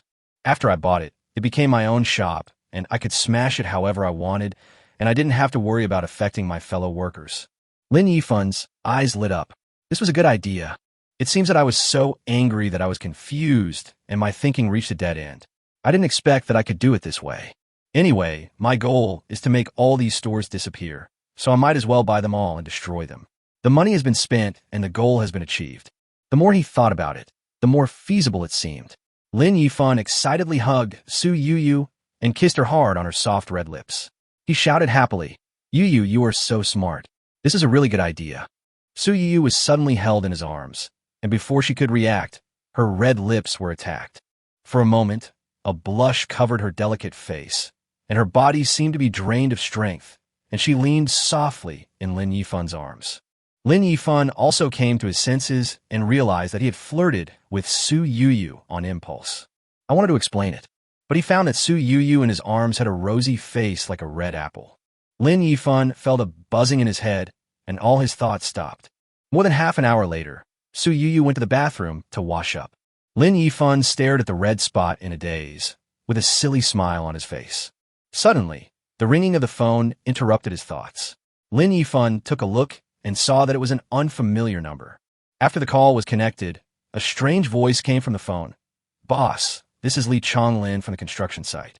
The brothers from the construction site have arrived. What are your plans for the future?" Lin Yifan smiled faintly and said, "Chonglin, let the brothers find a hotel to stay in first. If the plan changes, I will call you again." "Okay, boss." After hanging up the phone, Lin Yifan called Zhang Shengli, who lived next door. "Shengli, go to Jinling Commercial Street right now and buy out all the stores of that style. Tell me how much it costs, and I'll transfer it to you. Let me know when everything is ready." The boss changed his mind? Zhang Shengli was a little confused. Lin Yifan chuckled. "It's not like I changed my mind. I'll still demolish it, but I'll buy it first and then demolish it. After that, I'll renovate it and turn it into our mobile phone store." Zhang Shengli couldn't help but breathe a sigh of relief when he saw that his boss had finally regained his sanity. After all, he didn't want his boss to get into trouble, and this should be the best solution. "Okay, I'll do it right away." Zhang Shengli immediately left the hotel and went straight to Jinling Commercial Street to discuss buying a store. In the next few days, Lin Yifan stayed in his hotel room every day, completely immersed in the land of gentleness. Facts have proved that there are only cows that die of exhaustion, but no fields that are damaged by plowing. Although Su Yuyu always gave up first, she would be revived with full health after a while. Instead, Lin Yifan became more and more tired. Lin Yifan, who refuses to admit defeat, keeps fighting despite repeated defeats, determined to win back his face. Just when Lin Yifan's legs felt weak and he cried out that he couldn't bear it anymore, Zhang Shengli's life-saving call finally came. Chapter 129 Decoration Method. "Boss, everything has been negotiated. All 17 Sakura stores on Jinling Commercial Street are willing to be sold after paying a premium, totaling 22.58 million. Lin Yifan stroked Su Yuyu's shoulders and said, "Okay, I'll transfer the money to you, and you sign the transfer contracts with the shop owners." Lin Yifan transferred more than 22 million to Zhang Shengli card and asked him to pay and sign the contract. After finishing all this, Lin Yifan called Li Chonglin. "Chonglin, it's almost done. Take your coworkers to the commercial street and wait for me." After hanging up the phone, Lin Yifan asked Su Yuyu beside him, "Yuyu, do you want to go with me?" Su Yuyu lazily adjusted her posture and said shyly, "I won't go. My legs are so sore. I can't even stand steadily." Lin Yifan was a little tired at first, but he immediately perked up after hearing this and said proudly, "Okay, you rest in the hotel. I'll go alone." I took a taxi to Jinling Commercial Street and found Li Chonglin and others in the crowd. After a few words of greeting, Zhang Shengli came over with a thick stack of contracts. "Boss, this is the transfer contract for the 17 stores. From now on, these 17 stores belong to you." Lin Yifan took the contract from Zhang Shengli, shook it in his hand, and said to the 80 workers, "Brothers, the 17 stores are now mine. You can smash them without worry. I will still give you the rewards you deserve." A group of people cheered immediately. This was better. They didn't have to worry about going to jail. "Now let's go to the sporting goods store, buy a good baseball bat, and then follow victory to smash the store." After Lin Yifan gave the order, everyone dispersed and looked for sporting goods stores everywhere, ready to buy some handy renovation tools. Half an hour later, everyone came back with tools. Some had baseball bats, and some who didn't buy baseball bats simply bought golf clubs. 70 or 80 people stood on the commercial street holding tools, scaring shoppers away. Some people even called the police. Lin Yifan didn't care about that. He asked Zhang Shengli to take the workers to find the store and assign people to start smashing the store. For a moment, the entire commercial street was filled with clanging sounds, and more than a dozen Sakura-style stores were all smashed and looted by a group of people. The police station near Jinling Commercial Street was flooded with calls from people reporting crimes. The police station chief was so frightened that he thought he was attacked by KB and rushed to the scene with all the police officers in the station. The sound of police car sirens echoed throughout the entire Jinling Commercial Street. When a dozen police officers arrived at the scene, they saw that both ends of the commercial street were surrounded by people, but there was no one inside. When they heard the loud bangs and smashing sounds everywhere, they thought someone was causing trouble, and they all tensed up and took out their batons. The leading director directly pulled out his gun and pointed it at the workers who were smashing and looting the shop and began shouting at them to stop their evil deeds. Zhang Xingli came before the director. The director thought he was a thug, pointed a gun at him, and ordered him to squat on the ground immediately. Zhang Xingli raised his hands and said to the director, "Don't be nervous, boss. We're not bad people. Our boss just bought 17 shops on this street and plans to renovate them. These workers are here to decorate the shops to facilitate the later construction." The director was confused. "You call this decoration? This decoration style is too scary. Didn't you see that everyone on the street was scared away?" Seeing that the chief didn't believe him, Zhang Xingli handed the contract that Lin Yifan later gave him to a police officer standing guard with a baton next to him. The police officer took the contract and looked through it, then looked at the shops that had been smashed and looted at the scene, and found that they had all signed transfer contracts. He handed the contract to the director and whispered, "Director, it seems like they are really destroying their own store." The chief put away his gun and checked it. Sure enough, he asked the guarded police officers to put away their weapons and walked up to Zhang Xingli. "Although the shop is yours and you have no problem redecorating it, the way you decorated it is too scary. Didn't you see that all the customers on the street were scared away by you? This is a serious violation of public order." The director scolded sternly. Zhang Xingli smiled bitterly and explained, "Leader, we really didn't do it on purpose. Our boss saw some cherry blossom-style shops in Jinling a few days ago and thought that this kind of cultural invasion was extremely harmful. So he spent a huge amount of money to buy these shops and planned to tear them down and renovate them." This explanation left the director speechless. They are very patriotic, and although their methods were wrong, they were destroying their own shop. What can you do? So the director had to shift the issue to the renovation. Renovation is allowed, but it must be done according to the requirements. First, use renovation barriers to enclose the shop. It must not affect the normal order and the surrounding businesses. Renovation is prohibited after 8 p.m. Zhang Xingli nodded and agreed. "Okay, leader, we will correct it immediately." The crowds watching from afar saw the police officers arrive at the scene, and then saw the officers on guard and shouting, and thought that it was really criminal gangs causing trouble. But after a while, the police officers withdrew, and the director was discussing with the leader of the riot. Seeing this, some curious people couldn't help but gather around out of curiosity. After listening for a long time, I finally found out that the boss was unhappy with the cherry-style decoration style, so he simply spent money to buy all the stores and redecorate them. Everyone was impressed by this operation. Is the world of bigwigs so capricious? Buying a store just because of a disagreement? Buying it just to destroy it? In any case, the turmoil finally calmed down. Zhang Xingli used barriers to surround more than a dozen shops, and the police officers also withdrew. Jinling Commercial Street once again returned to its former bustle and hustle, as if nothing had happened. On Lu Jie's side, after several days of discussion, all matters concerning the acquisition were finally finalized. After signing the contract, Lin Yifan readily transferred the 19.2 billion yuan of the acquisition into Jiang Yang's company account. The next step was to reform Jinling Automobile Company. Lin Yifan named the new car brand he was going to produce Xianyuan. Lu Jie was basically the only one in charge of the rectification of the automobile company, and Lin Yifan took Su Yuyu to play in Jinling City every day. It was not until Lu Jie received a call that Lin Yifan ended the couple's sweet daily life. The helicopters donated by the company to the fire department have obtained flight permits and will soon fly directly to Chengdu.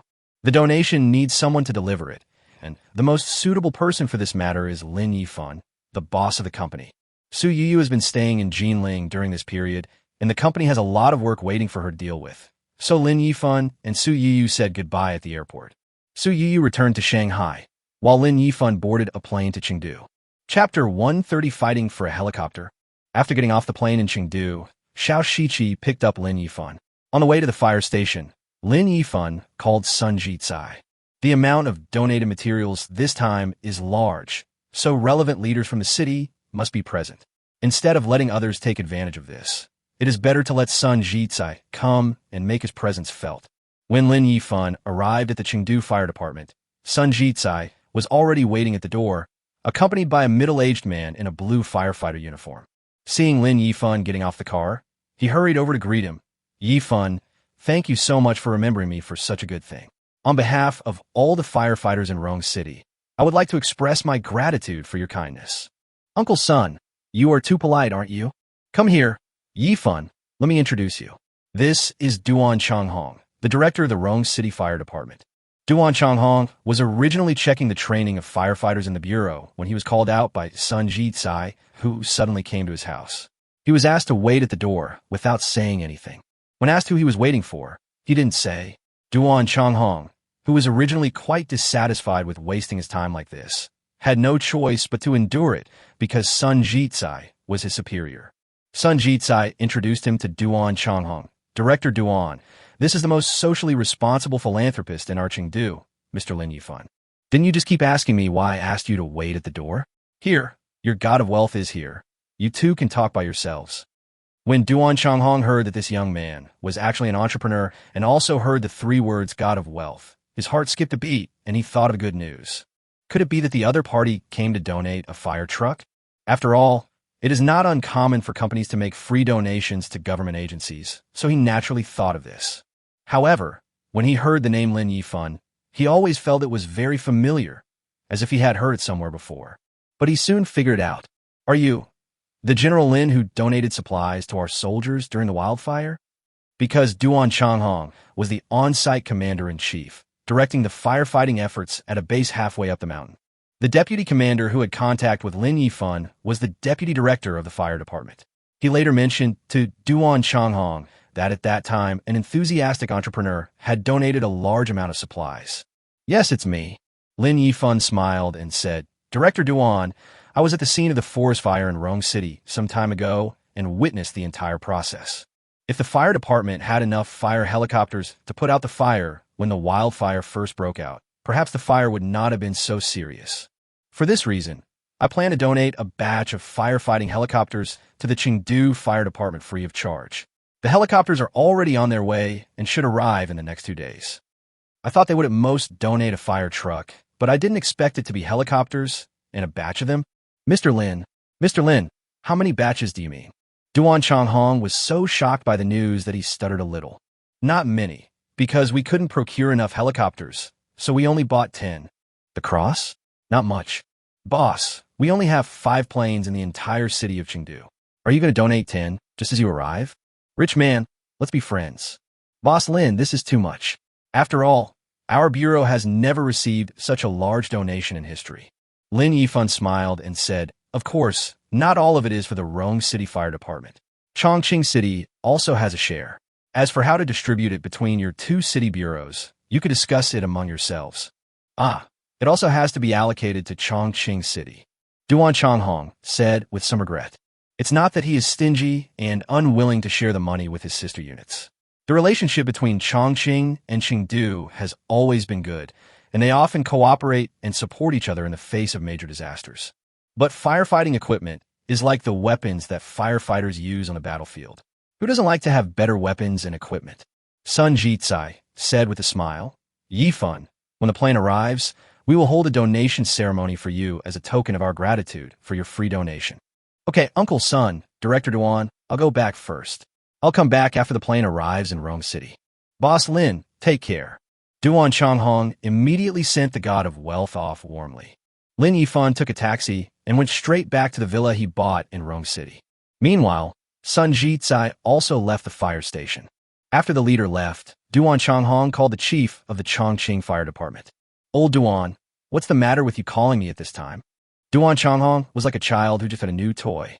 He was beaming with joy into the phone and said, Seventh brother, I have good news for you. A company in Rong City donated a batch of things to our fire department. Can you guess what it is? You City Fire Department Director Zhou Qi raised his eyebrows and asked curiously, Hey, why are you calling me at this time? So you're here to show off. You donated fire suits. Haha, no, guess again. Looking at your smug look, it must be a fire truck. No, guess again. Would you like to guess or not? If you want to tell me now. If not, I'll hang up. Seeing that Zhou Qi was not cooperating, Duan Changhong didn't keep him in suspense. Okay, I won't joke with you anymore.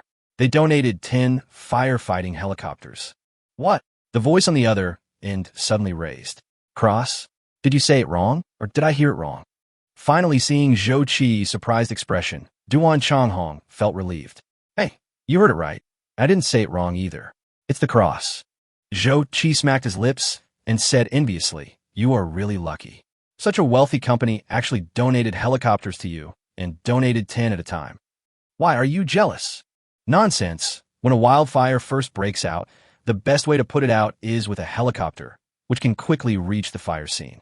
Who doesn't want a helicopter? Duan Changhong teased him. Do you want to give you a few? Zhou Qi's eyes lit up immediately. That's great.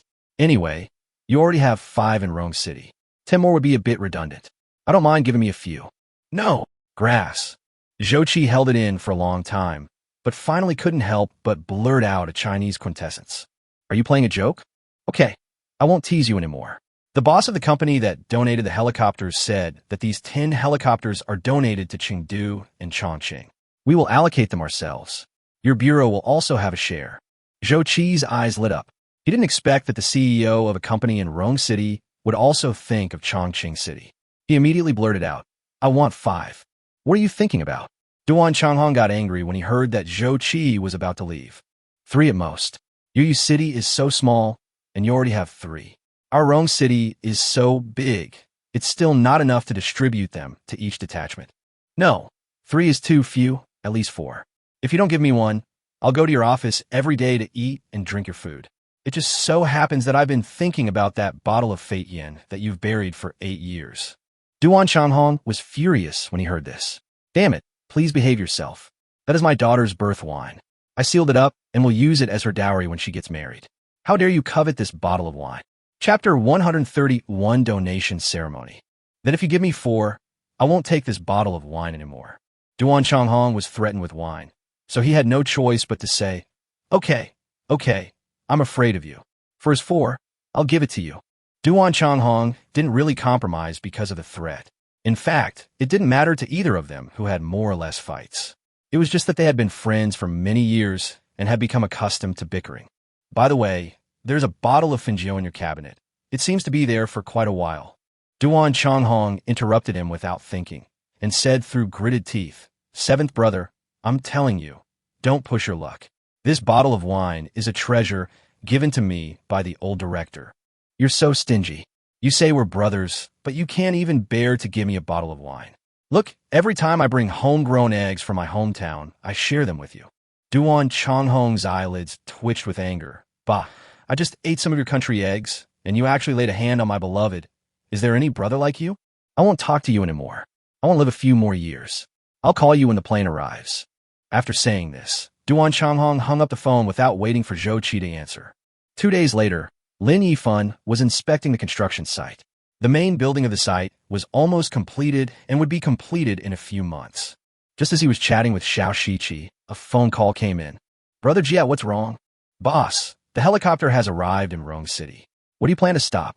I can have the helicopter fly directly there. Let's park it at the Chengdu Fire Department. The training ground inside the fire department is large enough to accommodate so many planes. After Lin Yifan hung up the phone, he called Sun Jitsai and told him that the plane was about to arrive at the Chengdu Fire Department. Lin Yifan then drove to the General Administration. When Lin Yifan arrived at the General Administration, Sun Jitsai and Duan Changhong were already waiting, and there were several reporters following him. Mr. Lin, we will hold the donation ceremony after Director Zhou from Chongqing arrives.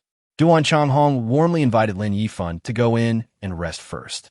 Not long after, the sound of propellers was heard in the sky, and 10 helicopters flew over the fire station from far away.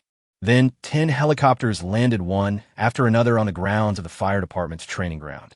Looking at the 10 brand new helicopters, Duan Changhong walked forward and stroked the planes obsessively. After a while, when a car with a Chongqing license plate drove into the fire station, Lin Yifan guessed that it must be the director of the Chongqing Fire Department. Unexpectedly, a Chongqing city leader came with a fire chief. The donation ceremony in the conference room had already been set up, with nameplates placed at each seat on the stage. Because this is a donation ceremony to show gratitude. Lin Yifan's name is in the middle, with the leaders of the two cities on both sides and the directors of the two fire departments on both sides. While the ceremony was taking place, reporters were snapping photos. After the ceremony, Sun Jitsai and Chongqing city leaders were planning to host a banquet for Lin Yifan. But Lin Yifan felt that there was no need to go through so much trouble and suggested trying the food at the fire station. So everyone had a meal at the fire station. After finishing his work in Chengdu, Lin Yifan flew back to Shanghai and returned to his idle state. He spent the whole day either staying in school or will go to the company to find Su Yuyu. Lin Yifan has already transferred the 8-room villa to Su Yuyu. Zhou Fei was given Seaview No. 1 as a gift first, and Su Yuyu was given an 8-bedroom villa as a gift later.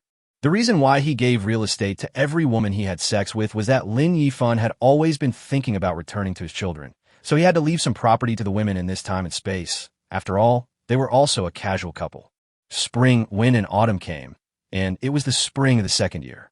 1 year has passed since Lin Yifan came to this time and space. During this year, his Tamarind company grew in size and had more and more employees. All the original residents on all floors of the Hualong building moved out, and the entire building became the office area of Tenglong Company. In the mobile phone industry, Panga Mobile quickly captured the market by using low-price and high-quality marketing methods at the beginning.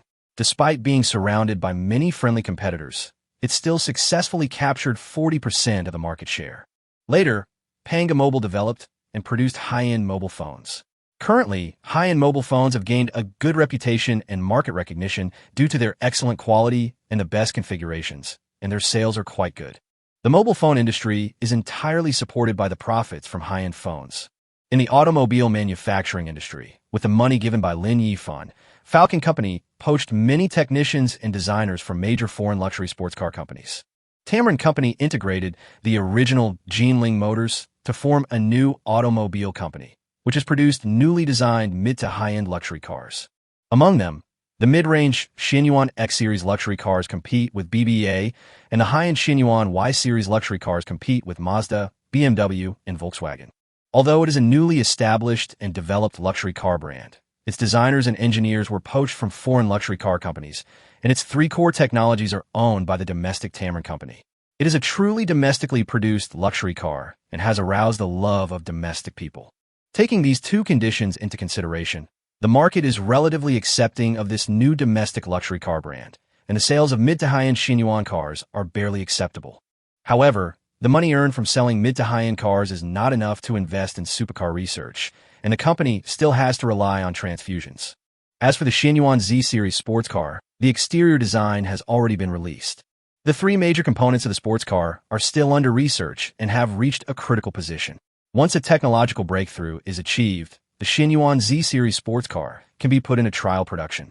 Tenglong Company's tertiary industry is a public welfare business that helps farmers. The losses in this area are so unbearable that Lu Jie and other senior executives are so upset that they want to cry.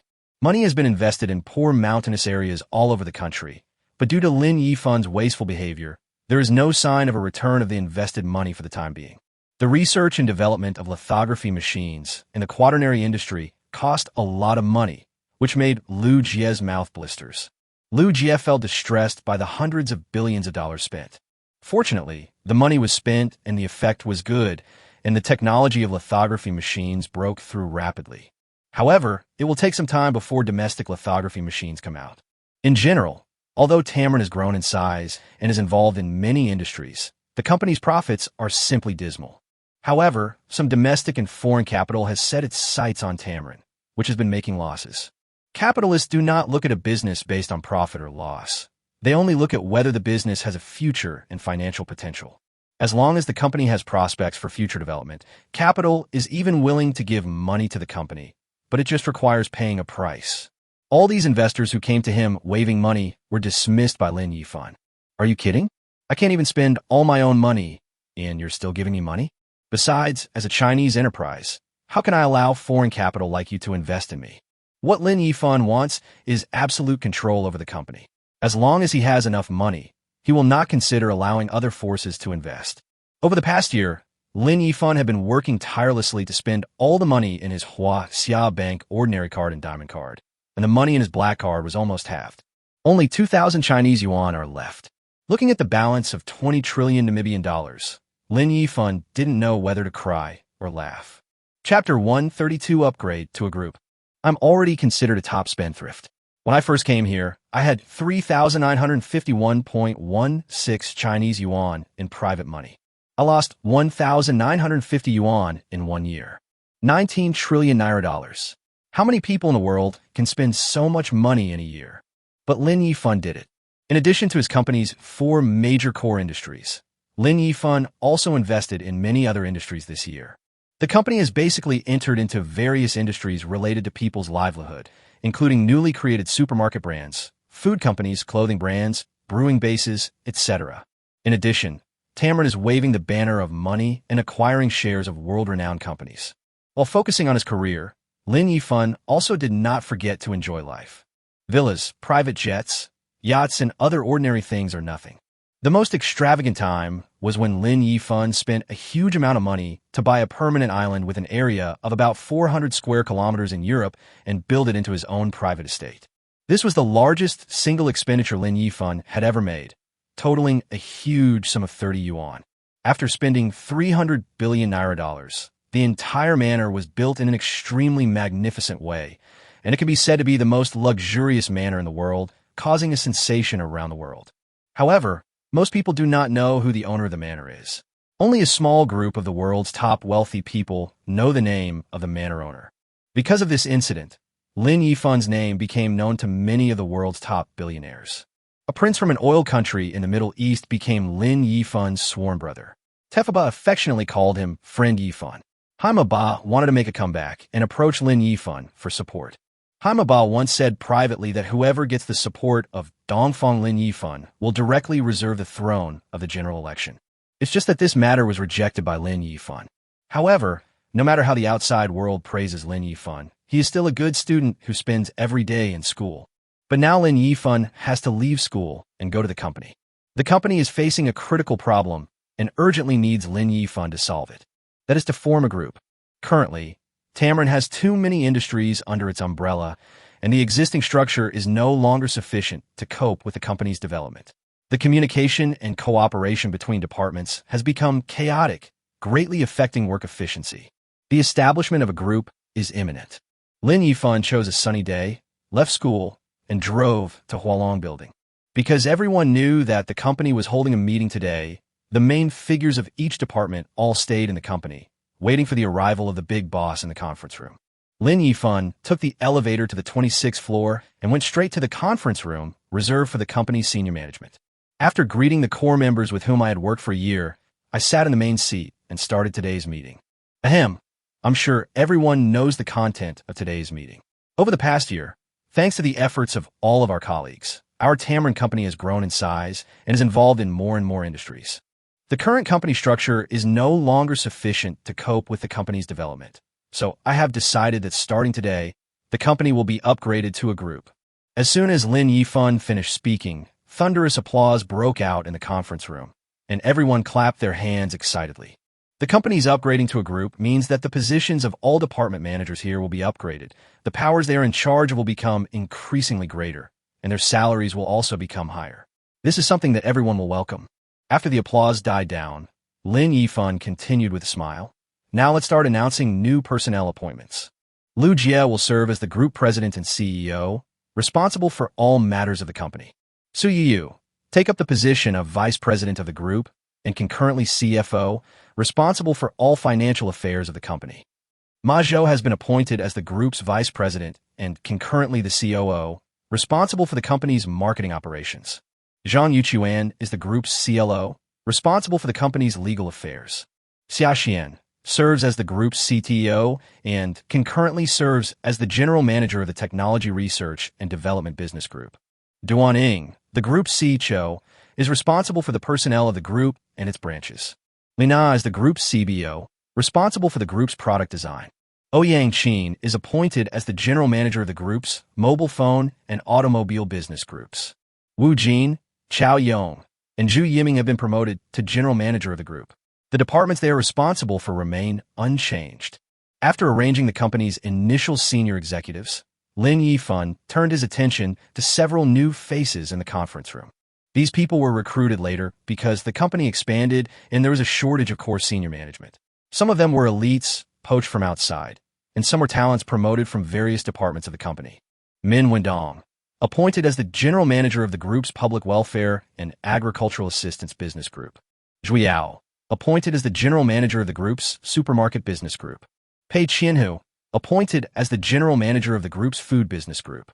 Ding Jiqiang, appointed as the group's CPO, responsible for the group's public relations department. Zhao Shuang, appointed as the group's CMO, responsible for the group's investment department. A total of 16 group executives have been appointed. Because Tenglong is not a listed company, the company is entirely owned by Lin Yifan personally. There are no shareholders and no board of directors, so whether it is upgrading to a group or appointing senior positions, it is entirely up to Lin Yifan alone to decide, and no one has the right to interfere. As long as Lin Yifan is willing, it doesn't matter whether it is reasonable for a non-listed company to appoint positions such as CEO and CFO. Even if Lu Jie's position as president is changed to captain of Paw Patrol, and Su Yuyu's position as CFO is changed to the owner of Magic Fairy Castle, it will not affect their powers. There is only one topic for today's meeting, which was to upgrade the company to a group, determine the positions of the group's core executives, and clarify what each person should do. After the meeting, Lin Yifan was drinking coffee in the executive lounge on the 26th floor. Suddenly, Su Yuyu ran to Lin Yifan, handed him the phone, and said with a heavy face, "Brother Yifan, take a look at this video." Lin Yifan took Su Yuyu's phone in surprise. A Douyin video was playing on the phone. After just one glance, Lin Yifan frowned. The video was shot on the rooftop of a small county town. In the picture, heavy rain was pouring down, and the entire county town was flooded. The water level had risen to the second floor. What's even more terrifying is that the water is flowing rapidly, and it is obvious that water is still continuing to flow back into the county town. This video has already become a hot search on Douyin. Lin Yifan clicked on the hot search and watched all the videos under this hot search term before he finally figured out the whole story. This incident happened in a small county called In County in Hunan Province. Due to continuous rain in Hunan Province during this period, the water level of a super large mountain reservoir in County reached the warning line the day before yesterday. The reservoir manager immediately opened the gates to release water in accordance with regulations to ensure the safety of the reservoir water level. If nothing unexpected happens, this is just a small matter encountered in the daily management of the reservoir. As long as the reservoir gates continue to release water to maintain the safe water level of the reservoir, and the downstream river water is controlled within a safe range and does not overflow the river embankment, everything will be fine. Who knew that, due to prolonged rain, the mountain near the reservoir suddenly experienced a large-scale landslide and mudslides rushed into the reservoir, causing the water level to rise sharply. Even if this is the case, the situation is still under control. Finally, the accident happened. Chapter 133, Disaster Relief in County. Starting from yesterday, the heavy rain in County turned into torrential rain. The rainfall from the rainstorm, plus the water flow from the mountains, flows into the reservoir. By midnight, the water level of the reservoir had exceeded the warning line and reached a dangerous level. At this time, the reservoir manager is faced with a dilemma. Either maintain the current water release volume to ensure that the downstream river embankments can continue to safely divert the floodwater.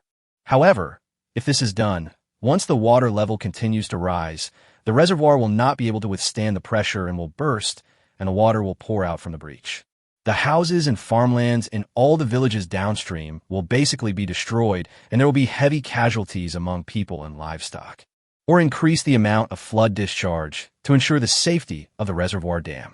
However, if this is done, the downstream river will not be able to withstand such a large amount of water, and the water will directly overflow the riverbank, flooding the village and the county town. This is an unsolvable situation. The reservoir manager immediately reported the situation to the county leader, who held a meeting in the middle of the night upon learning of the serious flood situation. After urgent discussions, for the safety of people downstream of the reservoir, the county finally decided to increase the reservoir's flood discharge to ensure the safety of the reservoir dam and avoid a greater disaster caused by a dam breach. After making the decision, the county took immediate action, notifying cadres in each village to evacuate the crowd as quickly as possible. The county also began to call on people to take shelter in high-rise buildings. There is not much time left for people. The county has just taken action, but the situation at the reservoir is becoming more and more dangerous. After an anxious wait, the reservoir manager finally received a notice from the county to open the floodgates to release floodwater, and he immediately opened other gates to increase the flood discharge volume. When all the gates were opened, the reservoir manager waited anxiously at the side of the reservoir and only breathed a sigh of relief when he was sure that the water level had finally stopped rising. However, the water level did not drop because the gates were fully opened and remained at a dangerous level. This is because the flood discharge from the sluice gate is in balance with the heavy rain and water from the mountains. Unless the heavy rain subsides, the sluice gate will have to remain open, allowing the flood to wreak havoc on county. In this way, the heavy rain continued until dawn, and the water discharged from the reservoir first flooded several villages closest to the reservoir, and then flooded the county town. This flood directly caused more than 100,000 people to be affected. As for the casualties, it is impossible to count because the flood is raging now. Local firefighters, blue sky rescue teams, and armed police from around the county were all mobilized to carry out rescue operations.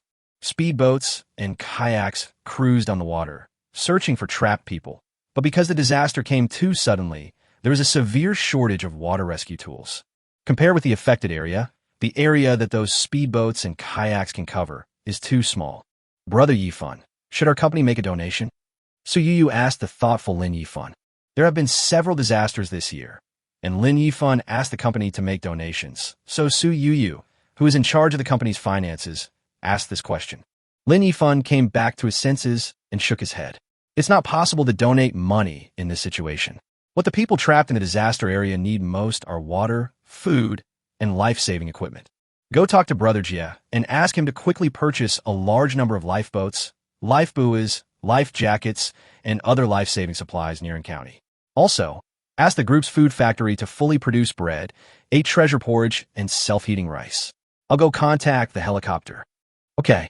So Yuyu turned around and went to find Lu Jia. Lin Yifan called Duan Changhong, the chief of the Chengdu Fire Department. Mr. Lin, how come you, such a busy man, have time to call me today? Duan Changhong's hearty laughter came from the other end of the phone. Lin Yifan got straight to the point and asked, Director Duan, can I borrow all the helicopters in your bureau? If someone else wants to borrow it, it won't work, but if Mr. Lin wants to borrow it, there's definitely no problem. Can I ask out of curiosity, what is Mr. Lin doing borrowing the helicopter? Director Duan, do you know about the flood in county, Hunan province? Duan Changhong's tone sank, and he said, I just saw that Mr. Lin is planning to. I want to borrow a helicopter to deliver relief supplies to the disaster area. When Duan Changhong heard him talk about the flood in county, he guessed that Lin Yifan might want to provide disaster relief. Now, when he heard Lin Yifan confirm it, he was immediately in awe. Boss Lin, I can lend you all 11 helicopters in my jurisdiction. I will also borrow a few more from you city. Thank you very much, Director Duan. I don't deserve Mr. Lin's thanks. Mr. Lin is a truly conscientious entrepreneur. Let's not talk about it for now. I'll contact the city of Chongqing. Okowo. After hanging up the phone, Lu Jie came to the rest area. Boss, I have notified the factory to work overtime to produce food, and I have also contacted several manufacturers in Hunan province that produce disaster relief supplies. You can pick up the goods at any time. Okay, now all the food in stock will be packed up and transported to the nearest location to county. Vehicles cannot enter the disaster area, so we can only wait for helicopter airdrops. For a time, Tunglong Group operated at high speed. The front of the food production factory was filled with large trucks contacted by Lu Jia. The workers raced against time to load mineral water, bread, 8 treasure porridge, and self-heating rice onto the trucks. Once the truck was full, it set off immediately and headed for the disaster area in county without stopping. On the highway, 7 or 8 8-wheel trucks covered with canvas were lined up and speeding towards county. This was just the first batch of relief supplies convoy of Tunglong Group. In Chengdu, 11 firefighting helicopters took off and first flew to Chongqing. After joining up with 7 helicopters from Chongqing, a total of 18 helicopters crossed the Chongqing-Hunan provincial border and flew towards county.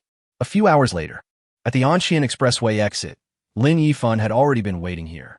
When he saw the convoy arranged by his group to transport supplies appear outside the expressway toll station, Lin Yifan guided the vehicles to stop at a square next to the toll station. Later, the lifebuoys, life jackets, and rafts ordered by Hunan province were also delivered to the square by the manufacturer. After the fire helicopters from Chengdu and Chongqing arrived, they landed in the square. Lin Yifan directed the workers to load the relief supplies onto the helicopters. Only half of the trucks were loaded with supplies, but 18 helicopters were full. Lin Yifan arranged 10 of the helicopters to patrol and search in the sky with supplies.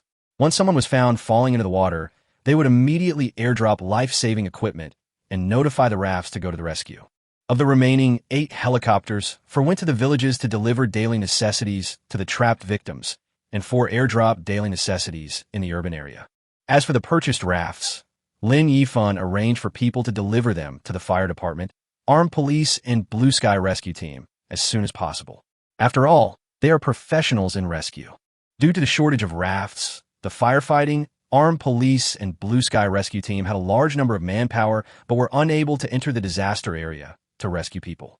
The raft sent by Lin Yifan was like timely help. After the rescue team got the raft, they rushed into the disaster area as soon as possible. In the flood area of An County, more and more kayaks are used for search and rescue, and helicopters fly in the sky from time to time. Once they find people falling into the water, they immediately drop life-saving equipment to prevent the people from drowning. Then notify the surface rescue personnel to go to the rescue. Daily necessities were also continuously delivered to the trapped victims via helicopters. The disaster relief work here is proceeding in an intense and orderly manner. Just as the entire network was paying attention to the An County flood, some videos appeared online that shocked everyone. Chapter 134 Tinglong Group is exposed. With the attention of the entire network, the An County flood has become the #1 hot search on Douyin. Just when everyone was worried and praying for An County, a newly released video has stunned everyone on the internet and made those who watched it question their own lives.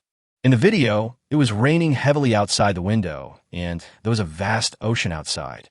Several disaster-stricken little girls huddled in the room, their stomachs growling. At this time, a girl in a white dress in the video asked everyone, "Sisters, I'm hungry. What do you want to eat?" A girl in yellow clothes said, "I want to eat 8 treasure porridge." Another short-haired girl said, "What's so delicious about 8 treasure porridge? I want to eat hot pot." Just when everyone thought that the girls in the video were fainted from hunger and were fantasizing about what to eat, I saw a girl carrying out a cardboard box, taking out 2 bottles of 8 treasure porridge, 2 boxes of self-heating hot pot, and 2 boxes of self-heating rice, and placing them on the table. "Sisters, just help yourself to whatever you want to eat." Then the camera switched, and we saw the girls in the video either enjoying the steaming self-heating hot pot or savoring the self-heating rice topped with braised pork. At the beginning, the girl who said she wanted to eat 8 treasure porridge was also working hard with a box of self-heating rice. While eating, he uttered, "It smells so good." Everyone originally thought that the food was the food that the little girls had stored before the flood. As a result, the next few videos I watched showed almost all the disaster-stricken people eating self-heating rice or self-heating hot pot. Only then did everyone realize that these were emergency relief supplies. All of a sudden, everyone was dumbfounded. This is outrageous. Looking at the people in the disaster area eating steaming self-heating hot pot, the people watching the video suddenly felt that the fast food in their hands was no longer delicious. Damn, who are the victims after all? Why do they eat better than me? However, now that they know that the people in the disaster-stricken areas are well fed and clothed, and that the rescue teams are carrying out disaster relief in an orderly manner, the people who are paying attention across the internet can rest assured. Thanks to Lin Yifan's financial support, all kinds of food, drinks, and relief supplies were purchased continuously and then delivered to various parts of the disaster area by fire helicopters from Chengdu and Chongqing. With supplies, we saw the soldiers working hard to provide disaster relief. The disaster-stricken people in An County felt unprecedented peace of mind and were not frightened by the flood. The heavy rain lasted all day and gradually subsided at night. The dam of the mountain reservoir withstood the flood, and the water level slowly receded to a safe level. The reservoir managers then began closing the gates one by one.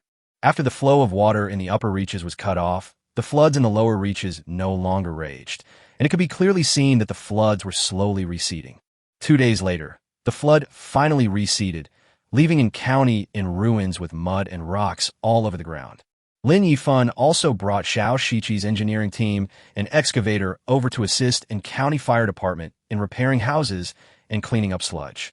After half a month of hard work, and county regained its former prosperity. Seeing that the disaster was over, Lin Yifan retired without leaving any credit or fame. Over the past year, Lin Yifan and Tunglong Group have carried out disaster relief work many times. However, at Lin Yifan's request, the company never publicized the event in a big way, but instead donated money and materials in a low-key manner. This has led to many people not knowing about Tamron Group's good deeds, and even because Tamron Group is not listed, many people don't even know that this company exists.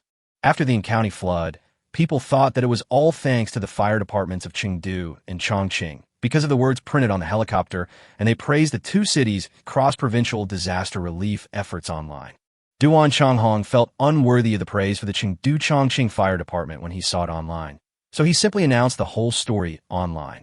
Everyone was stunned when seeing the truth revealed by the Chengdu Fire Department. Tamron? Is there such a company in China? Why haven't I heard of it? Just when everyone was still not digesting this news, the Chengdu Fire Department took the lead in announcing the facts. The manufacturer of life-saving equipment in Hunan province also revealed shortly afterwards that Tunglong Group had purchased a large amount of life-saving equipment and donated it to the rescue team in county for disaster relief. Later, another Douyin blogger revealed that all the daily necessities for disaster relief in county were donated by companies under the Tunglong Group. The blogger also took a video which showed the food factory loading supplies on 8 wheels and transporting them to county for disaster relief. It has been confirmed that this food factory belongs to Tunglong Group. The entire internet was in an uproar seeing one revelation after another.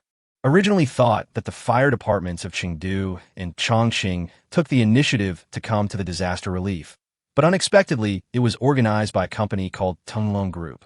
Not only did he borrow more than 10 helicopters from Chengdu and Chongqing to raise life-saving equipment for the rescue team, he also almost emptied his own factory's inventory to distribute the equipment to the affected people in county.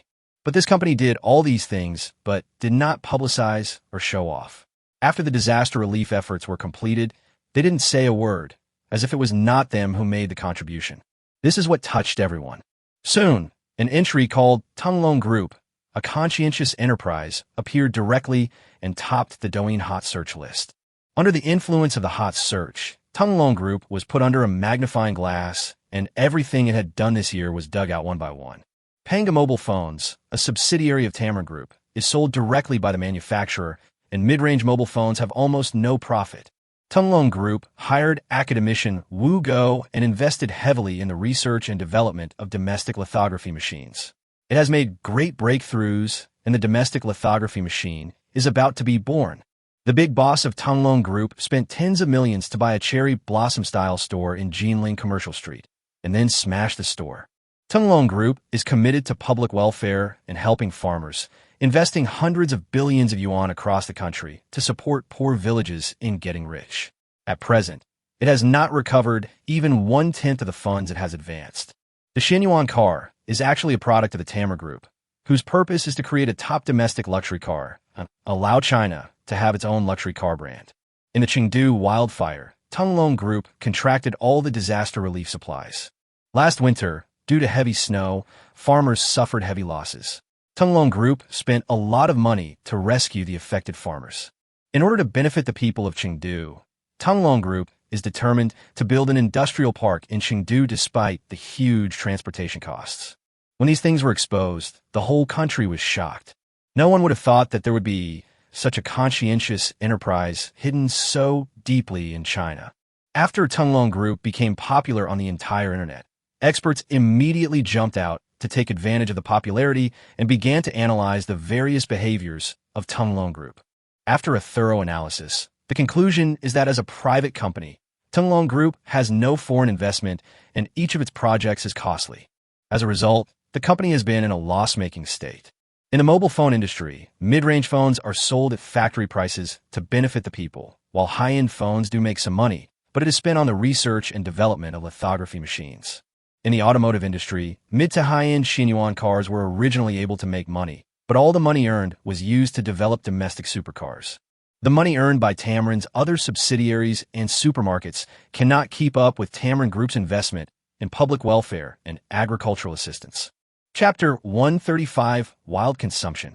The expert's analysis allowed everyone to recognize a domestic company with social responsibility. Everyone saw that the final analysis result of the experts was that Tanglong Group had actually been in a loss-making state, and some people made comments online.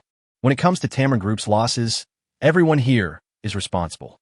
We should support such conscientious enterprises and help Tamrin turn losses into profits. This call was agreed by everyone, and the whole internet went crazy. Some people went to the nearby Panga mobile phone stores. Every mobile phone store was packed with people, and consumers demanded a higher price to buy mobile phones. The kind that can't be done without raising the price. The salesperson at the mobile phone store was so frightened that he immediately reported the situation to the company. This scene made other mobile phone manufacturers cry. They had already been squeezed out of a lot of market share by Panga Mobile, and now something like this has happened. How can they survive? However, the issue of the mobile phone store had not been resolved yet, and Xinyuan Automobile's 4S store was also crowded with people. All the consumers who come to buy cars don't ask any questions after entering the store. They don't need the shopping guide to explain anything and just pay the bill directly, which makes the shopping guides confused. They have never seen buying a car as easy as buying cabbage. In particular, some car owners, after ordering a car, also require the staff of the 4S shop to install all the accessories that can be installed, and those that cannot be installed are simply packed up and put in the car. The cars at the 4S store were sold out in half a day, while the showroom was still crowded with customers clamoring to buy cars. The person in charge of the 4S store was so frightened that he quickly contacted surrounding shops to prepare to transfer the car. After making a few phone calls, I found out that all the nearby Xinyuan Auto 4S stores were sold out, and even the test drive samples were taken. When the consumer sees that they cannot buy the car already, they simply offer to pay a deposit and say it doesn't matter whether they have the car or not, and urge the 4S store to collect the deposit first. In addition to mobile phones and cars, Tamrin supermarkets are also crowded with people. People were frantically shopping in the supermarket, and many spaces on the shelves were soon empty. Upon seeing this, the supermarket manager quickly asked the salesperson to restock the goods. However, the goods were just taken out of the inventory and were divided up before they could be put on the shelves. As the items on the shelves became fewer and fewer, eventually the shelves were completely empty. Those consumers who came later and had not had time to buy anything set their sights on the supermarket shelves, looking at the shelves eager to try. As a result, someone actually asked how the shelves were sold. The manager was so scared that he immediately begged the supermarket to let him go. If all the shelves were sold out, how would the supermarket continue to operate? Looking at the cash register drawer that could not even hold all the cash and the empty supermarket, the supermarket manager was in tears. What the hell is this store even selling? The shelves are all empty. Are they going to close the store and wait for the goods to arrive before reopening? The supermarket manager couldn't continue playing around anymore and had to report to the company. Lu Jia's cell phone was about to explode. It seemed as if all the company's businesses had been hit by a terrorist attack and were all looted. He rushed to the boss office and said to Lin Yifan, who was leisurely lying in the boss chair drinking coffee, in a panic, "Boss, you are crazy, completely crazy." It was the first time that Lin Yifan saw Lu Jia like this. He said calmly, "Brother Jia, calm down. Why are you in such a hurry? Come on, tell me what you want to say slowly." "Boss, what our group did in the past has been exposed by the entire internet. Now all industries have been snapped up. Mobile phone stores, 4S stores, supermarkets, all inventory has been snapped up. The problem is that the situation is getting more and more outrageous. Mobile phone stores have reported that many people who buy mobile phones leave money for 2 phones and only take 1 phone. Consumers at the 4S store said Xinyuan cars are of such good quality that it's not too much to pay a little more, and then they bought all the accessories. The sample cars were snapped up. Now that there are no cars in stock, many people have simply placed deposits. Supermarkets are even worse. After the goods were sold out, some consumers actually asked to buy shelves. The manager said that if he hadn't stopped them in time, the shelves would probably have been emptied by now. Lu Jia breathlessly reported all the situations to Lin Yifan. He was quite happy in his heart. The company had endured for so long, but he did not expect that after being exposed, one day's profit would almost be equal to several months' profit. And this situation is expected to continue for some time. It's really like making money while lying down. Who knew that he heard a puff sound and saw his boss spit out all the coffee? Then the boss suddenly jumped up from his chair and asked with a ferocious look, "What did you say?" Lu Jie was confused. What was going on? Why did the boss look so unhappy? Didn't we agree to stay calm? He said dully, "Boss, all the inventory of the various industries under the group has been sold out, and our company has made a lot of money." Lu Jie thought this was a good thing, but the boss's face was pale, and he was almost jumping up and down in anxiety. What does it mean? Are you still not happy even though you made money? Lin Yifan is going crazy. He has finally managed to squander his money, and now you tell me that you made money? He walked around the office in circles, and finally an idea flashed in his mind, and he said to Lu Jie, "Brother Jie, please issue a notice right now to persuade consumers to consume rationally." Yes, you must consume rationally. Then, they said the company's production capacity was insufficient, and there was no supply at the moment, so all those who had paid deposits were refunded. Oh, okay. Lu Jie immediately followed his boss's instructions and issued the announcement. After a while, Tunglong Group's official Douyin account released a video with just one announcement. The meaning of the entire video could be summarized in one sentence. Advise everyone to consume rationally and not be influenced by external factors to buy things they don't need. As a result, this Douyin video was reposted by many people, and the comment section was full of support for tamarind and wild consumption. Lu Jie, who originally didn't understand his boss's decision, saw this scene and couldn't help but admire his boss's ability to grasp consumer psychology. An announcement actually added fuel to the fire, making everyone want to buy the company's products even more. This reverse operation was a complete success. Little did he know that Lin Yifan was really about to cry. He just wants to ruin his family, but why are there always so many obstacles on his way to ruining his family? The photolithography machine is about to be successfully developed. The only way to make a big splash in the future is to do charity to help farmers. But now after this incident has been exposed, it will probably be more difficult to make a big splash in the future. Lin Yifan suddenly regretted his decision to squander his money. If it was about making money, it might be easier than squandering it. He began to call the system in his mind. "Old 6, are you there? I'm here. Tell me what's going on. Can I change my mission now? Can I change it to making money and doubling my assets?" Lin Yifan asked tentatively. "Sure, you still have 2,000 yuan in total assets. When it doubles, you will have completed the mission." Lin Yifan was overjoyed when he heard this. He didn't expect that not only could the task be changed, but the amount would also be doubled according to the amount after squandering the money. He thought it would be doubled based on the original base of nearly 4,000. Lin Yifan was overjoyed and said impatiently, "Then please help me change it to a money-making task." Okay, it's been modified. Just when Lin Yifan was about to make a big effort to make money, the system beeped again. "Host, the child from your original world has been born." Lin Yifan was stunned and asked urgently, "Then, can you let me see the child? Even a photo is fine." "I'm sorry, host. Because it involves other people's privacy, I can't provide you with videos or photos." Lin Yifan suddenly became anxious. "What do you mean? What do you mean? Can't I even look at my own child?" Chapter 136. The child is not yours. "Host, I have some unfortunate news for you. You must hold on. What's wrong? Did something happen to my child? Is he sick? Why are you so long-winded? Tell me quickly." Lin Yifan couldn't help but yell. He was almost going crazy. The system had just finished talking about the child, but then mentioned the bad news, which gave him a bad feeling. The child is the one who supports his belief in returning to the original world. If something happens to the child, he will be powerless in this time and space. Thinking of this, Lin Yifan felt his legs go a little weak. "No, host, after I compared the DNA, the child is not yours." "What?" This news made Lin Yifan's ears buzz, and he was a little dazed. "I said, the child is not yours. Host, please accept my condolences." After getting this answer again, Lin Yifan's head exploded, his thoughts went blank, and he collapsed to the ground, finding this news hard to believe. After a long time, Lin Yifan smiled, but his smile was mixed with tears. From the low sneer at the beginning to the crazy laughter at the end, Lin Yifan's face was covered with tear marks. Lu Jie was just about to come over to report the latest situation on the internet to Lin Yifan, but when he pushed the door open, he found that his boss was crying and laughing like crazy. He rushed to Lin Yifan worriedly and asked, "Boss, what's wrong? What happened?" However, Lin Yifan is now completely unaware of the situation in the outside world. There is only endless hatred in his heart. It would be fine if his wife just cheated on him. In this society, such things are not uncommon, and Lin Yifan would not be so angry. Not only did she cheat on her husband, but she also got pregnant with someone else's child. The shame that could not be washed away, even with all the rivers and lakes, made Lin Yifan's eyes red, and he was filled with rage. If that woman stood in front of him now, Lin Yifan would want to kill her.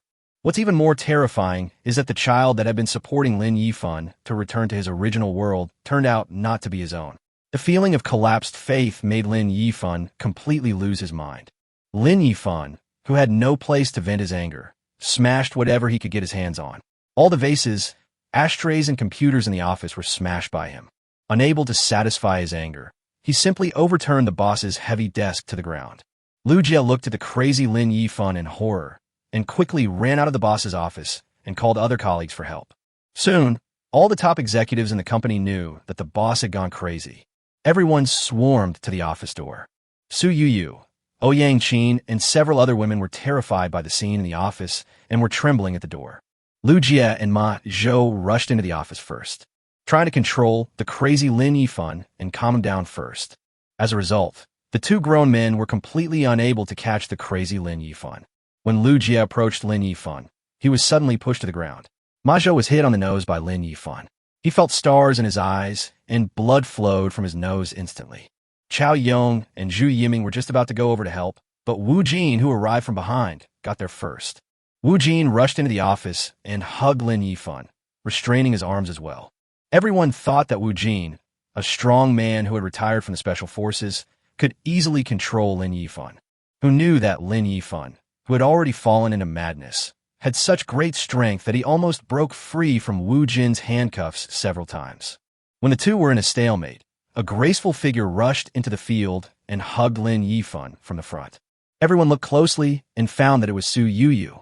Su Yuyu hugged Lin Yifan and called him in his ear, using the name she had just met him at first. "Brother Yifan, what's wrong with you? Wake up." Su Yuyu called out to Lin Yifan over and over again.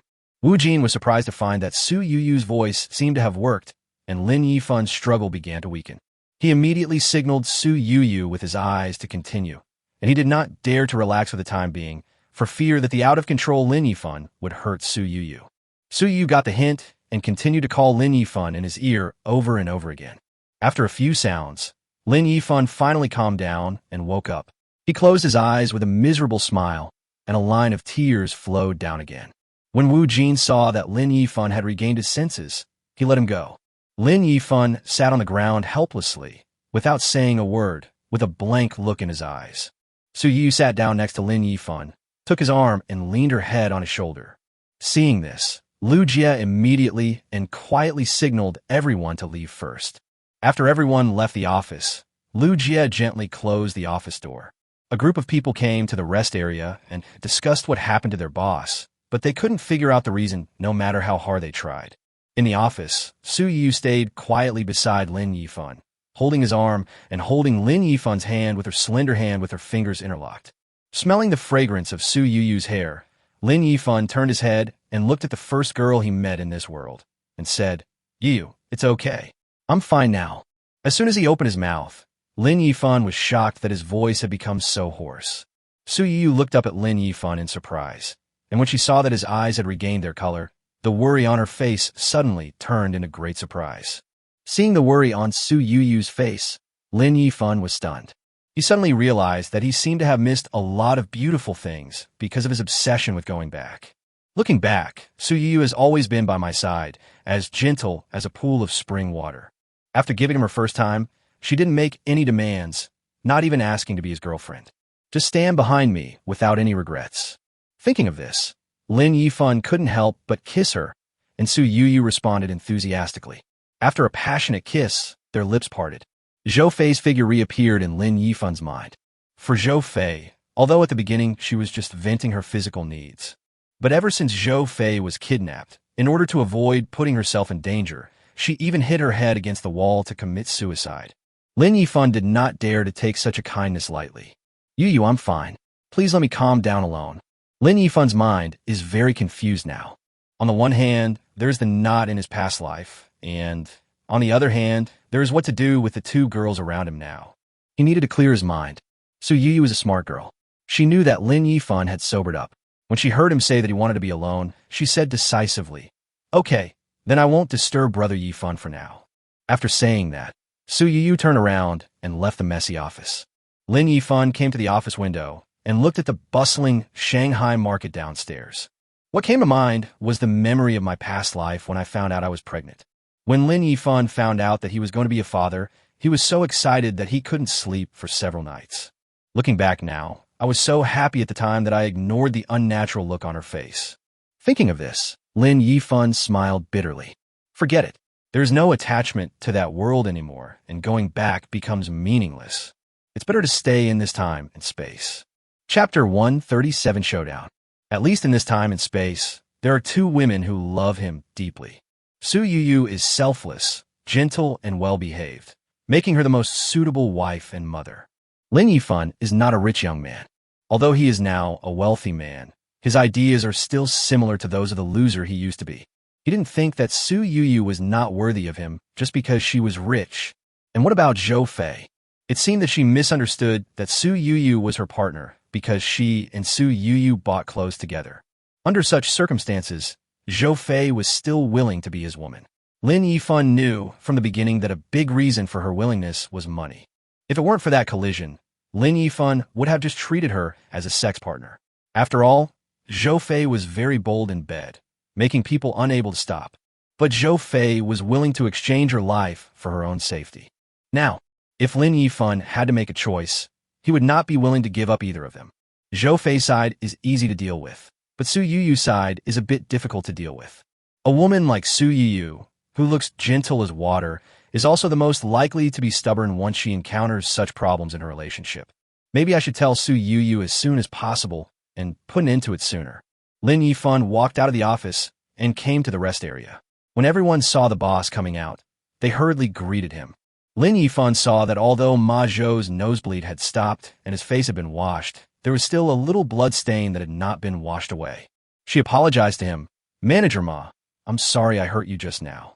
Then he said to Lu Jie apologetically, "Brother Jie, I am really sorry for what happened just now." Ma Zhou quickly waved his hand and said, "Boss, please don't say that. It's just a small problem. You didn't mean it." "That's right.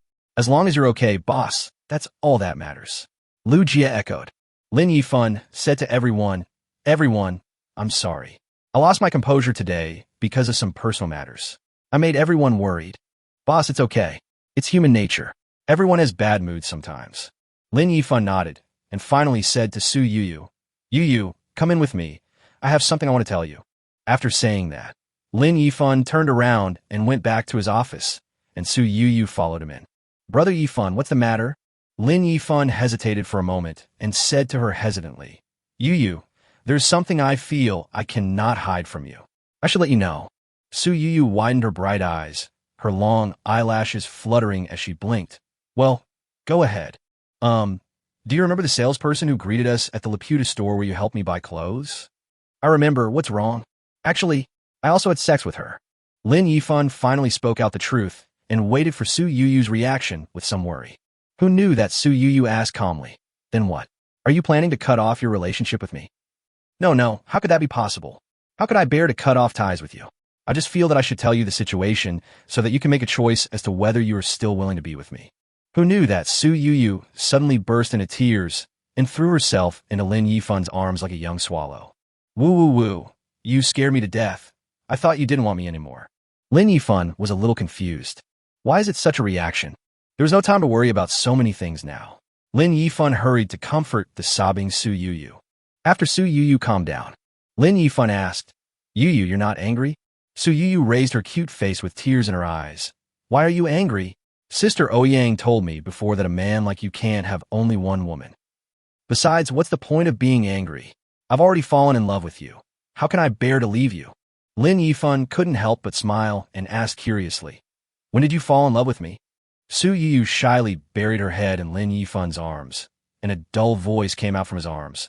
"On the day we bought clothes, you said you spent money on me because you wanted to sleep with me. In the end, you sent me downstairs and left. Although I was so embarrassed that my toes were scratched, you didn't really take the opportunity to possess me. From then on, I began to be curious about you, and then slowly fell in love with you in the following interactions." "What's so embarrassing about this?" Lin Yifan didn't know about the psychological preparation Su Yuyu had done in the car, so he didn't understand why Su Yuyu was embarrassed. Su Yuyu twisted her body coquettishly, her face already burning hot. Because I was mentally prepared in the car at that time, but you turned around and left, which made me doubt my own charm. Haha, so that's how it is. Lin Yifan couldn't help but burst into laughter. Su Yuyu punched Lin Yifan's chest with her little fist, and Lin Yifan laughed so hard that she wanted to dig a hole and crawl into the ground. Lin Yifan grabbed Su Yuyu's wrist and asked seriously, Yuyu, I like you. Are you willing to be my girlfriend? An official girlfriend? Hearing this sudden confession, Su Yuyu was stunned for a moment, her rosy little mouth slightly opened. What about Zhou Fei? Hearing this fatal question, Lin Yifan was instantly speechless. Su Yuyu also saw his embarrassment and said with a smile, Okay, don't be embarrassed. Sister Ouyang also told me about the wealthy families, such as the gambling king in Australia, and some wealthy families who all have 3 wives and 4 concubines. Since I like you, I have to try to accept these things, otherwise I can only choose to leave you. Lin Yifan hugged Su Yuyu tightly and murmured in her ear, Yuyu, you are so nice. 2 lovers hugged each other tightly. The next day, Lin Yifan went to see Zhou Fei, whom he hadn't seen for a long time. In the villa of Sea View No. 1, the two had a sweet dinner, as usual, and then went crazy in the bedroom. The clouds dispersed and the rain stopped, and Zhou Fei played with her hair in Lin Yifan's arms. Fei, Yuyu is already my girlfriend, and she also knows about your relationship with me. Are you willing to be my girlfriend? Zhou Fei was shocked at first, then asked in surprise, You actually agreed? Lin Yifan nodded. Zhou Fei smiled bitterly and said, Yes, this kind of thing is too common among wealthy families. Are you willing? Lin Yifan continued to ask.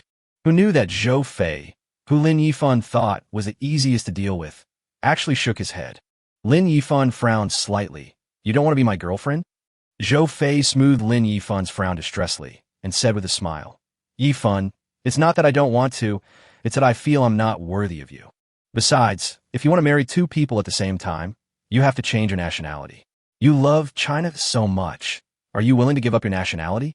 It's good for us to get along like this. I'm the 3rd party in the first place. Fortunately, Yuyu doesn't care. Why should I compete with her for that status? So even if you fall in love with Su Yuyu and get married, I will still stand behind you. As long as you need me, I will always be there. Chapter 138 Finale. Half a year later, Tunglong Technology Group was highly praised by several official mainstream media for its achievements in poverty alleviation and agricultural assistance. During the interview, a reporter asked Lin Yifan, the boss of Tunglong Group, Why are you so passionate about charity and invest in it regardless of gains and losses? This is how Lin Yifan answered. I don't have a feeling for money. I even couldn't sleep because I was worried about having so much money.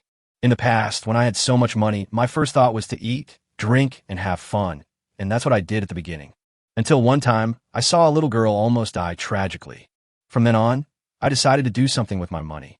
The best way to prevent this from happening is to develop the local economy, so that villagers can support themselves right at their doorstep. It is for this reason that I decided to devote myself to helping farmers. What Lin Yifan said in front of the reporters earlier was extremely pretentious and extremely asking for a beating. But after he finished speaking, his speech received applause from everyone. In the following months, Tunglong Group continued to take action. First, the domestic sports car was launched on the market and immediately won the love of people all over the country. China finally had its own domestically produced luxury sports car. Under Lin Yifan's powerful influence, Xinyuan supercar became famous internationally in a short period of time. Even the top limited edition sports cars have attracted international tycoons to scramble for them. Not long after that, Tunglong Group announced that the domestic lithography machine had been successfully developed. This news caused a huge uproar and the whole country was jubilant. After the launch of the lithography machine, the jewel of industry, China no longer has to worry about chip production or being strangled by foreign countries. With so many achievements, Tunglong Group has attracted the attention of domestic and foreign capital. Although Tunglong Group has repeatedly announced that it will not go public. But these capitals, like sharks smelling blood, swarmed over and were determined to acquire shares in Tunglong Group. Finally, Tunglong made a decision and accepted the only shareholder. That is the Chinese official. Lin Yifan asked the Chinese government to invest $1, accounting for 33% of Tunglong Group's shares. Lin Yifan personally owns 67% of Tunglong Group's shares. And since Lin Yifan had a showdown with the two women, Su Yuyu and Zhou Fei also met. The two women pushed Lin Yifan aside and whispered to each other. Lin Yifan wanted to listen several times, but was pushed aside by the two men. So Lin Yifan didn't know what the two women discussed specifically. After the success of the lithography machine, Lin Yifan returned to his hands-off state, and all matters of the group were still handled by Lu Jie. He was only responsible for remote control of the company. One day, Su Yuyu and Zhou Fei came to Lin Yifan and asked him to hold a wedding for them. Just the wedding. Lin Yifan then followed their wishes. They chose a good day and held the wedding of the century in their own manner on the island. The groom is Lin Yifan, and the brides are Su Yuyu and Zhou Fei. Participants in the conference include global business leaders and some special leaders from abroad. Even the Chinese government sent a high-ranking official to attend the wedding. After the wedding, the three returned to China. Neither of the two women got a certificate with Lin Yifan. They believed that Lin Yifan would be able to handle the issue of having children with them in the future, and they didn't care about just a certificate. After returning to China, Lin Yifan transferred Zhou Fei to Tunglong Group as vice president, the same position as Su Yuyu, and asked Lu Jie to teach her how to manage the company. With two harem management companies, Lin Yifan was able to let go of himself even more, devoting himself to university and enjoying the last year and a half of his college life.